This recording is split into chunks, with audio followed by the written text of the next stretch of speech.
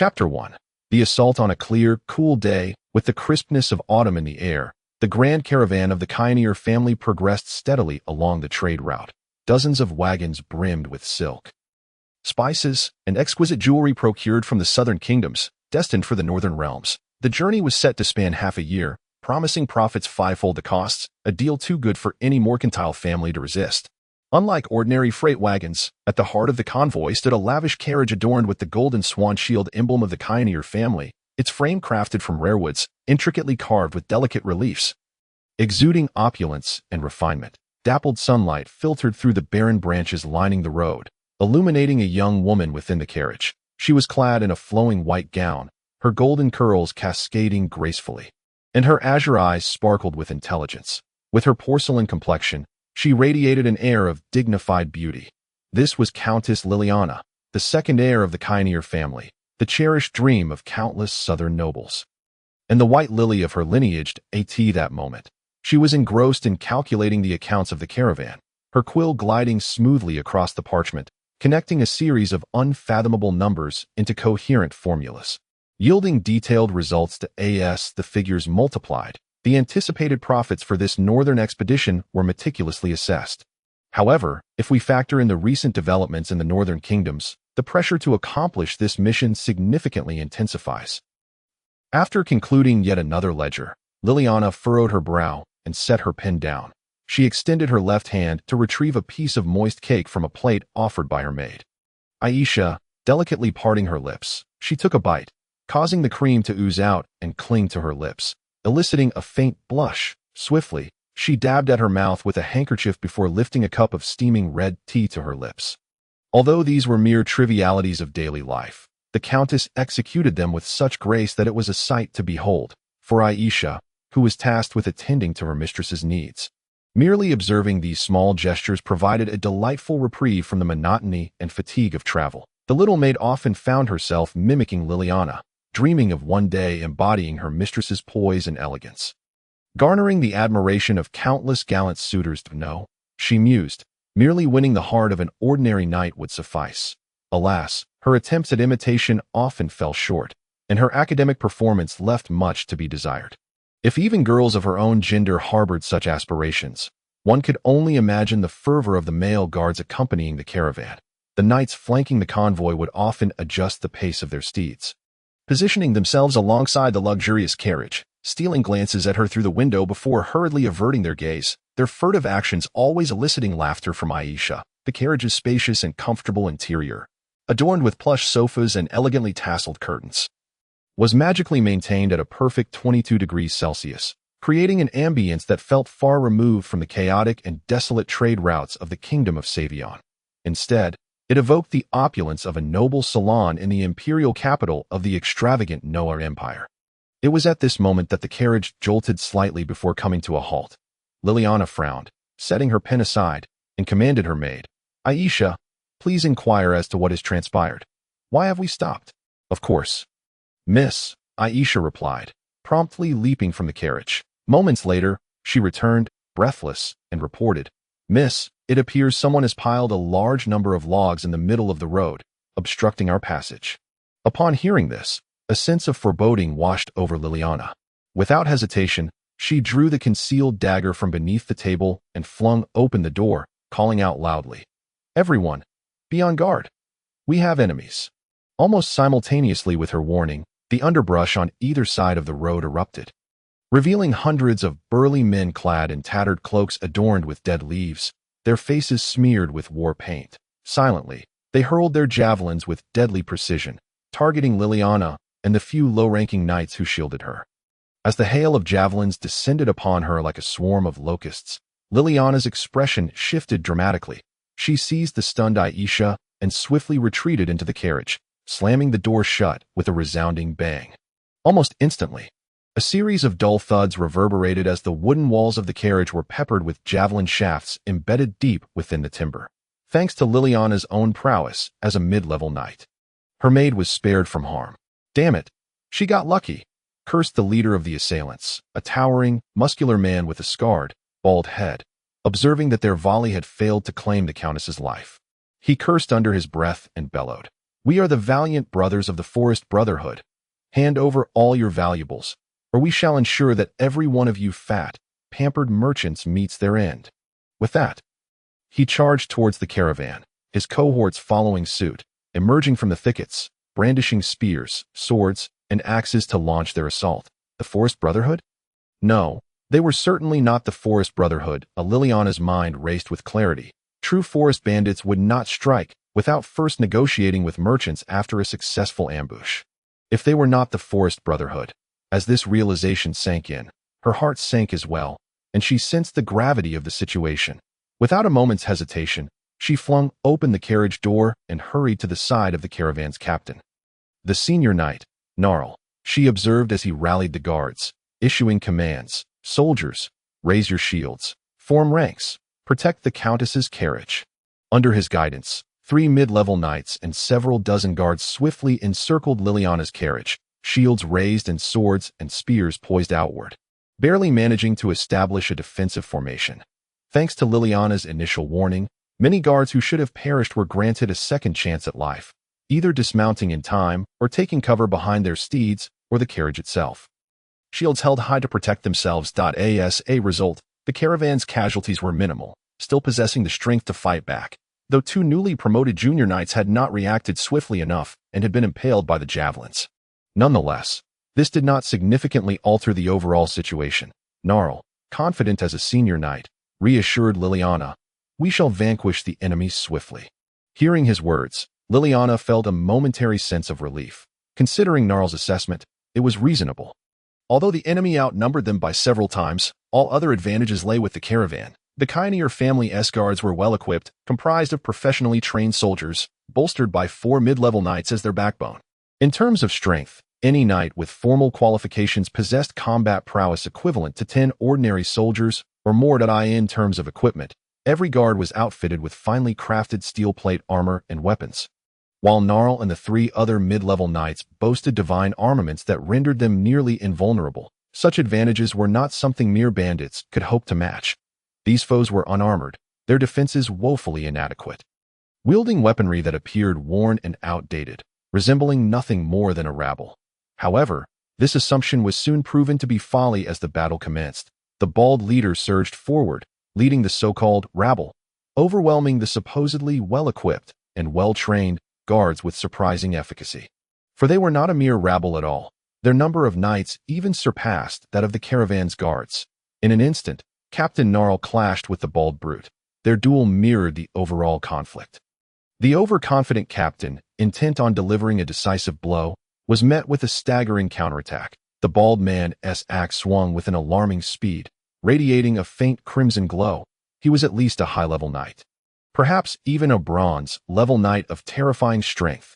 "Damn it, a wolf in sheep's clothing," Gnarl exclaimed as he abandoned his shield at the last moment, choosing to wield his sword with both hands, summoning every ounce of strength to barely deflect the mighty swing of the axe. He involuntarily staggered backward, retreating several steps before regaining his footing. "Not bad, kid," the bald man grinned, revealing a mouthful of yellowed teeth, before resuming his relentless assault with the axe, once hailed for his prowess under the tutelage of a silver knight from the Cavalry family. The 35-year-old captain found himself being driven back, his confidence swiftly eroding. Victory or honor matters little. The family's interests come first. As the captain of the guard pondered this, he clenched his teeth, ready to seek assistance from the other knights on his side, only to be astonished to discover that the 3 remaining knights were also embroiled in fierce combat, besieged by multiple foes. Not only was it impossible for them to extend a hand to aid him, but even self-preservation had become a daunting challenge. Heavens, there are at least 10 knights on the opposing side. The captain's heart quaked with shock. Yet he maintained a facade of composure, issuing a loud command: "Retreat. Fall back to the formation." The group fought while retreating, eventually returning behind their shield wall, relying on the cover of the ordinary soldiers to continue their struggle. However, this merely appeared to be a futile effort. These ragtag assailants were not merely a handful of knights. Their offensive was orchestrated with remarkable precision, reminiscent of a professional army. Before charging, they would hurl javelins to inflict casualties and disrupt the merchant convoy's defenders. Following this, they surged forward like an unrelenting tide, launching continuous assaults against the defenders' lines, forming a robust and aggressive front with axe-wielders and spearmen, while concentrating their knight-strength warriors at a single point to break through. After a round of fierce combat, they would swiftly retreat to regroup, leaving behind a chaotic scene of shattered spears, broken shields, and a scattering of corpses. As time wore on, the defenders of the merchant convoy grew increasingly fatigued and overwhelmed, resulting in a rising death toll. Their morale, naturally, plummeted. Liana, barely protected by the guards and forced to engage in marginal skirmishes, realized that if the situation continued to deteriorate, defeat was merely a matter of time. With this thought in mind, she promptly issued orders to the increasingly weary defenders, guardians of the Jonier family. I am Countess Liana, the lord of the countship of Slanwy in the Noah Empire. I shall generously reward every valiant warrior, regardless of their status, with a permanent grant of 15 acres of land, or its equivalent value in Noah gold coins. Those who distinguish themselves will receive the minorship of a silver-tier knight from the Jonier family and the honor of being knighted by my own hand. Under the promise of such rewards, the defenders rallied their spirits and continued to fight, even managing to momentarily repel the attackers. However, these assailants were far from the disorganized rabble of mere brigands. They would not abandon their pursuit due to a minor setback. After enduring the defenders' counterattack, they regained control of the battle's rhythm. Miss, if the situation becomes dire, we should break through, Gnarl suggested, seizing the opportunity presented by the enemy's retreat to step closer to the Countess and whisper words only they could hear. Liana understood the gravity of their predicament. The chances of victory were slim, yet fleeing would mean a loss of goods, which would spell the end of her plans to open trade routes. Furthermore, if the attackers indeed aimed for her specifically and had laid traps in wait, her premature withdrawal would undoubtedly cause the already fragile morale to plummet, leading to a swift collapse of their forces. Thus, the astute Liana found herself hesitant, her usual decisiveness evaporating. Simultaneously, the bald-headed brute opposing Gnarl chuckled coldly to himself. Flee. Flee. Once you run, those guards will lose heart, and I shall signal the cavalry lurking outside. You will ultimately find no escape from my grasp. With this thought, the bald-headed man erupted into laughter, bellowing to his subordinates. Onward. Capture that wretched woman alive. Kill her if need be. No matter what, there shall be a reward. With a firm grip on his battle-axe, he charged towards the defenders' line. Chapter 2. The cavalry savior approximately 1,000 meters from where the merchant convoy was besieged, a group of blue-clad knights, their origins shrouded in mystery, were counting their spoils within a small grove where the bald-headed brute had laid an ambush for the cavalry. They herded the enemy's steeds together, casually inspecting the scattered sabers and lances on the ground, only to shake their heads and discard them with disdain, unworthy of their attention. Your Highness, one of the knights, a strikingly beautiful woman with sharp eyes, had her golden hair neatly tied back for ease of movement. This female knight, known as Mel Roland, approached the only man among them who had not engaged in the spoils, leaning against a tree while idly flicking a dagger in his hand. What do you think? He inquired, his voice revealing an issue, not in tone or words, but in pitch. It was evident that he was not quite a man, but rather a youth in the throes of voice change. No older than 16. Not too promising. A bunch of paupers. The only valuable items are their steeds, Mel replied. That's still something. We need mounts to switch out. The youth, referred to as Your Highness, smiled at her words. Let us head over there and see if we can strike it lucky. Can you hear the sounds of battle in the distance? It seems quite lively. With that, he mounted his horse and called out to the assembled knights. Onward. My friends, cast aside those worthless trinkets, seize these horses, and let us venture forth to see if there are fresh opportunities to be had. The knights responded with enthusiasm, vaulting onto their steeds, each leading their captured mounts as they followed the young prince towards the highest hillock near the battlefield.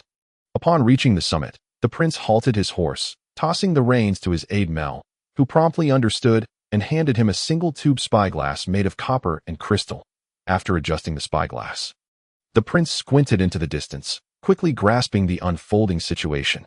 A band of forest bandits, exhibiting decent skill, are currently raiding a merchant convoy. He stated this observation while casually tossing the spyglass back to Mel. What shall we do? Your Highness, where shall we strike first? She queried after stowing the spyglass away. Of course, we shall target the brigands, my friends. Merchant convoys are meant to be nurtured, not slaughtered for a single meal. As he spoke, His voice rose to ensure all the knights could hear him. These ruffians are far too brazen, robbing honest folk in broad daylight, and even obstructing our path. Therefore, we must crush them. With his declaration, all present, including Mel, responded with fervor, mounting their horses and charging towards the battlefield, descending from the hilltop under the leadership of the young prince. The sound of hooves growing ever more thunderous, drowning out the cries of battle ahead. What is that sound? At the rear of the attacking force, the assailants quickly turned to see a storm of arrows whistling toward them, a barrage of barbed wolf-tooth arrows ripping through the outermost ranks of the brigands. Following that, a second and third wave of volleys followed in rapid succession. In the blink of an eye, the rear ranks of brigands were transformed into a pincushion of arrows as the cavalry's first volley was fired. They remained stationary. By the second volley, they urged their steeds forward, and by the third volley, they had surged to within 50 meters, about to close in, when one brigand shouted, "Steady! Form up!" With that command, the nearest bandits hastily raised their weapons, forming a tight semicircle with their spear tips pointed outward, their faces contorted in grim defiance as they braced for the oncoming cavalry. "Well done," the young prince, witnessing this reaction, expressed mild surprise, never expecting that even bandits would possess such discipline. Yet, their skills were still merely that of bandits. He then let out a sharp whistle, and at the sound, the cavalry executed a hard turn just 15 meters from the enemy line. They raced past the formation while drawing their bows once more, unleashing a rapid 2-round volley. Two waves of arrows soared through the air. The forest bandits, tightly huddled together to withstand the cavalry's charge, found themselves unable to move, and faced with the barrage of arrows, lacking armor and shields, they had nowhere to hide. "Damn it," the brigand lieutenant who had initially called for forming up to face the enemy, shouted in exasperation. Just then, an arrow shot straight into his open mouth, piercing through his tongue and throat, while another arrow struck his left eye, penetrating his skull. Blood and brain matter erupted from the wound, rendering him lifeless. The remaining brigands fell victim to the onslaught, their ranks collapsing like a field of wheat being harvested, bodies strewn across the ground. Following this, the cavalry swept around the convoy, their bows releasing arrows like a torrential downpour, leaving the attackers utterly bewildered. Faced with such a formidable and cunning enemy, no brigand dared to step forward and shout "Form up" against them. Instead, many began to shrink back, their eyes darting nervously as they sought an escape route, their morale plummeting. Witnessing the enemy's disarray, the young prince lost interest in prolonging the engagement. "That's enough, my friends. Let us move in and bring this battle to a close." With his command, the cavalry's recurved bows morphed like mercury, the bow limbs and strings merging into one, elongating in some parts while flattening in others. Ultimately, the former transformed into a lightweight cavalry lance measuring 2.7 meters in length, while the latter became a circular cavalry shield strapped to the left arm of the cavalryman. My goodness! A uniform divine armament. They are all legitimate knights. The leader of the assailants, a burly bald man, was taken aback by the formidable presence of his adversaries, his tone shifting in astonishment amidst the attackers' exclamations. The young boy took the lead and urged his steed into a charge. A distance of several dozen meters was traversed in the blink of an eye by the agile northern steed. The assailants scarcely had time to react, merely witnessing the warhorse galloping towards them, growing larger, with the glinting spearhead drawing nearer, until, in an instant, doom descended upon them. There were no tight formations, no sturdy shields, no spears or armor. In the face of the cavalry's swift charge, even knights of considerable strength could only shield their heads and flee, with no hope of resistance. The boy's lance technique was as exceptional as their mounted archery skills. Utilizing the momentum, he deftly thrust the lance, held under his arm, into the throat of one assailant. The moment the lance struck its target, the knight's right arm, holding the lance, drew back slightly while rising, allowing the sharp point to effortlessly slice through the opponent's neck, subsequently withdrawing from the body. Thus, the lance suffered minimal wear, and the knight's arm remained unharmed by recoil, ensuring that they retained their combat prowess for the ensuing melee after the charge. However, this remarkably skillful technique seemed of little significance at that moment. After enduring a relentless barrage of arrows and a fierce charge, the assailants not only suffered heavy losses, but the remaining forces also lost the courage to confront their foes, discarding their weapons and fleeing in a panic. Over 80 legitimate knights, such a formidable force was beyond their capacity to contend with. Yet, the boy was not inclined to let them off so easily, promptly issuing the command, "Form into groups of 3, hunt freely, and leave no survivors." Subsequently, one of the knightly squads, now divided into groups of 3, transformed their lances back into recurved bows, while the other 2 converted their lances into curved sabers. Galloping at maximum speed, they hunted down the fleeing assailants. The young boy joined in the pursuit, and no matter how desperately the assailants, now mere routs, struggled, they could not match the speed of the swift cavalry. Under the cover of arrows, the boy had already targeted a fleeing soldier, raising his saber as he charged alongside his steed. With a swift motion of his arm, a cold gleam flashed as he slashed the soldier's neck, sending a severed head soaring high into the air. Realizing their escape was futile, some of the pursued soldiers fell to their knees, pleading for mercy, yet the saber showed no hesitation in response to their entreaties. Others gritted their teeth, fighting to the death, but the saber proved harder than their fists. In the blink of an eye, the boy and his subordinates had swept through several groups of fleeing soldiers, dispatching over a dozen of them. Where the blade passed, bodies lay severed, lifeless and unblinking. When he turned to look, the other knights had also successfully completed their sweep. Not a single rout escaped. All were mercilessly slain. Their own losses, however, amounted to 0. Only 2 cavalrymen had been slightly wounded by a careless scrape from a fleeing soldier, making them the subjects of jest among their comrades. "Well done, everyone. Form up," the boy declared. After uttering this, he whistled at the command. The cavalrymen immediately ceased their laughter, turning their horses back to regroup. The boy then redirected his steed towards the caravan of the Jonial family, the captain of the caravan's guards. Witnessing the assailants who had just been relentlessly pursued now slaughtered like lost dogs, felt his head spinning. Overwhelmed by the sudden turn of events, it took him a moment to regain his senses. Only to realize something was amiss, he intended to suggest, "Don't kill them all, capture them alive," but discovered his words came too late. The pursuing cavalrymen had already returned in groups, their weapons, armor, and mounts stained with blood, rendering the idea of capturing alive moot. Who on earth are these people? Truly terrifying. This small cavalry unit, of not even 100, had swiftly decimated foes numbering over twice their strength, suffering not a single loss. The fearsome hunting tactics and fierce, relentless slaying habits evoked both admiration and dread as the so-called knight captain approached. The remaining guards of the caravan tightened their grips on their weapons, anxiously staring at him, fearing he might once again raise his bow or lance, ruthlessly continuing the slaughter of those who had attacked them. Noticing the tension and fear among the guards, the boy could not help but laugh heartily. Then, as if to demonstrate his lack of malice, he transformed his bow into a dagger. Sheathing it at his waist, he spread his hands wide, signaling his peaceful intentions. The guards finally breathed a sigh of relief, though they remained vigilant, watching to see what he would do next. After initially easing their wariness, the boy did not advance any closer, but called out to the caravan's people from a distance. "This road is far from safe. Merchants, if I were you, I would turn back immediately to your starting point. The city of Saviand, we passing knights may assist you once, but we have no patience to help you a second time." Having said this, the boy turned his horse back towards his companions. Just as he was about to leave, Countess Liana stepped through the crowd and called out to the boy's retreating figure, "Don't depart so hastily.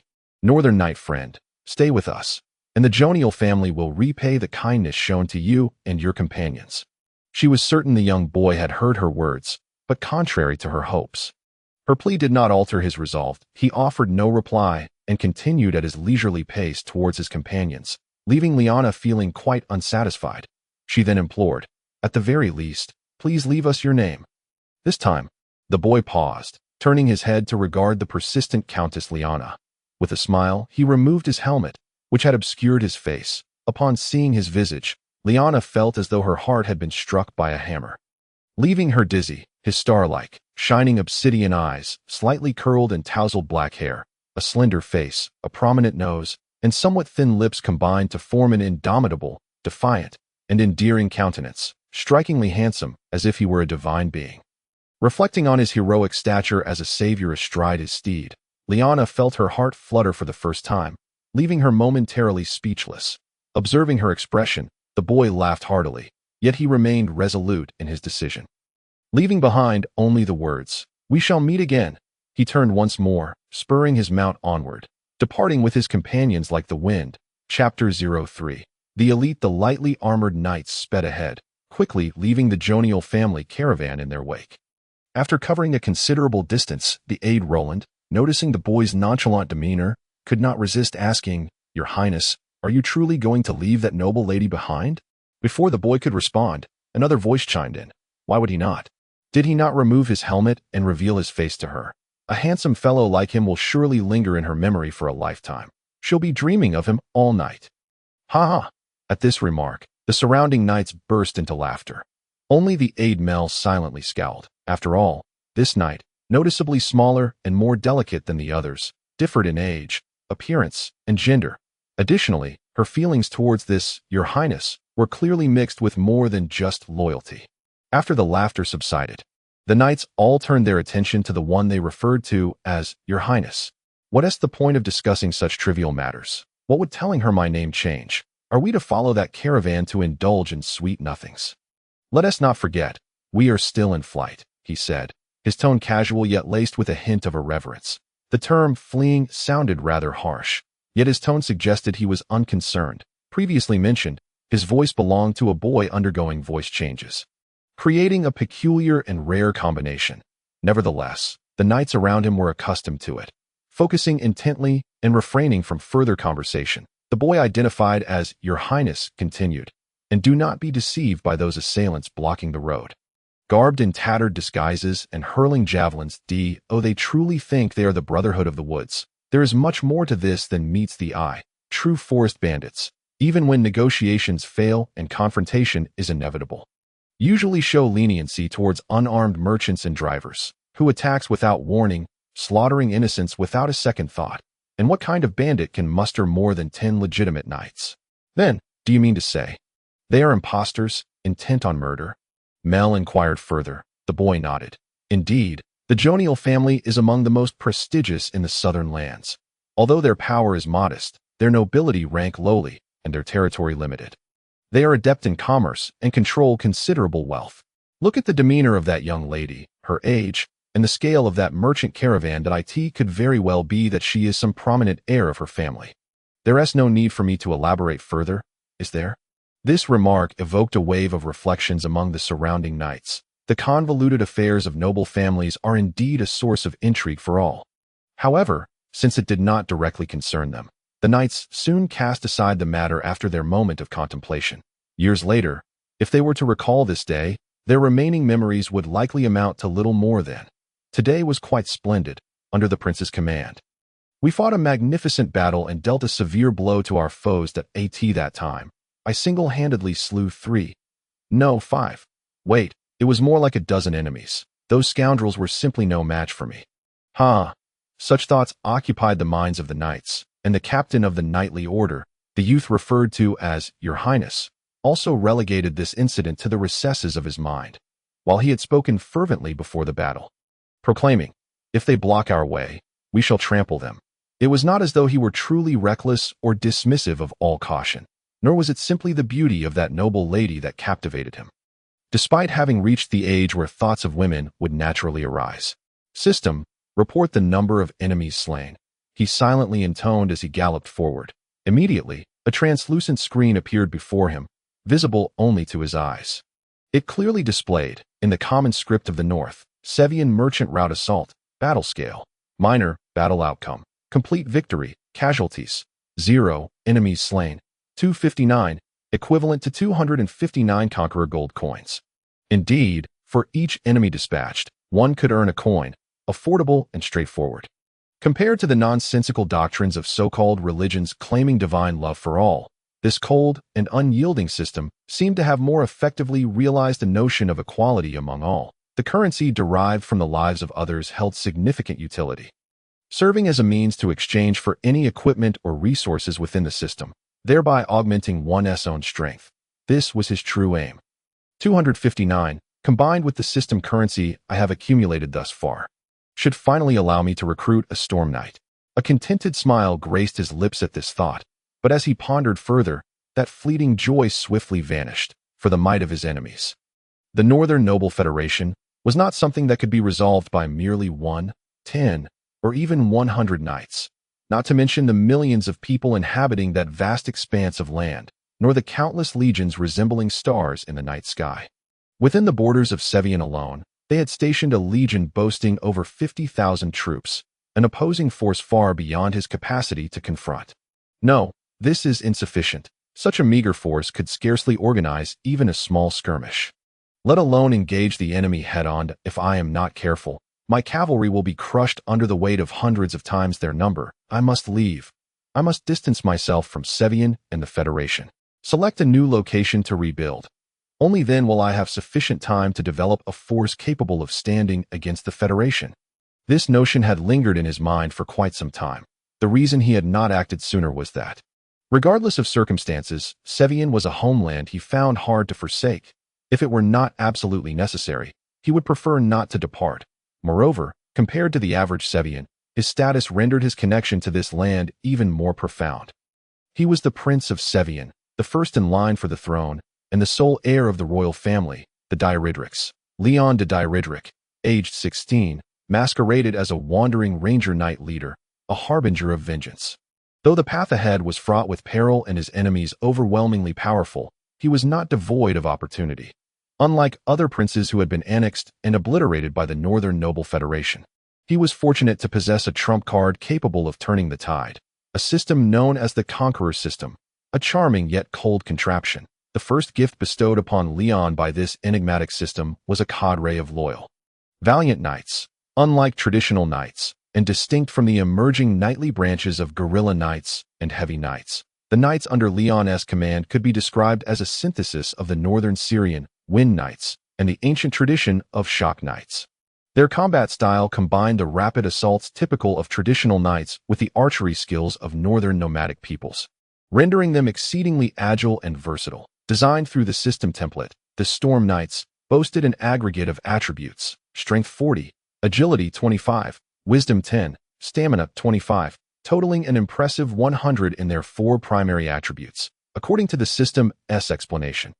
A typical adult would possess attributes totaling around 40 to 50, with each attribute averaging around 10. This alone demonstrated their exceptional physical capabilities. Of course, these individuals were not merely formidable due to their physiques. They also possessed 3 military skills determined by the system: advanced knight training, which included mastery of advanced knightly weaponry and horsemanship; advanced bow mastery, enabling the use of all bow weapons within their strength range; and advanced mounted archery techniques, coupled with specialized alchemical materials that could only be wielded by formal knights.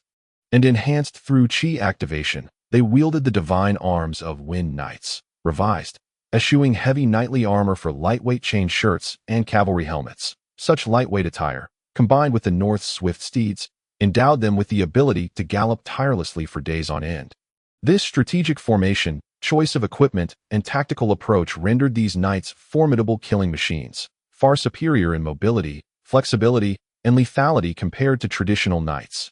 Yet, the sole drawback of this knightly unit was perhaps its exorbitant cost. Beyond the initial 75 Storm Knights graciously provided by the system, each additional knight recruited required an expenditure of 500 Conqueror gold coins, effectively, the price of 500 lives. Nonetheless, all of this was deemed worthwhile. In the chaotic lands of Sevian, it was their very existence that enabled their lord, Leon, to carve out a bloody path. Naturally, there was another prerequisite: Leon's own capabilities. In the face of destruction, this young man exhibited an astonishing rate of growth.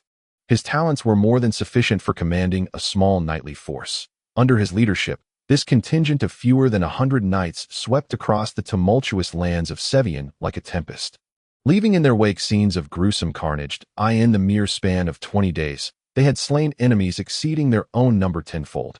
Supplies were procured through conquest, while premium feed for their warhorses and specialized wolf-toothed arrows were obtained through system exchanges. They endured the elements, never ceasing their advance, whether it was isolated patrols of the Northern Federation or mercenaries drawn by the scent of blood, as well as brigands, marauders, and wayfarers.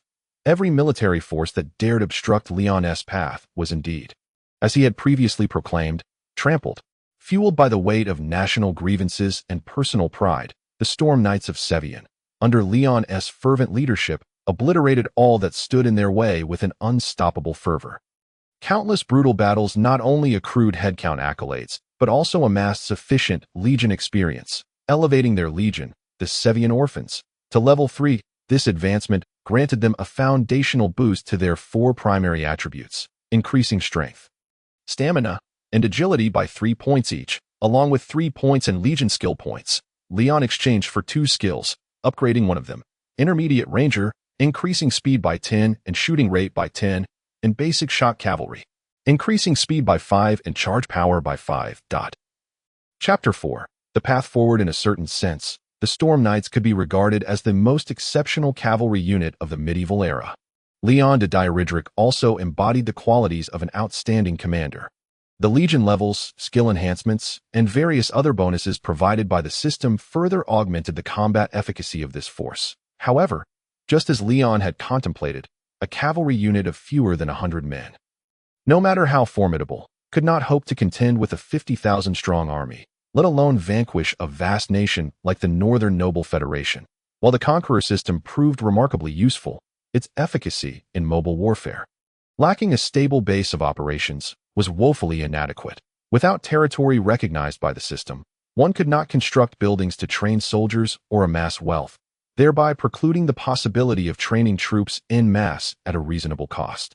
Each enemy slain yielded but a single system currency, while recruiting a versatile Sevian knight via direct exchange from the system necessitated 500 conqueror gold coins, regardless of how one calculated it. The cost-effectiveness was abysmal. Were it not for the dire circumstances, Leon would not resort to such an inefficient means of augmenting his power. Thus, he needed to resolve this matter swiftly. He must hasten his departure from this accursed land that had forsaken its king and prince.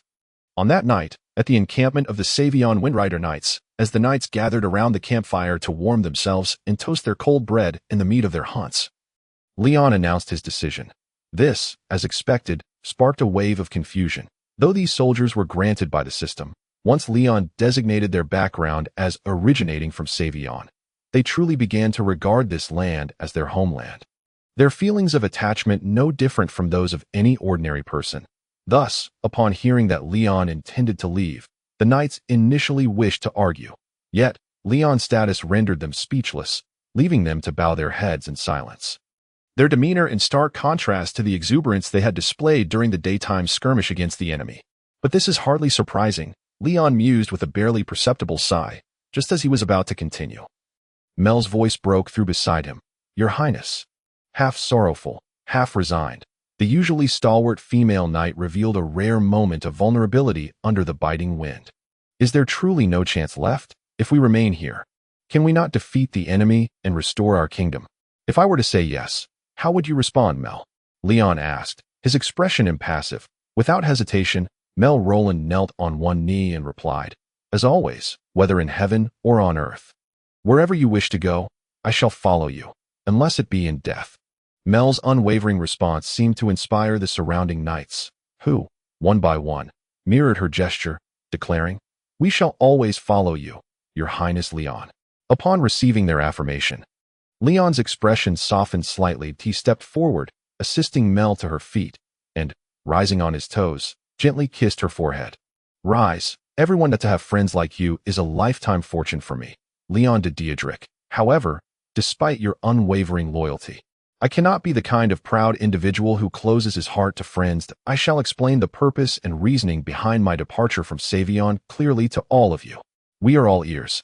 "Your Highness," Mel responded on behalf of the knights. Then, illuminated by the crackling bonfire, Leon spoke boldly to his subordinates and friends. "What kind of formidable strength does our enemy, the Northern Nobility Federation, possess? This is a question you may have pondered. Yet the answers are varied. Here, I shall provide my response. It occupies roughly 1/9 of this continent, stretching from the icy plains of the far north to the sighing wall that marks the southern boundary. It extends westward into the desolate frozen lands and eastward to Savion. Out on this vast expanse of land, tens of millions inhabit, alongside millions of soldiers and the world's foremost generals. This nation is ambitious and vibrant. Its relentless military expansion over the past century has not diminished it in the slightest. Rather, it has only fortified its strength. The nomadic tribes of the far north, the Sezu people, the Dalmatian warriors, And the half-beasts, along with the southern Noah Empire and many neighboring northern kingdoms, have all fallen before it. Do you understand my meaning, friends? This is a nation so vast and powerful, and Savion is the front line it seeks to conquer and expand. It is the place of utmost importance. Its elite forces will be the first deployed here, a terrifying power capable of crushing us tenfold, 100-fold, or even more. Thus, remaining here offers us no chance. We might defeat a few hundred of them, a couple of cavalry companies, or even an entire cavalry brigade. Perhaps, if we stretch the truth, we could even dismantle a cavalry regiment, a cavalry squadron. But what of it? As he spoke, Leon's tone grew more vehement, a sense of indignation fueling his words. To die fighting valiantly, albeit in defeat, to lament our fate in the underworld, comforting one another with the notion that we did our best, that it was not our inadequacy but rather destiny, immutable? No, my friends, I refuse to accept such a fate. Even if, 1,000 years hence, bards sing of our deeds, immortalizing our tragic heroism in epic tales, that too is unacceptable. His fervor escalating, he could no longer remain seated. He stood, arms outstretched, advancing 2 steps into the midst of the knights, proclaiming loudly, "What I desire is not a glorious yet tragic defeat. No matter how splendid, I shall despise an ending wrought with destruction. In comparison to victory, I crave not even the most illustrious of failures. What I seek is to one day lead my army into the heart of the Northern Federation, to witness those once haughty and arrogant federals tremble and kneel, kissing the ground that bears the marks of my warhorse's hooves, to hold a grand parade in the capital of the Federation, Uther, where my iron hooves shall shatter the very stones of their proud plaza. There, I shall topple all their monuments, all their statues of heroes, replacing them with monuments and sculptures of myself and the valiant comrades who stand by my side. Afterwards, I shall stride through the blood-stained carpets of their highest noble council, reaching the end of the hall, where I shall declare my coronation as king, announcing the restoration of Savion. This shall mean that, in this world, Savion shall have no rivals." As Leon concluded his fervent declaration, the encampment fell into a profound silence. The knights were utterly astonished by his grandiose words. Just as Leon had previously stated, the Northern Nobility Federation was an unimaginably colossal adversary. Thus, the knights believed that the restoration of their kingdom was an arduous and formidable endeavor. Yet Leon spoke of utterly annihilating that fearsome nation, both in body and spirit, from army to subjects. This could hardly be described as mere ambition. In truth, had another man uttered such words, the knights would certainly have scoffed or ridiculed him as a madman. However, Leon was different.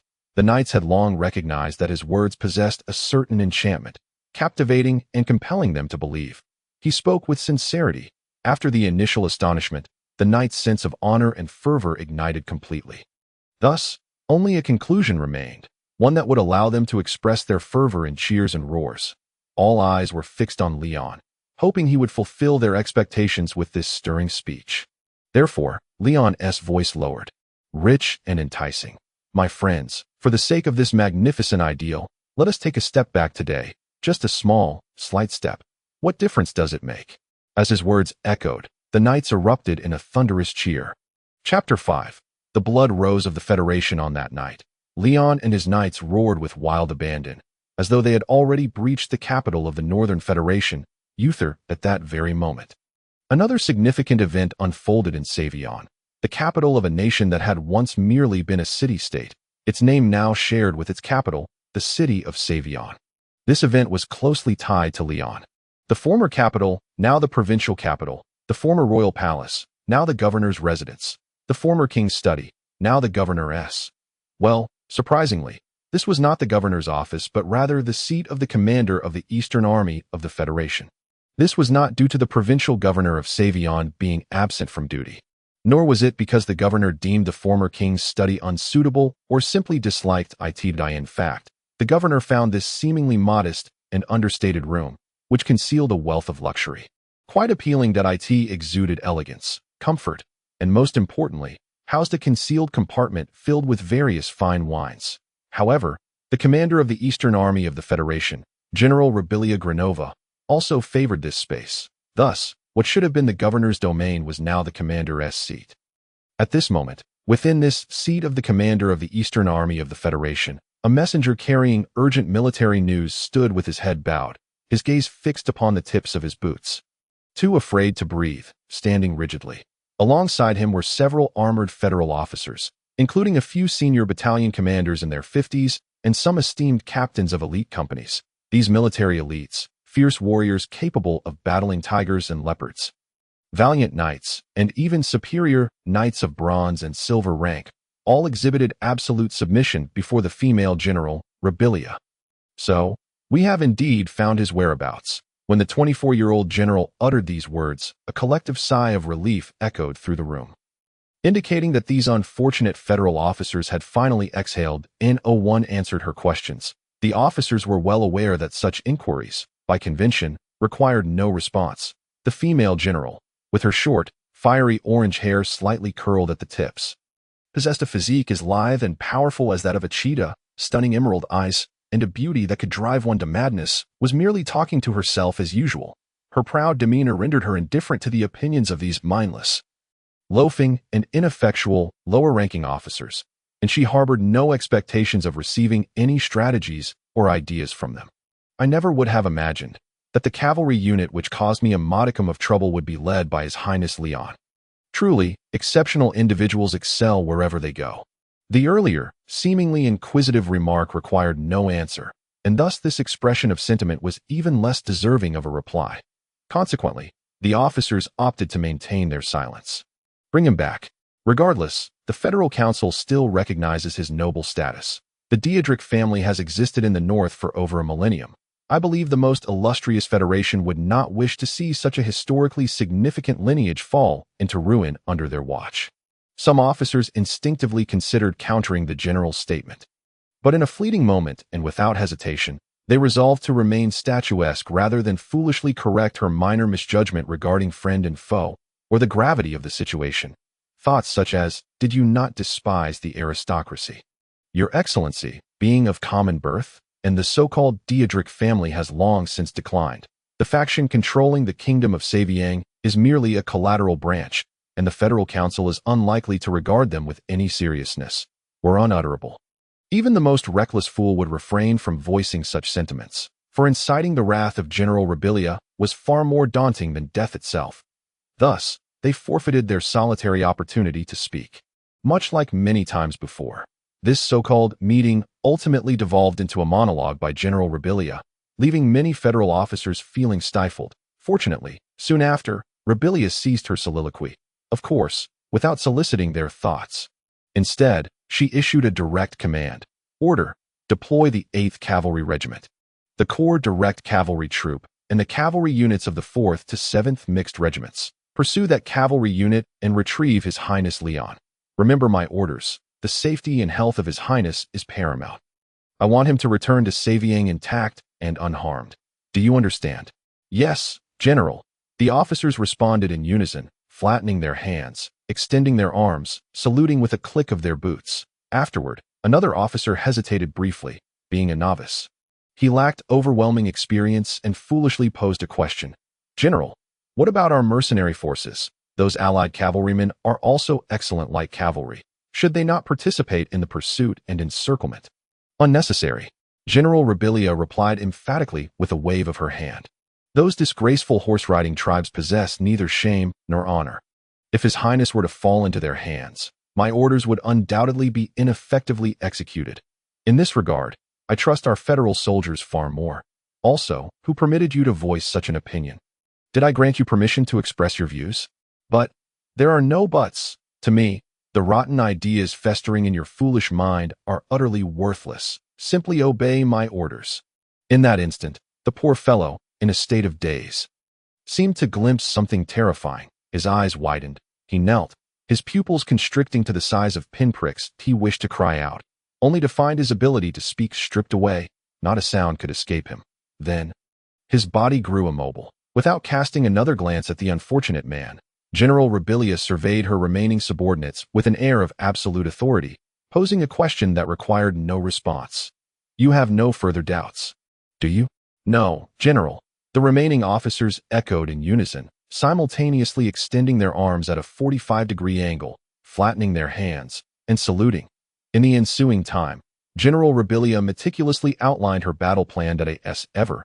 It was astonishing, nearly incomprehensible in its perfection. With her riding crop, she designated the roles and search areas of each regiment, battalion, and company on the military map of Saviang and surrounding nations hanging on the wall. An increasing question arose in the minds of the officers. Is this woman even human?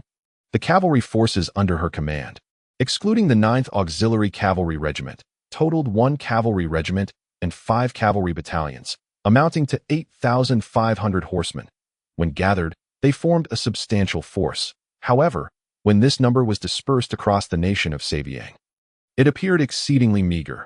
Yet, under General Rebillia's orchestration, this exceedingly meager force was somehow sufficient. She supplemented the cavalry's mobility with towns across Saviang controlled by federal garrisons, utilizing elite Griffin and Pegasus knights, as well as mages capable of long-distance communication, to create a meticulously crafted, comprehensive, and watertight net enveloping all of Saviang.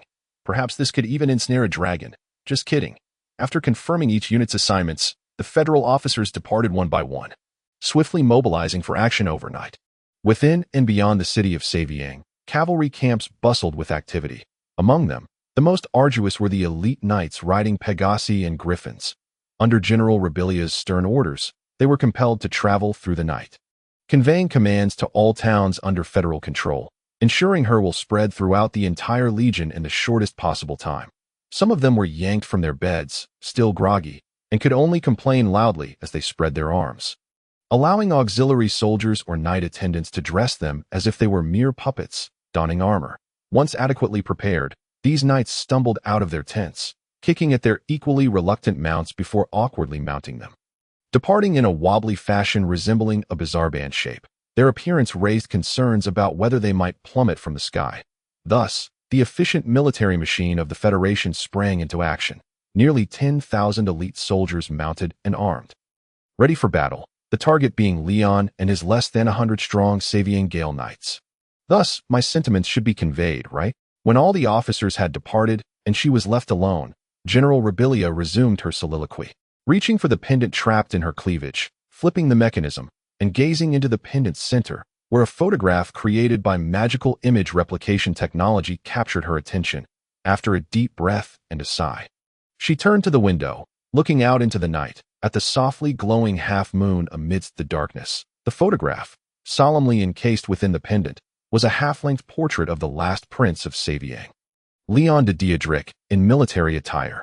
It's obscured by clouds. This was the last sentence uttered by General Rebillia before she retired for the night. Chapter 06. Double betrayal. To be honest, rather than beseeching the moon, Rebillia might as well appeal to the god of war or a similar figure. For the other party, Leon de Diedrich, remained entirely oblivious. Whether her sentiment would be transmitted depended on the competence of her soldiers. However, even if, hypothetically, her cavalry successfully brought Leon back, how would she address him? Surely, she could not articulate her feelings. The future seemed bleak, an unrequited longing, especially given the stark differences in their statuses. Hence, let us not dwell on her. In the morning, after a night's rest, Leon's soldiers resumed their journey. The federal web required more time to activate, thus they remained momentarily safe. Visby, the small town of Visby, was reached by Leon and his Gale Knights after a day's travel. Arriving at this settlement that had developed from a temporary commercial market at the crossroads of trade routes. It was dusk, and from the city gate, the dim light cast a dull red hue over the closely packed shops and residences within the town. Leon and his men dismounted, leading their steeds in single file through the gate. Visby boasted commendable municipal construction, possessing sufficient funds to erect a stone wall for itself. This served as one of the few barriers maintaining stability in tumultuous times. However, due to the prevailing chaos, the gates of Visby, though wide open, were fitted with 2 movable barricades, leaving only a narrow passage for 2 individuals or a single horse. This way, should any marauders attempt to seize the gate, the guards could momentarily delay them with these barricades, providing enough time for the town's sentinels to lower the iron gate and secure the town's safety. Such a plan, in principle, was sound.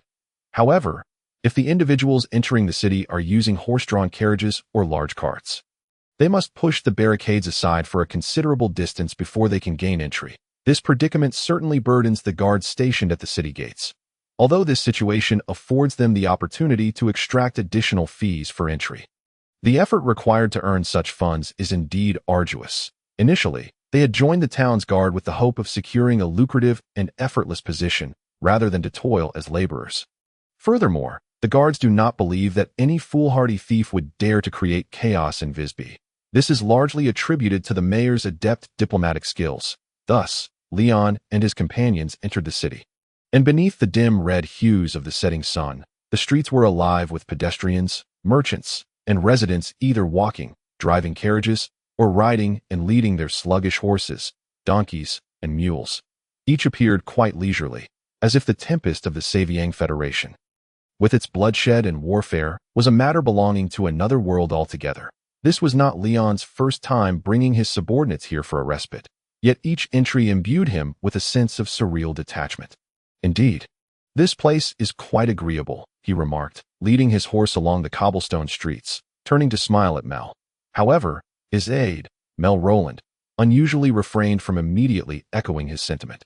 This tranquility is but a result of servility, and is thus contemptible, the principled knight responded. Hearing this, Leon chuckled and shook his head. The valorous knight, who cherishes honor, and the mercenary merchant, who prioritizes profit, the disparity in your values is as vast as the chasm between heaven and earth. Your perspective is understandable. Consequently, Mel Roland became increasingly agitated, impulsively countering. How can a knight who values honor above life be compared to a sordid merchant who prizes profit? Captain? In her final words, she referred to him as Captain instead of Your Highness to mask Leon's identity. Indeed, they cannot be equated. Ha ha. They cannot, Leon replied without further debate, choosing silence thereafter. Visby is a city that flourished through commerce, and it is the merchants who wield power within it, not merely merchants, but great merchants, wealthy, capable, and ambitious individuals. Notably one named Ivan that he invested a vast sum to acquire the mayoral position of Visby, while simultaneously spending an even greater amount to obtain a noble title.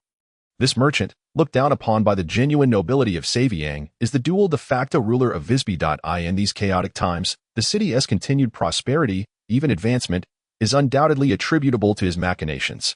Whether it be the formidable Northern Noble Federation's occupying forces, the marauding brigands, or the local nobility and resistance fighters of Saviang, all have found utility in his services. His cunning is as smooth as a glass orb. With such acumen, and through various means of trade, substantial bribes, and ruthless tactics, this nouveau riche has thrived remarkably well amidst turmoil, expanding his wealth day by day, perhaps a legitimate hereditary noble title, rather than the mere lifetime knight label, will soon come crashing down upon his corpulent head. Most who interact with this scoundrel, like Mel Roland, hold him in disdain, save for Leon. This prince has always prided himself on his divergent values. He embodies a truly transcendent stance, regardless of the veracity of such claims. Yet, he holds a modicum of understanding towards Ivan that he recognizes the considerable effort and immense ability it takes for individuals like Ivan to ascend to such heights in tumultuous times. Within Saviang, there are dozens of noble families and hundreds of titled noble members. However, in Leon's eyes, none possess the capability of this corpulent swine. Well, in any case, we owe our safe supply base to him. Let us not dwell on unpleasant matters. Noticing Mel's lingering indignation, Leon continued to persuade her. Yet he provided those federal troops with hundreds of thousands of kilograms of bread and barley, Mel muttered.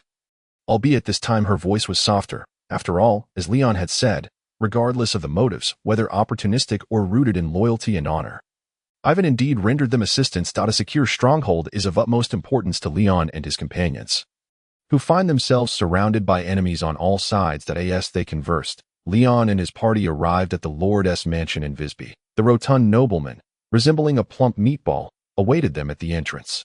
As before, he spoke little, bowing jovially and winking to usher Leon inside.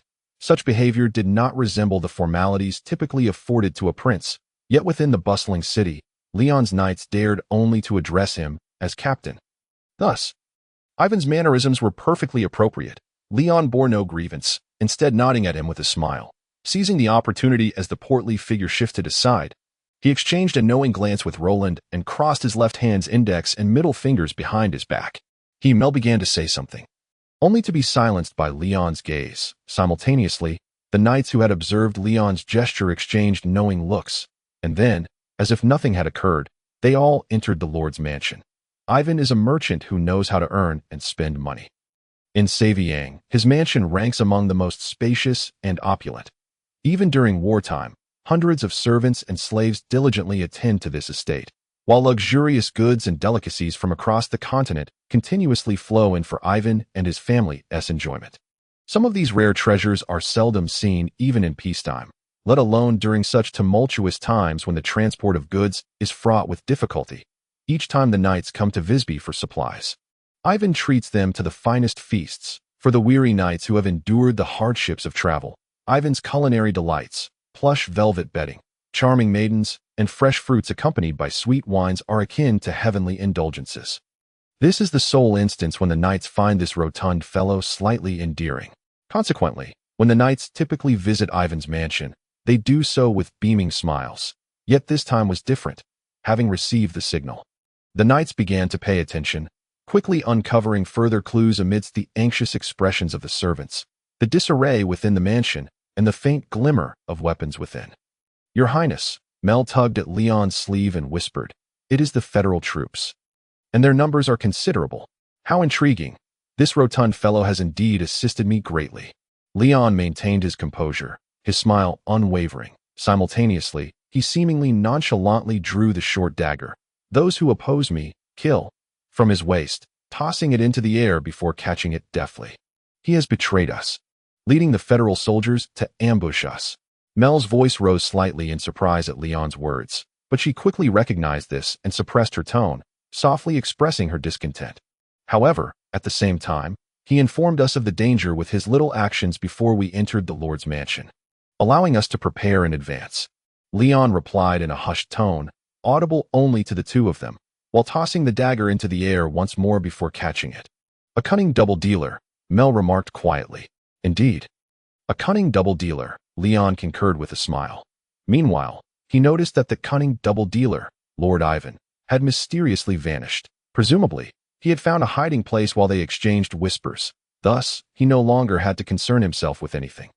As the dagger fell again, caught deftly, it transformed into a recurved bow followed swiftly by Leon knocking an arrow, drawing the string, and releasing in one fluid motion. Before anyone else could react, a scream echoed from a nearby building within the mansions, followed by the dull thud of a heavy object hitting the ground. One federal soldier had been pierced through the helmet by Leon's arrow, which had shattered his skull, spilling blood and brain matter across the ground. Chapter 07. Breakout. As Leon released his arrow, the knights surrounding him, including Roland, seemed to receive a signal, raising their recurved bows in unison, targeting any concealed federal soldiers nearby. This sudden onslaught dealt a heavy blow to the federal troops. Over 30 federal soldiers were killed, with nearly an equal number injured. Amidst the continuous cries of agony, an entire squad was rendered incapacitated. Yet, following this remarkably successful assault, Leon showed no inclination to linger in battle.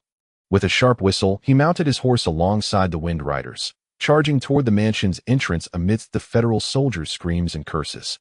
"Damn it! Don't let them escape!" shouted the furious commander of the ambush.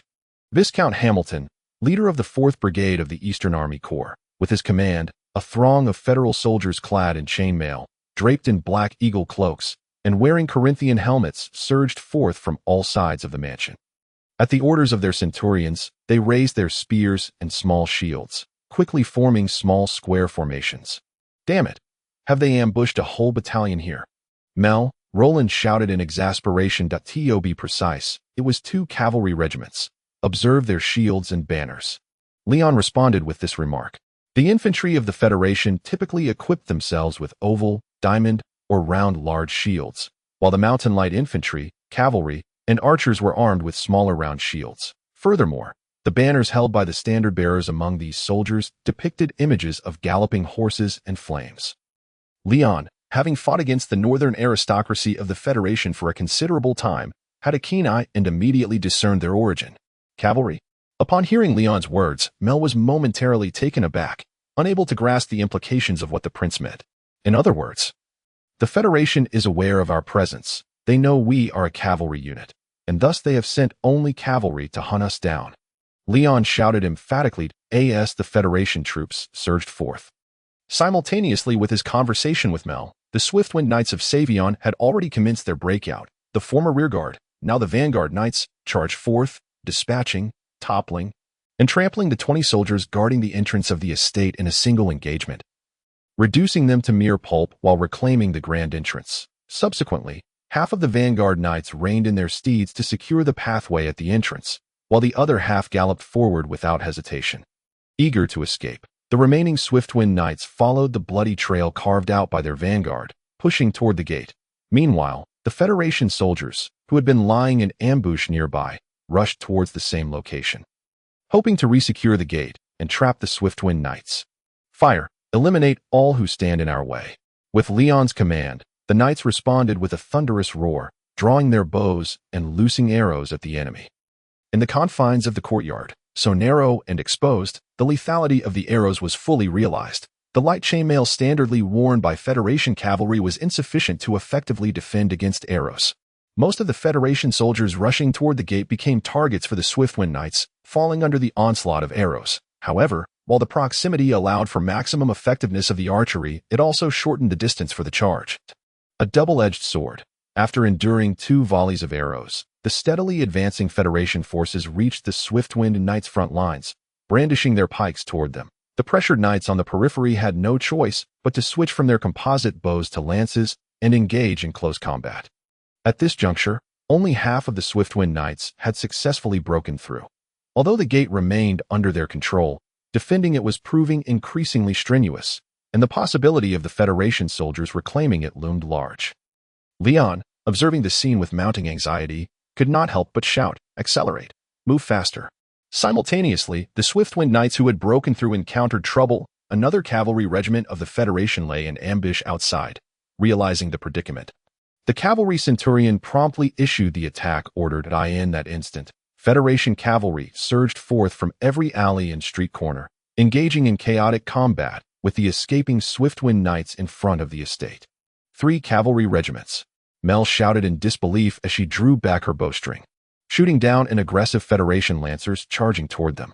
It's unclear whether they have more soldiers. Regardless, we cannot afford to linger, Leon stated, swinging his lance in a sweeping motion, severing the neck of a Federation lancer and then flicking the butt of the lance, sending another rider crashing to the ground. One could hear the sickening crack as the lance shattered the rider's ribcage, the splintered bone piercing his lung, rendering him mortally wounded. Leon, unfazed by the Federation soldier he had just slain, pondered briefly before commanding, "The wall may be slightly thicker, but with effort, we shall break it down and charge through." Enlightened, the Swiftwind Knights summoned all their strength, roaring as they thrust their lances forward, piercing the wall and thrusting upward with force. With a resounding crash, the Ivan Estate's wall was lowered enough for the agile northern steeds to leap through. The speed of Leon and his contingent's breakout was significantly accelerated. This prompted Viscount Hamilton to exclaim in frustration, "Damn it, we cannot let them escape. Intensify the attack." Yet, despite his fervent exhortation, he could devise no effective strategy, merely urging his soldiers to intensify the attack, which, unsurprisingly, proved ineffective. Approximately 10 minutes later, Leon and his Swiftwind Knights had successfully broken through. However, another issue loomed. Having escaped, the knights were scattered in their positions, making it difficult to regroup against the Federation cavalry lying in ambush at the entrance. Yet this did not deter Leon. Observing the chaotic melee, he called out to Mel, "Flag." Mel understood immediately, retrieving the military banner custom-made by Leon from her satchel at her side, shaking it open to display it toward Leon. As she unfurled the flag, Leon reached out to grasp it, just as 3 Federation cavalrymen, positioned diagonally, drew one of their 2 short javelins concealed behind their shields and hurled it at Leon. They had witnessed how Leon wielded his lance with precision, dispatching his own comrades in close combat, and hence presumed that he would be no match for them in melee. Thus, they sought to eliminate him from a distance. As Leon took hold of the banner, 3 heavy-headed javelins whistled through the air. He deftly dodged one, deflecting the second with the raised lance in his right hand. The last javelin, however, he caught with the flag held in his left hand. Astonishingly, the flag now bore a javelin where it should have been mounted on a pole. Such agility exceeded the expectations of the Federation cavalry, leaving them dumbfounded and hesitant to approach. Observing their astonishment, Leon let out a cold chuckle, casually handing the flagpole with the javelin to Mel. She comprehended the signal immediately, raising the banner high and shouting, "Follow the banner! Follow me!" The striking dark red flag caught the attention of the attentive Swiftwind Knights. The dark red field, adorned with a battered black dragon amidst a sea of corpses, was none other than the banner of the Savion Orphans Legion that Leon had designed. Upon seeing the flag, the Swiftwind Knights of Savion instantly grasped Leon's intent. Abandoning their current foes and turning to follow the banner, dashing southward toward Visby. The chainmail shirts worn by these knights were not heavier than the full suits of mail worn by the Federation cavalry, and the northern steeds beneath them were of the same breed as those used by the Federation. However, the knights' horsemanship and overall quality far surpassed that of the Federation's second-rate cavalry, their skills in mounted combat significantly superior. Thus, the ambushing Federation cavalry regiment was utterly unable to impede the determined escape of the Savion Swiftwind Knights, allowing them to break free without obstruction. Witnessing the Savion Knights galloping away, having lost their quarry, Viscount Hamilton erupted in a fit of rage, shouting, "Pursue! Catch up to them! We must leave no one behind." He then struck a fist against the wall beside the street in frustration. Simultaneously, he pondered, having lured the enemy into the Lord's manor and initiating an attack during the banquet to minimize losses. This tactic should have been sound. But why had the enemy detected their ambush so swiftly? As he mulled over this perplexity, muttering, "How did they discover us?" He mounted his horse by stepping on the back of a subordinate. Then bellowed, "Move out! We have 3 cavalry regiments, 3 times the number of the Savion forces. If we cannot defeat them under such circumstances, the honor of the Federation will be utterly tarnished." His words ignited a sense of combativeness and honor among the Federation cavalry. Over 2 regiments of soldiers promptly mounted their steeds and pursued the direction taken by the Swiftwind Knights. The chase ensued, leading them swiftly to the southern gate of Visby. The guards stationed at the city gate dared not obstruct them and immediately cleared the way, though the barricades posed some difficulty. They were not insurmountable. The knight at the forefront, quick-witted, brandished his lance and, just before colliding with the barricade, lifted the nearly 100-kilogram barrier to the side, creating a passage wide enough for 4 warhorses to pass side by side. The Swiftwind Knights swiftly traversed the city wall, bursting forth from Visby. This marked the failure of the ambush against Leon. Chapter 08. The escape outside the city of Visby lay an expanse of open grassland and several neglected farmlands. A terrain perfectly suited for cavalry maneuvers. Upon breaking free from the city, the surrounding landscape opened up. If there were additional ambushes, the enemy should have sought to control the 4 city gates of Visby or continued to set up defenses in the narrow confines within the city. Thus, it stands to reason. Quickly assessing the enemy's numbers, Leon scoffed at the notion that a cavalry battalion of fewer than 400 could hope to engage them. Naive, Prince Savion raised his head. Glancing at the black dragon banner held by Mal, confirming its direction toward the city gate, and declared loudly to the surrounding knights, "The enemy is not numerous, and the wind is in our favor. The spirits of our ancestors, Diodric, are near. Knights, let us return the favor to our adversaries." Having uttered these words, he turned back to the pursuing Federation cavalry emerging from the city gate and proclaimed loudly, "You have escorted us far enough. Now, let the warriors of Savion return your salute." As the last words fell, Leon drew his recurved bow and loosed an arrow towards a pursuing Federal cavalryman. This arrow served as a signal. Following Leon, 84 Sylvan Wind Knights similarly knocked their arrows, aimed, and then released a tempest of arrows that whistled through the air. Taking advantage of the elevated position, the Sylvan archer shots flew farther and faster. Augmented by the force of the charging Federal cavalry, the devastation was inevitable. Despite the Federal cavalry being clad in chainmail and wielding shields for defense, they were still met with a hail of arrows that sent men and horses tumbling.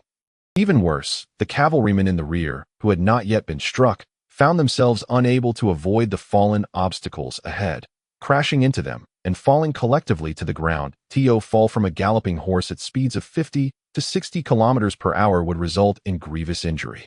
If not death, they would not rise again.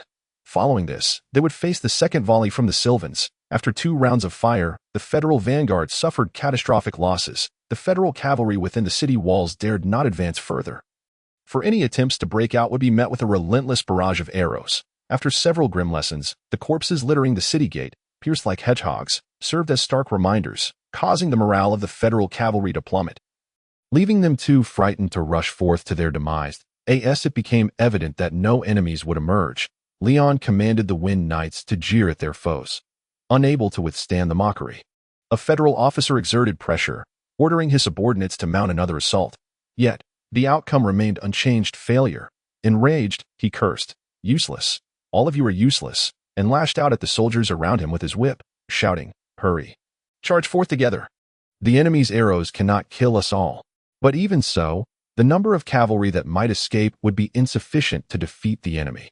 After voicing such concerns, the cavalry regiment's captain timidly protested, "Your Excellency Hamilton."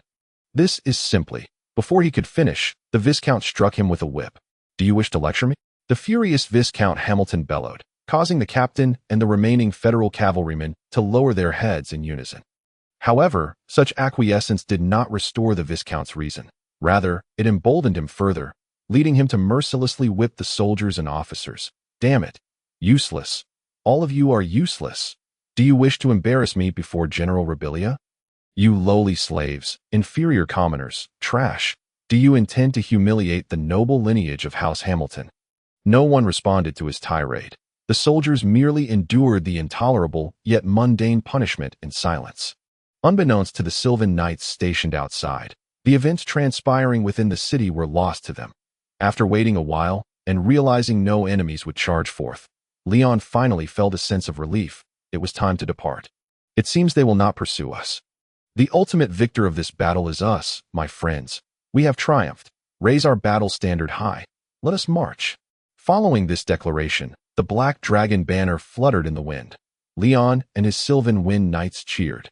Galloping away from the outskirts of Visby, an hour later, reinforcements from several nearby cavalry regiments arrived, bringing Viscount Hamilton's forces to over 500. The confidence of this arrogant federal officer surged as he rallied his remnants and reinforcements. Pursuing the hoofprints of the fleeing Sylvans. Pursue, leave no one behind. 500 against 80, believing himself to possess overwhelming superiority, Viscount Hamilton issued his command with gusto. However, the cavalry captain who had previously suggested caution hesitated. "My lord, should we not inform our allies of the enemy's location? Do you wish for others to claim my glory?" Hamilton vehemently rejected the notion. "It is I who will take that bastard's head and present it to the general.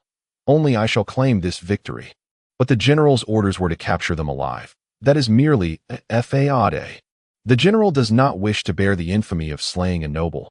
Thus she stated it so as her subordinates. We must understand her intentions. After brazenly uttering this blatant lie, Viscount Hamilton granted no opportunity for further discourse. Bellowing orders to continue the pursuit, before departing, he viciously whipped Mayor Ivan of Visby, who had come to see them off.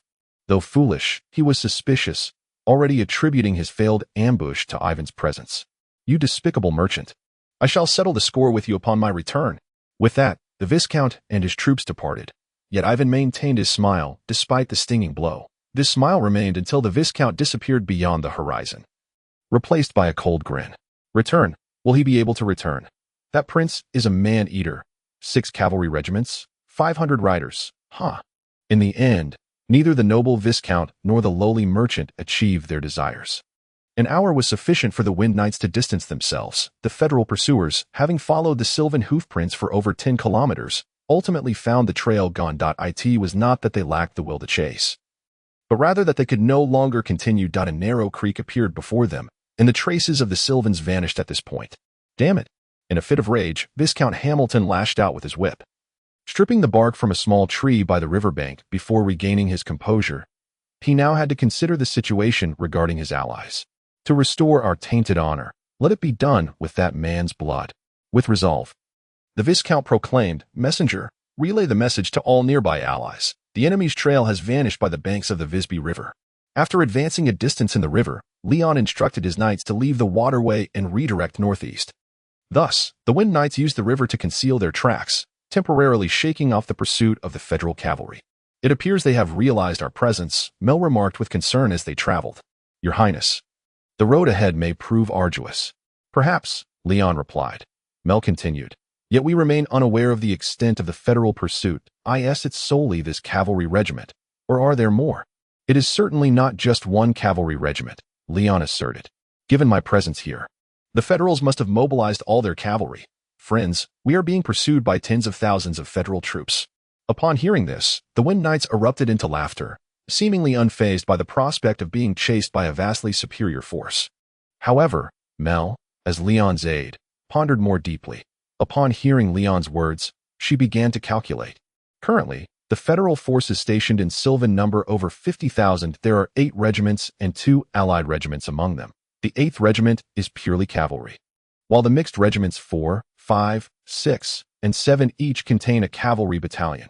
Adding in the Coron Cavalry and the 9th Auxiliary Cavalry Regiment, the total number of cavalry exceeds 10,000. That Your Highness's assessment is correct. But the thought of the adversaries they were about to face filled Mel with dread. A feeling of helplessness welled within her. Yet, upon catching a glimpse of Leon's profile beside her, this sentiment quickly transformed into a renewed resolve. I am the Prince's guardian knight, no matter the cost. I shall ensure your safety. This deadly chase shall be my responsibility to secure your victory. With this determination, Mel shook her head, dispelling her negative emotions and reaffirming her confidence. Chapter 09. Rapid March following their victory in battle. It was naturally time to account for the spoils. Once Leon confirmed their departure from the battlefield, he promptly activated the system menu to review the battle evaluation. Visby ambush battle scale. Small battle result. Complete victory casualties. 0 enemies killed. 97. Equivalent to 97 conqueror coins. 97. Adding to the previous accumulation, that brings me to nearly 700 system currency. Leon glanced at the lower right corner of the system interface, where the coin icon displayed the number 658. With this in mind, he made a decision to forego recruiting another Sylvan Knight and instead use this sum to acquire mounts, thus hastening their march. Previously, the Sylvan Knights had captured a modest number of horses during the merchant route ambush, with 30 cavalrymen involved in the raid. Although their equipment was rudimentary, their mounts were all the same northern steeds as the Sylvan Knights. Therefore, they already had 30 knights without needing replacements. Only 55 more war horses were required. ATA price of 10 conqueror coins per northern steed. Acquiring 55 horses would require 550 conqueror coins, a cost Leon could afford. After resolutely making up his mind, Leon navigated the system interface to the exchange section, selecting military supplies, military livestock, mounts, ordinary war horses. He chose the northern steed, setting the quantity for exchange at 55, and then heard the system's emotionless prompt. Host has selected the exchange item northern steed, exchange quantity 55, total cost 550 conqueror gold coins. Is this confirmed? Confirmed. With a thought, Leon manipulated the system interface and clicked the confirmation button once more. Following this, a translucent phantom resembling a horse appeared beside each Savion Knight, which soon transformed into reality as a series of northern steeds of various colors manifested, each accompanying a knight. This exchange was deemed a success. With these war horses, we shall rotate mounts while on the journey. At Leon's command, the Savion Knights did not halt. Instead, while galloping, they deftly leapt from their original steeds to the backs of the newly exchanged war horses. Such horsemanship would elicit admiration from any onlooker. Only Mel was somewhat perplexed, wondering how Leon managed to achieve this, not just with these war horses, but also with the Wind Knights by his side. Growing up alongside Leon, she had never heard of her kingdom, the Deodric family, possessing such a formidable number of elite knights, and even under dire circumstances, remaining steadfast to their chivalric oaths and loyalty to the Deodric family. No, that's not correct. It's not loyalty to the Deodric family, but rather to His Highness Leon. Yet, why is it so? Undoubtedly, His Highness is a monarch worthy of loyalty, but such thoughts had crossed her mind more than once. Feeling that my relationship with His Highness is extraordinary, so it would not be inappropriate to inquire directly. She had indeed posed this question to Leon, but his response was, I possess powers beyond ordinary comprehension. The Deodric family shall rise anew. While this seemed to provide an explanation, it was essentially a response that said nothing at all. Nevertheless, the mere fact that Leon was willing to showcase such power before her and acknowledge it was sufficient to demonstrate his trust in Mel. Over the next few days, the Savion Knights continuously changed mounts, racing at full speed without pausing to camp even once. Even when exhausted, they merely rested on the backs of their steeds, gnawing on dry rations and jerky, drinking cold rainwater or river water, Although this lifestyle was arduous, the knights endured without complaint, fully aware that their enemies had become serious. Departing from Savion a day earlier meant safety for a day earlier. In comparison to safety, comfort warranted no consideration. The Wind Knights, true to their name, surged forward with the swiftness of a gale, leaving the landscapes of Savion behind in just 5 days. The knights covered over 400 kilometers.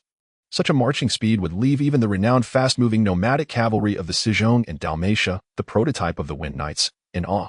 Throughout their march, the Savion Knights encountered the federal cavalry on several occasions. These federal cavalry units typically operated in groups of 2 to 3 squadrons, sometimes even 5, moving as a complete battalion. Towns, villages, passes, roads, fields, and forests were all rife with the presence of federal cavalry, not far from various settlements and military camps. There were often scattered federal infantry units patrolling. It was clear without needing to guess that these federal forces were all in pursuit of them. Leon had understood this from the very beginning. Thus, upon initially encountering a federal cavalry unit comprising 3 squadrons, he unhesitatingly rejected the Savion Knights' proposal to attack, even though the 85 Wind Knights could easily crush the 3 squadrons of federal cavalry. He declared, "We must not reveal our whereabouts unless absolutely necessary." After this, Leon repeatedly cautioned the knights against showing off or taking unnecessary risks. Indeed, they had the capacity to defeat 3 times, or even more, the number of enemies. But what would that accomplish? Once their position was exposed, the already mobilized federal war machine would swiftly target them. Awaiting them would be thousands of federal cavalry, launching an onslaught akin to a tempest. Even if the Wind Knights were exceedingly brave and skilled in battle, they would be reduced to mere fragments under such an assault. So, let us endure for now, my friends. To reassure the knights, Leon made this promise: "On the day we leave Savion, I vow that you may unleash your fury. We shall attack the nearest federal cavalry unit to the border, declaring our departure with a resounding victory." Upon hearing Leon's promise, the Wind Knights, who had been weary and discontented, were revitalized with astonishing energy. Thus, a week later, the knights reached the edge of the kingdom, the Savion Kingdom, located in the northern part of the continent. Narrow and elongated, bordered to the south by several northern kingdoms, with a lengthy northern frontier characterized by vast grasslands and wilderness. The northern Dalmatian, Sejong nomadic tribes, and half-orc clans resided here, and their war with the Savion Kingdom had scarcely ceased.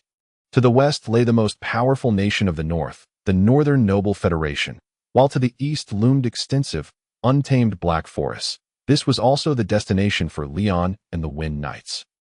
Leon was convinced that by delving into the Black Forest, they could exploit the terrain to evade the pursuing federal forces. Their desire to do so was quite natural, or rather, correct, for it was a realm forbidden to humanity, a manifestation of the terrifying nature that humans felt powerless against. In the outer perimeter of the Black Forest, approximately 100 kilometers in, there were a few lumberjacks and hunters, but further in, there was no human presence, nor any roads. The forest, filled with nearly identical pines and firs.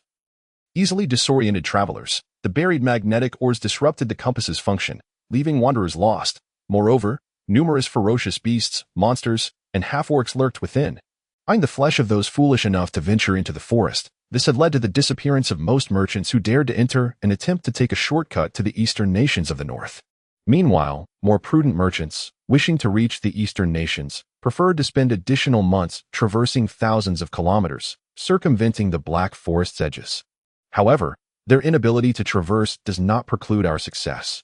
As the destination drew near, Leon felt elated and glanced around at the knights, saying, "Now, the promised battle awaits us." Observing the Wind Knights, who had suppressed their battle fervor for so long, Leon lowered his voice and muttered to himself. In truth, he shared the same sentiment, yearning for a thrilling and cathartic battle, relishing the dying cries and the spillage of enemy blood.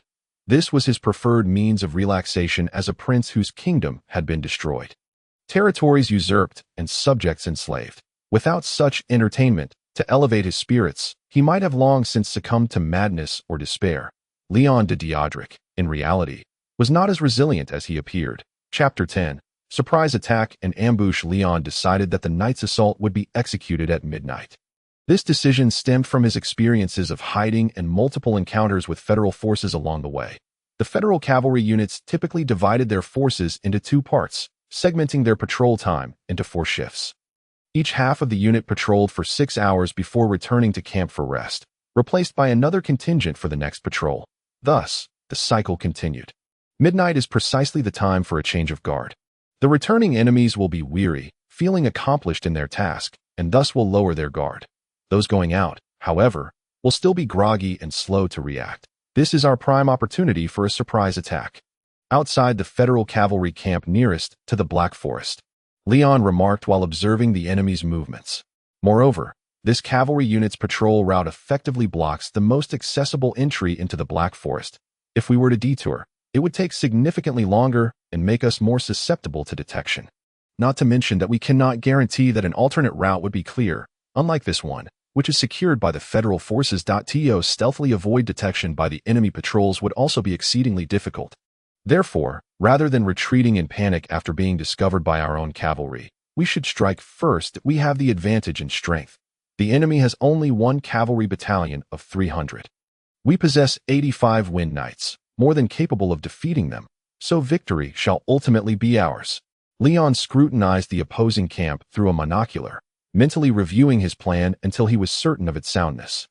Before turning and returning to the hiding place of the Savion Knights, he instructed the knights to rest, sleep, and replenish their strength until midnight arrived.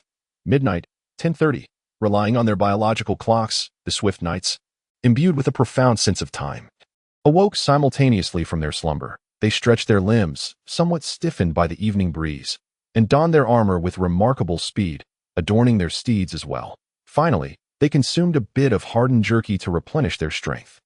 Midnight approached, the clock striking 11. The knights led their war horses, their hooves wrapped in layers of cotton, and holding wooden staffs, all maintaining a hushed silence as they cautiously advanced towards the Federal cavalry camp, making nary a sound along the way. The weather was particularly conducive to nighttime combat. The moon and stars were obscured by dark clouds, rendering visibility nearly non-existent, while the cold wind howled ominously. Such conditions indeed aligned with the tactical requirements of the Swift Knights, allowing them to conceal themselves effectively, instilling fear and confusion within the enemy ranks. However, this very weather also posed some challenges for their march. To prevent detection by the adversary, Leon strictly regulated the number of torches within the cavalry unit, allowing only the foremost knight, tasked with leading the way, to ignite a single torch. The knights held onto their steeds, with each one grasping the hem of the cloak of the knight in front, forming a straight line, moving forward with careful steps to avoid losing their way. This solitary flicker of light provided neither illumination for the pitch-dark midnight nor warmth for the shivering Swift Knights. The Sevians' journey was quite arduous, yet their trust in their commander, Leon, coupled with a ravenous desire for the blood of the Federation, spurred them onward. At that moment, Leon felt a gentle tap on his back. He halted his stride and stepped back slightly, positioning himself close to Mel, and whispered in a voice audible only to them, "Are you afraid?" "No, not at all," Mel replied in kind, though despite her denial, Leon could distinctly sense the tremor in her voice. "In fact, I believe I heard something peculiar." "I never imagined you would still be afraid of the dark at this age," Leon remarked with a hint of amusement. "With such a strong wind, what could you possibly hear? Stop being so paranoid." "I am not." Before Mel could continue her retort, Leon grasped her icy hand and inquired, "Is this better?" "No, I mean, yes, Your Highness." Whether it was the fierce evening wind or some other reason, Mel felt her face flush with warmth, thankfully hidden in the darkness. After that moment, she indeed heard no further strange sounds. They continued their march for a while, and as they approached midnight, a glimmer of light finally appeared ahead. The Federal cavalry camp was within reach. "Extinguish the torches. Be cautious, we are drawing near," Leon commanded in a hushed tone. Subsequently, the solitary torch in their midst was tossed to the ground and extinguished, utilizing the cover of darkness and the biting wind. Leon's forces stealthily approached within 100 meters of the camp. It was 56 minutes past 11, as returning Federal cavalrymen mounted their steeds, forming 4 horizontal lines as they slowly entered the camp, preparing to split into 2 sides at the entrance to wait for their comrades to pass before they ventured out. Both entering and departing, every Federal cavalryman appeared as Leon had anticipated, exhausted and lacking vigor.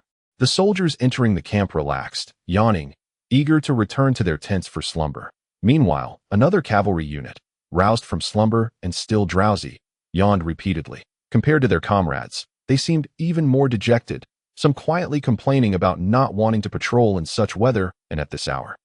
Likewise, whether entering or about to depart, Both federal cavalry units held their torches aloft. Some even tied their torches to their arms, illuminating the camp entrance brightly. This is the perfect target, the Sevians, concealed in the darkness, thought in unison, drawing their arrows and preparing to unleash their volley. Then, from his hiding place in the snow, Leon abruptly leapt up and shouted, "Fire!" And a scene of utter terror unfolded for the federal cavalry. 83 swift knights sprang from the snow, their long arrows gleaming in the cold light, aimed directly at the nearby federal cavalry. 3 rounds of rapid fire, the last round with the devil's fire arrows, then mount and charge. Do not give the enemy a moment's respite. Upon Leon's command, the swift knights loosened their bowstrings, swiftly releasing 2 arrows in rapid succession, and then drew forth their specially made arrows, smeared with devil's fire. This volley was not directed at the frantically disorganized federal cavalry but aimed at their camp. The unstable devil's fire ignited fiercely upon contact with the air, setting the arrows ablaze, and upon striking the federal camp, triggered a series of small explosions, the flames and the sounds of explosions, accompanied by the agonized cries of federal cavalrymen struck down by the Sevians' arrows, transformed the dark, windy night into a cacophony of chaos, catching the federal cavalry completely off guard. Both soldiers and officers shouted in confusion, "What is happening? What on earth is going on? Mount up, charge!"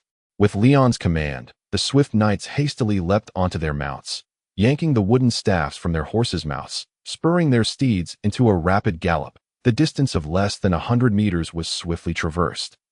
And before the federal cavalry, still reeling from the sudden attack, could recover, they were struck hard by a cavalry charge. The swift knights arranged their formation into a straight line, striking the flank of the 2 cavalry units returning to camp like a resounding slap. Each Sevian's knight targeted different foes during the charge, resulting in an astonishingly effective assault. Including Leon, 85 Sevians' knights collectively dispatched 85 federal cavalrymen. Adding in those previously felled by arrows, the Federals had already lost over 120 cavalrymen before they could even react. The entire 3 rounds of rapid fire took no more than 5 seconds to TO the Federal cavalry. This series of shots appeared as merely one volley. Such a misjudgment skewed their assessment of the number of attackers, inflating the count of Sevians' knights to 3 times, or even more. The enemy must have at least 300 elite cavalrymen. This was the initial assessment of the Federal cavalry officer. Of course, this was a relatively optimistic view. The ordinary soldiers, consumed by panic and fear, could only think, there are so many enemies. The battle situation was exceedingly favorable for the Sevians' knights. The disorganized federal cavalry outside the camp were the ideal prey, while chaos reigned within the federal camp. With the howling evening wind, the tents ignited by the devil's fire blazed uncontrollably. The soldiers within the camp scrambled to flee, some attempting to defend themselves, others rushing to extinguish the flames. In a short span of time, they were utterly unable to regroup. In that moment, the Sevians' knights had transformed their divine weaponry from lances to long sabers, reveling in the close-quarters combat as they mercilessly harvested the heads of enemy riders. However, the Sevians' knights' elation did not last long. Soon, to their astonishment, a series of lights appeared around them. Fire, fire, fire, fire, fire, all illuminating the dark night, replacing the stars obscured by clouds. Each flicker of light signified at least one federal soldier. With Leon's keen vision, he estimated the number of such lights to exceed 5,000, signaling the presence of at least 5,000 federal soldiers surrounding them. We've been outmaneuvered. Leon's heart raced. Chapter 11. The fall from the horse. Meanwhile, not far from the federal cavalry camp, on a small hill, hundreds of brass braziers were ignited simultaneously, illuminating the area as brightly as day. In the center of 2 rows of braziers, a massive brass-backed chair sat, and the commander of the Eastern Federal Army, General Rebillia Granova, slowly rose, her gaze piercing as she regarded Leon and his company at a guerrilla cavalrywoman who had surpassed the threshold of a high-ranking knight. Her excellent vision allowed her to spot Leon amidst the chaos with ease. She then stepped forward. "This is the spot. I anticipated a 60% chance you would depart from here. If you did arrive, there would be an 80% chance you would attempt an assault before leaving. Should an assault occur, there is a 100% likelihood that your objective is to eliminate a cavalry detachment of the most noble federation." Rebillia spoke as if to herself, yet directed her words towards Leon, taking a step forward with each sentence. By the time she concluded, she stood at the edge of the hill. Naturally, with such distance, the gusting winds, in the tumult of battle. Leon could not hear her voice. Moreover, as a traditional shock cavalryman who had only recently adapted to being a swift knight, Leon's eyesight did not match Rebillia's, even with the bright lights illuminating the hill. He could not discern her features, yet, despite the obscurity, Leon instantly recognized the figure standing there, Rebillia. Not only was she speaking to him, but Leon too had something to say. In contrast, the volume of Rebillia was such that Leon was undoubtedly unable to hear her. Nor did she wish for him to. Yet Leon had unleashed his voice in a fervent shout, truly intent on making her aware of his presence. Rebillia, is that you? Is it truly you? The ordinarily composed Leon, who often bore an air of disdain towards the world, appeared remarkably agitated in that moment, verging on losing control, though it was clear that this agitation and loss of control stemmed from anger. His blood surged, and his face flushed crimson as he bellowed, "Woman, you have vanquished my army, annihilated my kingdom, driven my father to his death, and now you covet my very life? Very well. Come forth, I stand here. Come and face me." His words, hastily uttered in a fit of exasperation, laid bare his sentiments towards Rebillia. The wind carried his fragmented declarations to the ears of the female general, dimming her gaze considerably. Yet, she ultimately refrained from uttering a word. Although Leon's remarks were somewhat extreme, they nonetheless bore an undeniable truth, rendering her speechless. Then, the federal army began to advance, at least 5,000, potentially exceeding 7,000. Even 10,000 soldiers marched forth, pressing towards the encircled knights of Saviente. In that brief moment, the Gale Knights had already exterminated the remaining foes outside the camp. The unfortunate cavalry brigade was left cowering within the confines of the barracks, too fearful to emerge, and the Gale Knights, naturally, did not pursue them inside. This indicated that these adversaries were no longer a significant threat. Fortuitously, the federal ambush had arrived a tad earlier, preventing the Gale Knights from entering the inflexible confines of the federal camp.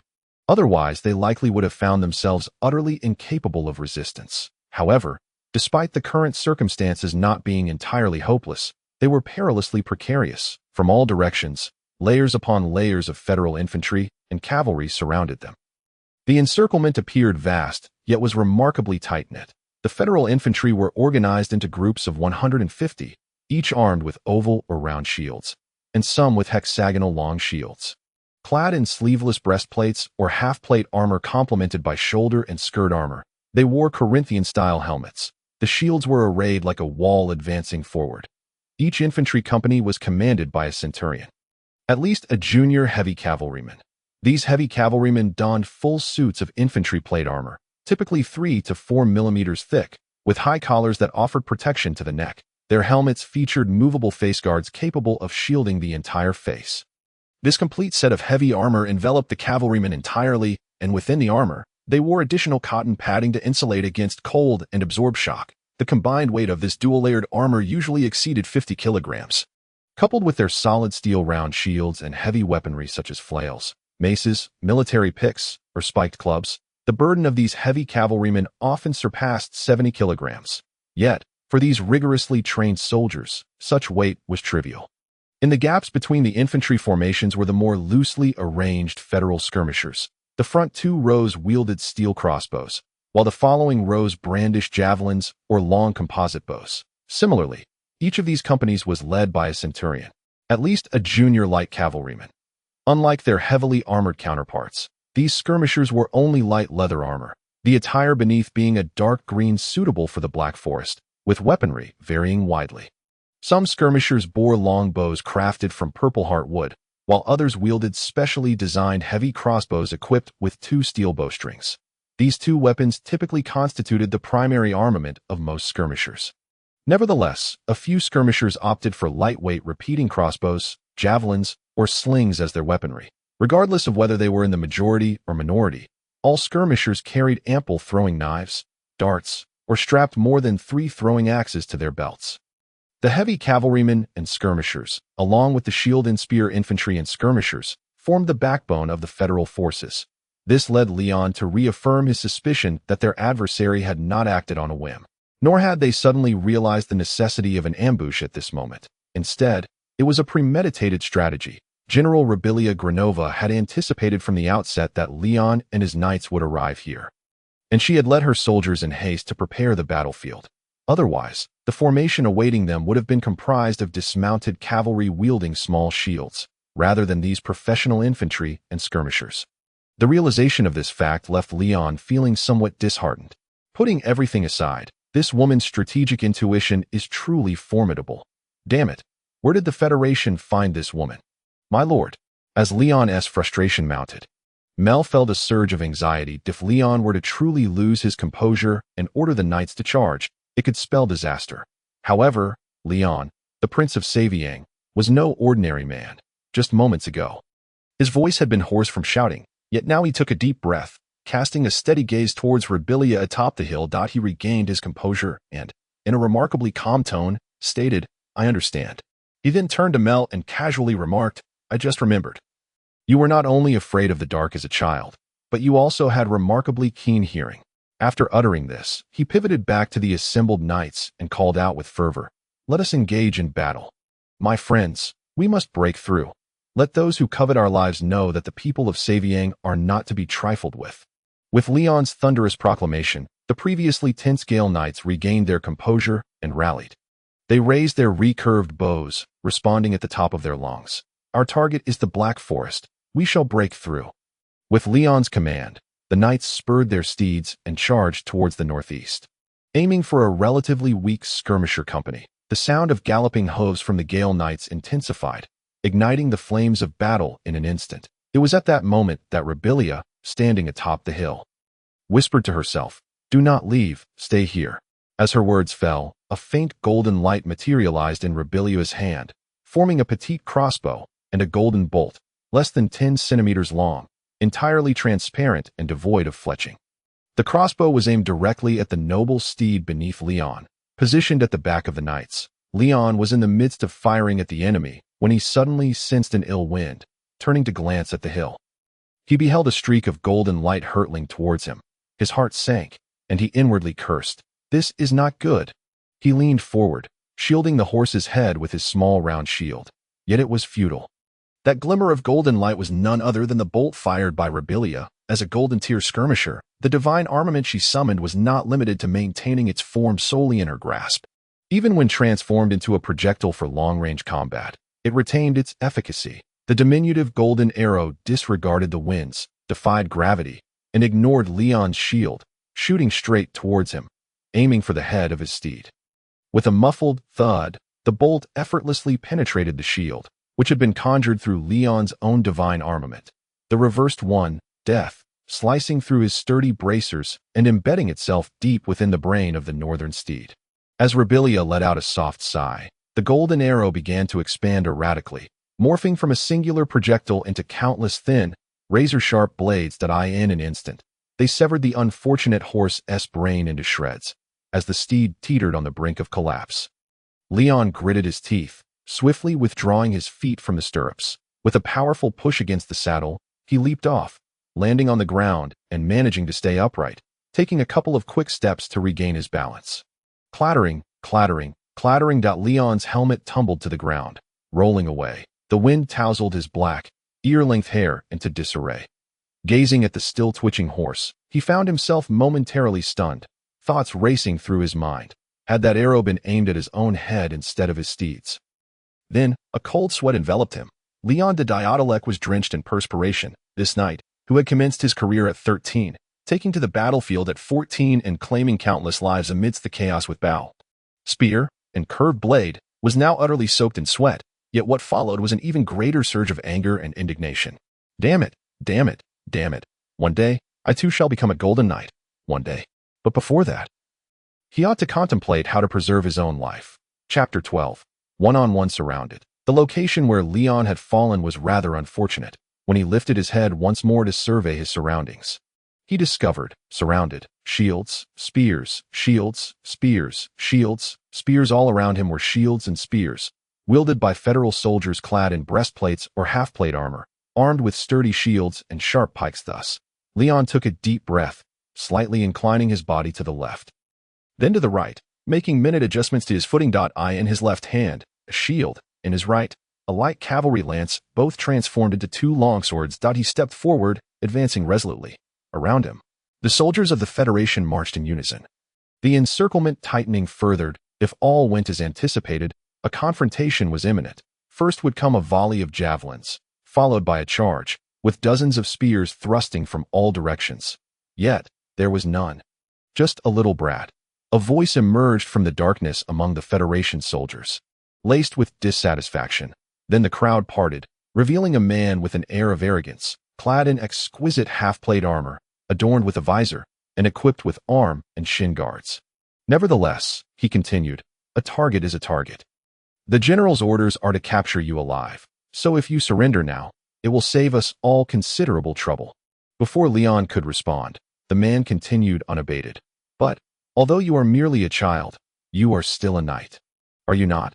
Let us engage in single combat, one-on-one. If you win, I shall allow you to leave. How does that sound?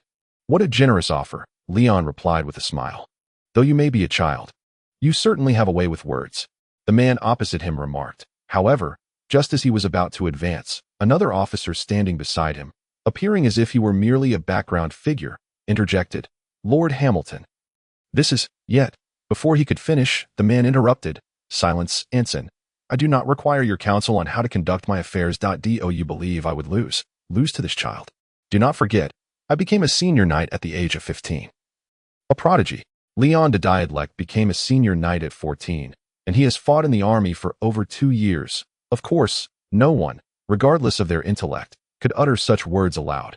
Moreover, Anson, the aide, could somewhat discern why his superior, Hamilton, was so impatient to see the boy dead. Indeed, the desire was to kill him. Thus, the challenge to a duel was proposed, not solely for personal pride, to avenge the humiliation of being outmaneuvered by Leon in an ambush, but also to prove to others, especially to her, General Rebillia, that he was far superior to that boy. Let us hope this does not backfire, Anson thought to himself, while secretly tightening his grip on the short javelin. Ready to act if necessary, the soldiers around them instinctively retreated 5 paces, clearing ample space for the impending duel. They raised their spears or struck their shields, roaring encouragement for their commander. Yet, neither Hamilton nor Leon seemed affected by the fervor. They remained locked in a fierce gaze, studying each other's legs, wrists, eyes, and weapons. Then they began to circle right. Leon slightly bent his knees, lowering his center of gravity. He relaxed and then tightened his grip on the longsword, meticulously searching for his opponent's vulnerabilities and openings. In contrast, Hamilton held his head high, his spine straight, a picture of arrogance and delight, as if he were on a grand stage. It is truly vexing, child. Why does General Rebillia favor someone like you? Leon remained silent.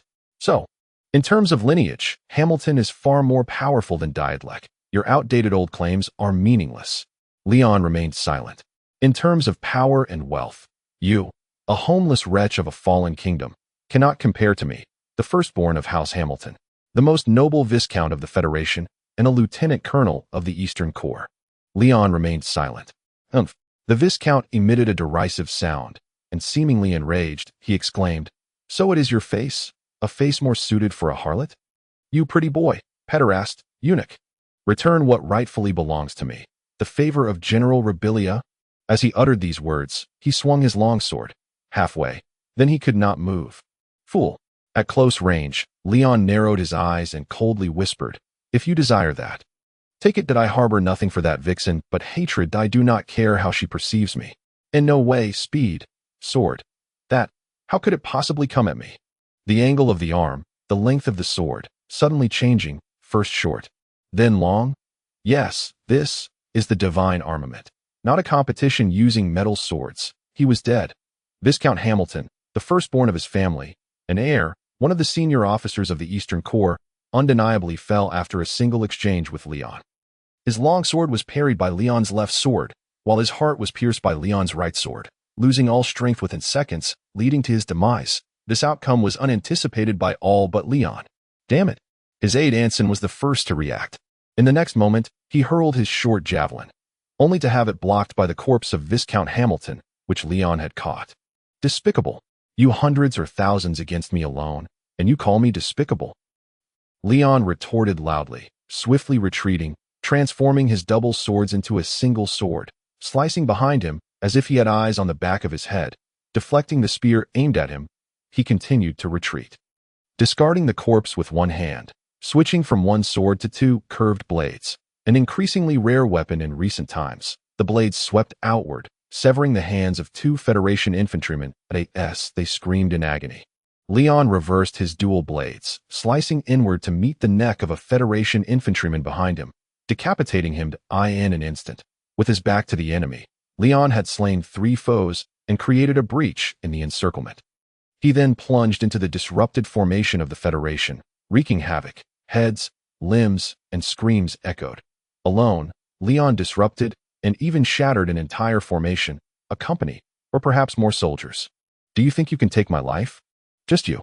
You. I shall not perish in this backwater. You are the ones who will die. You. As Leon continued his frenzied slaughter, he shouted. Soon he pierced through one infantry formation, yet it seemed futile. After breaking through one formation, what lay before him was another enemy formation. In a moment of daze, Leon roared once more and charged at the enemy. There is only one enemy, but face him as if confronting a giant beast. Furthermore, capture him alive. It was at this moment that the frantic voice of Officer Anson rang out from behind Leon. No, not alive. Kill him. He has slain Viscount Hamilton. Kill him, quickly. One side bore the command of their captain, while the other faced the death of their immediate superior. The Hamilton family was their benefactor. In an instant, the centurion made a decisive choice, altering his stance. Javelins, prepare, throw. With a whistling sound slicing through the air, hundreds of javelins were hurled at Leon. Shield, sword, block. Upon seeing the enemy's movements, Leon accelerated his charge, transforming one of his swords into a kite shield, defending with it while swinging his sword to either sever or deflect the javelins that slipped past his shield. He surged forth, breaking through the rain of javelins. Here they come. Without needing the centurion's reminder, the infantry before him had already thrust their long spears, only to be pressed down by Leon's sword. Then, taking another step forward, he slammed the shield down onto the long shield of the enemy in front of him, while his right sword pierced the grotesque face of the Federation soldier, who was left stunned without his shield, expanding the cavity of his skull. Following this, Leon kicked the corpse forcefully onto the shield of the rear Federation soldiers, stepping forward to occupy the position of the fallen body, transforming his shield into yet another long sword. With one sword to the left and another to the right, he severed the necks of 2 Federation infantrymen. Then, stepping forward again, he dispatched another infantryman of the 2nd rank who had stumbled from the impact of the corpse. In just this brief moment, Leon had slain 4 more Federation infantrymen. If this pace continued, this 100-man unit would surely meet the fate of being cut through by him. Brave. Observing Leon's figure, Anson could not help but exclaim, brave. Chapter 13:2 Individuals. With that single exclamation of brave, Anson realized his slip of the tongue and quickly glanced around, only to find that the surrounding soldiers shared his sentiment, all struck with fear by Leon's ferocity. This will not do. Anson, upon a sudden realization, bellowed. He is but a solitary individual. He has lost his steed. There is no way he can escape. Indeed, that's it. Before long, he shall tire. Ultimately, he cannot evade us. Slay him in vengeance for Viscount Hamilton. And the Hamilton family shall undoubtedly reward us. Indeed, as he articulated, at the end of the day, Leon is merely one man. There exists no other golden-tier guerrilla knight within the Federal Army, and naturally, there is no second knight among the Sivon forces who has lost his mount. This prolonged duration has sufficed for the Federal Army to isolate him from the other knights. And in truth, this was indeed the case. As Leon fell from his horse, the other Sivon knights had already charged into the skirmish line, and with a single assault, they swept away an entire company of foes. It was only at this moment that the Wind Riders sensed something amiss. The expected resounding and gallant commands from the Sivon prince had not materialized. The Wind Riders, bereft of orders, were at a loss. Turning to glance, they discovered Leon's perilous state. Hurry back. The knights, amidst their panic, immediately turned their steeds, preparing to return and support Leon. However, due to their prior hesitation, precious time was squandered, allowing the Federal infantry to seize the initiative. Before they could act, several infantry companies had already pressed upon them from both flanks and the rear. Simultaneously, more Federal infantry surged in from all directions. Trapped within the enemy's formation, the lightly armored knights, despite being valiant warriors, were ultimately too few in number and at a disadvantage in equipment. Thus, not to mention breaking through enemy lines to provide support. Even self-preservation had become exceedingly difficult. It was akin to ants ensnared in molten syrup, despite their desperate struggles. They remained unable to extricate themselves, let alone aiding Leon. They were in dire straits themselves. The federal infantry, in a cowardly manner, assaulted the knights' mounts with their spears. The knights were utterly incapable of fending off the simultaneous attacks launched by a dozen foes from various angles. Some were pierced and slain, while others were unseated. Moreover, some were toppled by grasping at their calves, subsequently pinned to the ground, subjected to an incessant barrage of spear thrusts. If this continued, the last remaining contingent of Sivon would soon suffer catastrophic losses. However, there was one exception. Indeed, the sole exception. Among the Wind Riders of Sivon, there existed one individual who had not joined the main force, but was instead near Leon, for she valued Leon's life above all else. More than charging into the fray, she was a protector, not a vanguard. This individual was Mel Roland, Leon's aide and guardian knight, who had grown up alongside him, ever ready to lay down her life for him. She was the first to notice Leon's dire predicament. Moreover, her proximity was sufficient to provide him timely assistance. Damn it. Leon cursed for what felt like the umpteenth time that evening, armed with twin blades. Having just felled another company, the immense physical exertion and the satisfaction of vanquishing foes allowed him to regain his composure, shifting his thoughts toward retreat. The enemy numbers were simply overwhelming, no matter how fiercely he fought. It would be futile, thus retreat was imperative, and it had to be swift. The more time wasted, the greater the enemy's numbers would swell, and their encirclement would grow denser. If he delayed any further, escape would become impossible. It was only at this point that Leon noticed Mel, the knight desperately striving to reach him, vociferously calling his name, yet hindered by an overwhelming number of enemies. He immediately engaged the foes before him, swiftly retreating to Mel's side.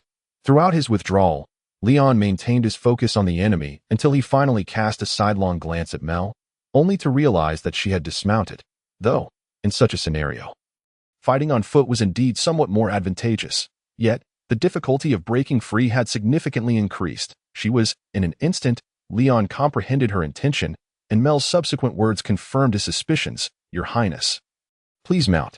Mel intended to offer her steed to him, but in doing so, she would forsake her own escape. I am your guardian knight. Now is the time for me to die in your stead. Noticing a fleeting hesitation in Leon's eyes, Mel promptly declared without hesitation. Following this, she adopted a pleading tone. For this is the very essence of my existence, Leon.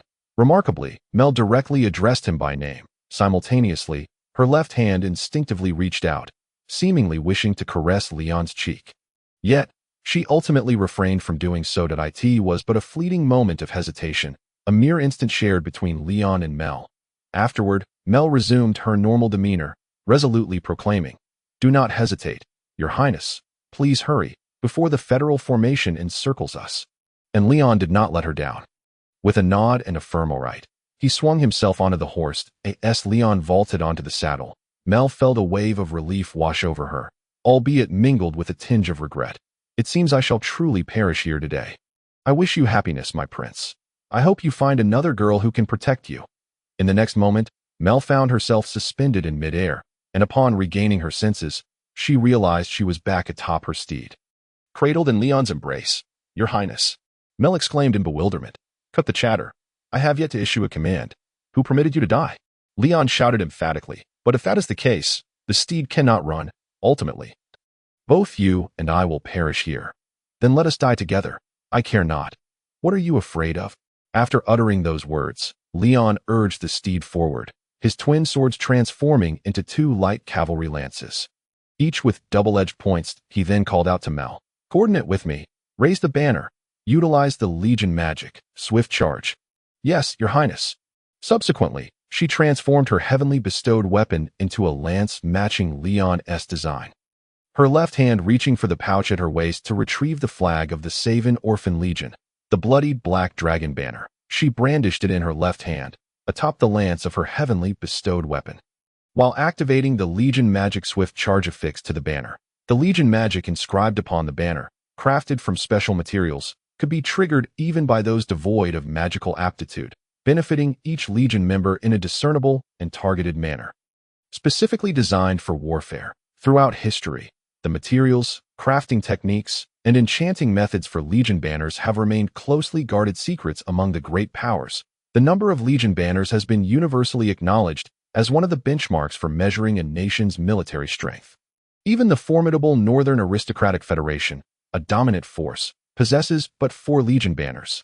Thus, when Mel unfurled the Black Dragon banner and activated the swift charge magic, the purple radiance that illuminated the scene caused an uproar among the Federal soldiers. Contrasting sharply with the bolstered morale of the beleaguered Scyvon Wind Riders, simultaneously, Leon and Mel fought side by side, their 3 lances encompassing all within their reach. Every Federal soldier within striking distance was pierced through the throat or cheek, meeting their end with a single thrust.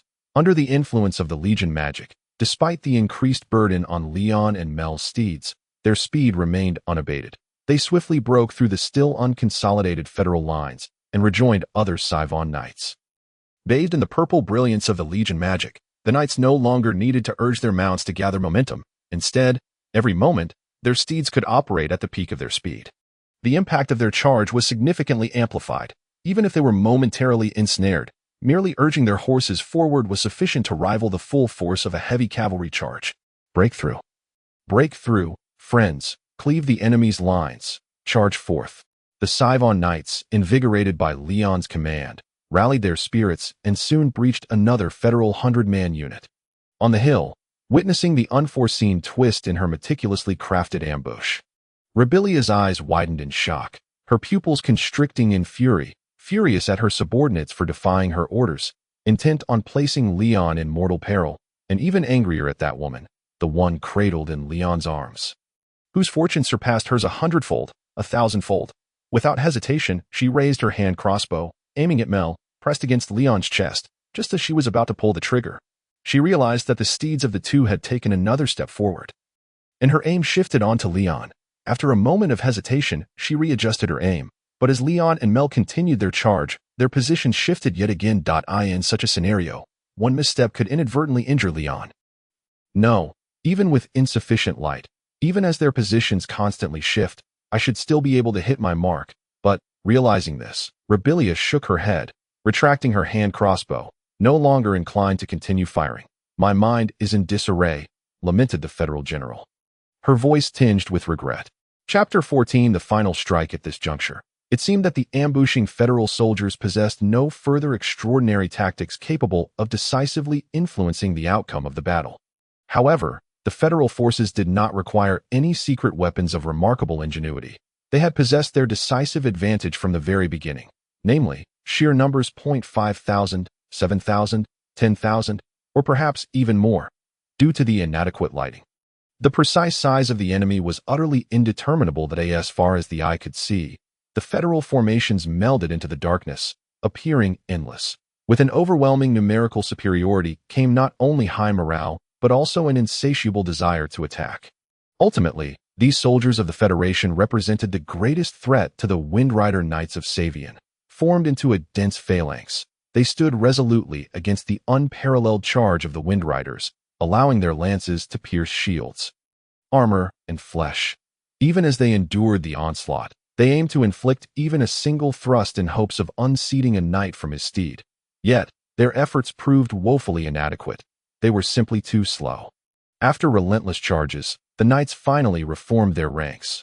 With their flanks secure and under cover, the Federal soldiers' assaults, whether directed at the knights themselves or their mounts, were mostly repelled by shields or light lances. Yet, the sheer volume of attackers was overwhelming. After breaching one formation, they would immediately encounter another, flanked on all sides by foes. Ahead still lay more enemies, an unending tide, an incessant flow. There was no end to this enemy, and engaging them further served no strategic or tactical purpose. Thus, it was imperative to extricate themselves swiftly from this predicament. However, while it was easy to speak of escape, executing it was another matter entirely. The magic lasts for an hour, and half of that time has already elapsed. We must break through before it expires. Moreover, the stamina of the knights and their steeds is also a concern. As he continued to eliminate Federal soldiers while rallying his knights with fervent cries, Leon meticulously calculated the stakes of this conflict. Due to previous losses, Only 52 knights remained in the Savian Legacy Legion, a nearly 40% reduction in strength. Meanwhile, the federal soldiers continued to flow in unceasingly. For them, such numerical losses were inconsequential. Endless, entangled, Leon exclaimed, his mind racing as he transformed the spear in his left hand into an iron gauntlet with razor-sharp edges. This was not the fixed form of inverse kill that included spear, shield, sword, and recurved bow. The significance of this transformation was not lost on Leon. He simply seized the spearhead thrusting toward him from the opposing federal soldier and yanked it back. The federal infantry felt an irresistible force traveling down the shaft of the spear, causing them to stumble forward. Suddenly, they were met with a sharp pain to the head, as if their necks were being wrenched apart. Their feet lifted off the ground, gasping for breath. Leon had single-handedly deformed the soldier's helmet, lifting him into the air by the head. What is happening? In an instant, the federal soldiers were paralyzed by Leon's astonishing display. That a wave of astonishment swept through their ranks, compelling them to involuntarily retreat. Following this, Leon hurled the mangled corpse of the soldier toward the federal infantry, toppling several of them and instilling even greater terror. What manner of creature could execute such fearsome feats? What kind of monster were they truly battling against? With the grip of fear tightening in their hearts, the federal soldiers found their focus wavering in combat. Upon witnessing Leon's unhesitating act of crushing a comrade's skull with such ferocity, they instinctively recoiled upon encountering him again. Thus, the path to escape became considerably clearer as the tide of enemies parted, creating a passageway. Even when a few audacious soldiers attempted to attack, they found themselves lacking the support to pose any real threat. Leon mused, indeed, a fearsome reputation surpasses the might of 100,000 troops. There is no easier path to victory than instilling dread in one's foes. Without delay, Leon issued a command to his knights. Do you understand? My friends, let us show those federal soldiers a taste of their own medicine, slay them with utmost brutality. Though Leon's orders contradicted the traditional knightly virtues of the northern realms, the Knights of Savian, seasoned by their travels with Leon, were far from foolish. Upon hearing the command, they executed his will without hesitation. In the ensuing battle, the knights abandoned their usual tactics of targeting the chest, opting instead for the more challenging task of striking at the head. Skillfully splitting open the skulls of their adversaries, others discarded their lances altogether, wielding heavy, short-handled spiked clubs instead. With sheer force, the knights swung their clubs down upon the enemies below, shattering helmets and skulls alike. Blood and shattered brain matter splattered forth, spilling from the gaping wounds created by the wicked spikes. The already gruesome battlefield became increasingly savage due to Leon's orders, with the air thickening with the scent of blood and flesh. Press on. Press forward. Once we breach the Black Forest, the enemy forces will be unable to pursue us. Hurry, faster. As the pace of their escape quickened, Leon, sensing the glimmer of victory, shouted with uncontainable excitement, his voice hoarse from overuse and burning with pain. Yet he paid it no mind. Slaughter, slaughter, slaughter. He wielded swords, sabers, hammers, and axes, his weapons shifting like a military exhibition, each strike a mechanical repetition of the same deadly dance, dispatching wave after wave of advancing federal soldiers. With bloodshot eyes, Leon and his knights pressed onward, relentlessly cleaving through ranks of foes. Each knight was enveloped in a thick layer of gore, and as the trees thickened around them, the enemies began to dwindle, not diminishing in number, but rather transforming into a different kind of threat. The heavily armored cavalry, clad in half-plate armor and draped in chainmail capes, the federal heavy cavalry charged forward, wielding broadswords and sabers. Initially, they had been tasked with encircling and pursuing the scattered remnants of Savian.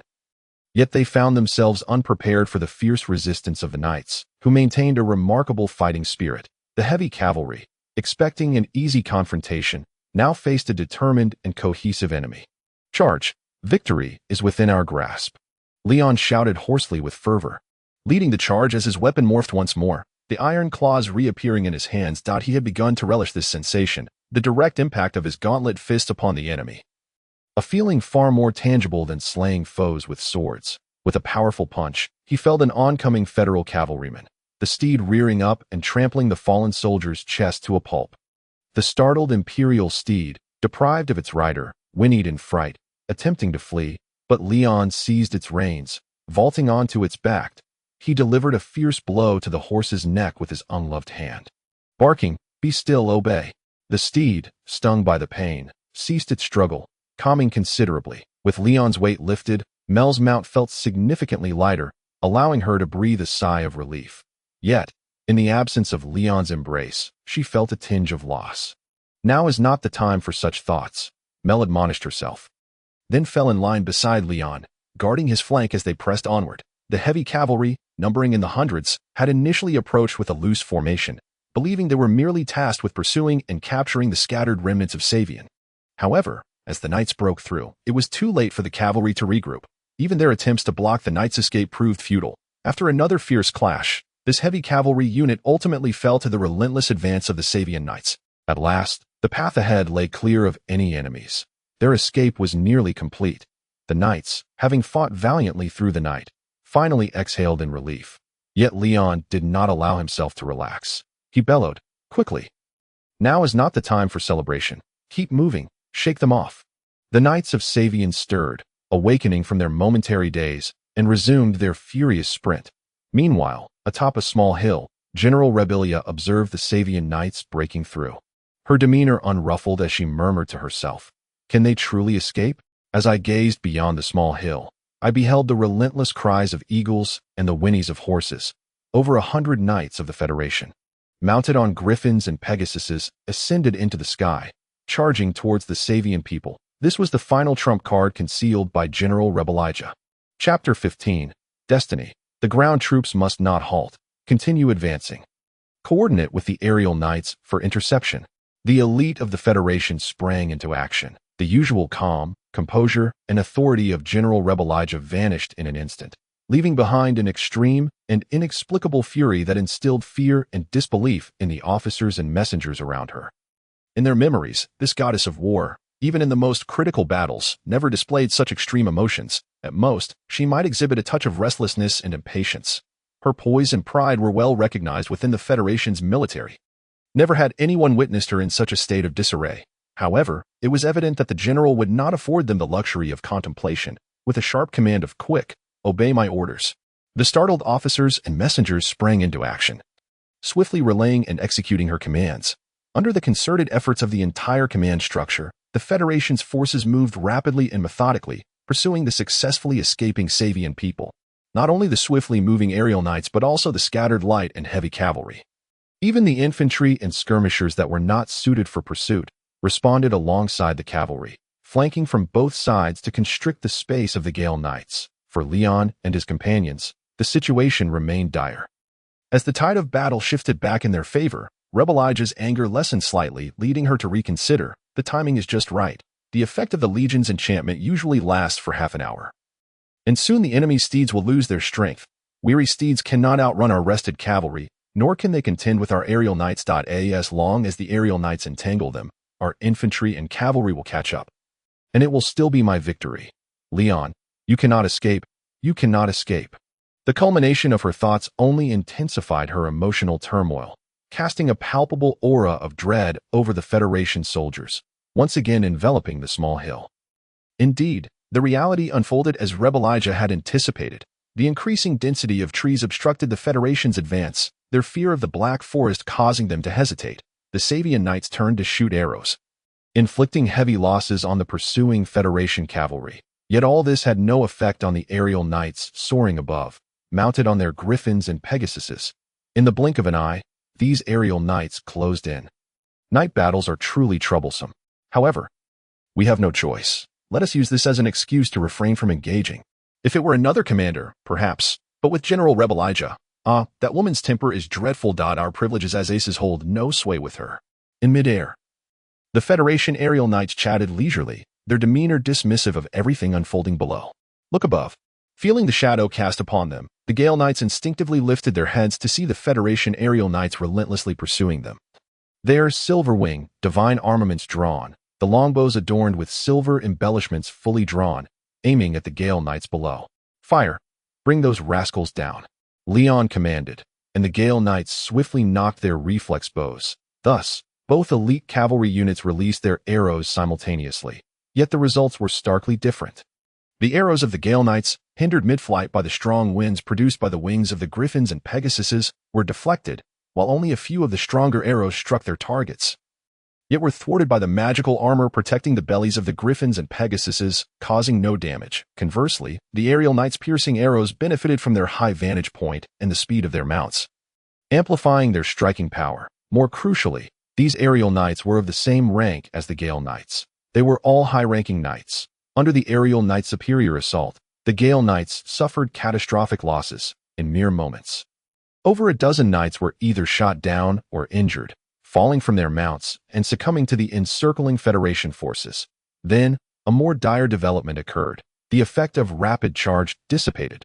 Both the Savian knights and their steeds became exceedingly fatigued. The distance between them and the Federation army diminished. Leon watched in despair as he gritted his teeth, turning to nock an arrow, yet he hesitated, pausing for a moment. After a brief interval, he released the bowstring, then nocked another arrow, this one narrowly evading the fierce winds produced by the wings. Striking the neck of a Pegasus, with a mournful cry, the Pegasus reared violently, casting its rider down from the sky. Immediately, Leon fired a second arrow, piercing the neck of an aerial knight mid-flight. 2 arrows in succession. Striking true, a feat of remarkable skill. Cursed be he has slain John, murdered him. No, it matters not what happens to others. He must live. Otherwise, the general will not spare us. As they beheld their comrade's demise, the Federation aerial knights were stirred into a frenzy, yet they could not bring themselves to take action. In short order, the aerial knights declared, "His steed is nearing its end. Exhausted. Then we shall strike." After this directive, the aerial knights ceased their assaults against Leon and his company, merely sneering as they trailed behind, awaiting the moment when their strength would wane, intending to assist the main force in encircling and eliminating them.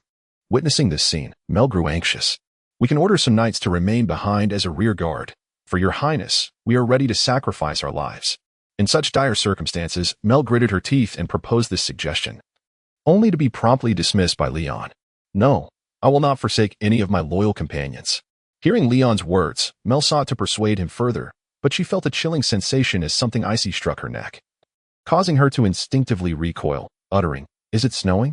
Indeed, it was snowing. The first snowfall of the year arrived in such a dramatic manner at this fateful location. Flakes of snow, buffeted by the wind, pelted both engaged parties. The wind blowing from the northeast, against the wind.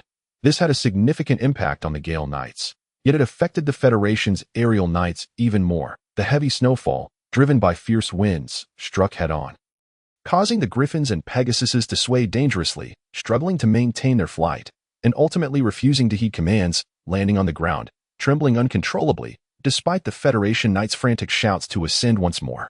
The common soldiers of the Federation behind them similarly lost morale. The howling blizzard rendered them incapable of pursuing further.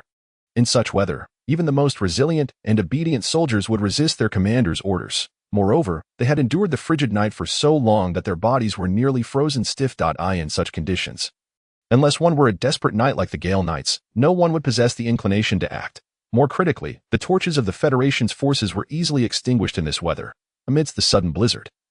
There were instances where an entire 100-man squad lost all their torches. In the absence of light, this became the Federation army's greatest hindrance. In such darkness, chaos, trampling, and even fratricide were all too easy to occur. Regardless, the pursuit could no longer continue. This signified that the Savian people had succeeded. After persevering through the blizzard for a while longer, they no longer detected any pursuers. The paths became increasingly treacherous, and the trees denser, indicating that the knights had ventured deep into the Black Forest. They had won. They had successfully escaped. The snowfall favored the last prince of Savian. The pursuers had vanished. After traveling a short distance further, they felt no presence of any Federation soldiers. The aerial knights had been shaken off. Realizing this, Leon paused momentarily.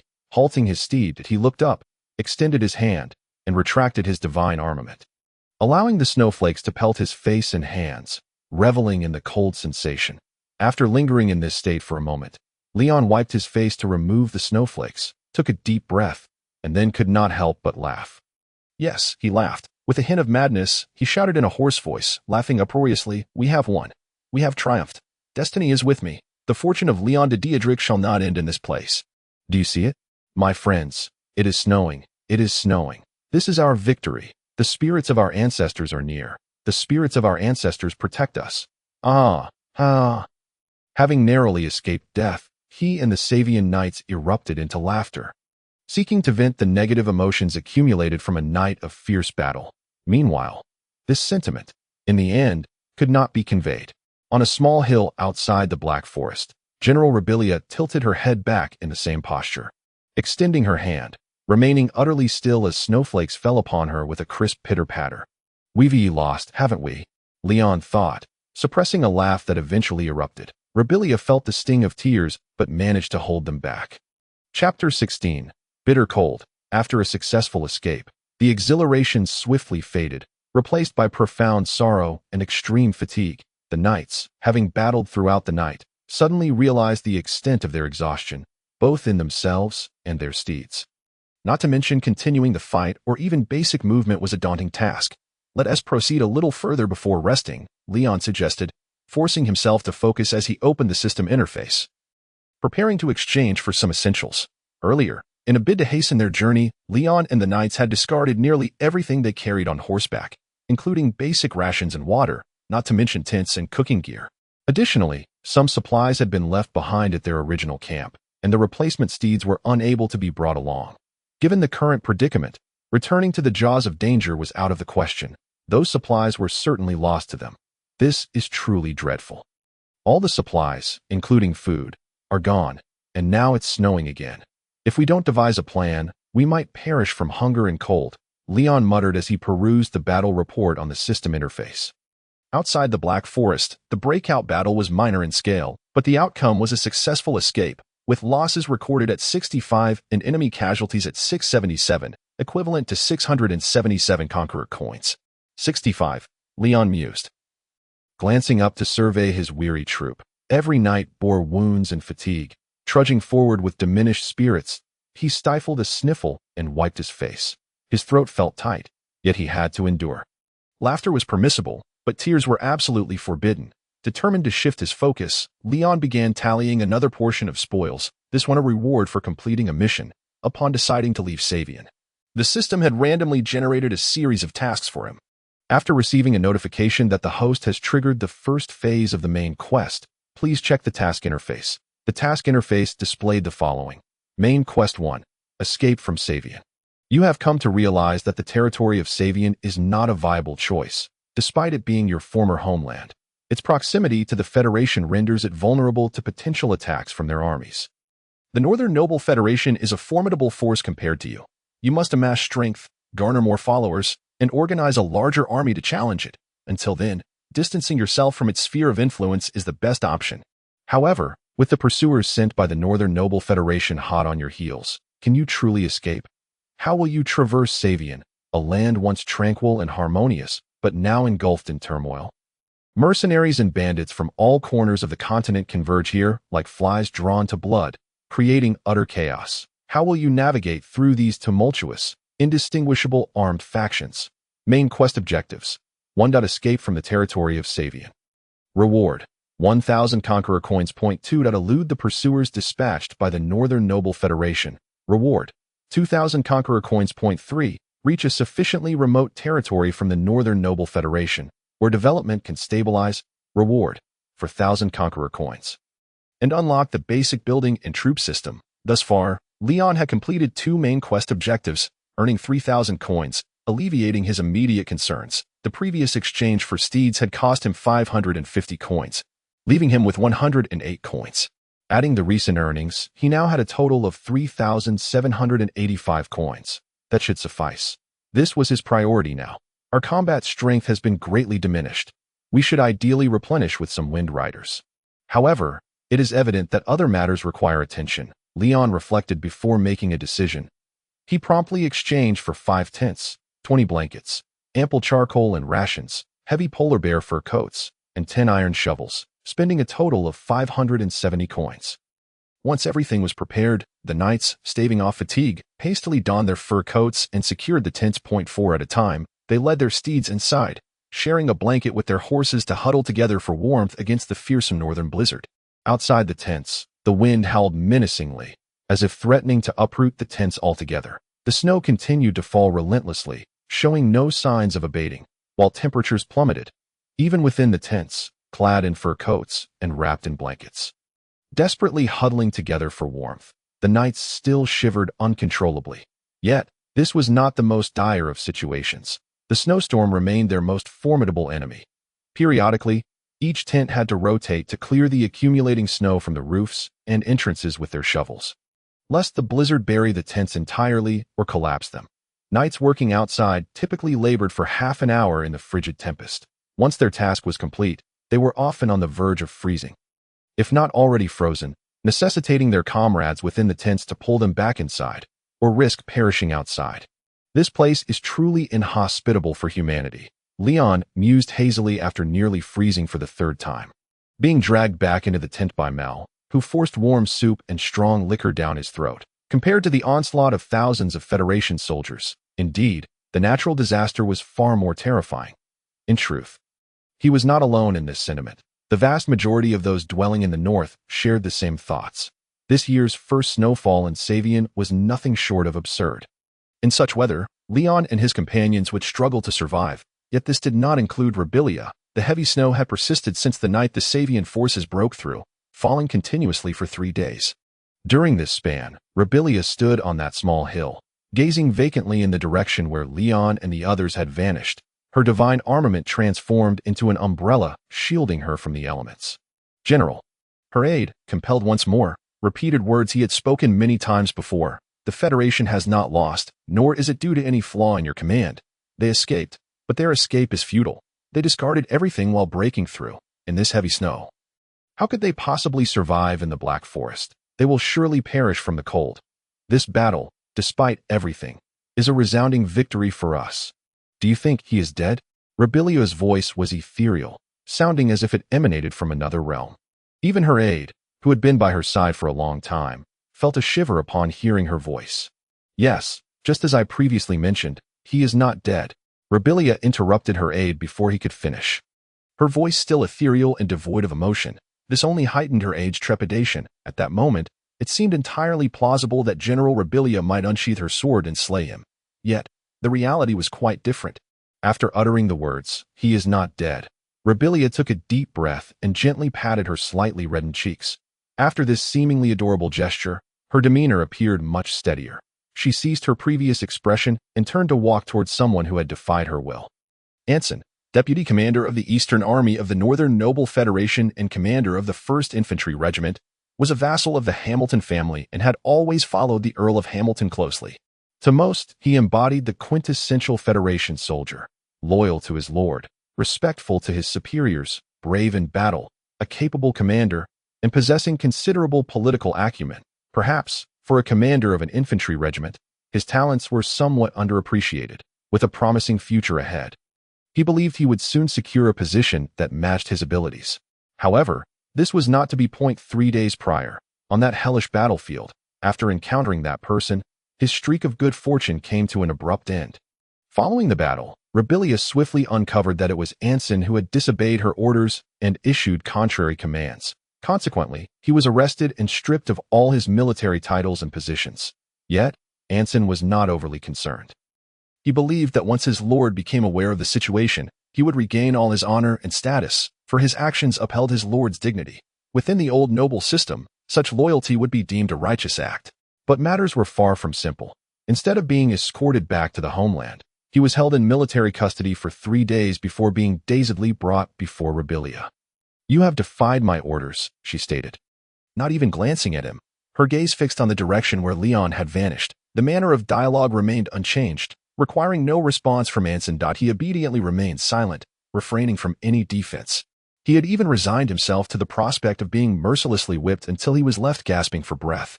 Yet, what transpired next filled him with utter horror. "Let us execute you right here," declared Rebillia.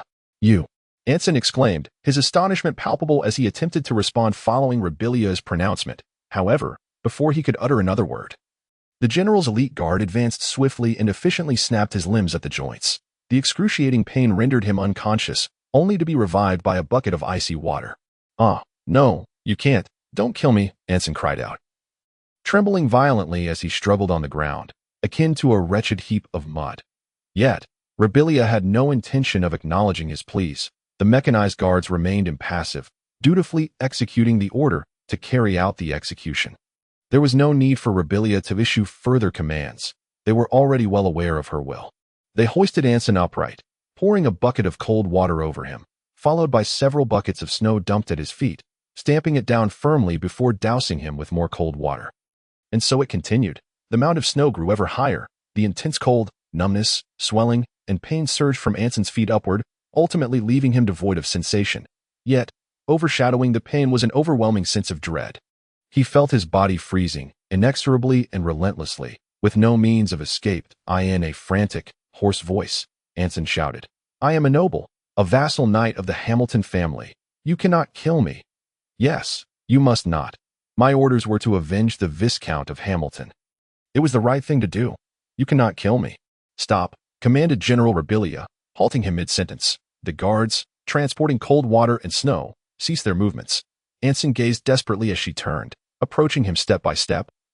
His eyes filled with longing, hoping that Rebillia might spare his life, or at least grant him a swift end. "You mentioned the Hamilton family." Yes, Anson stammered, shivering with fear as he nodded. "Thus, you traditional nobles, non-military school graduates, are utterly insufferable in your foolishness." With a disdainful gaze, Rebillia regarded him as if he were refuse, then pronounced his fate. "This legion is mine. My will is the will of the legion, not that of the Hamilton family."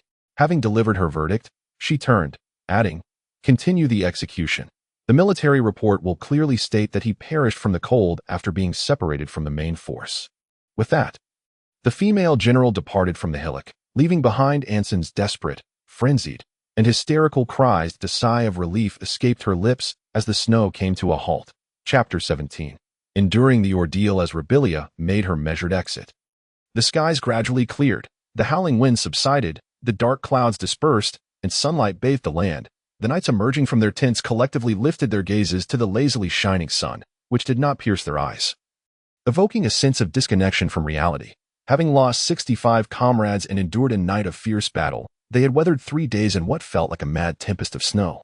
Nonetheless, all that mattered was that they had survived. Wrapped in a cloak, Leon squinted against the sunlight, which, though not blinding, caused him to sway slightly. "We survived," he murmured, only to falter as his legs weakened, nearly collapsing. Before he could fall, Mel caught him. "Your Highness, are you all right?" "I am fine," Leon replied, shaking his head. "If so many from the Federation couldn't kill me, how could I perish in a place like this?" "You ought to take care of your health," Mel advised. I will. Leon dismissed her concern, realizing with dismay that his voice remained hoarse. It seems this might not return to normal." He attempted to speak, only to discover with sorrow that his throat appeared to have sustained some permanent damage. Unless he employed supernatural means to restore it, he would remain thus for life. But it's not a grave matter. Leon lifted his chin, smiling once more at the knights who had gathered. Their spirits rekindled as they led their horses closer. "Let us continue our journey, my friends, and tell me, what is the most vital thing for a prince?"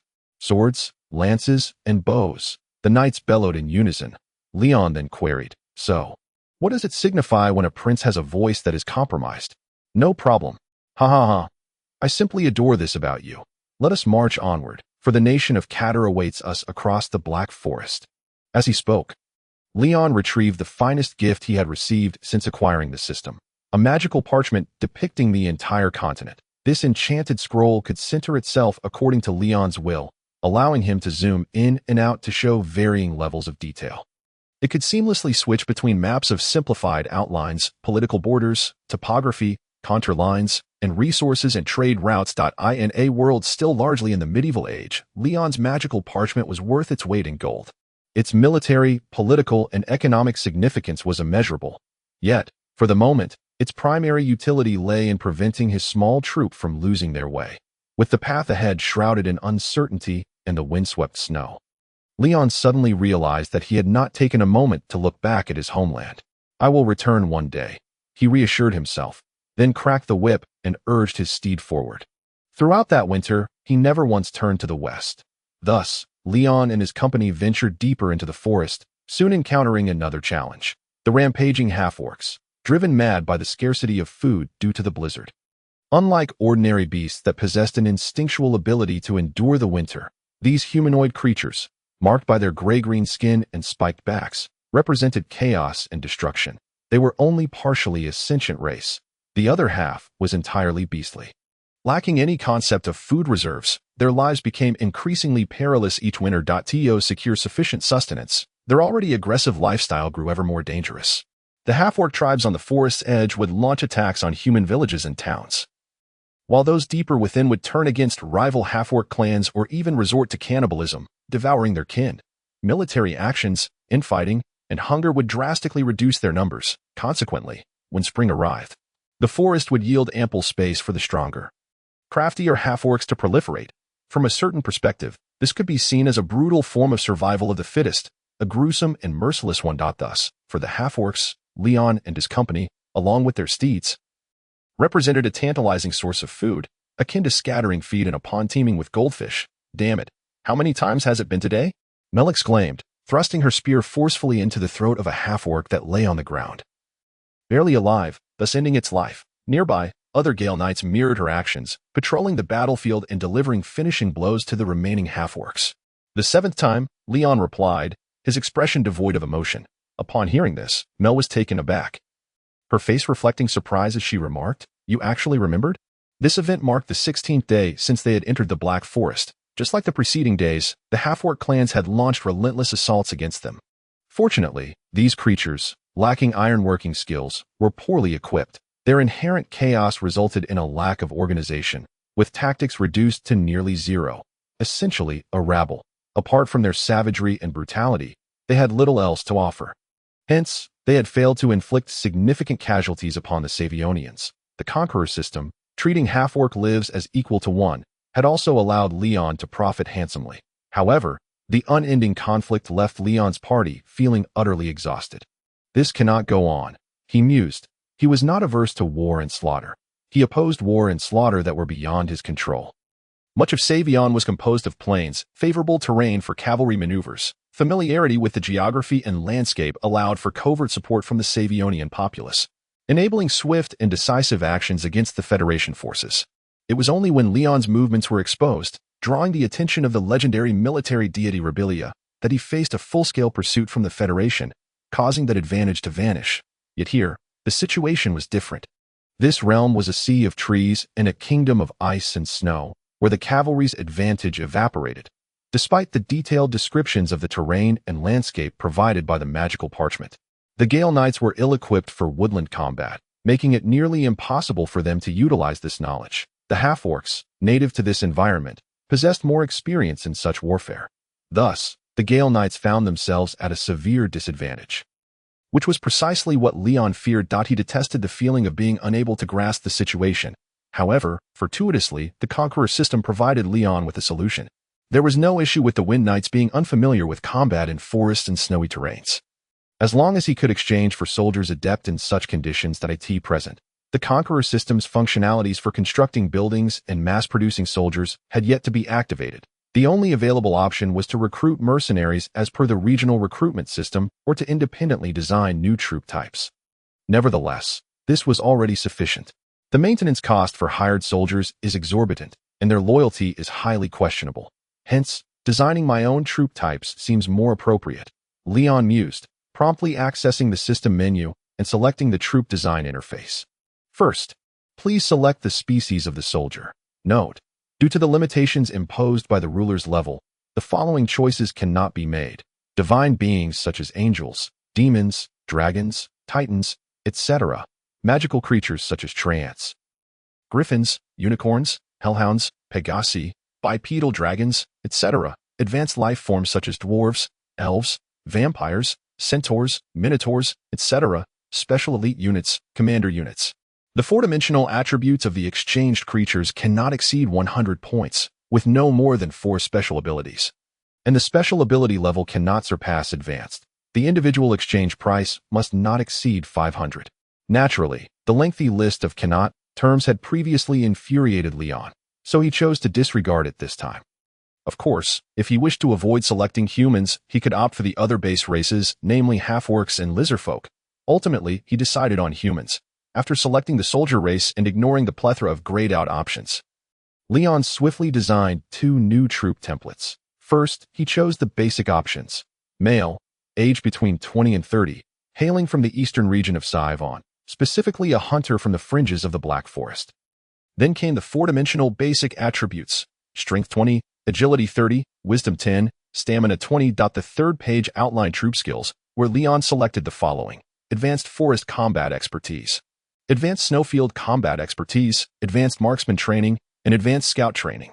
The fourth page presented the troop equipment options. As these soldiers did not possess the knightly rank like the Gale Knights, they could not activate the divine armaments, thus he had to choose standard gear. A complete set of leather armor consisting of a leather chest piece, leather bracers, greaves, and woodland leather boots, a pure white hooded cloak, a short sword with trace amounts of mithril, a small composite round shield, a violet-hued wooden longbow, and a quiver of tapered arrows containing 20. Once all selections were complete, the system reiterated Leon's choices. You have selected a human soldier from the eastern region of Saivan, a hunter from the fringes of the Black Forest, with four-dimensional attributes of 20, 30, 10, and 20, equipped with a complete set of leather armor, a pure white hooded cloak, a short sword, with trace amounts of mithril, a small composite round shield, a violet-hued wooden longbow, and a quiver of tapered arrows, containing 20, with trace amounts of mithril, possessing Advanced Forest Combat Expertise, Advanced Snowfield Combat Expertise, Advanced Archery Mastery, and Advanced Scout Training. Evaluation: Lightly Armored Ranged Infantry, Elite. Exchange price: 80. Please name the troop type. Without hesitation, Leon decided on the name Shadow Scout. He then proceeded to design another melee troop type. The recruitment criteria were for males aged between 20 and 30, also from the eastern region of Saivan, specifically lumberjacks from the fringes of the Black Forest. Their four-dimensional attributes were Strength 30, Agility 20, Wisdom 10, Stamina 20. The skills chosen were Advanced Forest Combat Expertise, Advanced Snowfield Combat Expertise, Advanced Battle Axe Warrior Training, and Advanced Infantry Training. Their equipment consisted of a complete set of leather armor, a pure white hooded cloak, a long-handled crescent blade axe, with trace amounts of mithril, a short-handled battle axe, with trace amounts of mithril, and a small composite round shield. Evaluation: Lightly Armored Assault Infantry, Elite.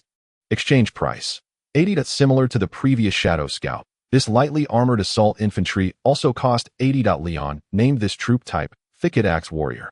Chapter 18. A New Realm. Subsequently, Leon exchanged for 20 each of the Shadow Scouts and Thicket Axe Warriors, expending 3,200 Conqueror gold coins, which reduced his previously accumulated gold coin count to below 500. However, Leon deemed this expenditure worthwhile. His available troop strength was now restored to 60, providing him considerable leeway. With the addition of scouts and infantry skilled in forest and snowfield combat, the shortcomings of the Gale Knights were effectively mitigated, thanks to the reconnaissance and tracking skills of the Shadow Scouts. Leon and his party finally extricated themselves from the constant harassment and ambushes by half-orcs. The paths through the Black Forest had become significantly more navigable. The situation regained stability, and control was re-established in Leon's hands. Thus, winter passed. After enduring a challenging journey, Leon and his party arrived at the edge of the Black Forest. The trees gradually became sparser, and the weather warmed. This segment of their journey was finally nearing its conclusion. In early spring, in a nondescript town in the northern part of the Catter territory, the residents busied themselves with their livelihoods, while some beggars and vagrants languidly leaned against walls, basking in the sun. Everything appeared unchanged from every spring in the past century. The shifting tides of the continent and the intricate maneuvers between nations, the gambits of heroes and tyrants, and the epic wars, all these bore no relevance to this small town. Here, time seemed to stand still. The inhabitants, engrossed in their tasks, seldom glanced skyward and showed little interest in the outside world. Even the occasional novel occurrence could not disrupt this tranquility. The sound of hooves echoed as horses, a rarity in this impoverished town, approached. Following the curious gazes, a weary group of travelers, knights, and a contingent of soldiers wielding axes and bearing bows and short swords came into view. Each one was covered in grime, their cloaks, tunics, capes, leggings, and shoes all soiled, their faces and hair equally filthy, and they appeared thoroughly exhausted. Even their mounts bore the same weary appearance. Alongside this, there was an undeniable sense of relief and excitement. Though no cheers erupted, either out of discipline or sheer fatigue, the knights and soldiers continued onward, quietly traversing the muddy path created by melting snow, directing themselves toward the town. Such an occurrence was so rare that the guards stationed at the town's entrance, clad in tattered leather armor and wielding rusted swords and battered wooden shields, were momentarily taken aback. Faced with these individuals, they had neither the intent nor the courage to impede their passage. However, while they did not approach the travelers, the knights sought them out. Under the watchful and wary eyes of the guards, a short-statured knight with bright eyes rode forth from the ranks and inquired, "Soldier, this is the territory of Catter, is it not?" His voice was peculiar and hoarse, unsettling to hear. Moreover, the way he and his steed blocked the sunlight instinctively made the guards feel oppressed, causing them to instinctively retract their necks and nod. "Yes. This is the Snowfall Count's domain in the Catter Kingdom, Hill Town." After responding, the guard hesitated momentarily before warning, "This place is under the protection of the Catter royal family, Duke Olaf of the Snowfall Count. So please." At this point, the guard struggled to articulate his thoughts, seemingly weighing his words carefully. Before he could finish, the knight burst into laughter, as if he had heard something amusing, displaying a nonchalant yet somewhat malicious mirth that rendered the guards awkward. Fortunately, this uncomfortable situation lasted only a brief moment before the knight regained his composure.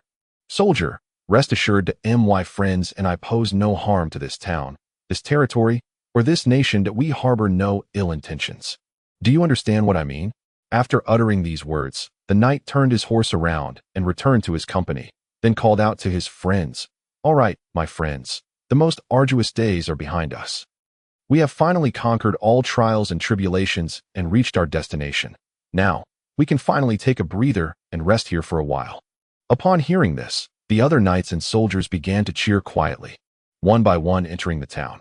After some inquiries, they found an inn, leaving behind a small pouch of gold coins to prompt the still-dazed innkeeper and staff into action, preparing food and lodging for them. Most importantly, they requested hot water and fragrant baths to cleanse themselves. After a brief passage of time, the guards stationed at the town gate suddenly realized, unable to contain themselves, they shouted, "That direction." Did those knights really emerge from the Black Forest? The moment the words left their lips, the passers-by and fellow guards nearby were taken aback before bursting into laughter in unison. How could anyone possibly traverse that Black Forest? Were they out of their minds? It was no joking matter. In the year 3343 of the Continental Standard Calendar, early spring, amidst the laughter, Leon and his knights had traversed the vast expanse of the northern Black Forest and arrived at this land that could be deemed entirely new, the nation known as Catter. It was as though mud had transformed into gold. A spectacle that left one utterly astounded. It resembled the magic of an alchemist. When Zhao Hong emerged after a refreshing bath and donned new attire, the innkeeper was momentarily rendered speechless in his lifetime. He had never encountered anyone quite like him. The bard who had recently arrived in town and captivated nearly all the young women was, in comparison, akin to a mere insect, perhaps those legendary heroes. Knights and princes were no more remarkable than this. Are they truly the same person? The innkeeper's mind struggled to comprehend. He could hardly believe that the filthy, weary figure he had seen before could metamorphose into such a striking young man in the prime of his youth. However, when the innkeeper heard him speak again, clarity dawned upon him. It was indeed the same individual, for the raspy, damaged voice was unmistakably identical. Moreover, upon reflection, it was unlikely anyone would return to jest with someone as inconsequential as himself. What a pity, the voice is the only flaw, he thought. And his discontent diminished considerably. Naturally, Leon remained indifferent to the innkeeper's musings. After receiving food and water from him, he refrained from further conversation and retreated to his chamber to dine. For 3 days, Leon and his companions rested in the quaint town before continuing their journey eastward. Their departure brought a sigh of relief from the mayor and residents, for these enigmatic and formidable individuals could have easily brought ruin to their small community of a mere 1,000 souls. To assert that they were not fearful would be a blatant lie. Although the mayor had dispatched the town's sole postman and his lone aging horse to relay the news to Snowfall City, his heart was heavy with uncertainty. He was unsure whether Duke Olaf would mobilize for such an insignificant town, nor did he know if the forces sent by Duke Olaf could easily vanquish the 20 fierce foreign knights and their accompanying soldiers. Fortunately, he no longer needed to dwell on such matters. His own troubles were enough to occupy his thoughts. "So, Your Highness, what shall we do next?" Mel inquired, turning to Leon as they traversed the dusty road barely deserving of the name. "North," Leon replied succinctly. "Our objective is the capital of the Kingdom of Catter. Whistling. We shall head there. And what shall we do specifically, Your Highness?" Mel pressed on. First, let us pay a visit to the king of this land. It is the simplest way to gauge the nation's capabilities, Leon responded. After all, our current status is that of guests. We ought to at least greet our host. In what capacity shall we present ourselves? Mel asked further.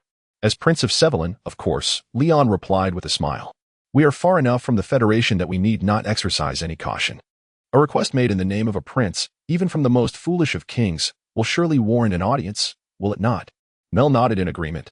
Indeed, because we are distant from the Federation. We need not be overly concerned. However, it is equally true that the Caterians will not extend us much assistance due to this distance. At her words, Leon paused, then couldn't help but chuckle. Mel, why do you entertain such peculiar thoughts? Mel found his reaction bewildering and somewhat vexing. Do you not intend to leverage the power of the Kingdom of Catter to oppose the Federation? Your Highness, if I sought to rely on any power, I would not have come here, Leon said, his smile fading, replaced by a serious demeanor, even bordering on somber. What I desire is a miracle of my own making, not the leftovers from another's table. Are you contemplating war? I cannot say for certain just yet, but perhaps, ultimately, all will become clear once we have an audience with the King of Catter. Chapter 19. An unparalleled splendor following this exchange. Mel and Leon fell into a contemplative silence, each lost in their own thoughts as they continued their journey. The reality was far more complex than Leon had anticipated. The prince of a kingdom would ordinarily receive high honors in any non-hostile nation. However, the circumstances were markedly different for a deposed prince, especially one from a land that shared little connection with his adversarial kingdom. Leon was acutely aware that, at this moment, he was not even comparable to Hannibal. He was also certain that the king of Catter could not possibly be Antiochus III. Thus, he needed to rely on a different identity and capacity, some abilities he had previously regarded with disdain, yet which were undeniably effective. Suddenly, the long-stagnant kingdom of Catter was swept by a warm breeze. The boy named Leon de Diodric made a sudden and dazzling entrance into the realm, akin to the radiant sun. Vibrant flowers and luxurious silk, he resembled a perfect marble sculpture or an angel. Throughout the journey, Leon showcased his striking handsomeness and charm, presenting himself not as a deposed prince, but as a dashing nobleman from afar, one accompanied by 18 loyal knights and 40 capable guards. Living in opulence and surrounded by the finest trappings, that he aimed to capture the attention of many, to enchant them with his charisma, reminiscent of his exploits in the early years of his arrival in this world.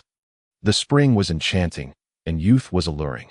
This was Leon's approach. He sought to boldly announce his arrival to Catter, accumulating sufficient renown to serve as currency for the next performance in Whistling.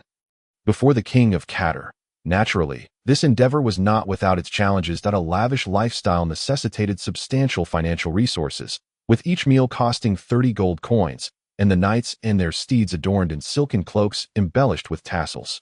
Capes and garments, silver saddles, and golden reins all required significant investment to uphold. Fortunately, Leon possessed the means to fund such extravagance. Although he had set out from Sevelin with nothing, having expended his mission earnings to equip 40 elite soldiers. The system had enabled him to amass a fortune in the Black Forest. With the addition of adept scouts and forest warriors skilled in combat, the half-beast tribes lurking in the woods faced dire straits. Their lives and treasures were ruthlessly plundered and subsequently funneled into the system's abyss, exchanged for these astonishing luxuries. Thankfully, the system was quite accommodating. The exchange rate for currency was high, yet that for luxury goods was notably low. Provided that these items were not traded with individuals outside their faction, as that was functionality reserved for another category of goods within the system, violating system regulations would incur significant penalties in system currency. The issue of hearts and minds soon arose. Unsurprisingly, Leon's ostentatious display of wealth had incited the ire of many. The young nobles of Catter, feeling overshadowed, sought to challenge him on his journey to Whistling. Encounters with Kateri knights became as frequent as rabbits and field mice. These somewhat dim-witted young knights and nobles had but a single demand: a duel. They aspired to humiliate Leon through his defeat, mocking him for possessing only a pretty face and demonstrating to the common folk what true manhood entailed. This was, in fact, part of Leon's strategy. Eager to accept the challenges posed by the knights, he viewed them merely as another stage. Unlike before, however, he aimed to showcase not the flamboyance of a peacock, but the sharp claws of an eagle. Thus, victory followed victory, triumphing time and again. None of the knights who dared to challenge him anticipated that this young foreign knight, merely a big child, possessed the prowess of a high-ranking knight. The experience and skills honed through countless battles far exceeded the typical level of an advanced knight, a notion unfathomable to these young Caterians. Therefore, their defeats were all but inevitable. The most absurd record was that Leon defeated 14 Kateri knights in a single morning in a one-on-one duel, then mounted a horse to unseat 8 additional challengers in succession, all before enjoying a leisurely lunch. During the duels, the knights and soldiers who had faithfully attended to Leon sprang into action at his snap of the fingers, spreading soft furs and tablecloths upon the grass, and presenting an array of meticulously prepared dishes on silverware. The main course consisted of small pieces of bread enriched with butter, cream, sugar, and honey. The dishes included spiced meat broth, perfectly roasted chops, steak, and tender fried chicken, accompanied by fresh vegetable salads. For dessert, there were tart and sweet apples, oranges, and grapes drizzled with dew, alongside jelly, cheese, and pastries enhanced with honey and cream to complement the meal. Chilled red wine and honey mead were served. These items, the rustic knights of Cater have not merely seen, but have not even heard of. They may possess some ingredients for cooking, yet the method and results are entirely disparate. The portion of fried chicken, when compared to what they are accustomed to, could be deemed nothing short of abominable. That I yearn to savor this dish. Truly, I have an insatiable craving for it. During this era of profound material scarcity, the act of eating can nearly rival the significance of love. Yet, having just been vanquished by the very individuals before him, how can he possibly muster the audacity? Leon remains oblivious to the knight's embarrassment. Simultaneously, he has conveniently forgotten the previous, unprecedented battle. Once his subordinates finish arranging the dishes, he warmly and sincerely invites them to the table. Although the knights feel a sense of shame and humiliation, the allure of the delectable feast ultimately compels them to accept Leon's hospitality. With their bellies filled with fine wine and exquisite food, the knights now regard Leon with newfound favor. Coupled with Leon's evident capabilities and tact, he swiftly transforms foes into allies through strategic camaraderie. Following a splendid banquet, the knights depart, satisfied, while Leon and his party resume their journey. Observing the departure of this newly forged circle of friends, Leon is all smiles. Conversely, Mel finds the extravagance of that meal to be excessive, beyond her imagination. Even if it were served to her or other knights and soldiers, it would still seem wasteful. If it were to fill Leon's belly, it would be one thing, but she did not expect him to feed it to his dog instead. Are these individuals truly of any use to us? Mel glares at the knight's retreating figures before turning to Leon for clarification. Leon, well aware of Mel's exasperation, chuckles softly and replies, "Indeed, they are of little utility. But their voices hold value."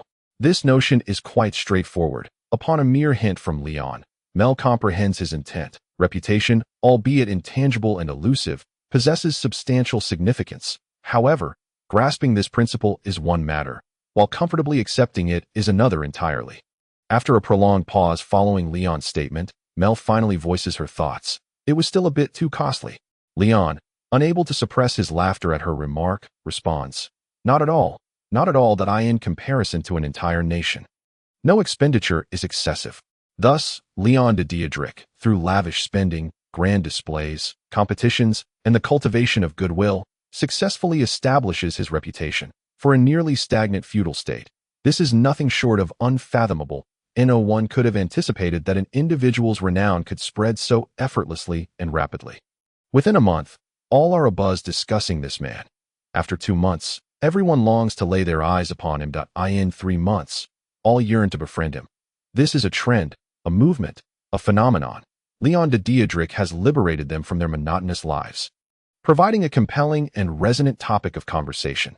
People mock those who remain ignorant of Leon, spreading every conceivable rumor about him, striving desperately to emulate his demeanor, his actions, even his gravelly voice. Naturally, the king of Cater, the sovereign of all the nobles in the realm, has heard of this man's renown and feels a sense of curiosity. He announces to his knights and courtiers that he wishes to meet this man. Promptly, the knights and courtiers respond, "You need not worry, your majesty. In fact, that man is currently en route to Wislan. There are many rumors surrounding him, yet one remains constant, assuring its truth. He claims that he has come to pay his respects to you.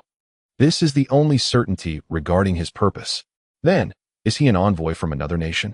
King Ulrich of Katter, now over 60 years old, inquires. It seems not.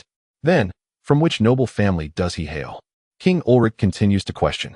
While we can confirm he is of noble lineage, his exact identity remains unknown to us.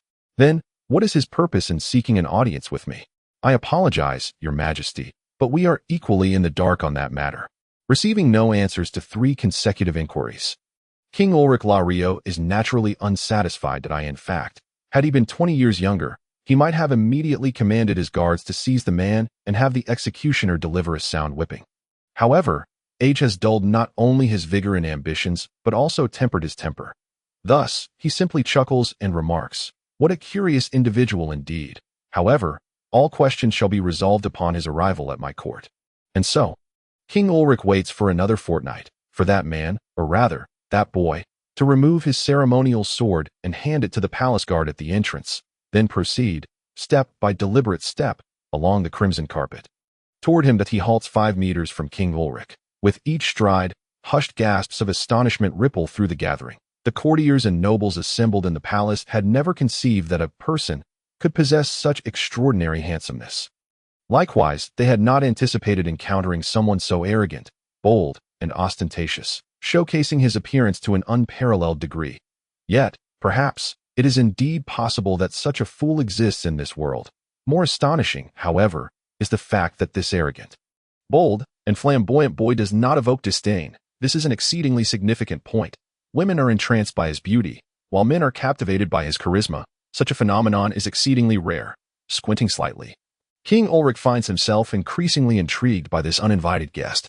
He scrutinizes the spirited young man, whose skin is as pure as freshly fallen snow, whose short black hair glistens like satin, and whose eyes shine like stars, clad in a fitting white noble's attire and polished brown leather boots.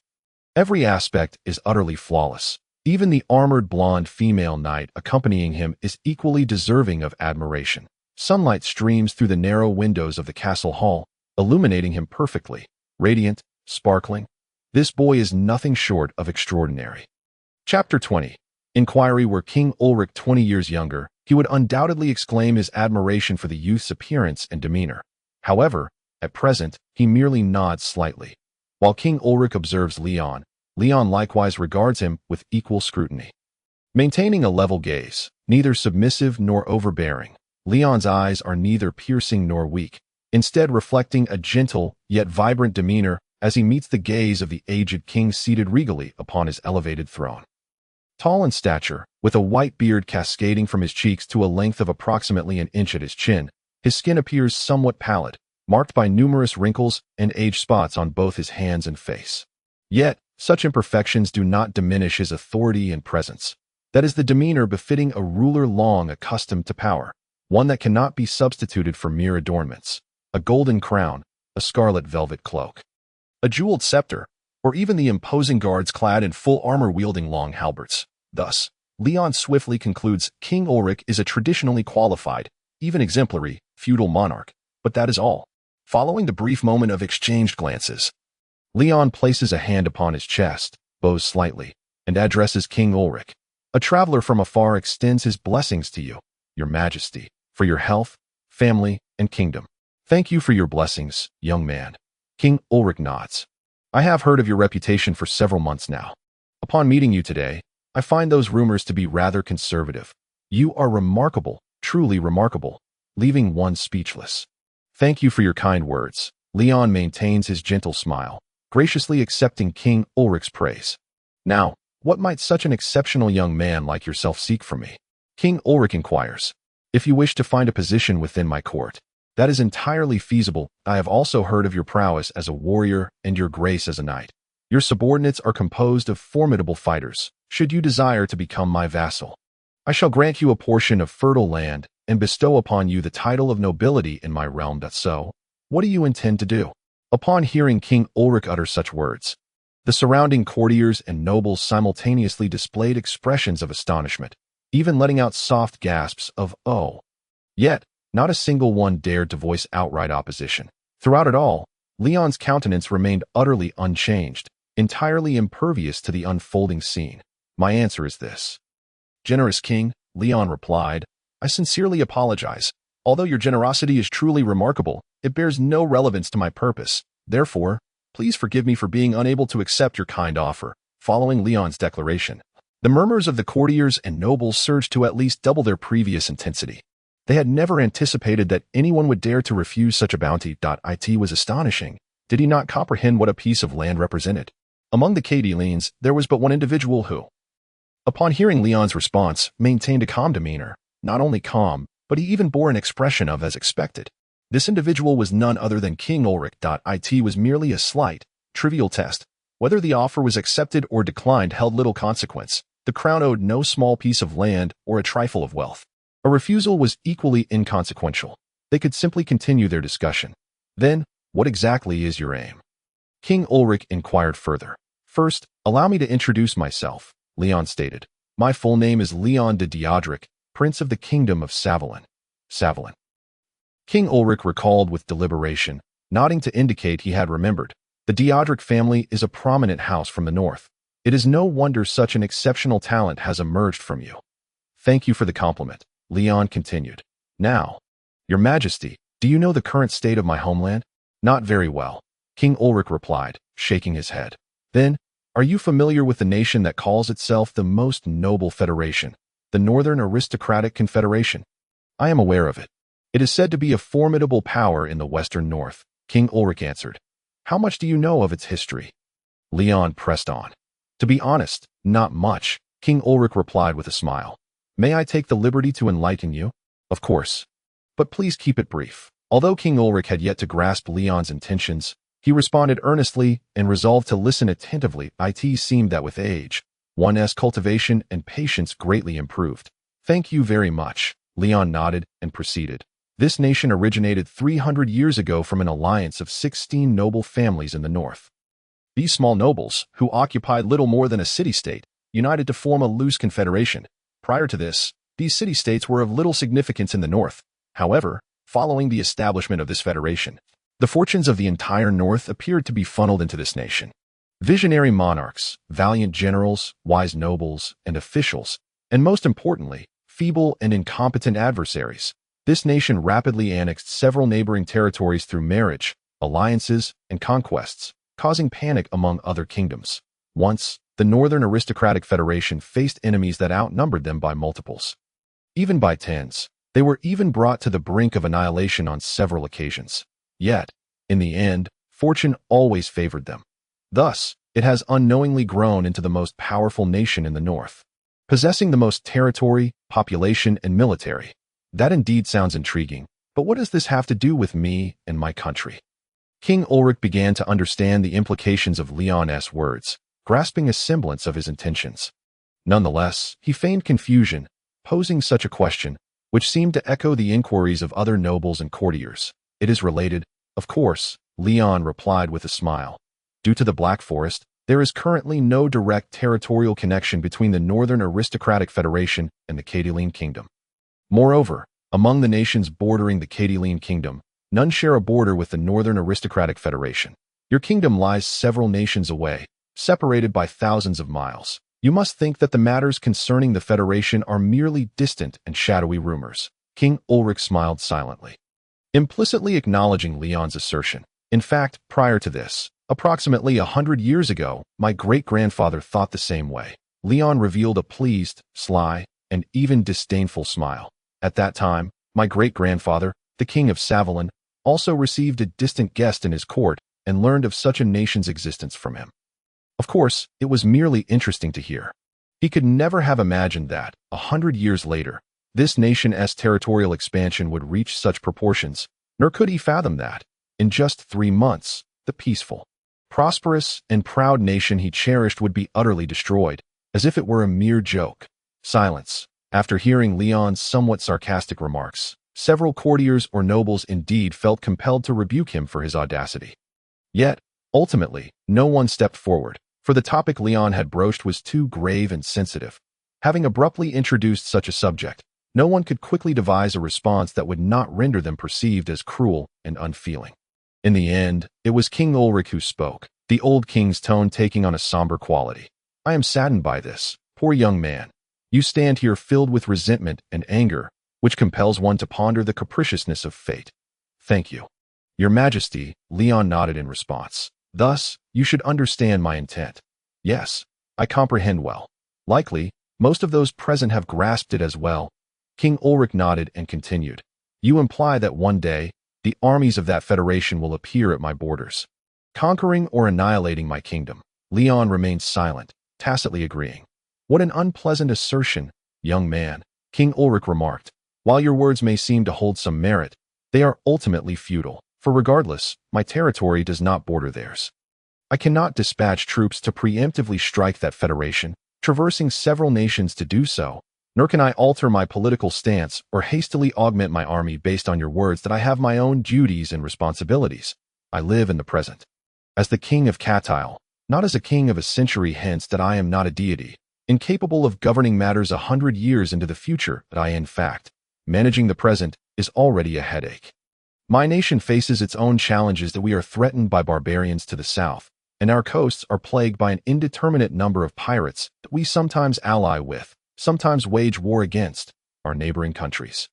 This is the nature of my kingdom. Do you understand my meaning, young man?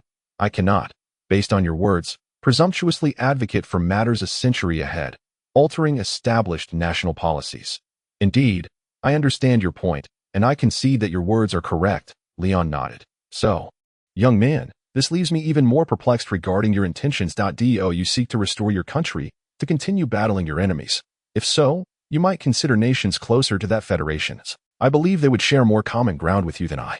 Nonetheless, since you have come here, I shall offer you some assistance, ensuring you do not leave empty-handed. No, your Majesty, you have overlooked something here. Leon did not feel disheartened by King Ulrich's words. Instead, he flashed a renewed smile. Oh, is the matter not already clear?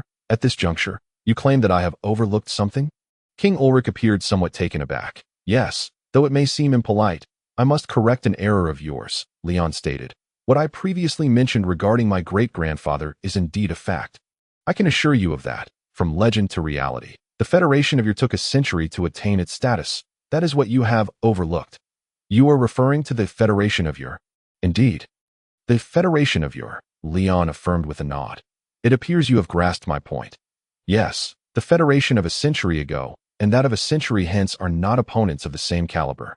The strengths and rates of expansion of the two are not comparable. My great-grandfather could afford to regard it as mere whispers from a distant land.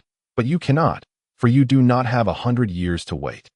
Perhaps 20 years, perhaps 10, or even 5 or less. That greedy nation, whose insatiable desire for expansion knows no bounds, will extend its armies to the point of bordering you. When that time comes, what will you do? This time, the silence stretched longer than before, and in the end, King Ulrich was unable to provide Leon with a suitable response. Thus, this meeting came to an abrupt halt. King Ulrich, appearing weary, addressed Leon, saying, I am quite fatigued. Young man, please allow me to rest for a while. Let us conclude this meeting for now. Furthermore, I would like you to stay in my court for the time being. I believe we need to engage in a thorough discussion regarding certain matters. Of course. It would be my honor, Leon replied with a smile, watching the old king, who seemed burdened with thoughts, depart. Soon after, courtiers and nobles began to whisper among themselves. Some attempted to approach Leon for conversation. Yet ultimately, they either halted in their tracks or were restrained by companions nearby. In the end, no one approached him, and not a single soul engaged him in dialogue. They left the court of King Ulrich. Their expressions a mixture of curiosity, anger, surprise, and deep contemplation. Thus, only Leon remained. Throughout this, Mel, who had maintained silence and refrained from speaking during the dialogue, appeared somewhat anxious. She softly called out, Your Highness, but realized that Leon had not shifted his attention. He seemed lost in thought. All in all, it could be deemed a good beginning, perhaps, Leon finally remarked. Chapter 21. Arabian Nights. Following this, Leon and Mel were guided by King Ulrich's attendants, the castle's senior steward, to a guest room on the 3rd floor of the castle. Subsequently, the knights and soldiers under his command also received invitations to reside within King Ulrich's castle.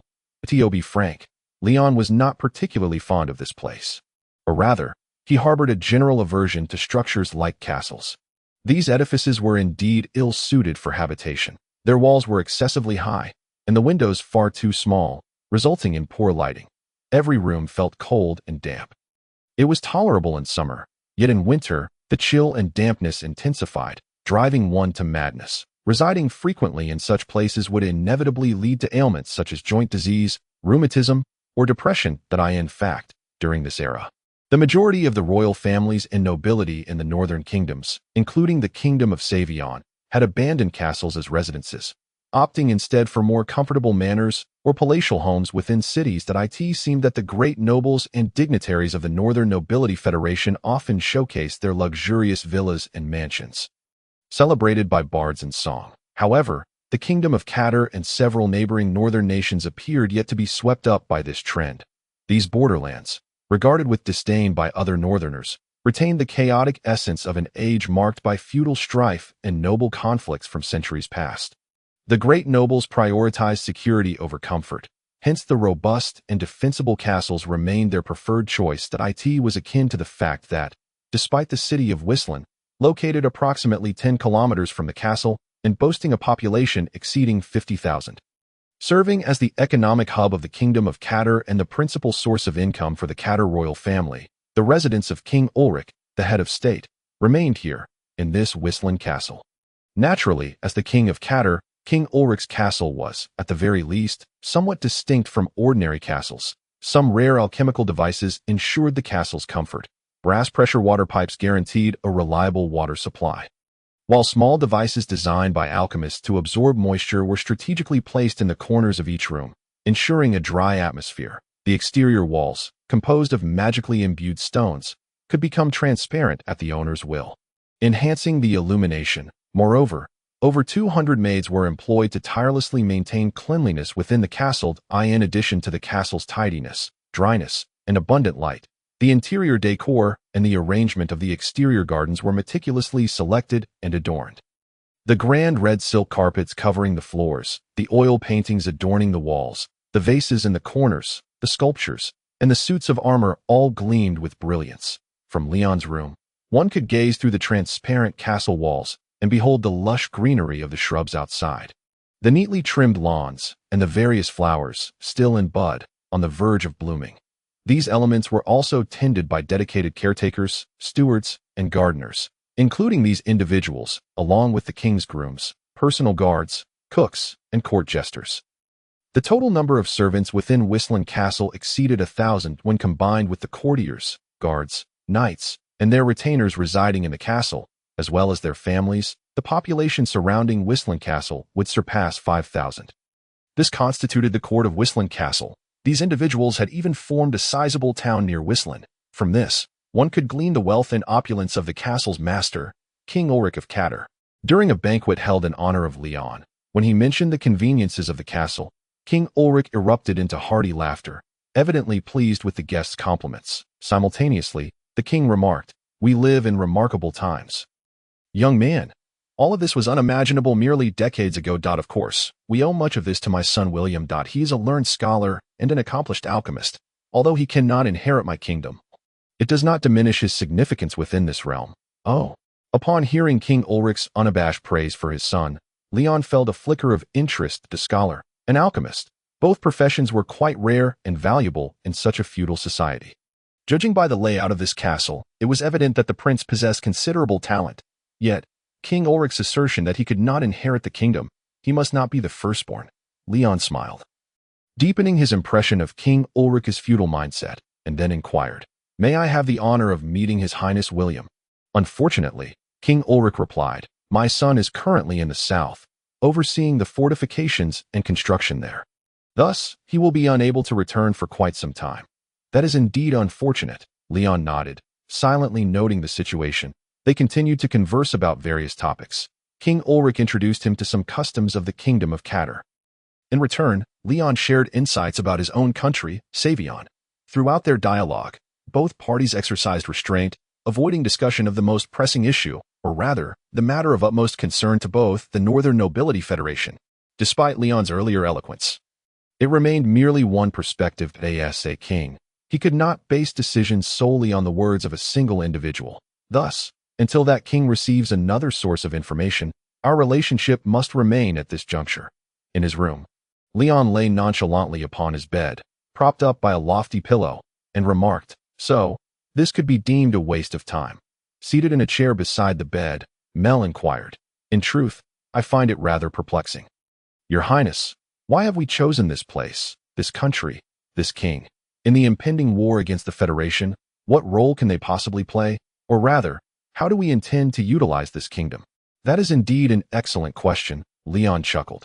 "It is inherently challenging for an outsider to make a mark within a rigidly hierarchical, feudal society, transforming this nation into a formidable war machine of one's own design, and commanding it to engage fiercely in the forthcoming conflict against the Northern Nobility Federation, achieving victory. That is an even greater challenge. Acquiring the reins of power, enacting reforms, establishing an army, expanding. Goodness, it is utterly." Here, Leon could not help but laugh. It is nothing short of a pipe dream. Hearing Leon's words, Mel dared not pursue the topic further. Yet, she discerned no hint of discouragement in his tone. Quite the opposite, Leon's words were laced with confidence and determination. Mel was confident that he did not need to feign bravado in her presence, implying that he genuinely believed in the feasibility of this seemingly fantastical endeavor. The question remained, how should they proceed? Rely on this seemingly astute king? That seemed rather unreliable. Or perhaps, Mel suddenly recalled the girl who had stared intently at Leon from across the long table during the previous banquet. The girl with the same black hair and amber eyes as Leon. A child 10 years his junior. If a marriage alliance could be forged with the royal family of Cartier, then as the third in line to the throne, it would indeed be quite plausible. Upon this thought, Mel felt a tightness in her chest. She opened her mouth, intending to seek clarification from Leon, yet swiftly suppressed the notion, for she lacked the standing. Yes, the standing. She was not anything to Leon, despite their shared tribulations. Despite the countless times he had slumbered upon her thigh, despite their mutual exchanges of lives. Ultimately, she was merely a knight protector. This identity could not possibly compare to that of a prince or king, though this is not to say that a knight protector could not fall in love with their charge. In fact, the annals of history are replete with accounts of devoted knights and their charges entwined in romance. Some of these tales are even celebrated as tragic epics of love. Yet, regardless of the fervor with which they professed their undying devotion or the grand gestures they undertook, the outcomes were almost invariably the same. Either they ended without incident or concluded in tragedy. Indeed, when compared to the notion of knight protector, it seems Princess and Prince are far more fitting. With this reflection, Mel's countenance grew even more somber. "What is it? Are you weary?" Leon, ever observant, inquired. "Ah, no, it's nothing." Mel hastily shook her head in denial. "If you are tired, then do rest. I too shall be retiring soon." Leon continued. After nodding in agreement, Mel turned to depart. The guest chamber prepared for her was conveniently situated directly opposite Leon's. Prior to her exit, she naturally stated, "If anything arises, just call for me, and I shall come." However, Leon found this rather peculiar, as it seemed entirely unnecessary. "No need for that. You may sleep soundly. There is a maid specifically assigned next door. If you pull that cord, the bell will ring, and she will come." Upon hearing Leon's words, Mel felt a deeper sense of despondence. "Ah, I see," she replied, departing in a daze. Chapter 22. An encounter in the courtyard. Things had shifted. Mel could distinctly perceive this change. Due to the alteration in time and place, the distance between Leon and herself had likewise transformed. It felt as though they were back in the days when Savion was untouched by war. Though perhaps even less so. After all, in the days of Leon's youth, he bore no burdens of national grievances. As a prince of a traditional feudal kingdom, the expectations placed upon him were exceedingly high, mastering martial skills, learning military tactics. Even in moments of leisure, he was required to study statecraft, etiquette, literature, arts, music, and dance. One could say that Leon's childhood was extraordinarily busy, with scarcely any time for play. Nevertheless, as Leon's knight protector, Mel was compelled to remain by his side at all times. During the rare moments of leisure, when Leon wished to indulge in play, Mel was his sole companion. Their childhood and youth were filled with countless shared memories, making them nearly inseparable. Yet that dynamic was shattered with the arrival of the Northern Noble Federation's army. After all the noble generals of the realm either perished or surrendered, only Leon Decisive stood resolutely on the battlefield, leading his meager forces in a valiant struggle. Upon realizing this, the Savion people who chose to resist instinctively rallied to the prince's cause. In a brief span, Leon's army swelled to 30,000, a final bastion of resistance for Savion. As previously mentioned, this was a traditional, albeit outdated, feudal army, composed of a small cadre of feudal knights and their retainers, supported by mercenaries whose loyalties were questionable, along with a significant number of courageous yet woefully ineffective volunteers and even more conscripted peasant soldiers. The knights looked down upon the volunteers, who in turn felt slighted and shared their indignation. The peasant soldiers harbored a mindset of, "We'll flee once we reach the battlefield." Meanwhile, the mercenaries clamored daily for their due pay and provisions, all while conspiring to sell Leon to the Federation at the opportune moment.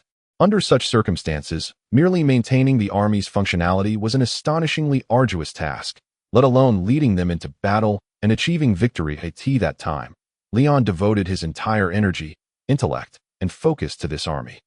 During that period, there was scarcely, if at all, a place for Mel in his life. "It feels just like then," Mel mused as she lay in bed, clutching her pillow, unable to sleep. She turned over, her thoughts shifting from her own distance from Leon to concern for the success of his forthcoming plans in the kingdom of Cartier. Indeed, for a knight protector, one could never truly compare to their charge. A knight of merit ought to possess no concept of self, with all matters revolving entirely around their lord. "Surely, nothing will go awry." "Your Highness," with apprehension for Leon weighing on her mind, Mel drifted into a restless slumber. If only she could dream of the days when she and the prince would sneak apples together. How delightful that would be. This was the last thought that crossed Mel's mind before sleep overtook her. However, unbeknownst to her, the outcome of the impending events had long been foreseen by Leon, without any uncertainty or divergence.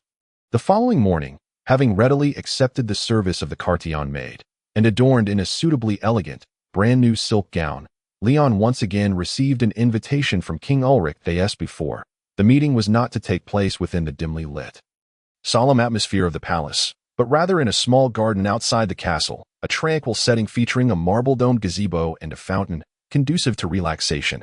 Such informal gatherings indeed fostered a closer rapport, creating a pleasant and soothing ambience. Yet, there was a crucial caveat to note. This meeting was not formal. It was not the king receiving a foreign prince. Rather, it was a private gathering between two friends of disparate ages.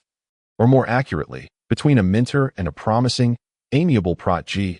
Such an audience was inevitably devoid of any capacity for significant decisions. In other words, all matters still held the potential for reversal, even if one were to change their mind. It would not be impossible. Leon understood this implicitly. Though merely excellent, he has been a king for quite some time. He can certainly discern such matters. After all, the Federation remains but a shadow, Leon mused, adjusting his facial expression, banishing all thoughts unworthy of the sunlight, and returning to his inner calm. However, given how much time has elapsed, there ought to be some development. The so-called other channels should have revealed to him what he wishes to know. Therefore, this meeting should entail some substantive discussions. With this mindset, Leon arrived at his destination. The spring sun shone brightly, the sound of water trickled melodiously, and the nightingales and canaries chirped sweetly in the courtyard. In this atmosphere, Leon met her once more, from last autumn to this early spring. Lady Liana of the Jonial family, also known as King Ulrich's other channel, set her eyes upon the boy who had occupied her thoughts. Stirring her emotions, she rose abruptly, her eyes wide with surprise and excitement, unable to contain herself, and exclaimed, "It is," only to falter, for until now, she had yet to learn Leon's name. "This is Lady Liana, Leon that I had intended to introduce you. However, it seems you are already acquainted," King Ulrich remarked, seemingly pleased, while inwardly reflecting. It appears that even if this young man is not the Prince of Savion, he must be of some significance. Traditionally, the best channel for kings to learn of events afar is through merchants. Arranging this meeting with her was to verify the veracity of my claims. Perhaps not entirely. Without my identity, then. It seems from the very beginning, His Majesty the King has held not a shred of belief in me. With this thought, Leon's smile grew even brighter, as if he were eager to engage with this noble lady. Or perhaps, young matron, it has been quite a while since that autumn day. Lady Leonid, I am relieved to see you looking so healthy and beautiful. I am grateful for your kind words. Opposite Leon, The Countess of the Jonial family returned his salute with a grace and poise that was undeniably comparable to his own. In truth, ever since that day of our parting, I have been deeply concerned for your health.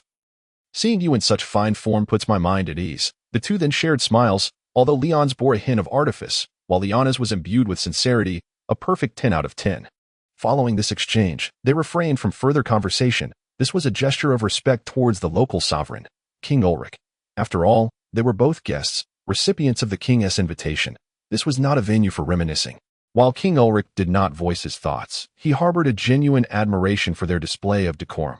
Those who understood the nuances of politeness were welcomed wherever they went, while those who did not were met with the opposite. As was evident now, after Leon took his seat, a middle-aged man, resembling the king in both appearance and stature, approached Leon before the king could speak and greeted him directly. "Are you His Highness Leon? My name is David Lario, the firstborn of my father. I have just returned from the southern front for a respite.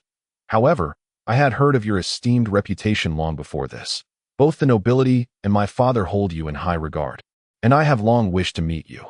This man, likely in his 40s, eagerly introduced himself, revealing his identity before his father could interject, and unreservedly expressed his fondness for Leon, to the point of being overly enthusiastic. This made all present feel discomfort and awkwardness, particularly King Ulrich. "David, sit down."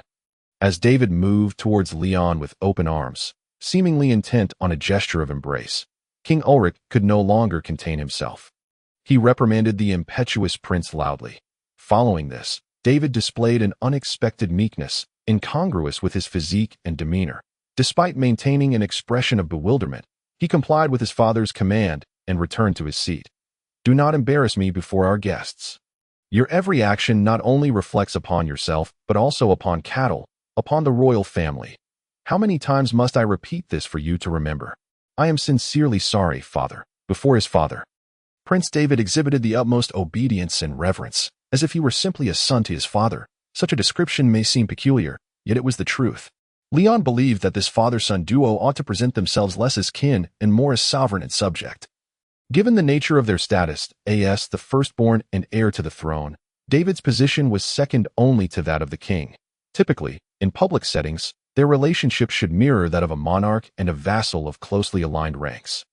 After all, this was a traditional feudal state where the class of king and prince was but a half-tier apart. Such a harsh reprimand. Does he not fear his son might harbor resentment? After all, this man appears to be over 40. At this age, to be chastised publicly by one's father. Such occurrences are rare, even in ordinary families. Leon observed this unusual spectacle with intrigue, making a concerted effort to mask his curiosity, until King Ulrich concluded his admonishment of his son. Leon silently mused. What a strange father-son relationship. Observing the seemingly untroubled King Ulrich and Prince David, Leon couldn't help but think this. The recently chastised Prince David displayed no signs of discomfort. He continued to regard Lady Liana with curiosity and excitement, as though the previous scolding had been directed at someone else entirely. This fellow is either a fool, or there is a flaw in his character. Or perhaps his affection for his father is boundless, or he is exceptionally skilled at masking and disguising his true feelings. Regardless of the outcome, it benefits me. Leon contemplated. He then offered a smile and a nod to Prince David in acknowledgement. Subsequently, he shifted his focus from him to King Ulrich and Lady Liana. This shift, however, proved ill-timed as Leon turned to her. Lady Liana was also gazing his way. Their eyes met. Ultimately, it was the Countess who, feeling somewhat bashful, averted her gaze first.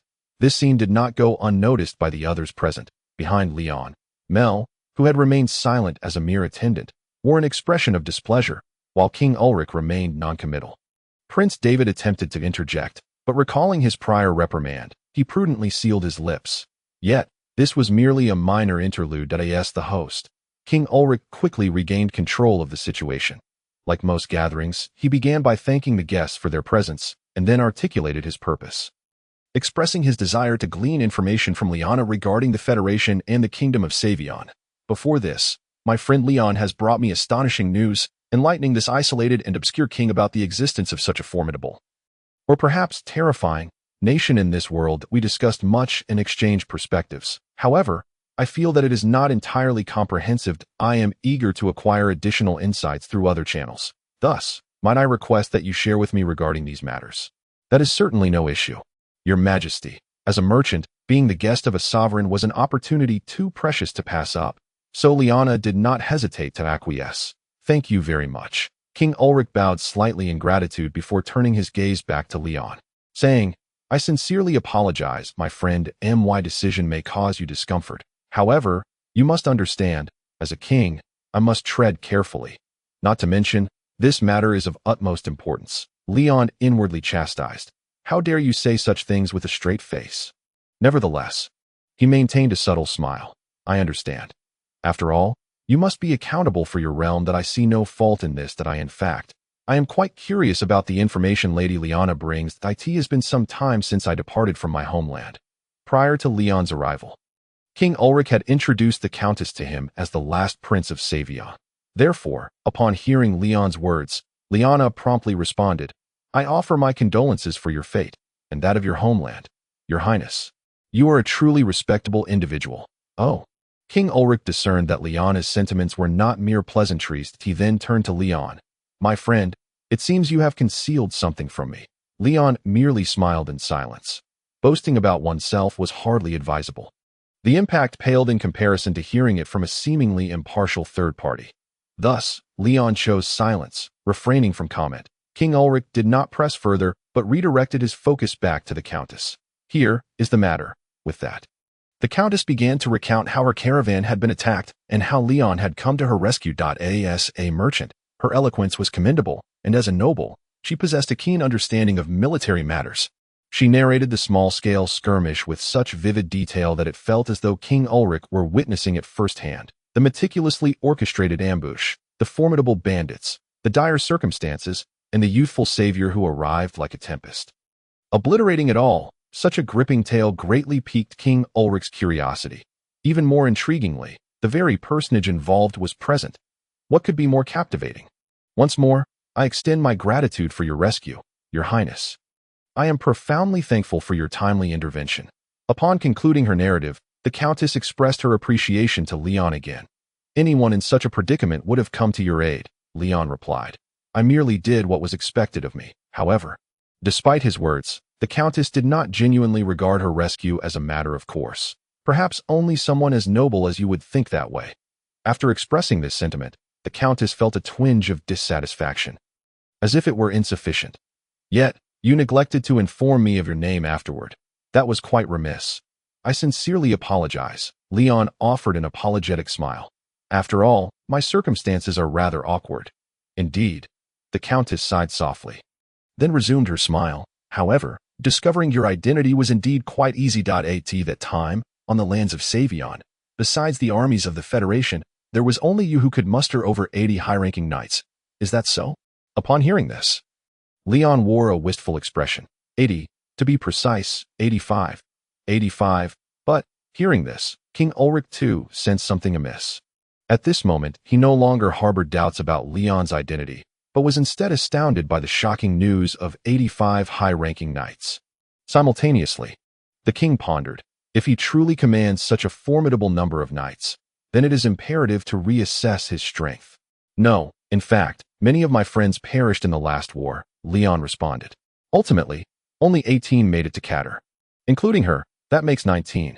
As he spoke, he gestured towards Mel. Mel promptly nodded slightly to those present, remaining silent. A female knight, Prince David, standing beside King Ulrich, cast a curious glance. I never imagined that women could also become knights.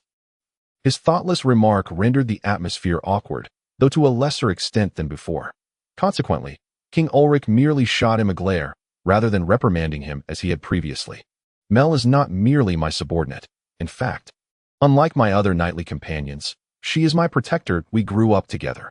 Now that my father and mother have passed, she is my only family and the person I trust the most, Leon stated, grasping Mel's slightly cold hands. I see that I sincerely apologize. I misspoke. Upon hearing Leon's words, Prince David immediately rose and bowed to Leon and Mel, exclaiming loudly. Flustered, Mel quickly returned the gesture, and Leon, feeling it inappropriate to remain seated, stood as well and offered a bow, assuring them he did not mind. Internally, however, he mused. This fellow, though somewhat simple-minded and brash, is quite likable. With such a disposition, winning the loyalty of the troops should be easy. Thus, this character trait is not without its advantages. Observing this exchange, King Ulrich nodded slightly, presumably pleased with his son's conduct. However, Countess Liana's thoughts were another matter entirely. Watching Leon hold Mel's hand, the Countess furrowed her brow momentarily before smiling and addressing Leon. "Your Highness, I did not realize you possessed such an outstanding and loyal subordinate. How enviable." Unintentionally, the Countess seemed to place emphasis on the words loyal and subordinate, imparting an undercurrent to what should have been a compliment. Although Mel was not particularly astute, her feminine sensitivity allowed her to perceive that the Countess's words carried a veiled meaning, one decidedly negative. Nonetheless, due to her station, she felt compelled to acknowledge, "Thank you very much for your kind words. To me, loyalty is indeed the highest form of praise." Leon, possessing sufficient wisdom, discerned the implications behind the Countess's remarks and sensed the bittersweet longing in Mel's response. Thus, he replied, "Surely, the Jonial family boasts more loyal individuals. Why should one envy me?" Leon smiled as he spoke. "As for Mel, she is not merely my subordinate. She is also my family." Upon hearing this, Mel's expression brightened once more. The Countess, wishing to continue the conversation, reconsidered and recognized the futility of her efforts. Regardless of her intentions, the bond between the youthful pair was undeniably more profound than her OW, and to persist would only engender distaste at AS for the female knight. Liana was indifferent, but Leon was a different story. The Countess vividly recalled how Leon had saved her life. However, for King Ulrich, this merely served as circumstantial evidence.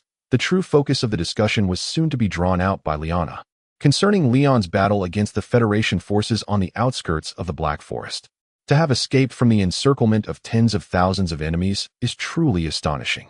Upon hearing Countess Liana's statement, King Ulrich expressed a mix of astonishment and skepticism. After confirming Leon's identity, he had already come to believe a portion of what Leon claimed regarding the Federation's strength. Yet, such seemingly exaggerated tales still left him unconvinced. Leon readily recognized the doubt in the king's words and shook his head with a wry smile, stating, "Your Majesty, for you, this may simply be an unexpected tale. However, for me, it is an indelible memory of terror. My friends and I unexpectedly encountered an ambush by foes numbering over 100 times our OWN.I. In such circumstances, even the concept of life was forgotten." "I apologize, my friend," King Ulrich replied upon hearing Leon's account, "but I still wish to request that you recount that incident. This is not solely to satiate my curiosity. It is also to provide me with a clearer understanding of the military might of the Northern Nobility Federation." "Yes, I can fulfill that request," Leon nodded, pausing briefly to gather his thoughts before continuing in a subdued tone. The context was as follows. I was being hunted across the entirety of Savian. The irony of a prince being pursued on his own land is undeniable, but in truth, I felt little fear. Under my leadership, my friends and I easily evaded every enemy patrol. This lightened my spirits considerably, and upon further reflection, I noted that the enemy typically patrolled in units of a platoon or a company. A Federation cavalry platoon consists of 80 to 100 men, while a company comprises 240 to 300. Even in a direct confrontation, my knights could easily overpower them. We rode double mounts, were familiar with the terrain, and were accustomed to hardship. After executing an attack, we could depart at the swiftest pace. They were unable to pursue us. With this mindset, we arrived effortlessly at the periphery of the Black Forest.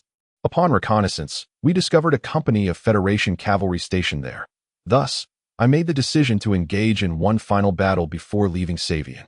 Not wishing to leave in disgrace, but rather to declare my actions through a spirited clash. Your Highness's intentions are commendable," Prince David interjected, visibly excited and filled with admiration. Initially, I shared that sentiment. Leon shook his head, but the ultimate outcome was surprising. The cavalry company was merely a decoy. In truth, had the enemy launched their attack a mere quarter of an hour later. Once we had breached the cavalry camp, we might well have found ourselves ensnared. Leon continued. It was astonishing, even somewhat surreal. An enemy army appeared here, predominantly infantry. This indicated that the opposing commander, that woman, Rebillia, understood my intentions from the outset. She led her troops without pause towards that route, enabling her to set the perfect ambush for my forces. You assert that she comprehended your intentions from the very beginning. That seems improbable. Could it not simply be a matter of luck, a fortunate guess? Prince David questioned, somewhat unconvinced. No, that is implausible, Your Highness, Leon replied, shaking his head. As much as I dislike admitting it, that woman is indeed one of the most strategically adept generals I have encountered. She never relies on luck or intuition in battle. Rather, she rigorously analyzes intelligence, scrutinizes maps, and assesses her adversaries, specifically my character and strategic mindset, ultimately arriving at the most accurate conclusion. She is that kind of person. Her mind is tailored for warfare. It is evident that you hold her in high regard, King Ulrich remarked. So, is she the strongest general of the Northern Nobility Federation? A woman. One could only say she is among the strongest generals, Leon responded. One of the most exceptional commanders of the Federation. That is indeed the case. At Leon's side, Liana seized the opportunity to elaborate, validating Leon's assertion.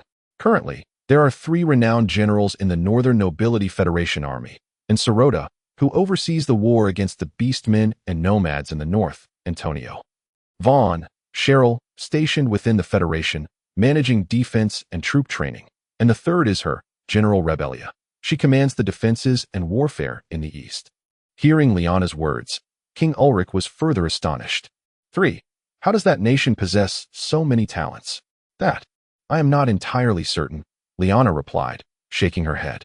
It is due to their system, Leon interjected. Although they are enemies, there is much to learn from them. Their talent selection system is exceptional.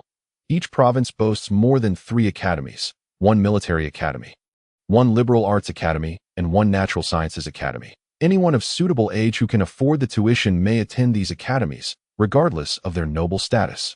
Both King Ulrich and Prince David were taken aback by such matters. As traditional feudal lords, the words spoken by Leon were beyond their imagination. Regardless of one's noble status, education is accessible to all. Everyone can be literate. Indeed, that is the case, Liana nodded, then somewhat begrudgingly added. In fact, in the south, the Noah Empire implements similar policies. Many of the systems within the Northern Nobility Federation have been directly borrowed from the empire. However, to my knowledge, the academic system in the Noah Empire has become utterly unmanageable.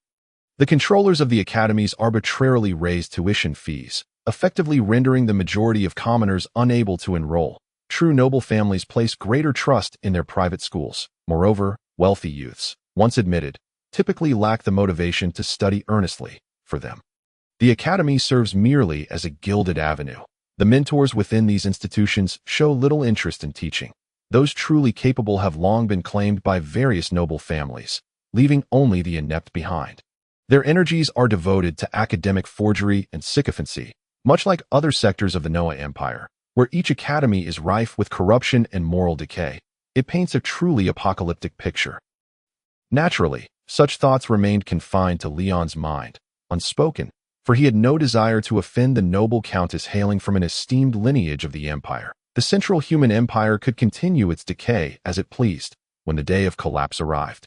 Leon would surely find himself swallowing a piece of the aftermath. Oh, King Ulrich nodded, after which he ceased to pursue the topic of the Noah Empire. To him, that distant nation was far removed. More so than the Federation, a true legend to be disregarded. Subsequently, Leon shared insights regarding other aspects of the Northern Nobility Federation, political, military, legal, and economic matters, all briefly touched upon. His words flowed with both clarity and precision, devoid of exaggeration. Even Prince David, whose intellect was not particularly sharp, grasped the information with ease. King Ulrich, for his part, nodded continuously, listening intently to this point. He had come to believe most of what Leon had conveyed. Indeed, if such a grand and prosperous nation, with a robust system and formidable military, had an inclination towards annexation and conquest, then surely, even the remote kingdom of Catter in the far north could not hope to remain unscathed. As Leon had articulated, a giant would not be deterred by mere geographical obstacles. It possessed the capacity to reach any destination it desired. What a dreadful calamity. Those federals, King Ulrich lamented after hearing this segment. The day was waning. Although refreshments, fruits, and beverages had been presented by servants, these could hardly substitute for a proper meal. Thus, it was time for the king, as the host, to extend his generosity. Consequently, the weighty burdens brought by the Northern Nobility Federation were temporarily set aside.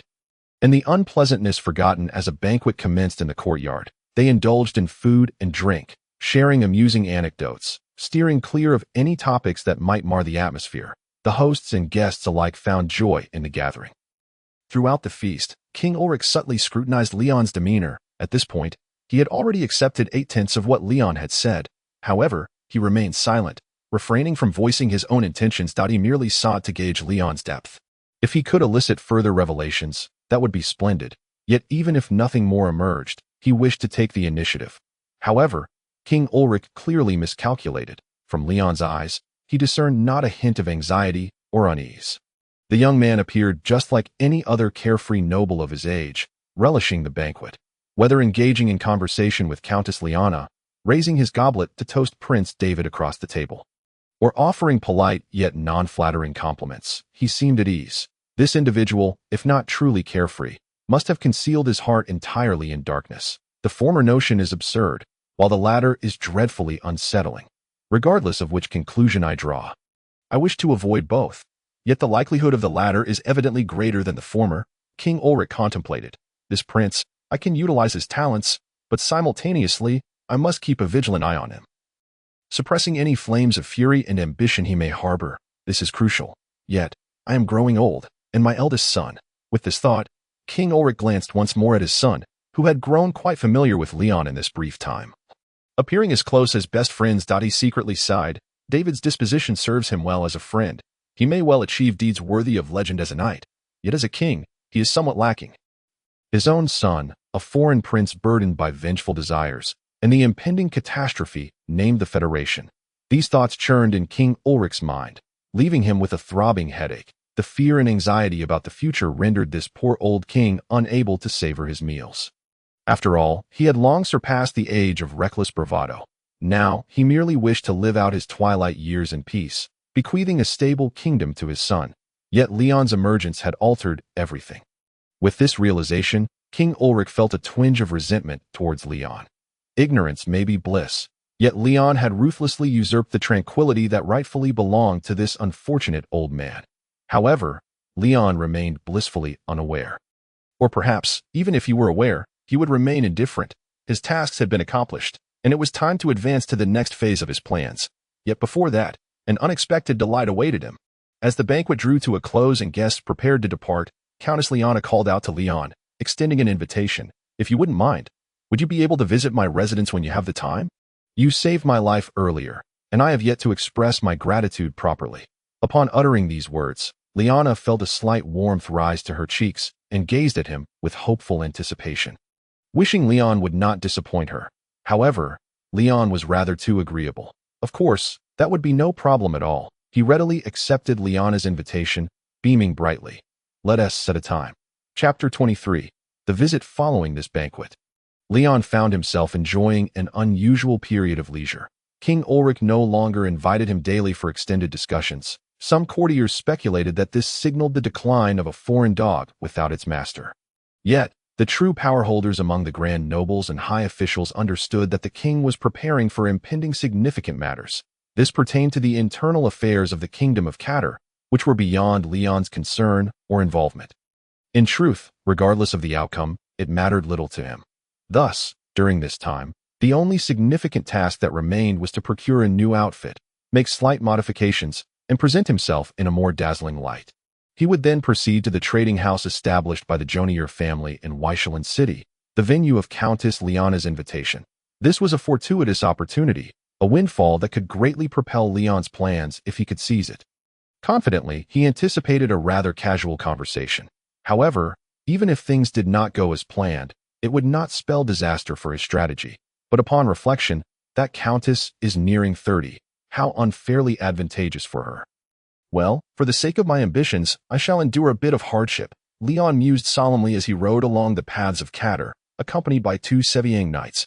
Recently, Mel, who had been his constant shadow, was dismissed. You've been running alongside me lately. It must be exhausting. Take a break and do as you please for a while, he had said, crafting a plausible excuse. Although Mel was reluctant, she could not conjure a compelling rebuttal. To assert that only she could protect him would seem disrespectful to her peers, while claiming not to need rest would be too disingenuous. Ultimately, She had no choice but to accept Leon's kindness. If I were to summon Mel back immediately after today's meeting, it would be too conspicuous. Better to grant her 3 days off instead. With this thought in mind, Leon entered Weishalan City, following the address to a secluded corner. There, he discovered a quaint, elegant courtyard building.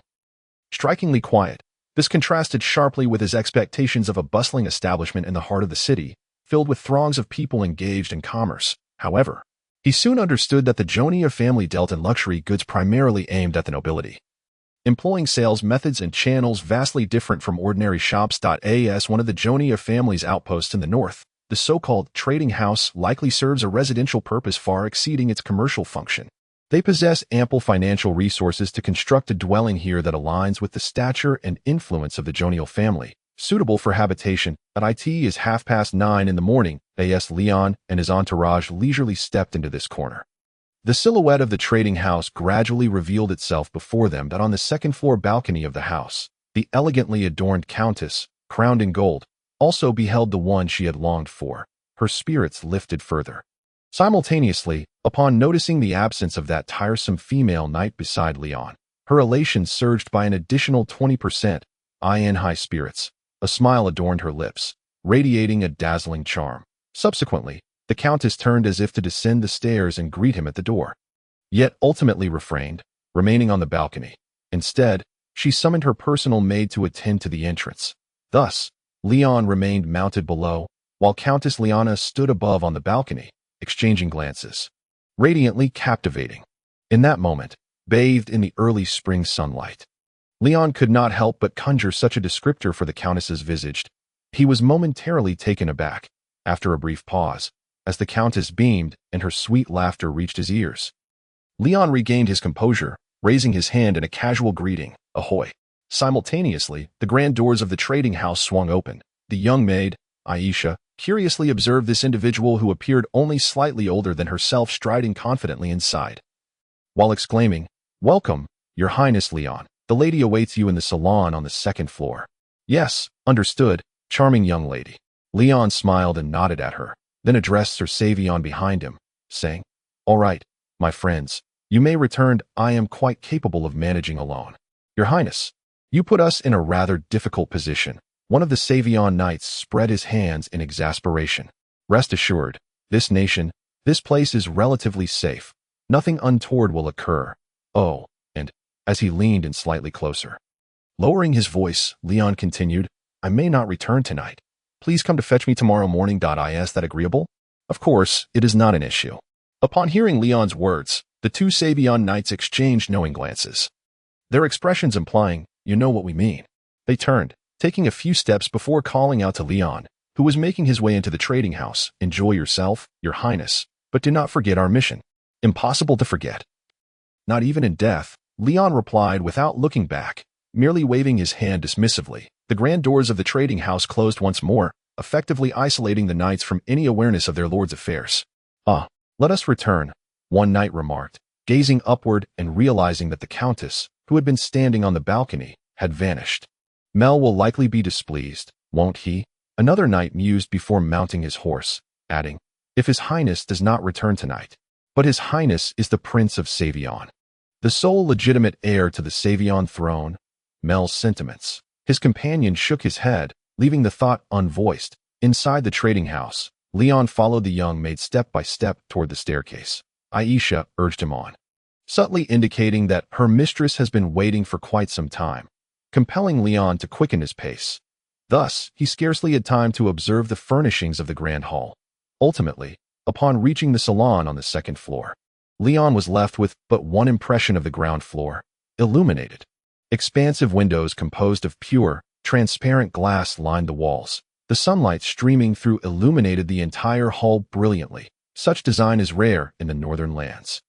Ultimately, it is a matter of perspective. The feudal lords of the north prioritize defensive capabilities in their choice of residence, while southern aristocrats, like Countess Liana, place greater emphasis on comfort. Leon.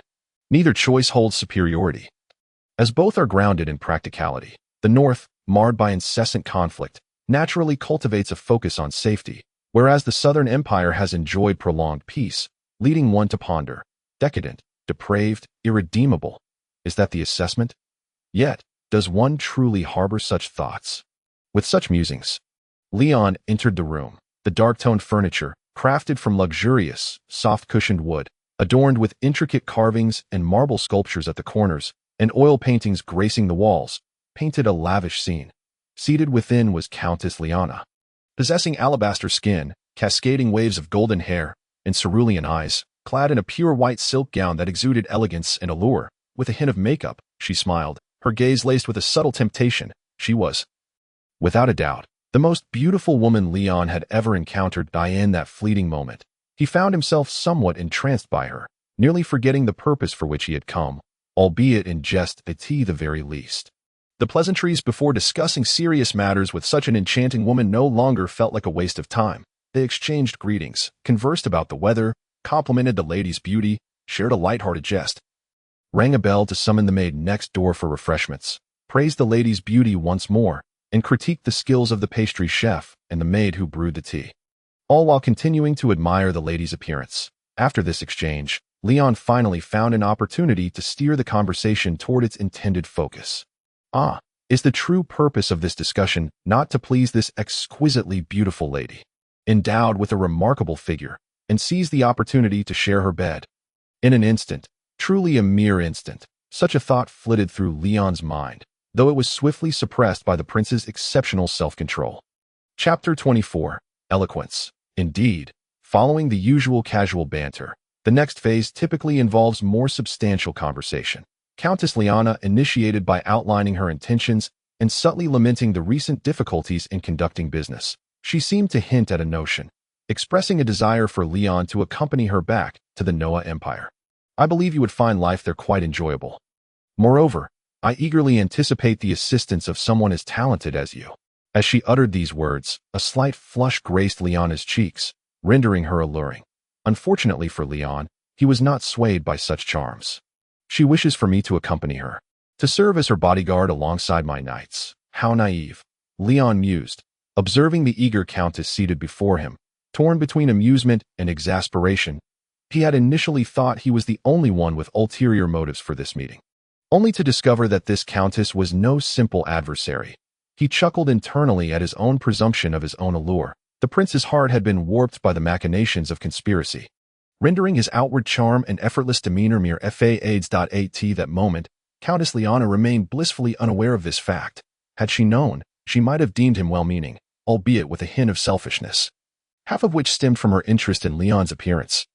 Yet the prince's distorted perception could have brought her to tears. Thus, Leon masterfully deflected the topic. Upon realizing that the young prince had evaded her proposition, Countess Liana sighed inwardly, lamenting the missed opportunity with this fine gentleman. I know you are proud, but I never imagined you would not even entertain the thought of me. With this realization, an air of melancholy settled over her heart. On one side, a malicious conspiracy brewed, while on the other, a youthful yearning blossomed. Mismatched intentions, yet neither perceived the disconnect. This divergence highlighted the generational gap between Leon and Liana. After brushing aside this matter, Countess Liana resumed the conversation, introducing other topics, discussing the latest trends in the southern Noah Empire, the fashionable garments and jewels of noble maidens, balls, soirees, operas, artworks, and the like, ad infinitum. Yet, she found Leon merely smiling, silent, occasionally responding with non-committal affirmations such as, "Oh, is that so? How fascinating," and "hee," devoid of substance. If this continues, the conversation will stall. Moreover, he was quite loquacious at the banquet a few days ago, a stark contrast to now. With this thought, Countess Liana paused, tentatively inquiring, "Your Highness, it seems you are not particularly interested in the current trends of Southern painting?" The phrase "current trends of Southern painting" could have easily been substituted with previously mentioned topics. Yet at this moment, they were engaged in this particular discussion. Upon hearing her, Leon momentarily hesitated, then donned a fade of feigned embarrassment, his expression hinting at a semblance of guilt. An act. Afterward, he nodded and said, "Indeed." "How very candid." The Countess expressed mild surprise. Then, Leon continued, "My childhood was spent amidst weapons and war horses. My mother passed away before I could comprehend the world. My father had only one son, and though he cherished me deeply, he held me to rigorous standards. From the moment I began to understand, I lived like any knight's son, honing my martial skills day and night. At dusk and during the night, I would study military tactics and politics under the tutelage of my father's appointed instructors. There was scarcely any time for rest. Despite being of royal blood, my father's advocacy for frugality meant my meals were merely sufficient to satiate hunger, consisting of common flour, inexpensive vegetables, and coarse salt. While meat had to be hunted from the forests, none of the nobles within the kingdom dared defy his will, nor did they indulge in any luxurious behavior. We had no feasts or balls. Our focus was solely on maintaining the army, cultivating land, and attracting refugees, craftsmen, and merchants. I began engaging in state affairs at the age of 12, and at 13, I enlisted in the military. Thus, the days passed. When the Federals began their assault, I was thrust into war, with scarcely any time left for eating or sleeping, let alone for leisure. So, there was not a moment of respite. After all, that was your childhood. The Countess felt a pang of sorrow as she spoke. Upon hearing this, Leon involuntarily recalled a fragment of his youth, memories of picking apples with Mel at a farm. At that time, both Mel and I were not tall enough to reach the apples in the trees. We planned to form a human ladder, and I crouched down, inviting Mel to climb up. However, Mel shook her head, insisting that I should be the one on top. I found it perplexing. After all, I was a boy, and she was a girl. How could it be the other way around? Yet, Mel retorted that I was a prince, and she was my guardian knight. Ultimately, our loud debate attracted the attention of the orchard's owner. Haha, thinking back on it now, it was rather amusing. In an instant, as he reminisced about this incident, Leon shook his head and replied, "No, in my recollection, my childhood was indeed spent in such a manner. How pitiable." "Ah, I apologize. That is not what I meant. I was trying to say, it is nothing. It was my indiscretion," Leon replied with a smile. "In any case, if you wish to discuss those gentle, soft, delicate topics, I fear I am at a loss. Perhaps we should change the subject." "What kind of topic?" Although she felt a twinge of dissatisfaction at Leon deeming her discourse as delicate, this discontent was far outweighed by the allure of continuing the conversation with Leon. Thus, she followed his lead. "For instance, this world, this world, this world." "Ah, very well." The Countess nodded, her curiosity piqued. What insights could a boy like Leon possibly offer on such a grand topic as the world? Perhaps an ordinary noblewoman or young lady would not be interested. But Liana was different. Having ventured out into the world at an early age, she possessed a heart that relished the pleasures and luxuries of southern nobility, yet she also bore a rare quality among the nobles of Noah, a keen interest in politics, military affairs, and technology, coupled with above-average talent. Then, Leon nodded and began, his first words catching Liana by surprise. "Lady Liana, are you not aware? Your homeland, Noah, now stands on the precipice of turmoil, teetering on the brink of collapse." Liana, momentarily taken aback, soon broke into laughter, not feeling terror or anger, but rather amusement. "I must say, Prince Leon, do not emulate those unscrupulous orators who seek only fame. Starting off with proclamations of doom and disaster serves only to frighten others and cloud their judgment. Such tactics are no longer in vogue. Do you believe I am merely engaging in alarmist rhetoric, Countess? Is it not so?" Following this, Liana and Leon maintained a gaze that lingered for over a minute, until the Countess, feeling a hint of unease, finally averted her eyes. Observing Liana's slightly dejected expression, Leon's smile flickered momentarily before he spoke. "Countess, I must concede that the Noah Empire is a marvel, a preeminent entity born from the chaos of this world. It is the grandest of all greats, a central empire that once united all humankind under its banner, leading humanity to vanquish elves, dwarves, beastmen, demons, and countless other adversaries, thereby securing its position as the rightful ruler of this world. I hold it in the highest esteem." Upon hearing this, the Countess's demeanor softened somewhat. "However, this does not imply that I will distort my own perspective out of obligation." Leon continued, "In truth, I find it exceedingly difficult to reconcile the current state of this decaying, corrupt, and chaotic nation with that of the former Central Empire. Do you comprehend my meaning? To me, they seem like two entirely different entities. Our royal family, our nobility, our traditions, our territories, our culture, if you wish to elaborate. I could provide even more examples. Undoubtedly, the current empire is the same as the original. We are the chosen inheritors of the ancient Noah Empire, the ancient Noah civilization and its mission, standing above all nations as the Central Empire. This is indisputable." Upon hearing the Countess's words, Leon could not suppress a hearty laugh, one so joyful that it rendered Liana's expression even more dismal. "Your Highness, do you not think that this is rather disrespectful?" Liana exclaimed, unable to contain herself. "I sincerely apologize," Leon replied with a chuckle. "However, Lady Liana, I must reiterate that I have previously stated my disinterest in matters of culture or the arts. When you speak of traditions, kinship, and culture, I must confess that I find such discussions devoid of significance." "Why devoid of significance?" "Because we are in an age of chaos," Leon stated matter-of-factly. "Have you not noticed? This world, to be precise, the continent we inhabit, is on the brink of a new storm. The Northern Noble Federation threatens not only the feeble northern kingdoms but also you, the esteemed lords of the Central Empire who pride yourselves on inheriting the ancient Noah civilization. This is utterly absurd. How many of today's imperial nobles maintain the martial spirit of the classical era? How many of the imperial legions are at full strength? How many soldiers are battle-ready? How many selected officers possess true talent? Among the officials of various provinces, how many have ascended through merit rather than bribery? And how many remain uncorrupted? How many rural households have not gone bankrupt? How many workshops remain unacquired by the nobility? And how many merchants are not subject to extortion? The military system has collapsed. The administrative system has crumbled, and the tax system has disintegrated. Under such circumstances, how many of the barbarous tribes bound to the empire remain fiercely loyal? How many powerful nobles harbor ulterior motives? How many commoners do not nurse grievances? Should foreign adversaries invade and the populace rise in rebellion, what will you use to resist? The present Noah Empire resembles a colossal ship on a frigid night, heading straight for an iceberg. The people aboard remain blissfully unaware of the impending danger, lost in the last revelries before the end, indulging in madness, resentment, and the blood of the populace as their feast. To claim that the Noah Empire is in dire straits is, in fact, overly optimistic. Chapter 25. Cooperation. Despite the numerous exclamations in Leon's previous statements, his words conveyed an overall sense of calm, even bordering on indifference, as though he were speaking of matters unrelated to himself. Realizing this, Countess Liana suddenly came to a revelation. Indeed, it was a matter that did not concern him. The northern prince before her had no direct connection to the Noah Empire. Thus, Countess Liana closed her eyes and took a deep breath.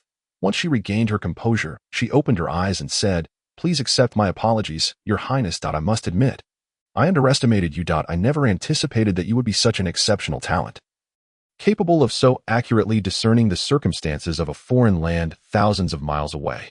Though the Countess made a concerted effort to control her tone, a hint of sarcasm still slipped through. To this, Leon appeared blissfully unaware. "My status dictates my responsibilities, and those responsibilities determine the knowledge I must acquire. Your compliments I do not deserve." His demeanor, suggesting that he merely knew what he ought to know and that this was basic common sense, nearly compelled Countess Liana to douse him with the juice in her hand. However, since it was merely a close call, it implies that in the end, restraint was indeed exercised. Thus, despite the Countess's evident dissatisfaction with the pace of the conversation being led by this impudent boy, she found herself powerless to alter its course and could only follow Leon's lead, remaining quietly attentive. Nevertheless, her discontent swiftly dissipated. His confident smile and assertive declaration suggested that the entire world lay within his grasp, ready to be manipulated at will. Frankly speaking, the spirited demeanor of this young man did not evoke any feelings of aversion in the Countess. In other words, she found herself rather fond of him. This world stands on the brink of a monumental transformation. Absent external intervention, the Northern Territories will undoubtedly be unified and integrated by the Northern Nobility Federation with an iron fist in the shortest possible time. Subsequently, this militaristic nation, deeply entrenched in its own ideology, will not cease its advance. Its next target must inevitably be the prosperous Noah Empire to the south. As I have previously mentioned, the Noah Empire currently finds itself in an exceedingly precarious situation. This empire, reeking of decay, is highly likely to self-destruct in due course. However, the presence of the Northern Nobility Federation may lead to an even more tragic fate that it could very well be conquered by the very northern folk it once exiled, ridiculed, and scorned.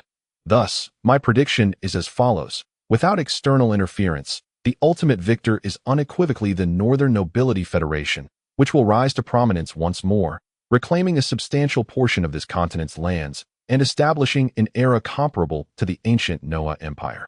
At this point, Leon revealed a fervent, self-assured, even narcissistic smile as he continued. Yet, this world is fraught with uncertainties. Indeed, uncertainties abound. Who could have anticipated that an apparently inconsequential individual would ultimately reverse this situation? He will unify the remaining kingdoms of the north, forming a political entity that rivals both the Northern Nobility Federation and the Noah Empire, ruling the vast expanse of land beneath our feet with formidable military force and violence. He will instigate reforms, expelling all feudal, archaic, and primitive elements from this land, establishing a new, efficient, and powerful administrative system, along with a military that is unparalleled in strength. After amassing sufficient power, he will seize another divine mandate, reclaiming the fruits belonging to the Northern Nobility Federation. The tide will be turned. This mandate is to conquer this world, control this era, and emerge as the strongest. For a brief moment, the Countess was indeed moved by Leon's impassioned rhetoric, though it lasted only an instant. The very next moment, her thoughts shifted. This was utterly foolish. How could this child possibly achieve such grand ambitions? Even the wittiest individuals would not jest so egregiously in front of their closest friends. The Countess then made a decision to refrain from laughter, though it was a strenuous endeavor. So, are you suggesting that the person you speak of is none other than yourself? Countess Leona attempted to temper her tone, striving to avoid sounding overly acerbic, yet her efforts fell short. However, Leon seemed unfazed, nodding affirmatively as he confidently declared, "Indeed, it is I." "Incredible," the Countess remarked, shaking her head. "I never imagined you to be such a madman and egotist." No, you are mistaken, Lady Leona," Leon countered, shaking his finger. "This is not madness. If it were madness, I would not present it before you. In truth, I am well aware that, as a rational noble, the so-called madness would not sway you. I am merely articulating my ideals and presenting the most favorable potentiality amid a sea of possibilities." "And what exactly is the probability of this potentiality?" The Countess's tone bore a hint of languor. "To be candid, I am not particularly fond of discussing matters with ambition-driven individuals. Each one of them is, indeed, the probability is not particularly high," Leon conceded in response to her initial inquiry. "At the very least, given some time, I can indeed unify the surviving northern kingdoms. This is beyond dispute. To be honest, even this at the very least goal does not inspire much confidence in me," the Countess replied. "Even if you manage to persuade King Ulrich to seize some power in this nation of cattle, it does not imply that you could leverage that power to annex the other northern kingdoms, much less lead this ragtag assembly in a confrontation against the Northern Nobility Federation. Integration does not solely rely on military force," Leon retorted. "External pressures will compel them to coalesce. My task is quite simple, to forge connections. Beyond that, I believe there are other resources I can utilize." As he spoke, he tapped his temple. "On that note, there remains a certain degree of feasibility." The Countess nodded. "But that is merely theoretical feasibility. How can one ascertain its viability without attempting it?" Leon maintained his confident smile. "Or rather, how could one be satisfied without trying?" Indeed, the Countess understood that if events were to unfold as Leon suggested, this chaotic era would undoubtedly give rise to numerous ambitious figures. No ambitious individual would forfeit such a golden opportunity if one does not try. How could one ever be content? Thus, a smile graced the Countess's lips, one that exuded confidence and an air of superiority, as if she had already seized control of the situation. That Leon's words gradually alleviated her anxieties and fears regarding the impending chaos. Some immature thoughts, advantageous to herself and the Jonier family, began to emerge in her mind. For instance, controlling one or several of these ambitious figures, warlords, or madmen, the potential rewards following a successful endeavor, or the benefits accrued in the process, were enticing baits. At this juncture, the Countess finally regarded Leon as a potential ally or a tool to be leveraged. "So, what is your purpose in sharing all this with me? In other words, what do you wish for me to do?" she inquired. "My purpose, naturally, is to secure the aid of the Jonier family, or rather, yourself," Leon responded. "Your family possesses a wealth of resources, commercial channels, a skilled workforce, and connections amassed through trade. These are the very assets I require. Then why not simply abandon this place and return to Noah with me?" Regarding this question, Leon smiled without answering. However, from his expression, The Countess gleaned the answer she sought in Leon's eyes. The kingdom of cattle held paramount importance, while she, or the Jonier family, was merely a supplementary asset. This attitude left the Countess feeling rather uncomfortable. Thus, she resolved to put Leon on the spot a little. During what should have been a discussion of cooperation, she chose not to follow Leon's lead any longer and posed a rather pointed question. Before we proceed, there is still a very important matter that needs addressing. What matter could be of such significance? Leon inquired, somewhat perplexed. Indeed, it is of utmost importance. Do you intend to gloss over this as well? The Countess's tone carried a hint of reproach. Oh, I see. Leon feigned contemplation for approximately 15 seconds before breaking into an understanding smile. Laughing, he stood and approached Leona's side. As he drew near, the Countess found herself at a loss as to his intentions, her wariness piquing. Is he perhaps attempting to threaten me with force? However, it was evident that the Countess had misjudged him. In stark contrast to his earlier exuberance, Leon suddenly adopted a pitiful demeanor, gazing at Leona with watery eyes as he pleaded, "Please, help me, dear sister Leona." Her heart raced. Seeing Leon in such a state made the Countess's heart pound uncontrollably. The flush of crimson spread rapidly from her ears, coloring her entire face. The words, "All right, I agree," nearly escaped her lips, yet she ultimately suppressed them.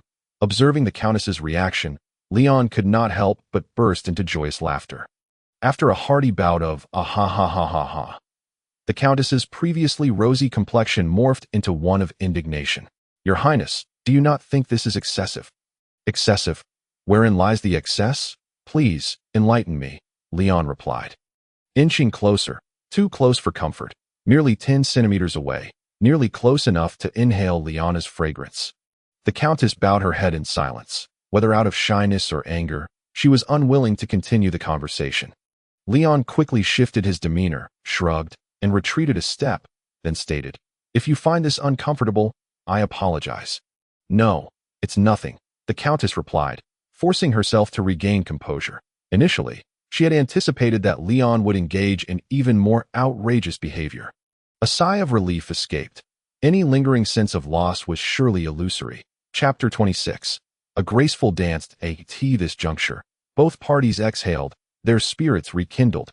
Observing Leon and Leona engaged in jovial conversation, one could hardly discern any change from before, except, of course, for the vastly different subject matter that had shifted from the gentle musings of poetry, painting, and art to the heart-pounding discussions of armaments, wealth, and means of slaughter.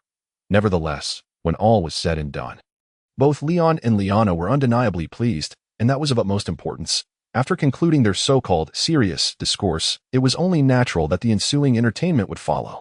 Whether it was to indulge their own desires or to fortify their burgeoning friendship and solidify this new alliance, the outcome remained the same. Thus, under Leona's tacit approval, and with Leon inwardly lamenting, "How unfortunate for me to have my first encounter with a woman so much older," they found themselves gravitating closer and closer together. Eventually, they embraced. Leon, taking the initiative, had Leona seated in her chair, thus compensating for his slight deficiency in height. Splendid, indeed. The low-cut gown she wore could easily be adjusted to reveal the soft, plump curves beneath, inviting a delightful sensation. Ah, that won't do.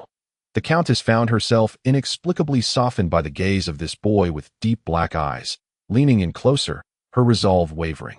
Although the nobility of the Noah Empire indulged in decadence, she prided herself on maintaining a semblance of virtue.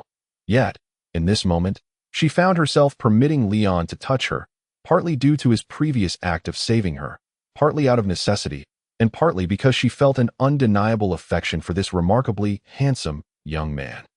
However, she had anticipated nothing more than a simple embrace and perhaps a kiss, allowing Leon a modicum of advantage. Little did she expect the strength of Leon's grasp. Once caught, she felt utterly immobile, or perhaps unwilling to move. "Where is it that you find yourself unable, Leona, sister Leona? If you do not clarify, I cannot fathom what you mean." Moreover, Leon had a penchant for taking liberties, hearing such absurd remarks from him. Leona was acutely aware of his playful teasing. Her cheeks flushed with embarrassment as she stammered, yet she could not find her voice, merely attempting to push Leon away.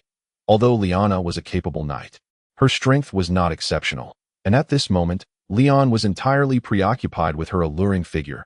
leaving him unguarded. If she truly exerted herself to push him away, she likely could have succeeded.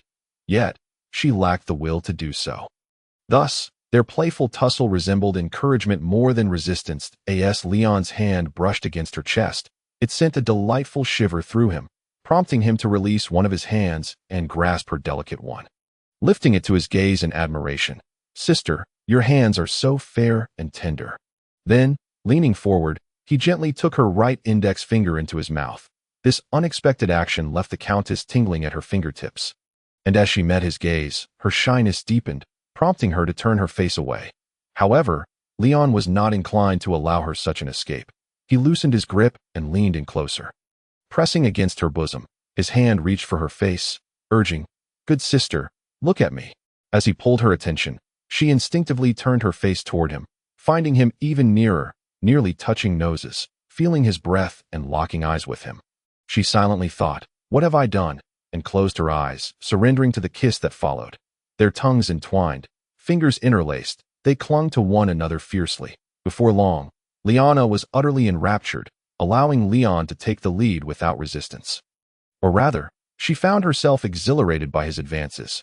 Yet, Leon did not pursue further actions. He merely kissed her, drawing back only to whisper in her ear, "Sister, with your eyes closed, how long do you intend to remain in this state?"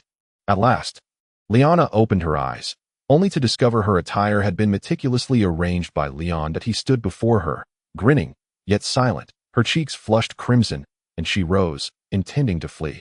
However, upon standing, she realized her legs felt weak and unsteady, rendering her unable to move. In that moment of hesitation, Leon seized the opportunity, grasping her hand and pulling her into his embrace. "Good sister, what is this?" he asked, feigning ignorance. "Who permitted you to treat me so disgracefully?" Liana protested, attempting to wriggle free, but ultimately failing. "How could that be?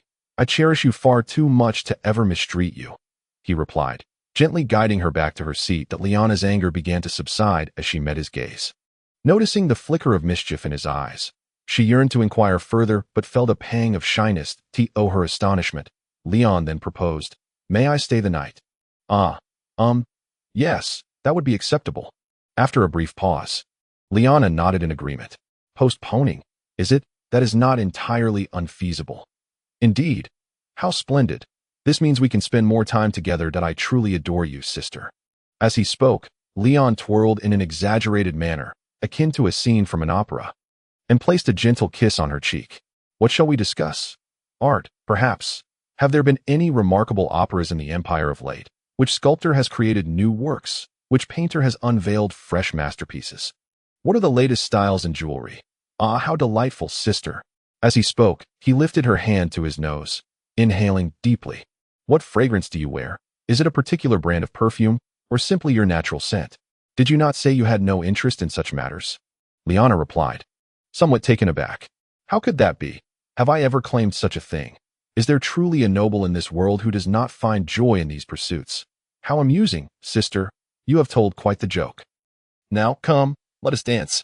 He uttered an odd sound, drawing Liana from her seat, guiding her into a dance that, while not particularly fashionable, was classic in its elegance, advancing, retreating, twirling, and extending their arms, as Liana danced under Leon's guidance. She felt as though she were a marionette in the hands of this young man. Yet, there was no sense of discontent in her heart. In the time that followed, Leon accompanied Liana, or perhaps it was Liana accompanying Leon, as they conversed about topics they both deemed interesting, sampling delicacies, sipping tea, and hosting a private ball for two. They strolled through a small yet beautiful garden, basking in the shade, sharing a meal together, never once broaching the subjects of the world, alliances, or conquests. The rhythm of their interaction was entirely orchestrated by Leon. And Liana sensed this. Though they spoke of shared interests and indulged in delightful treats, the impression Liana took away from this entire experience was singular. A descent. Yes, a descent. Embraced by Leon, they leapt together into an abyss.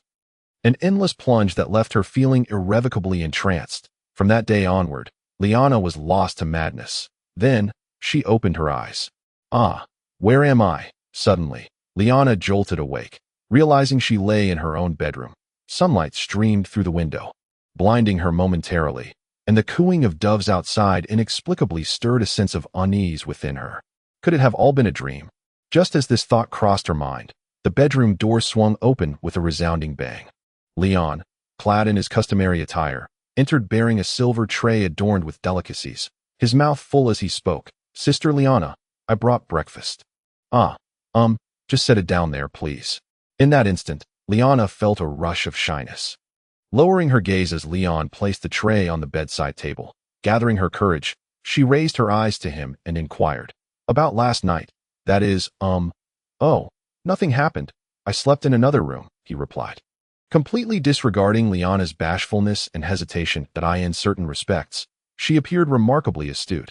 However, on another front, Elon delivered a rather blunt response to her unvoiced inquiries that as a result, for the subsequent 2 hours. The intricately conflicted Liana refrained from uttering a single word to Elon. Typically perceived as shrewd and formidable, she now resembled the most inconsequential, illegitimate daughter of a grand family, utterly overwhelmed by timidity. This state of discomfort persisted until Elon prepared to depart. Just as he was about to mount his steed, casting a dispassionate farewell over his shoulder, Liana could no longer contain herself and called out, "Wait." Upon Elon's curious glance back, she felt a wave of shyness wash over her once more. Nonetheless, she mustered the courage to ask, Why didn't you act as such yesterday?" As before, Elon straightforwardly addressed her underlying question. Upon reflection, "I realized that such actions hold little significance beyond a fleeting moment of physical pleasure. Perhaps we should revisit this matter once my circumstances stabilize." With that, he turned resolutely away and urged his steed to depart. Stabilize. Liana quickly grasped the implications of his words, cunning, perhaps even cruel, but she nonetheless boldly voiced what Elon wished to hear. "Regarding our collaboration, I shall pursue it with utmost sincerity. So, please, at this juncture." Liana found herself at a loss for words. Elon's response was to not turn back. Instead, he lazily waved a dismissive hand while replying nonchalantly, "How reassuring. I entrust this to you, Sister Liana." After uttering this phrase, Princess Vian rounded a corner and vanished from sight. Chapter 27. Stagnation within the confines of Westland City. Elon met with the Knights of Vian who had dutifully arrived the following day, as per his instructions. Throughout the morning, he maintained an air of indifference, as if nothing of consequence had transpired. It was only after enjoying lunch at Westland Castle and returning to his chamber that he could no longer suppress a hearty laugh. The sole lament was that no one was there to share in his mirth. The Wind Riders employed highly adaptable tactics, yet their integrity rendered them unsuitable candidates for recounting such matters. As for Mel, that was a different story. Just as Elon indulged in his secret amusement, a messenger from King Ulrich appeared at his door, claiming that the king wished to converse with him. Elon understood that, in recent days, King Ulrich had likely conferred with his noble advisors. This invitation was merely an opportunity to convey their decision. "It is but a futile endeavor," Elon chuckled softly. Ultimately, the outcome was as he anticipated. The same setting, the same individual in the garden where a banquet had previously been held. Elon once again encountered King Ulrich. Though merely a few days had passed, the king appeared utterly transformed. Despite his efforts to present himself well, the fatigue etched across his features and movements was inescapable. He seems to have aged a decade in mere days. Such sentiments may not hold true. Yet the evident exhaustion and loss of vitality were undeniable. However, Elon held no affection for this weary monarch, nor did he harbor any sympathy for the aging king, who continued to persevere. The extent of King Ulrich's efforts to persuade his nobility to undertake significant reforms against the Northern Noble Federation was of no concern to Elon. After all, it was all for naught. Elon feigned anticipation, engaging in polite conversation with King Ulrich before eagerly inquiring, "Your Majesty, how have discussions with the esteemed families of your realm progressed in recent days? Have they recognized the threat posed by the Northern Noble Federation? Are they willing to prepare in advance?" Observing Elon's eagerness, King Ulrich inwardly sighed, slowly shaking his head before responding, "Regrettably, Your Highness, the vast majority of the cattle nobility express skepticism regarding your assertions. They're unwilling, or rather, only willing to a limited extent to cooperate." "Oh, I see." Upon hearing this, Elon naturally adopted an expression of disappointment, while internally he smirked. He was well aware of the mindset of the stagnant nobility of the cattle kingdom, because prior to this, he had encountered a similar situation in Vian. Whether they believed in the threat of the Federation was debatable, Yet their reluctance to embrace reforms was certain. Land surveying, tax restructuring, official appointments, and the establishment of a standing army. All these matters would significantly undermine the interests of the nobility.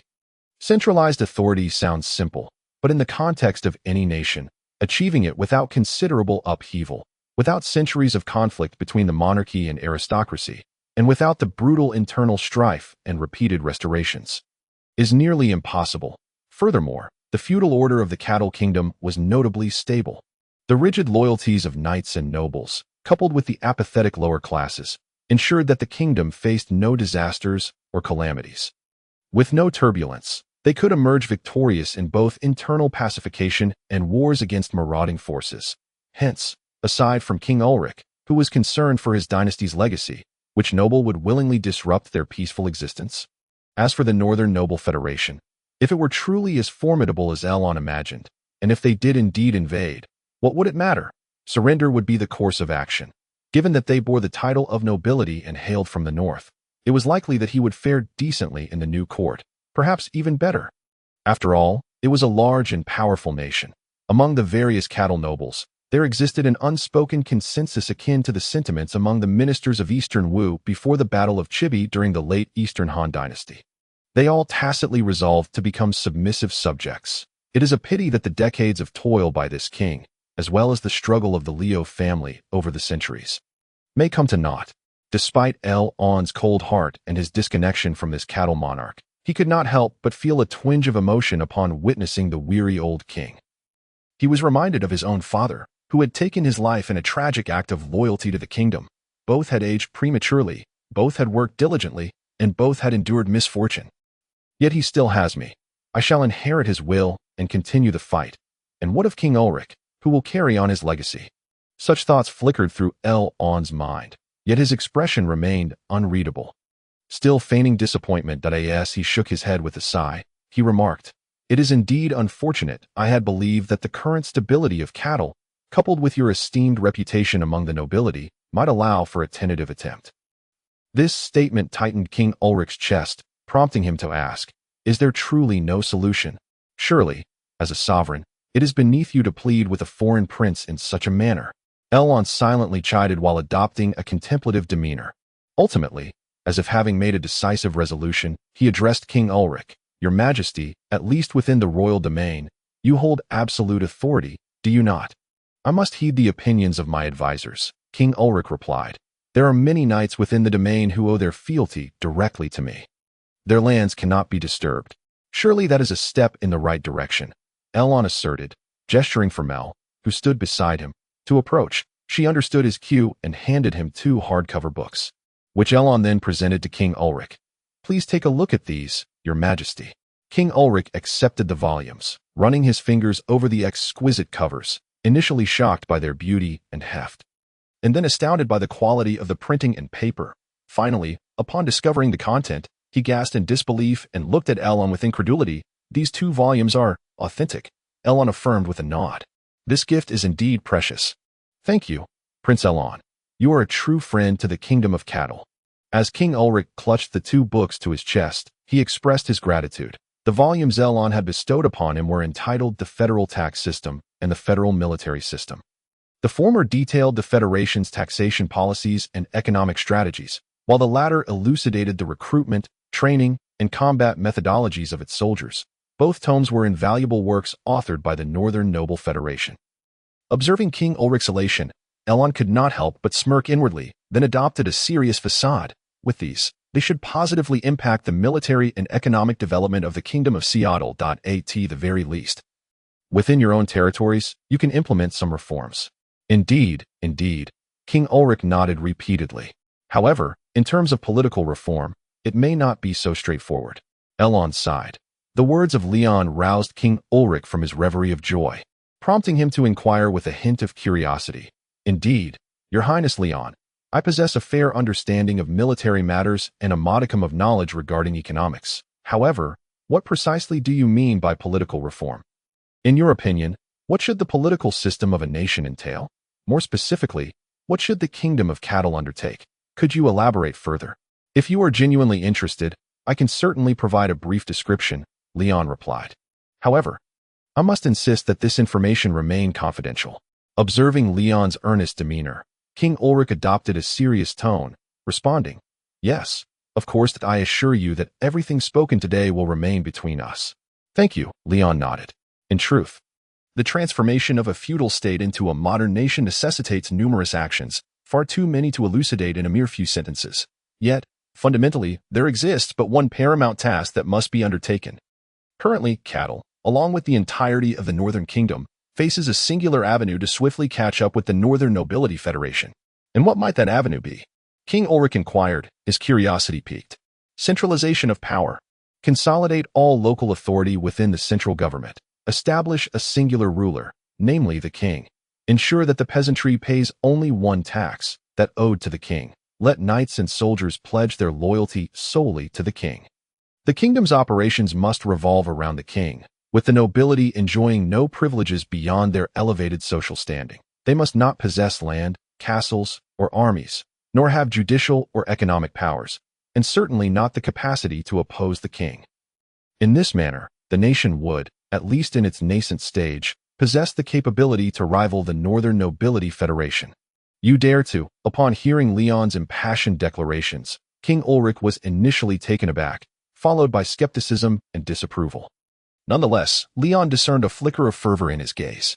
He remains a king after all, Leon mused inwardly, and as a king, despite any apparent incompetence, he cannot be wholly indifferent. Your assertions are indeed sensational, King Ulrich remarked slowly. Historically, the foundation of royal authority has always been the nobility. Without them, there would be no king. Do you not agree? It is the nobility that requires the king, not the other way around.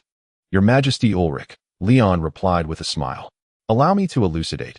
When does the royal family truly need the support of the nobility? In times of peace? No. During peaceful times, their existence is merely a nuisance. But what of times of turmoil and war? If the ruler of your dynasty were as remarkable as you, such a situation would not arise. Therefore, let us assume, hypothetically, that during a period of unrest, your heir lacks capability. Would he garner the support of the nobility? No, indeed, he would not. They would quietly observe the circumstances, harbor ambitions to establish a new dynasty, and hedge their bets. Only a scant few loyal or vested nobles would express support for you.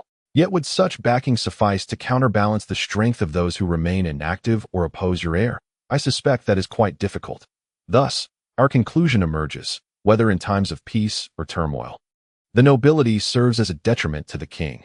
They merely seek the protection of a strong leader to guarantee their family's enduring wealth and privilege. They also require a scapegoat, a figure for betrayal and sacrifice, to curry favor with a new monarch in times of adversity. You see, this is the true nature of the nobility. Do you genuinely believe they would serve as the cornerstone of your dynasty? No, they are more akin to parasites. Their existence is of no benefit to the state or the royal family. Their oppression and humiliation of the common folk render the nation impoverished and turbulent. They feign loyalty to the crown while secretly colluding with enemies, aspiring to usurp the royal authority. The absence of such a class would evidently benefit both the state and the crown. Historically, the first step for any capable monarch in governing his realm has been to manage the nobility, taming them to at least refrain from obstructing his endeavors. Only then can one proceed unhindered. However, such measures are but temporary solutions. Kings may change, but the nobility endures. Hence, only through their eradication can a nation achieve lasting peace. This time, King Ulrich took longer to ponder, yet ultimately, he still refrained from expressing agreement with Leon's assertions regarding the drawbacks of the nobility's existence. Perhaps others could enumerate more points than you, yet the nobility persists. You know why? Because we cannot do without them. Who shall govern the lands if the rights of the nobility are abolished? Who shall lead the armies? Who shall direct the people? Their presence indeed brings various inconveniences, but without them, cattle would collapse. This holds true for any nation. Land management can be entrusted to governors appointed by the king. Regardless of whether they are noble or commoner, those with talent may be selected. The same principle applies to the military. The entire nation belongs to you, and when the royal family faces difficulties, be they noble or commoner, all residents of cattle would become your support, Leon countered. This response prompted King Ulrich to nod appreciatively. You articulate your points well. However, it seems you have not addressed the most crucial matter, King Ulrich remarked. Specifically, how should this be accomplished? How do we reclaim the rights held by the nobility? How do we ensure we have sufficient loyal and capable officials and officers? How do we persuade soldiers and commoners to forget their former lords and transfer their allegiance to me? Those are the questions left for you to resolve. Your Majesty, Leon replied, choosing to remain silent thereafter. Chapter 28. The Fief, Ha! Upon hearing Leon's words, King Ulrich could not suppress his hearty laughter.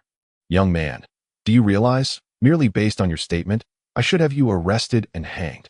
Leon raised a hand to halt Mel, who was poised to draw his sword, maintaining a smile as he addressed King Ulrich. Yet you have not done so, Your Majesty. Die in your heart. You acknowledge the validity of my words, do you not? King Ulrich smiled, but remained silent. Therefore, I suggest sending envoys to the Northern Nobility Federation.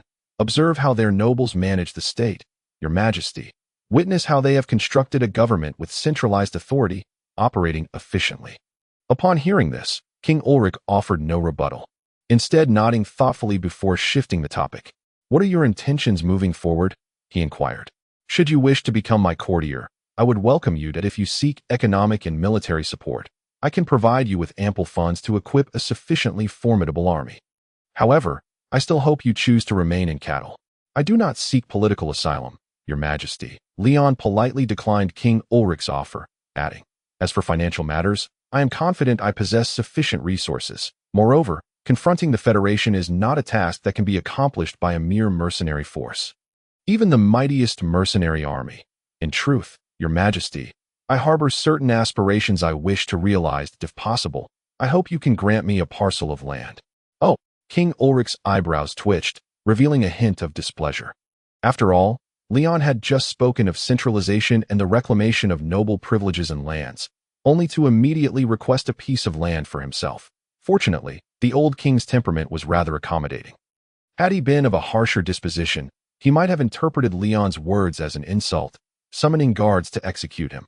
Nevertheless, King Ulrich resolved to listen further, even contemplating the genuine gifting of a fertile territory to Leon. Following that, any obligations between them would be settled. Once he discovered a means to strip the nobility of their power and unify the governance of the kingdom, he would unhesitatingly treat the land granted to Leon as he did with other nobles. Reclaiming it without remorse. Of course, this was the worst-case scenario. King Ulrich certainly did not perceive Leon as a fool, nor did he believe he would engage in such folly. He awaited Leon's elaboration. I can indeed grant you a piece of land, Your Highness Leon. However, what specifically do you desire? The north, Leon replied. Could you be more specific? The north, those neglected lands, Leon elaborated. Your kingdom extends northward to the endless snowfields. Yet, as I understand it, the actual northern boundary of your territory should be the Duchy of Falling Snow. Beyond the Duchy of Falling Snow lies a desolate expanse of mountains, forests, grasslands, and snowfields. I hope you can grant me the rights to develop and utilize these lands. Leon's request astonished King Ulrich. All grievances prior to this moment had dissipated into thin air, for as far as he was aware, that tract of land held no value and was unfit for development. After a moment's contemplation, he concluded that acquiescing to Leon's demands would be excessively harsh. Thus, he carefully organized his thoughts and advised, these territories are rife with northern barbarians and settlements of half-orcs. The number of ferocious beasts and monsters is also considerable. Only a few villages belong to the Kingdom of Catter, and the level of development, as well as the environment, is quite dire. Are you certain you wish to choose those lands?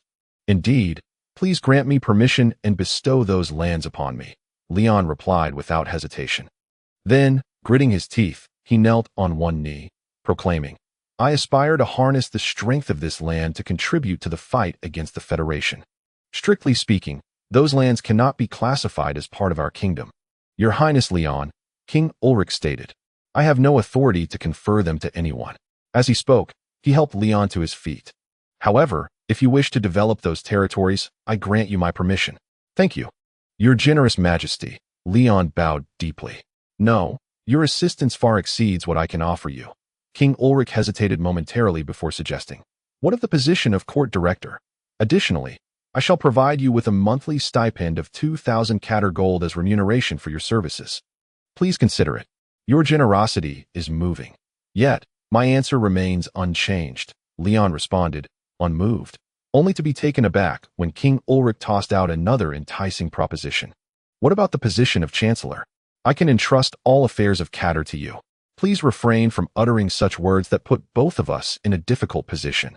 Your Majesty Ulrich. After a brief moment of surprise, Leon raised his voice in response to King Ulrich. Yet, he soon realized that it was merely jest, intended to illustrate the king's absolute superiority over Leon. The proverbial stray dog, regardless of how exceptional that dog might be. Unpleasant, Leon harbored a quiet resentment. Initially, the entire conversation was within his control. It was Ulrich who listened to him, he who led the discourse. Due to his intelligence, excellence, erudition, and broad experience, however, with a single token, King Ulrich had overturned it all. Power. Curse that old fool. Observing Leon's astonished and furious expression, King Ulrich finally burst into hearty laughter. Understood, then let us proceed as you wish. I shall command those small villages on the border to acknowledge you as their lord.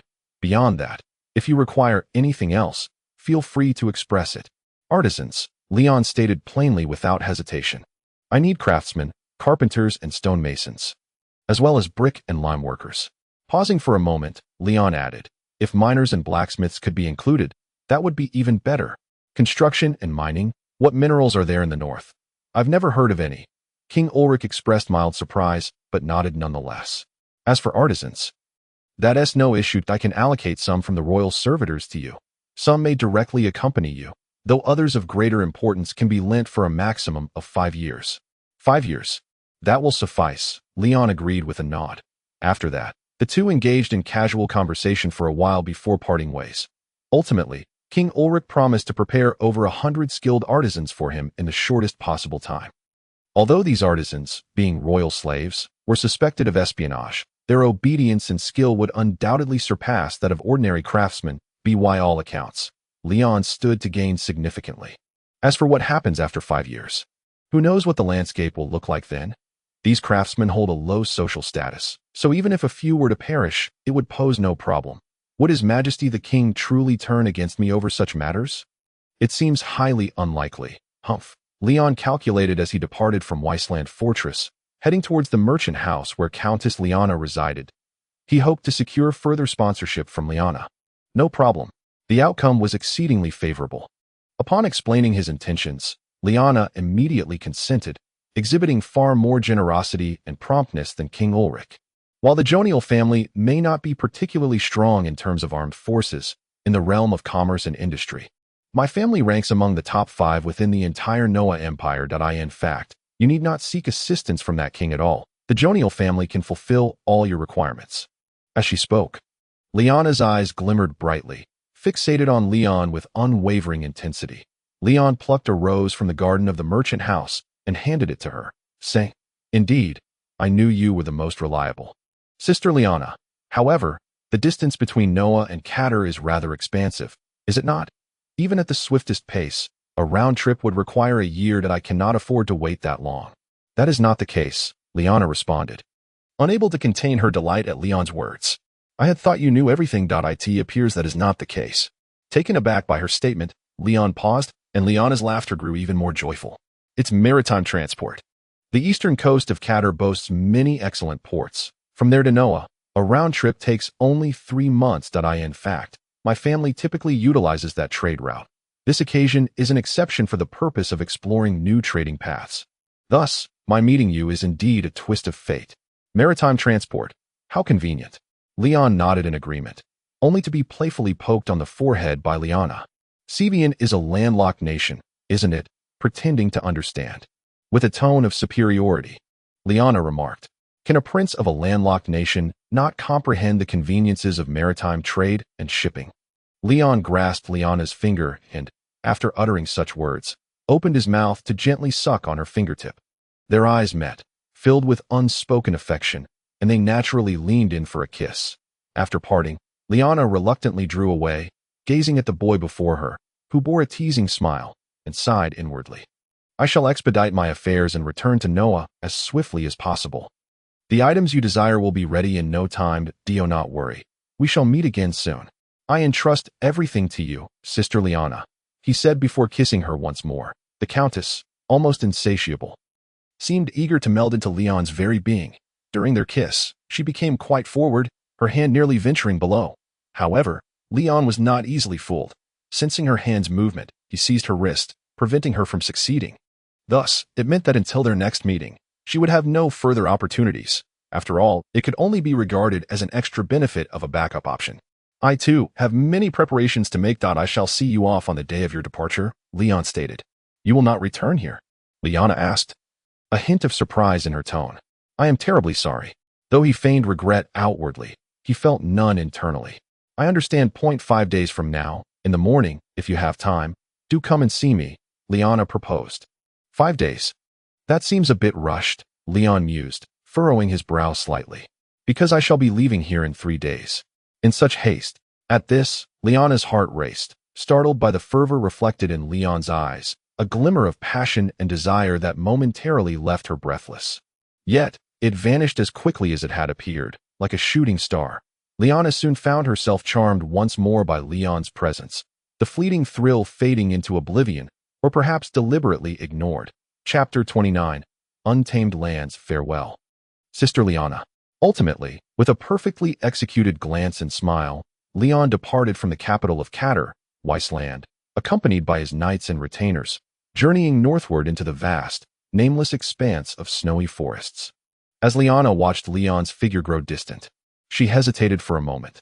Then, shedding her reserve, she lifted her skirts and hurried a couple of steps forward, as if that would bring her closer to him, though it was merely 2 steps. After taking those steps, she raised her head, cupped her hands to her mouth like a trumpet, and shouted, Leon, do not forget our promise. Within 6 months at most, I shall return here to find you. Heard you, Leon called back loudly, quickening his pace, and soon, both he and his fellow knights and soldiers vanished from sight. 15 days later, early summered in the far north. The location chosen by Leon was entirely different from what many had envisioned. It was breathtakingly beautiful. Resembling paradise itself, the verdant grasslands have once again flourished, adorned with a multitude of nameless wildflowers in full bloom. With the gentle caress of the breeze, clouds of dandelion seeds take flight. The first litter of rabbits has feasted upon the tender grass. Growing plump and robust, the herd of wild deer, startled by the presence of Leon and his companions, thunder away to an unseen refuge. Nearby, the hills are cloaked in lush forests, where squirrels, having weathered the winter, romp playfully among the treetops, while mountain sparrows and magpies chirp in a cacophony. Alongside a stream fed by the distant snow-capped mountains, a lean and scruffy brown bear frightens a drinking goat before swatting a hefty fish out of the water with a powerful paw. Further afield, the melting streams from the mountains converge into a wide, deep, and tumultuous river teeming with countless fish, shrimp, and crabs. During the spring flood season, the river swells significantly, cascading from towering cliffs with a thunderous roar that is both awe-inspiring and intimidating.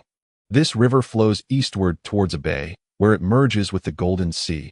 However, there is one drawback. A few days' journey from here lies a forest inhabited by a settlement of half-orcs. These pests can be found almost anywhere in the far north, often gathering in tribes of dozens or even hundreds to survive by hunting. Yet, the tribe adjacent to Leon is considerably larger than most. This has to be the place, Leon declares as he dismounts his steed, bends down to part the grass, and scoops up a handful of soil, which he then disperses with his fingers. Even a fool could discern the fertility of this rich black earth, which crumbles in his hands as if it might yield oil. This land, if cultivated, promises a bountiful harvest. Indeed, the map marked on the sheepskin is accurate. The land resources, biological resources, water resources, and forestry resources here are all as described. In that case, the nearby deposits of gold and silver, high-quality iron ore, copper, mithril, and exquisite golden ore, along with granite and marble, as well as premium anthracite, must also be true. A splendid place, a truly remarkable place. Those foolish Catile people have no idea about the astonishing resources hidden beneath this land. Let those primitive folk, who deserve to live in ignorance, continue their rudimentary existence. From this day forth, this land shall be mine. With a heart full of joy, Leon rises, discarding the soil and brushing off his hands before proclaiming to the knights and soldiers who await behind him, "My friends, from this day forward, this will be our new home." Simultaneously, a notification chimes from the system. The third objective of the main quest has been completed, awarding him 3,000 system currency and unlocking the basic construction system at random. Indeed. Your Highness, this truly is a splendid location, Mel expresses sincerely beside Leon. The land is exceptionally good, flat and fertile, with ample water supply, and the mountains teem with resources, though there are a few half-orc marauders. Yes, that is undoubtedly the case that in due time. The Catile immigrants will gather here at that point. A settlement will be established. The half-orc brigands will be dealt with accordingly, Leon replies, although he had already secured the permission of King Ulrich. Facilitating the migration of the Catile people to the border still required considerable effort on Leon's part. The primary obstacle stemmed from Duke Olaf Borna of the Snowfall Duchy. Although the border was not his territory, and the scattered populace did not belong to him, his proximity allowed him to exert control over these migrants, collecting tributes and conscripting labor annually. For him, Leon's actions, while not outright undermining his authority, felt akin to encroachment. Had it not been for King Ulrich's decree and Leon's tactful offerings of various luxuries as gifts, Leon would have faced significant challenges in gathering the refugees and establishing a foothold here. The next hurdle was the issue of population. The Catile migrants were devoid of any loyalty to the lord who had suddenly appeared over them, and were equally indifferent to Leon's relocation orders. Left with no choice, Leon resorted to using force to semi-coerce the population of several settlements to migrate. The swift knights on their noble steeds, skilled archers, and valiant axe warriors intimidated the populace, compelling them, albeit reluctantly, to follow Leon's will northward to this new land. Presently, approximately 500 Catile immigrants, along with various artisans, trudge behind Leon, closely monitored by half of his forces. Any larger numbers could instigate rebellion. Once those people arrive, we can establish a settlement here, Leon muses to himself. Speaking of which, why has this fertile land remained uncultivated until now? Mel suddenly contemplates this question and inquires of Leon. Because there were no suitable crops, Leon responds. Though the soil is fertile, the summers are too brief and sunlight is insufficient. Therefore, neither barley, rye, nor oats can yield grain. Coupled with the harsh winter weather and the disturbances from native tribes and half-orcs, the Catile kingdom never claimed this territory. I see. So what should we do? Mel continues to ask. For the initial phase of colonization, we can obtain food through hunting and fishing, Leon explains. This region is rich in animal resources, and the river offers ample fish. Just this expanse of plains and the nearby mountains and rivers can sustain over 5,000 people. Thus, amidst this picturesque landscape, Leon and his entourage set up camp. They first erected tents, then ventured into the mountains with axes and saws to fell trees and construct wooden houses. This endeavor accelerated significantly once the Catile immigrants arrived. The northern forests of the plains provided sufficient high-quality timber, while the plains themselves, along with the rivers and woodlands, ensured an abundant food supply. Soon, the Catile people, forcibly relocated to this haven, began to settle. The grasslands became flattened, and around 200 wooden houses were encircled by a fence designed to ward off wild beasts. Every 200 meters, a 5-meter-tall wooden watchtower stood sentinel behind the fence. The Catile folk either ventured into the mountains to hunt, cast nets to fish by the river, or felled timber to craft tools. In just a month's time, the once tranquil plains buzzed with vitality, and a rudimentary yet orderly settlement emerged. Although some larger production initiatives had yet to commence due to manpower constraints, the artisans brought by Leon diligently performed their tasks. Crafting essential items, albeit not particularly novel, they were sufficient for the impoverished Catile immigrants. This aspect piqued the interest of the Catile folk, who realized that their lord was not like typical lords who merely employed artisans for his own benefit. The sturdy tables, benches, pots, and pans produced by the artisans were shared among the community at no cost. According to Leon's perspective, these immigrants were essentially his serfs, part of his domain. Thus it was only natural to provide his own with his own resources. However, the Catile immigrants seemed to hold a different view. While organizing production and construction, Leon, with a half-joking demeanor, instructed the migrants to cultivate a patch of land, scattering seeds of a short-growing, cold-resistant grain acquired from the system. At that moment, Mel, perplexed, questioned him. Is there an issue with that grain? None at all. That it took considerable effort to obtain it, exchanged from the system. It's highly resistant to cold and grows quickly. So there's no need to fear the long winters with this new grain. When ground into flour, whether for bread or dumplings, it will taste delightful, Leon assured. But why not explain this to the people? If they take it seriously and cultivate it, they will reap a good harvest. Mel further inquired. It's a matter of trust, Leon replied. They do not trust the Lord. If we force them to plant what they believe will yield no results, they will develop a rebellious mindset. I understand now, Mel nodded. Moreover, the land is quite fertile. With a small population, even without farming, they can secure enough food through fishing and hunting. Once the first season's grain matures, they will accept farming without needing the Lord's persuasion. I see, Your Highness, you have indeed considered this thoroughly. Hearing Mel express such sentiments brought a smile to Leon's face, a genuinely joyful smile. Once he had calmed, his demeanor softened. You are an excellent conversational partner, Mel. Whether in listening or speaking, you excel. You pose insightful questions, and after hearing my brief remarks, your intelligence allows you to grasp the nuances of my words. Furthermore, the most delightful aspect is that while your intellect is somewhat above average, it has yet to reach my level, enabling you to comprehend only parts of my discourse. That is truly satisfying. Are you suggesting that I am not smart enough, Your Highness? Mel's expression darkened slightly. No, not at all, Leon chuckled. Your insights, while not exceptionally brilliant, can certainly be termed clever. You are smarter than average, surpassing those with only a modicum of intelligence that if you apply your talents well, you will undoubtedly become an extraordinary individual. Is that so? Upon hearing Leon's compliment, Mel couldn't help but feel a surge of happiness. Thus, fools tend to choose even more foolish companions to showcase their own cleverness. The average individual opts for the foolish. The slightly clever select the intelligent, and the truly clever choose those who are merely a shade more intelligent. Only those, like myself, who possess such wisdom, can select someone as astute as you, Mel, as a companion. This not only attests to my own excellence, but also underscores your brilliance, Mel. Though you say that, I still can't shake off this feeling of discontent, Mel replied, a subtle expression flickering across her face. All right, let us not dwell on that.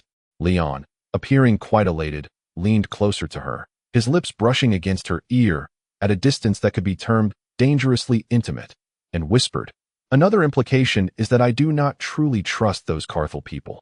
What should I do if they spread news of my newly acquired fertile wheat seeds for cultivation here, inciting envy? I understand. Indeed, these individuals are not trustworthy in the short term. Mel quickly grasped the underlying meaning, her previous itchiness forgotten. I will keep an eye on them. You can rest assured. Your Highness. Well then, I entrust this matter to you. Clever Mel, how about we go hunting today? Mel, unfazed by Leon's abrupt change of topic, responded promptly, Shall we head up the mountain?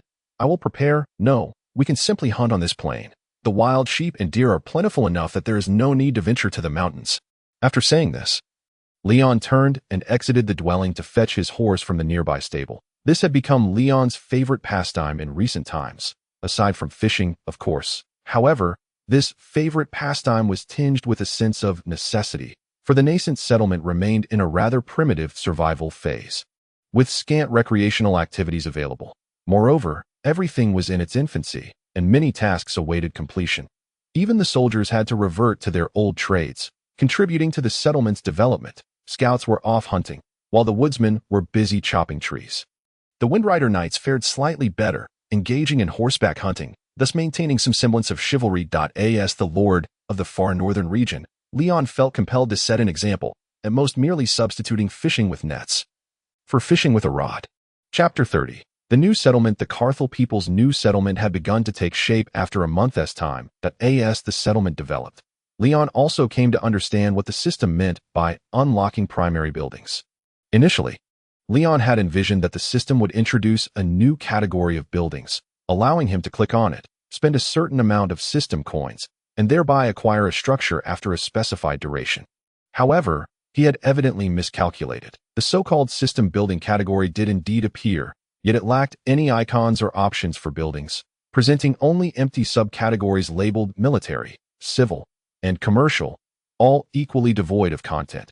Just as Leon began to wonder if the system had malfunctioned, the completion of the first wooden house in the settlement triggered the system's notification sound. A low-level residential dwelling has been constructed within the host's territory, available for ordinary citizens to inhabit. The residents residing here will be considered subjects of the host. Each subject can produce 1 conqueror coin per month as a basic tax. A head tax. With 500 residents and an additional 200 craftsmen, That amounts to 700 coins. Certainly a far more lucrative venture than risking life and limb for enemy heads. It's a guaranteed profit, Leon mused.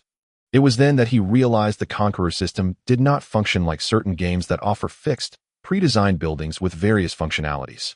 Rather, it assessed the functions of the buildings constructed within the host's territory and subsequently identified their classifications, providing corresponding system functionalities, just like this wooden house that in the future, as Leon's influence expanded, cultivating land, erecting windmills, water wheels, markets, and barracks. Each of these structures could also be recognized within the system, gaining unique effects. So, it seems there is profit to be made, Leon reflected thoughtfully. That night, a cacophony of clattering sounds disrupted the sleep of the Carthel immigrants. When dawn broke, they were astonished to discover a completely inadequate, doghouse-like structure had sprouted beside the wooden house constructed the day prior. A sign hung from a protruding nail at the door, proclaiming, Super Thunder Universe Invincible Universal Mansion, PS. Capable of generating unlimited resources, producing any item, training top-tier troops including angels, dragons, and colossal sea monsters, while ensuring perfect law and order within the territory. With subjects exhibiting unwavering loyalty and no need for food to feel satiated, no need for sleep to evade fatigue, and the host will remain ageless and immortal, conquering the world with a mere flick of the wrist. Naturally, this ramshackle dwelling was not counted among the system buildings. The prerequisite for a system building was that these constructions must serve their intended purpose effectively. So that is how it is. I've learned something today, Leon chuckled heartily, tossing the wooden sign into the nearby fire pit to burn, then kicking the doghouse, stretching lazily before returning to slumber. Setting aside this incident, the so-called unlocking of primary buildings bore a significant amount of nuance. For instance, if Leon were to expend considerable effort to construct a palace for himself, or a highly fortified fortress, or a luxurious clubhouse, or a commercial district, though these buildings would be functional, they would not benefit from the system's enhancements. Currently, the only structures acknowledged by the system within Leon's village were nearly 200 wooden houses and an underground storage cellar capable of holding over 5,000 kilograms of food, extending its preservation period by twofold, provided that grains were properly dried and meats cured. Speaking of curing, one must mention salt. Although there was a land route to the sea, it remained undeveloped and did not yield salt.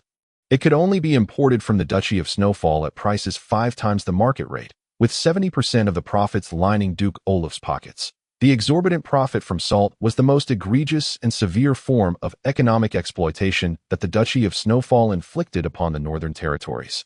Not only upon the Carthel immigrants, but also upon various nomadic tribes residing in the north. The Sejong and Dalmatian peoples voiced their grievances as well.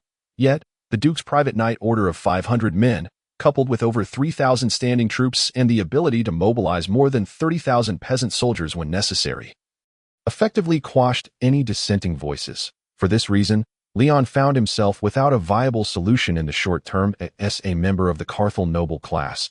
Nearing the apex of the hierarchy, Duke Olaf was not someone he could contend with at this stage. Not only could he not confront him, but he also had to appease him, catering to his wishes to ensure the smooth progression of Leon's colonization endeavors in the far north. But one day, I will make him regurgitate every last bit of profit, Leon vowed silently. More than once, aside from the cellar and the houses, the outer perimeter of the settlement was enclosed by a fence and a few watchtowers, which provided a sense of security for the Carthel people, enhancing law and order and overall satisfaction. For the current settlement, this was a meager yet vital improvement. Wooden houses, a storage cellar, and wooden fences. These were the 3 rudimentary, functionally limited structures that the Carthel settlement possessed at present. Following this were the artisans' dwelling. Among the craftsmen brought from Carthel, carpenters were currently the most essential trade, while stonemasons were temporarily of no use, and blacksmiths were few and far between. Other trades such as tailoring, weaving, dyeing, and basket weaving had yet to find their place. Consequently, the artisans' community was recognized by the system as a primary wooden product handicraft area, generating an income of 100 system coins per month for Leon. Finally, and of utmost importance, was the primary training ground. The importance of this facility was derived from a conversation between Leon and Mel, as previously mentioned. In a bid to showcase his own intelligence, Leon enjoyed conversing with the astute Mel, seeking a sense of superiority. Mel, do you know what we currently lack? Leon inquired. Well, it seems we lack everything, Your Highness, Mel pondered thoughtfully before replying. We lack stable agricultural income, handicrafts, copper and iron, and an army. Overall, if we wish to establish a solid territory, there is much work to be done. Indeed, you are absolutely correct, Leon nodded. However, in reality, all these issues can ultimately be categorized into one overarching problem. Mel, they may appear numerous, but they are merely a single issue. One issue, Mel responded, her surprise evident and engaging. Yes, just one issue, Leon affirmed. So what kind of issue is it? Mel's cooperation was truly endearing, prompting even Leon to feel compelled to commend her. However, if one were to utter phrases such as, well done, and provide the reasoning behind it, Mel would not only be displeased but rather incensed.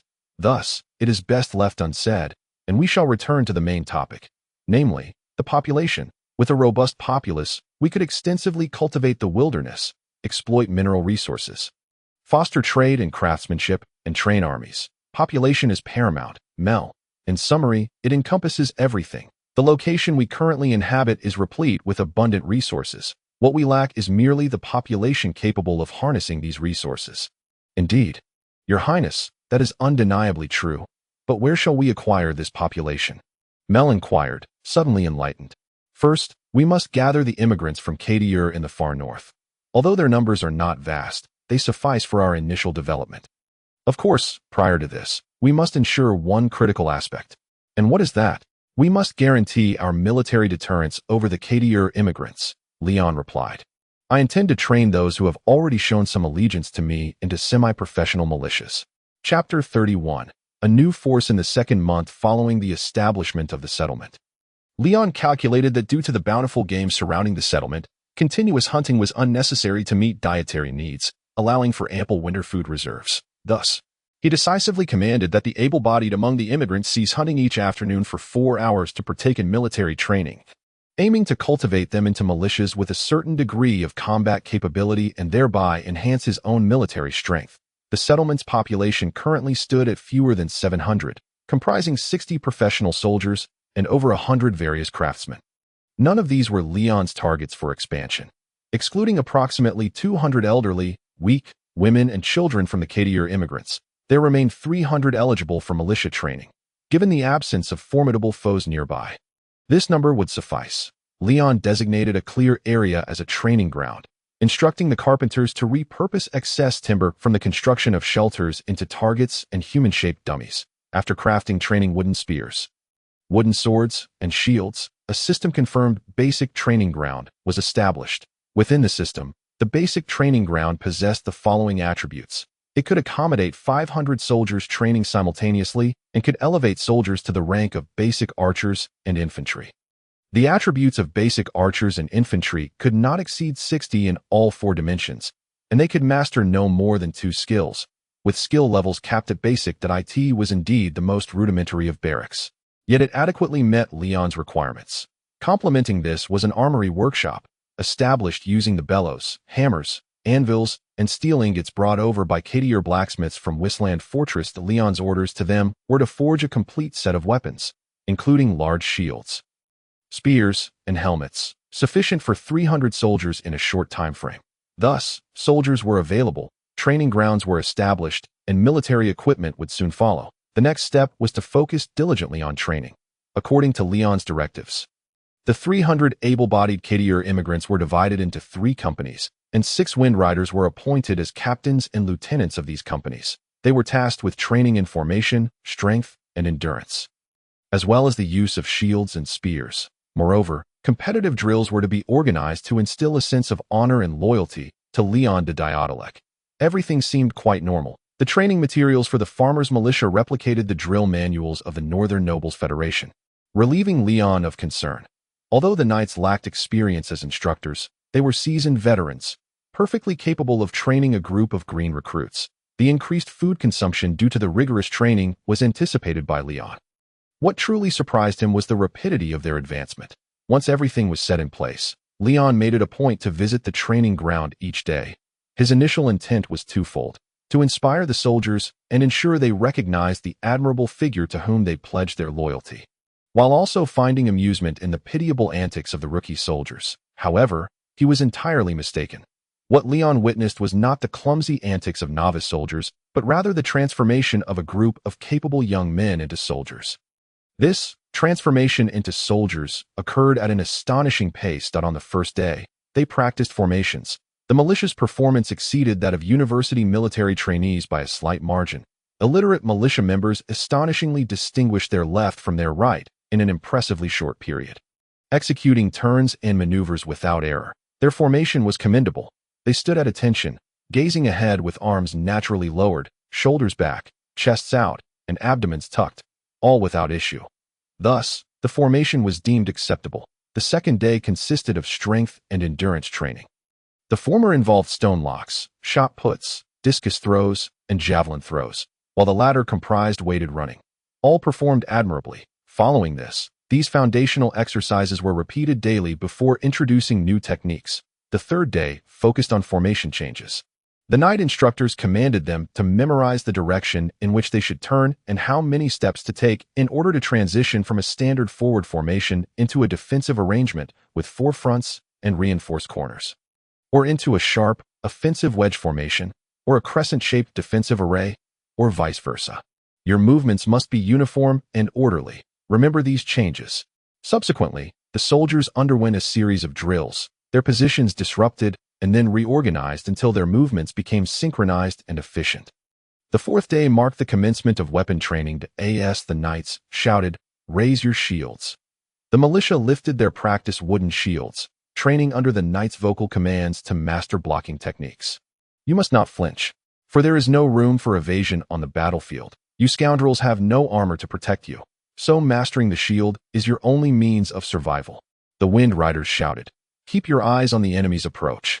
Raise your shield and block. Remember, your shield protects your comrade's flanks, and theirs protects yours. Thus, in most cases, you need not sway your shield side to side, only up and down, for those attempting to thrust directly at you.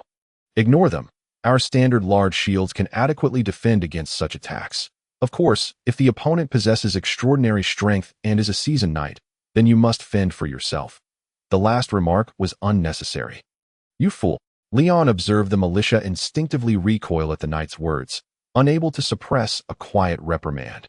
Then came the fifth day, during which the knight commanders began instructing on the use of spears. In this era, the common infantry spear was made of hard wood, incapable of flourishes or circular motions, and thus lacked any semblance of grace. The sole method was straightforward, thrusting. Aim for the throat, heart, and waist of your targets. Strike hard and ensure a clean kill. Observe this. After uttering these words, the Wind Rider stepped aside to reveal a stand displaying a human anatomical diagram as expected upon encountering such a peculiar sight for the first time. The militia collectively gasped in astonishment. This reaction displeased the knight instructor. There is nothing to be astonished about. Were it not for His Highness's order, dissecting a corpse would be no extraordinary feat. You scoundrels, pay attention. I have no recollection of issuing such an order. While invoking my name for the sake of rapport is commendable, will the militia not perceive me as a deranged killer? Leon muttered quietly. Subsequently, after carefully identifying the human body's vital points, the militia began practical training against human-shaped dummies. The sixth day focused on the use of short swords, a supplementary weapon for combat. Typically, longer, deadlier spears were the infantry's weapon of choice. However, there were instances when spears might break or be dropped, and in dense forests or mountainous terrains, their use might be impractical. In such scenarios, the short sword proved to be the optimal choice. This weapon is short yet dangerous, delivering powerful slashes and inflicting larger wounds than a spear. However, first and foremost, you must close the distance to your enemy and charge. Engaging with this weapon entails greater risk than wielding a spear. Therefore, you must rely more heavily on your shields for defense. After delivering this instruction, the knight instructor demonstrated thrusts and slashes with his short sword from various angles against the human-shaped dummy. Observe closely. Pay close attention to my movements. After this, you will practice on your own, first against the target, then in pairs, and subsequently in groups of 10, culminating in battalion-level skirmishes. Do you understand? The knight instructor bellowed. Receiving a loud response from the militia on the seventh day, the militia donned their shields and spears. Though merely wooden replicas for practice, they had begun to resemble true armaments, coupled with rudimentary helmets fashioned from crude leather. These militia members, arranged in orderly ranks, appeared scarcely distinguishable from the professional soldiers of the realm. Throughout the day, the knight instructors imparted the importance of coordinating spear and shield, emphasizing the significance of blocking, defending, and then counterattacking, while maintaining the stability of their formation. You cannot win a war single-handedly.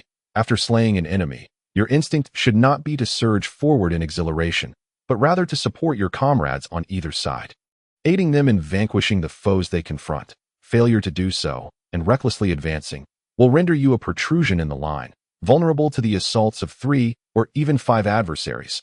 This not only jeopardizes your life, but also places the entire formation in peril. Do you understand? Maintaining the stability of the line is paramount in warfare. Never act impulsively. Keep pace with your comrades. Under such fervent instruction, the 3 companies were divided into 6 groups, engaging in combative training against one another. They huddled closely, aligning their shields to create a barrier, with their long spears resting at the junctions of their shields. Following the marching techniques they had previously learned, they advanced towards the enemy, using their shields to fend off thrusts while striving to jab at the foes with their wooden spears. These blunt wooden spears, wrapped in rags smeared with lime, would leave a white mark upon contact, serving as an indicator of injury. If a non-vital area sustained 3 strikes, it was deemed a fatality. Vital areas required merely a single hit. Those who were killed had to withdraw from battle immediately and endure a series of punitive training exercises involving weightlifting, long-distance running, and a reduction of their dinner portions. Should anyone attempt to feign survival and not exit promptly, they would be swiftly extracted by the vigilant knight instructors and subjected to a thorough beating. On the 8th day, after a week of training, the militia had grasped the fundamentals. The next step would be to solidify these skills and learn more advanced tactics. From 2 in the afternoon until 6 in the evening, the soldiers honed their physical fitness, practiced formations, and weapon usage before beginning to learn how to adapt their formations in combat, study flag signals, develop defensive formations against cavalry, coordinate small-scale engagements, and operate in complex terrains in teams of 10. The 9th day was dedicated to reviewing all previously learned concepts, culminating in more intense combative training. By the 10th day, the soldiers had transformed into the sight that Leon beheld. The 1st Sevian Orphans, Legion's 1st Brigade's 1st Company, engaging in combative drills against the 2nd Company of the same brigade. Despite wielding only blunt wooden spears and single wooden shields, both sides managed to evoke a semblance of real combat, under the command of their centurions and company sergeants, who did not actively participate. The 2 companies laboriously maintained their formation while fiercely battling one another. Whether defending with shields or thrusting with spears, they appeared quite competent. Leon. Their quality was nearly on par with that of the regular forces of the Northern Kingdom, lacking only the scent of blood. Though these recruits are hardy youths who can endure the harsh northern winters, generally speaking, it would take 1 to 2 months to train them to a respectable standard. To truly qualify them as soldiers, at least half a year is required. This pace seems rather swift, does it not? The military structures certified by the system can accelerate the training of soldiers, came the system's prompt, addressing Leon's query. However, while they appear impressive, at the end of the day, these individuals are merely lightly trained militia. They can only be deemed barely adequate, albeit comparable to the typical professional soldiers of the Northern Kingdom. As Leon contemplated this, he accessed the system interface and confirmed the creation of this troop type, shield and spear militia. The recruitment age ranged from 14 to 55, with no restrictions on birthplace or profession. Attributes included strength of 20, agility of 15, intelligence of 10, and stamina of 15, alongside intermediate infantry training and intermediate shield and spear training. They were equipped with long spears, short swords, oval shields, and iron helmets. Thus, Leon finalized the establishment of this troop type.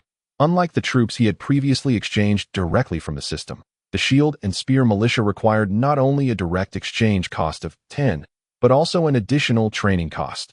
Each company trained costs 50 conqueror gold coins, with a monthly maintenance fee of 10 conqueror gold coins per company. Not overly expensive, Leon mused, resolving that these inexpensive yet combat-capable shield and spear militia would become the backbone of his forces. Or to put it another way, his cheap cannon fodder. Chapter 32. Resistance to development. Leon confirmed that the system recognized military training structures could expedite soldier training. Similarly, the system certified military workshops could produce equipment concurrently with soldier training. As Leon marveled at the rapid training pace, the perplexed master craftsman Catil approached him, accompanied by the skilled blacksmith John, to report, "I bring good news, Your Grace. During this time, we have crafted a total of 600 long spears, an equal number of short swords, large shields, and iron helmets, sufficient for the newly trained soldiers to utilize and have as reserves." Seeing the astonished expression on Leon's face, the blacksmith scratched his head in confusion. "Indeed, Your Grace, I too find this incredible. We number only a little over 20, barely 30. Many among us are apprentices, yet we have produced 600 sets of infantry equipment in such a short span. And look at this." He beckoned two of his apprentices forward. One held a spear and short sword, while the other carried a helmet and large shield. At Leon's gesture, the apprentice with the weapon stepped forward. The short sword was sheathed in a leather scabbard, equipped with a loop for hanging from a belt. "It appears quite commendable," Leon remarked, drawing the short sword to examine the blade glinting in the light.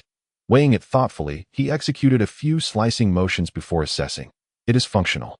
After weighing it once more, he returned the sword to its scabbard and handed it back, taking up the long spear instead. The spear measured 2.2 meters in length, with a hardened wooden shaft ensuring durability. The tip was fitted with a counterweight for balance, and the sharpened blade featured blood grooves.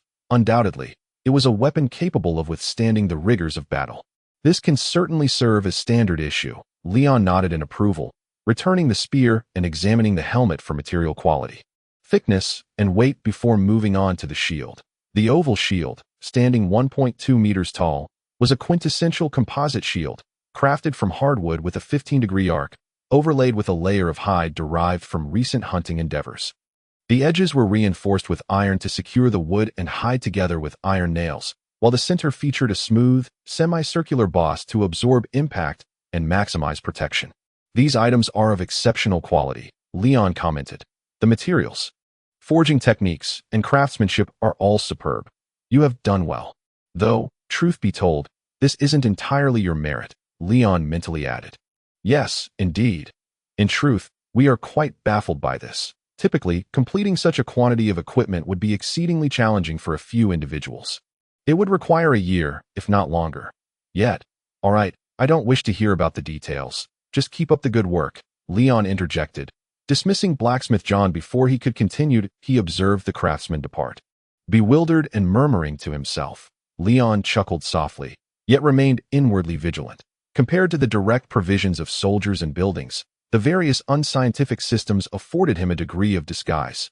Yet, should such occurrences multiply, they would inevitably attract the attention of the discerning. The rapid training of soldiers, the swift production of weaponry, and the newly sown seeds of grain that had begun to sprout, though currently overlooked, they would surely yield future harvests, would invite the greedy gaze of the ambitious. Such matters could not be resolved merely by the system's subtle adjustments and disguises.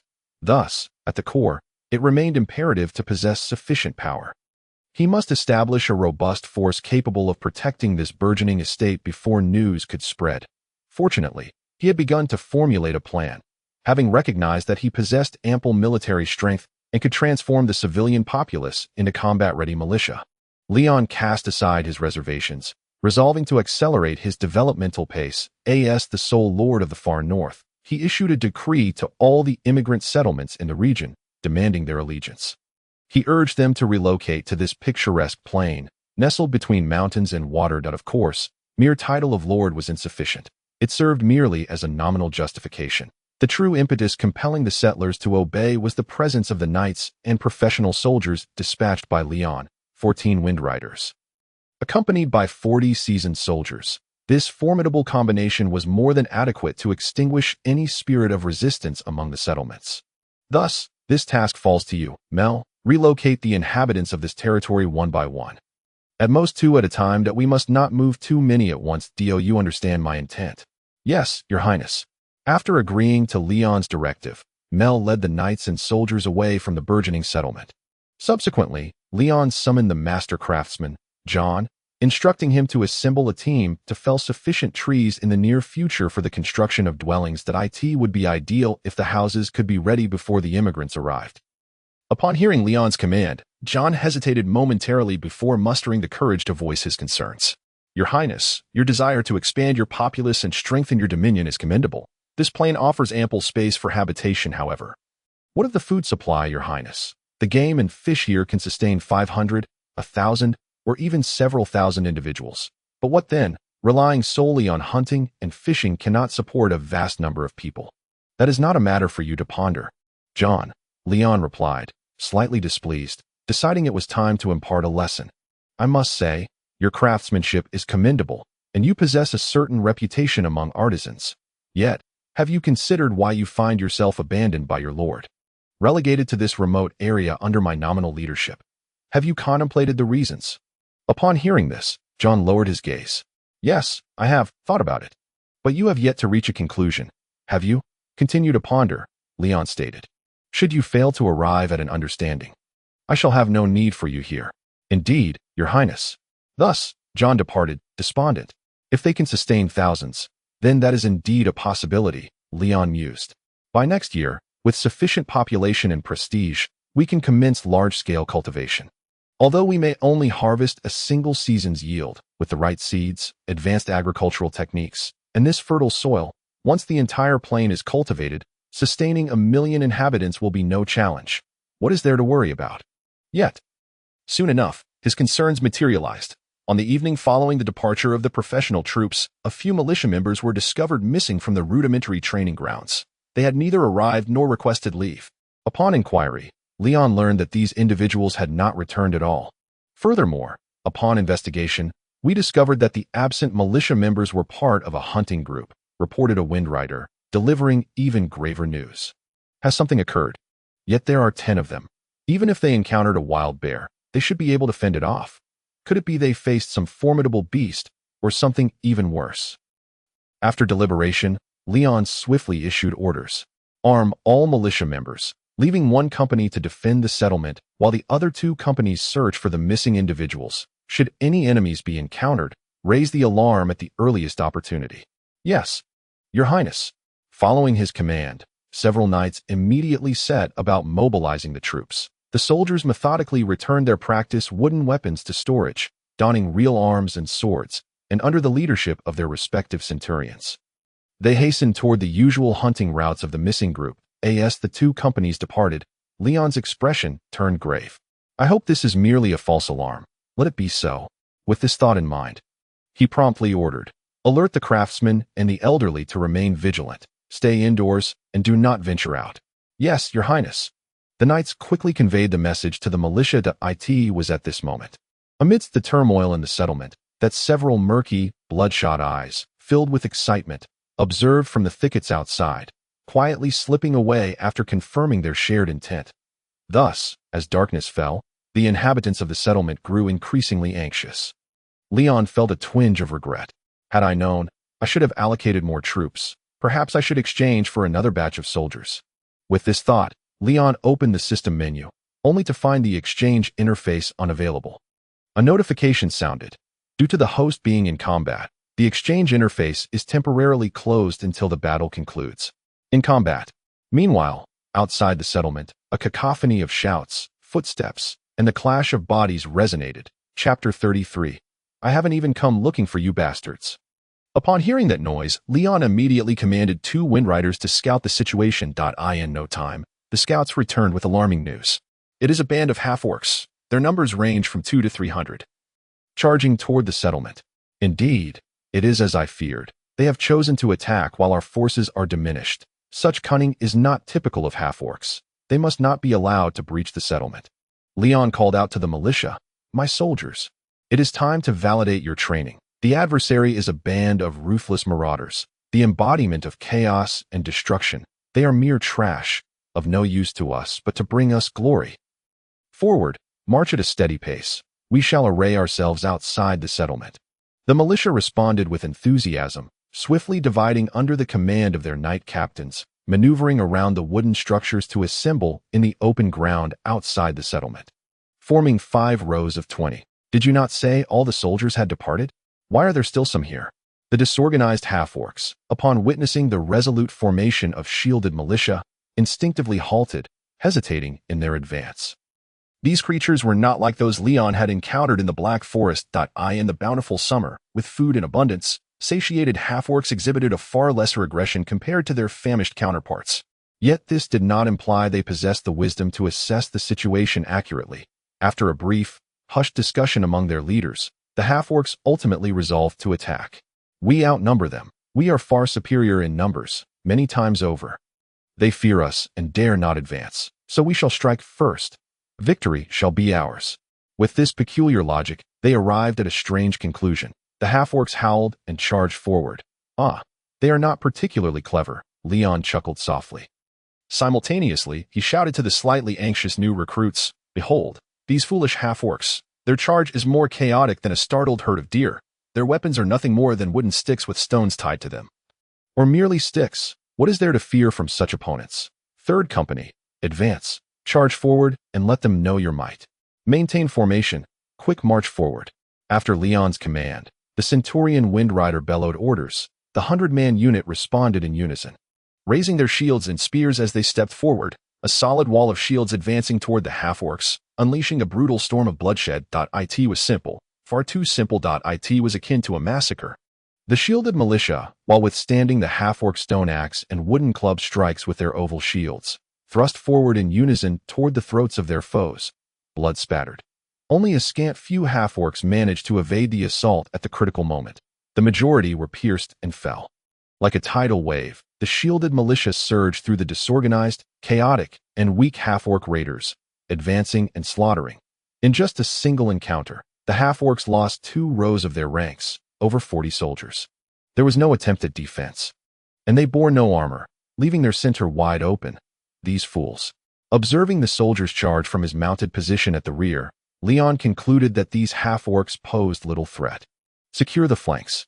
Witnessing the soldiers' commendable performance, Leon subtly nodded, then instructed the Windriders stationed at his sides.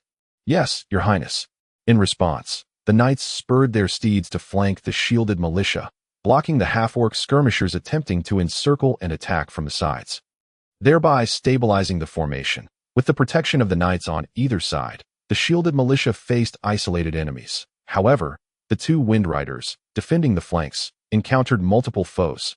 Yet, due to their overwhelming strength and skill, they performed even more adeptly than the shielded militia. The divinely bestowed armed storm knight modification wielded its razor-sharp curved blade with reckless abandon, splattering the foul stench of blood as the severed limbs of half-orcs littered the ground. Inevitably, they crumbled in defeat. After losing over 60 soldiers, the remaining half-orcs lacked the courage to confront Leon's forces. Without a moment's hesitation, they discarded their weapons, turned, and fled in a frantic panic. "Pursue them, eradicate them all," Leon commanded. The soldiers, elated by their first victory since the founding of their army, cheered as they charged forward, spears raised to impale those half-orcs who dared to expose their backs. Leon bellowed, "Discard your shields. Increase your pace. Do not let the enemy escape." "Is this appropriate, Your Highness?" questioned the company's second-in-command, anxiety creasing his brow. "Shall we not leave ourselves vulnerable to the enemy? If our adversary were any army of the human kingdoms, I would indeed remain vigilant. However, in the case of half-orcs, there is no need for such caution. A wise commander ought to possess the virtue of prudence, yet it is equally essential to seize opportunities and expand our conquests." Leon replied, "Indeed, as Your Highness has stated. I understand now." The Storm Knights suddenly grasped this wisdom. Abandoning their defenses and formations, they surged forward with renewed speed. They slaughtered their way from the settlement's entrance, leaving a trail of half-orc corpses that stretched all the way to a small river beyond the settlement. "Annihilate them," Leon commanded as he observed their retreat blocked by the river.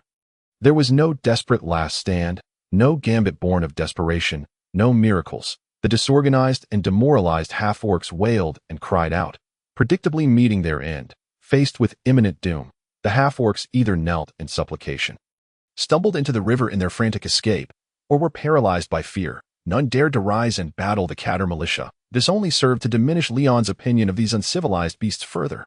Thus, at the stroke of midnight, the battle concluded. The half-orcs had come with high hopes of pillaging and venting their primal desires, only to crash against an impenetrable barrier. Meanwhile, the Catter militia, having shaken off their initial anxiety at the onset of conflict, maintained a steady rhythm throughout the entire engagement. From commencement to conclusion, everything unfolded seamlessly. Rejoice, rejoice, soldiers! You have endured the crucible of battle and emerged victorious. So now, raise your voices in triumphant cheer, celebrate your valor in defending your homeland and kin. For this honor is the most precious of all. Upon Leon's resounding declaration, the shield and spear militia raised their bloodied spears high, erupting into fervent cheers to express their exhilaration and joy. Thus, the battle came to an end. And the system mechanically and emotionlessly announced the battle report. Night battle, complete victory, 3 soldiers lost, 240 enemies slain, 240 conqueror coins awarded. This chapter reached a conclusion, yet it was far from over. The duration of this conclusion was fleeting to in the latter half of the night. Drawn by the cries of battle or having completed their search missions, the 1st and 2nd militia companies gradually returned, bringing clarity to the situation. The militia who failed to return yesterday have all perished, reported the Storm Knight leading the search. His expression grave. Their bodies were buried, though carelessly. Following the blood trail, we found they bore blunt force injuries and some irregular stab wounds. It appears the half-orcs are indeed responsible. After my main forces departed, they attacked the hunting party, then scattered the 2 militia companies. Subsequently, they launched a nighttime attack. It does seem rather plausible, Leon mused before issuing further orders. Ensure the slain militia and the 3 who fell in battle last night are given a proper burial. Furthermore, from today onward, the settlement will be under martial law. Militia will patrol in shifts, and residents are to remain indoors. Such measures will severely impact fishing and hunting activities. Moreover, the new wave of immigrants is soon to arrive. Did you not promise, Your Highness, that the shelters would be completed beforehand? Fear not, it will only be for a short while, Leon replied with a light chuckle. In a matter of days, we will eliminate our foes. Just a few days, that is all. The enemy is likely a nearby half-orc tribe, which has frequently clashed with us since our migration to this plane. Shall we eliminate them, Your Highness? First, we shall scout. You, along with 2 others, 3 knights, should suffice to ascertain the situation there. Do you not agree? Of course, Your Highness. Shall I set out immediately? First, arrange the watch, then proceed. Understood, Your Highness. The Storm Knights received their orders and swiftly departed to instruct the militia on establishing vigilance and defenses. What a detestable lot, Leon mused in his quarters, a room indistinguishable from any ordinary wooden cabin. The number of half-orc tribes in the north is countless. Eradicating this one will not signify the end to in the future. We shall inevitably contend with this loathsome race. Yet the system's reward of 1 conqueror coin per head is indeed something to look forward to. Chapter 34. Primitive Tribe's life has been quite uncomfortable. I refer to the half-orc tribe residing in the Northern Plains, a territory recently named by Leon. The existence of the northern half-orc tribes mirrors that of their kin in the Black Forest, still entrenched in a primitive tribal phase. However, due to the bounteous natural resources of the plains and the presence of numerous nomads in northern Catter, the half-orcs have been somewhat influenced, achieving a level of civilization that exceeds that of their forest-dwelling counterparts.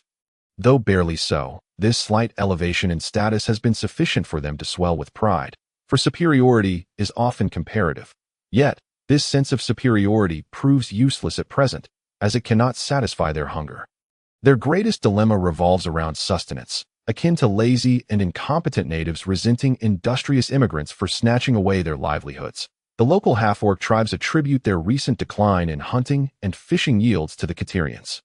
Naturally, this assertion is erroneous. Prior to this, Leon calculated that the biological resources in the area could sustain thousands of immigrants, indicating that the biological wealth of the Northern Plains has not yet reached a state of scarcity. It can adequately fulfill the food demands of both the half-orc tribes and the Caterians simultaneously. Nonetheless, jealousy persists. The not-so-skilled hunters and fishermen, lacking in intelligence, find their catches dwarfed by those of the Caterians, especially after Leon's sharpshooters, veterans of the hunt, joined the forays, time and again, while the half-orcs returned home with a few rabbits and badgers. They would discover their Catter counterparts arriving with bountiful catches, often tenfold or more. This disparity, naturally, fostered feelings of discontent, the half-orcs would never attribute this stark difference to their own shortcomings. Instead, they would proclaim, "It is those shameless humans who have stolen the prey that rightfully belongs to us." This became their most frequent refrain, one they readily believed. Thus, their collective outrage surged. Hence the rallying cry of, "We must drive away those despicable human bandits," began to circulate, leading to the recent tumultuous actions. The leader of the Northern Plains half-orcs, Rogashi, perhaps the only half-orc with a clear mind, understood this well. It was precisely because of his clarity that he could ascend to the position of tribe leader to the average half-orc. He resembled what Leon had previously described as relatively intelligent compared to the foolish. His intelligence allowed him to grasp that the presence of these human immigrants would not impede their lives. Yet, his wisdom also made him aware that the current situation might not remain unchanged forever.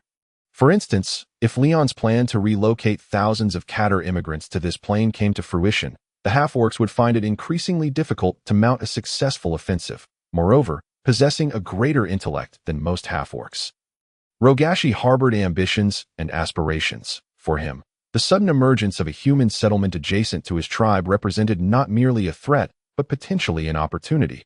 Consequently, he did not seek to quell the erroneous beliefs of his kin. Rather, he stoked their anger and then suppressed it until Leon dispatched his main forces elsewhere, at which point he initiated his plan. He even devised a scheme to divert 2/3 of the militia guarding the settlement. Yet, he still faltered in his endeavor. Close to 300 robust and battle-ready half-orcs represented 1/3 of the total military strength that Rogashi's tribe could muster. He had to reserve sufficient forces to guard against neighboring half-orc or nomadic tribes.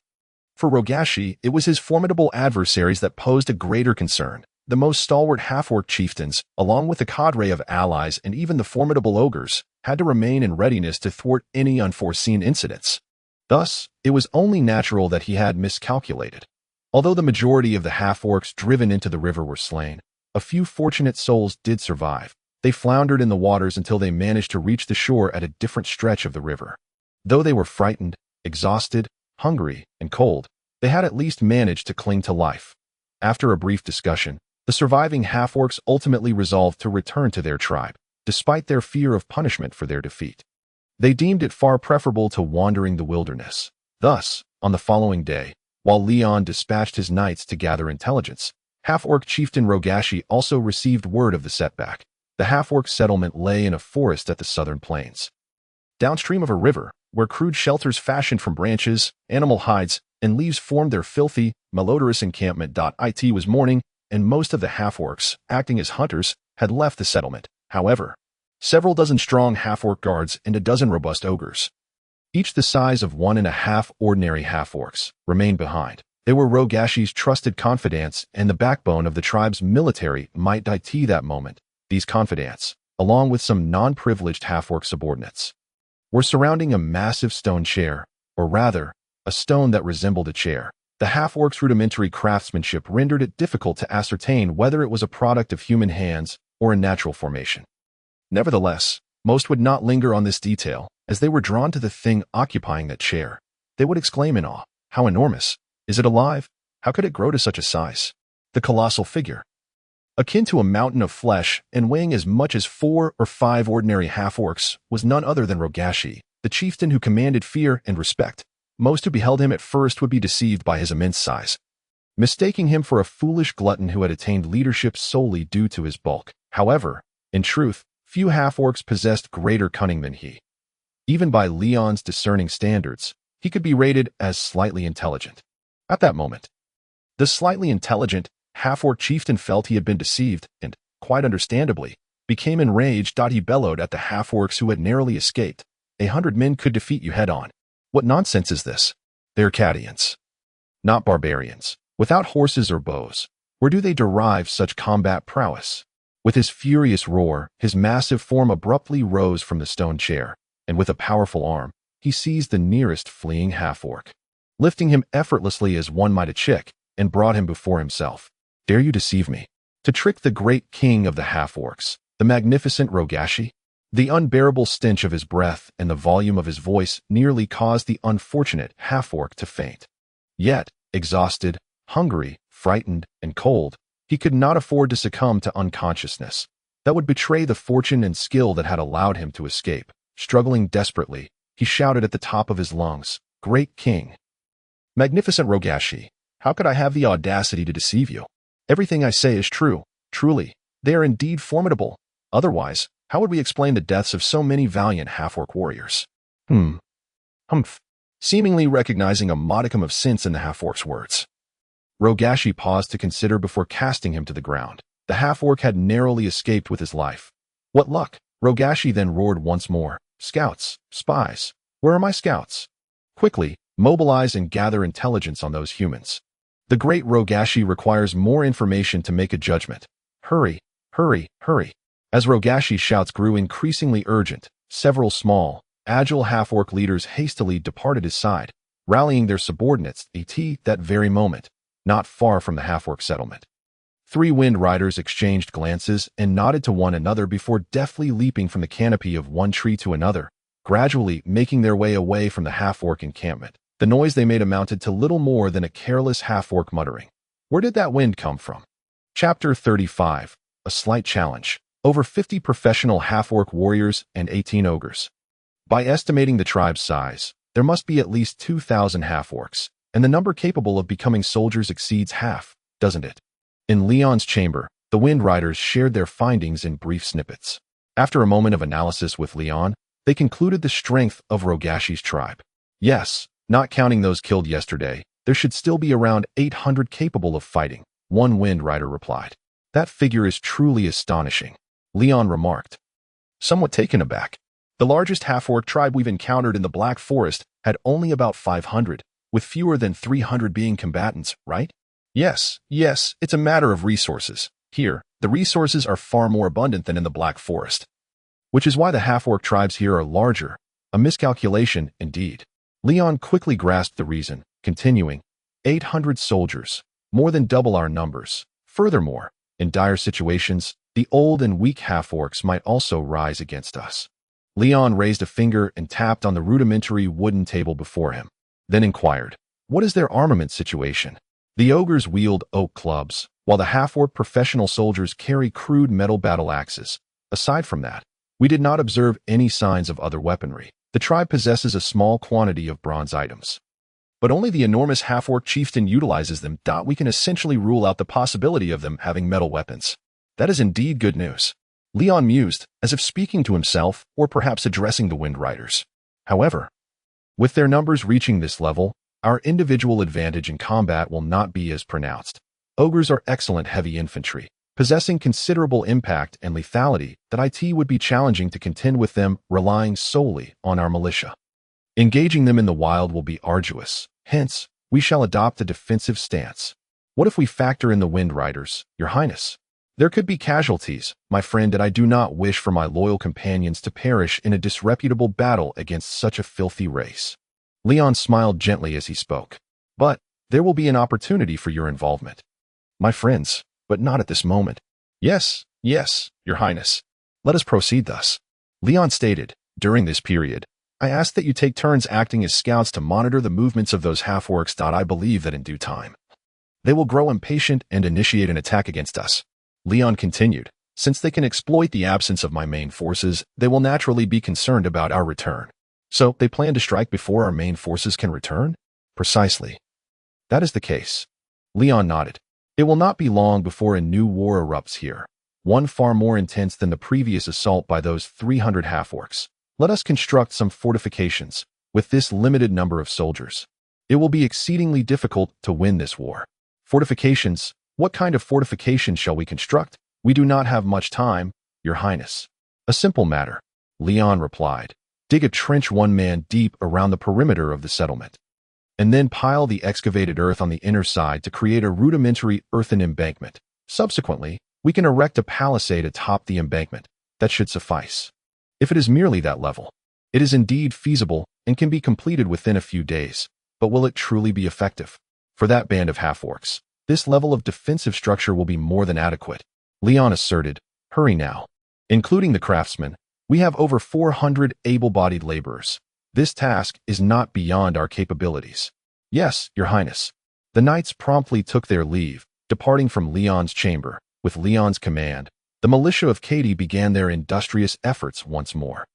Together with the craftsmen, they excavated earth around the settlement, transforming the area into what appeared to be a large construction site. The soil in the plains was relatively loose and easy to dig. The only issue was the tools. The Katy immigrants possessed a limited number of shovels and picks, those they had brought along, combined with the 50 or so iron tools crafted by the blacksmiths during this time, amounted to only a meager supply.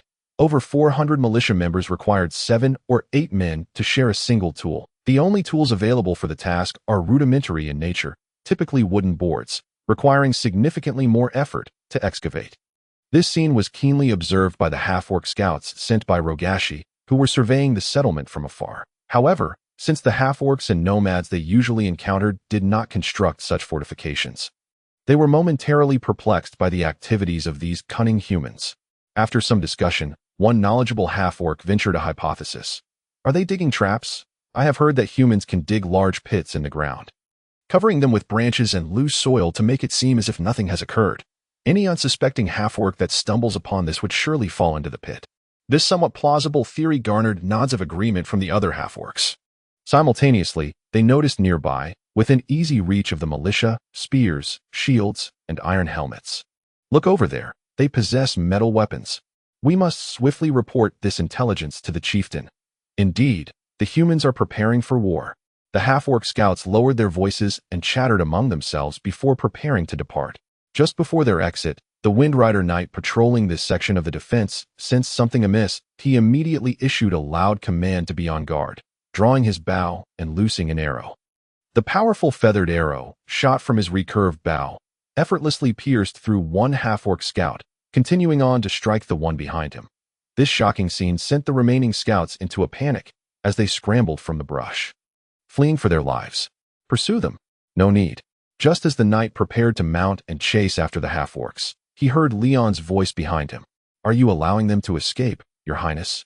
The Windrider Knight turned to Leon, bowing respectfully before inquiring. Yes, let them know we are prepared. This will sow further doubt in their minds and buy us more time, Leon replied. But they will inevitably attack. We merely need to delay until our trenches and earthen fortifications are completed, Leon responded. Without effective defensive measures, we would suffer significant casualties if they launched an all-out assault. Will a mere earthen rampart and trench truly reduce casualties? The knight remained skeptical. This level of defense pales in comparison to even a typical stockade. A military engineer could construct a far superior barracks in half a day's time. They are half-orcs, my friend. Leon offered this simple explanation, patting the knight's shoulder before turning to patrol another area. Put in more effort. People of Catter, imagine the suffering we would endure if those enemies, those barbaric half-orcs, were to breach our defenses and invade our homes. If we do not wish for this to occur, let us work harder. I know that using wooden shovels is not efficient. For that, blame our blacksmith, John. He cannot forge so many iron shovels and spades in such a short time. As Leon's hoarse voice echoed these words, the militiamen, bare-chested and laboriously wielding their crude wooden tools to dig trenches, erupted into laughter. Their morale seemed relatively high, perhaps buoyed by their previous easy victory over the half-orcs, instilling in them a confidence that they would not lose this war. Yet, the reality was far more complex. Leon's tactical choices were based on the sheer numbers of the Rogashi tribe. This could not be deemed erroneous, as typically, half-orc tribes were characterized only by enmity. When two different tribes encountered one another, only one would emerge alive. However, as previously mentioned, Rogashi differed from the average half-orc. The tribe he led was equally distinct from standard tribes. In the afternoon, the half-orc scouts who returned to their tribe relayed their observations to Rogashi. They are digging traps and patrolling. They are on the defensive. They dare not attack. They fear us. We can slay them all. Upon hearing the scouts' report, the ogre chief beside Rogashi, his most vital ally and subordinate, exclaimed in excitement. You speak the truth. Rogashi nodded, forcing a friendly smile towards this ally. This is indeed a sign of their fear, confirming that humans believe they cannot compete with the mighty warriors of the half-orcs. Yet we must consider that humans are cunning, and their numbers are not insignificant. Moreover, they are on the defensive. If we were to attack, we would suffer excessive losses. Hearing this, the ogre chief mumbled something under his breath, but fell silent thereafter. Such good-naturedness was rare among ogres. The first reason being that as an ogre, it is difficult to find one as generous as Rogashi, willing to support so many large bellies. And the second reason, which is somewhat embarrassing to admit, is that he could not contend with Rogashi. If we simply allow this to go unchecked, it will certainly be problematic. The enemy possesses a strong contingent of well-armed soldiers, and now their whereabouts are unknown. For the time being, this is not a concern, but should they return, we will lose our advantage. Due to uncertainty regarding his opponent's strength, Leon misjudged the situation. Rogashi did not waver in hesitation upon receiving this news. Rather, he made a decisive resolution. Envoy, dispatch orders for my vassal tribes to send their warriors to me. Send messengers to my allies. I require their assistance. Then, send messengers to the west, to those tribes with whom I maintain relations, and inform them that I wish to form an alliance. I will permit them to hunt within my territory, but first, they must dispatch at least 500 half-orc warriors and 50 elite warriors to aid me in vanquishing the humans entrenched here.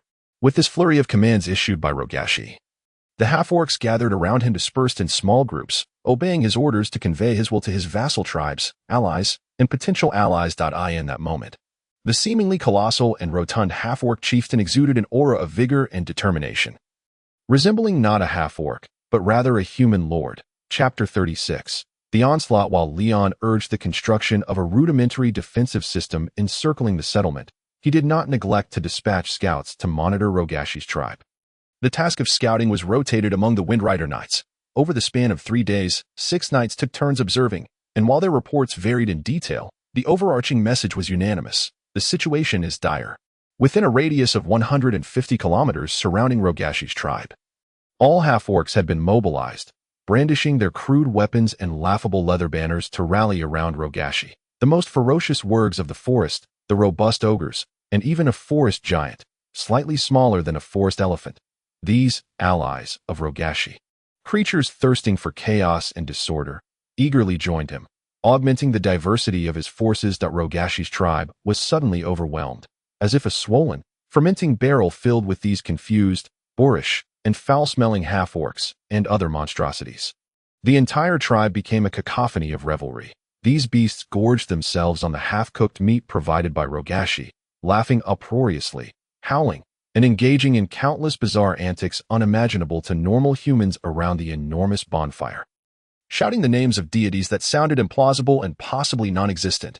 Occasionally, some half-orcs, influenced by the frenzied atmosphere, became berserk and turned against their companions, igniting a delightful brawl. They have gathered over 3,000 half-orcs, an entire company of ogres, and more than 3 companies of elite half-orc warriors, alongside over 200 wargs, which can provide 200 not so great, but sufficient cavalry. Not to mention, they also have a giant, one nearly 5 meters tall.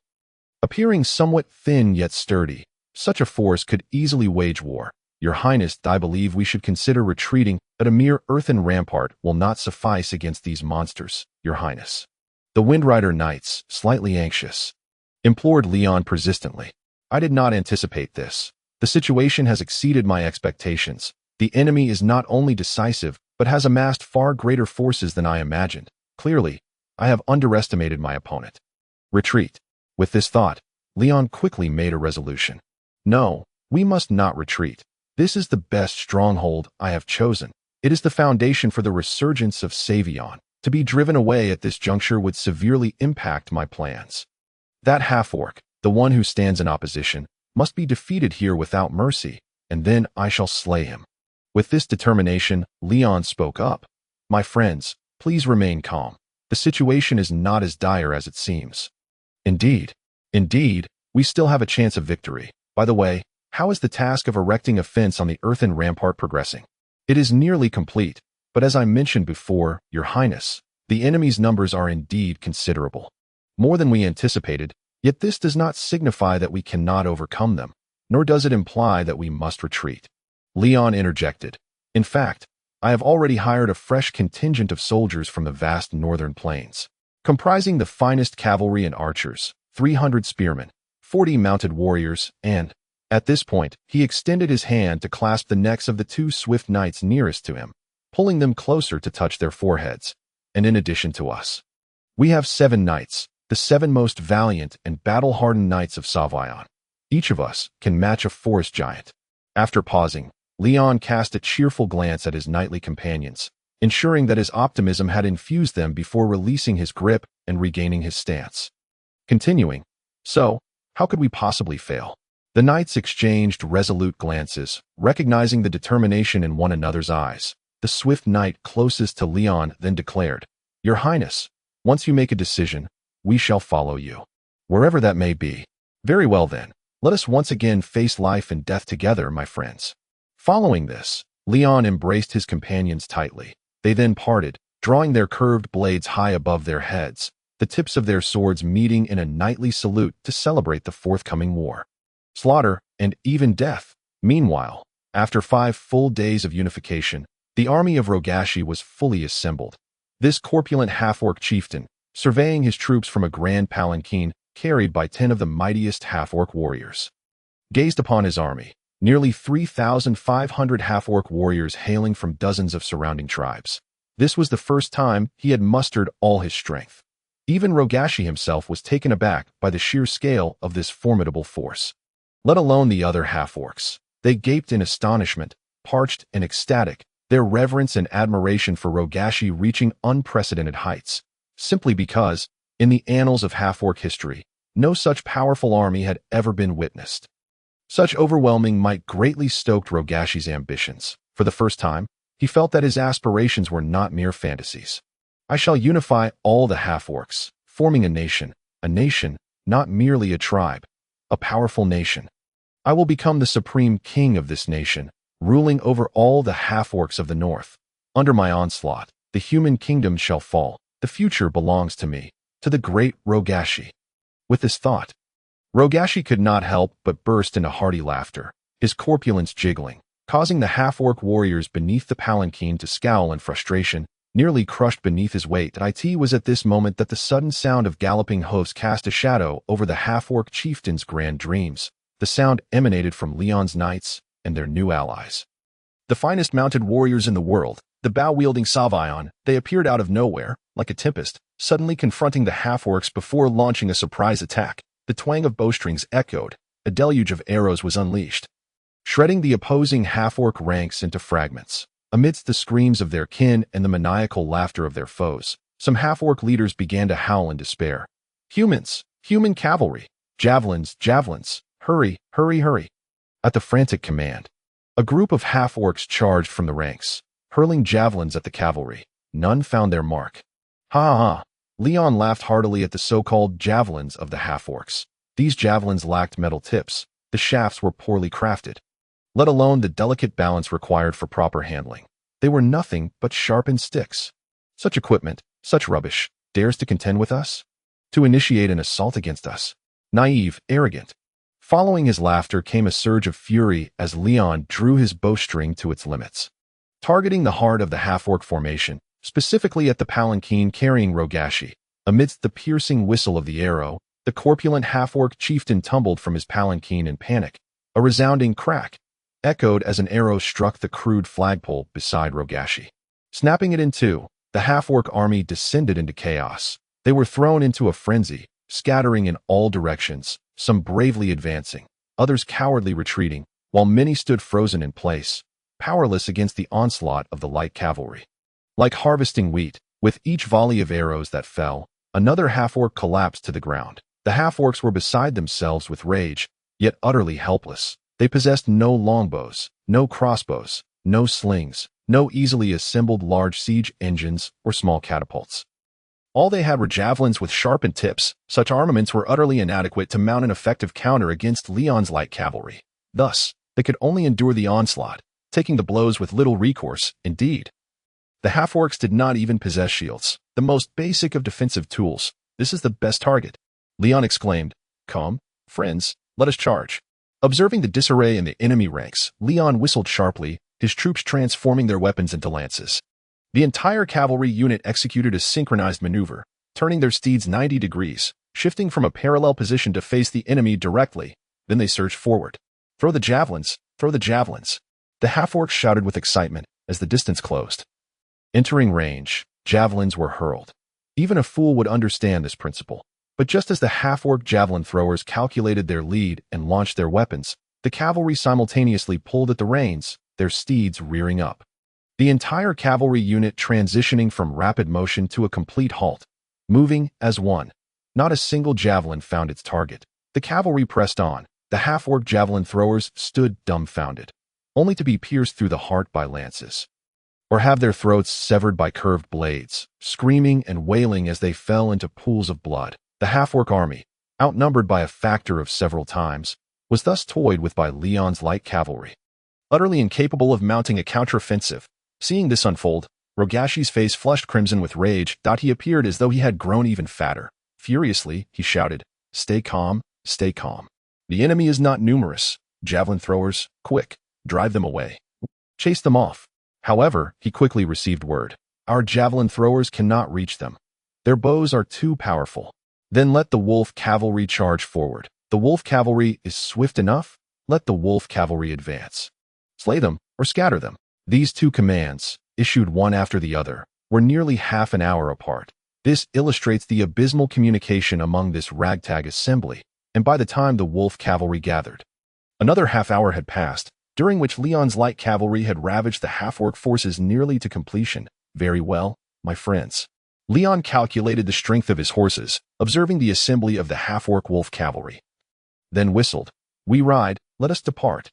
Without hesitation, he turned his steed toward the direction of their settlement. At this command, the light cavalry surged forward in unison, swiftly departing the battlefield. Rogashi felt as though his eyes would burst.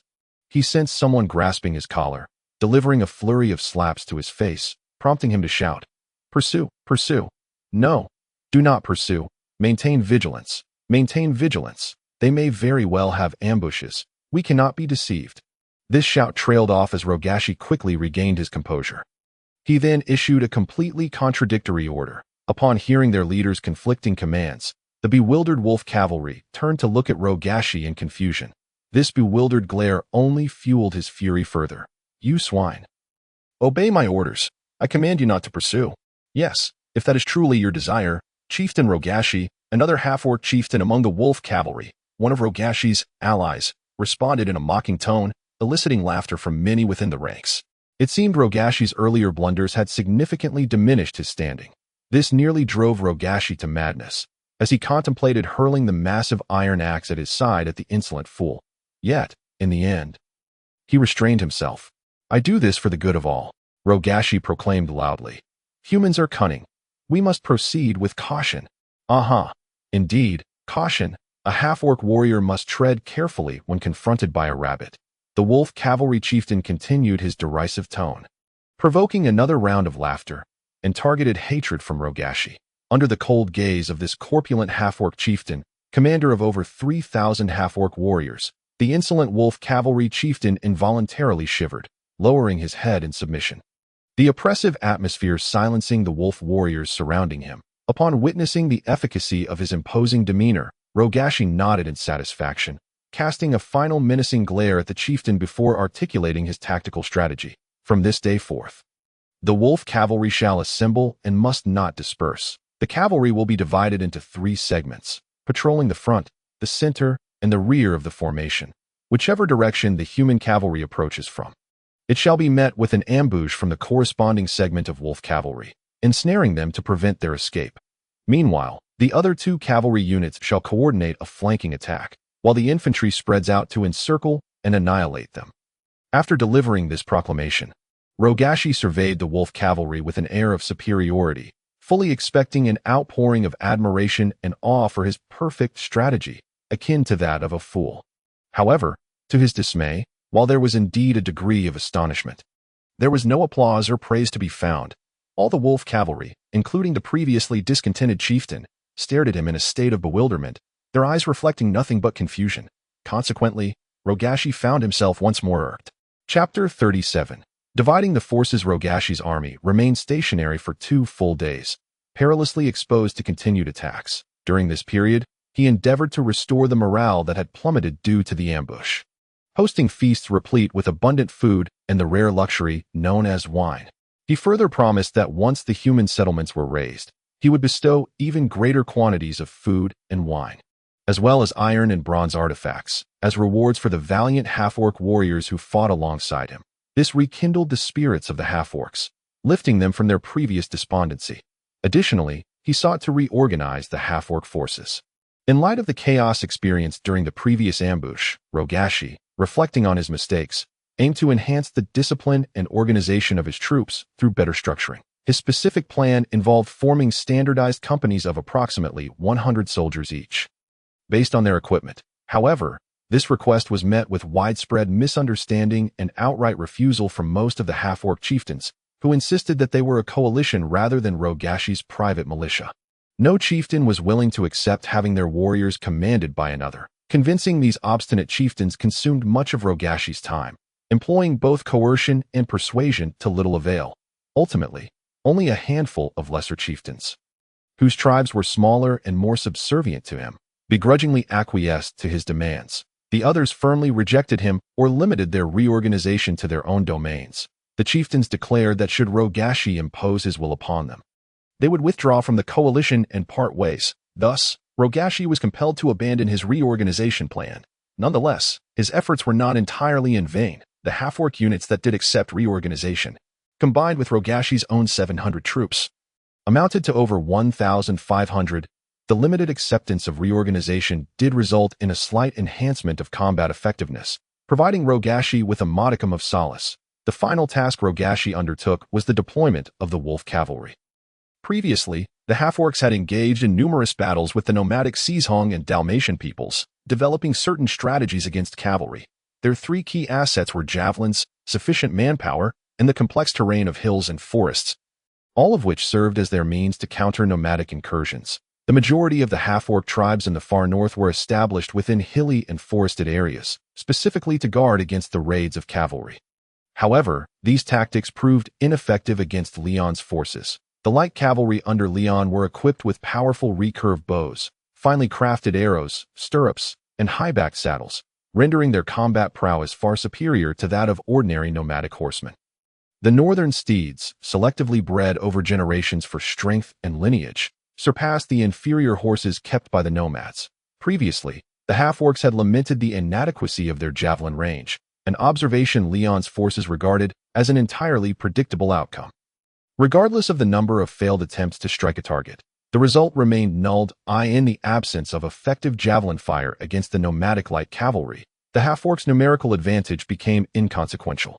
Furthermore, the terrain was hardly conducive. The route from the settlement to the tribe was predominantly open plains, with sparse thickets and gently sloping hills offering little in the way of cover against cavalry. More critically, Rogashi was on the offensive, with a singular and explicit target, leaving him unable to alter his march or the battlefield itself. Thus, all of Rogashi's hopes rested upon the 200 wolf cavalry at his disposal. As a commander of considerable intelligence, Rogashi had a grasp of strategic and tactical principles. Consequently, upon encountering the ambush by Leon's contingent, he promptly issued commands to concentrate the cavalry, patrol in segments, and launch coordinated assaults.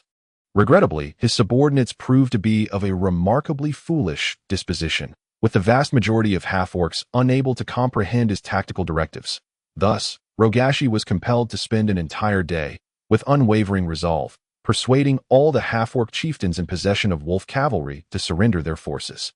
One by one, he divided the cavalry into 3 groups using the most rudimentary methods, physically guiding them while explaining their patrol areas and how to maneuver against enemy assaults. He reiterated emphatically, "Your mission is to ensnare the enemy, to delay them and hold them in place until the main infantry can provide support. Do not act impulsively, do not engage with their provocations, and beware of falling into traps." Rogashi repeated this admonition numerous times. Even the most patient half-orc found it difficult to endure. Nevertheless, the most favorable outcome remained uncertain. In any case, Rogashi had organized a substantial portion of his forces, concentrated the wolf cavalry, and reinstated their morale. He believed he had accomplished all that was within his power. His army appeared significantly more formidable than before. However, unbeknownst to him, Leon had already begun to rejoice upon receiving news from his scouts. "Excellent. Just as I anticipated, the wolf cavalry has been concentrated for use." Days earlier, when Rogashi's forces had gathered, Leon had made a decisive choice. He addressed his knights, stating, "Our options are limited, as you have observed.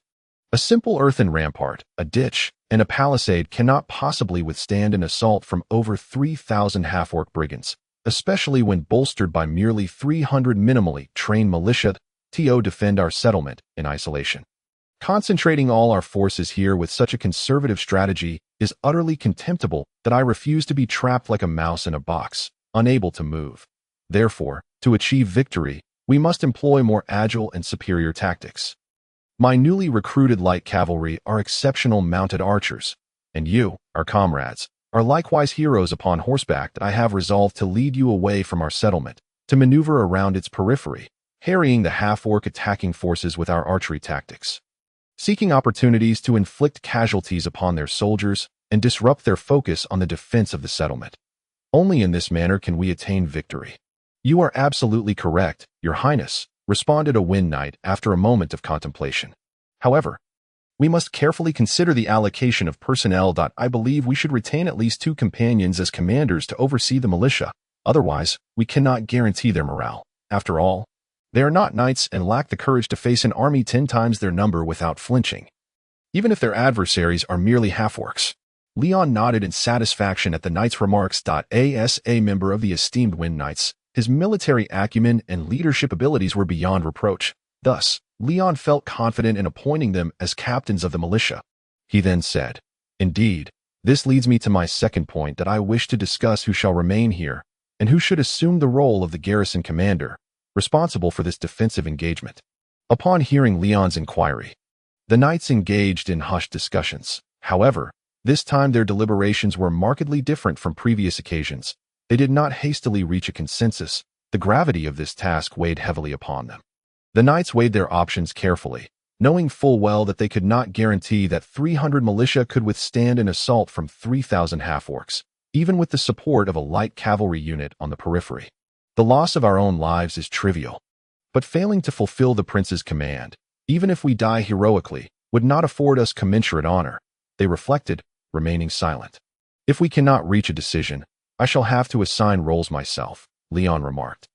Furrowing his brow. It was precisely at this moment, from behind the knights, where their bodies shielded the source, a resolute and unwavering voice resonated. "I can undertake this mission, Your Highness. If permitted, I shall serve as the garrison officer of the settlement, assuming full responsibility for this defensive operation." Chapter 38. New Objectives. Astonished by this unexpected voice, Leon realized that the issue of personnel had been resolved. She, possessing both capability and loyalty, appeared before him like an angel in his time of greatest need.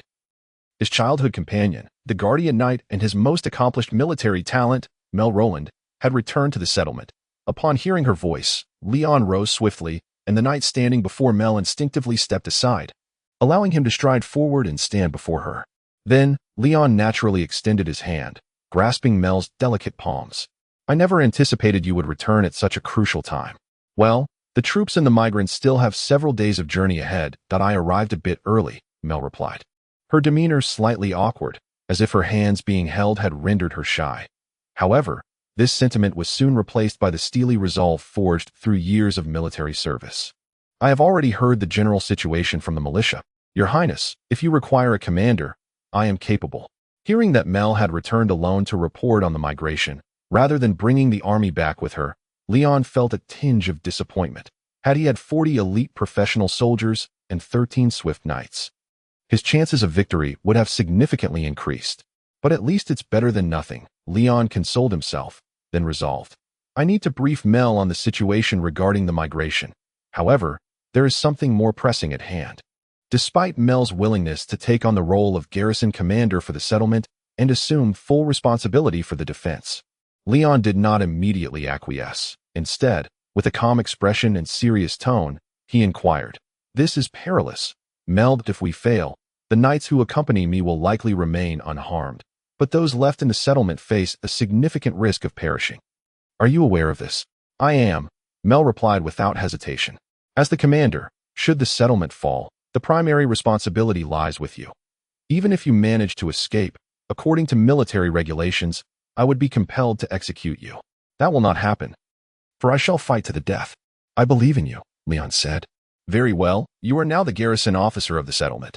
After declaring this, Leon did not turn away but called out the names of the other 2 swift knights, Hansen, Ariel. "You 2 remain here as Mel's aides." "Yes, Your Highness," the 2 swift knights responded without hesitation. All right then, prepare yourselves. Mel, stay behind. I have something to discuss with you privately. Yes, Your Highness. The other 6 swift knights exchanged knowing glances before hastily exiting Leon's chamber, the last one closing the door behind them. Thus, only Leon and Mel remained in the room. After receiving Leon's gesture, Mel pulled out a chair and sat across from him, before the atmosphere could turn ambiguous. Leon posed a very serious question. Please report the situation to me. How many people did you manage to bring back this time? Mel hesitated for a moment, but ultimately replied truthfully. In total, over 700, Your Highness. We visited 4 settlements of the Catile people. 2 of the smaller settlements ultimately decided to migrate entirely here, while the remaining 2 saw a significant portion of their population join us. Although there were some minor conflicts during the process, the final outcome was relatively satisfactory, with no casualties. That is good to hear, Leon nodded. What is the specific demographic situation? Among the 700, more than 400 are young adults. The rest are elderly or children. There are not many skilled craftsmen. Only a few potters and 2 basket weavers possess some value. Additionally, the literacy rate among these individuals is exceedingly low, almost non-existent. Merely 2 elderly individuals can read books written in the common tongue, yet neither can write. That is indeed a dire situation, but you did your best, and I acknowledge that, Leon nodded. Now, what of food and supplies? The vast majority of them have little in the way of savings. They do have some food reserves, and due to the season, food can be easily sourced from the wild, so there is no immediate concern. In terms of livestock, they possess 12 mules, 2 horses, and 5 cattle. Along with a few dilapidated carts, aside from essential living supplies, they have nothing else. What a bunch of impoverished souls, Leon shook his head. Yet, that is to be expected. Very well, then, let us move on to more personal matters. After uttering these words, Leon stood up from his chair and stepped forward. This subtle cue. Mel instinctively rose as well, although she had no inkling of what Leon intended to do. Then, Leon embraced her, not too tightly, but with an appropriate firmness. You must survive. Mel. After saying this, Leon lowered his head, resting it against Mel's forehead, then released her before she could respond, saying, I shall depart in half an hour. Now, I must prepare. You should take a moment to rest and thoroughly assess the defensive conditions of the settlement. That will be all. Yes, Your Highness. Mel was startled by Leon's sudden action, her face flushing, unable to lift her gaze to meet his. Half an hour later, clad in armor with a quiver full of arrows at his waist, Leon, along with 3 swift knights and 40 light cavalry, departed from the Catile settlement. Before leaving, Leon entrusted Mel with another secret weapon, 2 dismantleable small ballistae, which could be transported by wagon or carried by 3 strong men for rapid deployment. Utilizing hair, animal sinews, and steel springs as a twisting mechanism, and constructed from various woods and metals, these ballistae could launch projectiles weighing over 10 kilograms to a distance of 400 meters. Capable of crushing a cow, a cart, a horse, or a squad of half-orcs into oblivion, the calibrated scales and standardized components ensured that experienced gunners could guarantee the ballistae's accuracy, while it was unlikely that the gunner's claims of hitting a flying sparrow from 300 meters would hold up. The potential was substantial. The cost of these 2 small ballistae and 6 gunners amounted to 1,000 conqueror coins, draining his last reserves. The enemy has a forest giant. When handing over the ballistae to Mel, Leon spoke quietly. I wager that those half-orcs will deploy him at the most critical moment, hoping to breach our settlement in a single strike. These 2 ballistae are my countermeasure. How and when to use them is up to your discretion. I understand. Your Highness. Throughout, Mel exhibited no signs of panic, surprise, or elation. She remained as calm as ever. Very well then. Good luck, my guardian knight. Afterward, Leon lifted his head to address the bustling militia, who were reinforcing the earthworks with timber from dismantled wooden structures. Hoping to render them useful, he called out, Good luck to you as well, my dear warriors. In response to the enthusiastic cheers of the shield and spear militia, Leon and the knights, along with the cavalry, spurred their steeds towards the direction of the Roga tribe. After traveling a few miles, a knight equipped with 2 war horses voluntarily separated from the group to serve as a messenger, heading south towards the migrating forces following Mel. His mission was to inform the migrants to halt their advance and summon the swift knights to the battlefield to join the fray, once all arrangements were in place, whether by coincidence or in relation to the current situation. The system simultaneously issued the second phase of the main storyline quest. Main Quest 2, sovereign of the snowy plains. Within this seemingly desolate land lies boundless opportunity and an equal measure of challenges. To attain the power, status, and strength necessary for revenge, one must seize the potential of this territory to the fullest extent, and to master this land, all who might be deemed obstacles, the half-orcs, nomads, Cattile nobles, or any other hindrances, must be eradicated. Only then can one confidently declare themselves the unquestionable master of this domain, the sole lord of the far north. Main quest objective 1.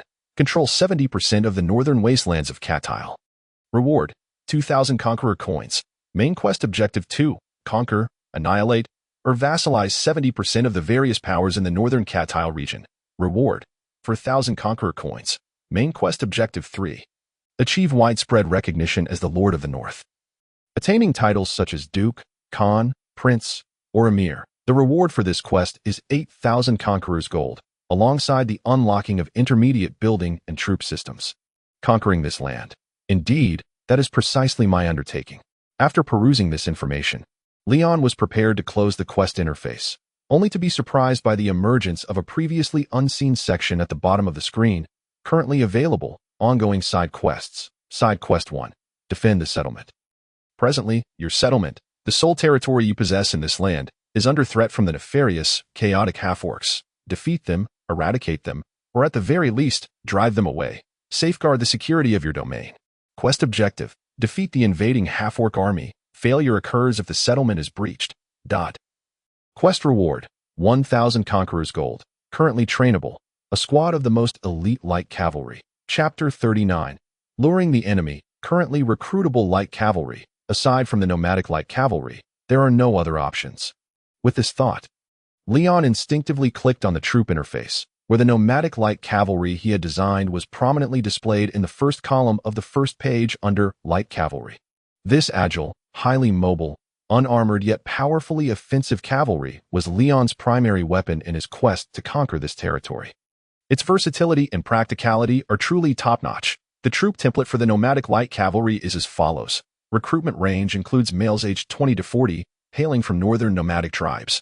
Attributes: Strength 20, Agility 15, Intelligence 10, Stamina 15. Skills: Advanced nomadic cavalry training, including horsemanship, archery, mounted shooting, and standard one-handed weapon skills. Advanced snowfield combat expertise. Equipment: recurve bow, standard quiver of 20 arrows, light curved sword, cavalry round shield, northern steed. Evaluation: light armored archer, excellent. Exchange price: 75. Training cost: 450 per squad. Maintenance cost: 150 per squad per month. These light cavalry are also incorporated into the Seviang Orphan Legion, utilized as an independent light cavalry unit. Thus, they benefit from the 3-point bonuses in strength, stamina, and agility provided by a level 3 legion, as well as skill bonuses from intermediate skirmishers and novice shock cavalry. Furthermore, Leon carries the Legion's Black Dragon banner, which allows him to employ Legion magic for rapid dashes when necessary. This further enhances the combat capabilities of the nomadic light cavalry. Practical light cavalry, a shrewd and aggressive commander, and invincible system skill bonuses.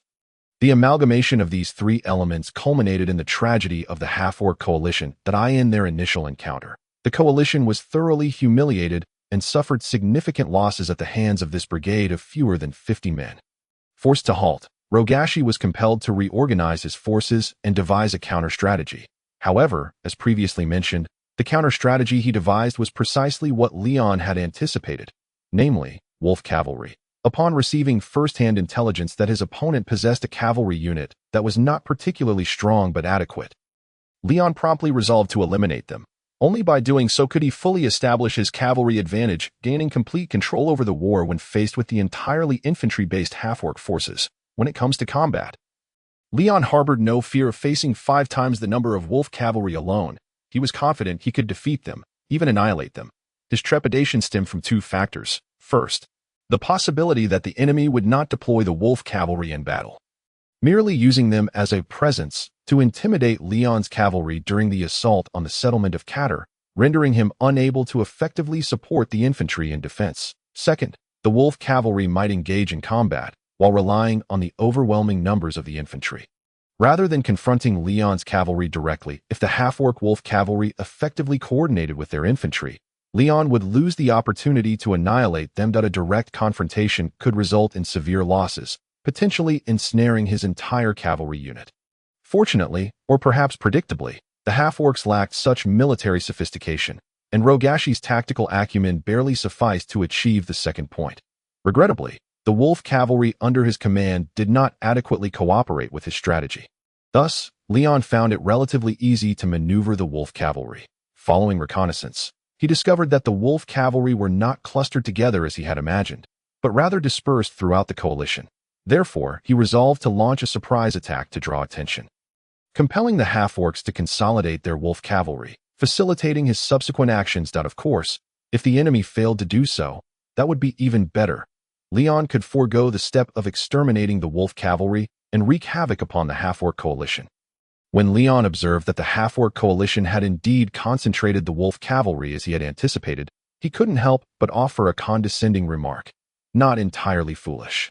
Indeed, Rogashi was not foolish, but his subordinates were utterly incompetent. Despite his repeated admonitions, hardly a single wolf cavalryman took him seriously. Compared to Rogashi's warnings, the wolf cavalry prioritized their own honor and desires above all else. The previous debacle, where fewer than 50 human cavalrymen had thrown the entire coalition into disarray, was a source of great shame for them. Thus, when Leon's light cavalry appeared once more, the wolf cavalry charged forth without hesitation, only to find that Leon's light cavalry did not engage, but rather turned and charged toward the half-orc formation, targeting the wolf cavalry patrolling the front lines. Quick, execute the plan. Cavalry encirclement, infantry convergence. Do not let them escape. Rogashi shouted, yet no one obeyed his command. The infantry's performance remained abysmal. The 3 divisions of wolf cavalry showed no inclination to maneuver, instead charging directly toward Leon's forces in the shortest possible distance, a straight line. Leon's light cavalry retained substantial maneuverability, unconcerned about their rear. They galloped around the half-orc coalition, shooting arrows and slaying enemies while provoking the wolf cavalry pursuing them. Occasionally, they would turn and release an arrow, intentionally missing to instill confidence in the wolf cavalry. Simultaneously, they hurled insults and mockery in the common tongue, inciting uncontrollable rage among the half-orcs. The wolf cavalry, emboldened by the inaccurate arrows and enraged by the enemy's taunts, completely lost their capacity for judgment. This is too easy. Turn around. Let's go. Seeing the wolf cavalry take the bait, Leon swiftly commanded his light cavalry to turn and charge toward the settlement. With the wolf cavalry hot on their heels, the 2 sides engaged in a relentless chase, swiftly vanishing from sight, much to Rogashi's chagrin. In fact, he had been furious since the onset of hostilities, for none of the coalition's actions adhered to his preordained directives. Damn it. Infantry, follow closely, encircle them from both flanks. It's from both flanks. Can't you transform from a serpentine formation into a hook formation? Why did the wolf cavalry charge from that position? Didn't I say to maneuver and encircle? Do not pursue. That must be a trap. Damn it. Get back to me. Back, back, back. As he gazed at the retreating wolf cavalry, Rogashi shouted at the top of his lungs in vain. Chapter 40. Half the victory in a field overgrown with wild grass. The light cavalry and the half-orc wolf cavalry raced, one in pursuit of the other, without pause, covering a distance exceeding 30 kilometers. Afterward, the wolf cavalry understandably began to falter as mounts. The wolves were only barely adequate. In terms of speed, endurance, and explosive power, they could not rival horses, much less the superior northern steeds. Fueled by anger and the false sense of superiority derived from the enemy is weaker than I, the wolf cavalry exhausted nearly all their stamina, yet could not catch up to Leon's light cavalry. No matter how much the half-orc riders urged their mounts or whipped them with the backs of their blades, the wolves merely panted, foaming at the mouth, unwilling to run any further. Damn it! Can't we catch up? The half-orc riders exclaimed in frustration, only to be astonished to find their quarry had ceased fleeing. Ah, it is time to net our catch, Leon remarked to his cavalry. Look, these half-orcs are in a frenzy over not being able to catch us. What are they so eager for? Is there any answer beyond courting death? Amidst peals of laughter, the nomadic cavalrymen excitedly turned their horses, raising their recurved bows, aiming at the astonished, bewildered wolf cavalry. Then, they released their bows. In an instant, the roles of hunter and prey were reversed. Confronted with exhausted and defenseless wolf cavalry, Leon's light cavalry bared their fangs and launched a counteroffensive that in stark contrast to their earlier feigned shots. The Wind Riders and nomadic light cavalry fired with deadly accuracy. With each twang of bowstrings, a fresh batch of half-orcs fell, screaming to the ground. Those wolf cavalry who still possessed the will to resist, roaring as they charged at the light cavalry, were met with focused fire, each one riddled with arrows, collapsing to the ground like hedgehogs. That it was a one-sided massacre. It was a complete triumph of tactically astute and exceptionally skilled mounted archers over the strategically faltering and ineffectual half-orc cavalry. After several volleys of arrows, the wolf riders utterly collapsed. They turned to flee along the path in a desperate attempt to return to their main army. Under the influence of fear, the already fatigued dire wolves renewed their frantic sprint, blocked them. Upon Leon's command, the nimble light cavalry surged forth, outpacing the wolf riders with ease. They maneuvered around the flanks of the wolf cavalry, arrows sweeping across both sides, then positioned themselves to intercept their escape towards the half-orc coalition. The demoralized wolf riders, confronted with a hail of incoming arrows, unhesitatingly changed course, fleeing away from the half-orc coalition. This decision irrevocably sealed their fate. Under the duress of terror, the exhausted and dazed dire wolves howled in their retreat. Many of the dire wolves desperately twisted their bodies, even turning their heads to bite at the half-orc riders atop them, attempting to dislodge them in a bid to lighten their burdens and facilitate their escape. Yet the half-orc riders stubbornly refused to abandon their mounts, clinging tightly to the wolf fur despite the bites they received.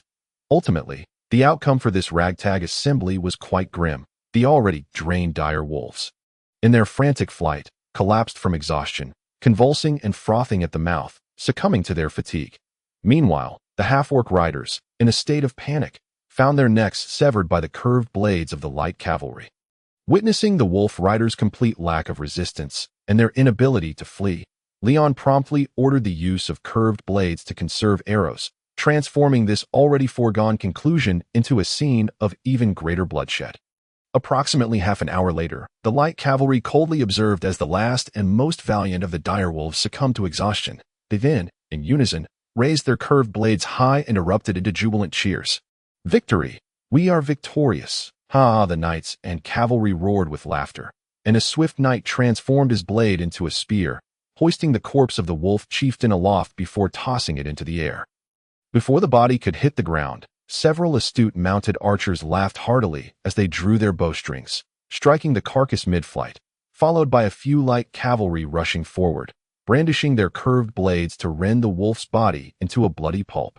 Observing their attacks all hitting their mark, the cavalry erupted into triumphant laughter once more. It was at this moment that Leon intervened. "Enough, soldiers, cease this futile sport with the filthy carcass. We shall depart from here and take a well-deserved rest. With the entirety of the enemy's cavalry annihilated, it is now our time to shine." The cavalry responded loudly in agreement, then ceased their cheers and, under Leon's leadership, left the battlefield to rest, as Leon had stated. Without the protection of the wolf riders, the massive half-orc coalition had become mere prey for them to butcher. This battle against the half-orcs had, at this juncture, been won halfway. After several hours, on the battlefield where the light cavalry had annihilated the wolf riders, Rojas stood frozen, staring at the multitude of fallen cavalry and dire wolves, before erupting into a fit of rage. His frenzied cries were laden with grievance and resentment. "Useless, useless, useless, useless, useless, useless, useless, useless, useless, useless. All of you are worthless, completely inept, disobeying orders, ignoring my commands, utterly dead, worthless, wasting my entire cavalry force. Idiots, fools, you bunch of imbeciles." Adu. Naturally, no matter how furious he was, how incensed he became, or how loud his cries echoed, it would not bring back the lives of the 200 half-orc wolf riders. Simultaneously, he understood that in this battle against the Carter settlements, he had lost the initiative. Yet, the thought of retreating in disgrace was intolerable. He could not bear the humiliation of ending this war in such a disheveled manner, for it would render him a laughingstock among all half-orcs in the north. All the vassals and allies who had participated in this war would abandon him. His own tribe would become disloyal, and many of his previously subdued clansmen would seize the opportunity to vie for his position as chieftain. Therefore, rather than accept defeat and withdraw in shame, he resolved to press on, maintaining his original plans. Despite the loss of the Wolf Riders, which rendered him exceedingly passive against Leon's light cavalry, Rojas believed that his numerical superiority would still afford him a considerable advantage. It's merely a matter of a few more lives lost. As long as I maneuver things such that the fallen are predominantly from the other tribes, there will be no issue. Following a victory in this war, my reputation will be widely celebrated. Subsequently, more solitary wandering half-orcs will flock to my tribe, and weaker tribes will seek my protection. This minor loss can be quickly compensated. This setback will not defeat me, nor the great Rojas, king of the half-orcs. Thus, through self-reassurance and a tendency to view matters through a favorable lens, Rojas regained his enthusiasm. He led his grand army forward with renewed vigor towards the Carter settlements. Along their march, Leon and his light cavalry were not remiss in harassing them. With the absence of the Wolf Riders' restraint, Leon's audacity grew bolder. No longer satisfied with mere skirmishing, he adopted a more aggressively offensive strategy. The cavalry initiated their assaults with arrows, sowing chaos within the half-orc ranks, and then charged forth to deliver further blows. In the charge, Leon consistently positioned himself at the forefront alongside 3 other swift knights, leveling their lances as they charged, employing the might of their cavalry's charge to intimidate the enemy. Following this, the mounted light cavalry would exploit the opportunity to strike. With this tactical approach, Leon managed to shatter a half-orc cohort with each round of attack. Were it not for concerns about casualties and the fear of being surrounded by numerically superior foes, Leon could have driven the routing enemies to scatter more half-orc troops, subsequently slaying even more adversaries. However, due to safety considerations, he refrained from such actions. This decision prevented a complete annihilation of the half-orc legion before they even reached the Carter settlements. They were nearly overwhelmed by the onslaught of the light cavalry. Yet, they were merely on the brink of disaster. Desertion began to surface within the ranks of the half-orc coalition. Each night, those who perceived their prospects as bleak would stealthily abandon their comrades, fleeing the coalition's encampment towards any direction they deemed safe, especially after several nights of vigorous night raids led by Leon and his light cavalry. When the chaos subsided and the light cavalry retreated at dawn, the half-orcs would be astonished to discover a disproportionate number of their comrades had fallen compared to the few corpses littering the ground. At such moments, the surviving half-orcs would exchange glances, murmuring quietly. Desertion would incite unrest and confusion among the remaining soldiers, further eroding the already fragile morale of the half-orcs, ultimately leading to more desertions. This vicious cycle culminated in the unfortunate reality that when they finally arrived at the Carter settlements, what had once been an army of over 3,500 soldiers had dwindled to just above 2,500. A staggering 30% of their forces had been wiped out. Coupled with the decline in morale, the combat efficacy of the half-orc coalition had plummeted by over 50%. Faced with such circumstances, even the most dim-witted half-orc began to realize that the enemy before them was far more formidable than they had anticipated, and their chances of victory were, in truth, rather slim. Chapter 41. The siege in less than 100 kilometers. The half-orc coalition had trudged for nearly half a month. Each day, they awoke to the sounds of enemy attack and cavalry, and were startled awake at midnight by the same cries, living in constant fear and trepidation. Yet, this torment was finally coming to an end when the Carter settlements appeared on the horizon. The half-orcs burst into tears of joy, shouting long life. Regardless of the outcome, this war had finally entered its second phase, the siege. Of course, this city was somewhat overstated at a 1-meter-high earthen rampart, a 1-meter-wide, 2-meter-deep trench, and a layer of wooden palisades defined it. After Leon's departure, a new layer of wooden planks had been added outside the earthen rampart, and the rampart itself had been considerably compacted. However, it still fell far short of the concept of a city. Rojas was confident that such a fortress would not withstand the might of his army. It was destined to be trampled by his forces. Traditionally, the best method for assaulting a fortified city is to besiege it. However, my food supplies are limited, and there is a light cavalry force hovering nearby. Therefore, the method of siege is unfeasible. The next best approach is to expend the enemy's manpower, morale, and resources through the use of cannon fodder. However, I cannot afford to waste too much time. Thus, aside from these two methods, there is only the option of a direct assault. With this thought, Rojas made his decision. I lack the capability to construct siege engines, fortunately. This fortress is not particularly sturdy or reliable. If I muster all my forces, I am certain we can breach this stronghold. Having resolved, Rojas promptly emptied the pockets of his logistics personnel, laying all the meat and ale before the half-orc soldiers. Rogashi raised a wooden cup brimming with mead, bellowing, for victory, for honor, for our rightful land, and for rewards. Warriors of the half-orcs, let us revel in the frenzy of battle. This time, our foes are not the cunning nomadic cavalry, but rather the wretched human vermin trapped within their own constructed cage. They have nowhere to flee. Their only fate is to be slain by our hands. Eliminate them, eradicate them all, and come to me. I shall generously reward the bravest of warriors. The bravado and potent liquor dulled the senses of the half-orcs. Igniting their fervor, they screamed and waved their weapons. Then, at Rogashi's command, they charged towards the settlement of the Cadians. Over 2,000 soldiers, including 400 elite half-orc warriors and 100 ogres, were unleashed onto the battlefield. These soldiers, lacking formation and understanding of organized tactics, surged forward in a chaotic frenzy. Yet this recklessness bore its own merits. The sheer number, overwhelming the Cadians by 6 or 7-fold, created an imposing presence that sent shivers through the militia stationed at the settlement. Steady. Soldiers, your adversaries are mindless beasts. Fear them not, for war tests not just brute strength, but the wisdom of men. Mare stood resolutely at the front lines, raising her curved blade as she shouted. She turned to her 2 fellow wind riders beside her, saying, "No need for reserves. These lunatics have committed nearly all their strength at the outset. A single company cannot defend the entirety of the earthen rampart.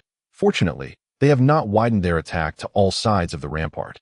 Their assault is fan-shaped, ultimately focusing on just a segment of the circular earthworks. Thus, we still have a chance. Bring the 2nd and 3rd militia companies here.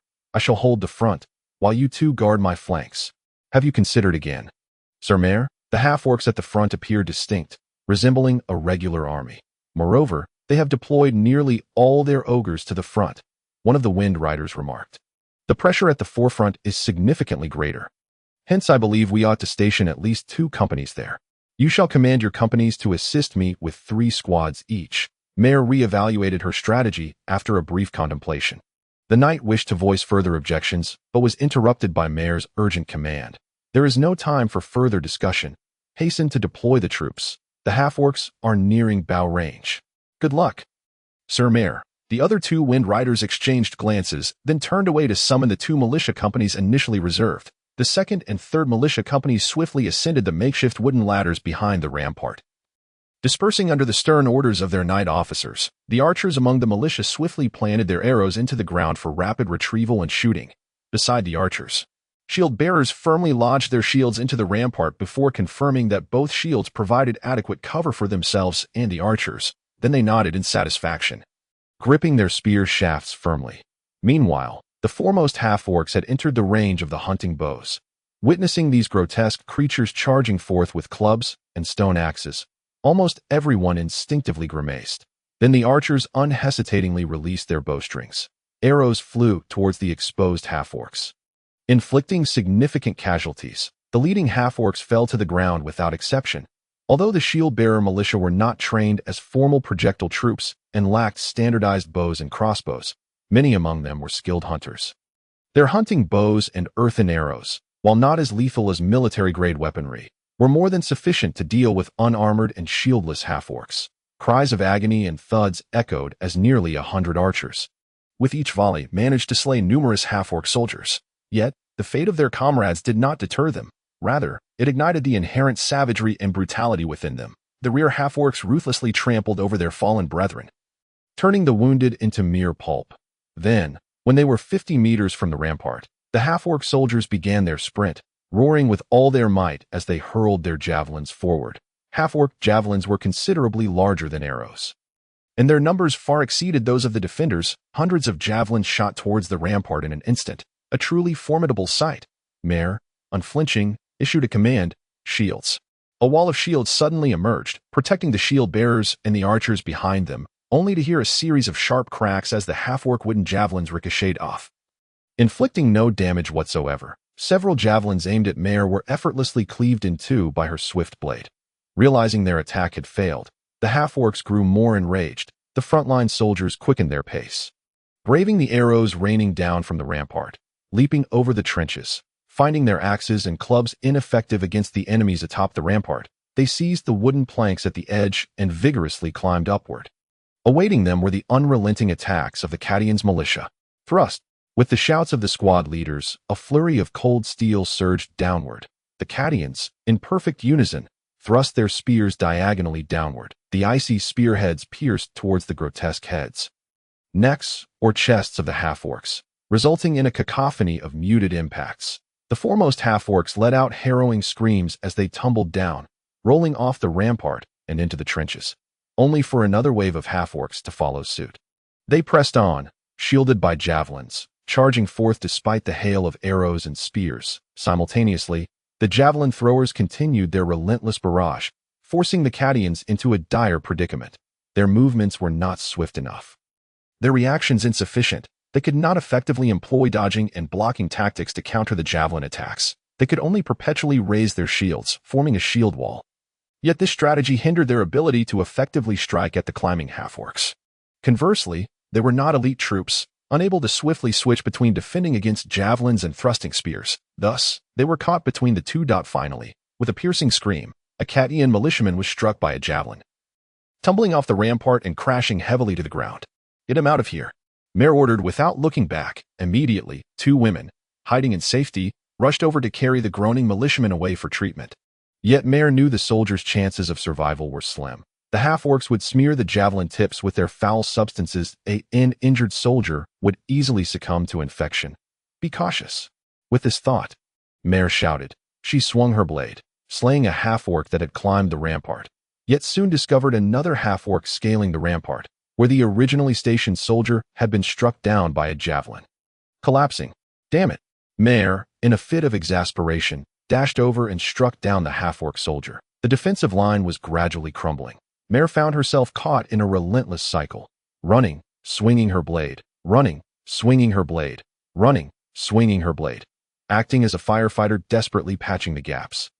Yet the half-orcs showed no signs of dwindling, and the pressure on the defense continued to mount. The archers shooting and the half-orcs javelin throwing had ceased. The rampart was now a chaotic melee of two armies. The half-orcs had ultimately breached the defenses. Damn it! Mare felt a heaviness in her chest. At that moment, an exceptionally burly figure vaulted over the rampart. Instinctively, she swung her blade, aiming for the neck, but only struck the chest. A wound deep enough to expose bone, yet it did not deter the creature. Instead, it roared, swinging a large club down upon her. An ogre. Mare's heart raced. She quickly adjusted her stance, gripping her sword with both hands, and thrust with lightning speed. Before the ogre could react, the blade plunged into its chest, twisting her wrist to shred its heart. Then she retreated, leaping off the rampart to evade another ogre's club. In the moment of the foe's bewilderment, she crouched, gathering her strength, and leaped back onto the rampart, delivering a powerful kick that shattered the ogre's throat. As it screamed, she turned, raising her left arm to block a half-orc warrior's axe with her shield. Her curved blade thrust forward, piercing the warrior's heart, then swiftly withdrew and spun to sever the neck of another half-orc warrior, executing the actions fluidly. Mare dispatched two ogres and two half-orc warriors in a single exchange, only to have her helmet grazed by a third ogre's club. With this strike, Mare's short hair was whipped up by the foul wind, a sharp pain ringing in her ear as it coursed into her brain. Yet, she ignored it all. She continued to scream fervently, striking with relentless ferocity, piercing the heart of the half-orc before his club could swing a second time. Chapter 42. The Elite. Gasping, panting, her body taut with tension, arms, legs, and torso. Several areas were grazed by the attacks of the half-orcs or ogres, sending sharp pangs of pain coursing through her. Under the scorching summer sun, she could scarcely count the sweat that poured from her. Her body was smeared with the filthy blood of her foes. Mel was oblivious to the number of half-orc soldiers and ogres she had slain. She had no inkling of how many more she would have to kill. However, as long as the enemy's onslaught showed no signs of abating and her defenses remained steadfast, she would continue to fight. "Because I promised the prince that I would protect this place, you half-orc bastards, come at me." With a final blow that felled yet another half-orc warrior, she summoned all her strength to sever his head. Holding it aloft as she shouted at Rogashi, inspired by her fervor, the bloodied cattle militia, half of whom had already perished, roared with all their might from the front lines. "Can't break through. Can T break through? Why can't we break through? I have thrown everything I have into this battle with ogres and half-orc warriors. Why can't we breach their defenses? Who is that woman? I've seen her fight for so long. battered and bruised. Ysnt she falling. All the half-orcs lowered their heads, unable to meet Rogashi's gaze. This left Rogashi somewhat disheartened, and he couldn't help but exclaim, "I have a premonition. Unless we eliminate that woman, we shall never conquer this fortress." After this reflection, he resolved to turn his gaze toward the forest giant, who had been idle since the onset of battle. Appearing utterly bored, he spoke to this creature. With wild grass-like hair and pale green skin, in a gentle tone, "I accept your terms, my ally. I am willing to offer food equal to your body weight, along with 10 barrels brimming with ale as payment. Provided you fight for me and breach this fortress, everything shall be yours." Upon hearing Rogashi's words, the forest giant erupted into a hearty laugh, a grotesque expression of joy and bloodlust spreading across his fearsome face. "No problem. No problem, Chief Rogashi. I will smash those human vermin into a pulp, and then I shall consume them. As long as you remember your promise, I will fight for you."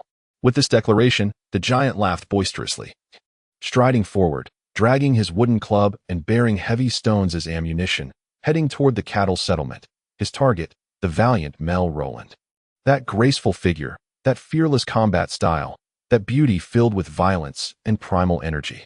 Unlike those affected women, unlike those self-important female warriors who think flamboyant techniques are enough embellishment, this is the true visage of a Valkyrie.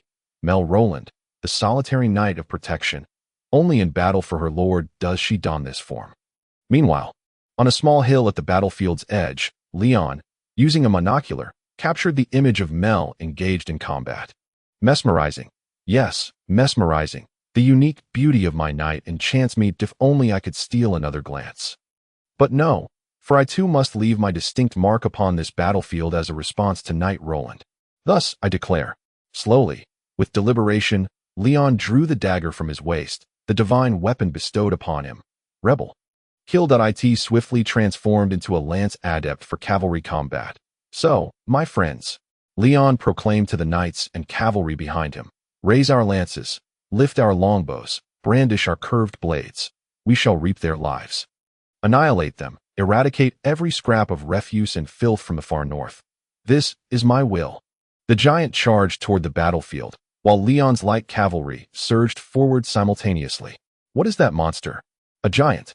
It's a giant. We are no match for it. What should we do? What can we do?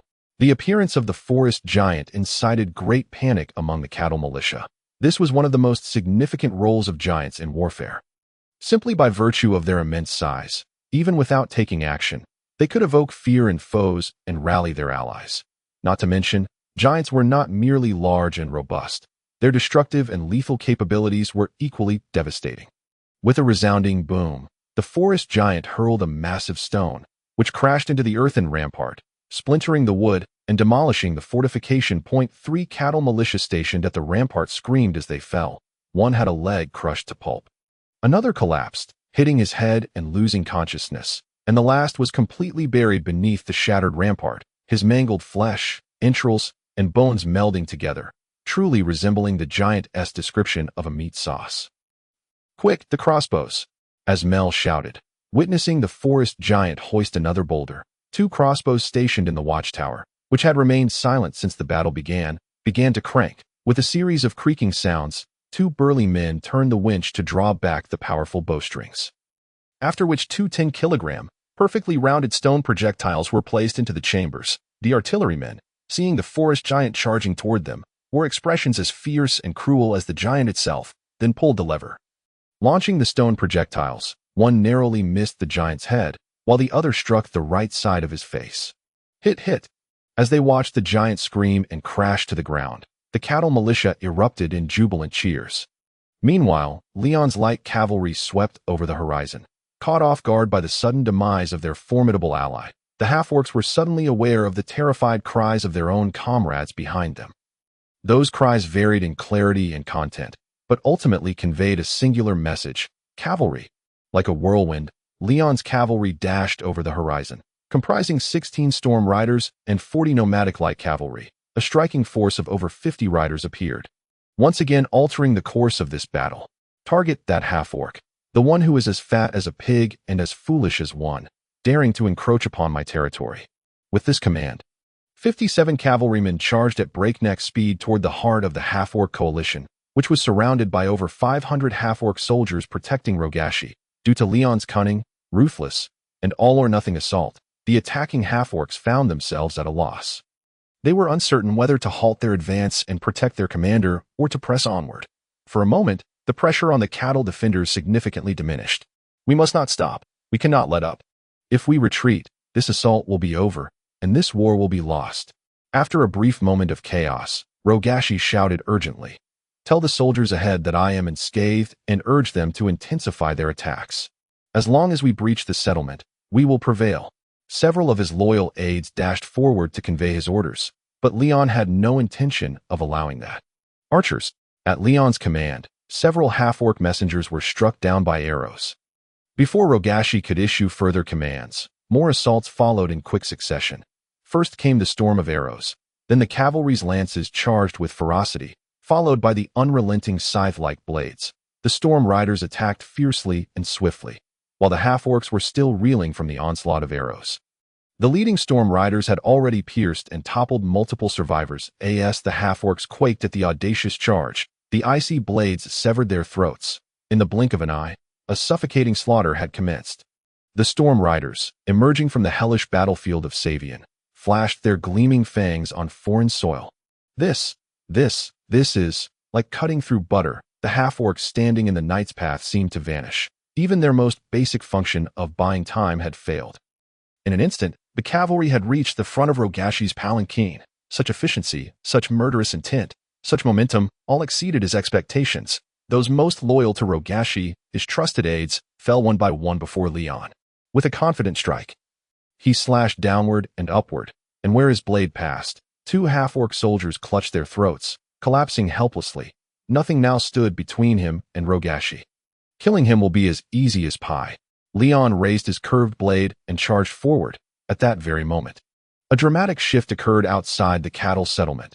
The giant, with half of his face shattered by a stone projectile, roared in fury as he rose once more. How can I not die?" After a moment of surprise, Mel immediately commanded, "Quick, the crossbow." In the next instant, two terrified half-orc warriors screamed as they soared through the air, striking the two watchtowers that housed the crossbows, along with the crossbows and their unfortunate operators, sending them crashing to the ground in a shattering heap. The very force that hurled those half-orcs was none other than the enraged giant. Fall back, retreat into the settlement, and reform the lines at the street corner. Chapter 43. The Decisive Battle. Just as all who encountered Rogashi for the first time, Leon was equally deceived by his corpulent appearance, mistaking him for a useless layabout. Yet he was anything but that. Indeed, he was the exact opposite. Rogashi, the half-orc chieftain, was an exceptionally formidable warrior. In terms of speed, strength, and reflexes, he approached perfection, complemented by an unexpectedly unique skill. "It won't cut in." Leon was astonished to find that his strike against Rogashi felt akin to striking the surface of water. The blade sank into the half-orc's flabby flesh without resistance. Rogashi, having taken Leon's blow without flinching, displayed a triumphant grin and swung his massive double-headed axe toward Leon. As the frenzied giant charged forward, the half-orcs and ogres instinctively parted to create a path. Those who were slow to react found themselves knocked aside. The giant barreled toward the earthen rampart, delivering a powerful kick that toppled the entire structure before he plunged into the breach. Inspired by the terrifying creature, the other half-orcs and ogres surged with renewed vigor, either climbing or flooding through the gap created by the giant. They quickly seized control of the rampart. Meanwhile, the Catter militia regrouped within the settlement, preparing to face the rampart from various street entrances. The narrow roads of the settlement allowed the limited forces of the Catter militia to form a tight formation. The tightly arranged shield and spear phalanx of the militia regained their capacity to effectively counter their adversaries. At the same time, they received an unexpected reinforcement. The craftsmen of the settlement, wielding newly forged or previously stockpiled axes, hammers, scythes, and kitchen knives, rushed forward, their faces brimming with eagerness. Their leader, John, approached, exclaiming loudly, "We too can join the fight. But your highness ordered that you remain in a safe place. Your skills are a rare treasure and should not be squandered on the battlefield." One of the Wind Knights hesitantly replied, "But if the settlement falls, to whom shall we sell our craftsmanship? Will we offer it to those half-orcs? They would rather consume our flesh than appreciate our skills. John, the craftsman's leader, managed a strained smile as he said this. I permit you to participate in the battle, but your lives must be your foremost priority. Mel deliberated briefly before agreeing to the craftsman's request, feeling somewhat reassured. Though untrained in military tactics, these craftsmen had long engaged in physical labor, possessing decent physical capabilities and ample stamina, qualifying them as a fresh force. Then let us battle, soldiers. Show these craftsmen the prowess of professional warriors. Comrades, we cannot allow these brutes to look down upon us. With the reinforcements, the Catter militia revitalized their spirits. They let out an exhilarating roar as they faced the oncoming elite half-orc warriors. In the narrow streets, the advantage of individual combat prowess would be maximized, and Mel Roland was confident she could withstand the assaults of dozens, even hundreds, of half-orcs and ogres single-handedly. Indeed, she did just that. Standing at the forefront of the formation, she resembled a rock that split the waves of the coalition as the first wave of eager half-orcs charged at her. Mel took a deep breath, adjusted her stance, stepped forward to entice their attack, while simultaneously retreating half a step to evade the incoming axe blow. Lowering her center of gravity, she swung her curved blade forward. The two half-orcs, unable to halt their momentum, collided directly with the edge of her blade, blood erupting from their exposed chests, the wounds neither deep nor shallow, precisely striking at their hearts, causing the vital organs to rupture with a fatal puncture.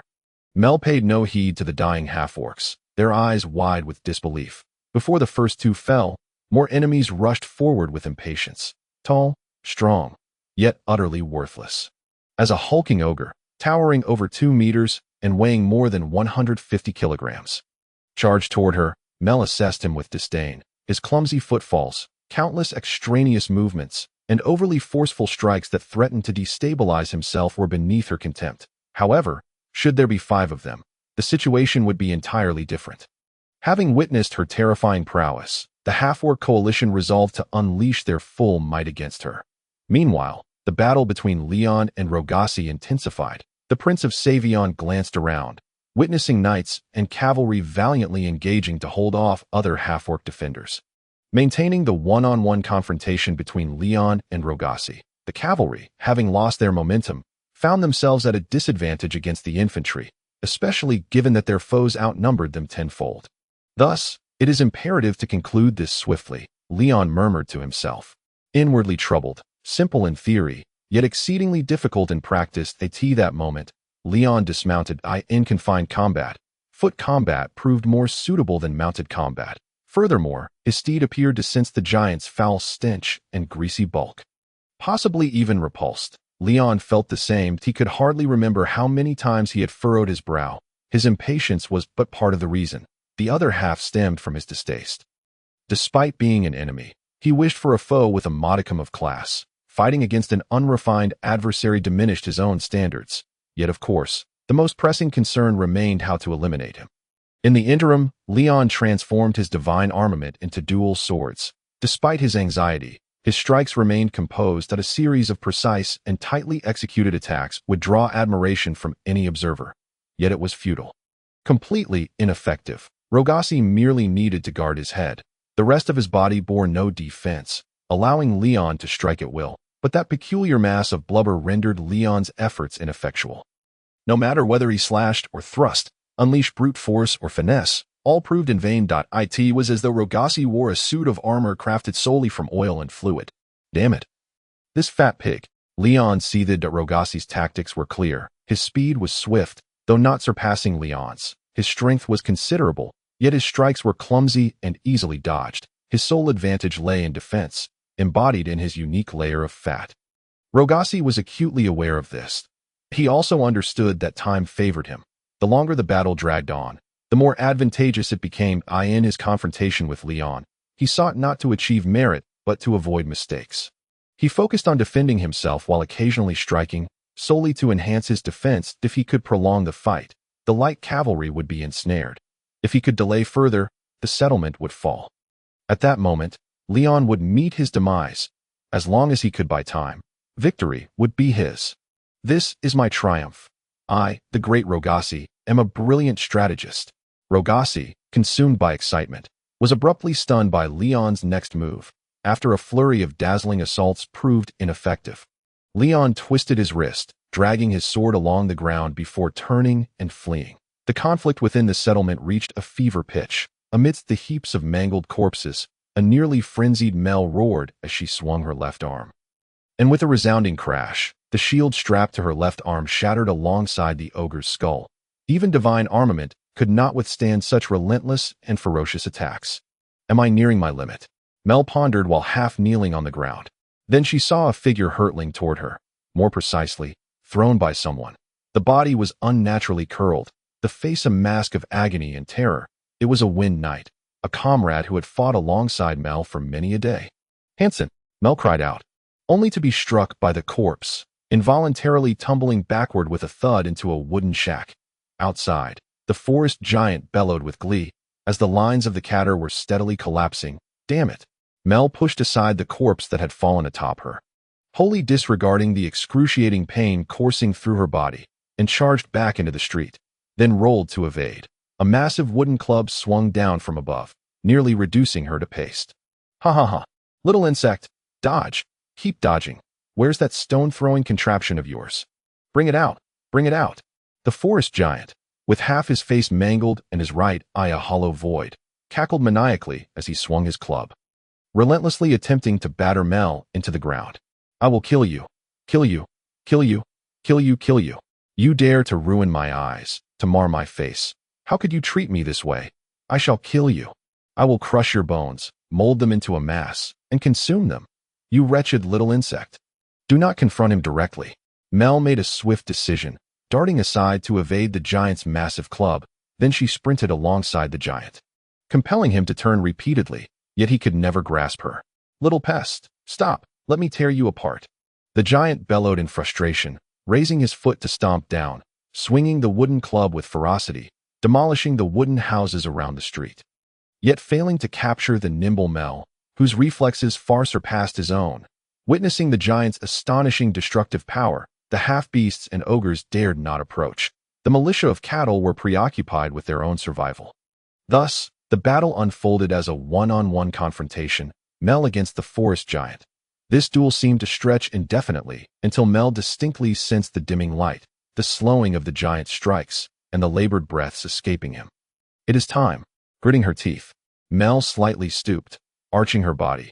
Then she retreated to avoid the wooden club, extending her hand to press against the front of the club. The giant suddenly felt the weight of his club increase dramatically, instinctively exerting more force to lift it. Riding this momentum, Mel leapt into the air, a shadow enveloping the giant. Then she swung her blade. Blood splattered. The giant's mournful wail echoed across the battlefield. Mel's upward slash severed his throat, tracing along his jawline and lips, extending to his unblemished right eye. The forest giant lost his only functioning eye, rendered completely blind. Ah, bastard! Bastard! Bastard!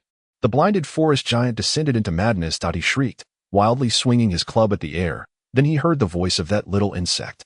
Useless trash. Where are you striking? I am right here. I will catch you. Kill you. Tear you apart. Crush you. Eat you.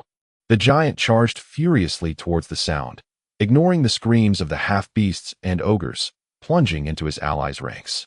Blood gushing from the severed artery in his throat, like a faucet turned to its maximum. Meanwhile, Leon remounted his steed. Seizing the moment while Rogasi was momentarily distracted, he sprinted with all his might, covering nearly 20 meters, then pulled his previously released mount back under him. With a flick of his wrist, drew forth the black dragon banner from the layered leather of his belt, transforming his curved blade into a lance. Affixing the black dragon flag to the spear, invoking the Legion's magic, rapid charge. At such close range, better safe than sorry, his actions bewildered Rogasi, for at this distance, the warhorse could not reach its utmost speed, rendering the charge seemingly pointless. Yet, for safety's sake, Rogasi shouted for other half-beasts to assist him. The Wind Riders and the mounted light cavalry were already fatigued. They could not block the entirety of the half-beasts, nor could they halt even a majority of them. Bound by some enemies, they could only fight with diminished strength, futilely yelling at Leon to heed their warnings. Leon paid them no mind. He had but 3 tasks: mount, charge, and end Rogasi's life. All else was inconsequential, and the Northland steed, empowered by the rapid charge magic, was more than capable of fulfilling that task. "You are as good as dead, scum," Leon roared, his steed racing forth like an arrow loosed from the bow. Clearing the path of 1, 2, 3, 10 more half-beasts, their bones shattered under the tremendous force, the remaining ones fled in terror. "Stop him! Stop him! Stop him!" Rogasi shouted in sheer panic, but not a single half-beast heeded his command. The knight, charging like a shooting star, struck fear even into the most reckless and foolish of half-beasts, who dared not stand in his path.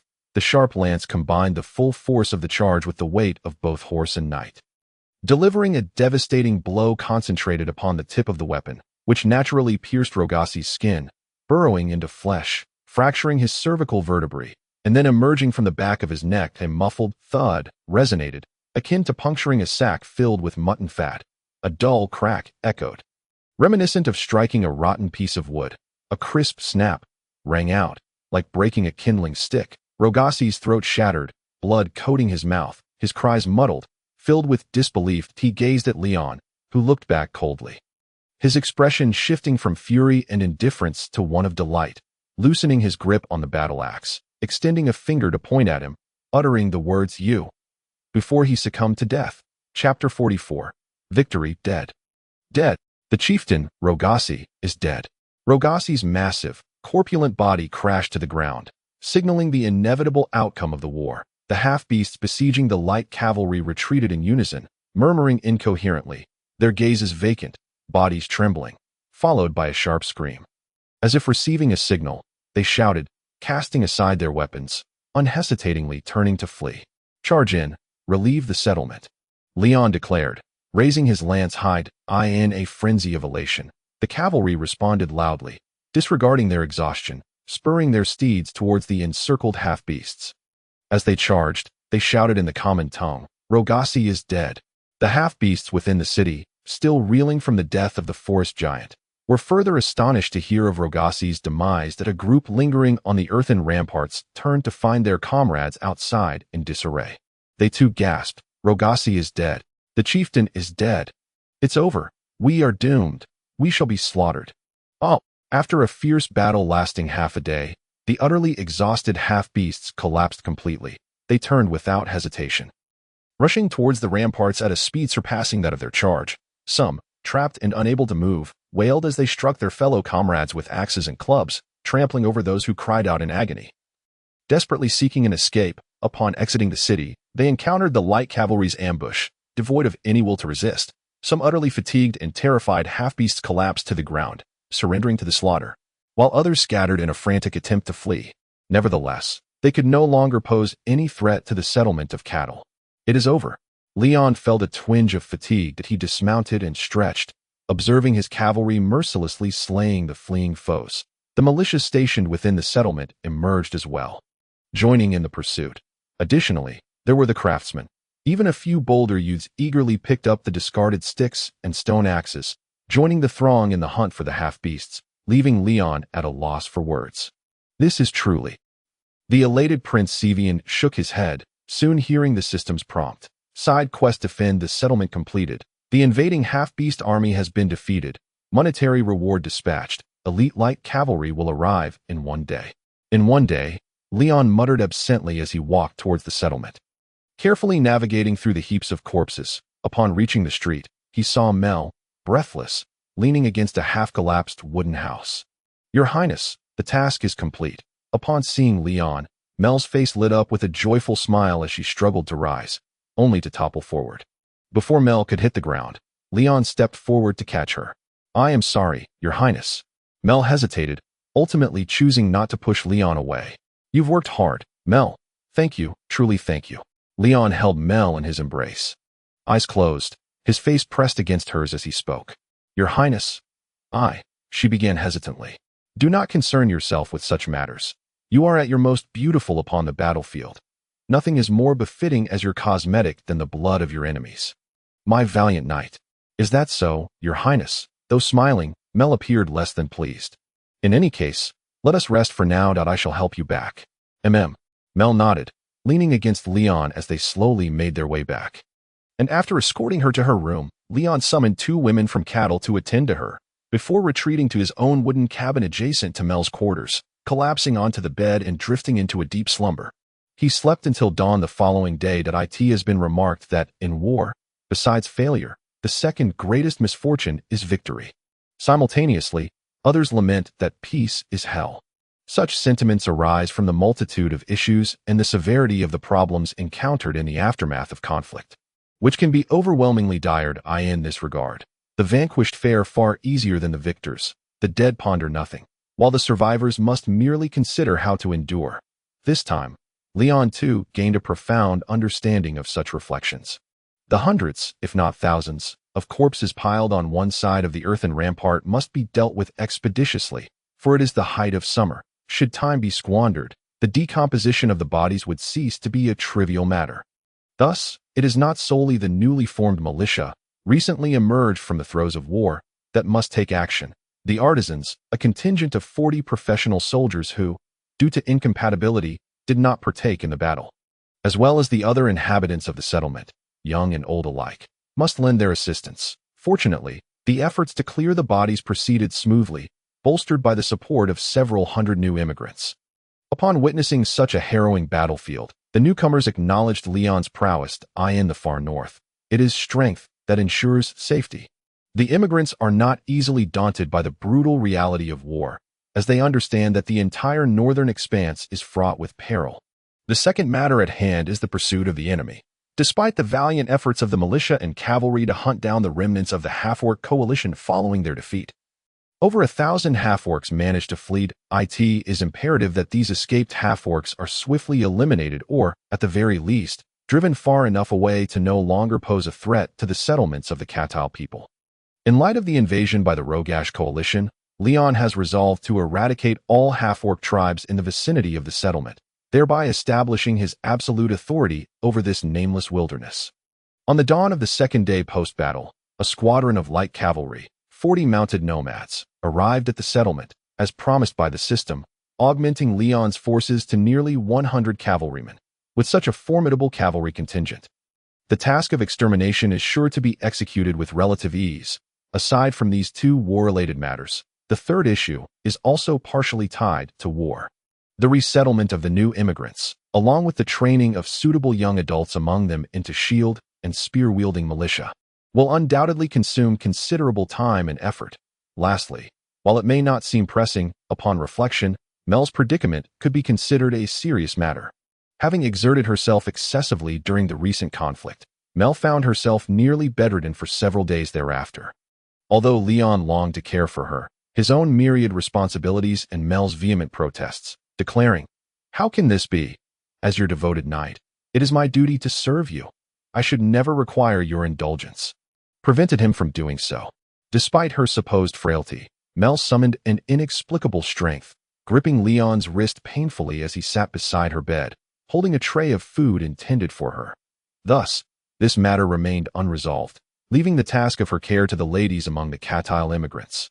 If only there were a doctor or a white mage, Leon mused once more after departing Mel's chamber. This thought had first arisen during his visit to the wounded soldiers. In this war, a full company stationed at the front suffered significant casualties, while two flanking companies endured losses of 30 to 40%. 3 militia companies sustained over 120 casualties. The fallen soldiers are beyond saving. Their fate is sealed beneath the earth. Yet the plight of those who survived but are grievously injured is dire, despite Leon's best efforts to maintain cleanliness. Use saline and alcohol to cleanse wounds, and boil bandages in hot water.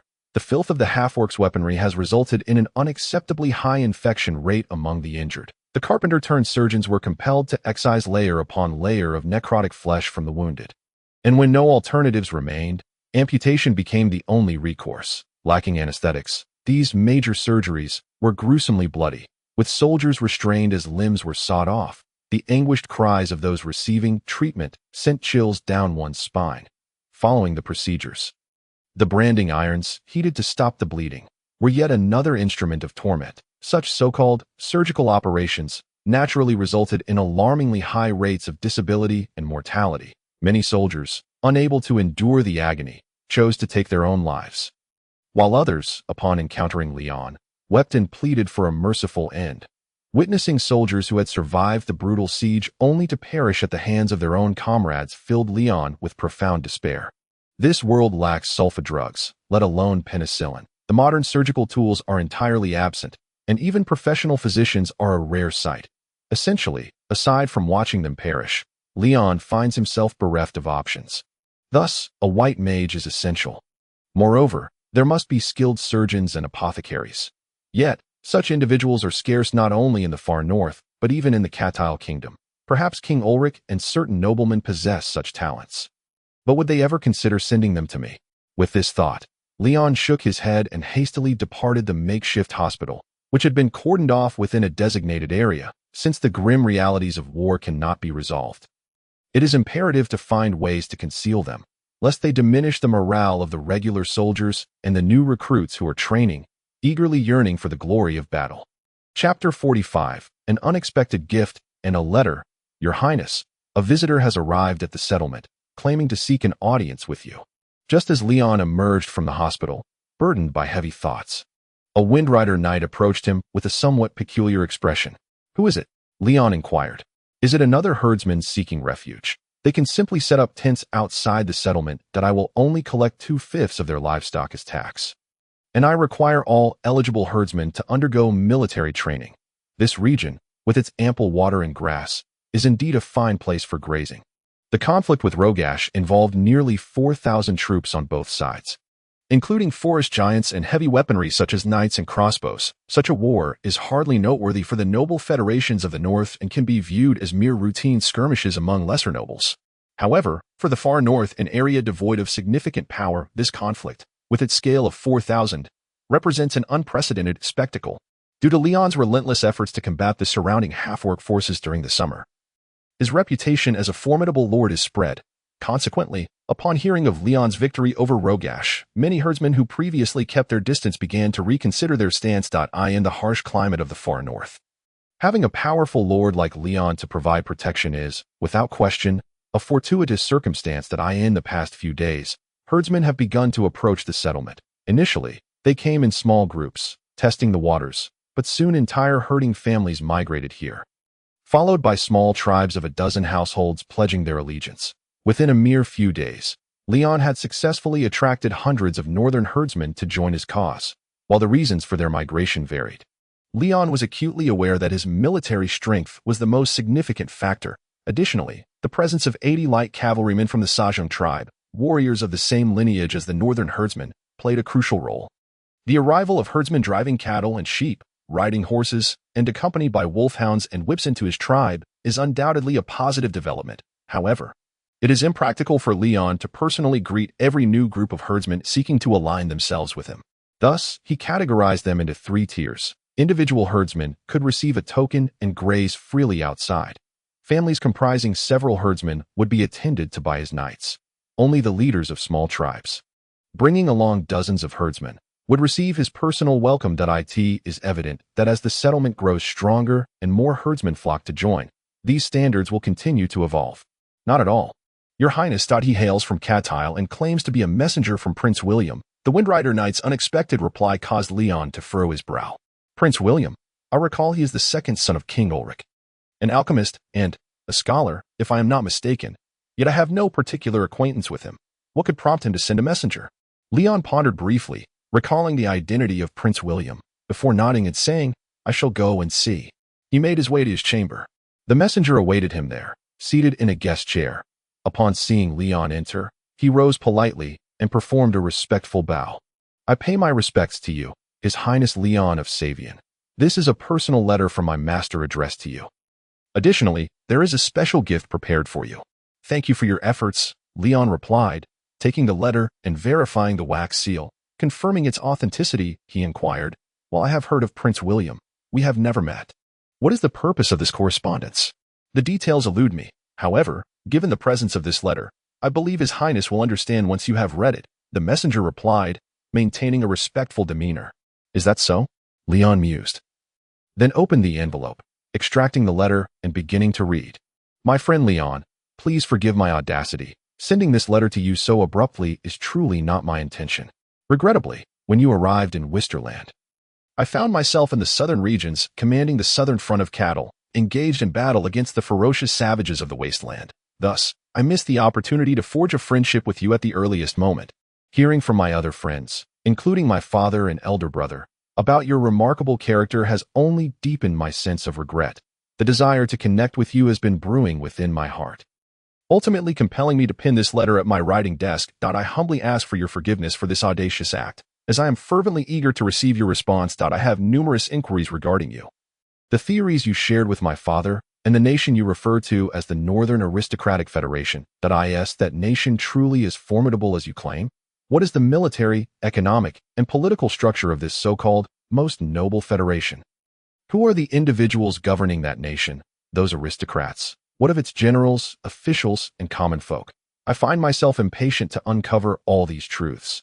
Yet, more than anything, I am curious about you, Your Highness Leon. What manner of person are you? My friends describe you as a generous noble and a gallant knight. Courtiers and nobles speak of you as an arrogant orator, one who employs eloquence to achieve his ends. My father regards you as an individual of grand ideals, destined for greatness. My brother's response was the most intriguing. He stated that you are a good friend, that I had longed to meet you in person, even planning to journey to your northern lands in due time. Alas, it is unfortunate that I cannot undertake that journey in the near future. During your last audience with my father, you advised him to send an envoy to the Northern Aristocratic Federation for a first-hand examination of that nation. Fortuitously, or perhaps unfortunately, I am to lead that delegation. Thus, we shall not meet for some time. Therefore, I would like to make a bold request. Upon my return to cattle in a year, or perhaps even longer, would you be so kind as to spare some time to meet with me? The time and place shall be determined by you. Lastly, I have heard that the half-beasts of the far north favor the use of vile weapons in combat. I worry for the health of you and your valiant knights. While I have faith that you and your knights are indeed exceptional warriors, please forgive the ignorance of a frail alchemist. Unacquainted with the realities of battle, I have chosen to present you with these items as gifts. They are alchemical powders that effectively alleviate the conditions of wounds that fester and heat after injury. Furthermore, they serve to relieve fatigue and restore vitality. A mere quarter teaspoon taken with clear water will suffice. I hope these humble offerings may assist you in your endeavors in the north. In closing, I extend my deepest respects to you, your friend, William La Helle. In the early summer of the year 2979 of the northern calendar, at Wisterland Castle. Upon reading the letter, the messenger retrieved a parcel wrapped in oiled paper, bound with fine twine, from his satchel and presented it. This is the gift my master mentioned in the letter, Your Highness Leon. The swift-wind knight beside Leon hurried over to receive the parcel, which he inspected briefly before handing it to Leon. After a moment's estimation, Leon concluded that the package weighed about 1 or 2 kilograms. If indeed a quarter teaspoon would suffice, it would be ample for treating the wounded. I am grateful for your master's kindness. This is the finest gift I have received in quite some time, Leon remarked to the messenger. Please, allow me a moment to compose a response to Lord William, expressing my gratitude. Of course, Your Highness, the messenger nodded. Patiently awaiting. Leon's knights soon procured ink, quills, and paper. After a brief contemplation, Leon set about writing his reply. My dear friend William, I have received your letter. Your reputation in cattle is quite illustrious, even as a foreigner. I have heard of it. Those who have interacted with you, including your father, King Ulrich, have spoken highly of you. I never anticipated that someone as distinguished and noble as yourself would take the initiative to write to me. While it brings me great joy, it also stirs a sense of unease within me. I too lament the missed opportunity to meet with you. Nevertheless, I trust we shall have our chance. I believe it is more fitting for me to visit you in Wisterland. Given the harsh conditions of the far north, I regret that I cannot extend a proper hospitality at this time. Regarding your inquiries about the Northern Aristocratic Federation, I find myself at a loss to provide adequate answers. It is, perhaps, impractical to encapsulate such extensive information within the confines of a simple letter. For us nobles of traditional kingdoms, truly grasping the essence of that nation is quite challenging. I once found that the more I learned about it, the more I felt I did not understand it at all. The more I discovered, the more I recognized my own ignorance. This is, undeniably, a disheartening realization. However, there is no denying that the Northern Aristocratic Federation is a vast nation, populous, affluent, and both warlike and bellicose, with ambitions of encompassing the entirety of the North, and indeed the world. This is the only assurance I can offer you. You mentioned your intention to journey to the Northern Aristocratic Federation. I am sure you are mindful of the distance and the challenges of engaging with such a formidable nation. I acknowledge these difficulties exist, yet I assure you that they are worth overcoming. Currently, there are two most powerful nations in the world, the Southern Noah Empire and the Northern Aristocratic Federation. The Noah Empire is waning, its nobles' extravagance poses little threat. Whereas the Northern Aristocratic Federation stands in stark contrast, it serves as the ultimate destination for all nobles aspiring to learn the ways of a strong nation. Finally, I wish to express my sincere gratitude for the gift you bestowed upon me. While some generous souls prefer to present their friends with precious jewels, fine porcelain, or noble steeds, I do not mean to imply that those gifts lack merit. However, in comparison to the practical medicines you have provided, they pale in significance. My knights and soldiers are my most vital companions, and their well-being is my utmost concern. With your gift, I can finally rest easy. Once again, I thank you. In closing, I extend my respects to you, your friend, Leon de Deodric, in the midsummer of the year 2979 of the Northern Calendar, in the far north. Chapter 46. Grebrod. Once the letter was composed and reviewed twice for errors, Leon folded it neatly, placed it in an envelope, and sealed it before handing it to the messenger. He then engaged in casual conversation, not too serious yet not entirely dismissive, inquiring about the gift. The response revealed that it could be purchased at the alchemical apothecary in Wisterland, where Prince William was a major stakeholder, allowing Leon to buy it at a favorable price. With this knowledge, Leon felt a sense of relief. In truth, this type of medicine does not sell particularly well in cattle, the messenger added, noting Leon's interest. Although it is inexpensive and effective, there are few buyers. Not many nobles are willing to spend substantial sums on temporarily summoned peasant soldiers. Knights and professional warriors tend to have confidence in their own resilience, while nobles place greater trust in the white mages accompanying their troops. Thus, the market for this medicine is rather limited. Is that so? Leon responded, somewhat surprised. He had assumed this valuable medicine would be in high demand and expensive. It was unexpected to learn that it was, in fact, an unsold commodity. However, for someone like me, who cannot afford mages and potion masters, this product is indeed invaluable. Leon mused as the messenger departed. He called upon a knight to accompany him and tasked him with the long-term, large-scale procurement of this alchemical medicine at a fair price. After completing these arrangements, the system's inventory feature included this alchemical powder, akin to the effects of penicillin combined with glucose. Additionally, the crucial recipe for this medicine was included. Unfortunately, Leon lacked professional alchemical talent among his ranks. He was completely unaware of the contents of the recipe and uncertain if the far north had the necessary ingredients. Hence, he would ultimately need to import it from the southern region of cattle. Nevertheless, the issue of soldier casualties had finally been addressed. After delivering all the gifts to the infirmary, clinical trials proved the efficacy of these potions. The wounded began to recover gradually and return to the fold, restoring the morale of Leon's forces. Thus, the final concern weighing on Leon's mind was this. In a windowless building not far from the infirmary, the acrid scent of decay and blood assailed him as he entered. What is it? Still unwilling to speak? Leon inquired. No, your highness, that he has already begun to speak, replied the Swiftwind Knight in charge of the interrogation. In fact, the captives have started to divulge information since yesterday.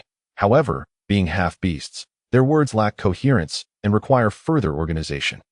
Moreover, the potential for collusion and the possibility of receiving false intelligence cannot be overlooked. So, enough, my friend, we can discuss these matters later. Could you express it in simpler terms? Leon interjected. In simpler terms, Rogashi indeed has the backing of an unknown power behind him.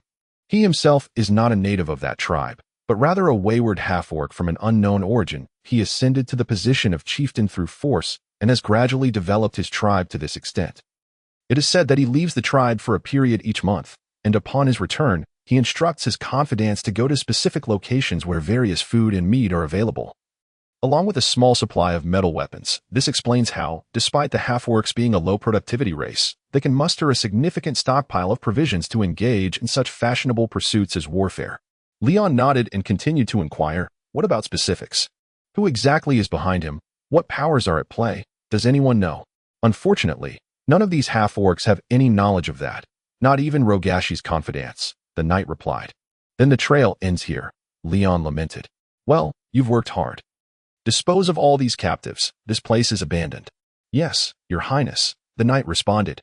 Defeating the coalition that had overthrown Rogashi was indeed a positive outcome. However, the realization that there were unseen forces manipulating Rogashi left Leon feeling rather uneasy. Yet, there was little he could do.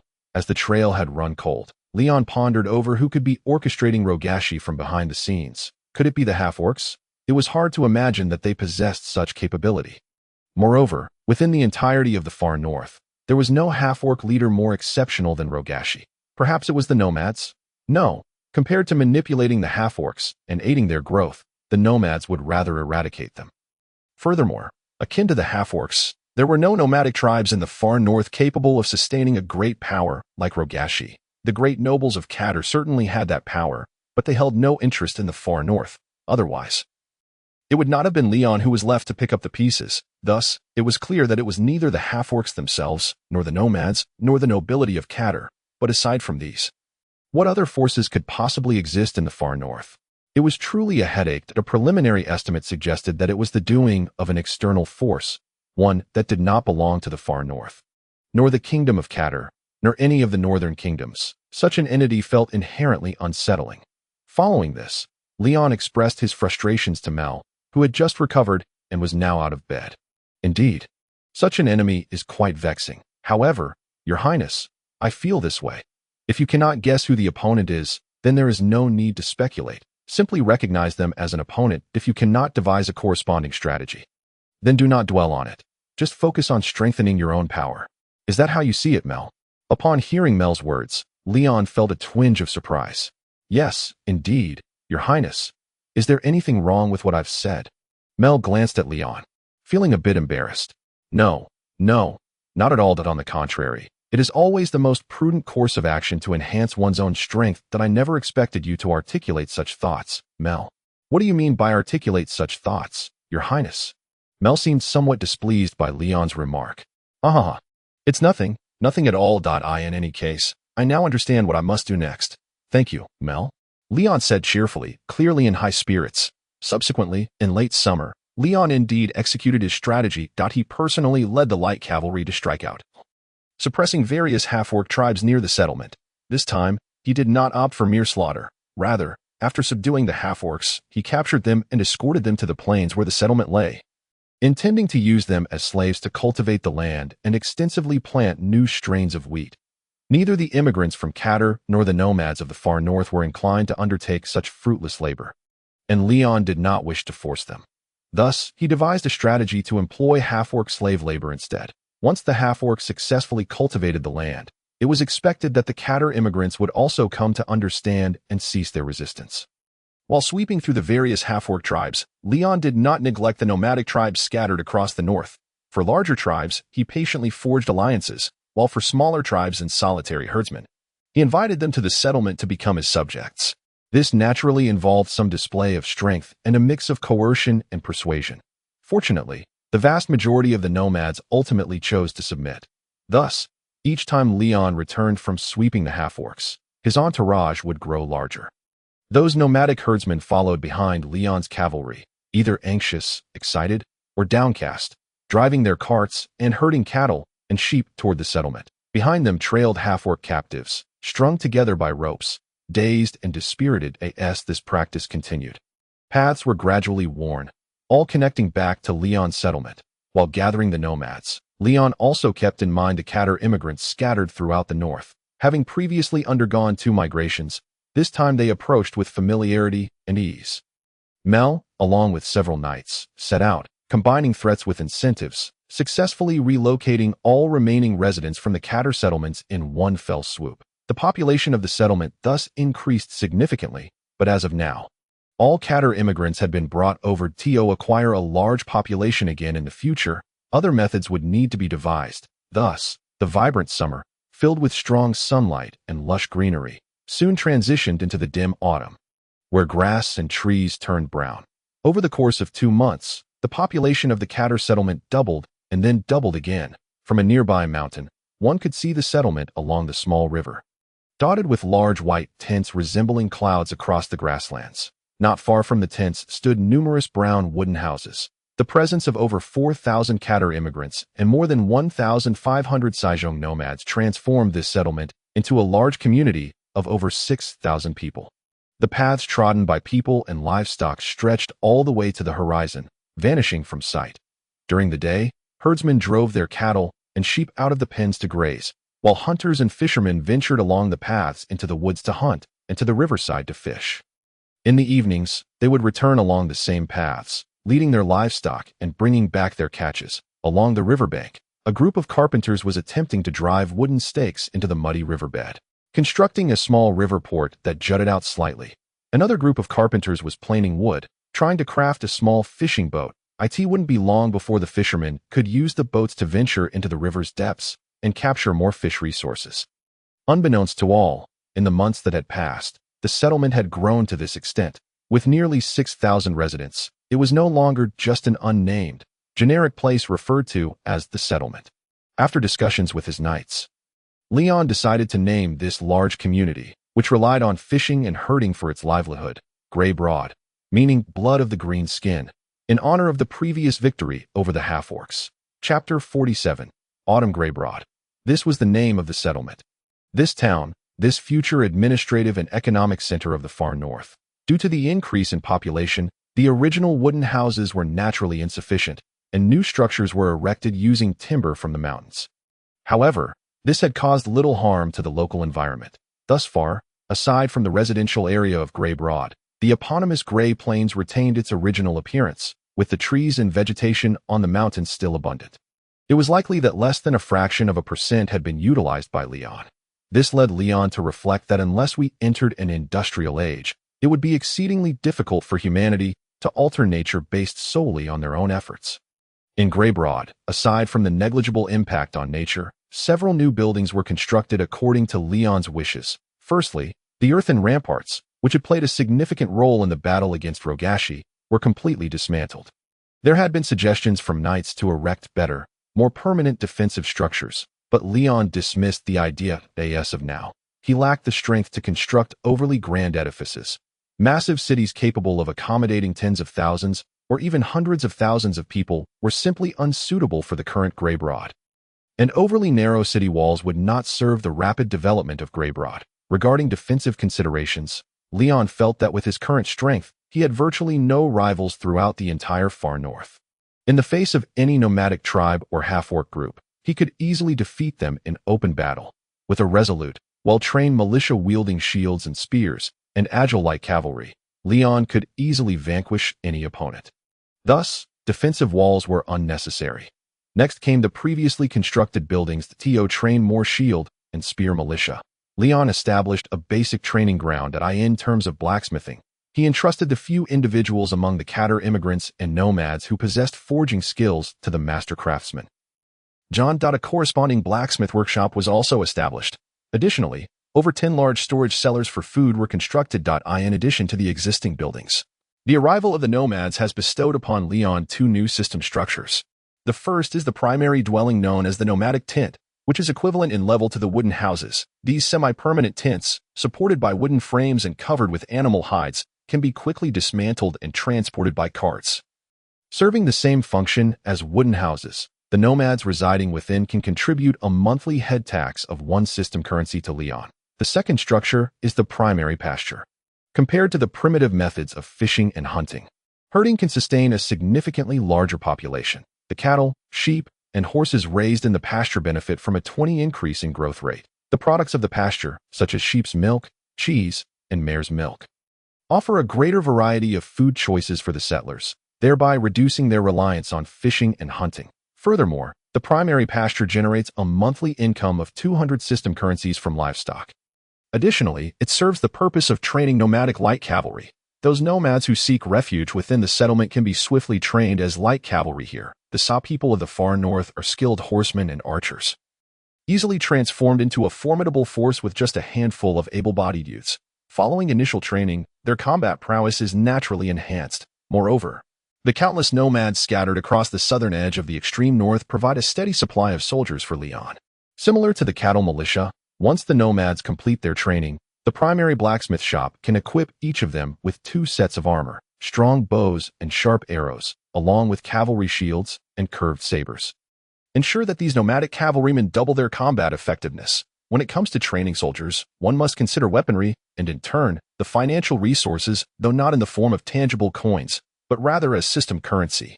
With a total of 6,000 residents, Leon can collect 6,000 system currencies in head taxes each month, while a primary pasture and a primary wooden handicraft area can provide an additional monthly income of 1,300 system currencies. Thanks to the low training costs and maintenance expenses of Leon's main forces, the shield and spear militia alongside the nomadic light cavalry, as well as the convenience of non-professional soldiers who do not need to leave their agricultural duties, Leon can confidently train all eligible males, nearly 2,000 cattle, and about 800 nomads, as shield and spear militia and nomadic light cavalry, while reserving a substantial surplus, although he has yet to determine the best use for this surplus. Leon is assured that with such a semi-professional elite force of nearly 3,000 men, he could easily repel another invasion from Roga, even if the half-orc army were to double in size. The autumn in Grebrode gradually draws to a close amidst the fervent sounds of training and construction. As the weather grows colder by the day, the populace busily prepares for the impending winter.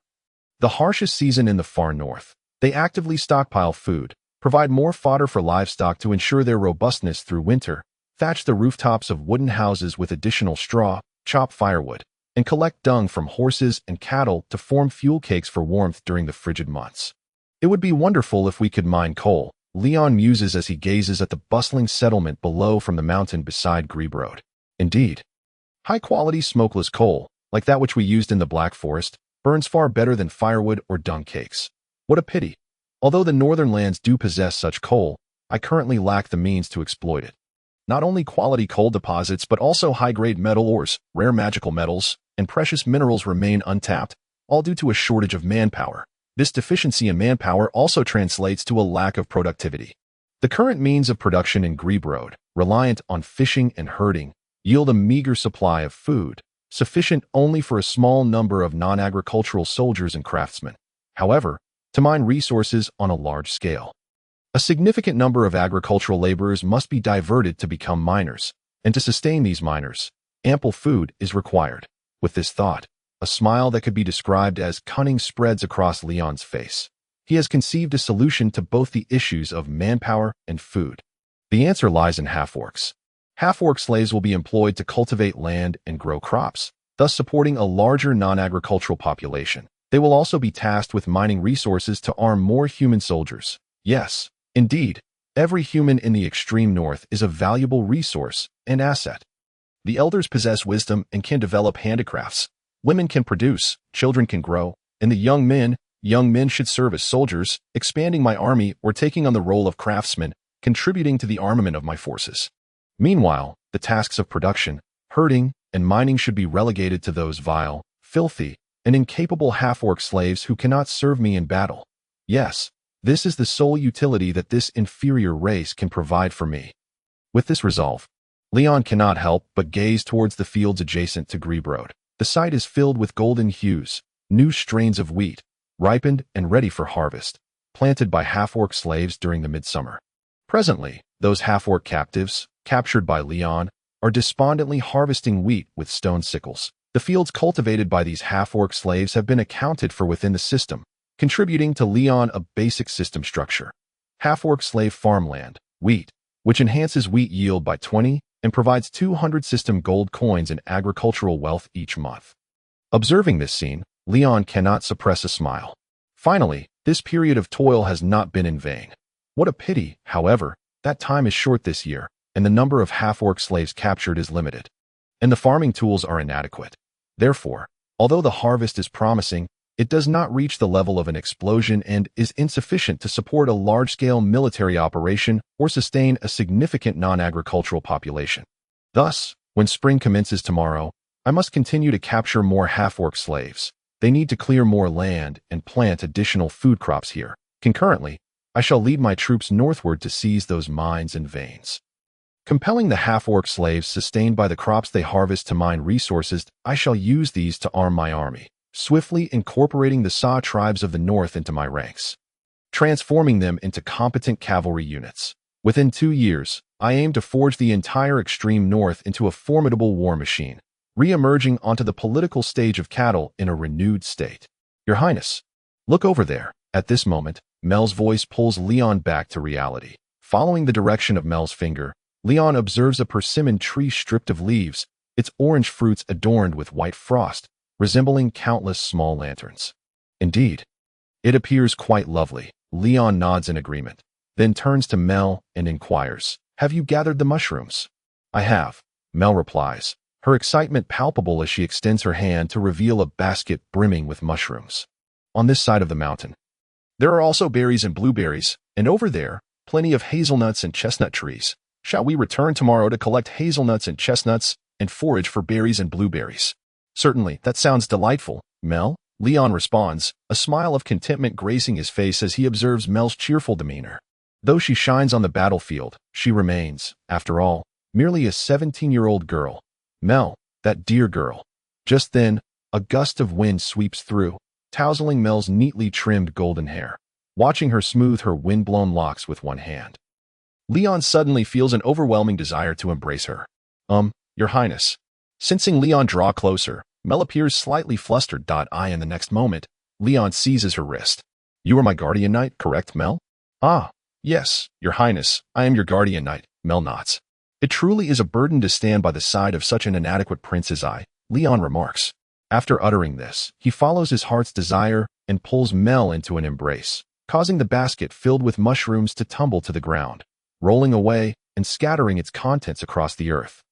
In the cool autumn breeze, Leon and Mel share a tender embrace. 2 17-year-olds, a prince and his guardian knight, affirm their feelings for one another on this day. Chapter 48, Visible and Invisible Enemies in Summary. While neither uttered the words, "I like you," nor anything similar, both Leon and Mel felt that this was sufficient. The long-developed tacit understanding and trust between them, along with their familiarity and comprehension of one another, elevated their bond far beyond that of ordinary couples, while their expressions remained less overtly affectionate than those of typical lovers. In fact, they did not require the usual displays of affection to validate their closeness. A mere glance, a simple gesture, or a few words were enough for their sentiments to resonate deeply with one another. Thus, the sweet nothings, tender glances, and romantic gestures typically exchanged by ordinary couples are altogether superfluous between Leon and Mel. Consequently, upon their return to Greybroad after a kiss, neither the less acquainted townsfolk nor the familiar knights discerned any change or difference in their relationship. Perhaps, long ago, they had already perceived Leon and Mel as a couple. So far, Greybroad had not been burdened with many civil affairs to attend to. The economically simple settlement operated like a self-sustaining machine, requiring little concern, as all understood their roles. Every eligible citizen participated in military training, executing a militarized management approach. This model of universal conscription, where the army serves as society and the state as a barracks, effectively minimized crime. Minor disputes were typically resolved independently. If not, officers could mediate. The words of the officers, possessing significant authority, were heeded by all. Thus, as the Lord of Greybroad, Leon often found himself with little to occupy his time.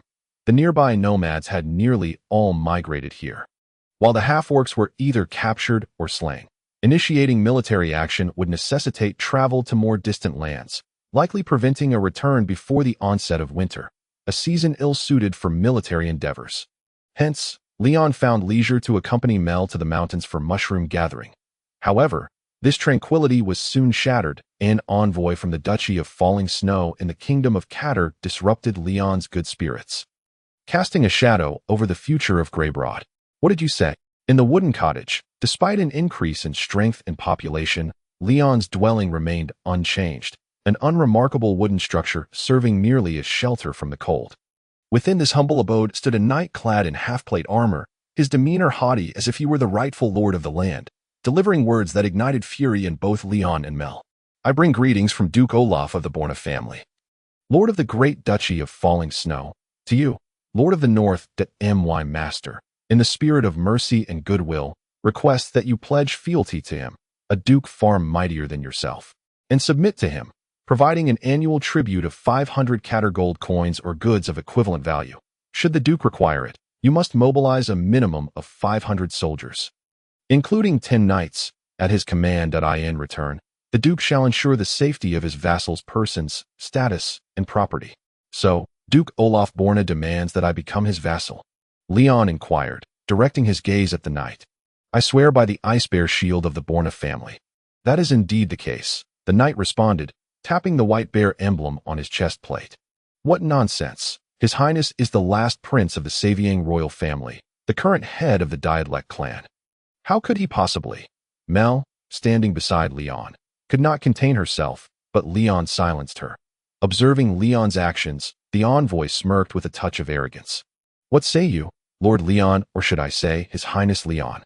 What is your answer? Will you acquiesce or refuse? Of course, you may choose to refuse. However, the next envoy will not be as gentle as I, but rather a knight of the Borna family, accompanied by the army of the Duchy of Falling Snow. Leon pondered for a moment before asking, Esteemed envoy, I wish to inquire why Duke Olaf had no intentions of expanding his territory into the far north prior to this, that in fact, as far as I know, the Duchy of Falling Snow has existed for centuries without sending a single soldier into the far north. Why then has Duke Olaf made such a decision less than half a year after my arrival in the far north? What was previously is now irrelevant. The desire to expand territory is a present concern. Regardless, as a border noble of the Kingdom of Catter, the Duke must consider the kingdom's interests, the envoy replied. Prior to this, His Majesty King Ulrich of Catter promised me the freedom to colonize lands in the far north. I believe Duke Olaf is aware of this, Leon continued. However, His Majesty did not provide a clear response regarding your status, the envoy interjected. You are neither a vassal of the king nor an ally. Oh, I see. I believe I understand your implication now, Leon nodded, stating, Have you finally acknowledged the superior position of the Duchy of Falling Snow? The envoy displayed a mix of surprise and delight. He then retrieved a flag from his satchel, unfurling it to reveal the white bear emblem of the Borna family. As long as you kiss the flag and swear fealty, you may. In the next instant, as the envoy held the flag taut, he felt his hands lose their grip, and his arms involuntarily flung outward. Upon looking again, he saw the flag, emblazoned with the white bear emblem, had been torn asunder. The one who caused such a violent reaction was none other than Leon de Diadlec, the last prince of Saviang. You, how dare you? The envoy was utterly stunned, his face contorted with rage. He reached for the sword at his waist, intent on confronting Leon, but before he could react, a shadow flickered before him, and a sharp pain seized his neck, followed by a resounding thud at the back of his head. It was Leon, gripping his neck and slamming him against the wall. Let me elucidate Duke Olaf Borna's intentions through an analogy based on what I witnessed in Wistland. Originally, it was an unremarkable street, but with merchants opening shops, drawing crowds, and generating wealth, there appeared thugs demanding tribute. Naturally, these thugs would not call it extortion, but rather protection. Yet this does not alter their vile nature. In my view, your master, the Duke of the Borna family, is no different from the thugs of Wistland. If you seek an answer, then that is my answer. Gazing into Leon's dark, frigid eyes, the envoy felt a chill seep into his very bones. Spreading throughout his body, an overwhelming terror engulfed his mind, rendering him incapable of anything beyond trembling. In the next moment, a searing pain erupted from his chest. The exquisitely polished plate armor was pierced by Leon's divine dagger, and likewise his heart was impaled. You, how dare you? The envoy gazed incredulously at Leon, his eyes gradually losing their luster. Leon released his grip, allowing the envoy's lifeless body to slump to the ground. Your Highness Mel, witnessing this scene, felt a pang of disbelief. Regardless of the circumstances, he was a representative of a duke. How could Leon so easily take his life? Yet soon, Mel comprehended Leon's intentions. Was it to buy time? Your Highness. Indeed, though I am reluctant, if the forces of the Duchy of Falling Snow mobilize, our current strength may prove insufficient for defense. As the head of the Diadlec clan, I cannot bow to a duke. Thus, I had no choice but to eliminate him. That is indeed the case. I will inform the others that no envoy from the Borna family has ever visited Grey Broad, given the limited contact with the outside world. The likelihood of leaks is minimal, rest assured, Your Highness. However, here, Mel's voice faltered slightly. But even so, how long can we conceal this? The envoy will not return without consequence. When that time comes, what shall we do? We must strive to strengthen our forces and conceal the truth for as long as possible, Leon replied. Winter is fast approaching. During this period, the Borna family is unlikely to grow suspicious. Any subsequent envoy must wait until spring. War declarations and mobilizations cannot occur until summer. In essence, this envoy's demise grants us at least 2 months of preparation time. That is sufficient. As he spoke, Leon picked up the torn flag of the snow bear and cast it into the stone fireplace. Watching the flag ignite, warp, and eventually turn to ash, Leon turned to Mel with grave seriousness. Regardless, the Duchy of Falling Snow is now our enemy. They will either submit to us or face utter annihilation. Mel, I shall rely on your strength going forward. Yes, your highness. That is the very purpose of my existence. Simultaneously, as Leon unhesitatingly executed the envoy of the Borna family, a languid and alluring voice resonated from a dark, hidden place. What a pity, although he was a foolish and unsightly waste of flesh. I invested considerable resources to support that fellow to as a pawn in our conquest. That half-orc was quite significant. Who would have thought he would meet his end at the hands of a band of foreign knights? But this fellow, his name is Leon, is it not? He appears to be quite the charming young lad. Whether as an adversary, a pawn, or a mere plaything, it appears that they far surpass that half-orc in strength. Oh, ho ho ho ho. Before the woman emitting a soft, alluring laugh, the crystal orb radiating a pale blue glow revealed unmistakably the presence of Leon de Diadec. Chapter 49. Spring waters. The harsh winter of the extreme north commences in October, typically enduring until the following February or even into March.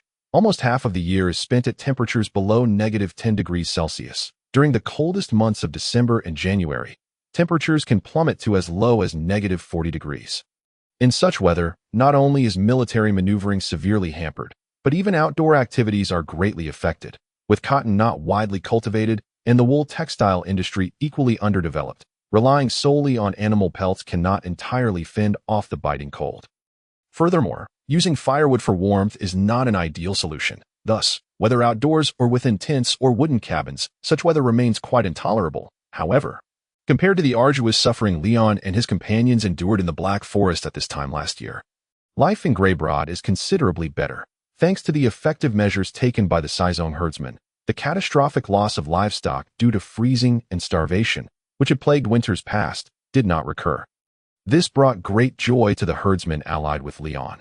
Just as Leon had anticipated, due to the extreme and harsh climate, the Duke of Snowfall, located to the south of Greybrod, failed to respond promptly.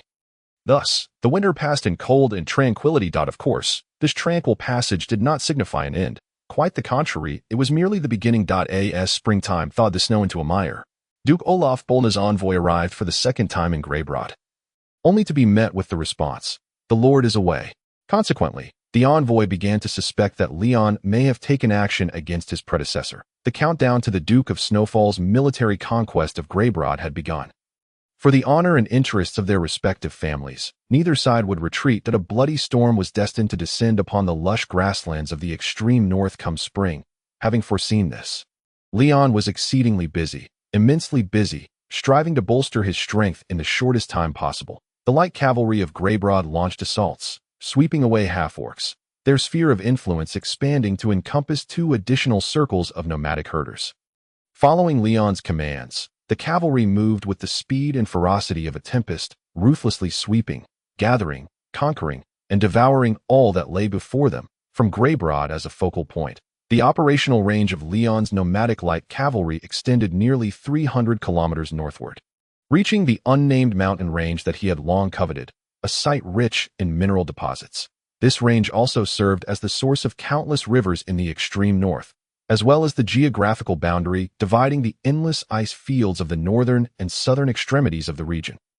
As soon as the temperatures warmed and the spring snow began to melt, Leon summoned all of his nomadic light cavalry. He announced loudly to them, "Population, slaves, cavalry, before the Duke in the south realizes. We must seize every possible war resource from this land. My soldiers, there should not be a single half-orc left on the land your steeds trample. Capture them, enslave them. Those who resist shall be slain. As for our nomadic brethren, we must persuade them, coax them. We must do everything in our power to bring the smaller tribes and scattered herders to Greybrod to join my ranks. For the larger tribes, we shall be more courteous, sending envoys to inform their leaders that Leon de Diadec wishes to extend an invitation to them. And what if they refuse your invitation?" "Your Highness," a captain of the nomadic cavalry inquired of Leon. "For now, nothing will happen," Leon replied. "In confronting Olaf Bolna, we must not stir up additional troubles. Let them bask in their moment of pride." "Understood." "Your Highness," the captain nodded in agreement. Realizing that he could no longer delegate the role of captain to the previously outstanding Windriders due to their insufficient numbers, Leon acknowledged the need for a different approach in managing his growing army. Fortunately, by expending a certain amount of system currency, he could upgrade a soldier to the rank of centurion while simultaneously completing the training of his troops. Furthermore, with additional funds, he could appoint a vice-captain to each company and enhance the fundamental capabilities of the original squad leaders. Leon recognized the vital role of grassroots military officers, the true backbone and core of an army. The number of professional officers and their level of professionalism directly correlate with the army's combat effectiveness. Morale and organizational structure. This small expenditure was worthwhile. Not only did the nomadic cavalry benefit from professional centurions, vice-captains, and squad leaders, but the shield and spear militia would as well. Thus it was that when the envoy of Bolna finally encountered Leon, he was taken aback by the overwhelming might of the troops, whose numbers far exceeded the less than 300 soldiers he had anticipated for this nobleman. The victorious cavalry numbered nearly 1,000. And behind them trailed a throng of northern nomads, double the number of cavalry, if not more. Following the nomads were the disheartened half-orc slaves, bound together by ropes. This procession of cavalry, slaves, and migrating herders stretched all the way to the horizon. Whoever said this prince is merely a blustering fool. He evidently possesses formidable strength. How has he achieved this in just 1 year? Regardless, military actions in the extreme north must be approached with caution.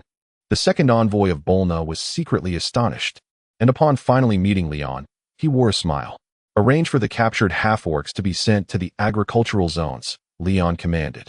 This winter has claimed many half-orc slaves, and we are short-handed for the spring sowing.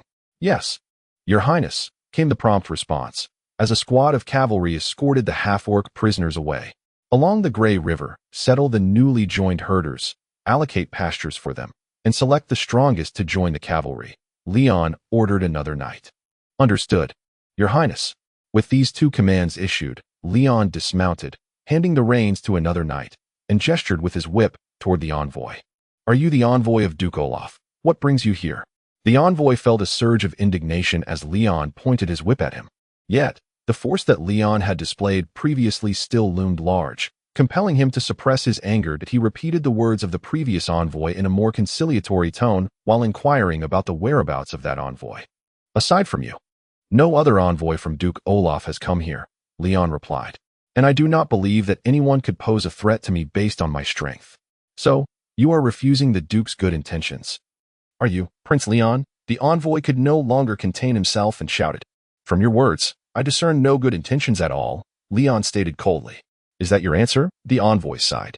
Are you not aware that a single phrase from you could plunge countless souls into the flames of war, leading them to their demise? It is you who are instigating war, not I, Leon scoffed. Your feigned compassion serves only to disgust me. Now, please vacate my territory swiftly, otherwise, I cannot guarantee your safety.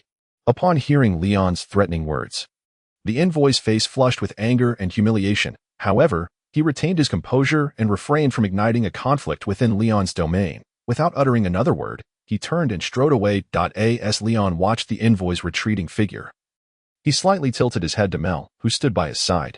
Has the letter I sent to King Ulrich been delivered? By the time taken, it should have arrived and likely received a response. However, it seems our seemingly amiable king is also a man of cunning. Leon chuckled lightly. My friend has probably been compelled to accept a great deal of hospitality. You mean to say that King Ulrich has detained him? Mel asked, somewhat astonished. Indeed, until I and Duke Olaf determine the victor, that king will not respond to matters occurring in the north. This is the particular cunning that belongs to kings and feudal states.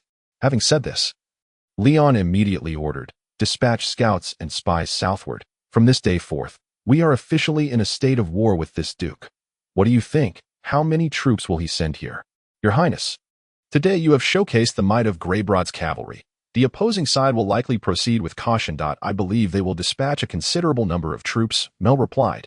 A considerable number, you say? Well, if their numbers are great, then the time required for mobilization will also increase, which works to our advantage. Leon said, however, I still have a lingering doubt. Would the adversary truly wage a war merely for the sake of a meager annual pension of 500 cardial gold coins? Indeed, it does evoke a sense of futility. Or perhaps they never anticipated that within a mere 6 months, we would rise from nothing to develop such a formidable army? Mel remarked, have they misjudged our strength? Leon pondered for a moment. That notion holds considerable weight. If that is indeed the case, the opposing side must find themselves in a quandary that, if possible, I hope they will take a step back, that I truly wish to avoid this conflict. Indeed, in just 6 months, we have amassed over 3,000 soldiers from nothing. Given us more time, we could consolidate the entire strength of the far north. In that case, a mere territory like the Snowfall Duchy would not stand a chance against us. Mel nodded. However, the dignity of the Diedrich family cannot be tarnished. Indeed, the dignity of the Diedrich family is inviolable. Leon echoed Mel's sentiment. Chapter 50. Dignity. A few days later, within the castle of the Snowfall Duchy, where Duke Olaf resided, the Duke, seated upon his throne, uttered similar words. Yes, perhaps you are right. Waging war against the barren yet militarily potent far north is indeed a venture fraught with peril. However, the dignity of the Borna family must not be desecrated. The Duke, as robust as the white bear emblazoned on the family crest, spoke such eloquent words, creating a somewhat discordant atmosphere. Nevertheless, the vassal nobles, courtiers, and knights flanking the Duke seemed unperturbed. Those familiar with Duke Olaf knew that he not only possessed the formidable prowess of a top-tier knight, but also the acumen and extensive knowledge that surpassed that of the majority of nobles. It was through these attributes that he transformed the Snowfall Duchy, located on the periphery of the Cardial Kingdom, spacious yet sparsely populated, into one of the wealthiest regions in the kingdom. Indeed, the dignity of the Borna family must not be desecrated. Upon hearing the Duke's proclamation, the surrounding vassal nobles, courtiers, and knights nodded in agreement like a swarm of insects. Only one young knight, seated closest to the Duke, furrowed his brow, lost in thought. Cand, are you daydreaming? Observing the knight's demeanor, Duke Olaf could not help but furrow his brow and reprimand. Ah, no, father. The young man, named Cand, the eldest son of Duke Olaf, quickly replied. I was calculating the gains and losses of an expedition to the far north. Gains and losses? Brother, has not father already stated? The dignity of the Borna family must not be desecrated. The dignity of the family is priceless. How can it be weighed against gains and losses? The young knight seated closest to Duke Olaf could not resist mocking. Elaborate, Cand. Present your reasoning. Duke Olaf glanced at his younger son, Andrei, dismissing his flattery, and addressed his eldest son. Yes, father. Cand nodded, unperturbed by his brother's taunts, the Duke's sternness, or the mocking gazes of other courtiers, knights, and vassals. This young man, with his light brown short hair, maintained an air of composure throughout. Firstly, I concede that the dignity of the family is indeed priceless. Father speaks correctly. His admission only served to further incite derision from the courtiers and nobles. Young Andrei even couldn't help but mutter under his breath, a bastard born of a lowly maid. How could he possibly comprehend the meaning of noble dignity? It's truly laughable. Continue. Duke Olaf's expression darkened as he instructed his eldest son. Yes, father, my perspective is that the dignity of the family is indeed paramount. Yet the means to uphold that dignity are not singular. If we wish to punish the prince of the far north, we have numerous methods at our disposal. In fact, if we were to sever trade routes to the far north and prohibit the export of salt, within 3 months, that prince would be compelled to lower his haughty head and beg for our mercy. Despicable. A true knight should confront his enemy on the battlefield, determining victory with sword and steel. Such underhanded tactics betray the chivalric spirit, Andrei exclaimed vehemently at Cand. Faced with his younger brother's outburst, Cand remained unflappable, exuding an air of indifference as if he were unwilling to stoop to the level of a child. You. His demeanor naturally incited Andrei's ire. The young man, with bronze skin and red short hair, was in a phase of life marked by vigor and a propensity for anger. Without a second thought, he stood up, fists clenched, advancing toward his half-brother. Intent on teaching this impudent boy a lesson. Andrei, sit down. However, before he could enact his intentions, his father, Duke Olaf, shot him a fierce glare, admonishing him in a low, authoritative tone. Yes, father. Hearing the Duke's command, Andrei begrudgingly returned to his seat, casting a scornful glance at Cand as he did so. Proceed. The Duke once again commanded his eldest son. Yes, father. Cand nodded and continued. Indeed, we possess numerous means to penalize the Prince of the North. Therefore, the question arises, Should we still engage him in battle? At this juncture, you may think I hold a negative stance toward this war. No, quite the contrary. In fact, I believe we must indeed launch a war against the North. Against that Prince a grand, fully mobilized war, to uproot his influence in the far north in one decisive blow. Following Can's declaration, a wave of astonishment swept through the castle hall as the gathered lords, knights, and courtiers were taken aback by the unexpected ambition displayed by the typically unassuming eldest son. Many cast sidelong glances at Duke Olaf, recognizing the undeniable lineage of the old duke in his son.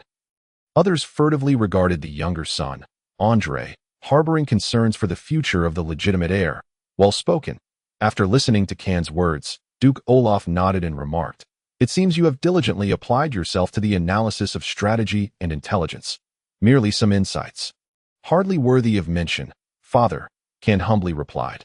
"That is already commendable." The Duke chose not to comment further on his son's modesty. "However, I have yet another inquiry for you, my child, regarding the potential of the prince from the far north. I harbor doubts. His recent rapid development is indeed notable. Yet, this is attributable to the centuries, even millennia, of population influx from the Cardial Kingdom to the far north. However, now that these migrants have been consolidated under his banner, what methods will he employ to attract more people in the future? Furthermore, we are all aware of the climate in the far north. It is inhospitable for agriculture. Food scarcity will pose the most significant challenge to his development. In the absence of adequate sustenance, how will he support a sufficient population, let alone organize an army capable of threatening the Snowfall Duchy? Even if he forcibly conscripts the populace to form an army, they would be unable to sustain prolonged combat due to a lack of food reserves, would they not? Your concerns are ones I have also contemplated, father. Regarding the first issue, my assessment is that the far north is not solely comprised of a few Cardial immigrants. A larger portion consists of the Say people. All of the cavalry under that prince's command is composed of Say individuals. Thus, I believe that population is not a limiting factor for his strength. The nomadic lifestyle of these peoples differs from ours. They procure sustenance through pastoralism, capable of bringing livestock as provisions for their campaigns. Thus, the constraints posed by food supply are not as dire as one might presume. Additionally, do you recall a particular detail? Can posed the question, what detail? Duke Olaf responded with a hint of a smile, indicating he likely already knew the answer. It pertains to slaves, father's slaves. The Knight of Kant remarked, the opposing side has captured half-orc prisoners of war and demands that they be sent to the farm in the outskirts. The existence of a farm signifies the cultivation of crops. Duke Olaf responded with a smile. Moreover, the opposing side arrived here over half a year ago, during last summer day tea that time. They must have conducted experiments in sowing. Kant continued the Duke's thought. Since they have conducted such experiments, capturing slaves in the following spring to expand cultivation implies that these sowing experiments were successful, which means that His Highness possesses crops that can be cultivated in the extreme northern regions. As the father and son elaborated on the matter, the surrounding nobles, courtiers, and knights could not help but whisper among themselves. Crops that could thrive in the extreme north. Nothing could be more coveted by the nobles of the Snowfall Duchy. Such a significant asset would never be relinquished without a steep price. Provided the opposing side was not foolish, attempting to negotiate a trade would entail an exorbitant cost that would be hard to bear, and the notion of theft was emotionally unpalatable to the nobles. Thus, the only recourse was war. To wage war, to seize these crops by force, while simultaneously striking down and obliterating a faction that had insulted the honor of the Bourne family and potentially posed a future threat to the duchy. Defeating that foreign prince, the rationale for military action against the newly emerged force of Grebrod in the extreme north was abundantly clear. Chapter 51. The Seed Alliance for a Nation or Faction. Dignity is indeed of utmost importance. However, whether to wage war for the sake of dignity is a matter of personal belief. If it were to combat a potential adversary in a preventive war to secure a strategically necessary resource for the ruling class, even the most obtuse ruler would likely acquiesce, provided they believed victory was attainable. Leon still underestimated the attitude and mobilization capabilities of the Snowfall Duchy. However, upon receiving news that the opposing side had begun to blockade trade routes and mobilize peasant soldiers and knights, he swiftly made his move.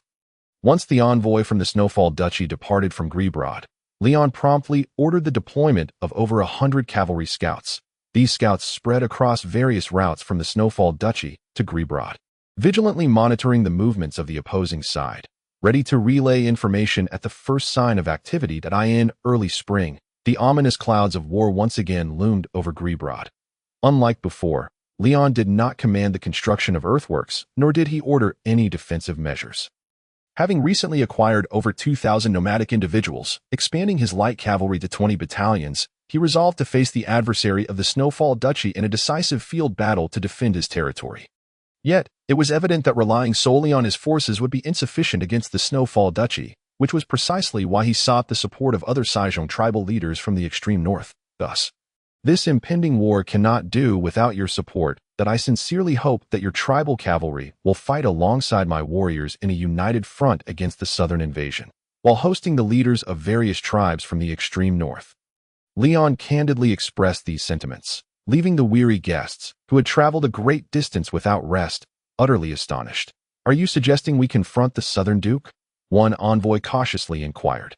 "Indeed," Leon affirmed with a nod. "In fact, just a short while ago, the envoy of Duke Olaf from the south departed. He demanded tribute and fealty from me, which I refused.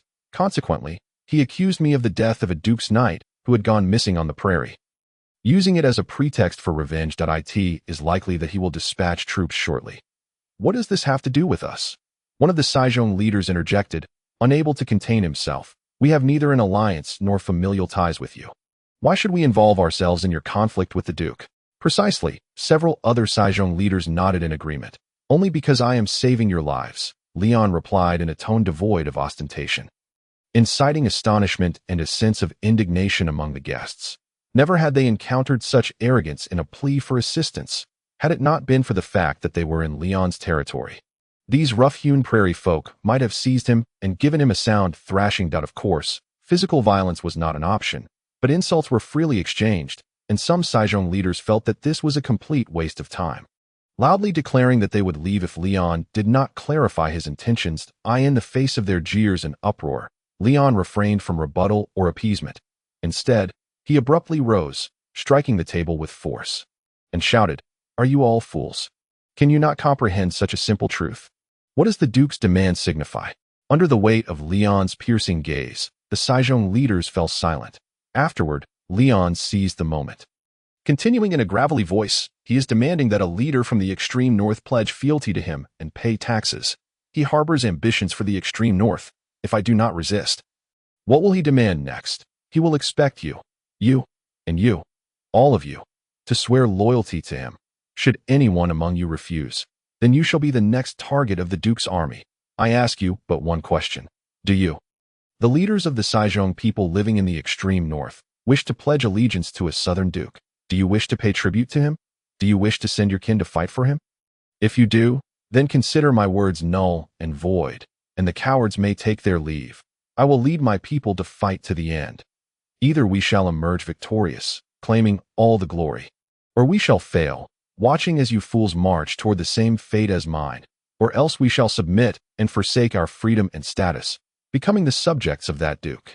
After hearing Leon's words, the Saijong leaders remained silent for a considerable time. That Leon's reasoning was painfully simple. The loss of one led to the loss of another in the harsh natural environment of the extreme north.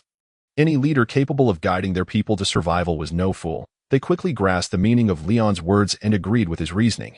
Then, one leader boldly proclaimed, "No, we certainly do not wish to." As his words echoed, the majority of the other Saijong leaders erupted into loud proclamations, expressing their unwavering will to resist, asserting their determination to stand in opposition to the southern nobles.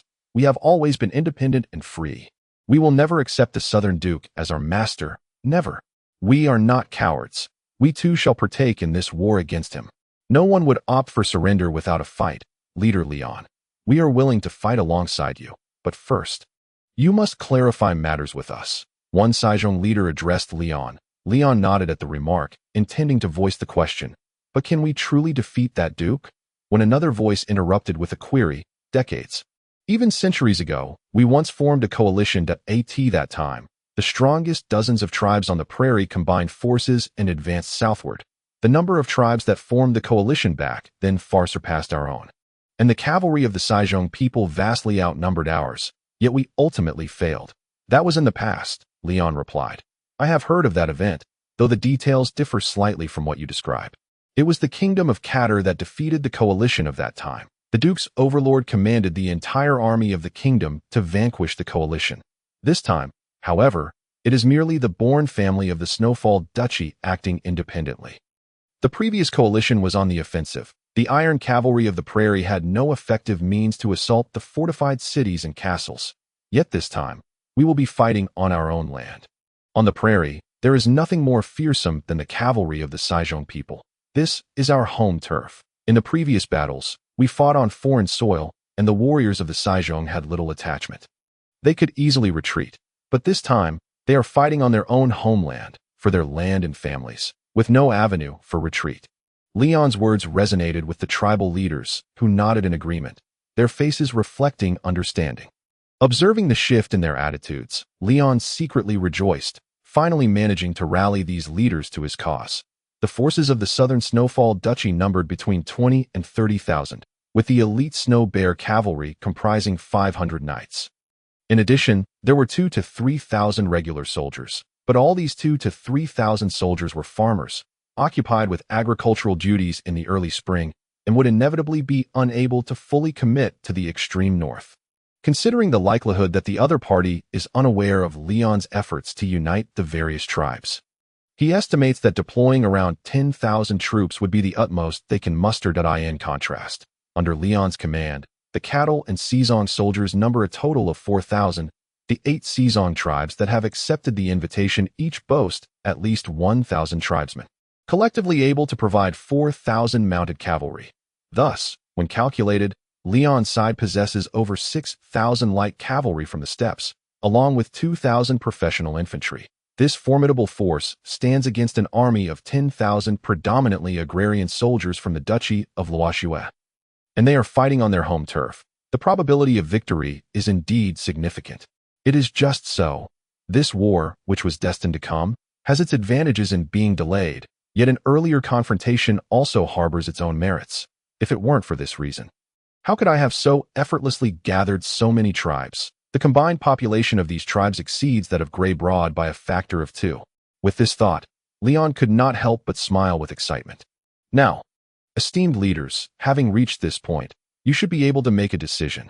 Will you ally with me to combat our common enemy from the south? Upon hearing Leon's words, the Sezong chieftains exchanged glances before expressing their stance in succession. Indeed, we are willing, Your Highness Leon. We are ready to ally with you. The steppe is our domain. We shall never accept a southern duke riding over us with arrogance. We must make the cattle experience our might. Although their words varied, the sentiment they conveyed was succinctly summarized in a single word: agreement. Very well. Leon then drew his divine weapon, transforming it into a curved blade in an instant.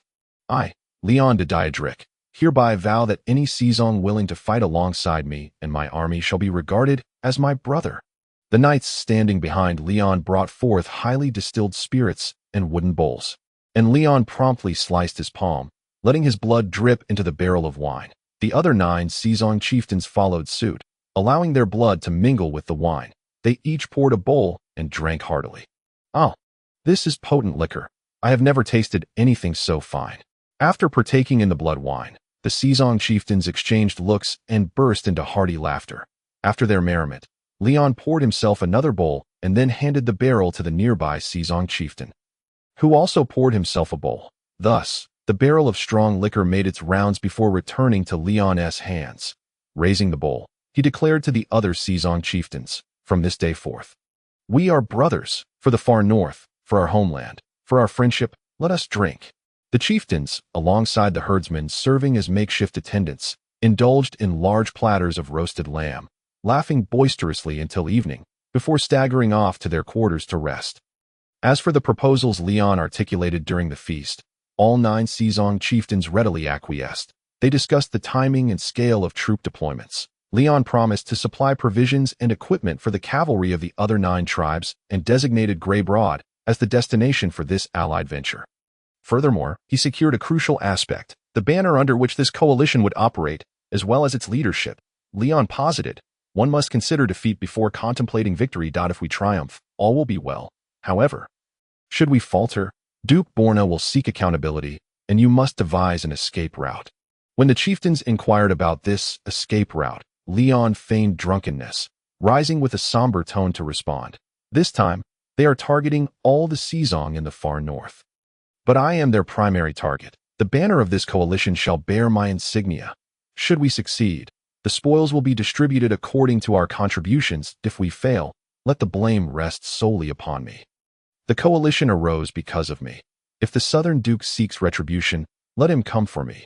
Thus, we shall have a means of retreat, and there will always be a chance for resurgence. Hearing Leon speak with such poignant emotion, tears welling in his eyes, the other Sizong chieftains were deeply moved. They unanimously accepted Leon's goodwill and appointed him as the supreme commander of this coalition. Should defeat ever befall them, they assured Leon that they would protect or divide his subjects and pastures. In this manner, Leon secured the nominal position of supreme commander of the coalition, as well as the title of its leader. Chapter 52. Confrontation in Spring, the lands of the far north and the Duchy of Luoxue. Neighboring territories became bustling with activity. At the southern end of the far north, 10 powerful Sizong tribes, including Leon, began summoning their kin, preparing horses and weaponry, and advancing towards Grey Broad. The number of allies mobilized far exceeded Leon's expectations. This was due to the fact that, in addition to their own able-bodied youth, several independent herders and smaller tribes scattered around their pastures had also been swept into their ranks. Ultimately, Leon discovered that he had an additional 6,000 combat-ready soldiers. Alongside his own elite troops from 40 companies, the total number of troops at his disposal finally surpassed 10,000. However, the actual combat effectiveness of these nomads from various tribes remained to be determined. Their equipment was rather rudimentary. Their bows were handcrafted, and their arrows were tipped with bone or stone. Their ranged weaponry consisted of spears similar to those used by half-orcs, fashioned entirely from wood. Their close combat gear was somewhat better, though iron was scarce on the steppes. Nevertheless, the herders' appreciation and maintenance of iron tools surpassed that of the half-orcs. Many herders boasted about their curved blades, claiming they were handed down from their fathers, grandfathers, or even great-grandfathers. Some carried swords, daggers, axes, lassos, slings, wooden maces, or spears. Of course, there were also many who wielded bone or stone weapons, though they were still far superior to those of the half-orcs. If the half-orcs wielded crude stone tools, then these were polished stone implements. Additionally, the nomadic warriors' steeds were not fitted with horseshoes, nor did they possess saddles or stirrups, significantly hampering their mobility and mounted combat capabilities. In summary, these Sizong herders from the far north were not fundamentally different from the nomads Leon had gathered and recruited.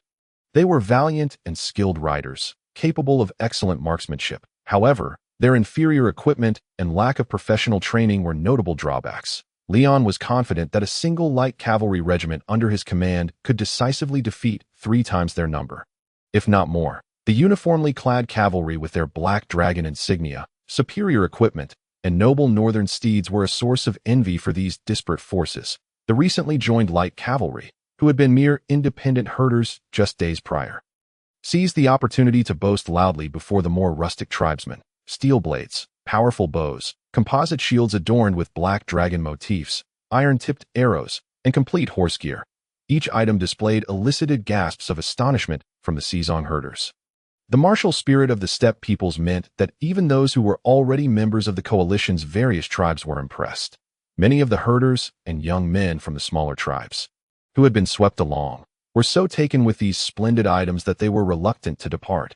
They contemplated that after this fierce battle, should they emerge victorious, they might simply remain in Grey Broad and pledge their allegiance to Leon, especially since His Highness Leon was actively recruiting herders. Moreover, the banks of the Grey Broad River offered lush pastures, making it an excellent grazing ground. Previously, half-orcs had roamed these lands, leaving safety in question. However, with the vile green-skinned creatures now scattered by Leon, the remaining ones were imprisoned as slaves to till the fields. To possess such formidable warriors who can adequately protect his subjects, and to be the leader of the alliance, such a person truly merits following. Upon gaining a deeper understanding, the vast majority of herders realized that this Lord Leon was indeed an exceptional leader. Many remarked how fortunate they would be if their own chieftains could match Leon's excellence. Leon de Diedrich, Prince of Savion, thus continued to exert his influence over the far north, as the Sizong herders gathered for the alliance. Recognizing the admiration for their superior equipment, Leon generously bestowed upon each of the 9 chieftains of the alliance 20 steel blades, 20 standard composite bows, and 20 sets of horse gear. The arrows were given in even greater quantity. Being a basic consumable, they could be exchanged within the system at a relatively low cost. Leon explained that he genuinely wished to equip all the warriors of his allied tribes with the same gear as his own troops, but forging a good sword takes half a month. And crafting a fine bow requires even longer. We lack sufficient iron and time. These blades, bows, horse gear, and arrows represent our entire surplus inventory. I sincerely apologize. Certainly, Leon would not divulge to the chieftains of the Caesar tribes that the system had provisioned the soldiers with 2 sets of equipment. Nor would he reveal that he possessed an additional 2,000 spare swords, bows, saddles, and arrows stored in the warehouse. Naturally, others in Greybroad would remain silent on this matter as well, observing Leon generously gifting them these exquisite weapons. And concluding with an apologetic remark, what other thoughts could the assembled chieftains conjure, apart from feeling moved by Leon's magnanimity? None, of course. Thus, the allied forces continued to swell in numbers, ever growing concurrently. News arrived from the south. Emanating from the Duchy of Snowfall, Duke Olaf Borna personally took command, leading 2 squads of the Snow Bear Knights, accompanied by 1,500 seasoned soldiers and over 8,000 peasant soldiers mobilized from various locales within the duchy. His vassal nobles, 3 earls and a dozen barons, contributed nearly 50 knights and over 2,000 peasant soldiers, culminating in a grand army nearing 12,000 strong, marching forth from the Duchy of Snowfall towards the north. In the direction of Greybroad, the noble knights brimmed with confidence, believing they possessed at least 3 times the strength of their adversaries, alongside a cadre of battle-hardened noble knights, all under the command of an esteemed leader like Duke Olaf. With no fortified castles or significant defensive structures to contend with, they deemed that a hasty field battle would pose no challenge. Duke Olaf shared this sentiment, despite frequently admonishing his son and subordinates with phrases like better safe than sorry, or even when the enemy's might is greatly inferior. One must remain vigilant. In reality, the robust 50-year-old Duke truly did not regard a mere boy like Leon as a significant threat. His aptitude for governing the territory and amassing strength was commendable. Coupled with eloquence and remarkable skill, this suggested that his opponent had not devoted much effort to military matters after all. After all, he was merely a teenager. It was inconceivable that he could excel in every aspect. Was it not? As he rode alongside his illegitimate son, Kanda, Duke Olaf expressed these thoughts. Indeed, there is no omniscient being in this world. Even if there were, it would not be a human, but rather a deity. Kanda nodded in agreement with his father's assertion. An intriguing notion, Duke Olaf remarked. Indeed, to describe an omniscient being as a deity is quite fitting. However, my child, observe how we continually progress, ceaselessly acquiring knowledge, distilling experiences, and embarking on endeavors previously untried, constantly enriching ourselves. With each step forward, does it not imply that we draw closer to the divine? Is that how you perceive it, Father? Kanda, the knight, expressed mild surprise, followed by increased excitement. Perhaps that is indeed the case. Father. A person's capabilities begin at 0 upon birth, and as they age, their abilities burgeon until they reach their zenith. Is this not the very process of evolving from human to divine? Indeed, Duke Olaf affirmed, growth is indeed the journey from humanity to divinity. This perspective is quite appealing. However, at this juncture, Duke Olaf diverted this philosophically charged dialogue towards another subject. Yet, not everyone can ascend to divinity, my son, for it is a matter of talent. Yes, talent. Each individual's talent is innate and immutable. Due to talent, some individuals, regardless of effort, cannot attain divinity, while others may, through diligent endeavor, excel in certain domains to become divine. Only a scant few, the most gifted among us, can embody what we initially termed omniscient and omnipotent. For instance, you, Kanda, my child. I perceive this potential within you, the potential to become the most distinguished of deities. Father. Upon hearing Duke Olaf's words, Kanda felt a tumult of joy and trepidation within him. An incredulous thought surged forth, rendering him speechless. Your talent is remarkably exceptional, my child. Indeed, your insight and strategy are commendable. Although there is room for improvement in internal affairs and military matters, we have ample time. I believe I can cultivate you into an outstanding heir to the dukedom. Or perhaps, to nurture you into a deity? But But I am an illegitimate child. Kanda furtively glanced around, only to find the nearest knight at least 10 meters away. As long as he spoke softly, no one would discern their conversation, allowing him to feel at ease. And what of it? The blood coursing through your veins is the same as mine. It is the blood of the Borna family. Your brother's mother may indeed possess noble lineage. But what of it? He shall only be a captain of knights, rallying the troops in the front ranks to charge. He lacks even the qualifications to become a general. An heir as exceptional as you can secure the family's prosperity for the next 50 years. While an outstanding general as an heir can at least ensure the family's safety and legacy, yet an heir akin to a mere knight would lead the family into decline. I have chosen you. My child, strive diligently, study earnestly. After my demise, the title of Duke Borna shall be yours to inherit. Chapter 53. The Eyes. What do father and brother discuss over there? On the other side of the army, Duke Olaf's youngest son, Andrei, was gathered with a cohort of young knights, reveling in dreams of the glory and achievements to be gained in the forthcoming war. These young men, sharing similar temperaments, engaged in fervent conversation. However, amidst their spirited discourse, their leader, Duke's son Andrei, made a remark that silenced them all. The knights fell silent, and as they followed Andrei's gaze, they beheld Duke Olaf and Kanda engrossed in animated discussion. Naturally, this group of young knights, rallying around Andrei, ardently supported his aspirations to inherit the dukedom. Witnessing this scene left them disgruntled. While they would not dare speak ill of Duke Olaf, their ire was directed towards Andrei's half-brother, Knight Kanda. Some labeled him cowardly and incompetent, while others deemed him cunning and treacherous, accusing him of using guile to curry favor with the duke. With such disparagement, Andrei's dissatisfaction with his half-brother intensified.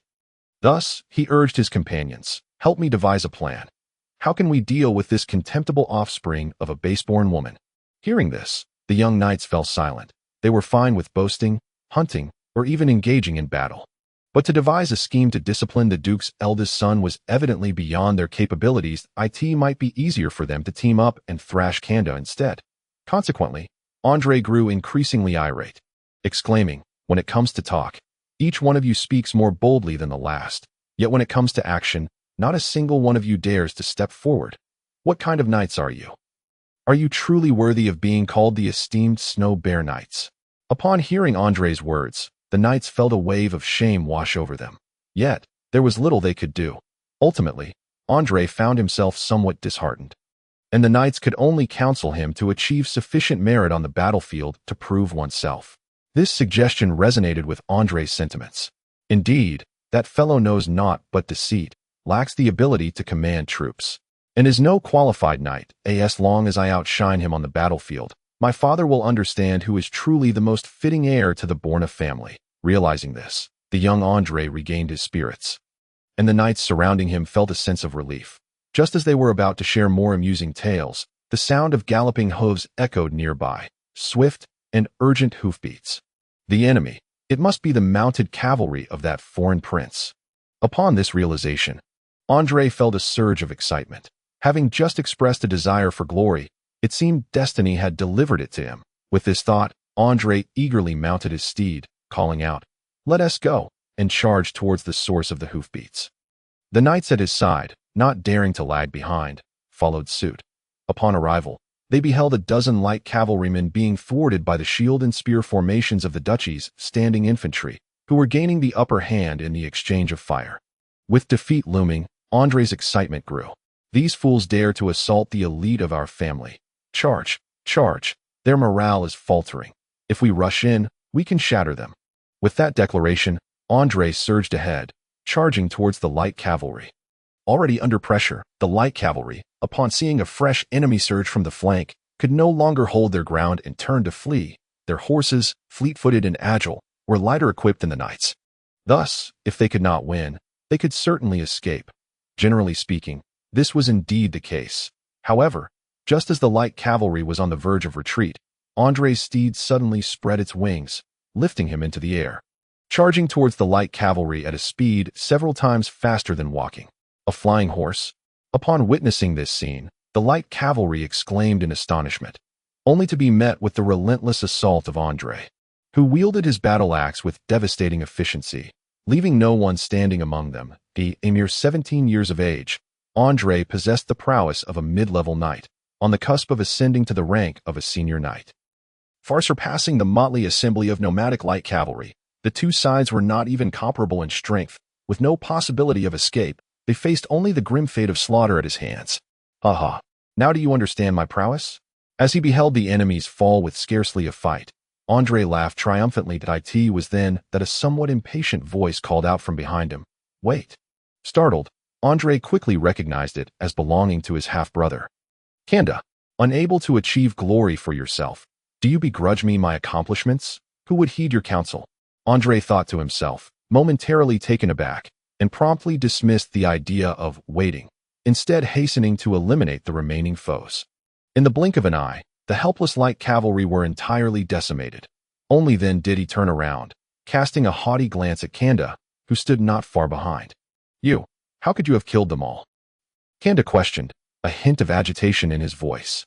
Of course, it was my martial skill, along with the swift steed gifted to me by our brother.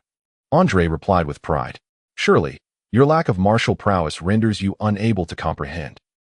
You should have spared a few to extract information about the enemy. Kanda interrupted loudly. While he had indeed envied the magnificent steed bestowed upon his younger brother, that fleeting envy vanished after Duke Olaf's admonition. Captain of the Knights, what you possess is merely an excellent mount. What I stand to gain is the entirety of the Duchy of Falling Snow. With such thoughts, he did not spare a glance at the resplendent white steed. Directly challenging Andrei. What intelligence is needed? We face foes thrice our number. What further information could be required? Andrei retorted defiantly, though he sensed that perhaps he had erred. Even if our enemies are outnumbered 3-1. Just as Kanda was about to elaborate, Duke Olaf arrived, interrupting him. I heard some commotion here. What is amiss, and why are you both present? The Duke inquired. Father, it is as follows, Andrei interjected. Light cavalry enemies approached to harass us, and I dispatched them all. The Duke remained noncommittal regarding Andrei's statement and turned to Kanda, who promptly responded. When I arrived, Andrei had indeed subdued the adversaries that I merely suggested he wait a moment to leave a few alive for interrogation. However, he did not heed my advice. Duke Olaf nodded, then addressed Andrei. Your brother speaks the truth, my child. Your impatience is misplaced. While the desire for personal glory is commendable, remember that our primary objective must be the victory of our entire army. But, Father, Andrei protested, unwilling to concede, but before he could continue, the Duke interrupted him once more. Enough, Andrei, you must reflect upon your actions, learn from your brother, and exercise more prudence. Do not dwell solely on slaughter. That is the task of a common knight. While you are a scion of the Born family, a duke's son. Having delivered this admonition, Duke Olaf turned and rode away, with Kanda following suit, leaving Andrei alone, trembling with indignation. It's unfair. This is unjust. I have vanquished the enemy. My actions were to bring honor to our family. Is that truly a mistake? Father, how biased can you be? Why do you favor that illegitimate offspring of a maid so, neglecting your legitimate son? Kanda, you useless wretch, if we were to duel one-on-one, you wouldn't last a round, would you? How is it that someone like you earns father's favor? Curse it. In a fit of fury, Andrei shouted, swinging his enchanted sword at non-existent enemies in the air while calling out his half-brother's name. This scene was quietly observed by a lurking scout from the Grebrode warriors, an archer who remained concealed in the tall grass. Chapter 54. An honored guest as the elders of Grebrode labored in the Black Forest. The positions of the scouts and forest axemen were somewhat precarious. Being a mid-tier unit, they could not be rapidly trained in large numbers, and thus Leon had not heavily equipped them, despite the fact that many possessed the potential to become scouts or forest axemen. Unlike the knights whom Leon trusted most and who exhibited remarkable capabilities, these 40 soldiers were merely professional soldiers, without any additional survival skills. Ordinarily, they should have been sent to the battlefield to realize their value, be it through valor or death. However, Leon believed that while these infantrymen possessed commendable combat abilities, they would be of little use in the face of an ever-expanding war. Deploying these elite soldiers to the front lines would likely result in their swift annihilation without so much as a sound. Such a waste of these skilled troops was unacceptable. Fortunately, the scouts possessed high-level reconnaissance skills, allowing them to fulfill a significant role. The forest axemen, unfortunately, were relegated to mere ceremonial duties. After assuming their new responsibilities, these scouts rapidly gathered substantial intelligence through their expertise, unwavering resolve, and their ability to remain unexposed even while witnessing the demise of their comrades. Reports of the Duchy of Falling Snow's troop numbers, unit composition, military organization, and the capabilities of various noble commanders were relayed back to Gribrod and placed upon Leon's desk. Among these details was the discord between the Duke's two sons and Duke Olaf's peculiar favoritism. Oh, it seems there is something to exploit, Leon mused, raising an eyebrow upon reviewing the intelligence. This action did not go unnoticed by the Countess beside him. What is it? Have you uncovered something intriguing? Just as they had agreed upon a year prior. Countess Leona reappeared before Leon after a 6-month interval. She arrived with her merchant convoy, undeterred by the impending conflict between Gribrod and the Duchy of Falling Snow, delivering vast quantities of salt, fabric, and other essential supplies to alleviate the plight of Gribrod and the various tribes of the Seasong Alliance. Additionally, the Countess procured various furs and wool from Leon and other tribes, pledging to continue this trade. Of course, the prices for salt and fabric were considerably higher than the market rate, while the prices for furs and wool were significantly lower. Simultaneously, the Seasong people, lacking gold, silver, and copper currency, were forced to engage in barter, affording the astute merchants of the Jonial family ample opportunity for profit. In totality, Leona's gains were substantial, which left Leon slightly dissatisfied, feeling akin to a pitiable native exploited during the Industrial Revolution through the exchange of finished goods for raw materials. However, the Countess remarked, feelings are one matter, business is another. They are two separate issues. Thus, Leon could not voice any objections. After all, her willingness to come and support him at this time was sufficient goodwill. Moreover, the abysmal industrial foundation of Gribrod was an unavoidable circumstance. Suffering slight losses while rapidly advancing was not significant. Furthermore, the Countess's unique relationship with Leon meant that her profits were his as well. Moreover, Leon was well aware of the Jonial family's business practices. Had it not been for the Countess's overt interest in him, she would not have deigned to engage in trade for the inconsequential furs of the far north. Coming to this rural locale to barter over mere hundreds of gold coins they sipped subpar red tea, negotiating trivial deals, he could only recognize the immense impact the skilled professionals she had recruited would have on his endeavors. With the arrival of the Jonial family's convoy in Gribrod, it was not only the guards and assistants that accompanied her, but also the talented individuals from various sectors of the southern Noah Empire that Leona had employed. Among them were expert fortress designers, specialists in agriculture and water management, skilled craftsmen in weaponry and armor forging, technicians proficient in production organization and textile manufacturing, horse trainers and veterinary experts, shipbuilders, and naval architects. Each one of them had been painstakingly recruited by the Countess and came bearing their own troubles, having been unable to sustain themselves in their previous lives within the Noah Empire. Thus, there was no concern of their departure or betrayal. Due to their inability to venture anywhere, it is quite regrettable. Among them, there is no mage, which Leon desires the most. They all refuse to lower themselves to assist a fallen royal like Leon. After all, mages are a proud lot. This was the response from the Countess when Leon inquired about the matter. These individuals will be welcomed wherever they go. Convincing them to aid you is indeed quite an impossible task. However, if they were to learn of the vast powers you have accumulated in such a short time, the situation might be different. When I return next time, I should be able to persuade a few ambitious souls to join us. But how to convince them to serve you is entirely your affair. Is that so? Yet it matters little. For now, we have no pressing need for their assistance. Leon remarked, I am merely concerned that after my conflict with the Duke of the South, he may blockade the trade routes. If that were to happen, our communication and trade would be severely hindered. Are you unable to defeat him? Leona inquired. Defeating him and forcing his submission are two distinct concepts. Forcing him to submit and ensuring his compliance are yet another two separate matters, Leon replied. I am confident I can defeat him. Yes, indeed. However, I do not believe that this war will resolve all my issues with that duke. Is that so? The Countess, lacking deep understanding of warfare, did not fully grasp Leon's meaning. Nevertheless, she offered a commendable suggestion. It is not far from here to the Golden Sea coast, is it? The Countess stated. I have heard that the Grey River in Gribrod flows directly to the ocean. So why not seek a port by the seaside? This would allow you to bypass the Duke and establish direct contact with the outside world via maritime routes. That makes sense, Leon nodded. Recognizing the clear advantages of maritime transport over land routes in terms of speed, capacity, and cost at IT would also effectively break the trade blockade imposed by the Duke of Snowfall over the northern regions. A truly fortuitous solution. Although the northern regions are located further north and the climate is harsh, with careful searching, one should be able to find some excellent ports that do not freeze year-round. But that must wait until after my war with the Duke concludes. Have you devised a plan to defeat him? The Countess asked. Quite simple, Leon replied.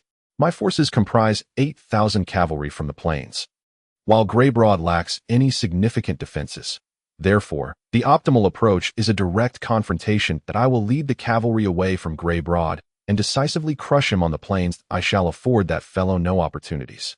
Moreover, under the circumstances where I have complete control, he will stand no chance. This war will be rather effortless. Are you leaving? Liana expressed a hint of reluctance upon hearing Leon's words. We have only just met. It has been long enough. Liana, Leon said, pulling her into an embrace. If not for the severed trade routes during these turbulent times, your caravan should have departed after completing its business. You truly are a heartless individual, Leon, Liana murmured softly, leaning against him. Indeed, business is crucial, but cannot love be granted a bit more time? You must realize you're only 17. In the Noah Empire, it seems that noble children of your age spend most of their time courting the most dazzling of young ladies. If not that, then engaging in those pursuits with their family mates. But you would never fall for such a man, nor would you marry an utterly worthless noble scion, would you? Leon queried. I do not know. Leon, I truly do not. I have grown so much since the death of my fiancée. I have not tried to love another. Yet my family continues to pressure me. They care not for my business acumen. They merely wish to use me as a pawn in a marriage alliance, forcing me to wed someone I do not love, that I do not know how much longer I can endure. Liana spoke these words. You always say, we have plenty of time, but in reality, we do not have much time at all. That I have no idea if I can withstand my family's next bout of pressure. Perhaps by next year or the year after, you may never see me again, Leon. As she spoke, Leon kept his head lowered, refraining from interjecting. Observing his demeanor, Liana felt a tinge of disappointment, yet also a sense of release. What is the use of discussing such matters with you? Let us forget these things and talk about. Before the Countess could continue, Leon unexpectedly embraced her and kissed her. They remained in that moment for an extended time, until Liana was nearly breathless. And only then did Leon release her. As long as I am here, such things shall not occur. But I cannot betray my family. Liana closed her eyes in anguish. No matter how dreadful or undesirable it may be, I do not wish to relinquish the name it has bestowed upon me. Thus, there is no issue. Before Liana could continue and utter an apology, Leon interrupted her once more. You mentioned that your family wishes to make you a mere tool for marriage. That is not a problem. That if they desire a marriage alliance, then let them wed you to me. But, upon hearing Leon's words, Liana was taken aback with both surprise and delight before she could respond. Leon continued, status, position, and commerce. Does not the Jonial family desire these things? Trust me, give me a few years, and these will not be lacking. Leon declared fervently. Therefore, as long as you do not concede, I will find a way. If you are willing to wait a few more years, we will find a solution. Trust me, I will never allow anyone to take you from my side. After hearing Leon's words, Liana could no longer contain herself and collapsed into his embrace.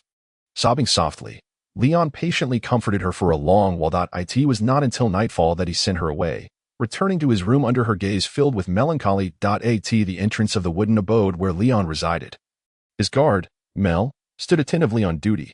Upon seeing her, Leon expressed mild surprise. Mel, is it your turn today? Yes, your highness, it is indeed my shift today. I had thought that after appointing the axe warriors as my guards, you would no longer engage in this duty. Oh well, you should rest early. Gather your strength, for tomorrow we depart Greybroad to confront the Duke's army. Yes, your highness. Upon hearing Leon's words, Mel nodded, hesitated for a moment, and ultimately could not resist asking Leon a question. Your highness, regarding the conversation you had with the Countess this afternoon, is it truly genuine? In terms of outcome, yes, it is. However, the process and intent differ, Leon responded. I indeed seek to establish my own power, and I shall strive diligently. Yet, the reasons behind this are not largely for her. I see, indeed, Mel nodded. You are fighting as Prince of Sevian, as the heir of the Diedrich family, for the sake of the nation and your family. But why share such words with her? Because I require her assistance, Leon replied. The Jonial family's trade routes, her capabilities, and the resources at her disposal. I believe I have mentioned this to you before. What has gotten into you today? Why the inquiries? Oh, it is nothing. Yes, nothing at all, Your Highness. Mel appeared somewhat flustered as she denied it, then lowered her head and murmured, but it seems rather pitiful for Countess Liana. As long as the outcome is satisfactory, the process matters little, Leon replied. Your questions are rather foolish, you simpleton. After uttering these words, Leon ruffled Mel's hair and, without hesitation, entered his room, shut the door, and extinguished the light to sleep. Chapter 55, Scheming in the year 2980 of the Northern Calendar, during spring. Amidst the clamor of men and war horses, the Northern Alliance of the Siegan people set forth from Grey Broad, the Grand Army. Comprising over 8,000 light cavalry, nearly 2,000 infantry, and more than 20,000 war horses laden with supplies, surged southward towards the army of the Duke at Leon's command. The cavalry, each equipped with more than 2 mounts, were ordered by Leon to disregard the infantry.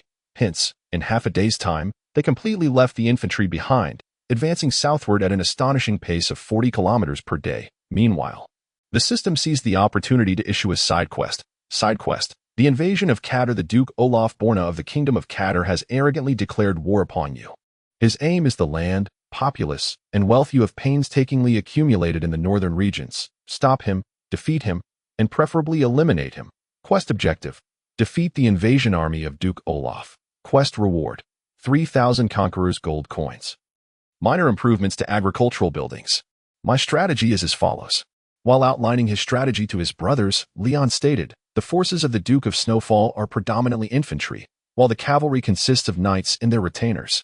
The army is accompanied by a multitude of prostitutes and vendors. Their march is sluggish and encumbered, and the quality and morale of their peasant soldiers leave much to be desired when subjected to a certain degree of pressure. They are prone to collapse. Thus, if we merely seek a single victory, a charge from our 8,000 light cavalry on the front lines would suffice. The number of our archers and curved sabers will instill an overwhelming fear in the enemy. At this point, Leon paused, observing the serene expressions of his allies, and then emphatically refuted his earlier assertions, saying, however, gentlemen, permit me to express this. It is not the outcome I desire. What I seek is to leave all 12,000 soldiers of the Duke of Falling Snow here. To slay or capture Duke Olaf. With a flawless victory, we shall proclaim the might of the Sizone people in the far north to the world. Upon hearing Leon's words, the other Sizone leaders were utterly exhilarated, save for one. The tribal chief named Zanyudalin, with the rugged physique, weathered skin, and wolf-like eyes characteristic of a man from the steppes, shook his head in dissent, countering Leon's remarks. Your words are indeed stirring, Your Highness Leon. However, I believe that achieving what you propose is quite challenging. In fact, with our current strength, merely defeating them would already be a formidable task, let alone annihilating them. No, with the correct tactics and the bravery of the Sizone warriors. We can indeed keep them here, Leon asserted. Our strategies have not proven particularly effective against them. Another Sizone leader interjected. Their foot archers outrange ours. Once their soldiers are arrayed, our charge would struggle to breach their spearmen. Should we tire, their knights and cavalry will launch an assault upon us that we cannot withstand those knights in direct confrontation. Even the mightiest of Sizone warriors would falter against them. This statement doused the fervor of the Sizone leaders like a bucket of ice water. Indeed, the Sizone people had previously engaged in battles with the Southerners. The advantages of light cavalry were significant, yet their disadvantages were equally evident. It was widely acknowledged that light cavalry could not penetrate a solid enemy defense. Perhaps employing harassment tactics would be more prudent. Someone murmured softly. However, they were soon captivated once more by Leon's impassioned and compelling voice. Yes, our soldiers are not particularly adept at direct combat, but why must we confront them head-on, my friends? Do you know how long it takes for a knight to don a full suit of armor? They require time to arm themselves before they can unleash their full combat potential. Therefore, my strategy is simple. Surprise. Yes, surprise that as long as we catch them off guard, victory is within our grasp. Thus, our battlefield is here, this very place. We must maximize our mobility. Leon unfurled his sheepskin map, pointing to an unnamed valley with conviction. We shall ultimately triumph, I assure you. If we fight according to my plan, victory shall be ours. Your Highness, Leon is correct. This location is indeed well suited for a decisive battle. If we proceed as suggested, we may very well capture the entirety of that Duke's forces. After hearing Leon's plan, a Sizone leader familiar with the terrain expressed his excitement. Leon's allies were revitalized by his words. Very well, let us proceed. Each of our warriors is equipped with 2 steeds that we can march swiftly and reach there in just 2 days. Zanyut Dallin was equally exhilarated. Yet, unlike Leon's other allies, he was also consumed by jealousy. Why was Leon de Diadolik able to devise such a plan, unite so many Sizone people, and emerge as a leader, commanding a grand army to boldly resist the incursions from the south? Why can he achieve what I cannot? Such resentment brewed within Zanyut, intensifying. He lowered his head, concealing his eyes filled with bitterness, listening to the praises of the fellow chiefs and Leon's orderly assignment of tasks. His fists clenched tightly. It was not until Leon called his name that he raised his head again, donning a smile indistinguishable from that of any other Sizone leader. The chill ran through him. In April, although the midday was warm, the mornings and evenings remained quite chilly. Either men or horses, having spent a night on the damp, dewy grass, were prone to catching a cold. Moreover, the peasant soldiers' frail constitutions meant that within just a few days, over 100 soldiers in Duke Olaf's army had fallen ill with various ailments. Yet, the Duke himself did not believe he would succumb to any illness, given his noble knightly constitution. The fluctuations in temperature associated with camping were trivial matters. He merely wondered why he had experienced a sudden chill. Am I truly aging? The nearly 50-year-old Duke pondered. However, he quickly dismissed the thought. 50 is hardly old. Even a lad in his 20s could take on a group of them. It was nothing of great concern. Thus, the Duke relaxed his mind and turned to other matters. However, it seems rather quiet these days, he mused. Just a few days ago, there were Sizone light cavalry harassing us. Yet now, those bothersome fellows have vanished. Has that prince grown fearful? Or is he gathering his forces for a desperate stand? What could he be planning? It truly baffles me. With this thought, the Duke shook his head, feeling a tinge of regret. As previously mentioned, his family's influence in the far north was rather poor, and he had not cared much about it. It was acceptable to be uninformed when there was no conflict, but now that war had commenced, it felt inappropriate. Geography, terrain, the enemy's situation, he knew nothing of these. Had the native Catter migrants still been present, he could have recruited guides from among them. However, they had all been relocated by Leon to Grey Broad, and the local Sizone herders had long since received word, fleeing at the first opportunity. Thus, the task of guiding fell to those merchants who had previously traded in the far north. Yet, these merchants were hardly reliable. Rather than serving as guides, they seemed far more interested in how to procure discounted spoils of war and sell inferior food and goods. Their presence, along with the cheap prostitutes and other unsavory items they brought, had turned the entire camp into a dismal mess. Yet they were indispensable. What a bothersome swarm of flies! If only I could exterminate them all, the Duke muttered, shaking his head. What are you saying, father? Sir Kant, startled by his father's sudden, inexplicable statement, inquired curiously. Nothing. Duke Olaf quickly changed the subject. Child, what do you think we should do with that fellow after we defeat the prince's army? What to do? Kant immediately regarded his father's question as yet another test. After a brief moment of contemplation, he replied, the best outcome would naturally be death. That if he falls in battle, that would be ideal. However, should he survive, for the sake of the Borna family's reputation, we cannot kill him. The best course of action would be to persuade His Majesty Ulrich to exile him, ensuring he can never return to the kingdom of Catter. Are you certain we can persuade the king? Duke Olaf inquired. Previously, I sent envoys to Wisterland, hoping the king would grant me the authority to campaign against Grey Broad. However, he refused. That was because we had yet to achieve victory. When subordinate nobles are engaged in battle, any sufficiently cunning king will only make a decision at the end, siding with the victor. I believe our Majesty is no exception. Indeed, you speak wisely, my child. The Duke chuckled lightly. Our Majesty is indeed such a clever man, but we cannot simply let this go. We cannot let this. I understand your meaning. You are suggesting that provoking an enemy like Leon is exceedingly perilous. Thus, we should. Sir Kant gestured downwards with his thumb towards the Duke. Exactly. Duke Olaf chuckled lightly. On the road to his exile, having reached a consensus, The Borna father and son laughed heartily, as if they had already seized Leon's fate in their hands. Yet, throughout their discussion, they had never once contemplated the question, what if we were to be defeated? Both Duke Olaf and Kant instinctively placed themselves in the role of the victor, entirely overlooking the possibility of such a low-probability event, for in their minds, victory was already a foregone conclusion, an unalterable fate. Chapter 56. Sudden onset, however, the situation was far from the simplicity that the Duke had envisioned, or, rather, it was entirely contrary to the expectations of both the Duke and his son. As they reveled in laughter. The sound of hooves, rapidly approaching and growing increasingly urgent, echoed through the air, causing the faces of the Borna father and son to pale simultaneously. Cavalry, a vast throng of cavalry. The sheer volume of hoofbeats could only belong to a formidable host of well-armed horsemen. In that moment, a singular thought struck them, immediately followed by a surge of anger and fear. Scouts, why was this information not relayed to us sooner? From where is the enemy advancing? Duke Olaf shouted in exasperation, turning to follow the direction indicated by his son, Kant, his breath caught in his throat.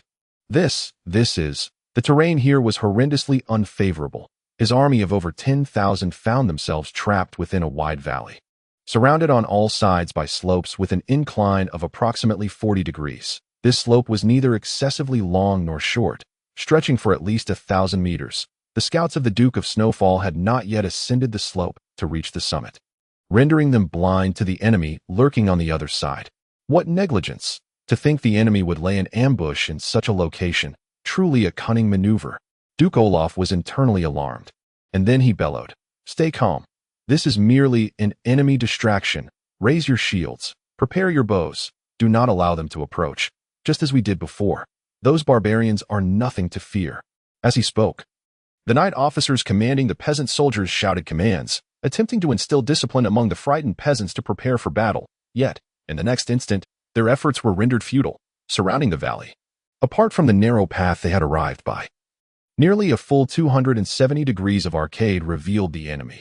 Masses of Saison cavalry charging down the slope with a thunderous roar, launching an assault upon the encircled Catalans. Enemies surged from all directions, cavalry pouring in from every side, their numbers unfathomable. They held the high ground, arrived fully prepared, lay in wait, unleashed arrows, and roared with exhilaration, their hooves creating a cacophony that reverberated like an avalanche cascading down the steep mountainside. This overwhelming assault was insufferable for the demoralized, poorly trained peasant soldiers. Had they been afforded a moment to form their ranks, to establish a shield wall formation, and to engage on level terrain, perhaps their plight would have been less dire. However, under such dire, deplorable, and abysmal circumstances, they were utterly bereft of any desire to resist. Before the Saison light cavalry could reach them, numerous Catalan peasants cried out in terror, discarding their weapons and fleeing aimlessly in all directions. Others collapsed to the ground, unable to rise again. The speed of the charge was astonishing, the encirclement total, and the peasants' collapse equally swift, so swift that their knight officers were powerless to reform their ranks. The pressure exerted by Leon was overwhelming. The blow to morale could not be salvaged by the mere slaying of a few deserters. The knights were at a loss. Indeed, a significant number of them were equally intimidated by Leon's tactics. Standing frozen as they witnessed 8,000 Saison cavalry thundering down, watching the hail of arrows, like locusts, whistling through the air, their bone whistles emitting a sharp, buzzing sound that stirred a whirlwind of blood and carnage amongst their peasant ranks. They stood transfixed, witnessing the Saison light cavalry, brandishing curved sabers and an array of crude weapons, charge forth with ferocity, trampling those peasants who offered no resistance, and then mercilessly severing heads as though harvesting wheat. Everything transpired too quickly, too unexpectedly, for any soldier in the Duke of Snowfall's domain to prepare. Their formations remained those of a marching column rather than a shield wall adept at defending against cavalry. Consequently, within a remarkably brief span of time, they were fragmented into countless disarrayed clusters.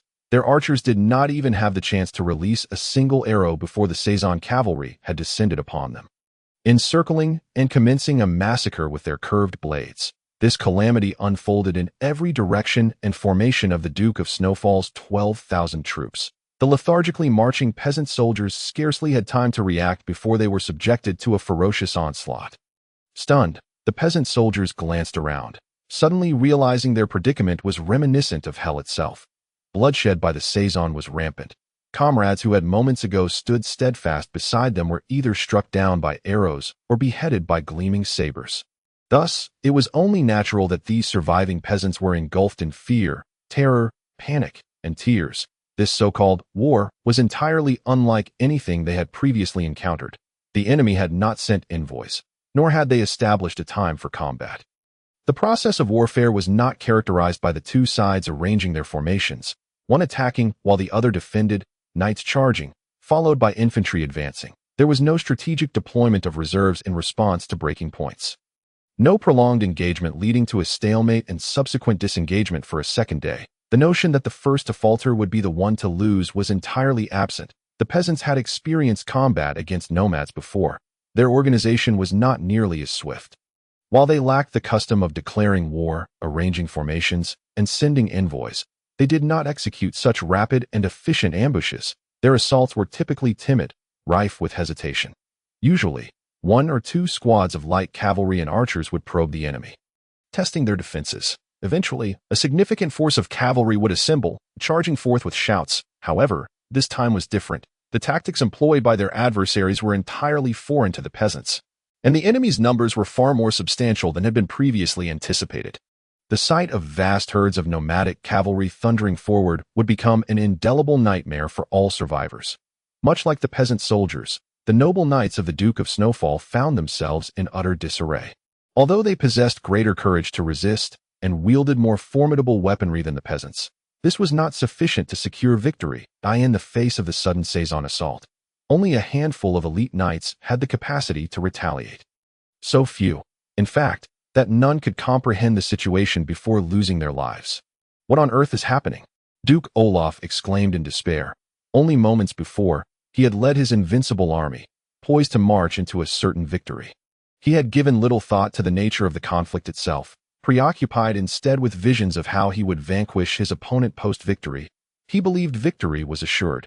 Yet, in a heartbeat, the winds of fortune had shifted, and his army was crumbling, poised on the brink of defeat. Even a seasoned warrior like the Duke, who had seen countless battles, could scarcely accept such an absurd turn of events. There was no need for messengers to convey the grim tidings. It was clear from observation alone, though the battle raged on. The forthcoming moments were rendered futile and trivial. The antithesis of assured victory was a foregone defeat. Yet, even in the face of such dire circumstances, Duke Olaf resolved to persist. Perhaps he believed that in such a brief span of time, the situation should not deteriorate to this extent. Where are my regular troops? What has become of them?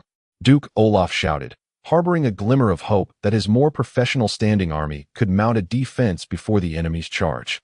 Thus, with this elite cadre of heavy infantry and the skilled knights by his side, he might yet withstand the onslaught. The regular soldiers were not overwhelmed. My Duke, they formed up before the enemy's charge. The enemy has not forcefully attacked, but is instead harassing us from the periphery with arrows. A knight beside the Duke called out loudly. Excellent. Let us move to the regular troops. Prepare the Snowbear Knights for battle. Duke Olaf declared decisively, only to be countered. The knights' armor and retainers are not together. Some knights lack even their mounts. How can we prepare for battle? His eldest son, Kond, protested loudly. Whatever can be assembled must be gathered. We cannot sit idly by. Duke Olaf shouted in frustration as he rushed toward his regular troops. However, just as he attempted to do so, a contingent of light cavalry, superior to any Saison nomadic unit, Leon's elite forces appeared upon the battlefield. 10 entire companies of elite nomadic light cavalry thundered forward, charging toward the last remaining contingent of the Duke of Snowfall as capable regular troops. You have failed. There is no escape. You are destined to die in disgrace. Leon, leading the charge, leveled his lance and shouted, alongside Mel, who bore the Black Dragon banner, and 17 other swift knights, as they plunged into the ranks of the Duke of Snowfall's regular infantry. They shattered shields, bodies, and spirits alike. The breach was thus created, and the cavalry, numbering over 500, descended upon Duke Olaf's regular troops, unleashing a one-sided slaughter. The farmers and soldiers have completely crumbled, while the Duke's standing army is relentlessly suppressed by Leon's light cavalry. Currently, the only forces capable of combat under Duke Olaf are merely 2 squads of Snowbear Knights and their attendants. totaling over 500 elite heavy cavalry. Alas, they have no time to change their equipment, and they cannot form a cohesive unit. They are devoid of organization. Naturally, victory shall belong to Leon de Diadoleg. Duke Olaf, in his foolish arrogance, remains oblivious to his opponent's forces, and the diplomatic circumstances surrounding his adversary. Is on the brink of his well-deserved defeat. Chapter 57. The last night stunned. Duke Olaf found himself in a state of disbelief that he could never have anticipated being defeated by Leon, and in such a crushing, unequivocal manner. Where did such a formidable army come from? Why were these troops so elite? How had he managed to maneuver them around him without detection? Duke Olaf's face turned ashen, his fists clenched tightly. Just moments ago, he believed he could dictate the fate of his adversary. Yet now, it was his own fate that had been determined by the enemy. With this realization, an unprecedented and overwhelming sense of humiliation surged within him, nearly causing him to faint. At that moment, he heard a peculiar, dazed laughter beside him. Turning to see the source of this strange laughter, he found it was his eldest son, Kanda. What is the matter? Duke Olaf demanded angrily. Father, we have seen the divine. Kanda's face was blank, stripped of his usual confidence and cleverness, his gaze fixated on their own army rapidly melting away like spring snow on the northern plains. Uttering such words, what nonsense are you spouting? At this point, Duke Olaf suddenly recalled their earlier jesting conversation, wherein Kanda had remarked that if one were proficient in all things, then he would be a god, not a man. Thinking of this, the Duke's already grim visage darkened further, almost rendering him unrecognizable as human. I refuse to acknowledge. His voice was laden with despair. I refuse to accept that there exists such a being as a god in this world. To master politics while excelling in military strategy, to be eloquent yet a powerful knight, possessing such a handsome visage, so young, so outstanding, how can this be? How can such a person exist in this world? No, he is not a god, not a god. He is a monster, a monster, a monster. In an instant, the Duke, struck by such a colossal blow, erupted into a hysterical outburst, desperately venting his inner turmoil. Observing his father's disarray, Knight Kanda gritted his teeth and suggested, "We still have over 50 knights capable of fighting, along with an equal number of attendants. We can launch a charge, if we can temporarily repel the enemy and rescue our infantry. We might still change the tide of battle. No, we flee." Kanda could hardly believe it. After such a frantic outburst, Duke Olaf resolutely turned his horse around, leading his trusted knights in the opposite direction of the battlefield. "Father, why are you doing this?" Kanda hurriedly followed, raising his voice in protest. You are not observing closely enough," Duke Olaf retorted. "That banner belongs to His Highness, the Black Dragon. The equipment, tactical acumen, and capabilities of those light cavalry far surpass those of ordinary sais. They are undoubtedly the enemy's elite. Our chances of success are slim, that we need not gamble on this. The loss of a single battle does not determine the outcome of a war, as long as we return to our territory. We can quickly raise another army. We will prevail. We shall defeat that monster. Absolutely." At that moment, a youthful voice rang out from the rear of their formation. "No matter how formidable the enemy before us may be, we shall not retreat without a fight. Knights who consider themselves brave, follow me. Let the cowards flee." Upon hearing this voice, both Duke Olaf and Knight Kanda changed color. There was no mistaking the owner of that voice. It was Andre, the young heir of the Borna family. Most feudal knights, driven by a strong sense of honor, would avoid risking their lives. Yet, after Andre's proclamation of brave and coward, nearly 200 knights and a handful of attendants turned their horses around, rallying behind Andre as they charged toward Leon's cavalry. At the forefront of this group, riding a swift steed and brandishing a heavy lance, was none other than Andre Borna. "You fool!" Duke Olaf flushed crimson, not only from his son's reckless behavior, but also from the sting of the label coward. How could assessing the situation be deemed cowardice? How could knowing when to advance or retreat be seen as cowardice? Having fought for half his life, must he still be instructed by a mere child? "Father, I believe we should assist Andre. He is in grave danger alone." Observing his father's demeanor, Kanda quickly shifted his approach. Feigning urgency, the obstinate old duke fell into the trap, responding not with the support Kanda suggested, but rather shouting in exasperation, "No, if he wishes to die, let him. If you still consider yourself my son, then follow me." With that, he turned away, refusing to look back. Meanwhile, Leon, having temporarily withdrawn from the front lines to coordinate his cavalry's ambush against the enemy's standing forces, witnessed this scene unfold. The father and son made starkly opposite decisions. Leon couldn't help but feel a twinge of emotion. Is it truly the case that two generations, sharing the same blood, arrive at such diametrically opposed resolutions? However, this sentiment was fleeting, quickly replaced by admiration for Andrei and the desire to engage him in battle. After all, Andrei Borna was indeed a qualified knight, a worthy adversary. Mel, let us go. I shall defeat that Borna knight. As Leon spoke, he spurred his horse forward, proclaiming loudly, "Reserve forces, 1st Light Cavalry Squadron, follow me." With his words, a knight beside Leon raised a horn, blowing a short note followed by 4 long blasts. The 300 light cavalrymen surrounding the immobile enemy forces swiftly turned their mounts, galloping after Leon toward Andrei. They first unleashed their signature mounted archery skills, and after 2 volleys of arrows, many of the knights and attendants following Andrei fell from their steeds, crashing heavily to the ground, having failed to don their armor.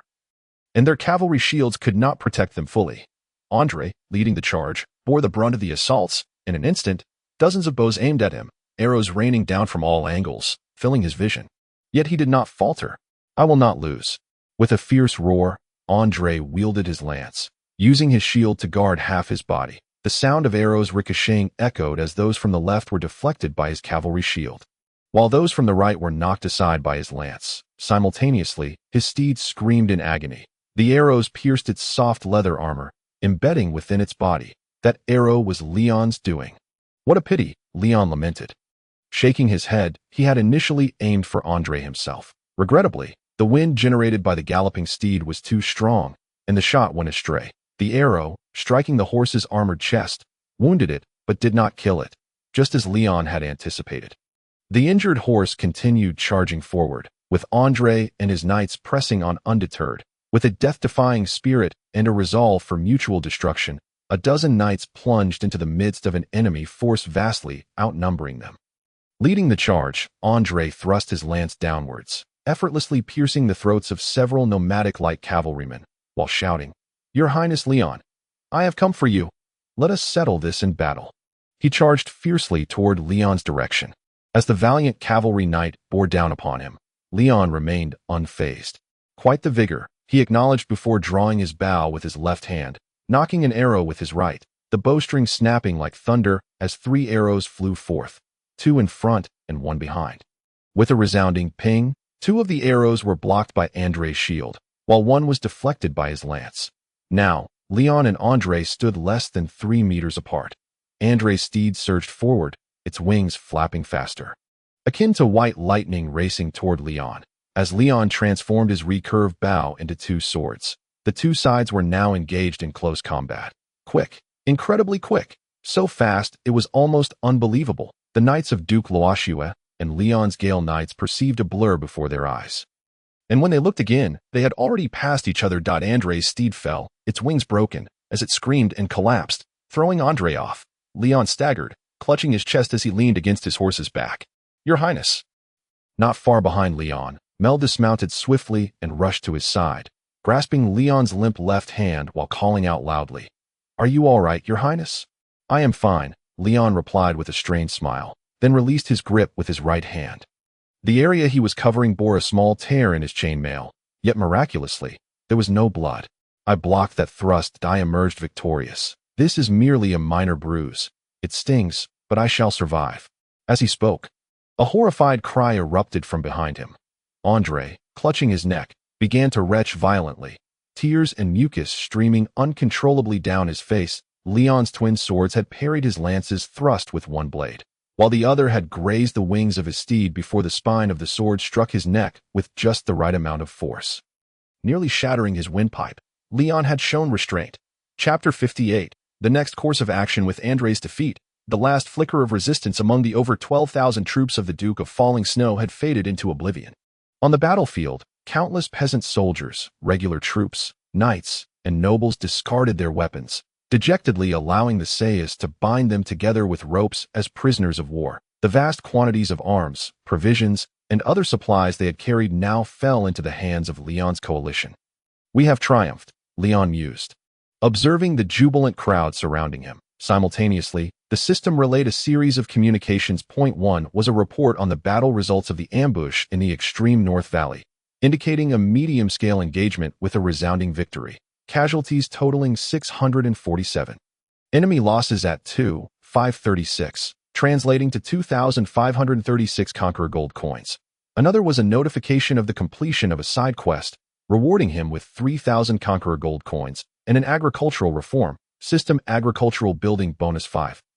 Although modest, it was a welcome addition. The third communication brought a pleasant surprise. His Sevian Orphan Legion had finally amassed enough experience to level up, advancing from a level 3 to a level 4 legion, enhancing its overall attributes and providing a new skill point. After a brief contemplation, Leon decided to enhance the legion's skill of Rangers, further augmenting the mounted archer's proficiency. The advanced Ranger skill would increase both riding speed and archery rate by 15. Upon reviewing the 3 system reports, Leon turned his attention to the surroundings. The task of rounding up the prisoners was primarily undertaken by his cavalry. The extreme north was notoriously frigid, and the Sais had no tradition of enslavement.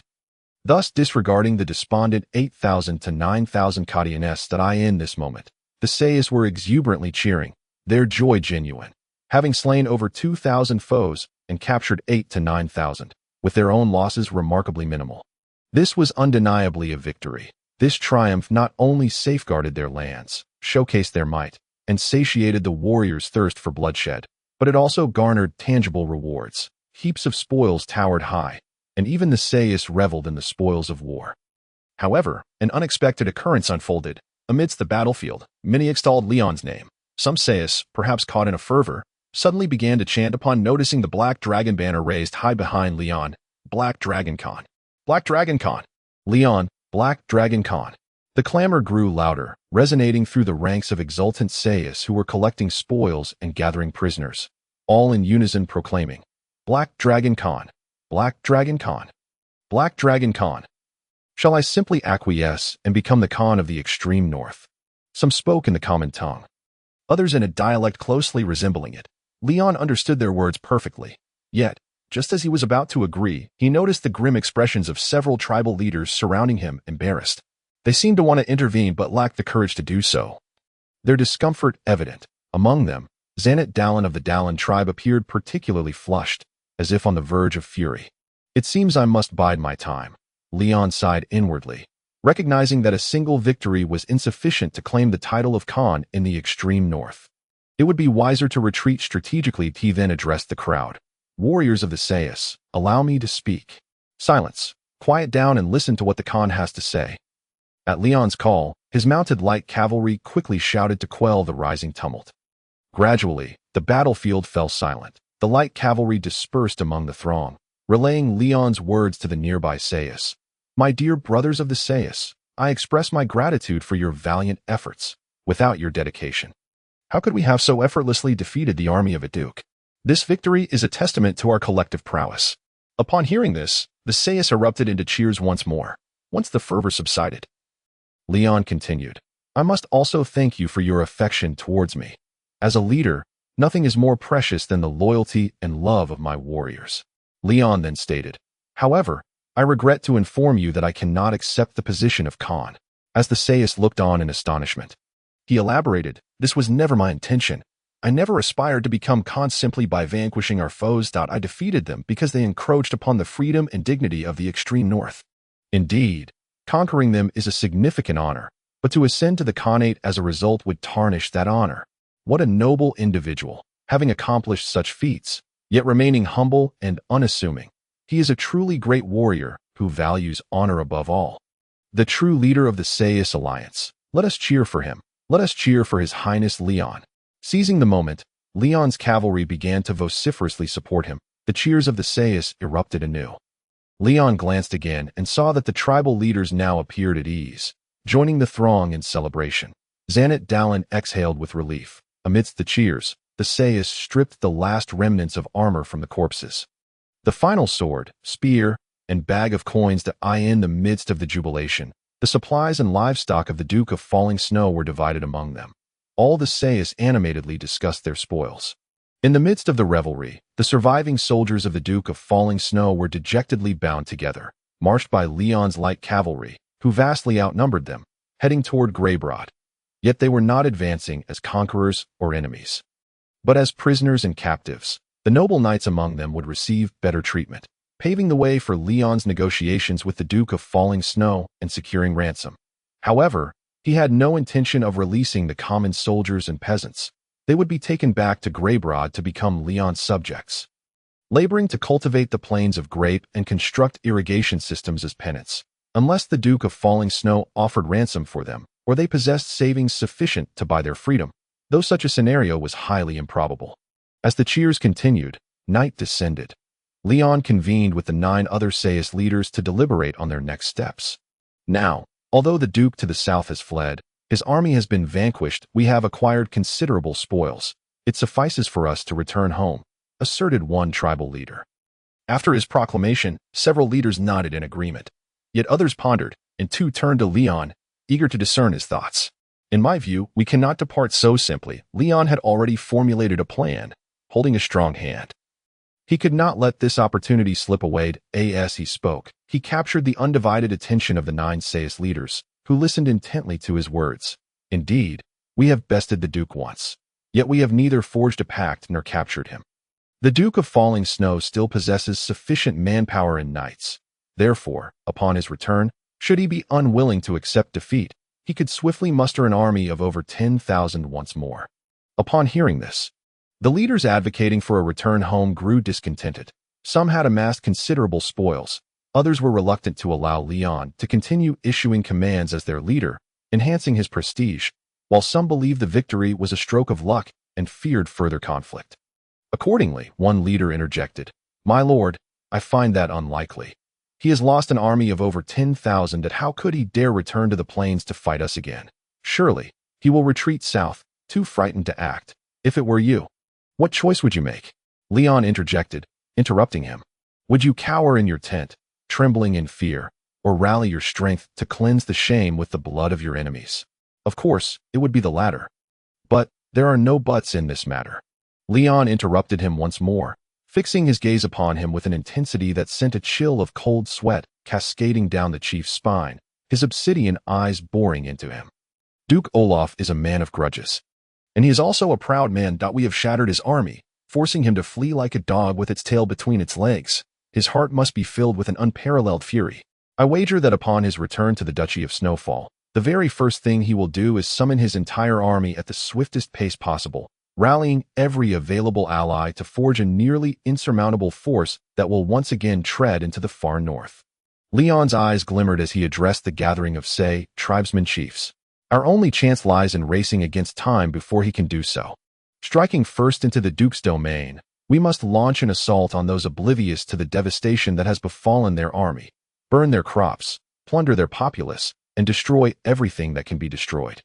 Then we shall march here." Leon's dagger punctuated the air with a sharp thud as it embedded itself into the deer-hide map laid upon the small table, precisely at the location of Duke Olaf's stronghold. Castle Snowfall. To breach this fortress may be unlikely, but besieging it will suffice to achieve our objectives. The territory lies in ruins, and the populace disperses, devoid of economic foundation and manpower. Duke Olaf would have to be truly mad to continue the conflict under such circumstances. Thus, we shall return to the far north, triumphant with all the spoils we have acquired, alongside a peace treaty favorable to us. Leon's proposal stirred their hearts. None among the Sais tribesmen were ignorant of the allure of the south. Yet, the formidable strength of the Duchy of Snowfall had often crushed their ambitions. However, under Leon's guidance, they swiftly realized that indeed, now was the opportune moment to descend southward, invading the Duchy of Snowfall. Even the entire kingdom of cattle, the mere thought of their tribes galloping across the lands of the Cotillions filled the chieftains with exhilaration. Even those who had previously staunchly wished to return to the far north found their resolve wavering in that moment.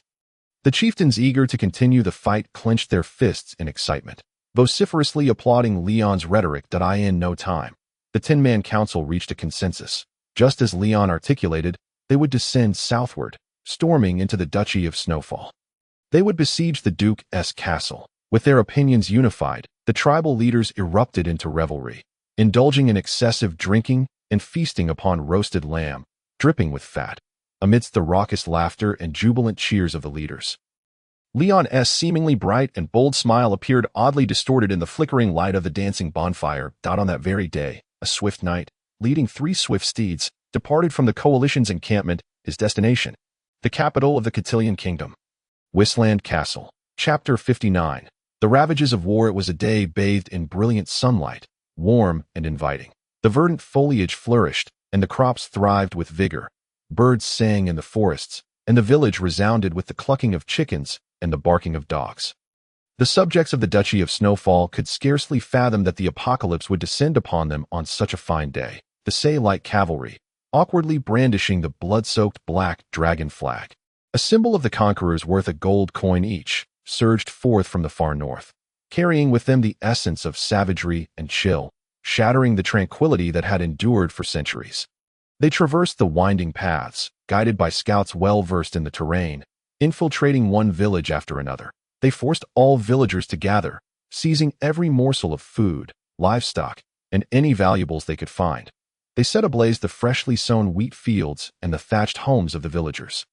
Finally, they tethered the selected able-bodied men and women, herding them back to their encampment like cattle. They charged into towns before the local militia could react, closing the wooden gates behind them. Alternatively, they drove the residents of nearby villages towards the fortified town, deceiving them into opening the gates, then surged inside. Each town held far greater wealth than the villages. Shops, merchants, and minor nobility, even households with a modicum of wealth, became their targets. Gold coins, silver pieces, and every copper penny were seized.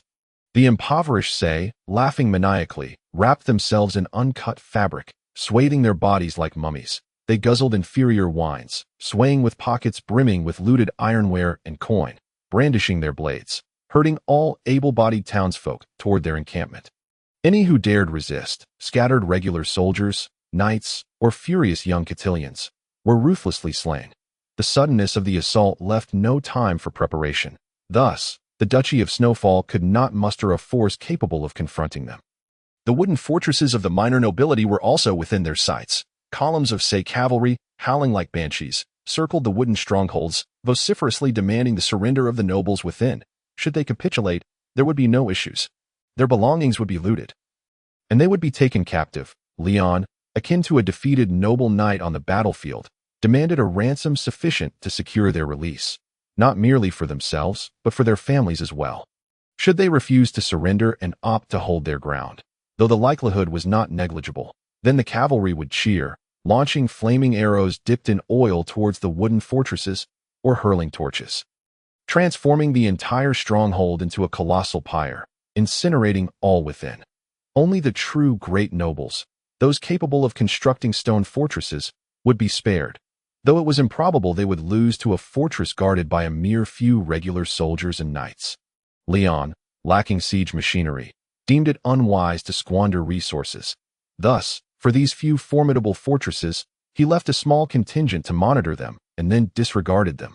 There was no need to risk for scant riches. After all, he had already amassed a considerable fortune here. All across the far north, everything, population, resources, and wealth, everything accumulated by the Duchy of Snowfall over centuries of arduous toil now belonged to him. Gazing upon the smoldering ruins of villages, towns, and wooden fortresses, and the throngs of captured cotillion youths, Leon's expression remained impassive, his eyes ablaze, yet his heart was in a frenzy of jubilation.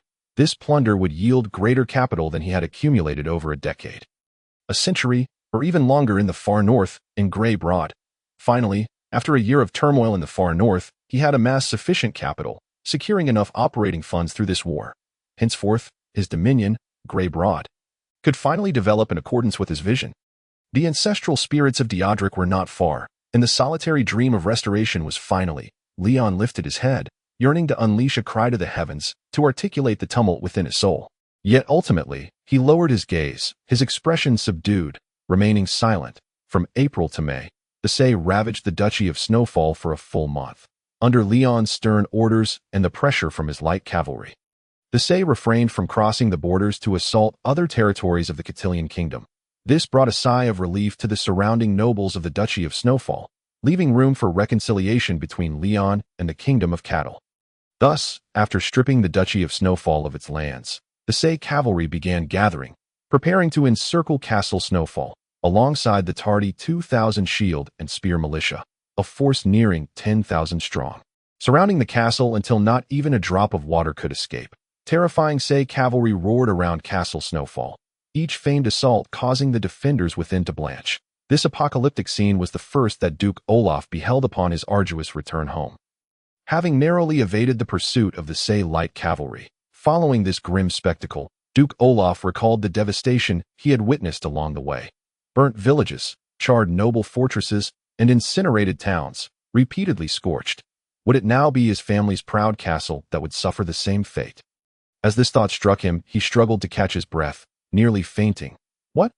How could this? Duke Olaf's eldest son, Knight Kanda, was equally astonished, rendered speechless, uncertain of how to articulate his thoughts.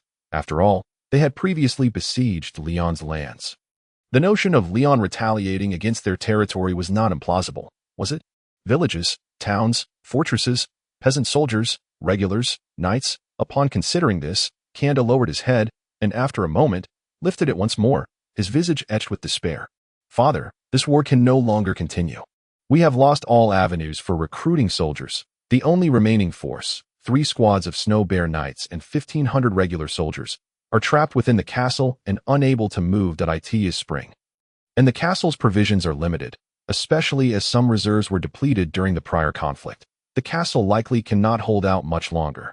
I am fearful, if there were a military force, it need not be large, merely 2,000 to 3,000 men would suffice. Should such a contingent launch an assault from the periphery, everything would be transformed. The countenance of Duke Olaf was so grim that it seemed as if it could drip with water. Yet, his voice remained eerily calm. They are merely a rabble, my child. Observe their encampments. Those fortifications are utterly worthless. A single successful night raid could obliterate them. All it takes is to solicit a few allied nobles for a modest reinforcement.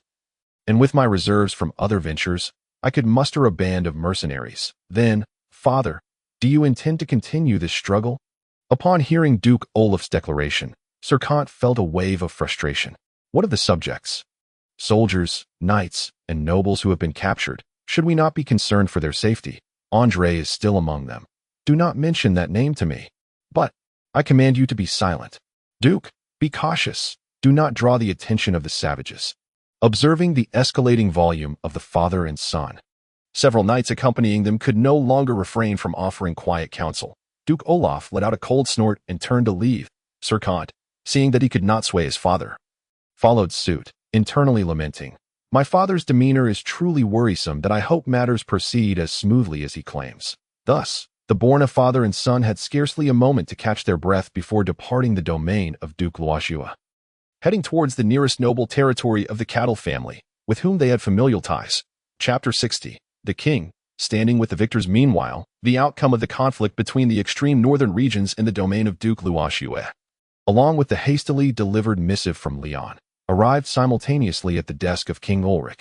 After perusing the 2 documents, the aged monarch involuntarily gazed northward, his gaze seemingly traversing time and space to behold the tumultuous lands.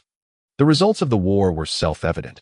While the contents of Leon's letter emphasized several points, he reiterated his previous assertions, claiming that the existence of the great nobles in the realm was more beneficial than harmful.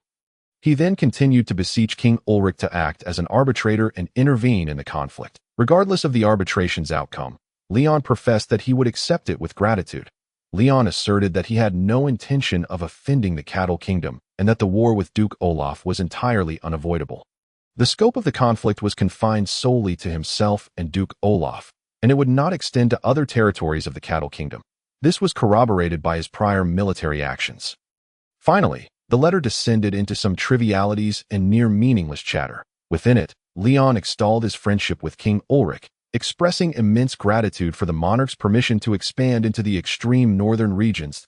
He detailed his sentiments toward the cattle kingdom, describing it as akin to a second homeland. In summary, Leon was well aware that such flattery would likely hold little sway over King Ulrich. Yet, one could never tell, even if there were a glimmer of hope. These platitudes were, in any case, customary.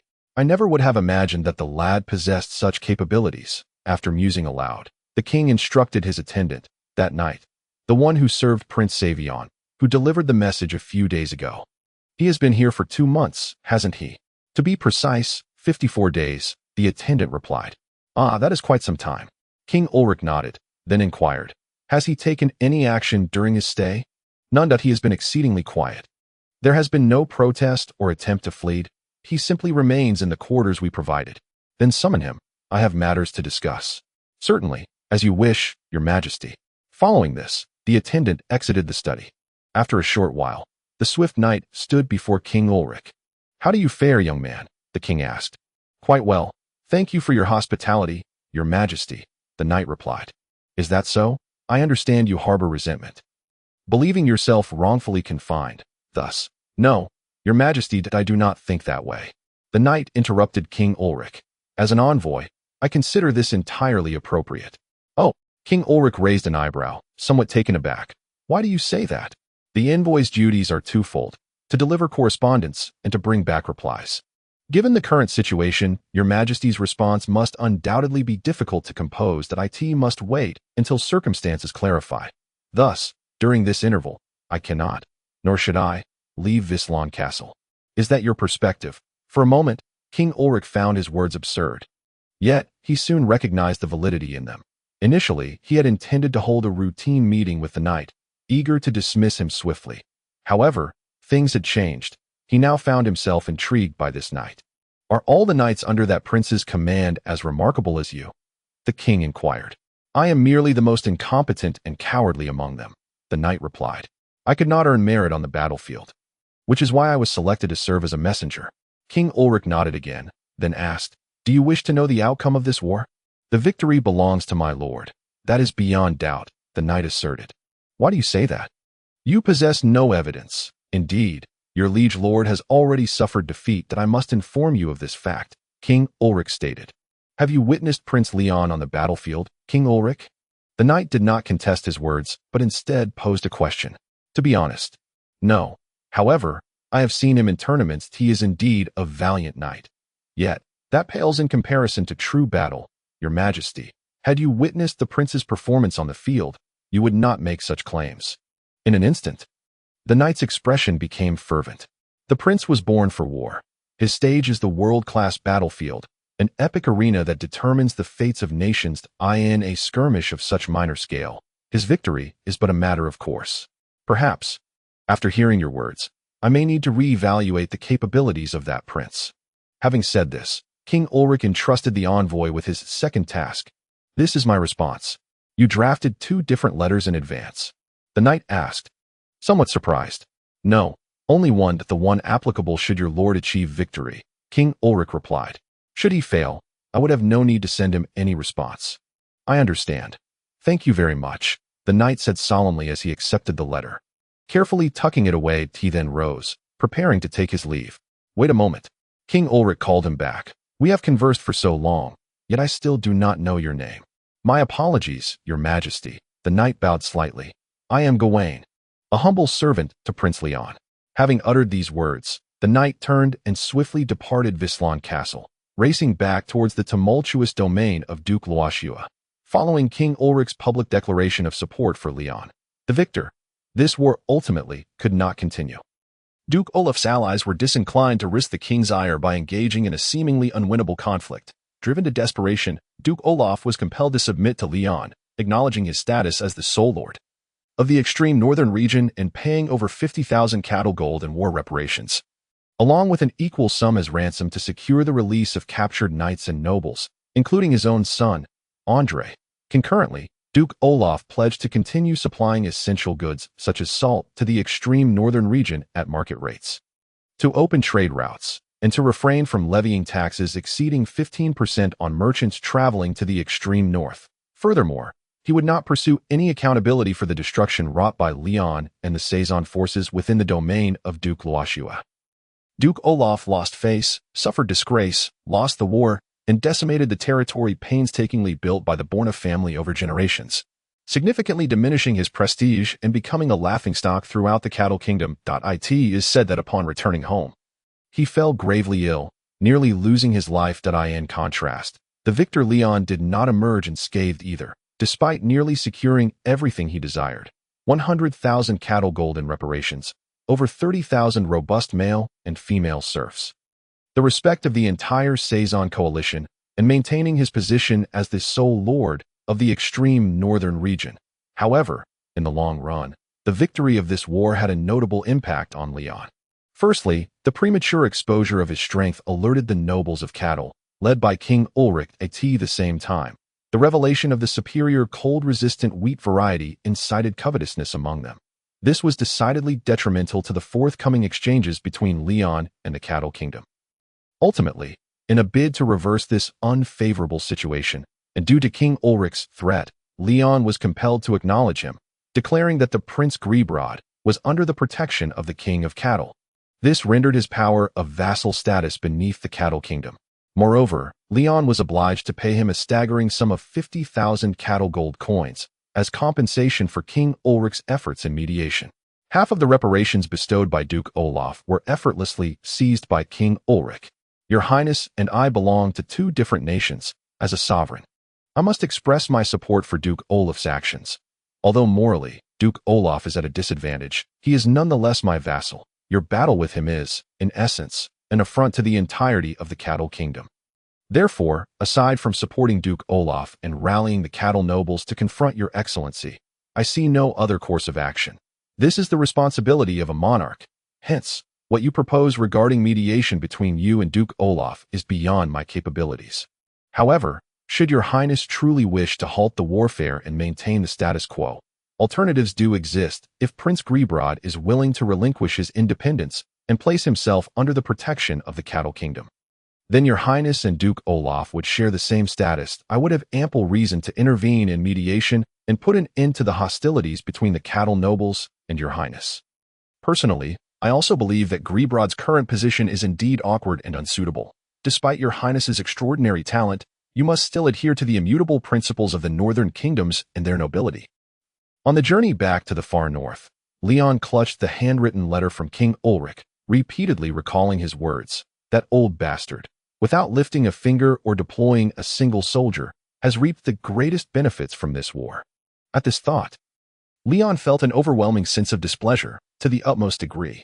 Yet he found himself powerless to change the situation. At least for the time being, his strength was insufficient to contend with the cattle kingdom.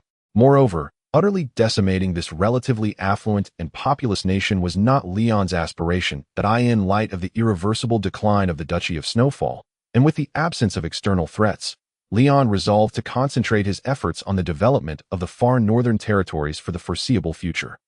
He aimed to strengthen his own capabilities before further plotting against the cattle kingdom. Chapter 61. Recruitment. As the world spun around him, Andrei felt as though he were seeing stars, his body too weak to stand. Involuntarily, he was yanked to his feet. His ornate, gilded armor was forcibly stripped away, and the divine weaponry he possessed was confiscated, leaving him bound with ropes, his hands cruelly tied behind his back. After a considerable amount of time, he regained his composure. Looking around, the once exhilarating sounds of battle had ceased. Nearby, some of his fellow knights were similarly bound, forming a chain, while others had vanished without a trace. Have they fallen? I have been captured. Realizing the situation, Andrei was engulfed by a profound sense of loss. He had never anticipated that his first battle would conclude in such a manner. Bewildered, he learned of the circumstances, departed from his father, charged forward, struck in an instant, defeated. The entire process transpired with astonishing rapidity, and the outcome was indescribably grim. I have failed, and have become a prisoner to boot. In that moment, Andrei felt utterly disheartened. Glancing at those around him, the once glorious knights and soldiers bore expressions of profound despair. For a fleeting moment, Andrei contemplated suicide. Yet, in the next instant, he felt a force tugging him forward, nearly causing him to stumble. It was the other captives, tethered to him, being herded onward. Thus, he had no choice but to follow. The events that unfolded next left Andrei utterly astounded. The cattle cavalry advanced southward, and Andrei, along with the other prisoners, followed suit. The Duchy of Snowfall lay in ruins, its subjects captured, its lands pillaged, and Snowfall Fortress besieged. Each event unfolded before his eyes. The exaggerated combat prowess and destructive capabilities displayed by Leon's cavalry initially ignited his fury, but ultimately plunged him into despair that a sense of apocalypse enveloped him, leaving him in a state of utter despondency. The span of mere months felt akin to decades. By the time Leon encountered him once more, he was nearly unrecognizable. This fellow has undergone a tremendous transformation.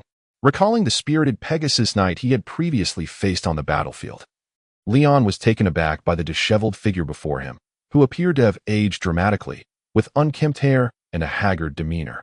Perhaps the blow he has suffered is too great. He has been utterly ruined. Nonetheless, it is prudent to test him, Leon resolved, then addressed Andre. Your father has agreed to my terms, signed a truce, and paid the ransom. Therefore, you and the other knights and nobles of the Duchy of Snowfall are free to go. Upon hearing Leon's words, Andre stared at him in disbelief, his throat producing a low sound as he slightly parted his lips in astonishment, yet he uttered not a word. However, before you leave, I have something to say. Leon continued. What do you think of pledging your loyalty to me and becoming my knight? At Leon's inquiry, Andre was momentarily taken aback. Once he regained his wits, the previously extinguished anger flared anew. Your Highness Leon, are you here to humiliate me?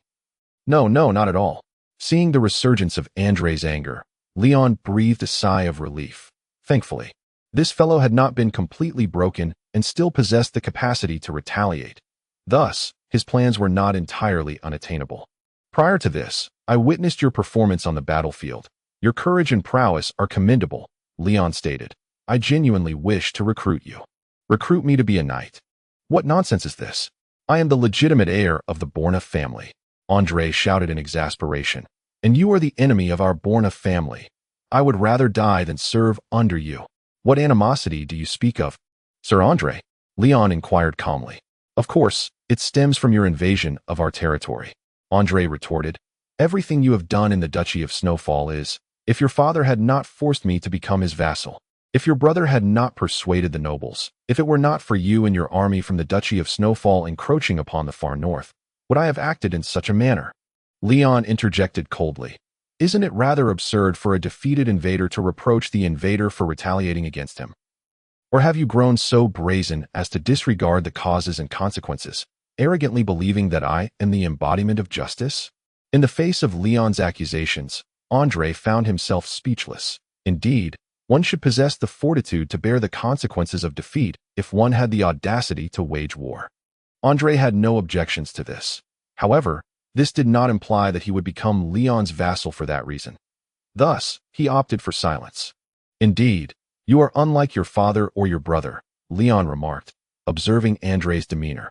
When circumstances worsened to this extent, your father still futilely sought to fight back. He never perceived himself as having done anything wrong, or rather, he believed his only fault was his lack of strength. Conversely, your brother entirely abandoned any intention of waging war against me, opting instead to beg for my mercy. You, however, are different. You are entirely unlike them that I in you. I see a different quality altogether. You possess the potential to become a great hero. Do not insult my father, Andre retorted passionately. He is in the right, yet he indeed made decisions contrary to yours. When you charged into battle, he fled with his eldest son, Leon replied. He neither sought to save you nor attempted to stop you. Instead, he watched as you charged toward an enemy force that vastly outnumbered you, turning his back and fleeing. Andre continued to be at a loss for words. I can understand. Yes, I truly understand the feelings men have towards their fathers. They view their fathers as heroes. Believing them to be omnipotent, they respect them while simultaneously fearing them, yearning for their attention and unconsciously imitating them. Because I, too, am my father's son. Only, I have been much more fortunate and my father has never disappointed me. Even exceeding my expectations, we have had our disagreements. Indeed, regarding the future of Seviang, my father and I have engaged in intense conflicts. This aspect is quite similar to your own experience. However, what sets my father's chosen path apart is its greater valor and grandeur compared to my own.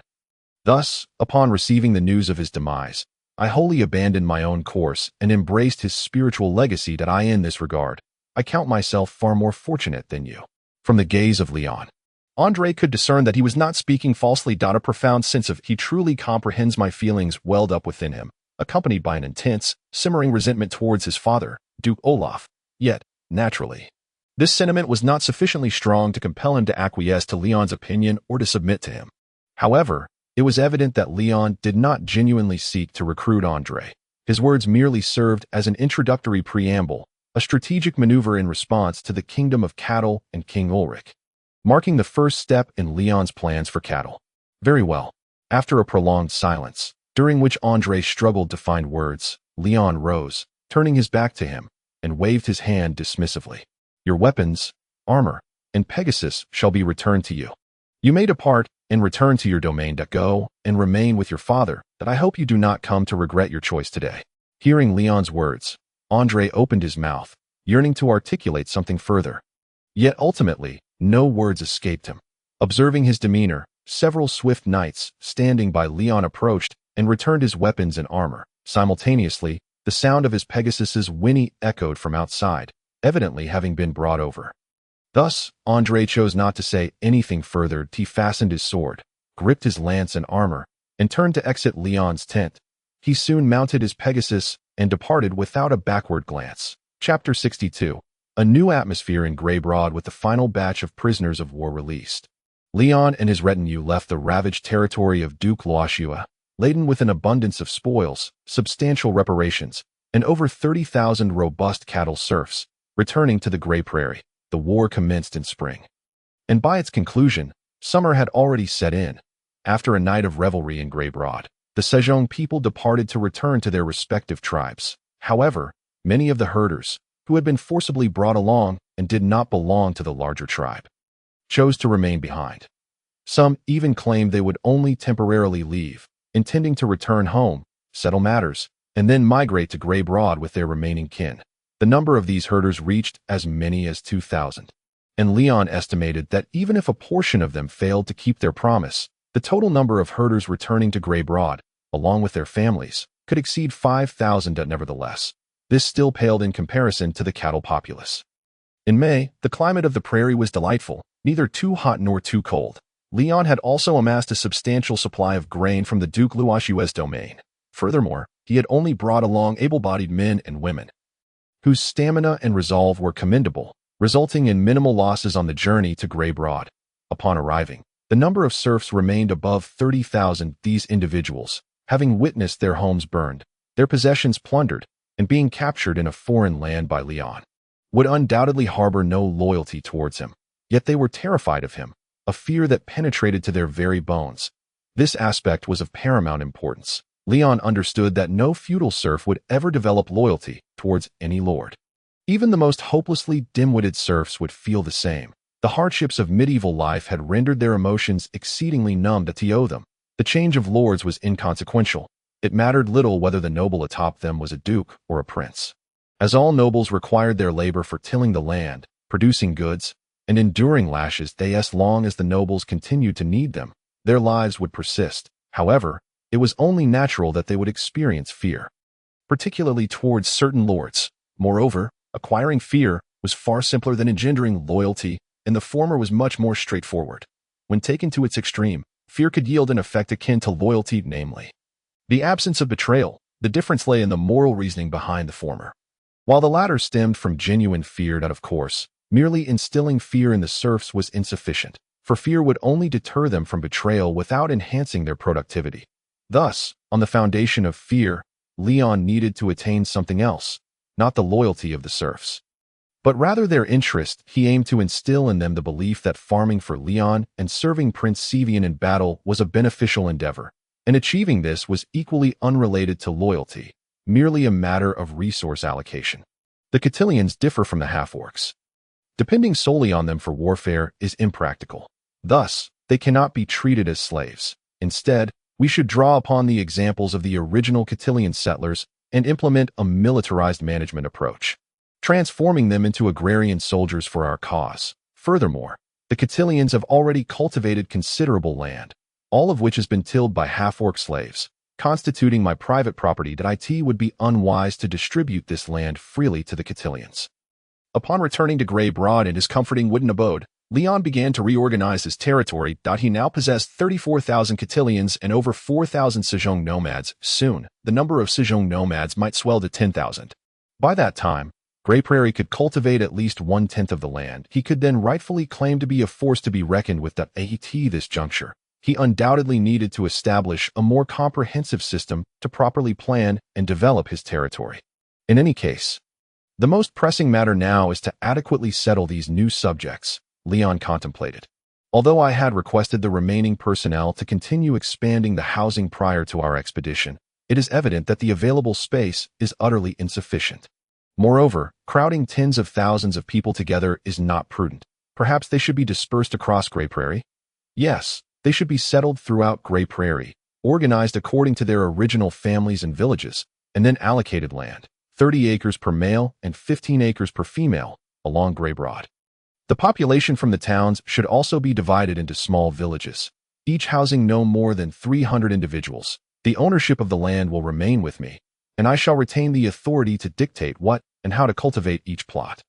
Ultimately, I will require 50% of the crops as a form of tax in kind, while the remaining 50% will belong to the farmers. A 50% land rent is practically unheard of. Is it not?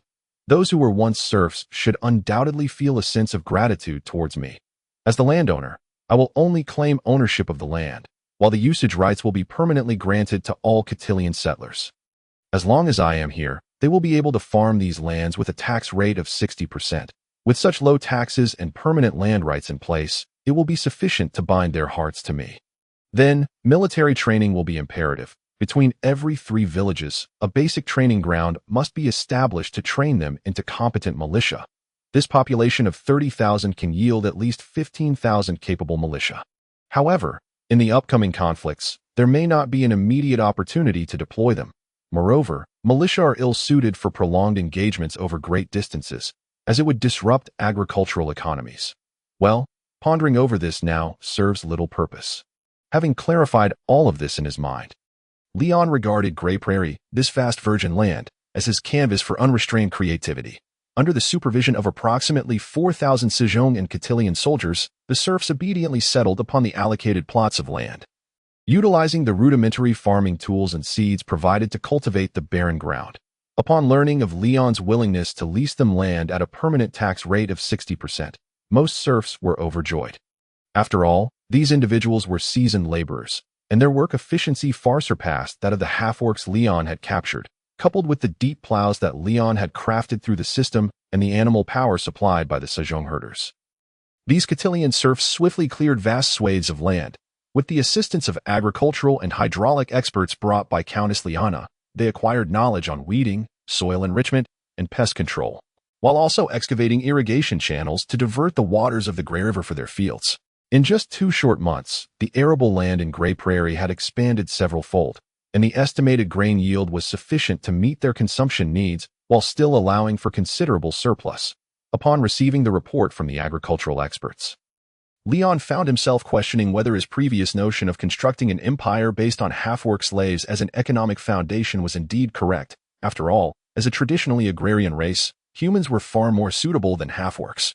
The former could engage in a multitude of intricate endeavors, whereas the latter evidently lacked the intellect to undertake such tasks. This disparity was also reflected in the system interface. Approximately 100 villages scattered across Grey Prairie collectively provided him with 3 identical primary structures, large human agricultural zones. Within these agricultural zones, the crops not only enjoyed a 20% bonus from the primary structures, but also generated a monthly agricultural wealth of 1,000 system coins for Leon. This was 5 times the output of wheat fields tended by half-orc slaves. The system, of course, was not deceiving him. From this, the efficiency gap between half-orc slaves and human serfs became abundantly clear.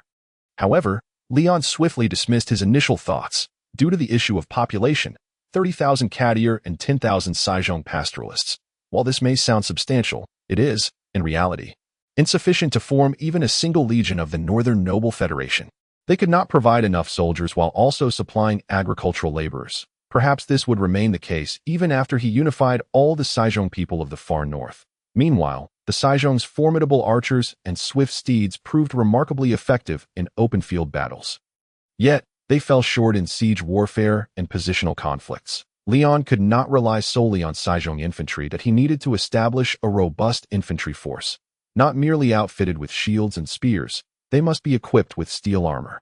Moreover, various siege engines, crossbows, catapults, and other tools required development. Thus, we must continue to capture the half-orcs, to mine iron for me, liberating the young men from agricultural toil, transforming them into a standing army. The campaign against the half-orcs must persist. Furthermore, its scope can be expanded to encompass the various Saijong tribes allied with me. Besides this, there is another matter that must be addressed. In early summer, having just settled the Kadir serfs, Leon eagerly dispatched envoys to the tribes with which he had formed pacts, requesting yet another alliance. This perplexed the Saijong leaders. Yet, it was evident that, at this moment, south of the far north, no one dared defy Leon's will. Thus, despite their confusion, the Saijong chieftains promptly set aside their tribal affairs and hastened to Greybrod at the quickest pace. Months had passed, and Greybrod had transformed. The crops in the various agricultural zones flourished abundantly. Countless serfs labored within, channeling water from ditches for irrigation, weeding, or catching pests along the narrow paths.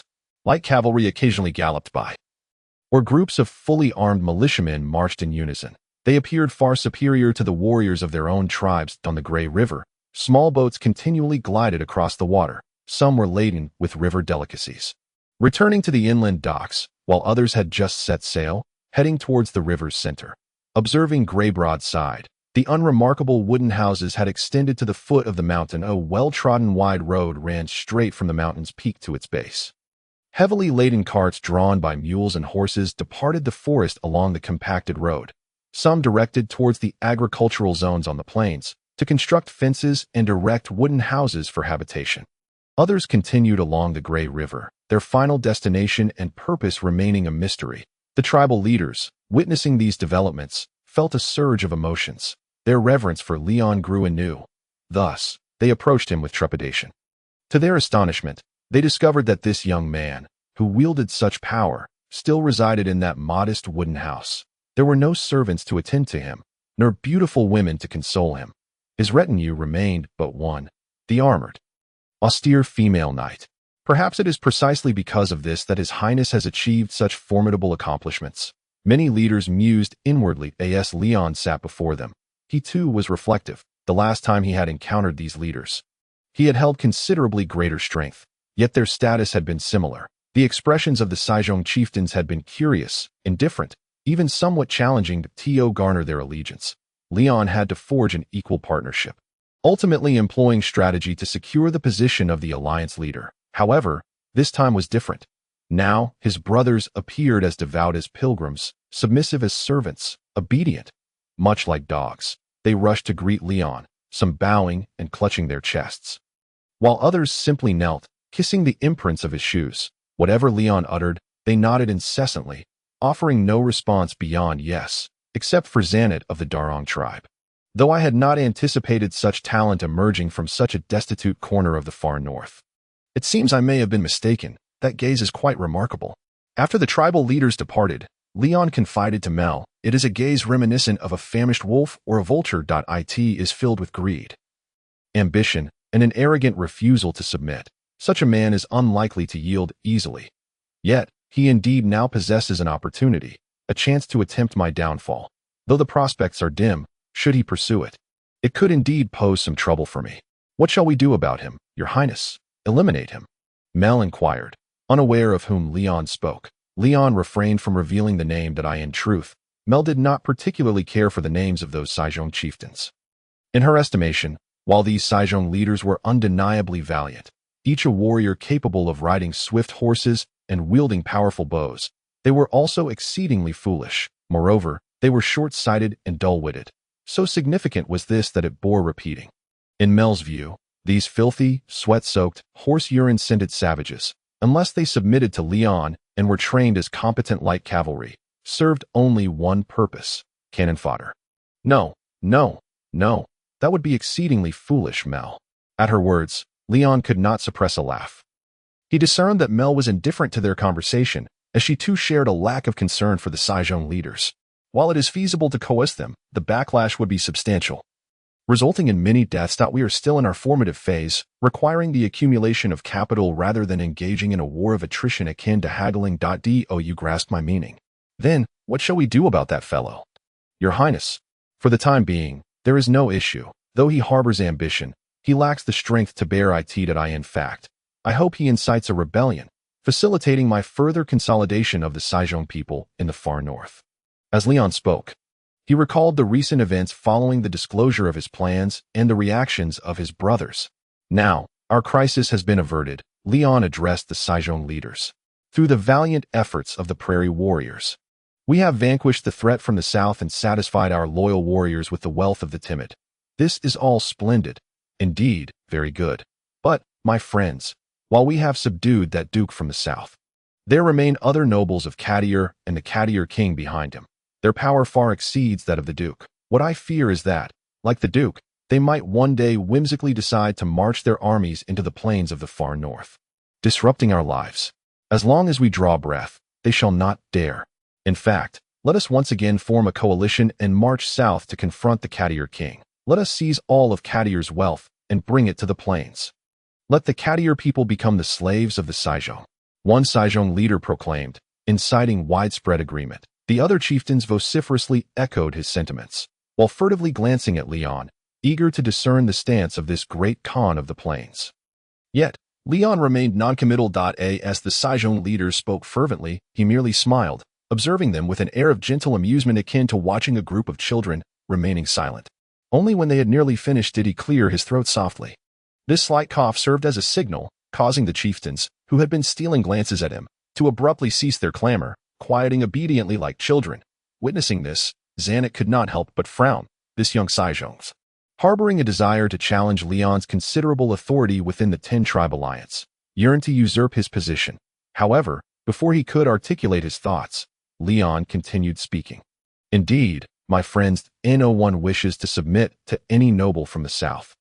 Therefore, my suggestion is to formalize our alliance. Henceforth, we shall maintain our coalition of 10 tribes and advance or retreat together in the face of external threats. Hearing Leon's words, the other tribal leaders nodded in agreement. Having tasted the sweetness of their alliance, they held no doubts about its continuation. Only Zanet voiced a dissenting opinion. Then who shall be the leader of the 10-tribe alliance? Upon hearing his words, the other chieftains erupted into laughter.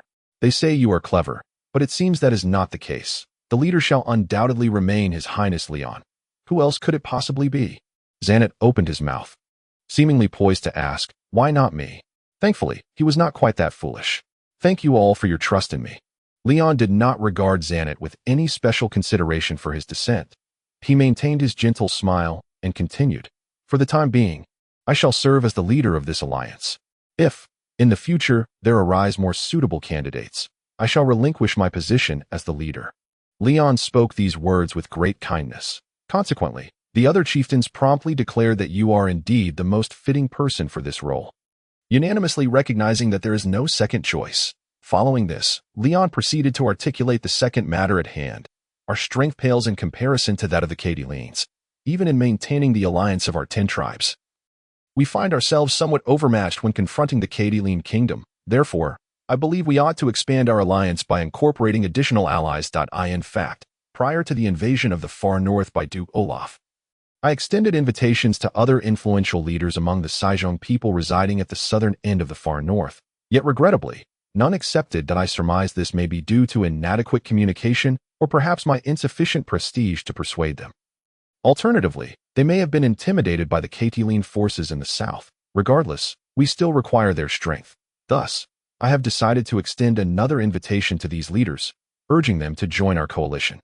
By doing so, we can unite all the Sejong people at the southern end of the far north. A united Sejong community will be immensely powerful. Consider this, my friends. The Sejong have inhabited this land for so long, enduring the incessant harassment of half-orcs, the economic exploitation by the southern Cadilines, the harsh, frigid weather, and the pangs of hunger. With every passing winter, countless cattle and sheep perish, unable to withstand the cold. The old and young succumb. Leon was adept at stirring emotions. As his voice grew increasingly somber, the surrounding Sejong leaders instinctively lowered their heads, their spirits dampened, for all that Leon spoke was undeniably true. Thus, we must unite.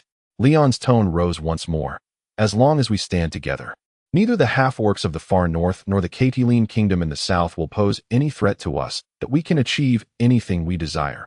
We can compel the Catiline kingdom to engage in fair trade with us. Seize their wealth to enrich the tents of the Saijong, rather than exchanging our dwindling possessions, cattle, and sheep for the essential salt, cloth, and iron we desperately need. Indeed, the leader speaks truly, as long as the Saijong unite. We need fear no enemy. I shall immediately contact the tribal leaders I know, urging them to come to Grebrode and join our coalition. Following this, the Saijong leaders, their spirits thoroughly ignited, shouted in agreement with Leon's words. Promptly, at Leon's behest, they affixed their handprints to the invitation he had penned at a total of 14 letters, bearing 9 handprints and 1 seal, were swiftly sealed and dispatched at that moment. Zanyud of the Dalan tribe posed a question to Leon. What if, this time, those tribal leaders do not come? Then I shall send a more earnest letter, Leon replied. And if they still do not come? Zanyud continued to inquire. Leon's expression softened into a gentle smile, counting the previous instance against the southern duke. That makes 3 times, such foolishness, such short-sightedness, such ingratitude. Tell me, does such a person, does such a tribe, still warrant existence? Leon's gaze swept over the Saijong leaders, and those caught in his gaze unconsciously bowed their heads. Even the proudest and mightiest among them, Zanyud. We shall destroy him and his tribe, is that not the natural course of action. Chapter 64. Reluctance to remain subservient thus, whether with minds at ease, filled with joy, or heavy with concern. The Saijong leaders departed from Leon's chamber to their quarters to rest. They intended to remain in Grebrode for 10 days, awaiting the arrival of others to join the alliance. The various Saijong tribes at the southern end of the far north, even those farthest from Grebrode, could make the journey back and forth in less than 5 days. The reason for the 10-day stay was, of course, to allow for a second, more earnest letter to be sent should the initial invitations be declined, followed by a military campaign to annihilate them. Thus, for the next month, Leon found himself indulging in feasting and merriment alongside these Saijong leaders. Among the 14 Saijong leaders, 9 readily accepted the invitation to the alliance and journeyed to Grebrode. Out of the remaining 5, 3 hesitated upon Leon's second invitation, but ultimately acquiesced. Only 2 tribes remained. The strongest among the Saijong at the southern end of the far north, who rejected Leon's invitation. The leaders of these 2 tribes, each commanding over 5,000 clansmen and capable of mobilizing more than 2,000 mounted warriors, sent a reply insisting that they would only participate in the alliance if he assumed the role of the Saijong coalition leader. The other leader, displaying arrogance and rudeness, not only outright rejected Leon, but also mutilated the messenger he dispatched by severing his nose. Upon learning of this incident, Leon was naturally incensed. He decided to temporarily disregard the first tribe while resolving to utterly eradicate the second, those audacious individuals. Thus, Leon began mobilizing, following a period of development and training. The light cavalry of Grebrode had swelled to 40 companies. In addition, with the support of 21 allied tribal leaders, Leon had access to over 5,000 light cavalrymen. Such a force was not one that any single Saijong tribe could withstand. In truth, when it came to vanquishing this tribe, the allied tribal leaders did not exert much effort. This was not due to a lack of desire to partake in the battle. Indeed, many sought to enhance their own renown through this assured victory. Regrettably, one reason was their insufficient numbers, and the other was the overwhelming combat prowess of Leon's light cavalry. It was akin to the clash of curved blades against bamboo swords. In but a single round, under a deluge of arrows and the thunderous charge of cavalry, the opposing tribes' forces were routed, before the cavalry of other tribes could even gather their wits to join the fray. The battle had already concluded. The arrogant leader who had rejected Leon was struck by countless arrows at the onset of the conflict, his robust body collapsing to the ground like a hedgehog. Subsequently, he was trampled repeatedly by both his own men and Leon's forces, ultimately merging with the earth and grass of the battlefield, leaving no trace behind. Upon hearing of this event, the other leader claiming the title of coalition leader nearly succumbed to fright. He hurriedly approached Leon at the swiftest pace, seeking his forgiveness. At that moment, Leon's army had just quelled the rival tribe and was advancing towards his territory. Observing the trembling chieftain kneeling before him, Leon contemplated and ultimately chose to forgive him. You are indeed fortunate. Your timing was impeccable, and you came in person. Leon addressed the prostrated chieftain. Had you delayed even a moment longer, I would have had no choice but to execute you." Hearing this, the chieftain shrank in fear, ultimately yielding half of his herders, livestock, and pastures. These herders, livestock, and pastures, alongside the spoils of war previously acquired, were divided into 22 portions, with Leon taking one and the remainder distributed among the other tribes. Leon's equitable actions delighted the tribal leaders, though they also felt somewhat embarrassed, as they had contributed little to this conflict. That very evening, the 23 tribes, including Leon, reaffirmed their covenant, pledging to stand united against any adversary moving forward. They agreed to share resources among themselves, treating one another as brothers. From this day forth, they would no longer engage in hostilities amongst themselves. Any disputes would be brought before the leader, Leon, for mediation. Those who violated the covenant would face the collective wrath of the other 22 tribes. Thus, at least nominally, Leon unified all the Saizhong people at the southern end of the far north. A total of 22 tribes, comprising over 50,000 nomads, were forcibly bound to Leon by the covenant and their shared strength that a new era dawned in the far north. Simultaneously, Leon successfully fulfilled the second phase of his main quest, controlling 70% of the territory in the southern far north and annihilating 70% of the enemy. Both objectives were cunningly accomplished through the tribal alliance. The final title, widely recognized, was obtained through dealings with the Cadiline king, the title of Prince of Greebrod. While not as melodious as Kurokuro Khan, it was still passable. This meant Leon could now construct intermediate buildings and train intermediate troops, though regrettably, exchange only, no training. What does that mean? Upon seeing the large pseudo inscribed after completing the quest, Leon was utterly perplexed. The system's explanation was simple. The host had not yet genuinely completed the second phase of the main quest. The land and potential adversaries still persist, and the title has yet to attain a level of universal acceptance, leaving much to be desired. Consequently, the unlocking of buildings and troop types remains incomplete. This predicament fills Leon with considerable frustration. Damn it! Damn it! Damn it! Damn it! Damn it! Why? Why? Why? Why? Why? The one who is desperately shouting is not Leon, who has traversed the emotional journey of excitement and despair, but another individual. Why that guy? Why is he so effortlessly achieving what I've longed for over the past decade in merely a year? By what right? Am I in any way inferior to that bastard? It was on that very night, after a wild revelry, when all had succumbed to fatigue and slumber, that Zanyud of the Dalan tribe stealthily arrived at the desolate clearing. Drawing forth his curved blade and swinging it with abandon, simultaneously he unleashed a torrent of curses, venting his discontent. This behavior was entirely at odds with his typically stoic demeanor. Anyone familiar with him would undoubtedly be rendered speechless upon witnessing such a sight. Yet, Zanyud felt compelled to act thus. He could no longer suppress the jealousy festering within him. He believed that if he did nothing and continued to bottle it up, he might very well perish from the weight of it. Thus, he must release this pent-up frustration before it drove him to seek out Leon for murder, or worse, madness. At that moment, a woman's laughter echoed from behind him. The sound startled him, as he feared his actions had been exposed. If Leon were to discover this, his life would be forfeit. Realizing the gravity of the situation, he abruptly unsheathed his curved blade and swung it behind him, only to find that he had struck nothing but air. A few black feathers drifted down, but no figure was in sight. Something is amiss.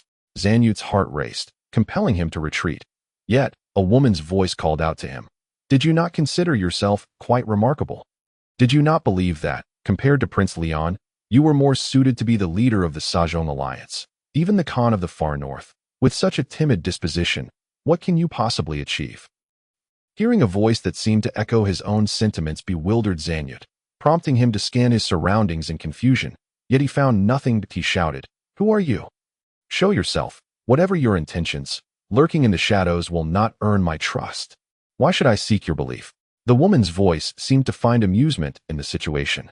Emitting a soft, mocking chuckle, Zanyud, wishing to protest further, suddenly felt his body grow heavy, his mind dizzied in an instant. He found himself agreeing with her words. Then, what is it you truly desire? What do I desire?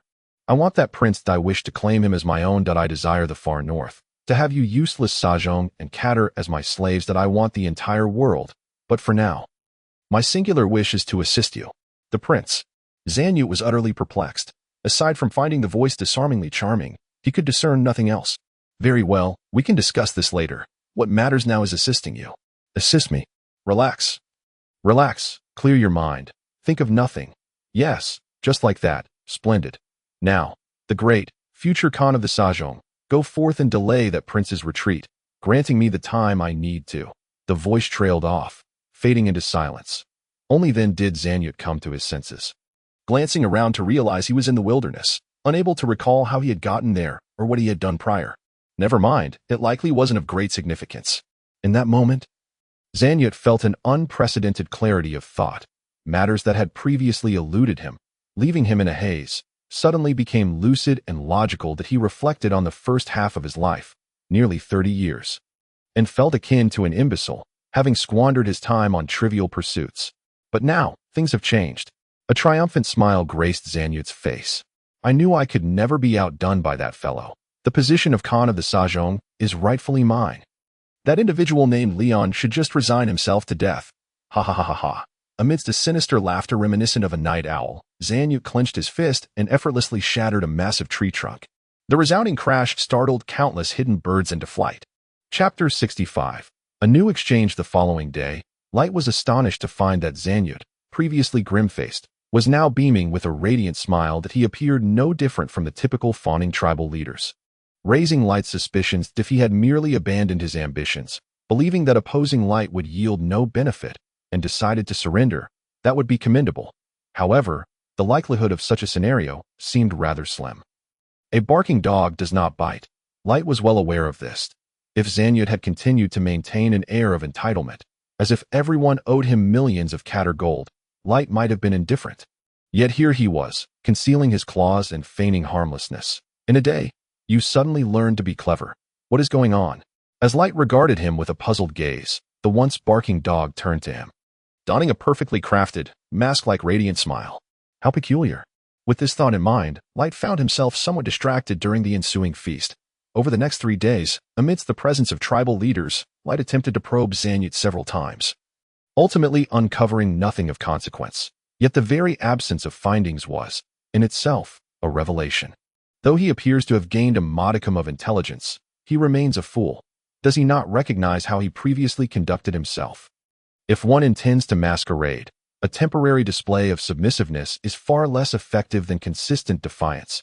Adding a touch of suppressed anger to his previous obstinacy would suffice to mislead me into perceiving him as a cowardly waste, rather than awakening my true wariness. Humph.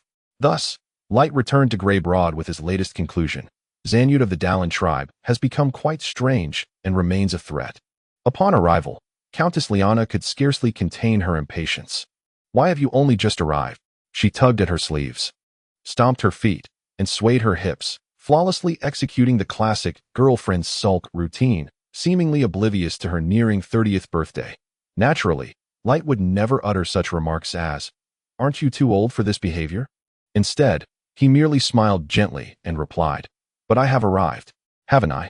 Afterward, he and Liana took each other's hands and boarded the luxurious carriage provided by the Jonier family.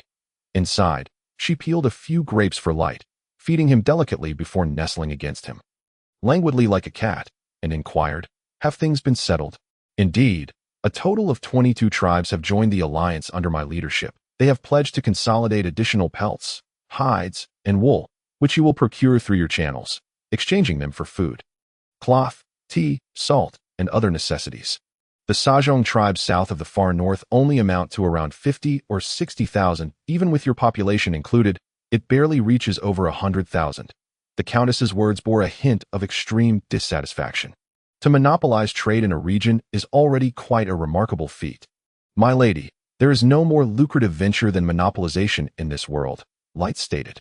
Yet half of the profits will be taken by you, and those I earn must be reinvested into endeavors tied to you. At this point, the Countess dramatically sighed. Light, I have engaged in numerous business ventures, both yielding profits and incurring losses. Yet this particular one feels the most troublesome. Oh, you truly find it bothersome. As Light spoke, he reached out to trace Liana's smooth fair cheek with a finger. As he did so, a faint blush crept across her face. Their destination this time was the estuary of the Grey River, a day-a-day's journey from Grey Broad. Following surveys conducted by the Jonia family's cartographers and geographers, it was determined to be the most suitable spot for a port in the far north. This bay is graced by warm currents, remaining ice-free year-round and featuring considerable depth. Surrounding the bay are vast stretches of flat wilderness. The Grey River flows directly to Grey Broad. From every conceivable angle, it stands as the prime location for establishing a port. The timber being continuously transported along the Grey River that the Sajong chiefs had previously witnessed was intended for constructing a larger commercial harbor here. Once this place is completed, your fleet will no longer need to traverse the land. Taking a lengthy detour to arrive here, Leon remarked to Liana after disembarking from the carriage following a day's journey. You know, the trade volume of the Katir kingdom far surpasses that of this place. Liana shot him a playful yet reproachful glance. Leon, seemingly oblivious, gazed towards the half-orc slaves under the watchful eyes of the mounted light cavalry, diligently leveling the ground and constructing the port, naturally. Upon Leon's return to Grey Broad, the efforts to capture half-orc slaves intensified. Currently, it was Leon's pastoralists, along with the 9 tribes that had allied with him from the outset, engaged in this endeavor, with the recent formation of an additional 23 alliances. The capture of half-orc slaves would undoubtedly expand further.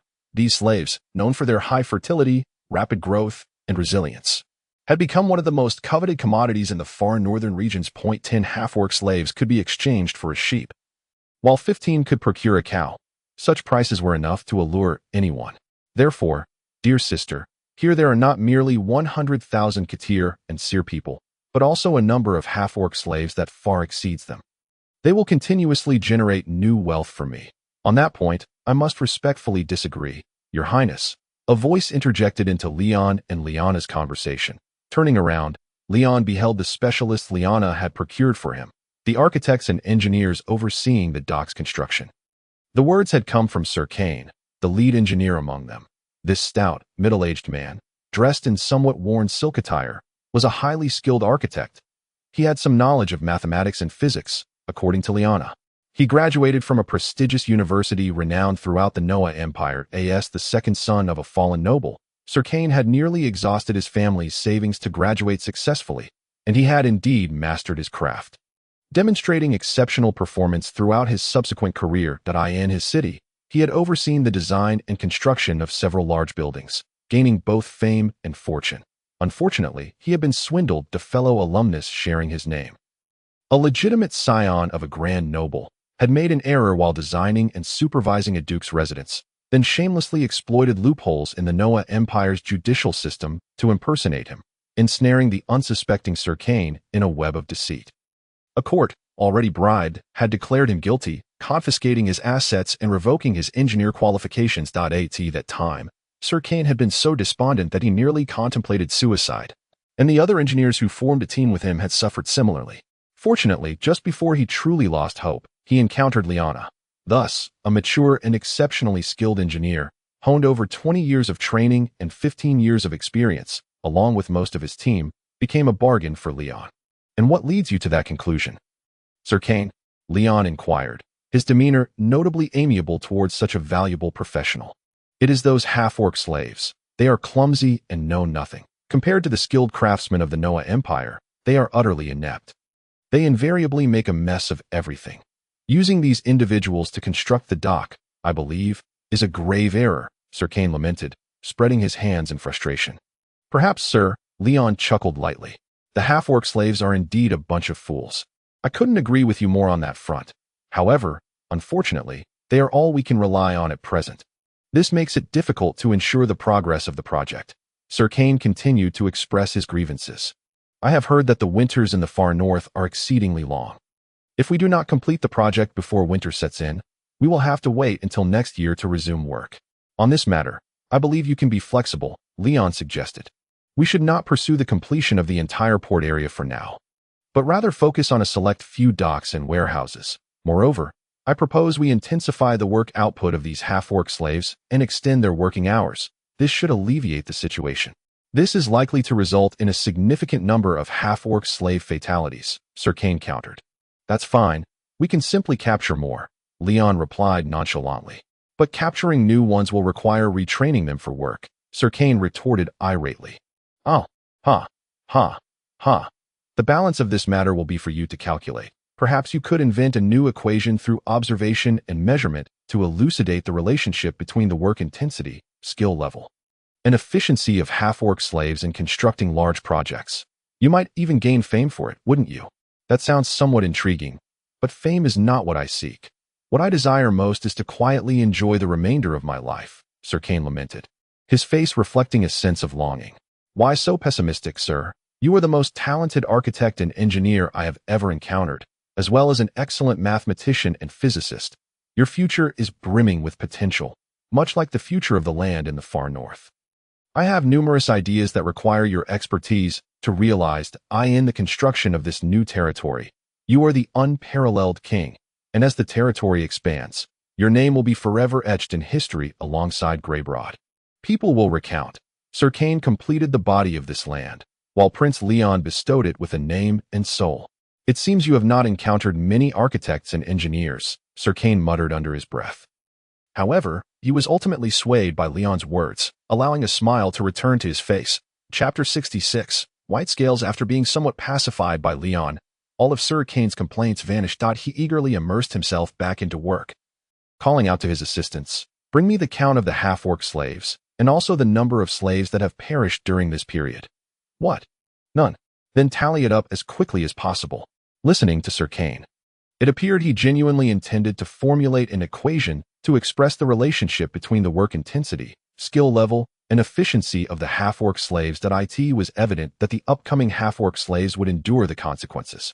Observing the project recommencing and the pace of construction accelerating significantly, Leon began to contemplate whether to intensify efforts to capture more half-orc slaves. Simultaneously, he pondered whether to deploy additional cavalry for supervision to prevent potential slave rebellions.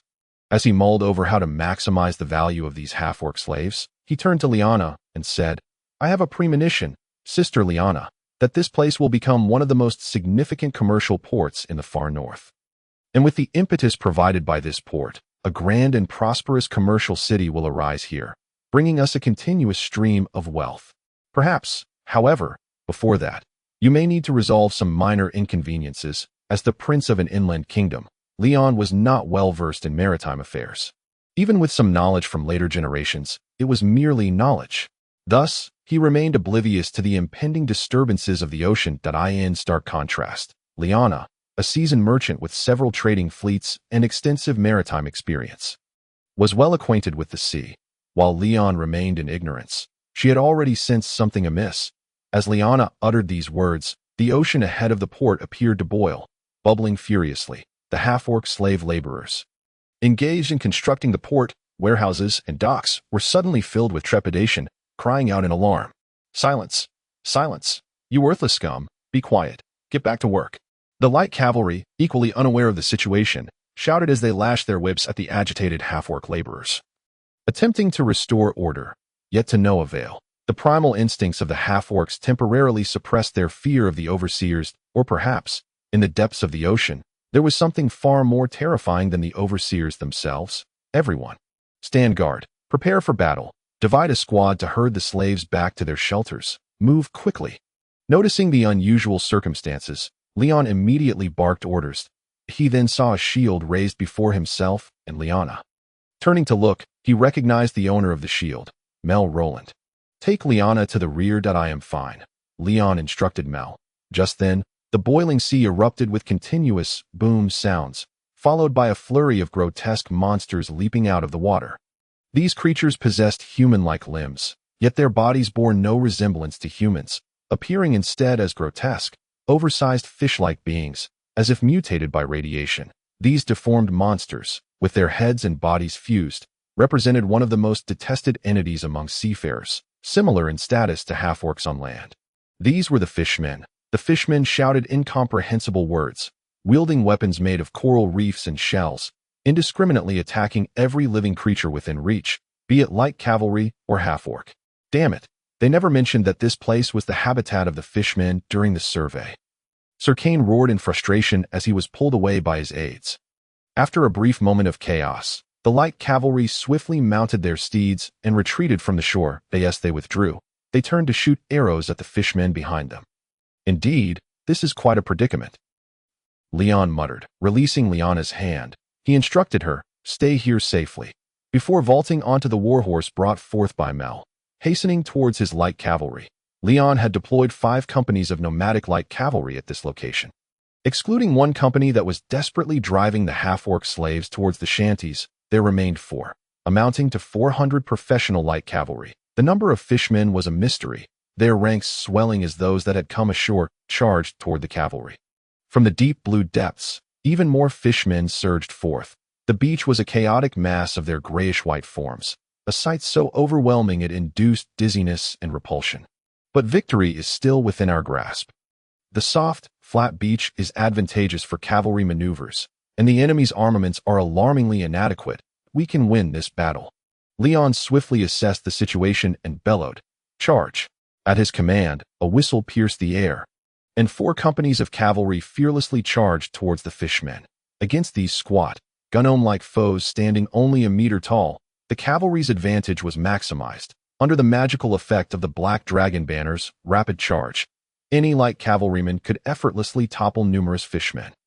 They galloped through the throng, trampling and wreaking havoc, wielding their longbows and curved blades to harvest the lives of these creatures in droves. Thus, the 4 cavalry companies became akin to a scythe, mowing down the fishmen, leaving a trail of grayish-white bodies, foul slime, and the chilling blood of fish splattered across the beach. This is a breeze. In the midst of battle, Leon opened the system interface. Watching the Conqueror's gold steadily rise, filling him with excitement as the fight progressed. Only a few of his cavalry had fallen, while the fishmen suffered casualties in the hundreds. Such a trade was undeniably profitable. However, at that moment, Sir Kane's startled voice reached Leon's ears. Following the engineer's gaze, Leon saw that nearly half of the completed dock area was now swarming with fishmen, armed with rudimentary weapons and even their bare hands. They frantically tore apart the half-finished dock and shipyard.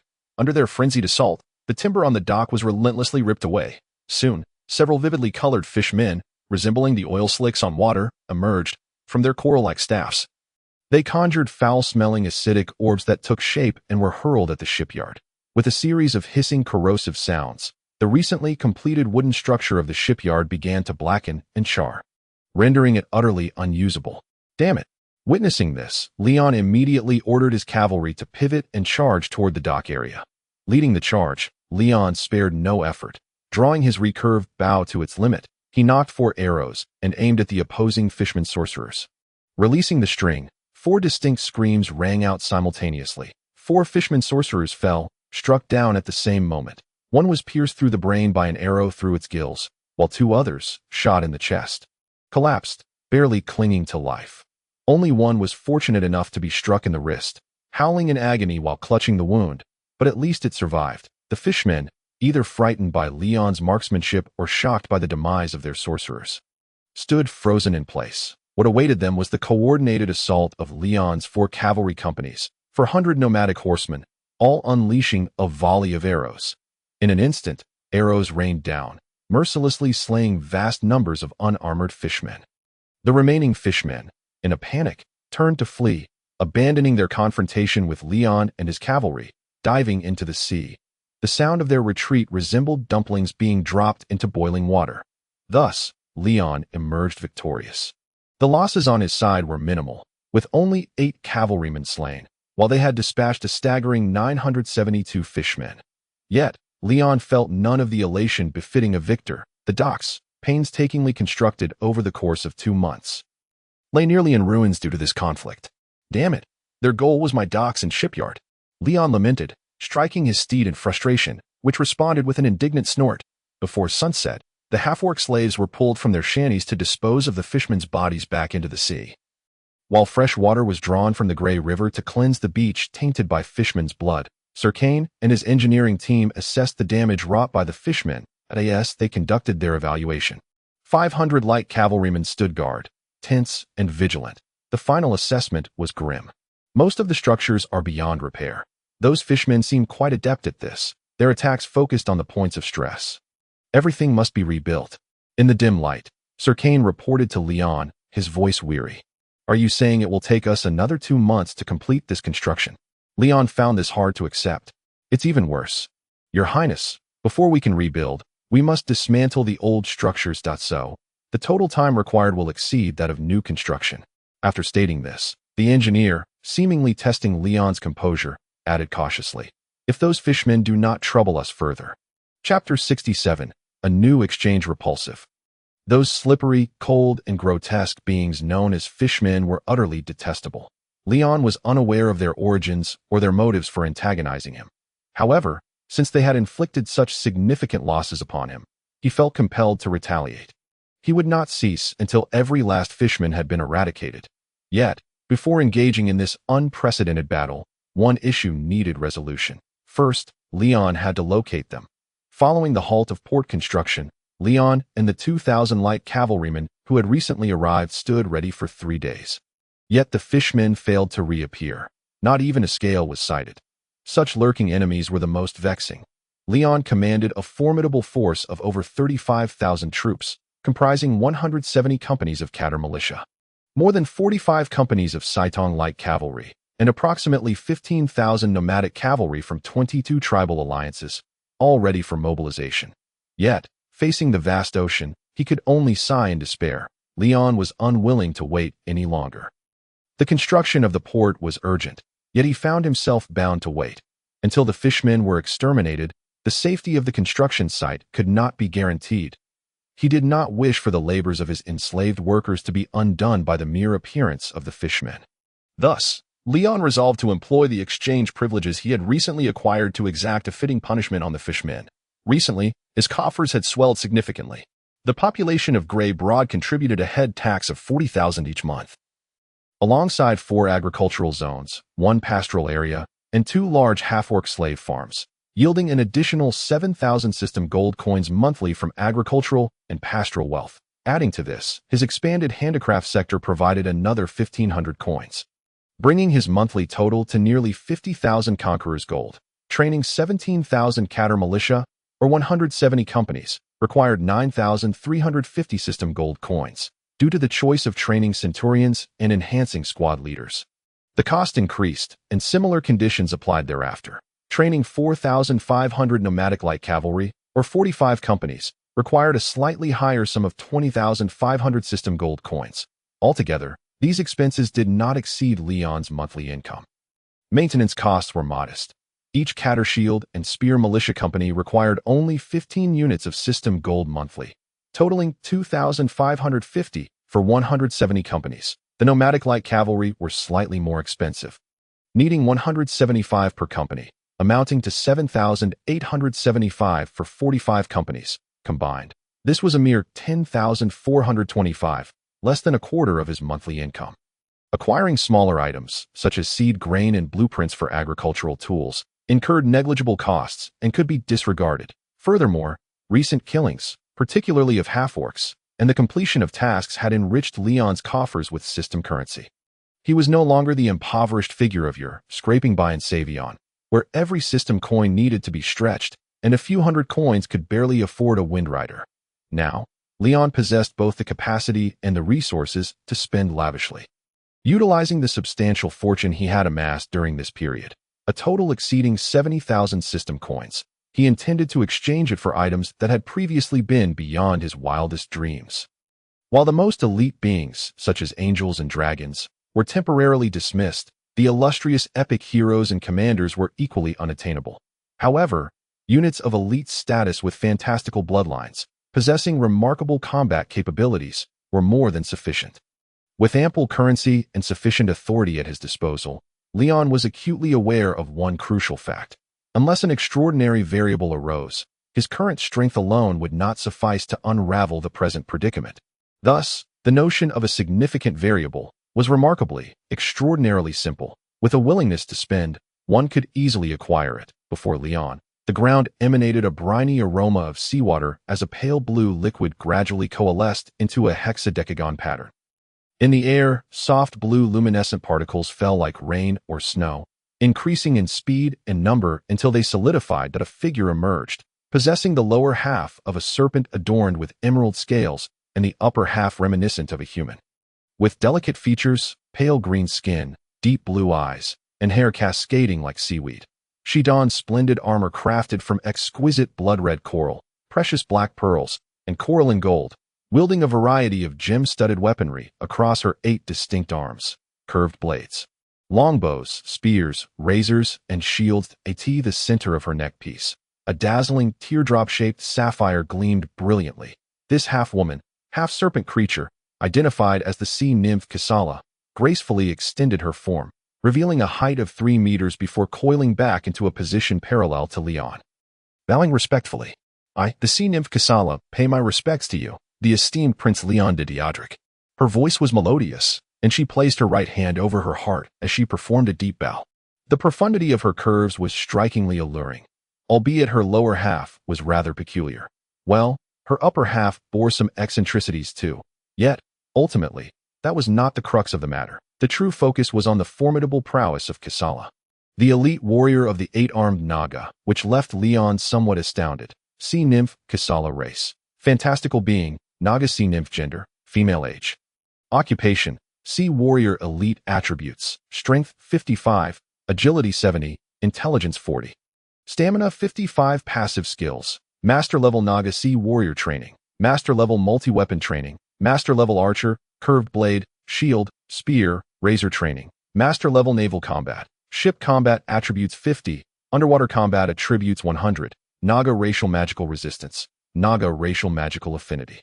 Active skills, vortex summon, corrosive arrow, current manipulation, enchantment equipment, coral gold enchanted breastplate, Naga's unique gifted armor, backflow, coral gold quiver, contains 20 arrows, evaluation, special combat unit, elite, exchange price, 45,000 training, not possible maintenance cost, 4. 500 Leon was certain that Miss Kessala's combat capabilities surpassed those of an average silver tier knight by a considerable margin. Even against a typical gold tier knight, she would likely achieve at least a stalemate. Moreover, if utilized effectively in conjunction with her master-level naval combat passive skill, even the most elite gold tier knight would face certain demise, provided one could find a sufficiently foolish gold knight willing to dive into the sea and confront her. Greetings to you as well, Miss Kessala. Leon replied while hesitating momentarily. He realized that he should have offered a hand kiss at this moment. However, the Naga sea nymph before him possessed 8 hands. Across from him, Kessala smiled, her form shifting under the gentle glow of pale blue light. The once pale green skin, fin-like ears, seaweed-like hair, and 8 arms vanished, replaced by the appearance of an ordinary human with fair skin, standard ears, flowing golden waves of hair, and a solitary pair of arms.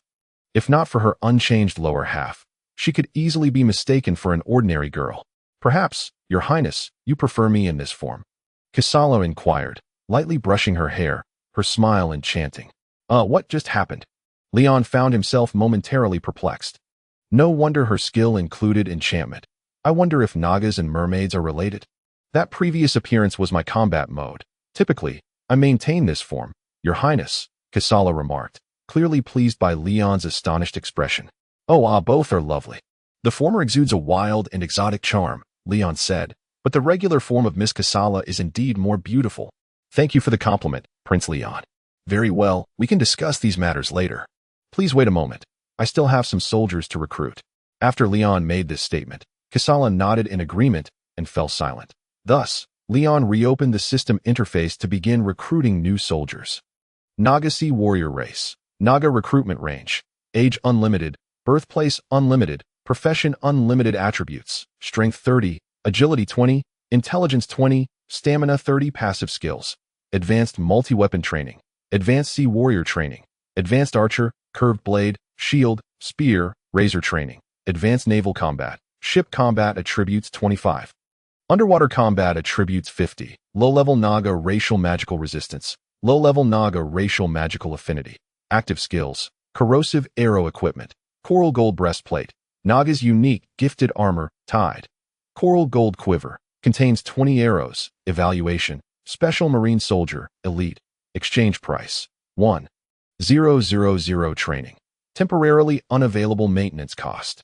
300 Leon swiftly exchanged for 20 Naga Sea Warriors, spending a total of 20,000 conqueror coins. Upon confirming the exchange, 20 magical circles materialized in the room, each summoning a fully armed Naga Sea Warrior. resembling a diminished version of Kassala, until Leon's chamber was filled to capacity, including the 45,000 conqueror coins expended to summon Kassala. All of Leon's amassed wealth had been entirely depleted. Nevertheless, he deemed every expenditure worthwhile, not solely for the 21 enchanting Naga beauties in their normal state, but for the destructive potential they could unleash and the assistance they would provide for his harbor plans. Very well. Ladies.my plan is as follows. Kassala will lead the charge to locate those accursed fishmen and eliminate them all. Quite simple, wouldn't you agree? In fact, it could be improved further, Your Highness, Kassala replied, her countenance blooming with charm as she gazed at Leon. Constructing the port requires slaves, does it not? Although fishmen may not serve well as laborers in other sieges, the port is a different story. However, there are only 21 of you. The fishmen outnumber you considerably. Leon expressed his concern. Numbers do not equate to everything. Your Highness, Kassala asserted confidently. In the ocean, there exists a rule. Nagas hold dominion above all. At this, Kassala's face radiated with self-assurance. Chapter 68. The Commotion. I intend to return. The Countess Liana, seated opposite Leon, spoke with a voice as cold as ice. Her expression as serene as still water. I am heading back to the Noah Empire. Naturally, her tone implied more than a mere farewell. It conveyed an unspoken demand. Hurry and console me, or we shall part ways. Leon recognized that he could not merely respond with, "Oh, have a safe journey." Nor could he continue with an explanation. Please believe me, Liana, nothing transpired with the 21 enchanting serpent maidens that suddenly appeared in my room. He also could not feign ignorance. Asking, "What is the matter? Why the rush?" "Please stay a few more days, Liana. I have much more to discuss with you." Thus, Leon began to play the victim, if earlier Kassala's enchantment over Leon rated a 1. Then at this moment, as he gazed at Liana with wide, pleading eyes, his charm was at least 150. Observing this generally commanding young man, who was accustomed to issuing orders, appearing as pitiful as an abandoned kitten, was both amusing and exasperating. Initially, she had intended to visit Leon's room in the dead of night for a heartfelt conversation about life and aspirations, only to encounter the ire brought about by the alluring serpent maidens. Now, much of her anger had dissipated. However, she still needed to maintain her indignation. This was a matter of principle. Her man had other women in his room. Regardless of the circumstances, she had to show her displeasure. Otherwise, what would that imply? It was also a reminder for Leon that she could not always be by his side. She could not anchor him indefinitely. Yet, those who could not restrain him must at least secure his heart. Furthermore, causing a little ruckus would benefit Leon as well. If she did not stir things up, how could she demonstrate her affection and concern for him? He must be harboring doubts himself. With this thought in mind, Liana turned her face away, resolutely choosing to ignore Leon. "Sister Liana." Leon then stood up, approached Liana, and tugged at her arm playfully, all the while gazing at her with a pitiful expression. Ultimately, Liana could not withstand such assaults, and soon capitulated. With a soft sigh directed at Leon, she extended her finger and gently pointed it at his forehead. "I truly cannot tolerate you. Now, enlighten me about those enchanting sirens in your room. What on earth is going on?" Leon responded, "They are not ordinary beings. Rather, they are Naga sea warrior mercenaries, fierce fighters who roam the coastal waters in search of employers. My port project has suffered significant damage from the fishmen, so I hired them to help me deal with those creatures. They hardly appear to possess any combat prowess. How could they be mercenaries? Are you certain you haven't been deceived?" Upon hearing Leon's words, Liana found herself growing concerned for him. "How much did you spend?" 500 gold for the ordinary Naga, and 4,500 gold for the elite captain leading them. That's what I must pay each month. So much money. Upon hearing such a staggering figure, Liana felt an overwhelming sense of he must have been swindled. In the Noah Empire, even hiring a silver-ranked knight costs merely 2,000 gold a month. How could that woman possibly be worth such an amount? She is truly formidable. Sister Liana, do not be deceived by her usual demeanor when it comes to combat. She transforms into an entirely different entity. Leon explained. His intention was to convey that Kassala and her Naga warriors would morph into 8 armed monsters with light green skin during battle. However, perhaps due to his earlier successful attempts at being adorable, Liana momentarily forgot that this Prince Leon was not to be underestimated. He could not have been fooled merely by someone's ample bosom. Instead, she interpreted Leon's words as the typical, I read online that this investment appreciates quickly, or this is worth a fortune. It's an antique, or even, I've checked it online, it's definitely a bargain. An argument made by a fool who had been duped, yet still counted the money for the swindler. This led her to feel a sense of thank goodness I am here, a sense of intellectual superiority, and a burgeoning sense of responsibility to take care of him. Liana felt quite pleased with herself, unlike the typical person who, upon discovering a friend had been conned, would blurt out, "You've been fooled. Your money is wasted. Call the authorities immediately." Well versed in the intricacies of human relationships, Liana understood that uttering such remarks at this moment would be counterproductive, while it might be beneficial for everyone if the other party listened. Failure to heed such advice could easily incite a rebellious attitude. Everyone who has ever been deceived tends to think, how could someone as clever or fortunate as me fall for this? It must be an illusion that won't frighten me. They then proceed to leap into the pit once more, often exacerbating their predicament. To prove they were not duped, they might even fall prey to an even greater deception. In the end, even if they come to realize they have been tricked, they will never express gratitude to the person who initially warned them. Instead, they might lash out at that individual due to their own failure. Although Liana did not quite believe Leon would be such a fool, she remained cautious. She knew that her relationship with Leon was largely built on a foundation of mutual benefit. At this moment, Leon sought her assistance, rendering her indispensable. However, what if there came a day when she was no longer of use to him? Of course, Liana, who was currently delighted by Leon's flattery, only entertained such thoughts deep within her mind, forcing herself not to dwell on them. She must continue to perceive Leon as a loving, loyal, honest, and genuinely caring young man. Speaking of which, Liana felt as though she were one of those fools who had been sold out, yet continued to count the money for the seller. But there was little she could do. Ultimately, Liana would not simply inform Leon that he had been duped. She needed to meticulously manage her relationship with him while diligently proving her importance, ensuring Leon recognized that both he and his territory were dependent upon her. At least, she wanted him to believe so. Therefore, I must be gentler, more considerate. While a woman throwing a fit is certainly acceptable, it cannot be the sole approach. It is best to broach the subject indirectly. Ideally, I would like Leon to discover the truth for himself, allowing him to realize this matter without feeling embarrassed. Thus, remembering my unintentional reminder, it would be a win-win situation. As they departed the port en route to the northern mines, Liana quickly devised her plan and then flashed a sweet smile at Leon. Of course, under the premise that her judgment was flawed, her entire calculation was fundamentally erroneous. Not only would she fail to earn Leon's gratitude, but she also hoped not to repeat the foolishness of those who, to prove they were correct, made even greater mistakes. Seeing Liana's smile, Leon sighed in relief, finally resolving a troublesome matter. Why couldn't she learn from Mel? She never interfered with anything I did. Such a girl is so much less of a headache.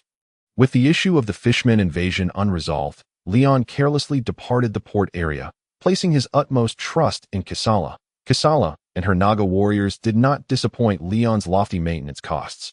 The very next morning after their summoning, they set out to track the Fishmen's whereabouts. It was only a matter of time before good news would arrive. Based on this, Leon commanded Sir Kane to be prepared to commence work at any moment.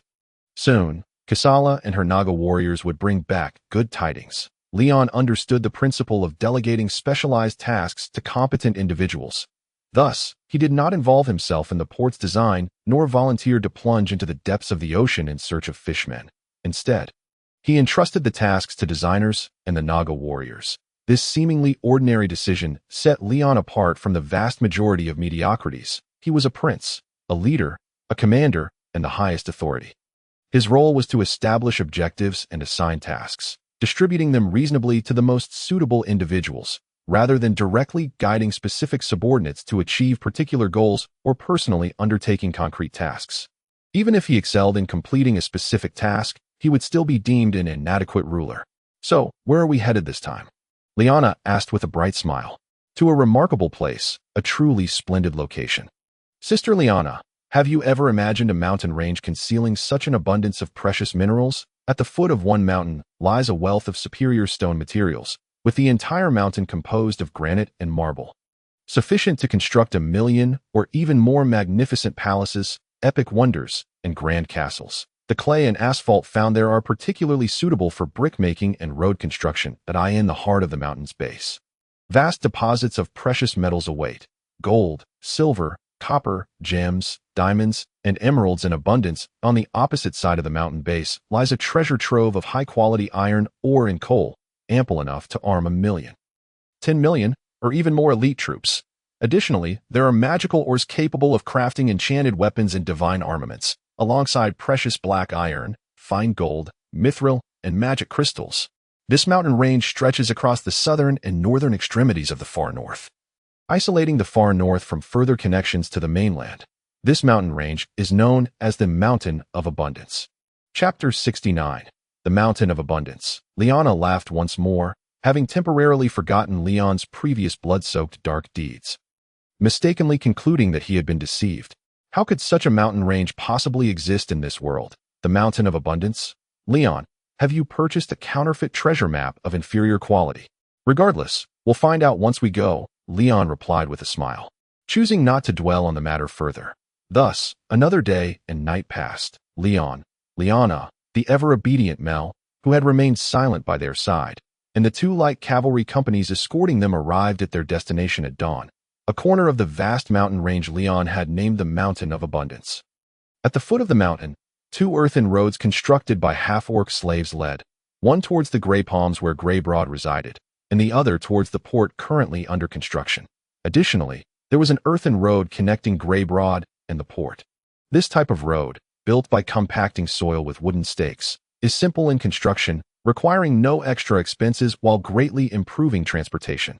Most roads built during the classical era of the Central Plains dynasty were similar, such as the famous Qingji Road, which was also an earthen road to in Leon's plan, the connection of Grey Broad, the agricultural reclamation area, Mountain of Abundance, the mining and smelting area, port, maritime trade area formed the 3 cornerstones of his rule over the far north. The triangular area created by these 3 earthen roads would serve as the governing core of the new nation he intended to establish in the far north, just as he had witnessed in the port area. In the bountiful mountains, numerous half-orc slaves toil tirelessly. Over the course of this past year, Leon's forces have captured more than 80,000 half-orc slaves. Among them, approximately 20,000 of the most fortunate have been dispatched to the agricultural zones, where, although laborious, they at least have a chance to prolong their lives and enjoy somewhat more sustenance. Another 20,000 relatively luckier souls have been sent to construct ports. However, once the ports are completed, a series of further arduous tasks await them. These endeavors are considerably more challenging than reclaiming wasteland and cultivating wheat, with a correspondingly higher mortality rate.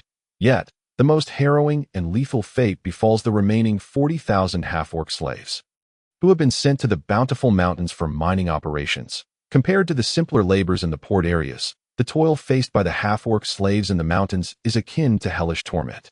The labor involved in extracting minerals far exceeds that of constructing docks. The weight of timber, no matter how heavy, is limited, whereas the various metallic ores are significantly heavier. The difficulty of excavating mines with rudimentary tools is immense, not to mention the frequent mining accidents that claim the lives of dozens of half-orcs.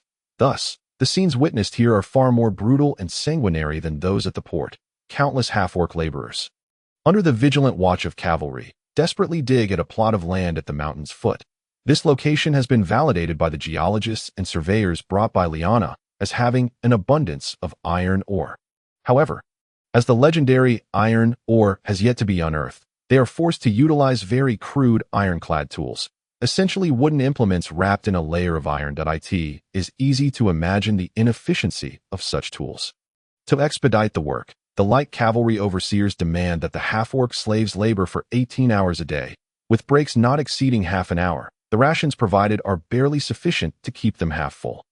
This grueling work, coupled with inadequate rest and insufficient nutrition, results in a persistently high mortality rate among the half-orc laborers.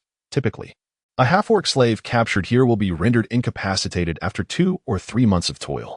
Piles of corpses are dragged by other half-orc slaves and discarded in a nearby valley, feeding the vultures atop the mountain. Equally numerous new slaves are continually captured by the light cavalry roaming the far northern territories and subsequently brought here. The number of half-orcs who perish during the capture process is difficult to ascertain, but it is certainly not insignificant. Nearby this, iron or vein, a slightly smaller area suspected to contain vast amounts of coal, is playing host to a similar scene. Additionally, at the copper and gold-silver deposits, a multitude of half-orc slaves is laboring intensely in the short term. Leon intends to extract only a small portion of these mineral resources, specifically the truly valuable magical ores and those deposits that are abundant and easy to mine. He deliberately chose these lesser reserves with lower quality and extraction difficulties due to a lack of strength. Leon once entertained a horrifying fantasy. If he were to unveil all the mineral wealth of the bountiful mountains at once, the various kingdoms of the north would undoubtedly come charging in like rabid dogs. Even King Ulrich, with whom he had previously established a tacit understanding, would likely don a mask of feigned affection and mobilize the full might of the Catal kingdom to invade the far north, shattering the territory Leon had painstakingly cultivated. Thus, for now, it is best to endure and accumulate strength. Though it may sound unseemly, this is the most prudent course of action at present. How are things? Gawain. Upon dismounting from the carriage alongside Lyanna, a swift knight approached, accompanied by a contingent of light cavalry. It was none other than Sir Gawain, the messenger who had previously delivered letters to King Ulrich. Like the other loyal and capable knights who had initially followed Leon, he had been assigned to various territories in the far north as a mid-level officer, primarily responsible for maintaining order, defense, and overseeing the management and capture of slaves. Gawain had proven to be the most effective among them. After more than 2 years, this oddly named brown-haired knight had distinguished himself from his peers. Beyond the fundamental valor expected of a swift knight, Leon sensed a wolf-like cruelty and cunning within him, along with an almost fanatical devotion akin to fundamentalism. Leon had inquired about the system regarding Gawain. The system's response indicated that while the characters produced or exchanged could guarantee their abilities and skills, basic information such as age, gender, and other attributes could not ensure two things: personality and potential. This meant that soldiers, knights, or even heroes exchanged through the system would maintain their strength indefinitely. As they aged, they could either improve and acquire new skills or potentially become less capable. Continuous training could increase their abilities or at least maintain them. Additionally, certain special structures could enhance soldiers' skills after training. However, Leon had yet to encounter such structures. After receiving this information, Leon individually assessed his swift knights, and the results were quite gratifying. Each of his swift knights had improved by 1 to 2 points in various attributes: strength, agility, and stamina, each with differing emphasis. Sir Gawain's total increase was 8 points, 2 in strength, 2 in agility, 2 in stamina, and 2 in intelligence. This left Leon astounded. Unlike the other 3 attributes, which could be developed through training, intelligence is predetermined at birth and nearly immutable. Yet, Sir Gawain defied this norm, indicating exceptional talent. Thus, when it came time to select a swift knight to oversee the bountiful mountains, Leon's most valuable territory, teeming with slaves and notoriously difficult to manage, he chose Gawain without hesitation. This choice proved to be astute. The tall knight with brown hair, hazel eyes, and an aquiline nose exhibited remarkable aptitude in managing slaves and compelling them to labor diligently. Over 40,000 half-orc slaves remained quiet under the watch of his 8 light cavalry squads, comprising 800 overseers, with no incidents to report. However, at this moment, this promising knight appeared troubled, as though confronted with a grave issue. Upon hearing Leon's inquiry, Sir Gawain felt a surge of self-loathing. Resenting himself for losing composure in the presence of the prince, who seemed godlike. Nevertheless, he resolved to convey the entirety of the situation and report truthfully to Leon. Has there been a slave revolt? Are we short on slaves? Was there a mining accident? Or has our valuable geologist, Sir Sid, made a mistake? Leon posed a series of questions, each met with a shake of Gawain's head. In fact, it is worse than all of that. Your Highness, Gawain replied, we are indeed facing a significant problem. This predicament cannot be resolved by an ordinary army, let alone the slaves. What then is it? Leon inquired, puzzled. It is a dragon, Gawain answered. I spoke to the cavalrymen who once lived and grazed in this region. They informed me that a blue ice dragon resides atop the bountiful mountains. In recent days, many have reported hearing strange sounds, said to be the dragon's roar. Surely, mere rumors could not have you so distressed. My friend, have you laid eyes upon this dragon? Indeed, Gawain replied.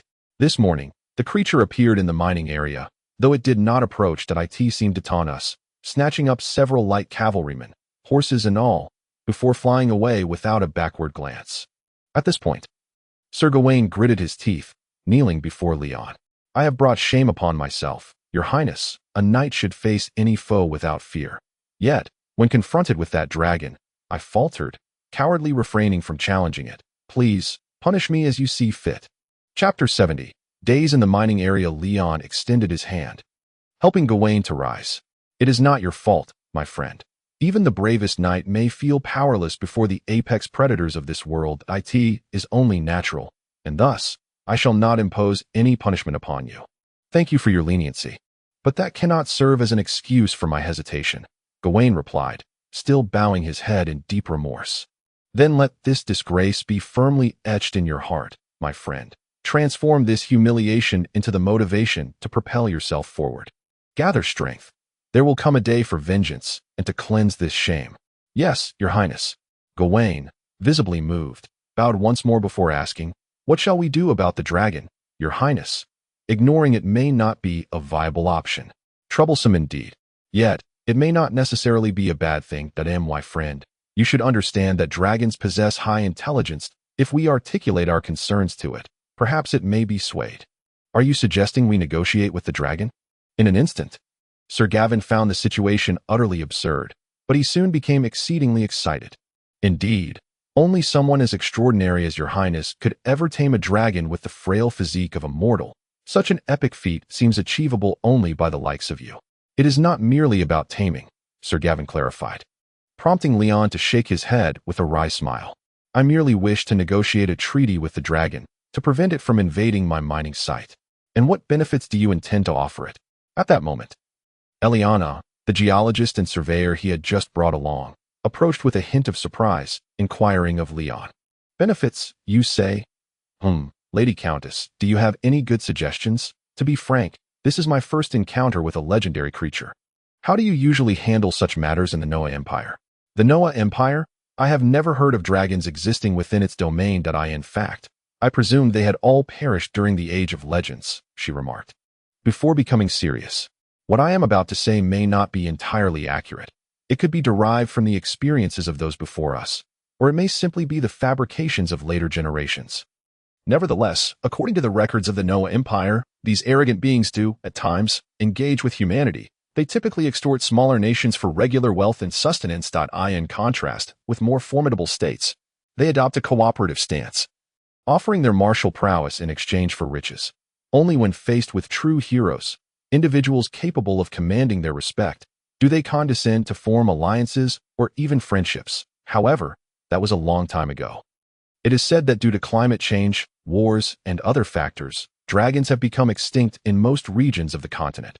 According to the Empire's biologists, the only place where dragons might still exist is in the far northern territories. It seems the biologists of the Noah Empire are correct.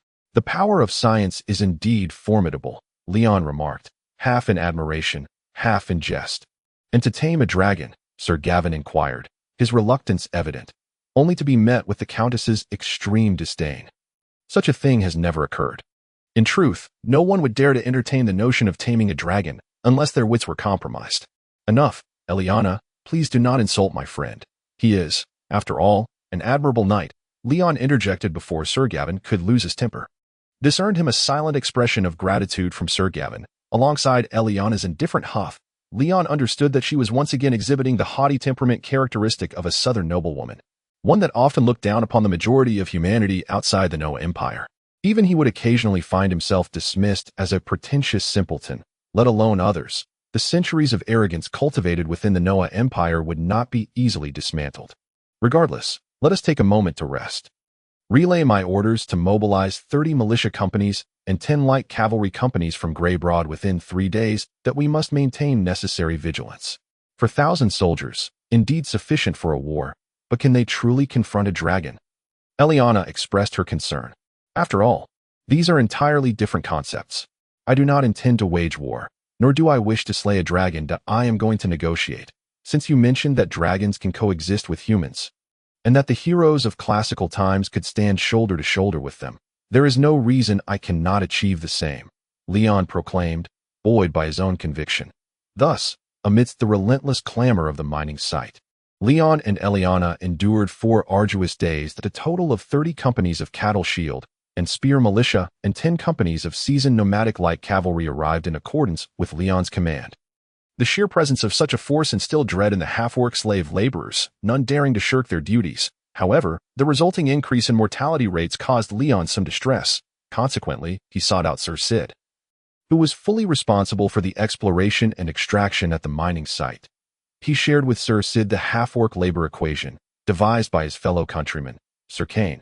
Upon hearing about the misfortune of a kindred spirit who might achieve historical recognition through such a simple equation, Sir Sid eagerly prepared to undertake significant work. He disdainfully declared to Leon, "The equation that Kane devised is utterly useless. The workload varies with the nature of the construction. The effort required to build a grand castle is certainly different from that needed for a delicate palace. Thus, even if he completes this equation, it would only be applicable to the construction of ports or similarly demanding structures that IT lacks versatility. However, the equation I intend to develop will be distinct. Mining and quarrying possess fundamentally similar labor intensities. Moreover, the demand for slave labor in these industries remains consistently high. Therefore, the equation I will formulate regarding the labor intensity and efficiency of half-orc slaves in mining and quarrying will undoubtedly surpass the versatility of his." Listening to Sir Sid's grand discourse, built upon the foundations of forced labor leading to death, the countless corpses of half-orcs, Leon felt an immediate sense of profound admiration. "Do carry on, good sir. This equation, which essentially dictates how to exploit half-orcs for maximum efficiency while ensuring their demise is neither too swift nor too slow, is bound to achieve historical significance alongside my empire of slavery, and you shall undoubtedly erect your own monument upon the countless bones of slaves. A bright future indeed, Sir Sid. Naturally, your compensation shall increase accordingly." Leon was utterly enamored with these scholars and experts from the southern Noah Empire. IT was precisely their exceptional talents that would enable his territory to develop at an unprecedented pace. Thus, despite their ostentatious and extravagant tendencies, their volatile tempers, and high demands, Leon was more than willing to pay them, and even encouraged Eliana to bring more such illustrious figures. Consequently, the mining operation ran smoothly, and the army Leon required was fully assembled. He promptly declined Eliana's offer to accompany him further, disregarding her muttering about being a mid-level knight capable of assisting him, and set forth with his troops towards the fabled summit where the dragon was said to dwell. After consulting with the light cavalry who had previously grazed in the area, Leon meticulously deduced and marked a circle on the parchment map, indicating the region where the dragon was most likely to reside. Alongside them, a total of 3,000 shield and spear infantry, along with 1,000 light cavalry who had dismounted, trudged laboriously along the treacherous mountain path. This stretch of mountainous terrain remained untouched by human hands. Retaining its primitive state, the narrow path, barely passable, seemed to have been carved out by goats, with numerous sections unsuitable for human passage. Additionally, Leon's soldiers lacked experience in mountainous warfare, making their progress exceedingly slow, averaging only 10 to 15 kilometers per day. The arduous conditions even led Leon to regret his decision. All signs indicate that the dragon should reside in a cave somewhere halfway up the mountain. This area is most likely its domain. Yet, having arrived, they could not turn back. It was imperative to eliminate the dragon atop the bountiful mountain to establish a peaceful environment conducive to mining operations. But specifically, how should we proceed? 4,000 men are far too few for such a vast mountain range. The search will be quite challenging, Mel, who had been closely following Leon, remarked. "It will not be overly difficult, Mel. What do you suppose a creature as powerful and disdainful as a dragon would choose to do upon sensing intruders in its territory? I see we are not to seek it out. Rather, we must lure it to us." Mel nodded in understanding. "Indeed, that is correct. But we have been traveling for 2 days now. Why has the dragon not yet appeared? It is said that dragons can sleep for extended periods. Could it be that it is still slumbering?" Mel suggested. "If that is the case, we may be in dire straits," Leon lamented, aware that his time was limited. If he squandered too much of it on this matter, it would indeed be disastrous. Just then, Mel suddenly fell silent, signaling Leon to be quiet. Leon complied, and shortly thereafter, Mel regained his composure and informed him. At 2 o'clock to the northeast, there are cries from an unfamiliar creature, along with the sounds of battle. Chapter 71. Dragon slaying all forces, accelerate advance. Northeast, 2 o'clock. Leon shouted, quickening his pace, drawing closer. The sounds became increasingly distinct. Indeed, as Mel had indicated, they were the cries of an unknown colossal creature. Alongside the clamor of battle, the former could only belong to the dragon they sought. However, the latter's identity remained completely unknown. This was precisely what troubled Leon. Could there be another force in the far north? One that he was entirely unaware of? And was this enigmatic power, like him, targeting the white snow dragon of the bountiful mountains? All troops, stand ready. Enter a state of combat preparedness. With this thought, Leon immediately issued the command. Simultaneously drawing forth the dagger-like weapon at his waist, the divine armament, and tossing it into the air before catching it back in hand, murmuring to himself, "This time should prove interesting." The cries of the beasts grew ever louder, and the battle cries of the army rose in tandem, both echoed with the meanings of pain, anger, and exhaustion. Meanwhile, at the forefront, the light cavalry unit performing reconnaissance duties sensed an anomaly. A few stones unnaturally tumbled down from the mountainside ahead. A shadow flickered and vanished. Who? Enemies. The dismounted cavalrymen simultaneously nocked their arrows, but found no target. Advance, heighten vigilance. Following Leon's command, the vanguard unit entered the valley ahead, only to issue a gasp of shock, immediately followed by the deafening roar of the colossal dragon in its death throes, resonating like the thunderous crash of 20 war elephants falling. Forward, forward, charge in. One by one, the units surged into the valley, yet no sound escaped from within. The once thunderous roars of the dragon and the clamor of battle vanished into an eerie silence that unsettled Leon until he too entered the valley. Only then did he grasp the true nature of the unfolding scene. The most conspicuous sight was the fallen dragon, its mountainous body, glistening with a metallic sheen of snow-white scales and claws sharp as divine blades, proclaimed its status as the apex predator of the food chain. Of course, this requires a caveat. While alive, the dragon lay deceased, without a shadow of a doubt. Its wings were pierced by spear-like objects, torn as if gnawed by insects. Numerous short spears were embedded in its body, across its torso, for claws, neck, and tail. Yet none of these were the most fatal. A horrifying, bone-deep wound at the 6th cervical vertebra of the dragon's neck was particularly striking. Crimson blood poured forth like a spring, pooling into a lake of blood before the dragon. Without needing extensive analysis, anyone could discern this as a lethal injury. Similar wounds could be found on the dragon's abdomen and chest. With one nearly severing half of a claw, its once proud, unparalleled defensive scales seemed utterly ineffective. After observing the dragon, Leon shifted his attention to the figures confronting his army across from the dragon.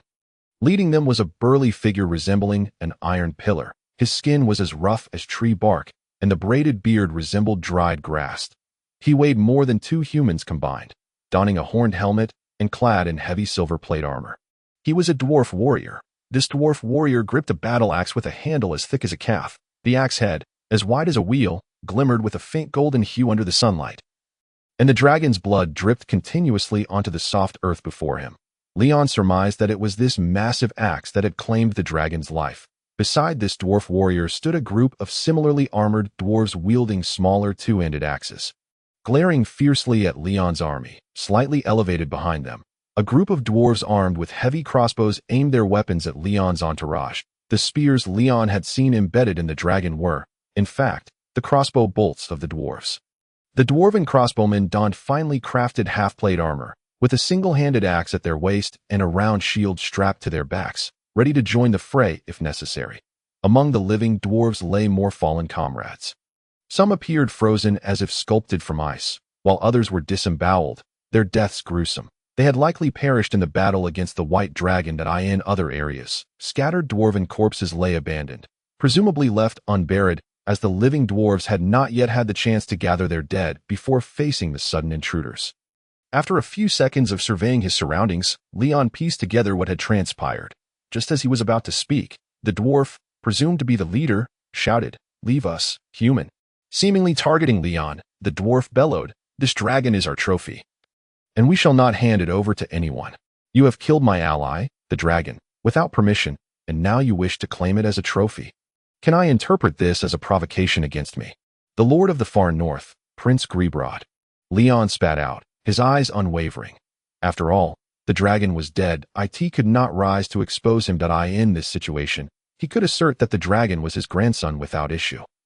Indeed, faced with Leon's shameless words, the opposing dwarf momentarily froze. A few dwarven warriors behind him, momentarily taken aback, raised their axes to charge forward, only to be halted by his outstretched hand. Observing this scene, Leon secretly chuckled. It appeared that a battle would not ensue. With the dragon gone, the presence of these dragon-slaying dwarves was not unwelcome. Moreover, it was said that dwarves were exceptionally skilled in various trades. Their mining, smelting, and forging abilities far surpassed those of humans, and they were easier to control than the proud and clever dragons. All things considered, there was still profit to be had. We do not know. We do not care. That dragon attacked us first. If you seek retribution, we will not stand idly by for you to slay us. The dwarf retorted, his neck craned defiantly, face flushed with anger. Although he appeared fierce, he had subtly retreated a step, shifting from demanding the dragon as a trophy to safely departing. This reassured Leon that the dwarves did not wish to fight further. The dwarf leader was still unaware that Leon had seen through his bluff. To further intimidate his adversary, the dwarven crossbowmen behind him raised their heavy crossbows, aiming at Leon. Simultaneously, Leon's light cavalry drew their recurved bows, targeting the dwarves. Tension hung thick in the air, as if the slightest word could ignite a battle. Your Highness, Mel, standing behind Leon, rushed forward, attempting to shield him, but Leon halted her with a hand. He then turned to face her, slowly shaking his head before deliberately stepping forward. Halt, the dwarf leader shouted. Yet Leon, sensing the dwarf's hesitation, took another step closer, looking confidently at the dwarf, causing a wave of doubt to ripple through the latter. You are weary, fatigued. After a brief moment, with nearly 100 crossbows trained on him, Leon spoke.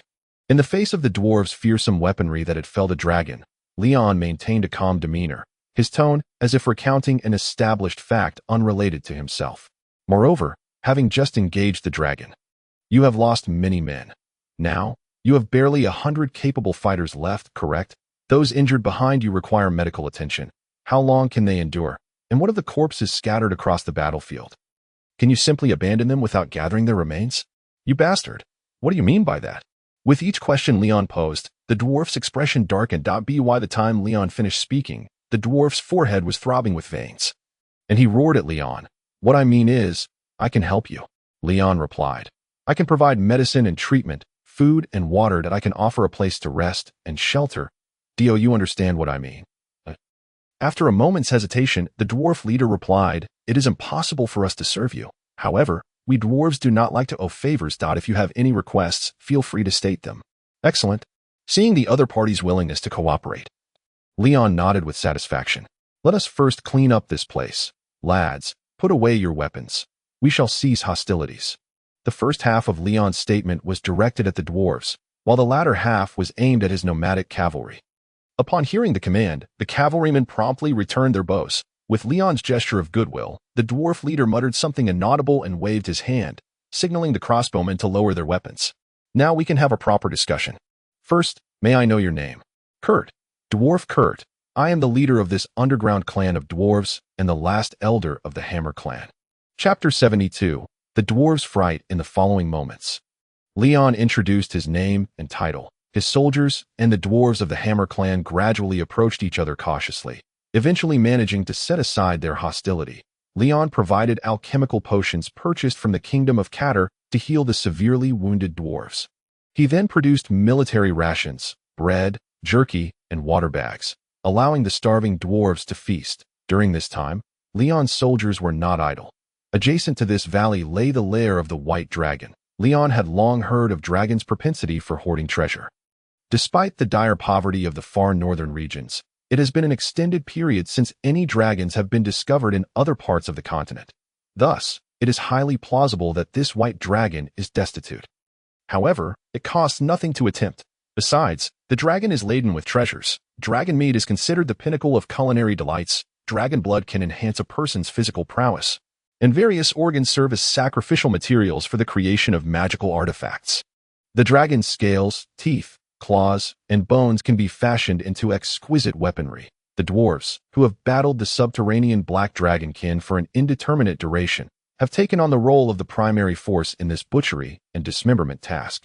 Acquainted with the anatomical structure of dragons, they wield their battle axes with dexterity and skill, deftly reducing the entire dragon into numerous fragments. They utilize specially crafted magical pouches to ensure the freshness of the materials. Ultimately, this dragon, whimsically dubbed Ally by Leon, who had rendered no assistance to the Alliance during its lifetime, has indeed fulfilled the role of ally in death, bequeathing all its legacies and bodily organs to Leon. Witnessing the wounded receive treatment and the dwarves replenished. The humans showed no malice. The last elder of the court, from the Hammer clan, sighed heavily, reluctantly recounting their plight. While humans engage in fierce battles with other beings under the relentless sun, a similar drama unfolds in the dark, lightless depths below. Yet, the protagonists are no longer humans, but rather other, more malevolent, violent, and brutal races. The brave and warlike subterranean dwarves, the cunning and capricious drow elves, and the immensely powerful black dragons represent the three most formidable factions in the underground world. They fiercely contest every resource worth claiming: minerals, livestock, arable land, and living space. The bloody skirmishes erupting in the narrow, ever-changing subterranean tunnels are no less fierce than any war above ground. In the far northern regions, this drama plays out as well, with countless brutal confrontations between the black dragons and dwarves, belonging to two opposing factions. In the end, the vanquished are left without burial, while the victors, barely clinging to life, are ultimately obliterated by a drow army that arrives from other regions. We fought against the black dragon and its thralls to combat the black dragon. We crafted powerful crossbows and the divine weapon, the Dragon Slayer battle axe, capable of wounding it. We united all races that could be united, the subterranean gnomes and troglodyte allies. We engaged in relentless bloodshed and ultimately slayed that black dragon king, dismantling its kingdom, driving off all its accomplices, and liberating all the slaves. But at this point, the elder dwarf court's expression turned pained. That woman appeared. She led a multitude of drow elves and commandeered the army left behind by the black dragon. She even managed to subvert several of our allies. God knows how she accomplished this. Our once loyal allies suddenly transformed into her accomplices. We fought valiantly, yet her forces were overwhelming. Moreover, we had suffered considerable losses in our battle against the black dragon. Thus, we ultimately faced defeat. Wait, are you implying that those drow elves came from elsewhere? Who is that woman? Upon hearing this, Leon could not restrain himself from asking these two questions. Indeed, had they resided in the far northern depths from the outset? Even if they chose not to engage in the conflict, we and the black dragon would have remained wary of her, and would not have fought with abandon. We are not fools, the elder dwarf court exclaimed, somewhat agitated as for her identity. We are not entirely certain. Everything transpired too abruptly. It was as if they appeared out of thin air, that I do not even know her name. Only that all her subordinates refer to her as the Queen, and the entire drow army obeys her commands. What about any other intelligence? Leon inquired further. Black eyes. After a moment of recollection, a strong expression of fear emerged on the elder dwarf court's face. Yes, I remember now. I approached that drow woman during the war. Her eyes were not the typical red of drow. They were black, despite the utter darkness of the underground, where no light exists, and black eyes should be invisible. I clearly saw them. Black, just like yours, he exclaimed, pointing an accusatory finger at Leon. Who are you? Why do you share the same black eyes as her? As he spoke, the elder dwarf suddenly realized that Leon's eyes were nearly identical to his most terrifying nightmare and his most loathed enemy. He instinctively jumped back, fleeing from Leon at the fastest speed, his axe raised and trembling as if he were a leaf on a branch in the biting autumn wind. Merely contemplating that person, merely gazing upon the same hue of eyes, rendered the dwarf warrior, once fearless before the dragon, terrified as if he were a startled rabbit. Observing their leader's blunder, the anxious dwarves sprang into action once more. Some cautiously guarded against the surrounding human soldiers, while others, with fiery tempers, brandished their weapons and charged towards the elder dwarf court and Leon, believing that the elder dwarf was under attack by Leon and seeking to aid him. Innate, Leon responded to the elder dwarf court's frantic cries with indifference, answering his question in a measured tone, then sneering mockingly. Is this the caliber of dwarven warriors? Look at you now. Even the most cowardly half-orc slave I know would outshine you. No, no. Dwarven warriors are fearless, but, then prove it to me, Mr. Court. You merely recalled an unpleasant memory and immediately began shouting as if you were a housewife frightened by a mouse. Then you have the audacity to claim that dwarven warriors are fearless. Do you not find that rather shameless? No, no. But, fine, fine. After enduring Leon's ridicule, the elder dwarf court gradually managed to regain his composure and asked Leon with uncertainty, "Are you truly unrelated to that drow elf? Did you bring anything of great importance?" Leon did not answer his question, but instead posed another. "No, we were unable to bring any of our wealth," the elder dwarf court replied dejectedly. "Then do you believe that drow would send a group of humans to hunt you down?" Leon continued to inquire. "That is uncertain. However, her influence has indeed not yet spread to the surface." The elder dwarf court muttered so. Leon spread his hands. "I have no connection to that so-called drow queen. My friend, I was born in a castle in the countryside of Saviang, raised in my father's court, and I am the crown prince of Saviang. The current Prince Joybrod. My friends, subordinates, and the noble cattle families who associate with me can all vouch for me." "That sounds, well, I can temporarily trust you," Court finally conceded. In the ensuing conversation, Leon noticed a marked softening in the elder dwarf's attitude. It seemed that he was still under the influence of Leon's black eyes. An intriguing notion. Initially, Leon regarded the elder dwarf's terror as mere overreaction. However, upon reflection, he began to ponder that his eyes indeed seemed to harbor some unknown secrets. For in this world, not merely in this world, but also in his previous life, naturally black eyes were exceedingly rare. The so-called black eyes of yellow-skinned people are typically just brown. Truly black eyes, like Leon's, which are ink dark with nearly indistinguishable pupils and irises, are almost non-existent. This seems to be the first time I've heard of another humanoid with black eyes besides myself. I'm somewhat intrigued by that individual. With that thought in mind, Leon shifted the conversation with the elder dwarf to other topics of interest. "You mentioned you wish to hire us." The elder dwarf expressed slight surprise at Leon's statement. "What do you wish to hire us for?" "I have long admired the valor of dwarven warriors. If I were to lead a small faction, employing you as my personal guards would undoubtedly yield the best outcome." Leon paused before continuing. "However, in large-scale warfare, a compact but proficient heavy infantry unit holds limited efficacy. Moreover, compared to your bravery, I require your specialized skills. I wish to hire you as my technical consultants to forge weapons and develop mines. What say you? This task aligns perfectly with our preferences. Dwarven craftsmanship will undoubtedly exceed your expectations." The elder dwarf court replied after some deliberation. "As long as you can provide us protection, lodging, and sufficient food and drink, we shall work for you.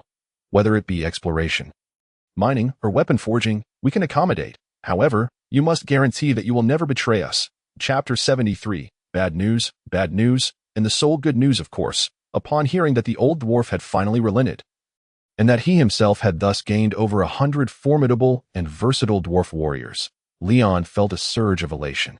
"I shall offer protection to any loyal subjects within my territory, regardless of their race, be they human, dwarf, or otherwise, as long as they acknowledge my authority and can contribute value. That is all that matters."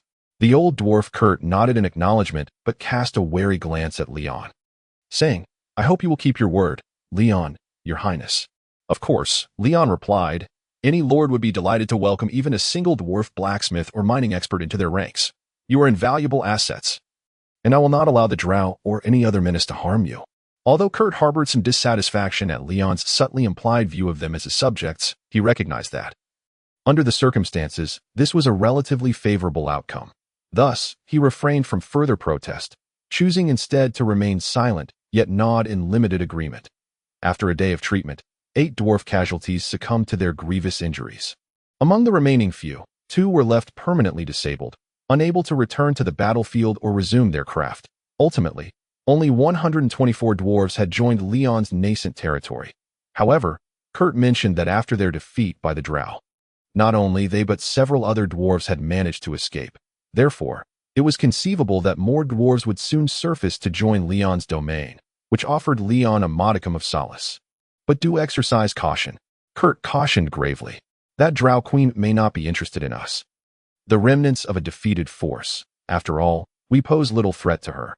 However, she will undoubtedly covet the lands and riches of the surface. She is an ambitious individual who surely will not be content with just this small territory in the far north. What splendid news, Leon lamented. I have yet to truly unite the Sejong people of the far north.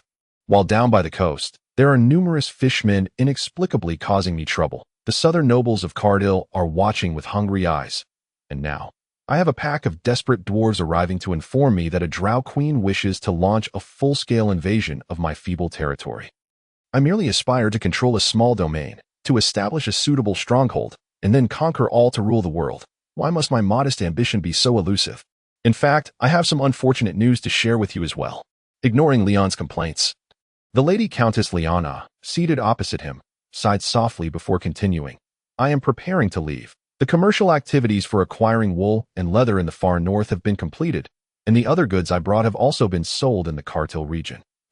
Upon hearing Liana's words, Leon momentarily found himself at a loss. Over this period, he had become accustomed to the enchanting presence of this extraordinary woman. He had grown used to spending each day in her company. Discussing the development of Grebrode and savoring her gentle affections, he had nearly forgotten that Liana was merely passing through, destined to depart in due course. Ah, well, it is unavoidable, he said, a hint of melancholy in his tone. Yet he understood that this was an inescapable reality, that it was not yet the time for them to be together for eternity. Indeed, it is unavoidable, Liana echoed, lowering her head, her appearance so sorrowful it tugged at the heartstrings. I promise you, in 3 years, at most 3 years, we shall meet again. By then, your family will no longer be able to obstruct us. I believe you. Yes, I trust you. In Leon's embrace, Liana could no longer hold back her tears. Finally bursting into sobs, in the summer of the 2979th year of the northern calendar, after inspecting the port and the mineral wealth of the bountiful mountains, Leon and Liana returned to Grebrode and parted ways. Though she experienced the same heartache as before upon their separation, this time Liana felt a newfound confidence. Confidence bestowed upon her by Leon. If this man could rise from nothing, garnering the loyalty of hundreds of thousands in just a year, commanding tens of thousands of troops, and becoming the strongest in the far north, then surely he would continue to triumph, ultimately forcing the Jonier family to yield. Yet, there lingered a question: would Leon de Diodric, now grown to such heights, continue to honor their agreement? Would he truly expend great effort to secure her from the Jonier family, or would he cast her aside like a used rag? Liana did not wish to gamble, nor did she want her rare love to bear any blemish. Thus, her mission was clear: to present Leon with an irresistible reason to claim her. She would continue to demonstrate her strength. Providing him with ongoing, undeniable assistance and benefits, she would bind herself to Leon, or bind him to her, ensuring their inseparability. So, you must strive, my little lover, that I shall do the same. In 3 years, I will be 30. While Liana lamented the passage of time and the fleeting nature of youth, Leon took a deep breath, exclaiming, "Oh dear," as he turned his horse around, returning to Grebrode. His affairs were numerous, leaving little room for lamentation. Despite the seemingly flourishing state of Grebrode, peril lurked at every corner. Coupled with the uncertain stance of the drow, whose whereabouts remained unknown, Leon found himself besieged on all fronts, which cast a shadow over his spirits for an extended period. It was not until late summer that a piece of good news from the port area eased some of his tension. The Naga Sea maidens had performed remarkably well, under the leadership of Kazura. The Naga warriors had, after extensive searching and battling, successfully eliminated several fishmen strongholds near the coastal port. Their strategy involved subduing a batch of fishmen and then employing them against larger numbers of their kin. As the skirmishes persisted, their ranks swelled. By the end, the entire nearshore region was soaked in the blood of fishmen, with thousands of pale, fish-like corpses continually washed ashore, heralding the complete establishment of the Naga Sea maidens' dominance over the coastal waters. The only unfortunate news is that we still have not ascertained why the fishmen attacked our port, Kazara wrote in the concluding segment of her triumphant letter. A hint of frustration evident. All captured fishmen leaders died from poison, and the remaining fishmen are unaware of the cause. The only clarity we possess is that a faction, harboring ill intentions towards us and Grebrode, seeks to establish a foothold in the Golden Sea. However, we have no means of identifying who or what they are. A local saying I acquired is, there are more pirates in the Golden Sea than fish. This implies the presence of powers possessing dozens or even hundreds of warships, with thousands of brave and skilled pirates. Therefore, Your Highness, I advise you to refrain from overly involving yourself in this region until we are fully prepared. Simply safeguard our port and encourage merchants to engage in free trade. Pirates, you say? Leon pondered briefly before concurring with Kizara's assessment. He promptly began composing a reply. I share your perspective, Lady Kizara. The far north currently resembles a great quagmire, and we are exerting every effort to extricate ourselves from it. This is our paramount task at present. Fortunately, we have achieved some success, at the very least. Our visible enemies are in retreat, and we have 1 foot out of the quagmire. Therefore, I shall not permit that foot to step into another mire. I concur with your counsel and hereby appoint you as the commander of the newly established port. Your mission is to ensure the safety of the coastal waters surrounding the port, fostering an atmosphere of security for merchants. Let it be known that this place is the premier hub for trade in goods in the Golden Sea. In your letter, you claim that the pale corpses of fishmen litter the shore. Thus, I have decided to name this new port, the future gateway to the far north and a maritime nexus, Grey-White Port, to honor the valor and achievements of you and your subordinates. After drafting the letter, Leon issued an official order, formally appointing Kizara as the military officer of Grey-White Port. He then signed the appointment document and affixed the newly crafted emerald seal, skillfully carved by the dwarf artisans. Once these tasks were completed, he entrusted the letter and appointment to Mel, who was temporarily serving as his confidential secretary, to be delivered to the messenger heading to Grey-White Port as the territory expanded and the population grew. The volume of administrative duties Leon had to manage increased correspondingly. Fortunately, the current workload was still manageable. This is primarily attributed to Greybrod's comprehensive militarized management, where various experts from the Noah Empire can undertake numerous responsibilities, and the vast majority of civil affairs can be efficiently managed at the grassroots level. Currently, the territory has not suffered from any natural disasters or man-made calamities, hence the matters at hand are relatively few. The most energy-consuming tasks at present involve expanding the land and mediating disputes among various Saijong tribes. With Leon's qualifications and capabilities, he can adeptly handle both of these endeavors. However, Leon is acutely aware that Grebrod will continue to develop.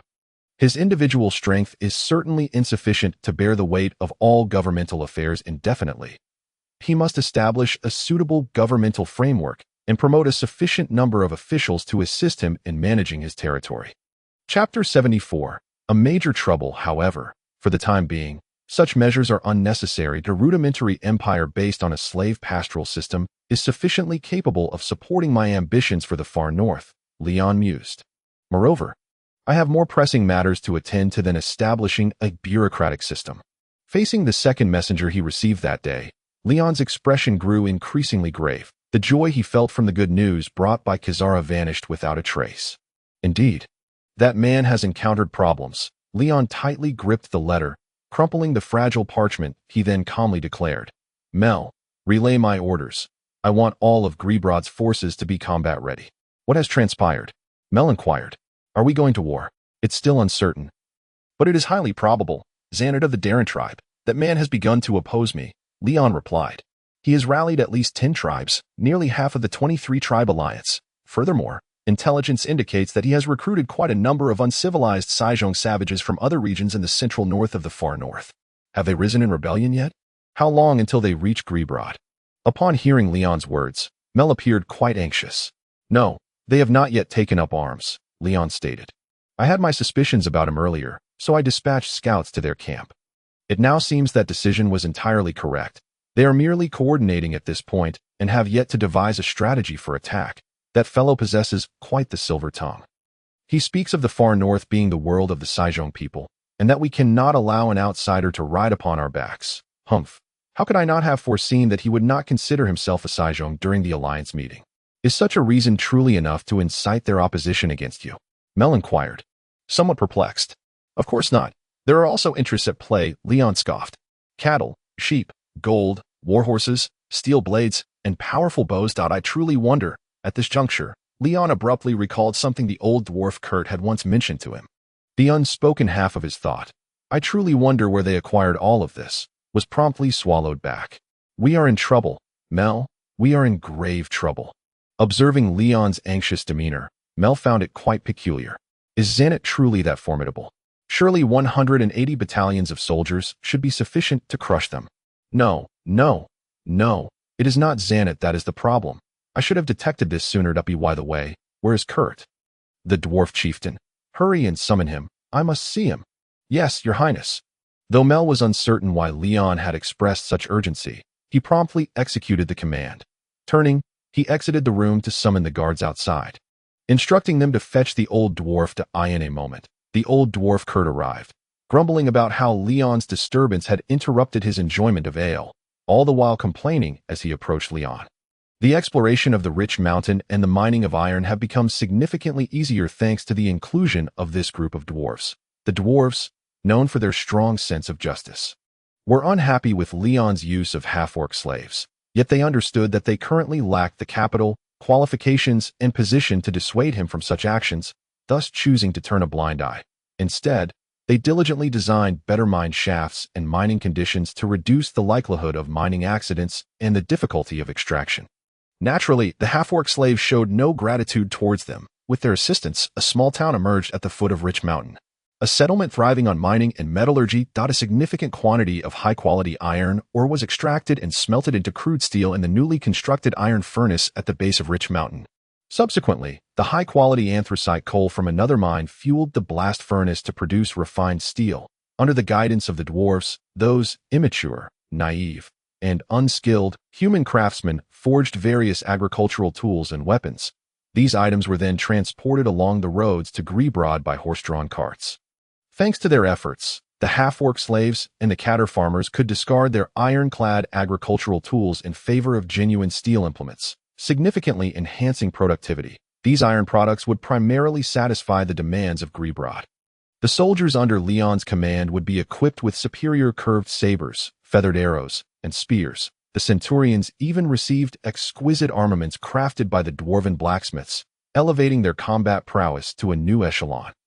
Simultaneously, the half-orc and catter farmers reclaiming wasteland discarded their iron tools, opting instead for pure iron implements, greatly accelerating the pace of land reclamation. All of this was made possible by the dwarves' contributions. Throughout the far north, the residents of Greebrod, whether catter or Saijong, treated them with utmost respect. Even Leon was cautious not to offend Kurt, the last elder of the Heavy Hammer clan, whose presence brought them such a bountiful fortune. It was hardly a concern to be drunkenly cursing on the streets during daylight hours. Furthermore, due to time constraints, the dwarves had yet to complete their truly valuable creations. These included several hydraulic forging hammers and hydraulic wire-drawing machines. The former could forge plate armor pieces, while the latter could mass-produce the steel wires required for chainmail. Leon could indeed exchange for blueprints of these two machines from the system, even the actual items. However, prior to this, no one in Greebrod, aside from a few weapon and armor smiths from the Noah Empire, could operate such advanced equipment. Even if Leon acquired these items from the system, there was no one capable of utilizing them. Nevertheless, the dwarves were the finest craftsmen. They could produce not only robust and durable tools, but also exhibit remarkable dexterity. During his march towards Greebrod, Leon had witnessed a dwarf skillfully weave several blades of grass and leaves into a lifelike grasshopper in a remarkably short time. Thus, with the dwarves of the Heavy Hammer clan joining their ranks, the challenges posed by these advanced machines were swiftly resolved. Whether it was the era's most advanced weapon production tools or innovative implements such as water wheels, cedars, and windmills, the dwarves were adept at operating them. The structures they erected naturally gained recognition from the system in the Rich Mountain mining area. A burgeoning industrial city named Rich Town had emerged, featuring small iron mines, small coal mines, small steel smelting workshops, small ironware production workshops, dwarven weapon smithies, and dwarven armor smithies. Notably, the small iron mines and small coal mines bore special annotations indicating, designed by dwarves, constructed by half-orcs, and operated by half-orc slave labor, yielding high-quality veins. The mining shafts had been surveyed by the dwarves and reinforced with sturdy logs to ensure no collapses occurred. The use of primitive wooden tracks and mine carts ensured efficient extraction. Currently, with over 10,000 half-orc slaves mining, the former could extract 200 tons of iron ore monthly, while the latter could yield 400 tons of coal each month. It was said that this output had also been enhanced, Furthermore, both mining sites could provide 1,000 system currency each month. As for the latter two, the Dwarven Weaponsmithy and Dwarven Armor Smithy, although they bore the humble title of smithy, they were, in reality, recognized by the system as intermediate structures. Their function was to manufacture high-quality, standardized steel armor and weaponry on a large scale. Additionally, if sufficient precious metals, mithril, and magical crystals were available, the dwarves could forge a limited quantity of exceptionally fine magical weapons, even divine armaments for knights. Regrettably, due to the incompletion of the dwarves' tools and Leon's unfinished secondary main quest, these two intermediate structures could neither be operationalized nor benefit from the system's enhancements. Of course, the inability to utilize them now did not preclude future use. Leon held high expectations for these two structures. Naturally, he regarded the dwarves with unparalleled favor. However, this time Leon was genuinely anxious. He did not greet Kurt with his usual jovial inquiries about his well-being or any polite inquiries regarding his needs. When encountering Kurt's remarks about the hypocrisy of humans, Leon still listened with a smile. This time, he merely wore a sullen expression and directly posed the question. I wish to know how many passages lead from the dark depths of the far north to the surface, and precisely where they are. Please divulge everything you know.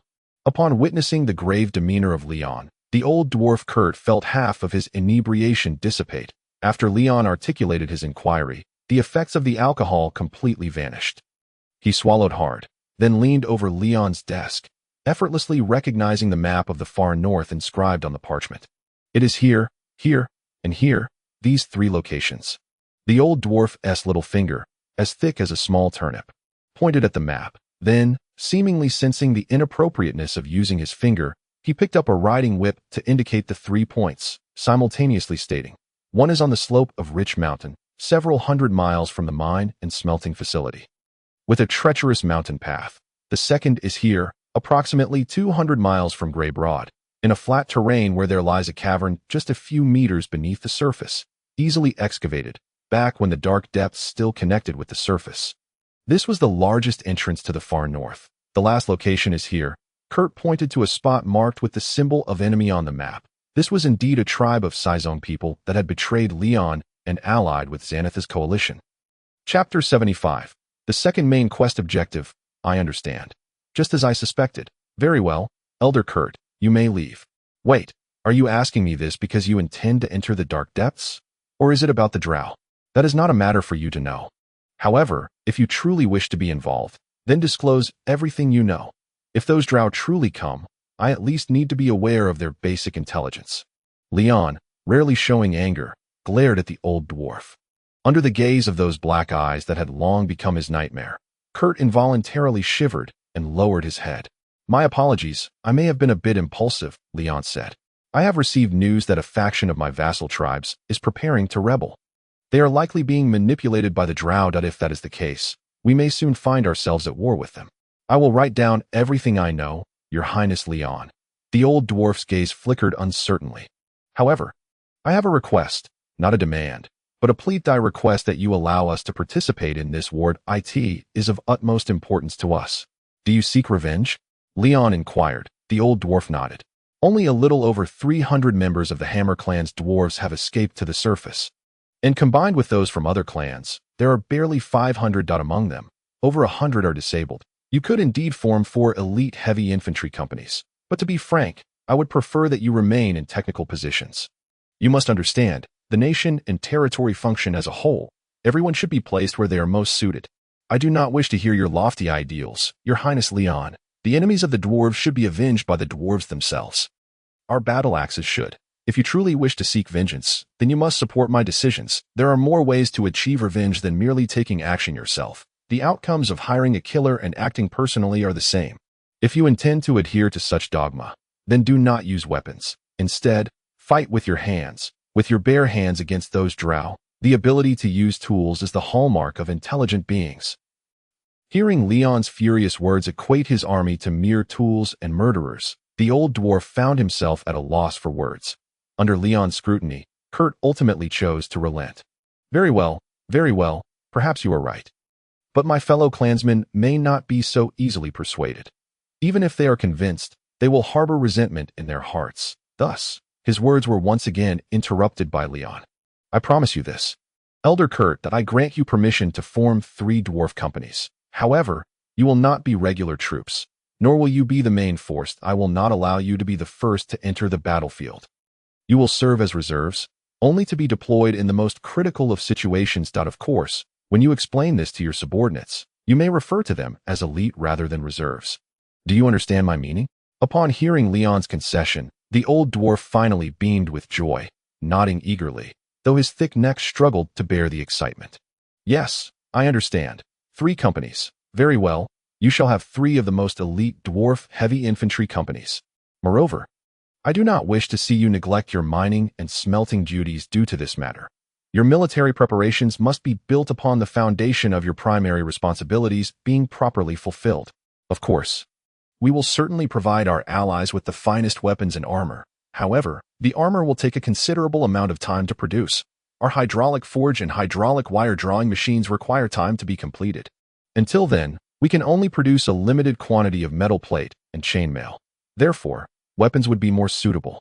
Very well, you may proceed as you see fit. This matter is entirely in your hands. Once Leon finished speaking to the old dwarf Kurt, he waved his hand, allowing him to exit. The situation felt awry, dangerously precarious. The current circumstances were exceedingly delicate. Initially, Leon had simply regarded his opponents as the rebellion of the Sizong people. The Sizong, allied with Xanath of the Dallin tribe, had recently bolstered their ranks, their combined forces numbering no more than 10,000. Their equipment, specialization, and cohesion were undoubtedly inferior to Leon's, without the need to utilize the strength of the 23 alliances. The forces of Greybrod alone would suffice to obliterate them. However, it soon dawned on Leon that his true adversaries were not Xanath and his allies. The genuine threat lay with the Drow Queen lurking in the depths. This foe, as the old dwarf Kurt had previously mentioned, indeed harbored covetous ambitions towards the lands above. Leon was 70% certain that the Drow were the masterminds behind the rebellion orchestrated by Xanath. This enemy was far more formidable than Xanath and his Sizong forces. They were well-organized, militarily advanced, and numerically superior. With a stable and expansive rear base, for the time being, it would be exceedingly difficult for Leon to penetrate the dark depths. Just based on this fact alone, his enemies were already in an invulnerable position. What was required now was not to wait or defend, but to take the initiative. I must suppress the impending rebellion of the Sizong people with swift and overwhelming force. Only in doing so can I truly consolidate the power of the entire far north and engage in a decisive battle with the approaching Drow without any lingering concerns. It is only then that I can genuinely fulfill the second main quest assigned by the system and unlock intermediate units and buildings. I have already assessed the combat prowess of those dwarves. They are exceptionally capable. The force capable of defeating them is undoubtedly more formidable. Relying merely on basic initial units, it would be exceedingly difficult to overcome them. Thus, unlocking intermediate buildings and units is imperative to have a fighting chance. Having resolved this in his mind, Leon was determined he would defeat the Sizong people and silence all opposing voices. Mel, dispatch a messenger. I wish to convene a council of the 23 tribes. The leaders of each tribe must arrive at Greybrod within 10 days. Those who fail to do so will be deemed traitors, violating the oath of the 23 tribes alliance, and I shall have their lives. Of course, the messenger's words must not reflect this. They must be humble and gentle, exerting no pressure, nor should they instill doubt regarding my intentions. Inform them that the southern kingdom of Catter may soon make a move, and I seek their presence to discuss this matter. Yes, Your Highness, I understand that. I will arrange it immediately. Mel nodded, indicating her comprehension of Leon's intent. If she could deceive the other party, luring them into a trap without igniting a war, that would be ideal. After she finished speaking, she swiftly departed, leaving Leon alone in the chamber, contemplating. This time, I shall take the initiative and see how they respond. They have yet to mobilize against me, indicating that their preparations are not yet sufficient. Convening a council at this juncture to disrupt their plans is indeed a wise choice. Furthermore, the rationale I present is the impending attack from the southern kingdom of Catter, which grants me a moral advantage. Should they choose to bide their time and attend the meeting, they will become like meat on the chopping block, easily dispatched by my guards. That would be the best outcome. Originally, it would be improbable for them to secretly rally so many tribes in such a short time, especially if they had indeed received support from the Drow. However, if the rationale is the kingdom of Catter, the clever opposition would naturally grasp the principle of mutual vulnerability. The second possibility is that they become doubtful, neither wishing to attend nor daring to instigate a rebellion without being fully prepared that in such a case, their allies, those tribes he had persuaded, would grow complacent, disillusioned, and potentially switch their allegiance back to my camp. Relying solely on a Dallin tribe would not suffice to challenge us. The final possibility is that the opposing side, disregarding their incomplete preparations and disadvantages, hastily mobilizes for war, and since they are not fully prepared, their premature deployment is, of course, not a significant concern. In the face of an external invasion, the audacity to incite conflict among the alliance of the Sejong people is an act worthy of contempt. It is not far-fetched to suggest that such behavior could lead to a complete abandonment by allies. Upon reaching this conclusion, Leon let out a cold chuckle. Indeed, no matter what, I will not come to harm. Zanyut, the Sejong man whom I once misjudged, how will you respond to my schemes? Do not let me down. With this thought, Leon's mood lightened slightly, leaving aside the yet to appear dark elves, at least when confronting the Sejong people. He could achieve absolute victory. Chapter 76. Decisive, fierce, and brutal as summer waned into autumn, it marked the finest season on the northernmost grasslands, neither too hot nor too cold. The wild fruits on the mountains and plains ripened, and the game and river fish grew increasingly plump. In the fields of Grey Broad, the wheat ears grew heavier, and with just a gust of autumn wind, the harvest of the year was imminent. Historically, tribal leaders residing in the extreme north often chose this time to wage war. With the skies high and horses fat, food shortages were of no concern. It was the perfect moment for cavalry to gallop.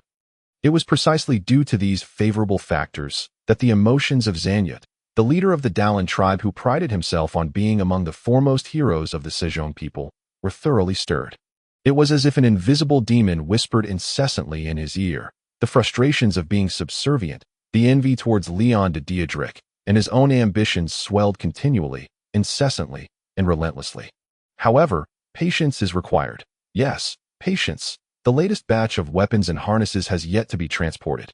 My brothers recruited from the wilds of the extreme north have not returned. That I must continue to endure, to amass strength alongside my allies.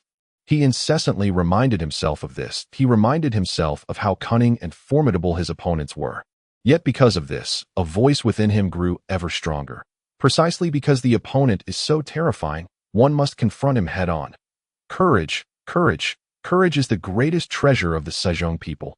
Apart from courage, the Sejong can possess nothing. For those who possess courage are destined to have everything. His rational mind urged him to be patient, while his emotions implored him to bravely challenge. Caught between sentiment and reason, Zanyut tossed and turned each night, his mind a chaotic jumble, making it difficult to sleep. His temper grew increasingly irritable. However, all of this was about to change. Do you mean to say that Leon, the Lord, has called for another council, and that Duke from the south has attacked again? Within the largest and most luxurious tent of the Dallin tribe, Zanyut received Leon's envoy, and, after expressing his opinion, posed this question. Indeed, Chief Zanyut, Duke Olaf of the southern Katil kingdom has mobilized his troops once more and summoned several noble allies. Behind them, there is also the covert support of King Ulrich. Therefore, this invasion will be larger than the last. Fortunately, we Sejong people are more united than before. All Sejong tribes in the extreme north are united, and we need not fear anyone. This is what His Highness often says. The envoy, also a Sejong, smiled as he spoke these words. Ah, yes, you may leave now. I need to discuss matters with my subordinates. Zanyut casually dismissed the envoy and ordered his men to keep a close watch to prevent the envoy from eavesdropping on their discussions. Unaware that several spies from Leon had already infiltrated his tribe, and even the most crucial intelligence had been relayed. After the envoy departed, the nobles of the Dallin tribe waited a while, confirming the envoy had moved far away before erupting into a loud debate. Some insisted on refusing to attend the council, arguing that since they had decided to rebel, they should not fight alongside Leon. They preferred to watch him and his allies engage the Katil kingdom, reaping the benefits. More radical voices suggested that this was an excellent opportunity to rebel while the enemy's main forces clashed with the southern kingdom's army and to devastate Grey Broad.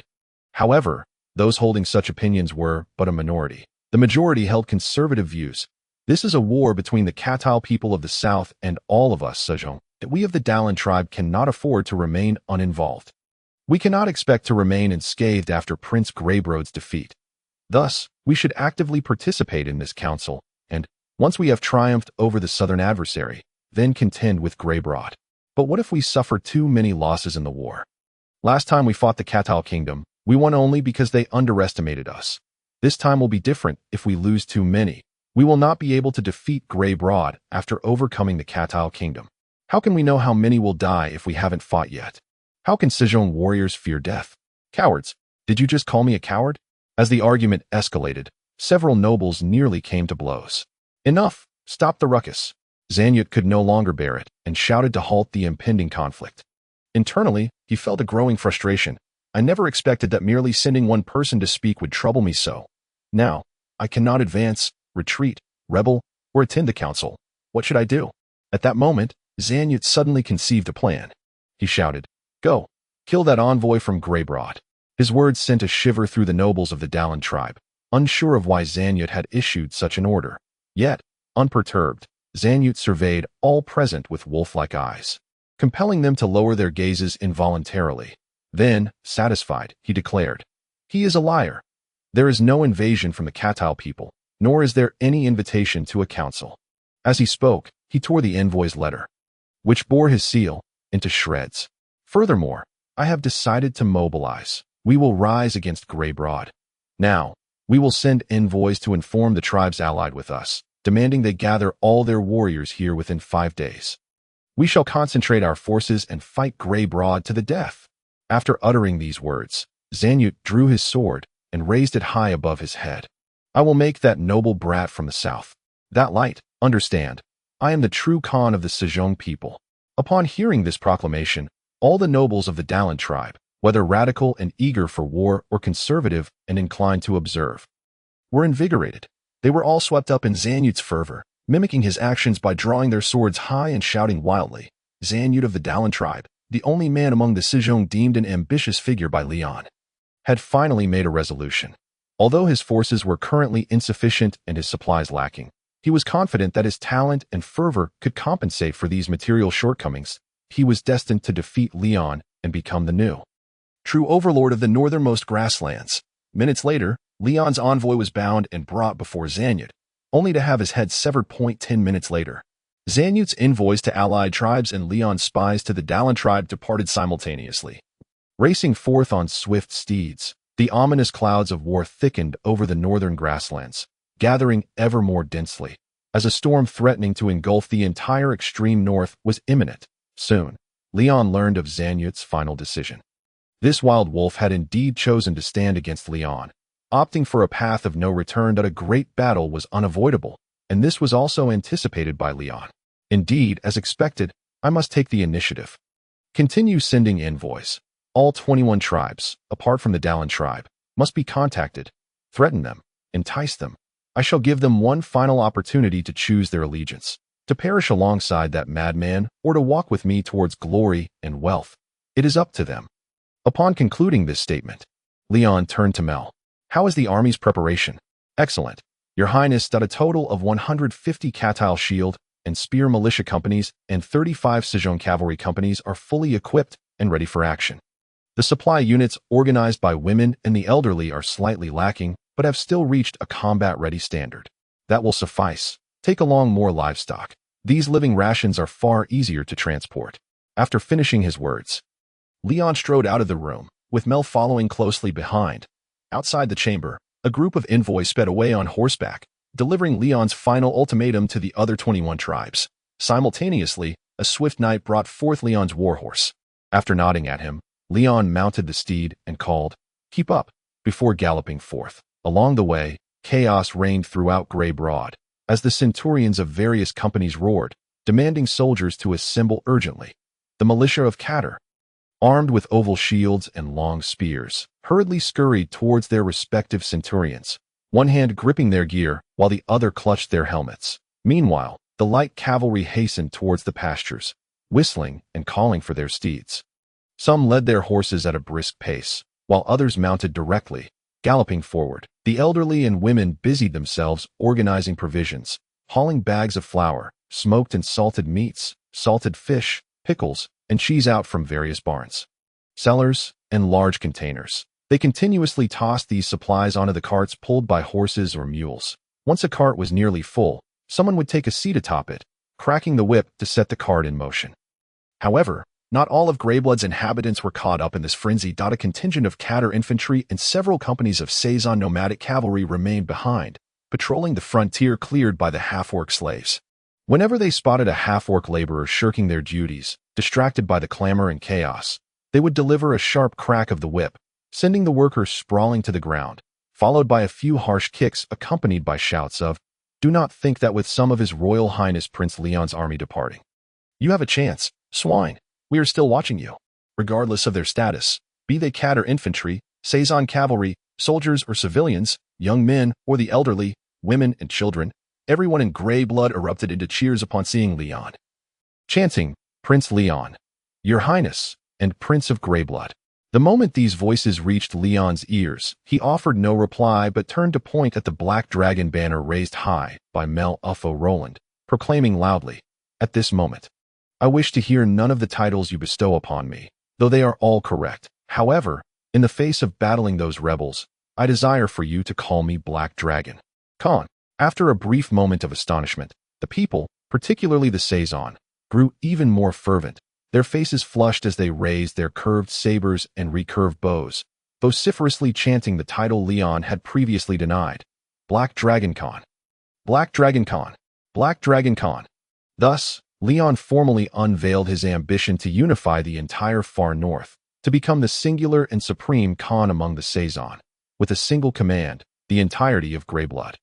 Alongside Leon's force of over 40,000 Catter and more than 10,000 Saison, both young and old, were mobilized. The efficiency brought about by semi-militarized management was evident in their military preparations. In just half a day, a total of 185 companies, nearly 20,000 soldiers, were fully equipped and ready to march, carrying sufficient supplies to sustain them for a month, heading towards the Dallin tribe.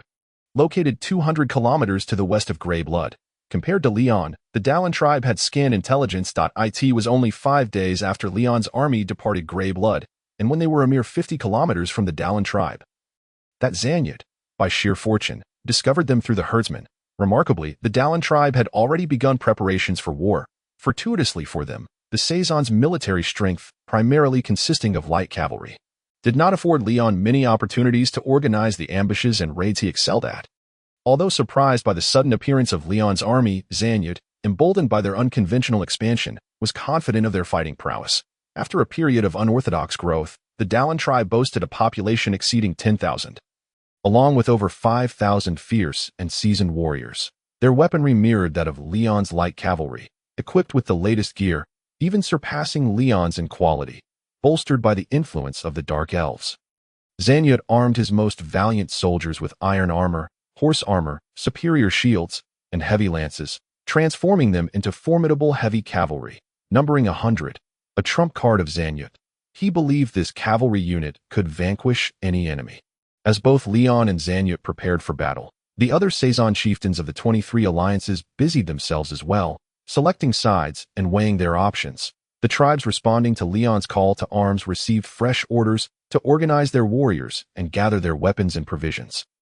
Following in Leon's footsteps towards the Dallin tribe, while lacking the stringent organization of Greyblood, the mobility of these nomadic tribes was beyond what the Catter infantry could match. Thus, in terms of marching speed, these Saison allies did not trail Leon by much, unless deliberately lagging, which was the case for those Saison tribes that had conspired with the Dallin tribe. Like Zanyud, they found themselves at a loss due to Leon's summons to alliance. The tribes that had already resolved to join Zanyud in rebellion had long since set off with their people and full armaments towards the Dallin tribe. Others, more cunning, aware that their rebellion had been discovered by Leon, quickly reassessed the balance of power between the Dallin tribe and Greyblood, shifting their allegiance back to Leon. However, some individuals remained indecisive, neither wise enough to discern the situation nor bold enough to take a stand. They lacked the courage to gamble everything or the insight to gauge the tides of fortune. Consequently, they stood at a crossroads, unsure whether to heed Leon's commands or side with the Dallin tribe. These tribes included not only those with pacts with the Dallin, but also some without any agreements, all opting to observe the unfolding events. In this prelude to war, The final attempts to send envoys and secure allies were not solely the domain of Greyblood. Ultimately, only 8 tribes responded to Leon's call, bringing nearly 5,000 Saison cavalry, swelling Leon's forces to a total of 23,000. Conversely, only 6 tribes accepted Zanyut's proposal for an alliance, mustering just over 4,000, which, when combined with the Dallin tribe's bolstered strength, amounted to a mere 10,000 rebels. Thus, of the 23 alliance tribes, only 16 participated in the civil war, with the combined forces exceeding 30,000. Ultimately, 7 tribes, nearly 5,000 warriors, chose to remain neutral. They all deserve to die, Leon declared. Upon receiving word of the impending large-scale invasion by the Dark Elves, Leon cast aside any lingering sentiments towards the Saison. Abandoning his previously conciliatory approach, he resolved to adopt the swiftest, most efficient, and, undoubtedly, most devastating methods of violence. He decided to conquer the entire far north by force, ensuring that all disobedient Saison would perish in the face of the imminent threat. He would not permit any ambiguous factions to exist around him. Thus, while sending envoys to placate the 7 tribes hesitant to engage in battle, Leon secretly vowed that after annihilating the Dallin tribe, he would unhesitatingly swallow these opportunistic fence-sitters whole. Simultaneously, Zanyut made a similar decision. Striving to win over those 7 tribes, albeit with a different motivation, with 10,000 cavalry facing off against a combined force of 23,000 soldiers, comprising both infantry and cavalry, Zanyut's ambitions were lofty. Yet he felt uncertain about his odds.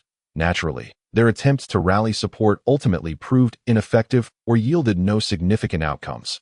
The 7 tribes, mistakenly believing themselves to be coveted, found themselves flattered by the envoys of both the Dallin tribe and Greyblood. They naively imagined they would emerge as a third-party force between Leon and Zanyut, adhering to the notion that the last to play their hand would be the victor. They even fancied themselves as arbiters who would decide the outcome of the war. Upon hearing this news, Leon could only chuckle in disbelief at their folly, a singularly comedic moment amid the brutality of war. Chapter 77. Crossing the river in the autumn of the year 2979 of the northern calendar. As the entire steppe lay shrouded in a desolate yellow hue during this ruthless season, Leon and Zanyut gathered their respective soldiers and allies. Leon took the initiative, advancing towards the Sangon River near the Dallin tribe. Intent on annihilating Zanyut's forces in response, Zanyut mounted a vigorous counteroffensive, preparing a strong line of defense along the banks of the Sangon River, ready to meet Leon's assault head-on. Thus, on the pastures where the Dallin tribe grazed, along the banks of the flowing Sangon River, the joint forces of Greyblood and Dallin, exceeding 30,000 soldiers, stood poised for battle. This war, encompassing everyone on the northern steppes, apart from the somewhat amusing 7 tribes, was about to commence. The last Saison cavalryman reined in his steed. A cold, impersonal voice echoed in Leon's ear. Side quest eliminate the rebellion activated. At last, the Saison, led by the Dallin tribe, reveal their wolfish nature. As an outsider, not one of the Saison, you have labored in vain to absorb them into your system through tolerance and alliances. They have betrayed you, forsaken your blood oath, and formed a coalition to challenge your authority. They must not succeed. Achieve victory in the name of the bloody black dragon of Saivian. Your objective is to eliminate the rebellious coalition led by the Dallin tribe. The task rewards 5,000 conqueror coins, randomly granting 1 military technology from the opposing faction that you do not possess. Military technology. What a farce. I do not believe the enemy possesses any so-called military technology that could surpass mine. What is wrong with the system? After a brief glance, Leon reached this conclusion. In the initial 2 days of the standoff, both sides cautiously probed each other's strength, resulting in several skirmishes. The light cavalry warriors of the Seong tribe fought fiercely in the icy river waters, staining this typical wide and shallow grassland river with their blood. The outcomes of these skirmishes were rather intriguing. Leon and Zanyut's allies, equipped with traditional gear, were evenly matched against the Seong warriors. However, the cavalry under Zanyut, having upgraded their equipment, clearly dominated Leon's allies, while at the same time, they themselves were held in check by Leon's main force of light cavalry. From these skirmishes, both sides could discern each other's level of strength. Calculating their cavalry forces, Leon commanded 35 light cavalry regiments, while his allies boasted 5,000 cavalry. Across the Sangon River, Zanyut's cavalry numbered 5,000, with his allies possessing over 4,000. Thus, the cavalry forces on both sides were nearly equal, with Leon holding a slight advantage. Additionally, beyond cavalry, Leon commanded 150 regiments of Catter shield spear militia.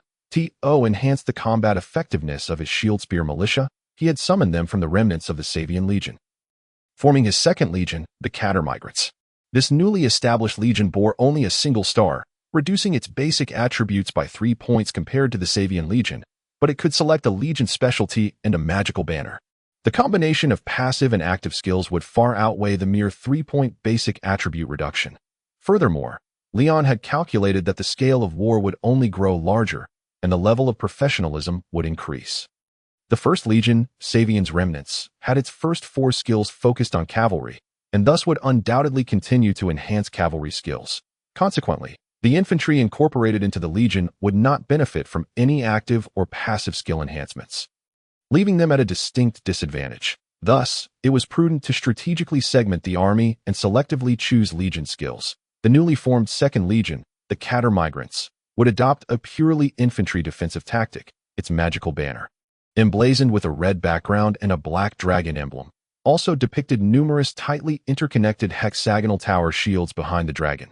This banner reflected Leon's expectations of them. The magical banner bore a spell named Fight to the Death, capable of locking in the soldiers' morale at critical moments, enabling them to hold their ground. With a single Legion skill point, Leon chose the Shield Wall skill, augmenting the resilience of shield-bearing infantry by 10 and enhancing quality judgment during defense by 50. That the former was easily understood, while the latter's quality, referring to weight, would increase the weight judgment, thereby naturally bolstering the resilience of the shield wall defense.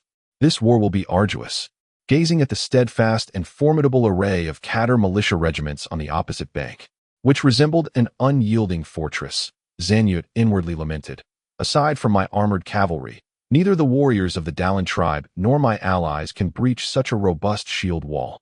Moreover, the enemy's cavalry is evidently superior to ours. Adding these factors together, our military strength is significantly inferior to theirs. Thus, if our side were to launch an attack, it would surely end in failure. Why not launch an offensive like we did against the southern Kateri? Defeating their infantry? A Seong tribal leader inquired of Zanyut. Impossible to in the last campaign. We caught them off guard, striking before they could form ranks, which secured our victory. However, this time they are fully prepared and possess adequate cavalry support. Additionally, those Seong traders, referring to Leon's allies, have been dispersed by Leon as mere skirmishers, placed in the gaps of their formations. They have paired shield spear soldiers with skirmishers, making it impossible for us to breach such defenses. Zanyut's mention of supporting cavalry, skirmishers, and formation left the Seong nobles around him with a vague understanding. Nevertheless, they unanimously agreed with his assertion that a proactive offensive was unfeasible. If they could not attack, then they would simply defend, waiting for the enemy to strike first. Although the Sangdong River was wide and shallow, there were still fords that could reach half a meter deep. They could capitalize on the opportunity of the Greybroad coalition crossing the river to launch an attack. Meanwhile, Leon had come to a similar conclusion. In autumn, the water level of the Sangdong River is low. Several fords barely reach the calves. Both cavalry and infantry can easily cross. However, crossing the river will inevitably disrupt our formation, presenting an opportunity for the enemy. Our cavalry aside, the formation composed of infantry and allied archers is likely to suffer a powerful strike from the enemy. However, Leon could not afford to wait long. His time was more limited than Zanyut's, and he lacked the patience. Therefore, regardless of the circumstances, Leon resolved to launch an offensive. With this thought, he made a decisive command. All troops, maintain formation and advance steadily. Form up at the riverbank. As Leon's command resounded, knights bearing horns dashed forth from his side. The 33,000-strong army, accompanied by the resonant and somber sound of horns, commenced their slow march towards the banks of the Sangdong River. Apart from the 2,000 or so light cavalry allies patrolling the outer flanks, the entire army moved as one. Nearly 200 rectangular formations advancing in unison, the rhythmic sound of hooves and the marching of soldiers synchronized harmoniously, presenting the appearance of a fearsome beast, radiating formidable momentum. The Seong people, who had never witnessed such a spectacle, were utterly astonished. Even the nomadic cavalry allies flanking the main force felt a twinge of fear. let alone the Dallin tribe and their allies on the opposite bank. Let us advance. Quickly. Attack. The command of the Dallin coalition was not as efficiently orchestrated as Leon's. Some Sion cavalry, unable to withstand the pressure exerted by the Catter formations, charged across the Sangon River without Zanyut's order. The speed of the light cavalry far surpassed that of the steadfast Catter shield spear militia. By the time Leon's troops reached the riverbank, they had already surged into the shallow fords. Such impulsiveness, however, cost them dearly. Skirmishers, shoot from behind the shield wall. Eliminate these reckless enemies. In truth, there was no need for Leon to issue this command. The Sion archers, lacking formal military training, had already begun their assault. Skilled in archery, they took cover behind the Catter shield spear soldiers, employing higher accuracy and power in their ranged shots, gaining the upper hand in the exchange of fire. The Dallin cavalry in the river's center soon found themselves in an awkward and passive position. The enemy archers outnumbered them tenfold, if not more. Their arrows would ricochet off the enemy's shields or become lodged in them, while the opposing archers could easily pierce through their unprotected ranks with iron-tipped arrows. To clash head-on with the enemy's shield wall, only a fool would entertain such a notion. Retreat, retreat. Faced with no viable options, the Dallin light cavalry had no choice but to withdraw, returning to Zanyut, only to have their heads mercilessly severed by Zanyut's kin. This is the fate of those who disregard my orders. I never commanded an attack, yet they acted on their own, suffering heavy losses. Damn it! Dozens of bloodied heads were impaled on pikes to intimidate his allies and the soldiers of his tribe, squinting at the immobile formations of the Greybroad army on the riverbank. Zanyut resolved, wait, cross the river. After a moment of waiting without seeing the enemy launch an attack, Leon understood Zanyut's decision. He then issued a solemn command. Cross the river. The 1st to 10th Light Cavalry regiments will form the first wave, while the infantry, comprising the 1st to 20th Shield Spear Militia regiments and accompanying skirmishers, will form the second wave. The cavalry, after crossing the river, will do their utmost to restrain the enemy forces and cover the infantry's formation. Chapter 78, Collision with Leon's Command. 10 light cavalry regiments swiftly maneuvered forward, splashing through the shallow river as they came under a hail of arrows from the Dallin tribe. The enemy utilized reflex bows identical to those employed by Leon's light cavalry, targeting 3 fords suitable for crossing. The dense rain of arrows enveloped the riverbank, while the enemy light cavalry began advancing towards the fords, aiming to block Leon's forces. Now, it was a contest of speed. If Leon's light cavalry gained the upper hand, they could hold the line beyond the fords, buying time for their allied infantry to seize the crossings. Greybroad would gain the initiative. However, if Zanyut's cavalry triumphed, they could firmly suppress Leon's forces, turning the 3 fords of the Sangon River into a bloody slaughterhouse for the Greybroad coalition. The side that achieved greater speed would secure the most significant advantage at the onset, a critical factor that would ultimately determine the outcome of the campaign. The fate of the battle would decide the future hegemony of the far north for decades to come, and the tremors in the far north would reverberate throughout the Catter kingdom, ultimately stunning the entire world. The swiftness of the moment was of such paramount importance that both Leon and Zanyut held their breaths, their eyes unwaveringly fixed upon their cavalry, yearning for them to sprint even faster. The noble steeds of the north are fleet of foot, incomparable to any ordinary nag, Leon remarked, gazing across the battlefield at the far bank of the Sangon River, his voice imbued with a profound sense of tranquility. Victory. They triumphed through speed. The initial skirmish of this war concluded with his triumph.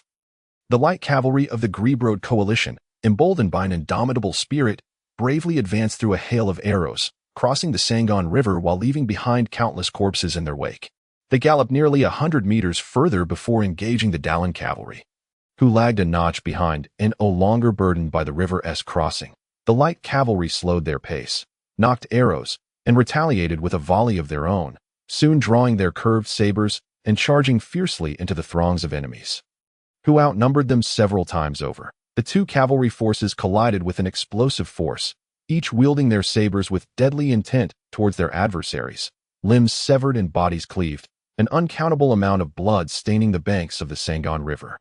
Amidst this storm of carnage, the weather abruptly shifted. The once clear sky became increasingly overcast, as if rain were imminent. Setting aside the weather, on the battlefield, the less than 1,000 light cavalry of Greybroad faced an overwhelming Dallin coalition.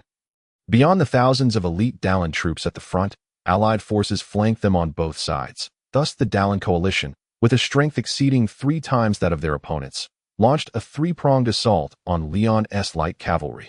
After the initial skirmish, the Dallin cavalry refrained from direct confrontation, instead employing a strategic ebb and flow, akin to their customary hunting tactics, to exploit the innate battle formations of the nomadic tribes.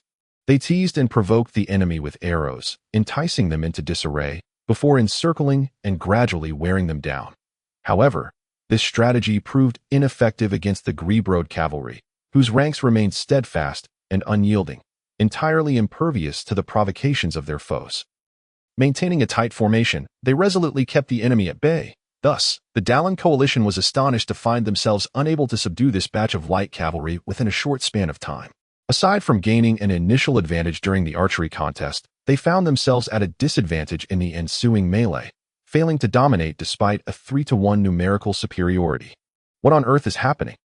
Zanyud exclaimed, watching as the enemy cavalry maintained their tight formation, the front line shielded by curved swords and round shields, while the rear ranks unleashed arrows against their significantly outnumbered foes. The martial prowess of both sides was ostensibly equal, with their equipment nearly indistinguishable, and yet victory eluded them. They rely solely on the fervor of their nomadic warriors rather than on disciplined soldiers. On the opposite bank of the Sangon River, Leon elucidated the incomprehensible reason to Zanyud. His light cavalry had all undergone professional training that in terms of organization, resilience, and morale, they far surpassed traditional nomadic cavalry. The disparity in training, organization, and tactics placed them on entirely different levels. Time and again, the Dallin troops and their allies charged, resulting in thunderous clashes as the two cavalry forces collided, echoing like the clash of steel. Each impact was accompanied by the demise of dozens, if not hundreds, of Sizey warriors. Arrows whizzed through the air, sabers swung down, and human organs spilled forth with the blood, mingling with the cacophony of anguished cries that in the aftermath. It was the Dallin troops and their allies who, suffering heavy casualties, found themselves compelled to retreat and regroup for another charge. Traditional nomadic cavalry could not hold a candle to the combat will and resilience of Leon's light cavalry. The professional light cavalry had decisively triumphed over their kin. Seizing this opportunity, the second wave of 20 militia companies and their accompanying skirmishers swiftly crossed the Sangon River, forming ranks. Following suit, Leon commanded the third wave, another 20 militia companies, to charge forth. Increase the assault. Quickly, the enemy's infantry are nearing the riverbank. As he observed the enemy's relentless advance, Zanyud could no longer remain composed and immediately ordered a heightened offensive. Another 2,000 Dallin cavalry were thrust into battle, joining the original 3,000 to charge at the weary Rebillia light cavalry, whose quivers were empty, sabers dulled, and horses fatigued. The first 10 cavalry companies to cross the Sangon River, after a valiant resistance, ultimately collapsed. The remaining cavalry, under Leon's command, reluctantly turned their mounts towards the riverbank. Their retreat was covered by the fire of their already crossed allied skirmishers. The efforts of the light cavalry were not in vain. They had bought sufficient time for Leon's 34 infantry battalions, comprising 3,400 Sizey shield and spear infantry, to cross the Sangon River. Complementing them were nearly 800 allied archers, who, under the command of their leaders, drew their bows and unleashed a rain of arrows to protect the retreating light cavalry. Allowing them to reach the riverbank safely, the light cavalry dismounted and sat cross-legged to recuperate, while on the opposite bank, Leon's infantry battalions continued to cross the river. With each passing minute, another fully armed battalion reached the far side, and the first arrivals promptly advanced, clearing the way for their comrades. No, this cannot continue. At this rate, the enemy's infantry will all cross the river. Charge, charge, push the enemy back into the water. Zanyud, witnessing this unfolding scene, was nearly driven to madness. Under his stern orders, the Dallin cavalry had no choice but to charge into the already fortified Sizey shield and spear formation. Steady, steady the line, form up together, press your shields together. Brace yourselves, maintain formation, we must not allow the enemy to breach our defenses. Long live Leon de Diadlek. Long live the Black Dragon Khan.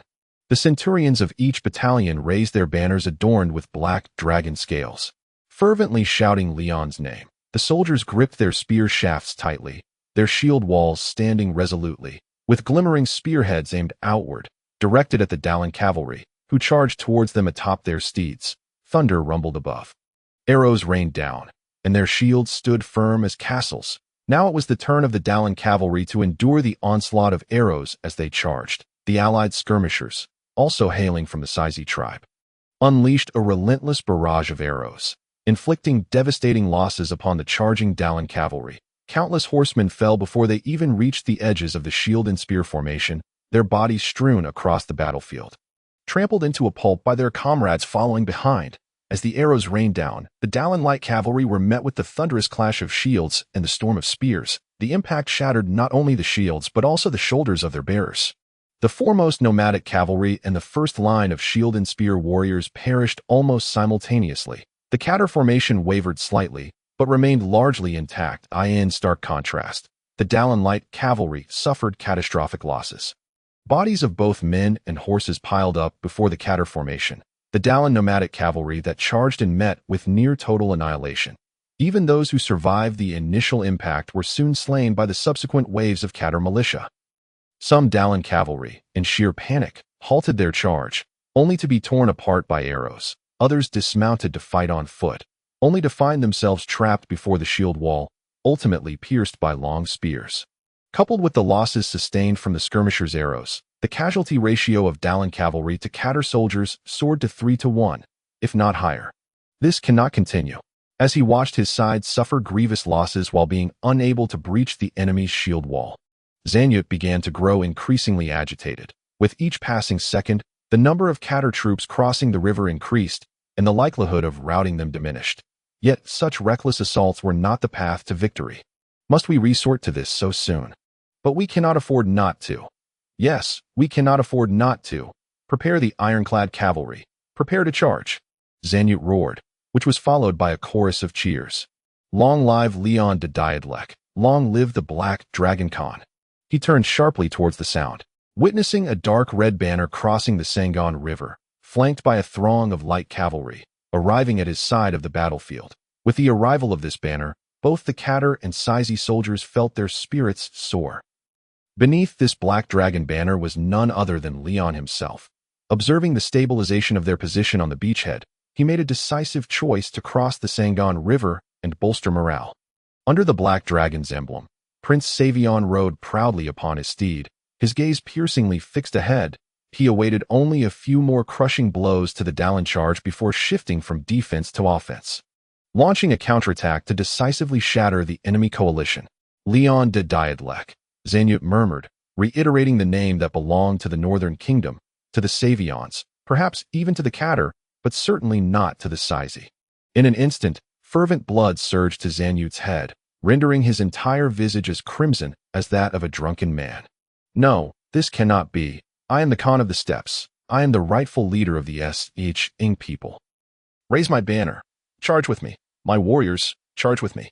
At Zanyut's command, the guards surrounding him, clad in double-layered scale armor, with skirts extending to their knees and feet encased in scale-covered boots, donned iron helmets that bore fearsome iron visors, revealing only their eye sockets, responded with a resounding roar. The most elite ironclad cavalry under Zanyut swiftly mounted their steeds, their movements astonishingly agile. The weighty armor, weighing dozens of pounds, seemed negligible upon their forms. Even the heavily armored steeds, bearing the burden of 200 pounds, remained remarkably steady as the knights mounted, as if the added weight was non-existent. A massive white banner, emblazoned with a soaring eagle, fierce talons, and piercing gaze, was raised within Zanyut's encampment. Subsequently, Zanyut Dallin, self-proclaimed true Khan of the Ing people, commanded his 117 fully armed heavy cavalry to charge towards Leon, the eagle's claws striking fiercely at the arrogant black dragon. No, it is impossible. Their armor cannot be pierced by arrows. They are entirely made of iron. Iron men and iron steeds. Iron men and iron steeds. It cannot be done. There is absolutely no way to defeat such monsters. The force of the charging heavy cavalry was extraordinary, especially those heavily armored cavalry, encased in armor that enveloped both man and horse. Their capacity to intimidate their foes likely surpassed their actual lethality. To conserve the strength of their steeds and further demonstrate their might. Zanyut's ironclad cavalry did not gallop at full speed. Instead, they advanced at a leisurely trot, their demeanor exceedingly arrogant and infuriating. The allied troops, filled with rage, drew their bows and aimed at the ironclad cavalry. But to no avail. The rain of arrows pinged against the cavalry's armor, sparking and deflecting off. The few that struck vulnerable points, or those arrows imbued with exceptional force, penetrated the outer layer of scale armor, yet were halted by the slightly lighter, denser inner layer, clinging to the ironclad cavalry as though they had sustained an injury, yet remained utterly unharmed. This, naturally, incited panic within the Rebillia allied forces, if the enemy was not afraid of their attacks. How could this war possibly continue? Ironclad cavalry. Leon furrowed his brow, observing the centurions and lieutenants striving to suppress their subordinates. He then turned to Mel and inquired, "I recall we had exchanged some hellfire arrows previously. Is that not correct?" "Indeed, Your Highness," Mel replied, understanding, as he retrieved 3 arrows. "These weapons are inherently difficult to store, posing significant safety hazards. Hence, Your Highness had chosen to forego their use." "Yes, I understand, alas." Leon shook his head, accepting the 3 arrows. Examining the viscous black infernal fire affixed to their tips, before swiftly knocking one in an instant, the 3 arrows streaked through the air. There came a series of thuds, as the arrows embedded themselves in the armor of the opposing heavy cavalry. Immediately, a burst of flames erupted with a resounding boom, engulfing both the heavy cavalry and their steeds. Leon's arrows, like those previously shot by the other skirmishers, merely penetrated a layer of heavy armor, but under the scorching heat of the infernal fire. The heavy cavalry could no longer maintain their composed demeanor. The struck riders screamed in agony as they fell from their mounts. Their steeds, driven mad by the flames, galloped wildly, disrupting the entire formation of heavy cavalry. "Behold, soldiers, those enemies are not invincible. Maintain formation. No cavalry unit can defeat a steadfast shield and spear infantry." Leon raised his bow high, bellowing to his troops, witnessing the seemingly indomitable ironclad cavalry wailing in demise. The Catter soldiers erupted in jubilant cheers, their morale soaring to its zenith once more. "Damn it, enough of this. Charge, charge." Seeing the invincible image he had crafted crumble, Zanyut, in a fit of rage, issued the command to charge. At this moment, the ironclad cavalry was approximately 200 meters from the Catter formation, a less than ideal distance for a charge. Nonetheless, Zanyut commanded such an order. Since intimidation had failed, they would clash head-on and see who was stronger. The banner of the eagle once again fluttered as the entire battalion of ironclad cavalry, resembling savage beasts, lunged fiercely at the Catter formations. Behind them, over 3,000 SCH and cavalry hastened their pace, intending to surge through the breach created by the ironclad cavalry and utterly shatter the Catter lines. Hold firm against them." As the ironclad cavalry drew ever closer, the Catter militia, whose spirits had just surged from Leon's triumph, grew tense once more. They pressed tightly together, exerting all their strength against their shields, bending low to secure their stance. The archers beside them, fully aware that their arrows could not fell the enemy, nonetheless shot desperately at the approaching foes. Meanwhile, a wind rider behind Leon raised the banner of the Black Dragon, yet Leon halted him.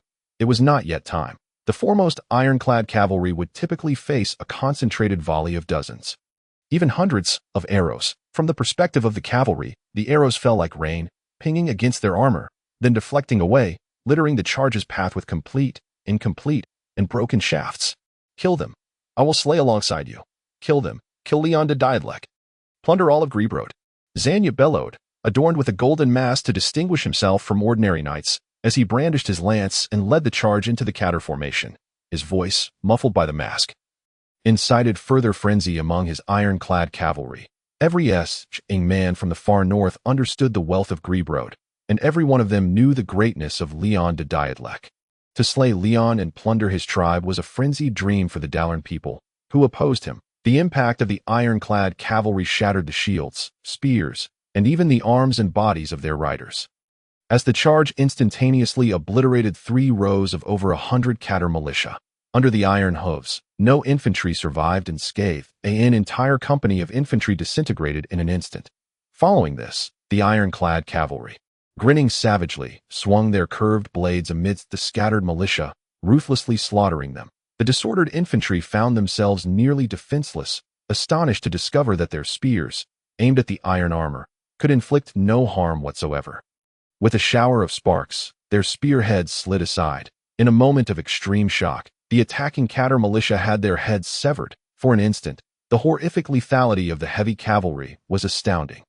They were merely a group of ill-versed, amateur nomads from the far north, equipped with outdated gear compared to the new steel plate armor, and previously unacquainted with heavy cavalry tactics. Yet, these utterly amateur heavy cavalry could unleash such terrifying power. However, Leon was not deceived. He understood well that this batch of amateur heavy cavalry had reached their limit. Their value as pawns remained, yet their tactical efficacy had vanished entirely under the banner of the Black Dragon. The Catter formation, with Leon at the helm, had not been shattered in the initial onslaught. Following the brief but intense carnage, and exploiting the breach created by the heavy cavalry, the ironclad cavalry's lethality had diminished to its nadir. Their advance considerably slowed. Simply relying on them was utterly insufficient to break the Catter lines. Should they remain trapped here, their ultimate fate would be to be worn down by the vastly outnumbering Catter forces. Compared to these tactically inept, poorly equipped, and insufficiently numerous ironclad cavalry, what truly concerned Leon was the thousands of light cavalry lurking behind them. Although their impact was not on par with the heavy cavalry, and their combat capability, equipment, and quality all fell short, they possessed numbers. Merely their numbers were sufficient to sway the entire battle. As Leon contemplated this, a cold smile crossed his lips. Fortunately, the enemy's tactics are crude. The light cavalry did not charge at the first opportunity after the heavy cavalry created a breach. Foolish, nothing more than savages. Chapter 80. The sudden onslaught. He regarded the ironclad cavalry parading within his formation, as though they were mere corpses, insignificant, nothing more. Such an enemy, at the end of the day, was simply nothing more. With this thought, Leon promptly commanded, "Skirmishers, do not concern yourselves with those ironclad cavalry. Target the enemy's light cavalry. The infantry on either flank of the attacked unit, pivot and encircle the enemy." The infantry companies on the front line advanced resolutely, determined to prevent the opposing light cavalry from exploiting any gaps in the formation. With a series of commanding orders from Leon, the long notes of the horn resounded, prompting the centurions of each company to spring into action. The 8 infantry companies stationed at the forefront, untouched by the onslaught of heavy cavalry, promptly moved forward, preparing to form an impromptu line ahead of the main force. In the breach created by the heavy cavalry, the 4 infantry companies from the first and second ranks pivoted, joining their beleaguered comrades in a 3-pronged assault against the enemy's cavalry. Only the allied skirmishers failed to grasp Leon's intentions at that critical moment, but they were merely a supplementary force. Their presence was advantageous. Yet their absence would not hinder the plan, as Leon had not placed much faith in their contribution. What is amiss? What is happening? Zanet, surrounded by the Cadilines, soon sensed something awry. The enemy's infantry did not scatter in disarray like a startled herd of deer after the cavalry charge, but rather maintained a steadfast formation while beginning to encircle his forces. Simultaneously, his own light cavalry, hindered by slow maneuvering and organization, found themselves blocked by the newly established Cadiline defensive line, confronted by the formidable shield and spear phalanx. The light cavalry of the Dallin coalition hesitated to advance. The tactical advantage gained by the armored cavalry began to dissolve as the gap slowly closed. Was this charge then in vain? Retreat. Smash the newly formed enemy line, then turn to confront their main force. Such thoughts flickered through Zanet's mind, only to be swiftly dismissed. No, that will not do. My allies and kin are fools to them. Moving forward signifies advantage, while retreat denotes failure. Yet my enemies are as cunning as foxes. The moment I withdraw, they will undoubtedly pursue me. A retreat will devolve into a rout, and I shall not permit such an outcome. With this realization, Zanet's wolf-like eyes widened, fixating on Leon de Diodric beneath the Black Dragon banner, whose expression was grim. But a flash of purple lightning illuminated Leon's pale visage, followed by a thunderclap as dark clouds amassed ominously in the sky. Kill Leon. The fervent cry echoed within Zanet's mind, a mantra repeated 1,000-fold. The crux of the battle lay with Leon. He was the spiritual pillar of the Grebrod coalition, a formidable commander of the grasslands. The Catalians' advantages, the weight of the battle thus far, could all be traced back to Leon de Diodric. Thus, to break the deadlock, to secure victory, the simplest course was to eliminate him, if he could be slain. Zanet would not hesitate to sacrifice the Dallin coalition's forces. With this determination, Zanet rallied his heavy cavalry, no longer aimlessly charging forward, but instead organizing them to thrust directly towards Leon. Kill Leon. The rallying cry surged through the ranks of the armored cavalry, clad in shell-like armor. They advanced slowly yet resolutely towards Leon, their blades gleaming like lightning in the sky. One company of Catiline shield and spear militia was torn to shreds. Yet the armored cavalry suffered grievous losses in return. Nearly all the heavy cavalry at the forefront, save for Zanet, fell, either perishing in a mutual destruction with the Catilines or being overwhelmed and dragged from their mounts. Meeting their end beneath a flurry of spears, some armored cavalry found themselves isolated, unable to keep pace with the main force, either due to sluggish reactions or the tenacity of the enemy. Thus, from an initial force of over 100 heavy cavalry, fewer than 60 remained, a perilous situation. Your Highness, should we consider a tactical withdrawal? Mel, observing the encroaching enemy cavalry, felt a wave of anxiety and suggested to Leon. Leon surveyed the battlefield intently, noting that the enemy's light cavalry had been thwarted by their new defensive line and were unable to rush to support the Catiline heavy cavalry, ensnared in a trap. Advanced as if mired in quicksand, prompting him to nod. Withdraw the banner for now. Dispatch a company of infantry to fill the gap. Additionally, deploy 3 infantry companies from each flank to secure the new line, ensuring the enemy has no opportunity to exploit any weaknesses. With his orders given, Leon spurred his horse backward, the Black Dragon banner exchanging places with one of the infantry companies. Concurrently, 3 additional infantry companies moved forward, joining the initial 8 militia companies to form a crescent-shaped line around the main force, connecting at the banks of the Sangon River. In doing so, the defense became impenetrable. The Dallin light cavalry would find it increasingly difficult to breach the line. The withdrawal of the banner dampened the morale of the Grebrod forces somewhat, yet under Leon's command, they gained a tactical upper hand. More Catiline militia companies continued to cross the river, reinforcing the new defensive line while blocking the enemy's light cavalry from advancing. In the wake of the banner's retreat, Zanet's heavy cavalry had no choice but to press forward, exerting themselves doubly to achieve their tactical objectives. With each passing moment, the dwindling ranks of his heavy cavalry suffered further casualties, diminishing his chances of victory. Nevertheless, driven by an insane resolve, Zanet continued to advance, relentlessly pressing closer to Leon. Beneath the leaden sky, Zanet and the remaining heavy cavalry paved their path with the flesh of Catiline infantry. The talons of the eagle drawing nearer to the Black Dragon banner continued the retreat. This time, without waiting for Mel's counsel, Leon preemptively issued the order to withdraw. Another infantry company moved forward to shield the battered front line from the oncoming heavy cavalry, as well as from Leon de Diodric himself. At that moment, the rain began to pour, droplets the size of beans pelting down upon his shoulders. Instinctively looking up, Leon perceived a gaping hole in the sky. As torrents of rain cascaded down mercilessly, the sound of the downpour nearly drowned out all other battlefield noises. "It is raining?" Leon murmured. "Coward, coward. If you have any guts, face me one-on-one. Challenge me, Leon. What kind of con are you?" Zanet, witnessing the Black Dragon banner retreat once more, let out a furious, defiant howl. At that very moment, a thunderclap resounded as several Catiline militia seized the opportunity of his distraction, advancing to restrain his steed with their shields, then thrusting their spears to intercept him. Although he sustained no external injuries, the impact left him breathless. Zanet paid no mind to this.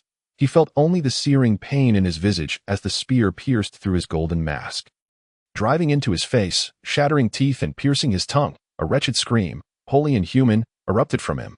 In a fit of rage, Zanet clutched the spear's shaft, lifting the Catiline soldier as if he were a mere reed, and then flung him aside. The golden mask shattered, revealing a gaunt, pallid face, skeletal in appearance.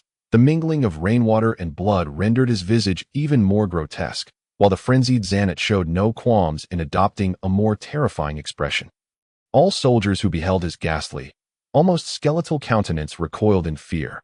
This was not the visage of a man. Amidst the torrential downpour, with clouds obscuring the sun and the rain blurring vision, the task of defense grew increasingly arduous. The Catiline militia company, recently thrust to the forefront, along with the other soldiers along the riverbank and the Dallin forces, descended into chaos. At that moment, the Dallin coalition, engaged in a fierce struggle against the newly established line set by Leon, faced a dire calamity. Behind them, 25 companies of Sizong light cavalry, riding the storm's fury, launched a ferocious assault from the outset of the battle.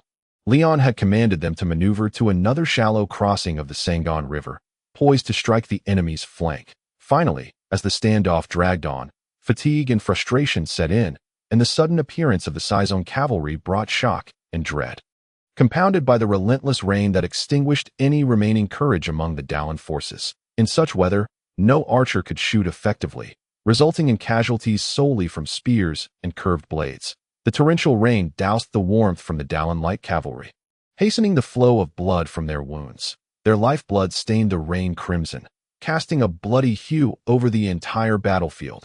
Under this bloody deluge, as the light cavalry surged forward, the Dallin coalition crumbled uncontrollably. The majority of Dallin cavalry, wailing, cast down their weapons and wept, while a few fled in panic. Only a fraction, perhaps 1/10 or even 1/100th of the Dallin cavalry, chose to resist or held on to the will to fight. For in this chaotic battlefield, bereft of command, they were incapable of mounting any semblance of resistance. Chapter 81. Mutual Destruction.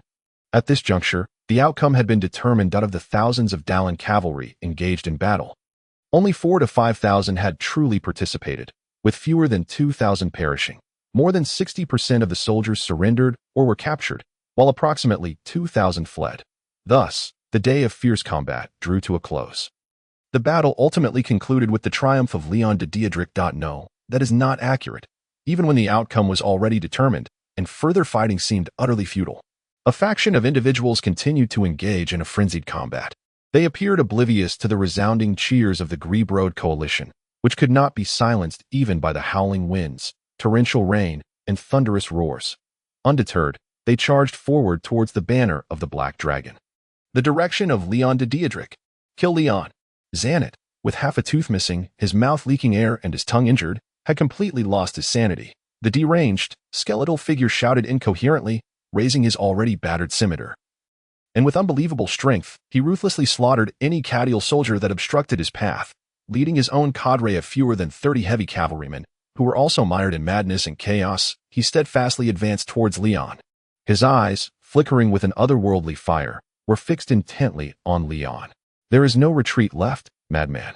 Observing the relentless approach of Zanet, Leon let out a cold snort. Behind him lay the rapidly rising waters of the Sangon River, swollen by the downpour, and no Cadial shield and spear unit could afford him even a moment's respite. Leon's dignity forbade him from continuing to flee. So, let us settle this here, he muttered to himself as he drew forth his divine armaments. 2 long swords reappeared in his hands. You wish to slay me.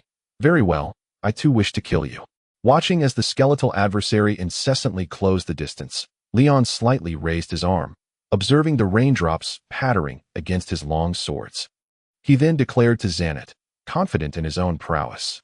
Yes, Leon had always possessed unwavering confidence in his abilities, whether it was becoming a senior knight at the tender age of 14, enduring the ironclad life of military service for years, or publicly showcasing his skills in the Cadial kingdom without a single defeat. All bore witness to his excellence, talent, and vast experience as a warrior. He could handle any common soldier, monstrous foes like Rogasi, or heavily armored knights with consummate ease. He had indeed believed so, but he was gravely mistaken. After the armored cavalry breached the final shield and spear array, Leon, along with 4 swift knights, including Mel, charged forth without hesitation to at this moment. Zanet and his remaining heavy cavalry numbered fewer than 20 yet. This did not imply that Leon and his companions faced less than 3 times their numbers, on the flanks and behind them. Countless Cadial spear-wielders relentlessly assailed them. Distracted by too many threats, they could muster only 2 to 3/10 of their strength to engage Leon and his party. But even that was sufficient. Leon de Diedrich. The skeletal Zanet, his voice slurred and mangled, roared Leon's full name, his body and steed radiating an intimidating aura. Under the relentless rain, an ominous yellow-black glow seeped through the armor he donned, a manifestation not of ordinary knightly prowess nor of any known magical school. Although Leon could not substantiate it, his instincts warned him that this was Zanet's vitality, gradually transitioning towards death. Is he being manipulated by some dark sorcery? Before Leon could ponder further, Zanet's scimitar struck towards him. Leon hastily parried with his sword, only to be startled by the force transmitted through the blade. Then came the acute pain and numbness. In but a single exchange, his entire arm felt as if it had been rendered useless. Simultaneously, his steadfast northern steed, worn from countless battles, let out a mournful cry. Unable to withstand the unimaginable strength of his opponent, its forelegs broke, and it collapsed to the ground. This is far from ordinary dark magic. Realizing this, Leon relinquished the stirrups, leaping back onto the horse's back to evade Zanet's follow-up strike aimed at his chest. He swiftly glanced around, discovering that, including Mel, the other swift knights were also embroiled in fierce combat. Though the armored cavalry were not as exaggerated as Zanet, they too possessed formidable strength. Could this also be dark elves? The urgent battle left no room for further contemplation. Upon landing, Zanet dismounted, brandishing his scimitar as he charged at Leon once more. In an instant, Leon's right hand, still mobile, transformed his long sword into a battle axe. Capitalizing on the advantage of the heavy weapon, he struck back fiercely, targeting the gaps in Zanet's scimitar with two powerful blows. In those brief moments, before his right hand lost sensation, Zanet's already tattered scimitar shattered into several pieces. Yet this did not deter the madman's assault. Even after Leon's third strike, the axe had penetrated Zanet's 2 layers of scale armor, truly injuring him and breaking several of his ribs, yet it failed to halt Zanet's frenzied counterattack. Leon de Diedrich. The name echoed from Zanet's lips, filled with unspeakable joy. His mind clouded. Zanet remained oblivious to the fact that his entire army had been annihilated, even if he were aware. He would not care. Nothing mattered to him anymore except for Leon's life. Zanet discarded his broken scimitar, reaching for Leon with his bare hands, which appeared merely flesh without a trace of blood. Leon swiftly transitioned from axe to sword, thrusting it towards Zanet's right hand. Yet, astonishingly, it seemed as though Zanet felt no pain. He allowed the sword to pierce his palm and, with a swift flick, severed half of his hand along with the upper part of his forearm. Exposing bone and muscle without faltering, he continued to reach for Leon with his intact left hand. Leon hastily adapted his strike. Aiming his sword at Zanet's left hand. To his surprise, Zanet swung his right arm, using the bone of his forearm to block Leon's sword. However, the blade, a manifestation of Leon's hard work, could not be thwarted by mere bone. Thus, Leon's maneuver proved effective. Zanet's already battered right arm was crushed anew, the remnants of skin and scale shredded to pieces. The sword relentlessly advanced towards Zanet's left hand, yet Zanet persisted, heedless of the pain, allowing Leon to sever his left hand as well. With his incomplete body, he lunged at Leon, wrapping his emaciated, handless arm around Leon's form, then opening his mouth, revealing his ghastly teeth. He aimed to bite down upon Leon's neck. Seeing Leon in peril, several Cadial militia, desperate to save their lord, abandoned their shields and rushed at Zanet, wielding their spears with both hands. The force of their charge pierced through Zanet's already battered armor. After several dull thuds, 5 spears plunged into his body. At that moment, around the side of Leon and Zanet's fierce struggle, the remaining armored cavalry either lay encircled or had already fallen. Mel and the other swift knights hastened to the rescue, their divine armaments slashing at Zanet with fervor. Blood splattered, flesh flew. Yet, astonishingly, he remained alive. Leon de Diedrich. Ignoring his grievous wounds, Zanet gazed at Leon, who desperately sought to evade his grasp, and once more shouted his full name. In that instant, Leon was astonished to see Zanet's once murky, beastly eyes regain clarity. Alongside the madness, his expression bore myriad other hues: defiance, realization, melancholy, exhaustion, and a sense of release. "Let us die together." As he uttered these words, Zanet expended the last remnants of his strength, forcefully pushing Leon into the turbulent, murky waters of the Sangon River behind him. Moments later, a cacophony of cracking bones echoed as his entire body collapsed, akin to a long-stored skeleton shattering into a heap, leaving him utterly limp. When onlookers beheld him again, they found all his bodily fluids, organs, and flesh had vanished, leaving merely a layer of skin and a pile of bones. The intact visage, maintaining a semblance of a smile, sent shivers down the spines of those who gazed upon it. Chapter 82. The torrent. Leon struggled desperately amidst the raging waters. Although he could swim, he had never faced such tumultuous conditions during a violent storm, especially encumbered by a full suit of armor and chain mail. The heavy burden, manageable on land, became a profound hindrance in the water. Without a cry for help, Leon fought with all his might, attempting to swim towards the shore, yet the river relentlessly pulled him downstream, its current swift as a galloping steed, before anyone could react. The waters swept him away, erasing him from sight. "Your Highness." The first to react was Mel. Without uttering a word, she turned, mounted her steed, and galloped towards the Sangon River's lower reaches. Her swift action prompted the other knights and cavalry to follow suit, disregarding their mounts' exhaustion as they raced after her. After nearly 30 miles of frantic running, they still saw no sign of Leon. The growing dread among the group intensified with each passing moment, chilling their hearts until they could run no more. A towering cliff, reaching a height of several meters, loomed before the cavalry. The thunderous roar of the waterfall echoed in a deafening cacophony. The river, flowing from upstream, converged into a deep pool here, where the current became gentle once more. Just as someone was about to utter, "What shall we do?" Mel had already dismounted, hastily removed her chainmail, and without a moment's hesitation, leaped toward the waterfall, plunging headlong into the depths of the pool. A few knights and light cavalrymen, confident in their swimming abilities, soon followed suit, diving in like dumplings into boiling water. Those left on the cliff above remained silent, their eyes glued to the pool, too tense to even breathe.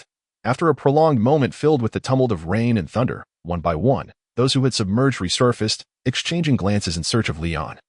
But finding him absent, they submerged again, repeating this thrice. Even the most optimistic among them could no longer maintain their hope. "Search, keep searching, dispatch all light cavalry along this river, starting from where His Highness fell in, all the way to the river's mouth. We must find him. We must find him." Mel's eyes glowed with a blood-red hue, whether from the water or some other reason, instilling dread in those around her. They promptly lowered their heads in acquiescence. She then slowly swam to the shore, preparing to mount her steed once more to continue the search downstream, only to be halted by someone grasping her reins. "Are you Galwin?" Mel, in a foul mood, was about to lash out with her whip when she realized it was her comrade, the knight Galwin, whom Leon held in high regard. Her arm fell limply to her side. But before he could utter a word, she declared, "I must continue searching for His Highness. Please do not impede me." Of course, His Highness must be found, but not in this manner. The remnants of the Dallin coalition have not been eradicated, and Greybroad is in dire need of rebuilding. You must not lose your composure, Lady Mel. I cannot comprehend your words. Let go of me, Mel replied impatiently. What I mean is, while His Highness must be sought after, the hearts of the people must also be steadied. If, before Galwin could finish, he felt a sharp pain on the back of his hand, Mel had struck him with her whip. Instinctively, he recoiled, and Mel, spurring her horse, surged forward. "Oh dear!" Seeing Mel's retreating figure, Galwin stomped his foot in frustration, exclaiming an "oh dear" before turning away. Steeling himself to approach the leaders of the remaining coalition tribes, he silently prayed for Leon's safety while preparing his words. At that moment, the sky had cleared, the moon bright and stars sparse, allowing visibility without torches. However, the ground was slippery and treacherous from the torrential rain, forcing Galwin to tread carefully as he approached the leaders of the other tribes. In this brief moment, the leaders harbored their own thoughts. Upon seeing Galwin approach, knowing him to be a confidant of Leon, they surrounded him without ceremony, bombarding him with questions. "Where is His Highness Leon? Where is the Khan? We wish to meet the Khan. The Dallin coalition has been defeated. What shall we do next? We need the leader to guide us." Amidst their clamoring, Galwin remained composed, responding half-truthfully. At the conclusion of the battle, Zanyut's heavy cavalry charged before His Highness. Ultimately, both Zanyut and His Highness fell into the river. Upon hearing this, the tribal leaders felt a mix of panic and concealed glee. One could not contain himself, asking, "What happened in the end? Is His Highness dead?" Galwin's demeanor instantly hardened, his tone darkening as he replied, "Who are you? I do not recall seeing you among the coalition." Ha ha. The leader, caught off guard by Galwin's inquiry, laughed awkwardly, then added, "Perhaps I am not very conspicuous, but I am indeed a member of the alliance of the 23 tribes. There is no longer a 23-tribe alliance. Only 8 tribal leaders chose to stand by His Highness Leon. And the current alliance comprises 9 tribes. The remaining 14 have all sided with the Dallin as traitors." After delivering this emphatic statement, Galwin's tone grew somber again. "And I know you are not one of the 9 tribal leaders." "No, not 8, nor 14. We 7 tribes likewise stand with His Highness. No, we stand with Khan Highlang. We merely Oh, right, we were just delayed by this heavy rain, truly. Hearing Galwin's menacing words, the 7 leaders who had initially chosen neutrality became flustered, hastily attempting to explain themselves. Yet, Galwin merely sneered, saying nothing further. Finally, he declared, "Save your words for His Highness, if, at that time, your heads are still attached to your necks."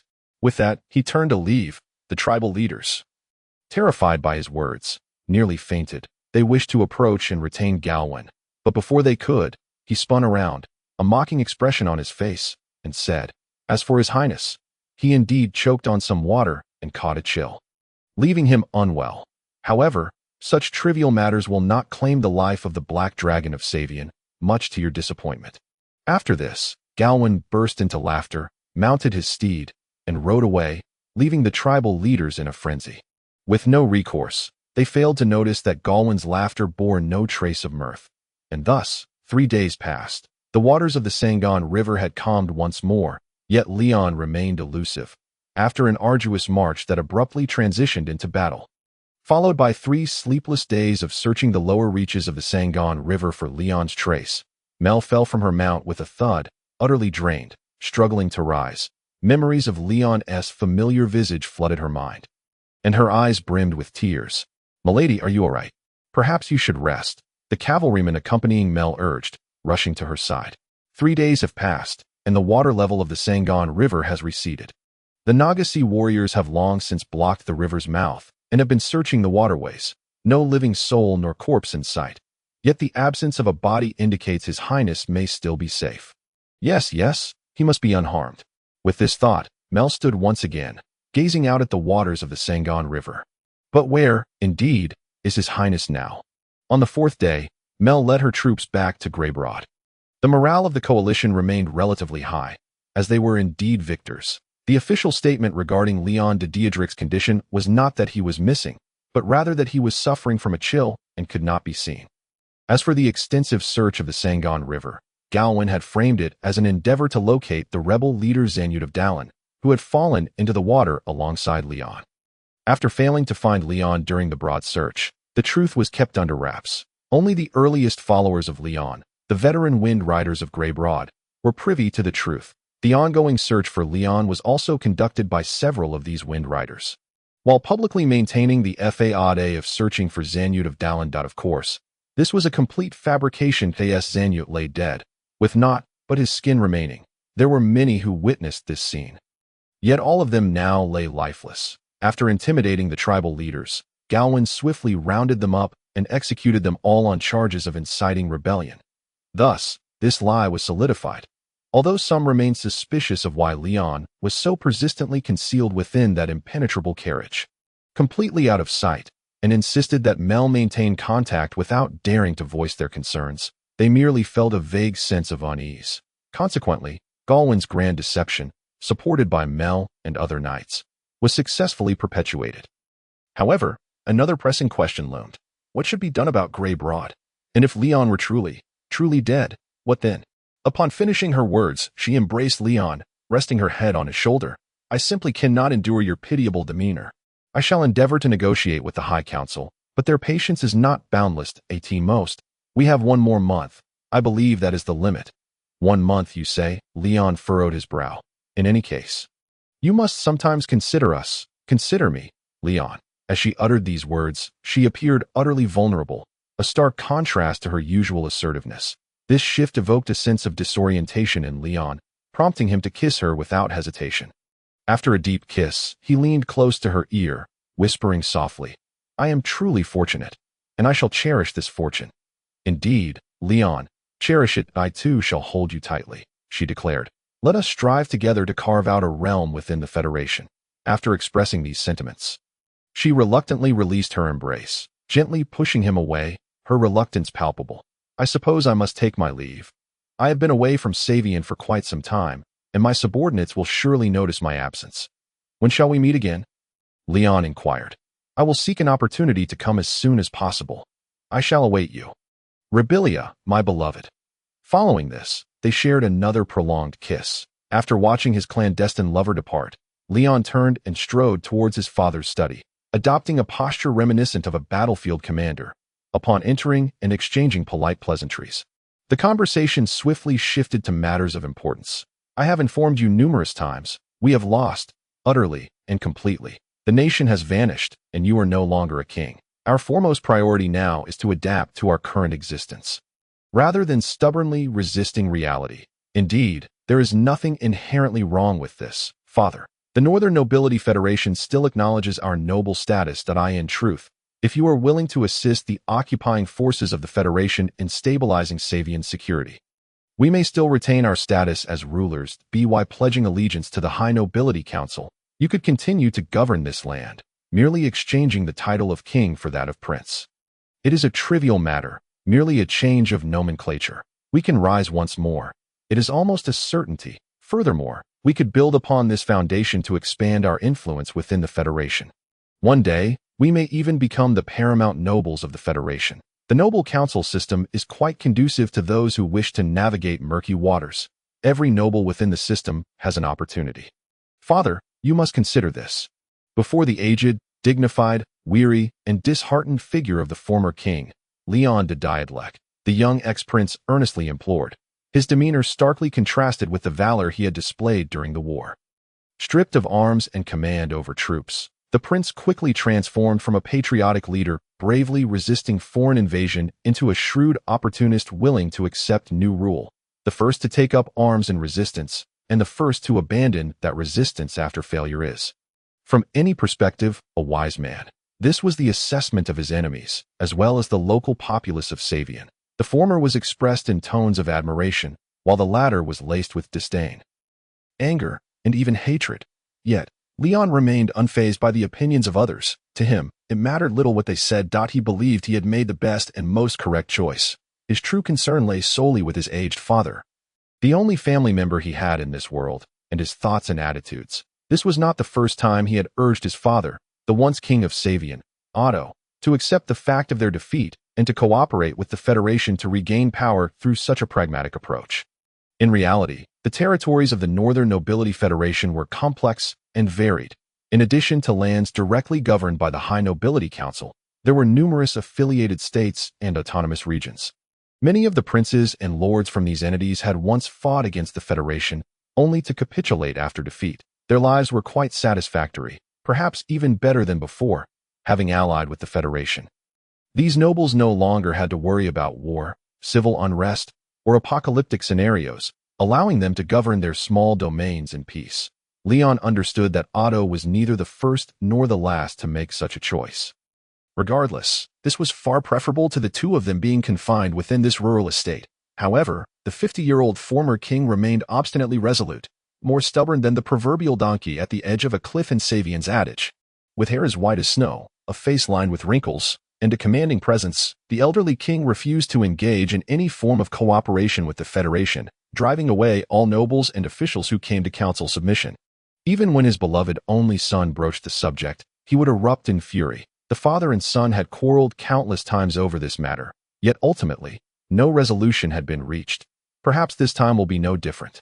What am I truly holding on to? The outside world regards me as nothing more than a mere oil vendor from Savian.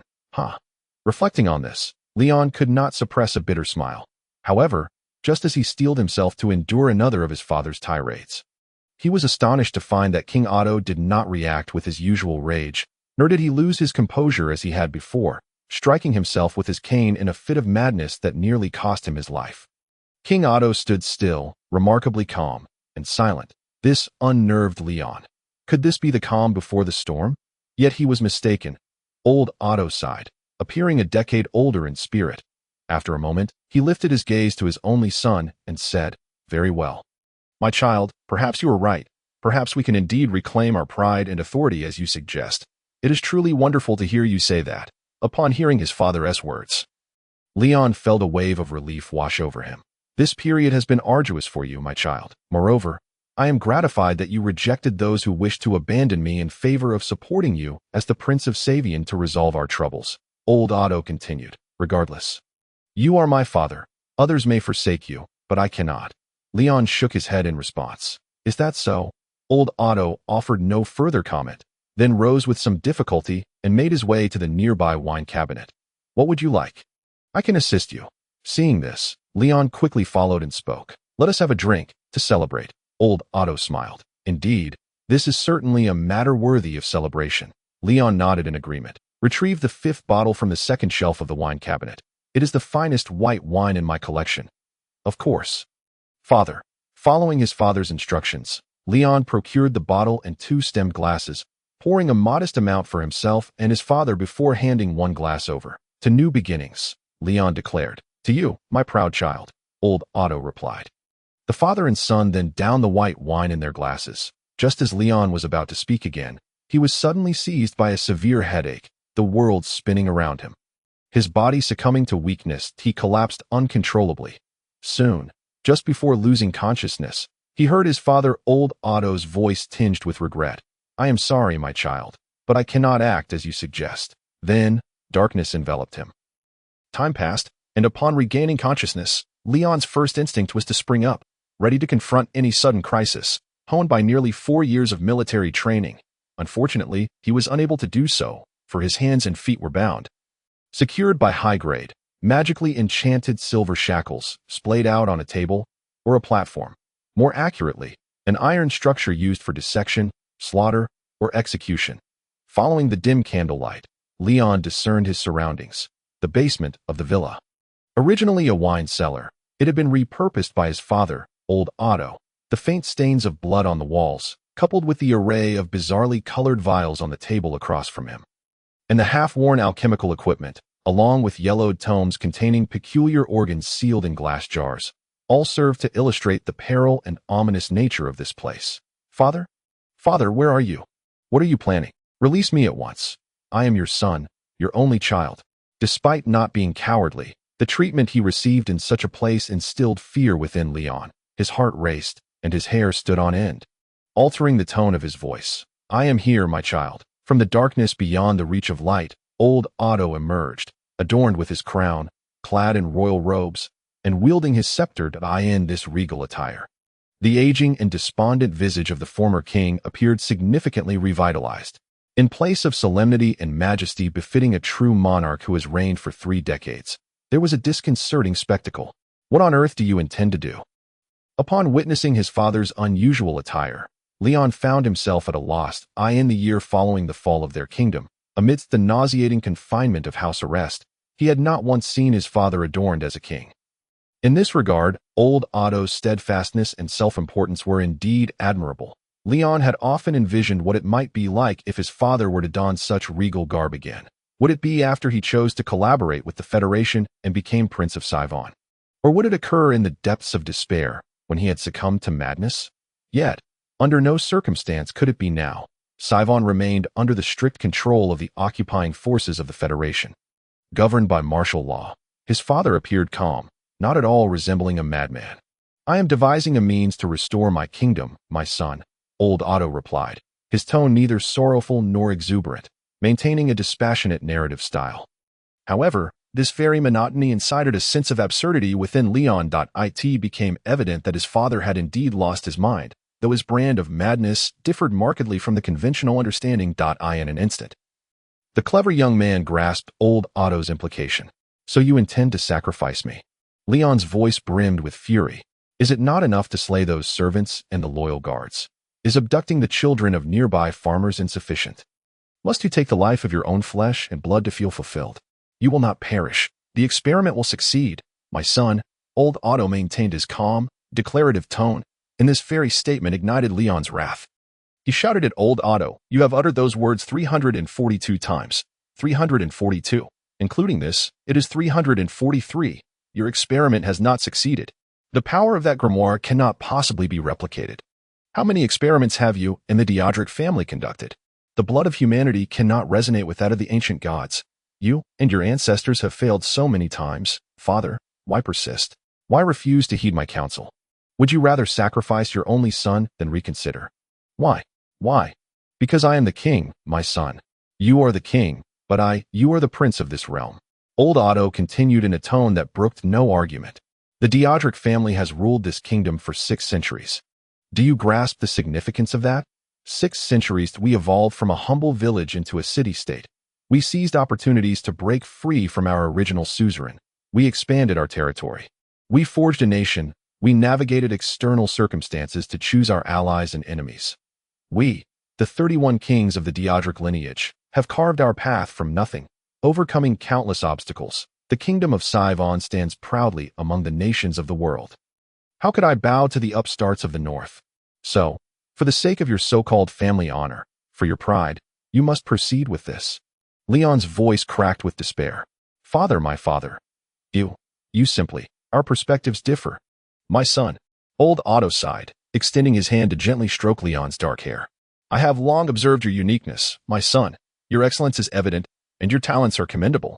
Yet, I'll lament one thing, regardless of the circumstances. Your values prevent you from understanding our family's glory, the honor of being a king, and the pride I hold in my steadfastness. Our history fails to resonate with you, and our traditions command no respect in your eyes. You consistently view everything with a detached, superior gaze, never contemplating integration. Among the many princes of the continent, you are the most peculiar anomaly. This is my greatest disappointment in you. You have never spoken these words to me, though it seemed an inopportune moment for such discussions. Leon found himself astonished to pose the question. I once believed time was ample, that I could gradually impart these lessons to you, but it appears I was mistaken. With a sigh, old Otto turned away. Approaching a table laden with various vials, skillfully concocting potions, he combined priceless items, the precious blood of a vampire duke, the crystalline core of an ancient dragon, a feather from a high angel. Rare herbs collected from across the globe, and most importantly, the blood of the gods passed down through generations of the Diodric family, meticulously merging them step by step. Throughout this process, Leon pleaded, cursed, and even wept, hoping to invoke his father's sympathy and alter his resolve. Yet old Otto remained utterly unmoved, indifferent to Leon's turmoil. He was solely focused on his potion making, muttering to himself, words that seemed directed at Leon but bore no expectation of a reply. Do not worry, before this.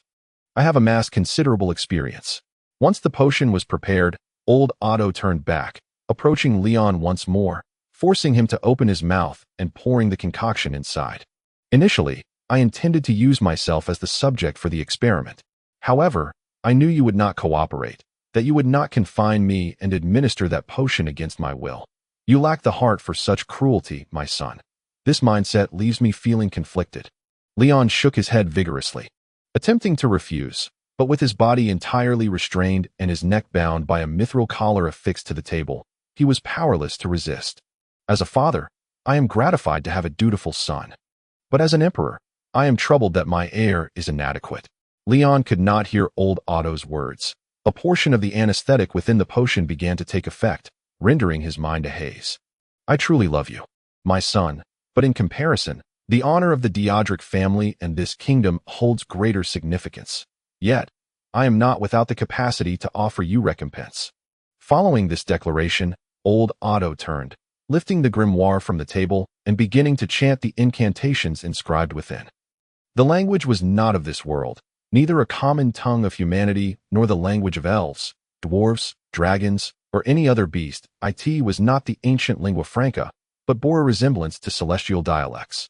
With portions echoing the vernacular of the lower realms, the strangeness of this language would confound all who heard it, drawing them in, and the foolish would ultimately be left bewildered, while the wise would perceive the terrifying power contained within. As the incantation resonated, the mithril chains binding Leon's limbs began to emanate a dark aura, growing larger and brighter, ultimately forming a hexagram encircled by countless eldritch words. Thus commenced Leon's transformation. Old Otto set aside the grimoire. Gazing at the motionless Leon, his expression serene, continuing to speak to himself in a narrative tone, if this experiment succeeds, seek out Maluf Roland. She is not far from this estate, leading a resistance. Their numbers are few, and their loyalty is lacking, so there is no need to concern yourself with them. However, Maluf Roland's power can be harnessed. After all, she is your guardian knight. If this experiment fails again, then I shall die like a king, using my life to atone for you. And if this experiment succeeds, you, having merged with divine blood and lost your logic in a moment of madness, will undoubtedly destroy everything in your path. As an unworthy father, I shall simply sit here and allow you to be the first to obliterate me. Old Otto's words escaped Leon's comprehension. The effects of the specially concocted potion had fully awakened the ancient divine blood within him. It began to alter every fiber of his being, infusing him with boundless power, while old Otto, his demeanor grave as a priest or oracle, prayed blessings upon his progeny. May my legitimate son, Leon de Diodric, embody the essence of a king. May he possess unparalleled wisdom. May he be endowed with unparalleled talent and physique. May he harbor an abiding hatred for his enemies, never forgiving or showing mercy. May his ambition multiply tenfold, 100-fold, 1,000-fold, igniting his desire to seize this world. May he be a master of deceit. Within his mind, an unfathomable wealth of knowledge and mysteries was forcibly imparted. Ideals and beliefs capable of reshaping his very values surged forth, causing the neurons responsible for memory to swell to an unimaginable degree, akin to a balloon beneath an open faucet. This excruciating torment eclipsed the anesthetic's effects, incinerating all of Leon's rational thought in an instant. And he screamed in madness. This tumultuous process lasted approximately 15 minutes, after which all fell silent. Has it failed? After waiting for approximately 5 minutes in the eerie silence, the forlorn Otto let out a deep sigh. Turning to gaze at the sword hanging on the wall, preparing to undertake a task he ought to have completed a year prior to that very moment, a hand seized his head, forcefully twisting his neck. Before he could utter words of astonishment such as success, or my heavens, the grip tightened, crushing his scalp, skull, and subsequently, his brain tissue. Crimson blood and pale brain matter erupted forth, splattering the ground. Yet, the expression on Otto's face remained one of joy. Chapter 84, The Maniacal Laughter in a Fit of Madness. Leon unhesitatingly tore apart his father's pitiful body. He then unleashed his frenzy, indiscriminately sweeping all alchemical apparatus, potions, and books from the table to the floor. Raising the table above his head, he brought it crashing down upon the scattered items. In a cacophony of shattering sounds, the precious alchemical potions, instruments, and tomes were obliterated, igniting the fallen candles that set ablaze the pages of books, wooden floors, and furniture. The flames began to spread, with primal instinct guiding him. Leon acted upon his subconscious desire to escape the prison-like villa, stumbling out of the basement toward the memory of the villa's entrance. In his disoriented state, overwhelmed by chaotic emotions, he took several wrong turns, ruthlessly destroying everything in his path. More candlesticks fell to the ground, rapidly igniting the assorted debris scattered about. What is that sound? The villa where His Majesty Otto and Prince Leon reside is ablaze. Hurry! We must save them. As the noble forces stationed outside the villa, tasked with guarding Otto and his son, realized something was amiss, they sprang into action, rushing toward the villa in hopes of rescuing the father and son. Under orders from their superiors, they were to ensure that Otto and Leon did not escape, while also safeguarding their well-being. Ultimately, the Noble Federation was a nation intricately bound by noble bloodlines. Moreover, their commanding officer, General Rebillia, seemed to hold a particular admiration for Prince Leon. During this time, no matter how busy she was, she would carve out a moment each day to dine with Leon, engage in conversation, or at the very least, cast a glance in his direction. Thus, it was imperative that they not perish. As the soldiers hurried to the villa's entrance, preparing to force their way inside despite their ranks, the door suddenly swung open with a resounding bang. The federal soldiers stood ready, their halberds and spears aimed at the threshold. Yet in the next moment, they relaxed. It was none other than Leon von Theodoric emerging from the flames, his eyes clouded, body convulsing, drenched in blood, flesh, and fragments of organs. The recently infused madman, now a vessel of divine blood, if one were to select the most perilous individual in the nation, nay, the entire continent, at that moment, Leon would undoubtedly claim the title. Unfortunately for the poor squad leader of the Noble Federation, he remained blissfully unaware of this fact. Faced with a true prince, all he could muster was a sense of reverence. Overcome by an instinctual fear, he barked orders. Quickly, lower your weapons. Shall you show disrespect to His Highness the Prince? After issuing his command, he turned to Leon, inquiring, "It is truly a relief to see you. Your Highness, what of His Majesty Otto?" The response was labored breaths, accompanied by a guttural growl akin to a beast's. That prince. The perplexed leader stepped forward, illuminated by the flickering flames, only to finally comprehend Leon's state. Before he could utter another word, an iron claw shot forth, seizing his throat. Before he had the chance to react, a sharp crack resounded as his throat was crushed, arterial blood spraying across Leon's face. which he casually wiped, leaving half of it stained crimson. He killed the captain. Do not engage. He is nobility. He is a prince. We cannot strike. Try to subdue him. Aim to avoid causing harm. In this dire situation, the soldiers still endeavored to fulfill their protection mission. The foremost soldiers discarded their spears, swords, and shields, rushing at Leon with bare hands in an attempt to subdue him. However, they were met with an unimaginable force, astonishing agility, and a ferocity reminiscent of a wild beast. The first soldier to approach was impaled through his breastplate, chest, ribs, and heart, after Leon withdrew his hand. The soldier's final impression of the world was of Leon mercilessly mashing his heart into pulp. Yet, compared to the second soldier, he was fortunate. The second federal soldier found himself caught by the head and shoulder, only for Leon to twist his head violently to one side, forcibly dislocating it. The agony surged through one side of his neck, tearing skin and muscle, until the wound widened and his head twisted grotesquely before completely detaching from his body, carelessly tossed aside. Blood gushed from the jagged neck, exposing the splintered bone beneath. The third soldier had his left arm wrenched off, collapsing to the ground in a cacophony of wails and sobs. The fourth soldier met his end with a single blow that shattered his skull. In less than a second, Leon had dispatched 4 federal soldiers in the most sanguinary manner. Following this, drenched in blood, he tilted his head back and howled madly at the stormy sky. Thunder responded, illuminating his blood-soaked visage. Monster. Witnessing the horrific demise of their comrades, some of the remaining soldiers could no longer restrain themselves, wholly disregarding the edict of "do not harm nobility," and lunged at Leon with their halberds. Yet, the spear tips met an immovable wall, as if striking solid steel or granite, failing to inflict even a scratch upon Leon. The weapon merely pierced his shirt, unable to advance further. Conversely, the force of the thrust reverberated back, causing the soldier's hands and arms to throb painfully, nearly rendering him incapable of gripping the spear. Nonetheless, despite sustaining no injuries, the provocation ignited Leon's fury. With a roar, he seized the spear from the soldier's grasp, pivoted it around, and thrust it into the trained federal soldier, who instinctively raised his circular shield in defense, but to no avail. The steel spear pierced through the shield with ease, entering the soldier's left eye socket and directly through his brain. What followed was a thorough slaughter. After a series of casualties, the federal soldiers abandoned all hope of capturing Leon alive. They unleashed a barrage of attacks with their weapons, halberds, spears, broadswords, and curved knives, aimed at Leon. Yet, their efforts proved futile, mere exercises in futility. Strikes aimed at vital points, eyes, throats, chests, groins, were rendered ineffective, failing to inflict even the slightest harm upon Leon. In stark contrast, Leon's assaults were devastatingly effective. His terrifying might transformed every part of his body into a lethal weapon. Even simple kicks and punches could penetrate the thickest armor and sturdiest shields. Each soldier struck met a gruesome fate, losing at least one limb, often reduced to a pulp of flesh and bone. The most unfortunate soldiers had their bodies crushed beneath massive stones, reduced to unrecognizable fragments.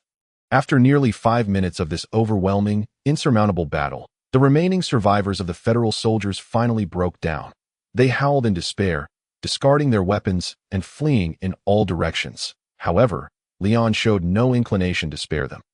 With the speed of a galloping steed, he hurled broken spears picked from the ground as projectiles point one by one. He brought down the fleeing soldiers, pinning them to the earth with the spears like nails.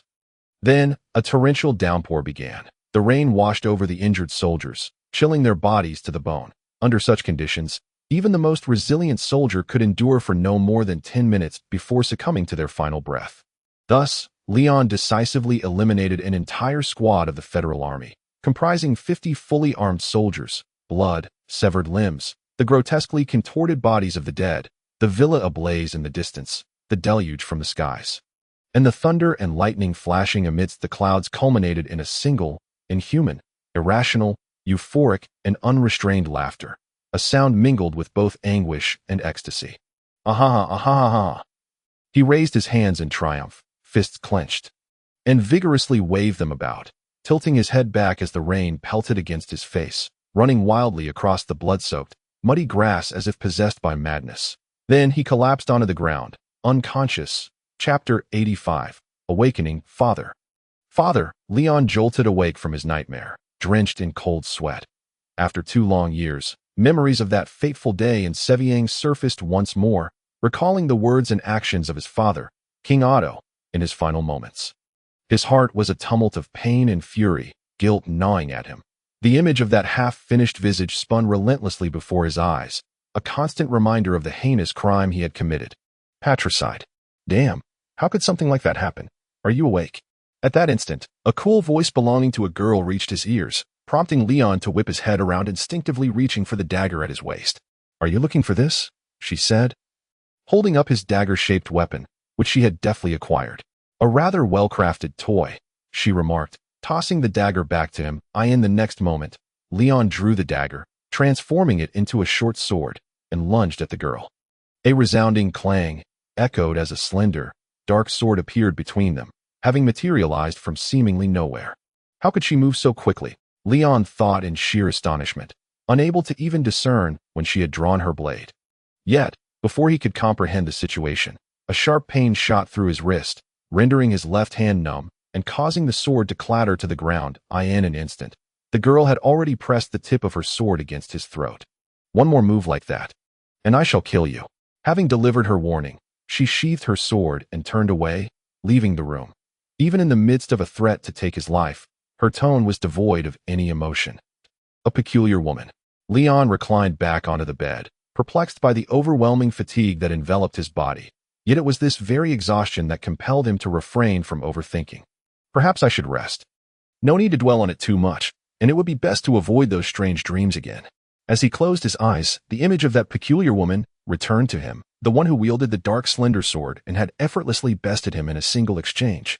She appeared exceedingly youthful, seemingly no older than 16, with an enchanting and innocent visage, entirely uncharacteristic of someone who would utter threats of killing you. Her hair was a jet-black bob, and her amber eyes shone brightly against her porcelain complexion, smooth as that of a newborn. Her petite and slender frame belied the appearance of a competent warrior, which was precisely why Leon had initially considered taking her hostage. Her attire was equally odd, comprising loose, deep purple shorts that allowed for ease of movement, paired with lightweight fabric shoes. Black stockings accentuated the shape of her long legs, the stark contrast of her fair thighs peeking between the shorts and stockings drawing Leon's gaze involuntarily. The upper half of her ensemble consisted of a sleeveless, deep purple top, her arms, delicate and almost ethereal, resembling sculptures of white jade, cinched at the waist with a simple, unadorned black cloth belt. Her dark slender sword hung from the belt, and she wore no adornments or accessories. In sum, her appearance was neat, refreshing, and entirely unguarded. Though it may be a bit late to ponder, she certainly seems to be a speed-oriented warrior. With such thoughts, Leon drifted back into slumber. Upon awakening once more, he discovered that someone had propped up his upper body with cushions, his mouth had been pried open, and someone was feeding him warm, mushy food with a spoon. Startled, Leon opened his eyes to find a face that, while undeniably cute, appeared menacing due to its expressionless demeanor. Far too close for comfort, he instinctively leaned back, regaining his composure only to realize it was the girl from the previous day. The one who had nearly taken his life. She sat at his bedside, holding a wooden bowl and spoon, seemingly intent on feeding him. For a moment, Leon was at a loss for words. I almost forgot you were awake. You can feed yourself now. Here, this is breakfast. After saying this, the girl thrust the bowl containing meat paste into Leon's hands before standing up and walking out. Is she shy? Leon wondered, feeling a sense of helplessness in the presence of this seemingly emotionless girl. He couldn't fathom what thoughts lay behind her stoic facade. Surely, it isn't poisoned, he muttered to himself as he finished the meat paste in the bowl. Rising to his feet, he surveyed his surroundings. The space was a wooden cabin, furnished simply with a bed, a table, and a chair, with a thin rope nailed to the wall, presumably for hanging items. Beyond that, there was nothing else, barely a few rudimentary furnishings. It was no different from the typical dwelling of a hunter in the woods, save for the scent. Generally, a hunter's abode, no matter how fastidious its occupant, retains a lingering odor of blood and flesh. Yet this wooden cabin was different. Apart from the fresh scent of grass and wood, no other odors permeated the air. This piqued Leon's curiosity. However, more pressing matters occupied his mind, where exactly he was and what had become of Gribrod. Meanwhile, in Gribrod, everyone, let's discuss what we should do next. The 16 surviving Wind Knights, including Mel and Galwen, who had been the first to follow Leon to the far north, had gathered once more. Each bore a solemn expression, at a loss for words. Finally, Galwen sighed heavily and spoke. It has been 5 days, yet His Highness has not been found. Grebrod remains relatively stable for now, but the tribal leaders of the Seasong Alliance are growing impatient. They await His Highness to divide the spoils, sharing the subjects, livestock, and pastures left by the Dallin tribe. If this situation drags on, it could jeopardize the stability of the alliance. Furthermore, the tribal leaders who chose neutrality during our conflict with the Dallin rebels are also showing signs of unrest.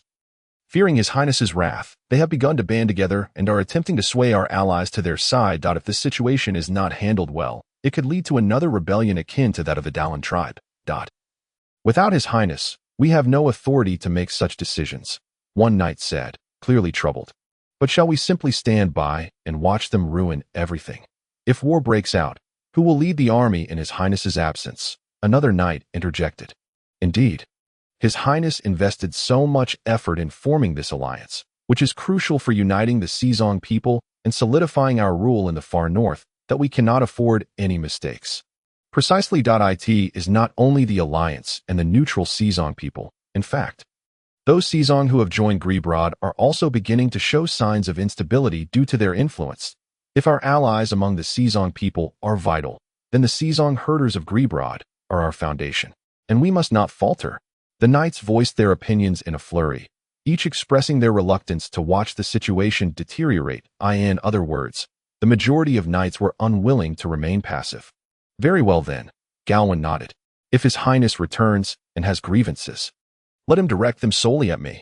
As for the division of the herders, spoils, and pastures, we shall follow the method employed against the Seasong tribe that refused to convene, dividing it into 8 portions, taking one for ourselves, and equally distributing the rest among the other allies. Upon hearing Galwen's words, the other knights quickly expressed their solidarity, agreeing to stand with Galwen in facing any repercussions from His Highness. Mel remained silent throughout. Next, we must address the neutral tribes. I believe that, in the absence of news from His Highness, we should stabilize them, preventing any rebellion while making no promises, lest we be unable to punish these traitors upon His Highness's return. Galwen continued. The other knights nodded in agreement, finding this approach prudent. Mel still did not speak. Let it be so then that we must expedite the mission to the 7 tribes. After this meeting, we shall set out. With that, Galwen named 7 knights and the tribes they were to visit. No objections arose, and thus the meeting concluded at last. While Leon was absent, no significant mishaps had occurred, and Grebrod's leadership in the far north could be preserved. It was no small feat, and the knights collectively sighed in relief. Save for Mel, from beginning to end, she had remained silent, and to the other knights, it seemed she was still engulfed in sorrow over Leon's disappearance. After all, her bond with Leon was extraordinary, and she was, after all, a woman. Regardless of the circumstances of daily life, women are often perceived as being more fragile than men, a notion commonly held by knights. However, the reality is quite different. Mel is indeed exceedingly, profoundly concerned for Leon's safety. Yet, she harbors another pressing worry that looms even larger in proximity, preserving the power of Grebrod until Leon's return. She must ensure that she can return Grebrod to him in its entirety, untouched by any outside influence. This, anyone, encompasses not only the factions of the Northern Alliance, but also the various tribal leaders beyond its borders, as well as the esteemed knights within Grebrod itself, such as Gawain. Chapter 86. A Strange World. Thus, Leon resolved to step out of the wooden cabin and ascertain the situation. That if possible, he wished to engage in conversation with that peculiar girl. What was her name again? It seemed that, until now, Leon had yet to learn it. Subsequently, as he pushed open the door, the sunlight outside streamed in, slightly blinding him and causing him to instinctively squint. Once he adjusted to the brightness and discerned the surroundings, he became utterly captivated. Yes, captivated. Leon had never imagined that anyone could wield a sword to such an extraordinary degree. This enigmatic girl in purple shattered his preconceived notions. With her ink-black sword, she practiced beneath the trees, each move a stunning display of artistry, her speed, her technique, her grace. Each step choreographed amidst a flurry of petals painted a breathtakingly lethal tableau, leaving Leon momentarily speechless. If the purpose were merely to perform a beautiful dance, it would be quite simple in both the North and the Southern Noah Empire. Many nobles aspire to flashy swordsmanship to flaunt before the opposite sex. And if the aim were solely to inflict harm, countless individuals could achieve that. The girl's speed was indeed impressive, her techniques nearing perfection, yet this did not imply that other elite swordsmen and knights could not match her. However, to elevate swift and fierce swordplay to an art form, or to endow a mere dance with such terrifying lethality, Leon had never encountered anyone else capable of such a feat, except for this unknown girl. Who is she? Why does she reside here, with such formidable prowess? Even the Speaker of the Northern Alliance or the Emperor of the Southern Noah Empire would treat her as an esteemed guest. Yet Leon was engulfed by a profound curiosity regarding this mysterious girl. Who was she? Why had she appeared in this place? What compelled her to save him? At that moment, the girl's movements shifted. Her swordplay no longer adhered to predictable patterns and included evasive maneuvers and parries.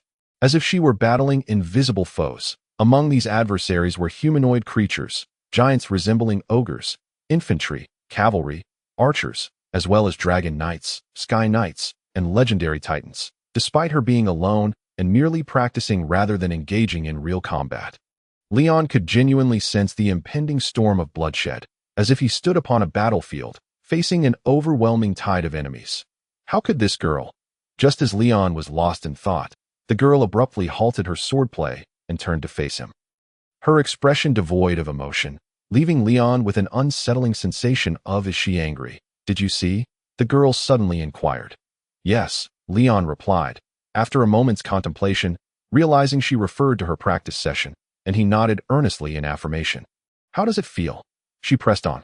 Impressive, truly remarkable, Leon responded, still honest in his appraisal. Then draw your sword, the girl commanded with a nod. Didn't you say you would kill me if I came at you again? Leon queried. Are you truly so oblivious to subtle cues? She retorted that it appeared the girl was not as simple as she initially seemed. As Leon pondered this, he drew his dagger and adjusted the divine armament to his most familiar dual sword mode. Taking a stance without launching an attack. Dual swords, The girl mused, then instructed, attempt to strike me. No problem. Indeed, no problem. With that, Leon charged forward, his right sword guarding his chest while his left sword trailed on the ground. As he neared the girl, he aimed a swift upward slash with his left sword, only for her to effortlessly leap back and evade. In response, he shifted to attack, thrusting his right sword directly at her chest, only to hear a resounding clang. Upon looking closer, Leon was astonished to find the girl's ink-black narrow sword poised against the tip of his own, exerting just enough force to keep him at bay. Not bad. Your stance is solid, and your foundation is good, but your speed is lacking. Additionally, on the battlefield, do not allow yourself to be distracted. No number of lies will suffice if you do. The girl slowly sheathed her sword, delivering her words to Leon without emotion. Leon found himself momentarily at a loss for words. His swordsmanship was exceptional among his peers, and even in the northern realms known for producing valiant knights. He was regarded as above average at such a young age. His prospects were undoubtedly bright. Yet, never mind. After all, my primary occupation is as a ruler, a lord. How well I wield a sword is of little consequence. Nothing to be overly concerned about. In an instant, Leon felt a tinge of despondency.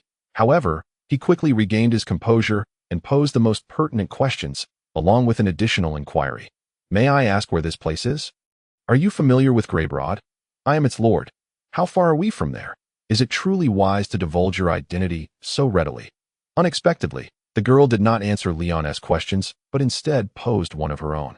That seems rather unwise. In that moment, Leon felt rather, foolish. Perhaps it was due to having just been bested by her, but he felt a sense of humiliation before her. Greybroad? I've never heard of it. This is a nameless little place, without a name. I doubt you've heard of it either. Upon hearing the girl's words, Leon felt a surge of curiosity. Yet, he restrained himself from further questioning her. Instead expressing, regardless, thank you for saving me. I will find a way to repay you. No need, the girl replied bluntly.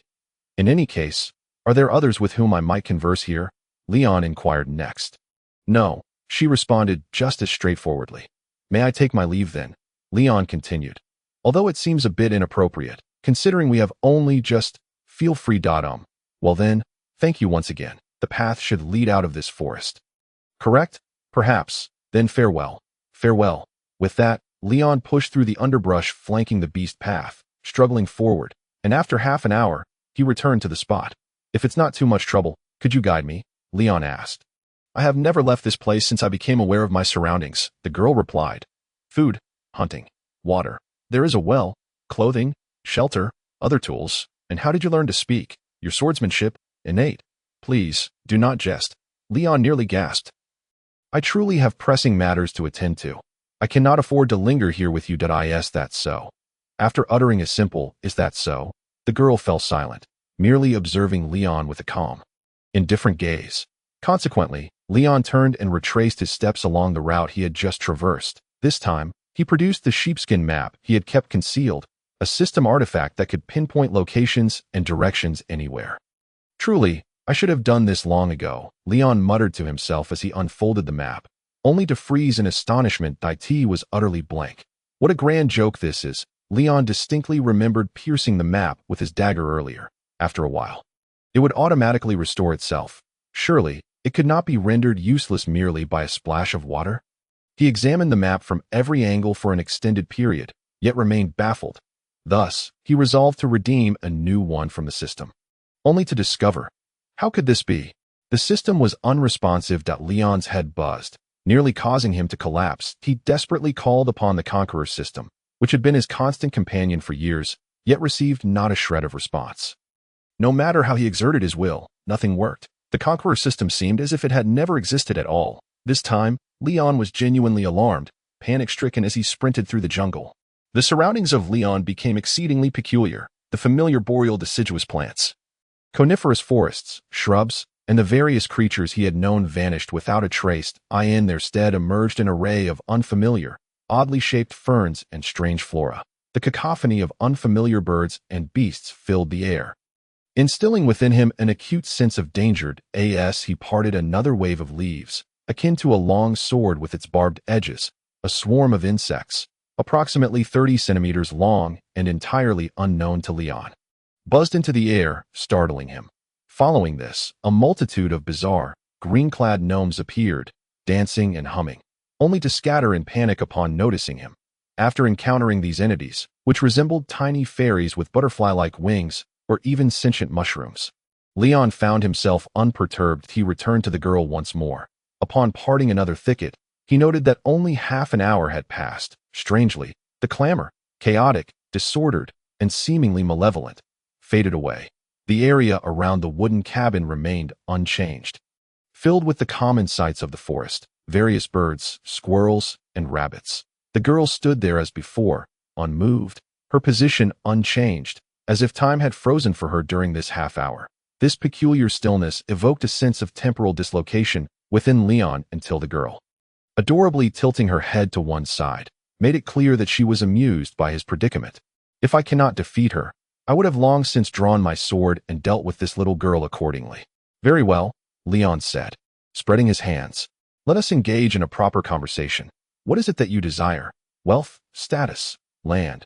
Though I am not exceedingly affluent, I can offer a respectable amount of what is deemed wealth. Should you wish to serve, I can guarantee you a position of honor, be it captain of knights, general, or a military aide. So tell me, what precisely is this place? What did you observe? The girl inquired. A chaotic assortment of things. It is as if someone transported all the myths of the classical era here in one fell swoop, Leon replied. It feels utterly dreadful, as if something is lurking and watching me.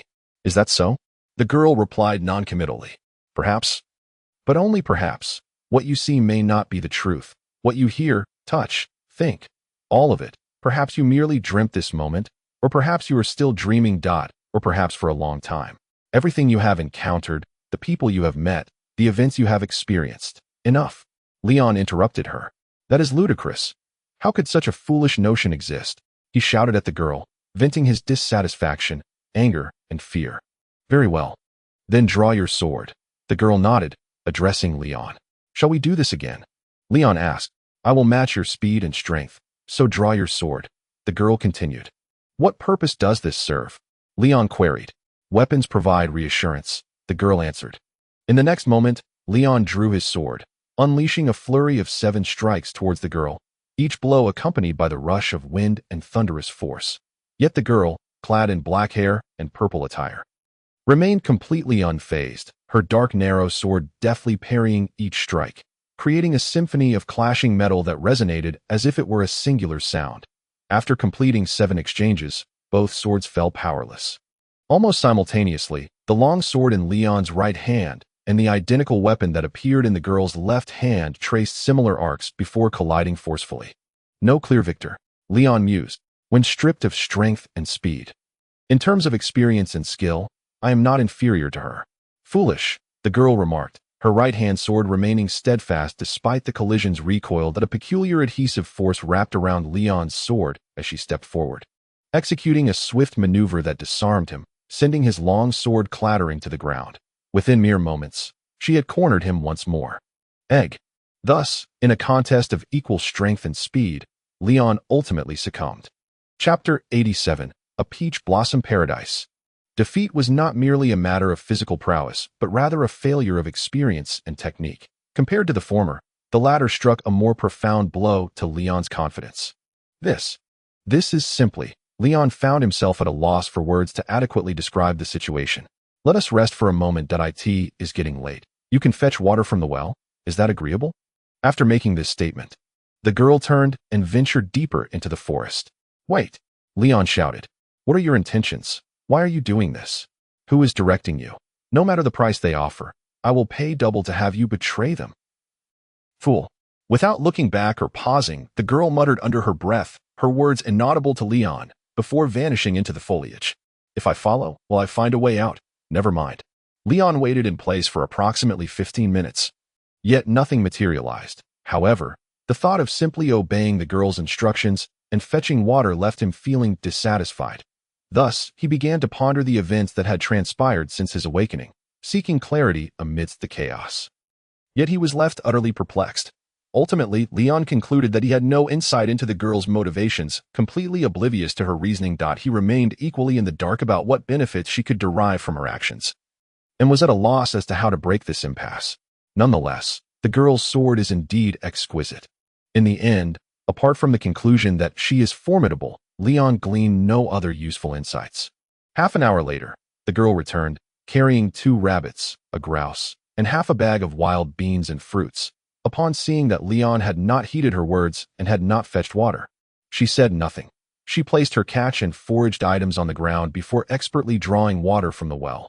Soon after, she went behind the wooden cabin to start a fire, combining the prey and foraged goods with water to brew a meat porridge. Before long, she returned, carrying a large pot brimming with the meat porridge, and served 2 bowls, one of which she offered to Leon. He did not extend his hand. Naturally, in such circumstances, Leon could not simply accept the bowl, express his gratitude, and consume the porridge. Do you want me to feed you? The girl asked. No need, Leon shouted. Do you not wish to explain yourself? What exactly do you intend to do? To eat, the girl replied. Leon felt a weight in his chest. Ever since encountering this girl, he had felt a sense of oppression. Helplessly, he sought to further articulate. What I wish to ask is, why do you not allow me to leave here? Yet he felt this inquiry to be too foolish to voice. He found it difficult to muster the words if he refrained from asking. He was unsure how to convey his thoughts to the girl. Is she truly naive or merely feigning ignorance? This question remained unresolved for Leon. Regardless of her nature, he found it disconcerting. Aren't you going to eat? The girl inquired again. Thus, Leon silently accepted the wooden bowl she extended, beginning to eat. After finishing 1 bowl, the girl asked if he wanted a refill, to which Leon declined.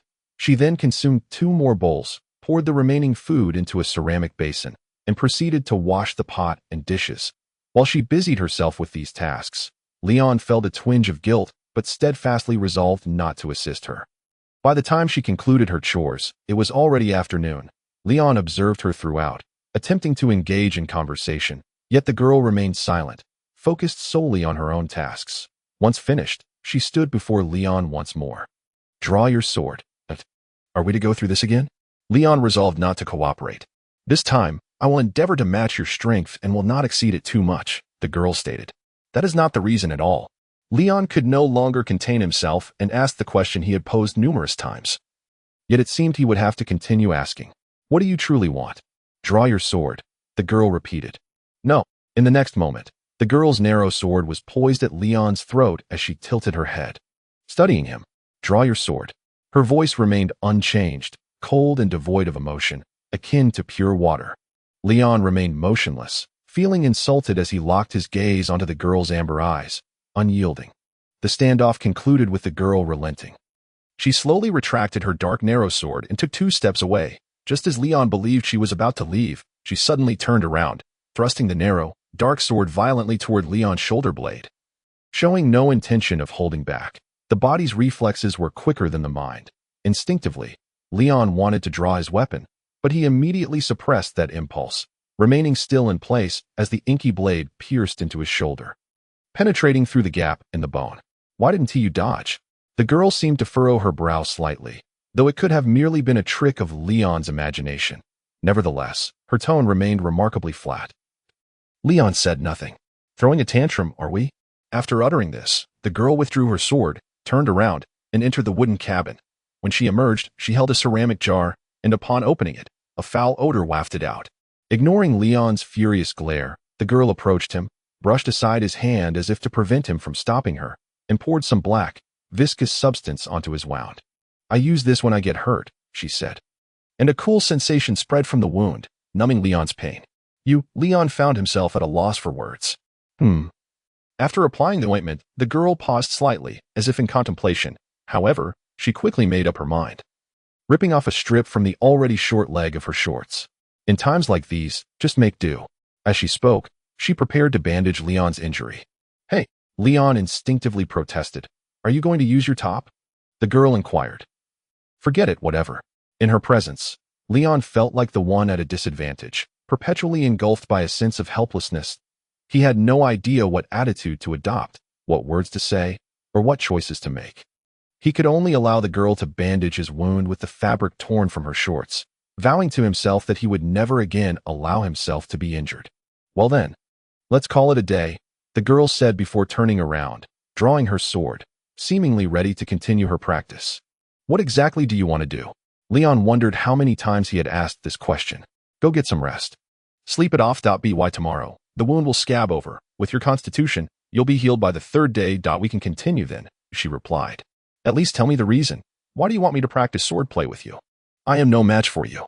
Leon pressed on, but the girl offered no response, as if she had completely immersed herself in her own world. "What a strange person," Leon muttered under his breath. Yet he did not heed her advice to rest. After some contemplation, he realized that the cabin was a single-occupancy room, with only one bed. Naturally, that bed belonged to the girl in the dark hair and purple attire. The mere thought of having lain on her bed for so long made Leon feel uncomfortable. Thus, he leaned against a tree, arms crossed, watching the girl's mesmerizing sword dance, his gaze inevitably drifting to the shortened hem of her shorts. In an instant, like petals falling from a pear tree, Leon couldn't help but sneeze. Chapter 88. Questions and Answers. Dinner consisted of strange bread made from a mixture of beans and wild grains, along with the leftover, now cold, congealed meat soup from lunch. This time, Leon did not resist, obediently finishing his portion. Although the taste was rather ordinary, the quantity was ample, allowing him to fill his stomach. "I wasn't quite sure about the portions today, so I made a bit too much," the girl remarked, observing the remaining scraps at the bottom of the pot after Leon expressed his fullness. It was already summer, and in this era, there were no refrigerators. Food prepared in the morning would spoil by evening if left out any longer. "Oh," Leon replied, not saying much more. "Then let's go to sleep. You should rest early," the girl added. "And you?" Leon asked. "I'll talk about it later," she said before drawing her sword again, beginning her 3rd practice of the night under the moonlight. At that moment, Leon felt a sense of resignation and found another reason to console himself. The girl was stronger than him because she was more diligent, not because he lacked talent. But why work so hard?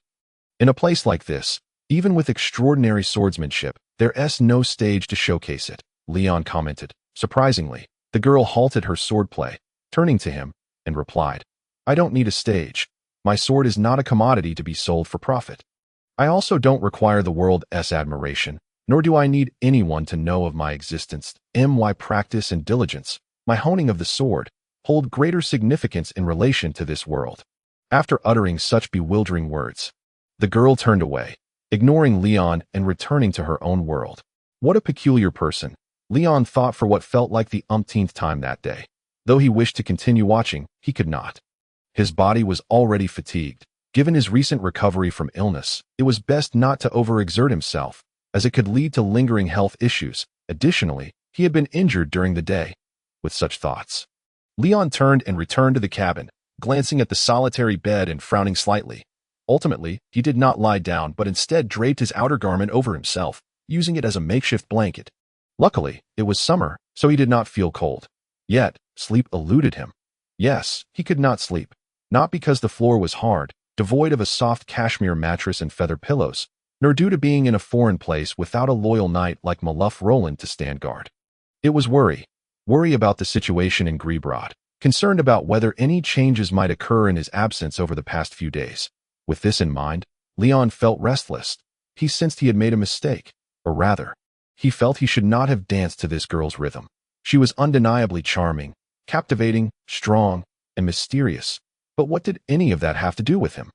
I must leave this place. Yes, I must leave. I absolutely must. Leon murmured to himself. The paths through the jungle are too strange. Without someone to guide me, I would never find my way out. I have already attempted this. So now, the most important thing is to find a way to persuade this girl. But I don't even know what she truly wants to do. I'll have to settle for less for now. First, I need to understand what she intends to do, to defeat someone. One must first understand them.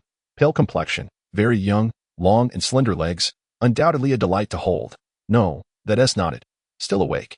At that moment, Leon suddenly heard the girl's voice beside him. He jolted awake, turning to see that. At some point, she had lain down on the bed beside him, without a sound. No creaking door, no footsteps, no breath. Under the moonlight, the girl, already extraordinarily pale, appeared even more ethereal, resembling a ghost or a fairy. Come to think of it, she was just as silent while practicing her sword. There was not even a whisper of wind. It was as if, did I scare you? Leon felt as though the girl could see right through his thoughts. No sound. I trained specifically for this. An assassin? No. Their conversation was composed of very brief exchanges. Yet despite being strangers, they shared an inexplicable understanding, grasping each other's meaning through mere words. Could you tell me about yourself? After a pause, Leon tentatively asked. Sure, she replied surprisingly readily. If I don't say anything, you might do something foolish again, just like today. Sensing Leon's curiosity and confusion, the girl explained, leaving him feeling even more unsettled. Ask whatever you want to know. What is your name? Leon inquired, asking the first question that seemed trivial to him but was crucial for her. First, let me introduce myself. I am Leon de Diadlec, the rightful heir to the Savion royal family, Prince of Grebrod, and also, I know, the girl interrupted. 18, unmarried, knowledgeable, self-important, and living a rather exhausting life. How do you know? I won't ask how you know this. But what about you? Leon felt he was beginning to adapt to her infuriating manner of speaking. I don't know. You don't know? I forgot. Oh, so what is your age? All right, next question. Leon willingly conceded and asked, what is this place? Why do you live here? This place has no name. It is just an ordinary forest, the girl answered. I am here preparing. Preparing for what? Preparing for war. Whose war? I don't know. You don't know? I forgot. Just like before. Leon's second question ended without resolution. However, in contrast to her initial inquiry regarding her name, it was evident that the girl was far more concerned about the second question. After stating that she had forgotten, she seemed unwilling to concede. Adding, but this is very important, extremely important. Is it of paramount importance in the world? Hearing her say this, Leon recalled her earlier words from the day. It is of paramount importance in the world. The girl nodded, and without waiting for Leon to inquire further, she took the initiative to ask, what is your current knight rank? I am a high-ranking knight, Leon replied. A high-ranking knight. Don't you find anything amiss? She continued. What seems amiss? Leon retorted. The common understanding across the continent distinguishes knights from mortals by their ability to condense and wield divine armaments.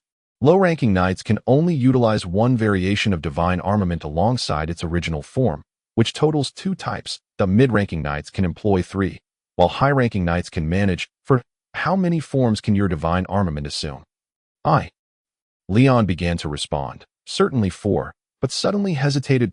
2 years prior, during the breakout battle on the fringes of Seviang in the Black Forest, he had freely transformed his divine armament into various forms. Though he could no longer recall how many there were, but it was certainly not four. This implied that. It seems you have had such experiences. The girl remarked that it was then that Leon realized she had somehow moved closer. Kneeling before him, her hands pressed against the ground, so near that he struggled to focus his gaze. Your potential is exceedingly high, and your aptitude is remarkable, completely unfazed by the dangerously close proximity. The girl leaned in closer to Leon, nearly touching the tip of his nose. When Leon attempted to lean back, she pressed down on his shoulder and added, "My purpose is to train you, to awaken your potential and transform it into tangible combat power. But, trust me, what you are about to undertake is far more significant and noble than what you originally intended." Leon de Diadolac. Yet, I do not wish to proceed in that manner. Leon finally voiced his thoughts. I am grateful for your willingness to teach me. However, I place greater value on other matters than personal combat prowess. No matter how exceptional one's swordsmanship may be, it cannot defeat an entire army in battle. Only another army can achieve that. Leon continued to articulate his thoughts, hoping to persuade this peculiar, unknown girl to allow him to leave. If he could depart with her, that would be even better. If she could serve him, that would be ideal. Although individual strength pales in comparison to power, considering the circumstances, having such a formidable expert by his side would undoubtedly provide a sense of security wherever he went. Is that so? This is your perspective. The girl released her grip on Leon's shoulder, her body naturally forming an M shape as she steadied herself. Indeed, that is my belief, Leon affirmed with a nod. Then let us sleep. Tomorrow, once your injuries have healed, we will commence training. The girl stood, turned, and walked towards the direction of the. Hey, did you not hear me? I do not wish to. Before you can defeat me, do not utter such sentiments. The girl interrupted Leon. So in the end, it comes down to force. Truly, Leon muttered under his breath. His gaze, directed at the girl's retreating figure, began to take on a more mischievous tone. Do not presume that just because I am asleep, you can succeed in launching a surprise attack. You are sorely mistaken. Without turning around, the girl seemed to have anticipated Leon's thoughts, directly addressing him with those words. Consequently, Leon turned his back to her. You are throwing another tantrum, the girl commented bluntly. Chapter 89. A shift in mindset excluding the previous period of unconsciousness, and not counting the brief moments of waking before succumbing to slumber once more.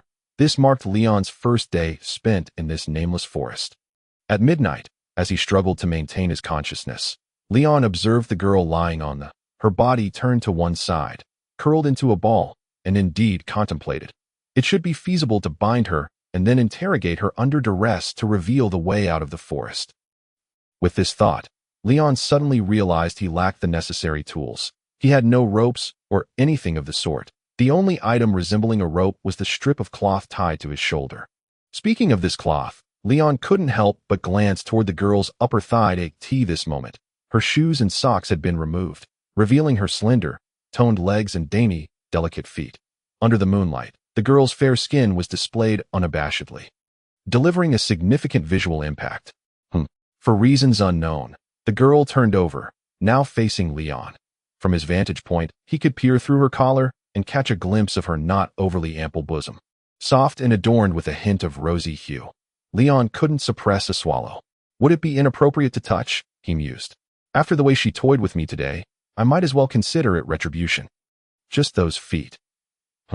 If only I could squeeze them, and perhaps her calves as well. I should definitely give those or Y.as for her chest. It's so small that even a gentle squeeze wouldn't be inappropriate.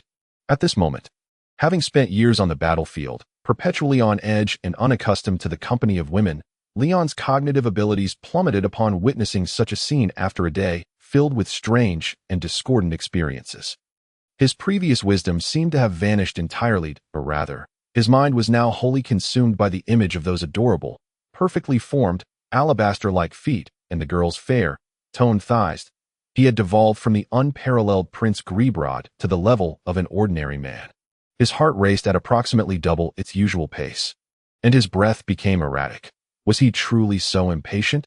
Just as Leon's thoughts began to drift toward mischief, inching closer to the girl, and when his hand was nearly upon her thigh, an unexpectedly emotionless voice suddenly pierced his ear.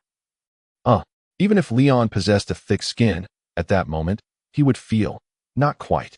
There was no embarrassment, merely a tinge of regret. In an instant, an epiphany struck Leon, a composed smile gracing his lips as he mimicked the girl's earlier approach. Slowly leaning toward her, he felt he had grasped the method of interacting with her. While I was asleep, you intended to take advantage of the opportunity to ambush me, did you not? The girl inquired. Wrong. Wrong. While it may be true I intended to ambush, it was not with any malice towards you, Leon replied, and then asked, You mentioned you lived here alone before. Yes, alone, the girl nodded. Then you must have never engaged in such activities. Correct? What sort of activities? The girl countered. Allow me to demonstrate, Leon said as he produced the hidden dagger, his divine armament, from his waist and tossed it onto his coat. Then he grasped the girl's shoulder, signaling with his eyes for her consent. Very well, but make it quick. I still wish to sleep, she replied, nodding. Thus, Leon leaned in to kiss her. Leon distinctly sensed a flicker of something akin to surprise crossing the girl's face. Effective, he thought, as he wrapped his arms around her slender waist. Reflecting on his previous encounters with Mel and Liana, Leon had also embraced them, yet this was different. Liana embodied a voluptuous figure. Her bosom and rear were worth a glance. But her waist left much to be desired. At best, it was devoid of excess. As for Mel, well, knightly training was not particularly suited for women. Although Mel maintained a commendable figure, her curves were not lacking. She appeared rather rigid, and she was perpetually clad in armor. Particularly when she became tense, her body would stiffen to the point of resembling iron. Well, it felt inappropriate to articulate such thoughts here. Thus, Leon redirected his thoughts, withdrawing from the girl's lips, and asked, How does it feel? It's acceptable. The girl wiped her lips and remarked, So, can we sleep now? Of course. Observing Leon's unusual behavior, the girl seemed somewhat perplexed. Tilting her head, she watched him as he lay down beside her, showing no intention of getting off the bed. It's rather cramped. Is it acceptable if I hold you? It's quite warm. You'll get used to it. In truth, at this moment, the girl should have extended her slender, toned leg, using her exquisitely lovely foot to give Leon a forceful kick, sending him tumbling to the floor beneath the. However, it was evident that the girl did not soften when she ought to have. Nor did she adopt a stern demeanor when it was warranted. Such a feeble protest posed no threat to Leon whatsoever. Thus, in the end, they found themselves huddled together on that modest little bed. Leon, ever the gentleman, embraced the girl who curled up beside him, delighting in the soft expanse of her exposed skin. This prompted the girl to wonder if he was concealing a dagger beneath his waist. Yet regardless, it was clear that Leon had emerged victorious in this round. After spending a day in her company, he had finally discerned certain patterns in the peculiar girl's behavior, formulating a truly feasible escape plan. The most crucial element of this plan was to remain patient. Consequently, Leon swiftly succumbed to slumber, entwining his legs with hers and holding her waist tightly, losing himself in the warmth of their embrace. The presence of such a delicate and supple pillow ensured that Leon slept soundly, despite the warmth becoming somewhat stifling, a detail he paid little mind to. As dawn broke, adhering to the ancient tradition of rising with the sun. The girl awoke first, her gaze falling upon Leon's tranquil face, his breathing steady in slumber. From any perspective, Leon's handsomeness was unparalleled, though with the passage of time, the boyish charm that had captivated Liana so swiftly began to fade. The essence of a knight, lord, and killer lay hidden beneath a veneer he had crafted with intention. Nonetheless, even when stripped of those attributes, Leon's sheer handsomeness alone warranted the title of unrivaled. As the girl made a modest attempt to shift her position, discovering herself tightly bound by Leon's embrace, she opted not to rouse him from his rest or exert herself to the point of injury. Instead, in a rare moment of tenderness, she chose to nestle more comfortably against him and closed her eyes. Resuming her slumber and thus missing the morning exercises as someone recovering from a severe illness, Leon's body instinctively demanded a copious amount of sleep to facilitate healing. By the time he awoke, it was nearly noon. Rather than being startled awake by the girl's gaze upon him, he greeted her with a gentle smile, which was met with an impassive expression. Leon leaned in closer, kissing her softly on the lips, an action she met without any particular reaction. The two then proceeded to fetch water and freshen up, before venturing into the forest to gather firewood, hunt, and forage for wild beans and grains. Returning to kindle a fire and prepare a meal. After dining, the The girl began her practice while Leon leaned against a tree, his gaze fixed upon her. As night descended, they repeated the previous day's routine, eating, followed by Leon foregoing sleep to watch the girl practice her swordsmanship under the moonlight. Only when the moon was high and the hour late did they gather water, freshen up, and return to the cabin, where they embraced on the same bed, exchanging good nights before succumbing to sleep. This way of life continued for 3 days until Leon's shoulder injury had fully healed, just as the girl had previously mentioned. Her training of Leon commenced. Chapter 90. Training. Your foundation is solid. You have learned what you needed to. Now, there are 2 primary tasks at hand. One is to focus on fundamental skills, engaging in physical conditioning and sword training. The other is to practice combat. In the clearing before the cabin, the girl spoke to Leon with a stoic expression. Weight training, long-distance running, swinging your sword, and holding it aloft. All essential exercises to build stamina, endurance, and wrist strength. These are the basics. You need not wait for my instruction. Simply adhere to the training regimen I set for you. And what would that regimen entail? Leon inquired. I will do as much as you do, she replied. Then how much do you typically do? Leon recalled that previously, the girl had merely practiced swordplay without any foundational training. Until you feel fatigued, she stated, her words lacking significance. Very well, so the combat practice will be against you. Leon deduced. Yes, against me. The girl confirmed, adding, I will strive to match your strength, speed, experience, and technique, without exceeding them excessively. Well, thank you for that, Leon replied gratefully. No need for thanks, it is my duty, the girl responded, her expression unchanged, accepting his words at face value. Thus, in the ensuing days, Leon felt as though he had returned to his childhood. To the age of 7, when he had been rigorously trained by the Royal Knights of Savian, this simple, busy, exhausting yet fulfilling life was something he had not experienced in years. With his injuries healed, he could no longer indulge in sleeping until nearly noon. Each day, as the sun rose around 4 in the morning, he would feel a wave of discomfort that compelled him to open his eyes, only to find the girl's south gaze so close that it blurred into focus. This moment, he understood it was time to rise.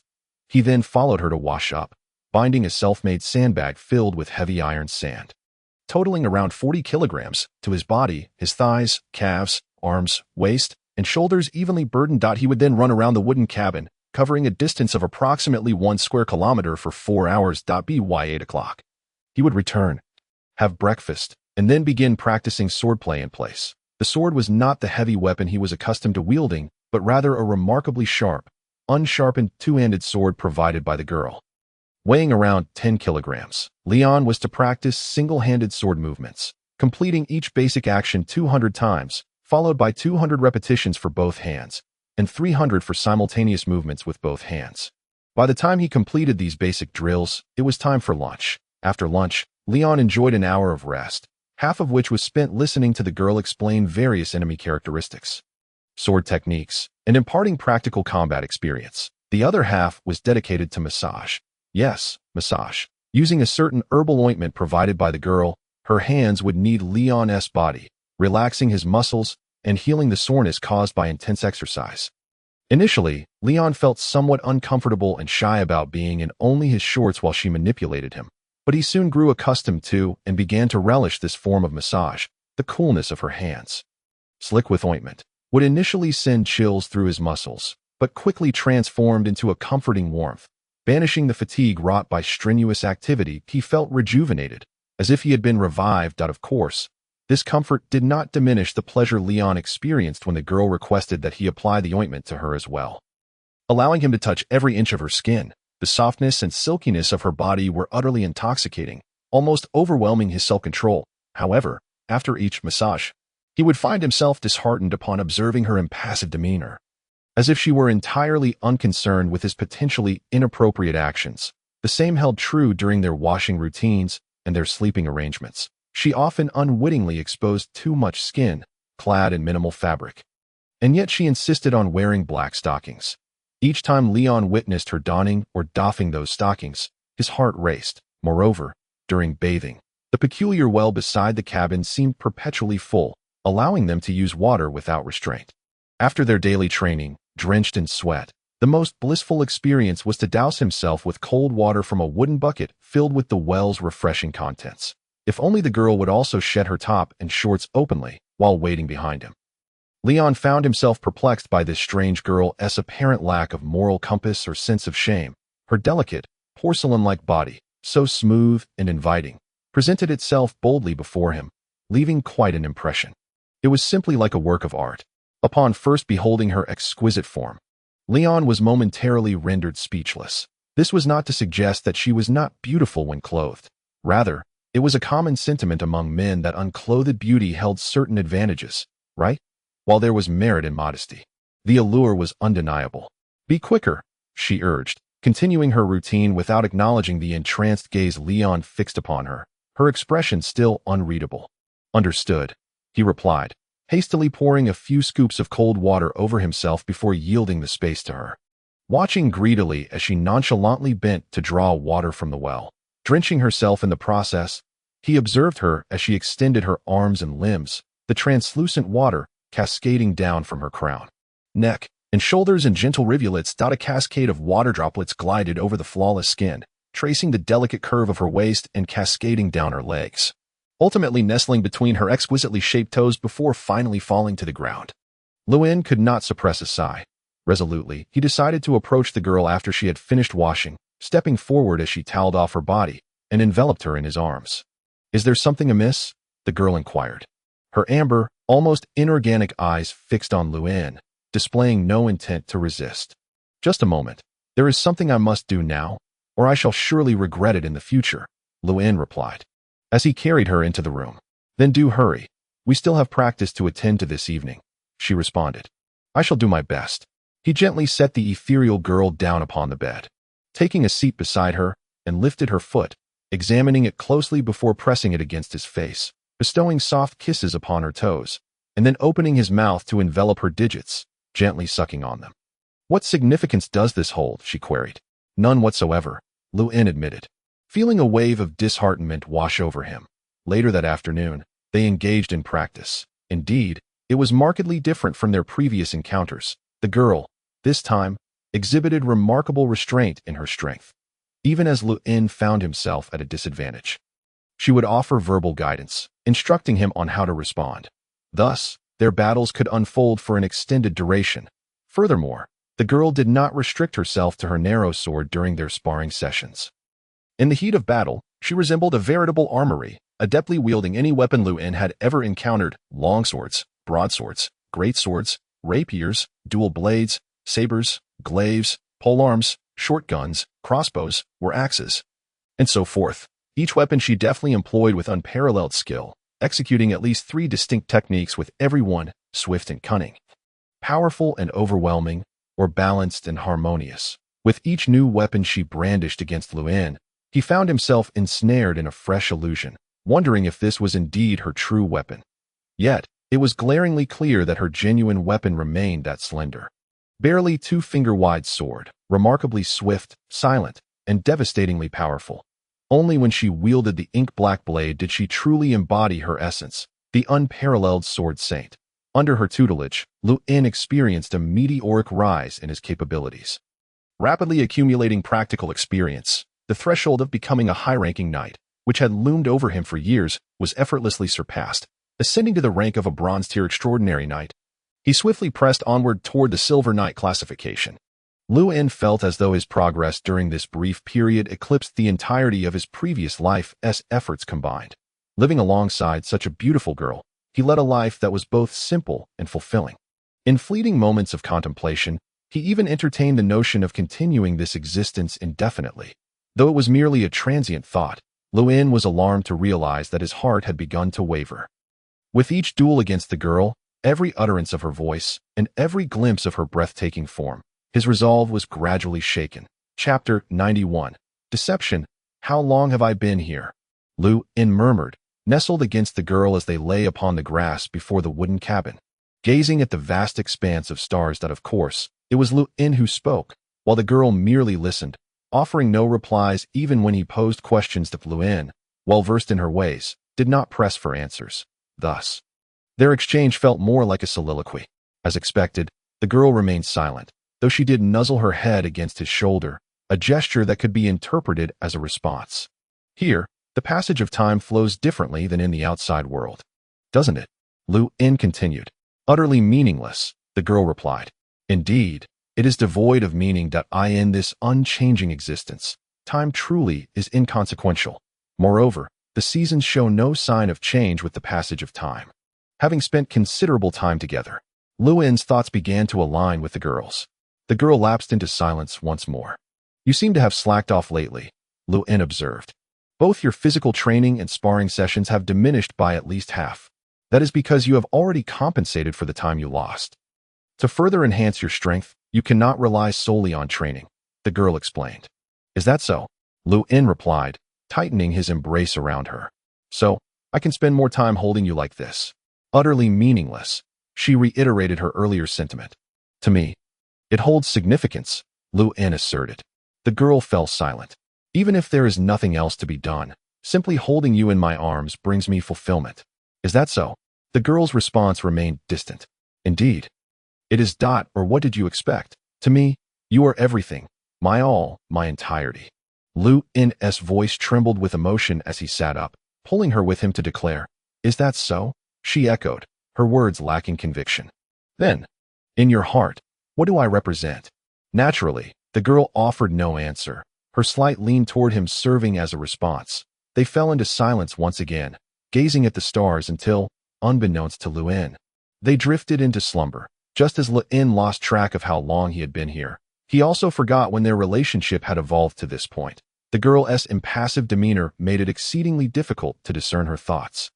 Even Lu In had only recently begun to grasp the intricacies of communicating with her, leaving him in the dark regarding this matter. Perhaps it was when Lu In first resolved to embrace her, or during the moment he first cradled her to sleep, or perhaps it was all merely his own misunderstanding, as the girl simply regarded this as a part of their interaction, a habitual aspect of life devoid of any emotional weight. Thoughts of affection were solely Lu In's one-sided yearning. If that is the case, it would be utterly disastrous, Lu In mused. Then, when he next opened his eyes, he found himself in a state of disarray. His entire body felt as though it were ablaze, an intense burning sensation coupled with an overwhelming thirst and fatigue that compelled Lu In to groan involuntarily, as a night of exceptional physical prowess. Lu In had scarcely experienced the sensation of illness. Yet now, he was acutely aware of it.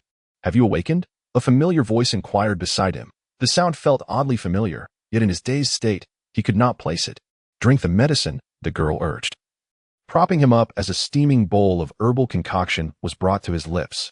The taste is somewhat off-putting, but I assure you of its efficacy, she remarked, observing his grimace as he reluctantly took a sip. What is happening?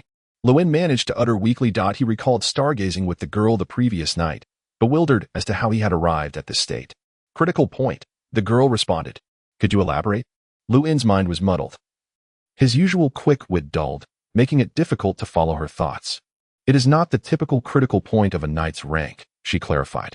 Normally, the ascension of a knight's rank incurs no adverse effects, nor does it impose any burden on the body. However, that is in the realm of normal circumstances. Your situation, however, is somewhat different. Your talent transcends that of an ordinary knight, and the rank you have ascended to deviates from the standard knightly ranks. In recent times, as your latent potential has been awakened, your body has been undergoing continuous transformation and enhancement, which implies that. What is the conclusion? The conclusion is that your body will experience a period of weakness. But once you recover, your strength will significantly increase. Moreover, thereafter, you will no longer be bound by rank limitations and can enhance your abilities without restriction. Is that so? Lu In still felt disoriented, sensing that the girl was suggesting his illness was not a misfortune but a blessing. However, he found no solace in that thought. All right, now drink the medicine, the girl insisted, half forcing the pungent concoction toward his lips. Yet Lu In continued to wrinkle his brow, refusing to swallow it. And so it shall be. The girl mused thoughtfully for a moment before allowing the medicinal brew to rest upon her tongue. She then pressed her lips against Leon's, her tongue delicately transferring the potion. Leon felt a tinge of embarrassment. I did the same when you were unconscious before, so it's quite all right, she reassured him. Oh, is that so? After consuming the medicine, Leon felt drowsy and soon lay down, drifting into slumber within moments. When he awakened once again, the sensation was even more pronounced. The girl inquired softly if he had awakened and in a half-coercive manner, fed him medicine. Upon Leon's resistance, she once again pressed her lips to his, transferring the potion with her tongue, causing him to succumb to sleep once more. It was unclear how long this cycle continued. Leon, foggy-headed, felt as though he were no longer a living being. The lines between dreams and reality blurred, leaving him unable to discern his whereabouts until he awoke again, realizing he had not immediately heard her customary inquiry of "Are you awake?" At that moment, he felt a flicker of realization. I am still alive. The time was night, the light dim, and his gaze landed upon the girl, who had fallen asleep at the head of the bed. He understood then that during his incapacitation, she had remained vigilantly by his side, caring for him, greeting him the instant he regained consciousness. He felt a twinge of emotion, yet beyond that, fear loomed larger. Leon's thoughts, clouded by illness, had turned profoundly pessimistic. He feared that the next time he fell asleep, he might never awaken, and that he might not see this girl again. He dreaded the thought that their relationship might suddenly deteriorate, leading to a permanent loss of her presence. Being ill often renders one exceptionally vulnerable, and in such fragility, the desire for support naturally arises. Leon was no exception. Thus, when the girl awoke, she found him in a disheveled state, his head spinning, his complexion flushed. Struggling to catch his breath as he leaned heavily upon her. "Are you awake?" she asked, adhering to her customary greeting, only for her lips to be silenced by Leon's kiss. His hands, weak yet insistent, roamed across her chest, body, and limbs. The girl remained silent, offering no resistance, calmly observing Leon as he incoherently pleaded, "Don't leave me. I truly like you. I beg you." In a flurry, he began to fumble with her clothing. "Fool," she murmured softly, surrendering to his actions, nestling her head against his shoulder as her legs wrapped around his waist. She felt the heat of his arousal pressing against her, and as he penetrated her, a sharp pain coursed through her, eliciting an involuntary whimper. Instinctively, her nails dug into his flesh. Oblivious to her discomfort, Leon continued to seek pleasure, driven by primal instinct. As the initial tightness and discomfort eased, the sensation transformed into lubrication, and his movements quickened in both speed and intensity, shifting her experience from pain to pleasure. Overwhelmed by sensations never before experienced, the girl felt herself melting into him. As waves of ecstasy surged from her core, causing her to gasp uncontrollably. When Leon kissed her again, her soft moans morphed into fervent breaths. In the throes of passion, she bit down on his shoulder, desperately resisting the impending climax. Thus, on that night, the bond between Leon and the girl deepened further. Chapter 92. Fragments of the Old World. Following that night, Leon's condition naturally worsened, nearly leading to his demise. A malady that should have resolved within 10 days dragged on for a month before he barely recuperated. Most crucially, Leon found himself unable to recall the events of his illness, the incident from that fateful night. When he had exploited his emotional vulnerability to attack the girl, was lost to him, either forgotten or feigned ignorance. After this, the girl did not mention the occurrence. They continued their lives as before, resembling a couple in the early throes of romance. Desperately wanting to draw closer, yet hesitant to encroach too much, they yearned to know more about each other, yet feared learning too much. Everything remained unchanged since Leon had first arrived, save for his increasingly formidable skills. Despite wielding the ink sword, the girl could still defeat him effortlessly, dispatching him in a single blow. However, this was only when she wielded a sword. In encounters involving other weapon types, Leon was no longer as defenseless as before, which excited him and left the girl contemplative. One evening, as Leon exerted himself to fend off her attacks, striving not to be bested until sunset, the girl made an unexpected gesture. She nodded, leaving Leon astonished, having assumed she lacked any emotional expression. Even more surprising were her subsequent words. "This place is not part of the real world. To be precise, it is a fragment." "A fragment of what?" "A fragment of a world," she explained. "Long ago, a war among the gods and demons who ruled this world led to their own destruction, annihilating countless formidable mythical beings and the majority of sentient life, bringing the world to the brink of ruin. In the end, the sole surviving god among them utilized the remnants of the fallen gods and demons as material, gathering fragments from various worlds to reconstruct a brand new realm." With his mind clear once more, Leon swiftly grasped the implications. The tale of Celis reconstructing the world, a myth I have heard. So, We are currently in a fragment of the old world that is yet to be integrated into the new world. Precisely, the girl affirmed. Leon lowered his head, lost in thought. Do you not wish to know the purpose of my existence here? She continued, seemingly unaware of Leon's peculiar demeanor. Well, I will tell you now that I am preparing for war. The identity of the enemy eludes me, and I have forgotten whose orders I follow. Yet, I know it is of great significance, immensely important. That amounts to saying nothing, Leon replied with a wry smile. Perhaps. But there will come a day when I shall wield this power, she stated. One day, both our destinies will converge here. That is why I chose you. She paused before adding, I need a helper. Or rather, a partner. Leon fell silent. Initially, he believed the girl devoid of emotion, yet it was clear he was mistaken. Like any other, she possessed wisdom and thus emotions, which brought about loneliness and the consequent need for companionship. She simply struggled to articulate her feelings. Truly, you should have spoken to me about this sooner. Leon embraced her, kissing her softly. The girl did not respond, waiting patiently for him to finish before saying, Now, we should proceed with other training. Other training. While I can mimic the combat style of humanoid beings, I cannot replicate the methods employed by non-humanoid creatures. Your task henceforth is to gain experience in battling these non-humanoid beings. But where do we find such creatures? Leon inquired. Outside, the girl replied. Outside, the fragments of the old world are not limited to just one, she explained. I understand, Leon nodded. Are you looking forward to it? A little, she admitted. That night, as Leon gazed at the girl curled up peacefully in his embrace, he let out a barely perceptible sigh that it seemed unlikely he would encounter another girl quite so perfect again. He felt both fortunate and unfortunate. The following day unfolded as usual. After their morning routines, combat practice, and lunch, the girl announced, Let us go, taking Leon's hand as they departed from the wooden cabin. Hand in hand, they ventured into the jungle that had once startled Leon. Much like the times he had accompanied her to hunt and forage, everything appeared normal. No talking trees, no walking poisonous mushrooms. No monsters, no flower fairies, and no pixies. Leon understood that the girl possessed a unique ability to navigate this place, yet she had never before held his hand, though it felt akin to a date. The urgency in her pace and the dense foliage around them suggested they were not merely enjoying a leisurely outing. Why are you pulling me? Leon inquired. The girl remained silent, merely casting a piercing glance in his direction.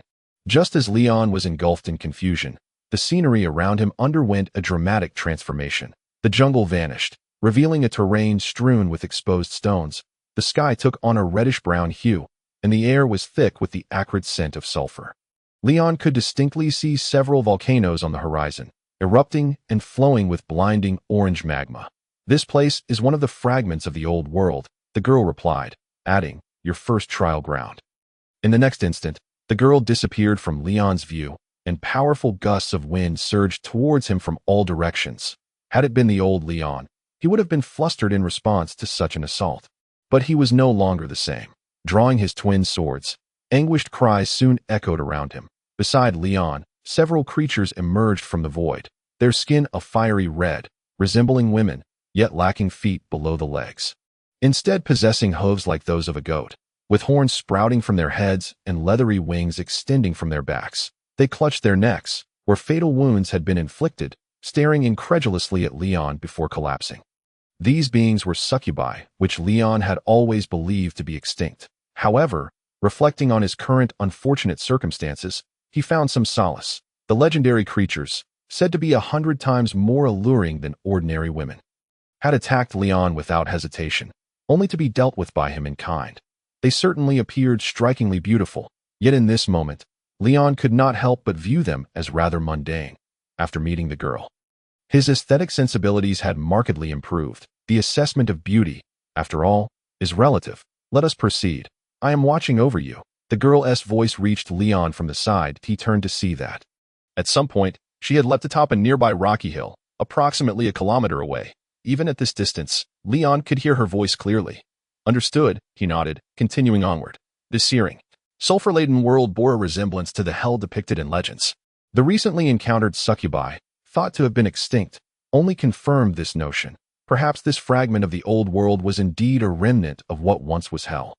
Demons, you say? Sounds rather intriguing, Leon mused, as he advanced and swiftly dispatched a massive, muscular horned demon that had suddenly lunged from the roadside to it was as if he had poured a drop of water into concentrated sulfuric acid. Or perhaps his compatibility with this fragment of the old world was exceedingly poor. For upon his arrival, the demon kin of this realm seemed to be on a frenzied rampage towards him. Their skin was coarse and thick, adorned with long horns, and they possessed leathery wings. Grotesquely formed yet always exuding a raw power, remarkable speed, and an aura of savagery. Yet, these matters held no significance for Leon. He had no interest in understanding what their lives entailed, nor did he care to learn what impact their deaths would have on this world. What he did was relentless, an unstoppable force akin to a gale, a tidal wave, or a raging wildfire, advancing without restraint, trampling over the corpses of these inhuman beings, moving forward, onward, and ever onward.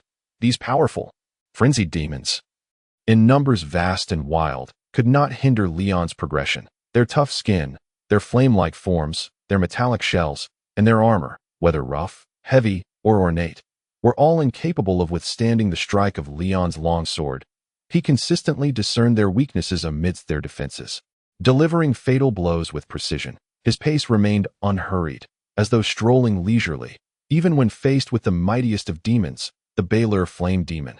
This towering demon lord, standing 5 meters tall, clad in heavy plate armor, wielding a colossal executioner's sword over 3 meters long, charged at him with overwhelming weight and a thunderous presence.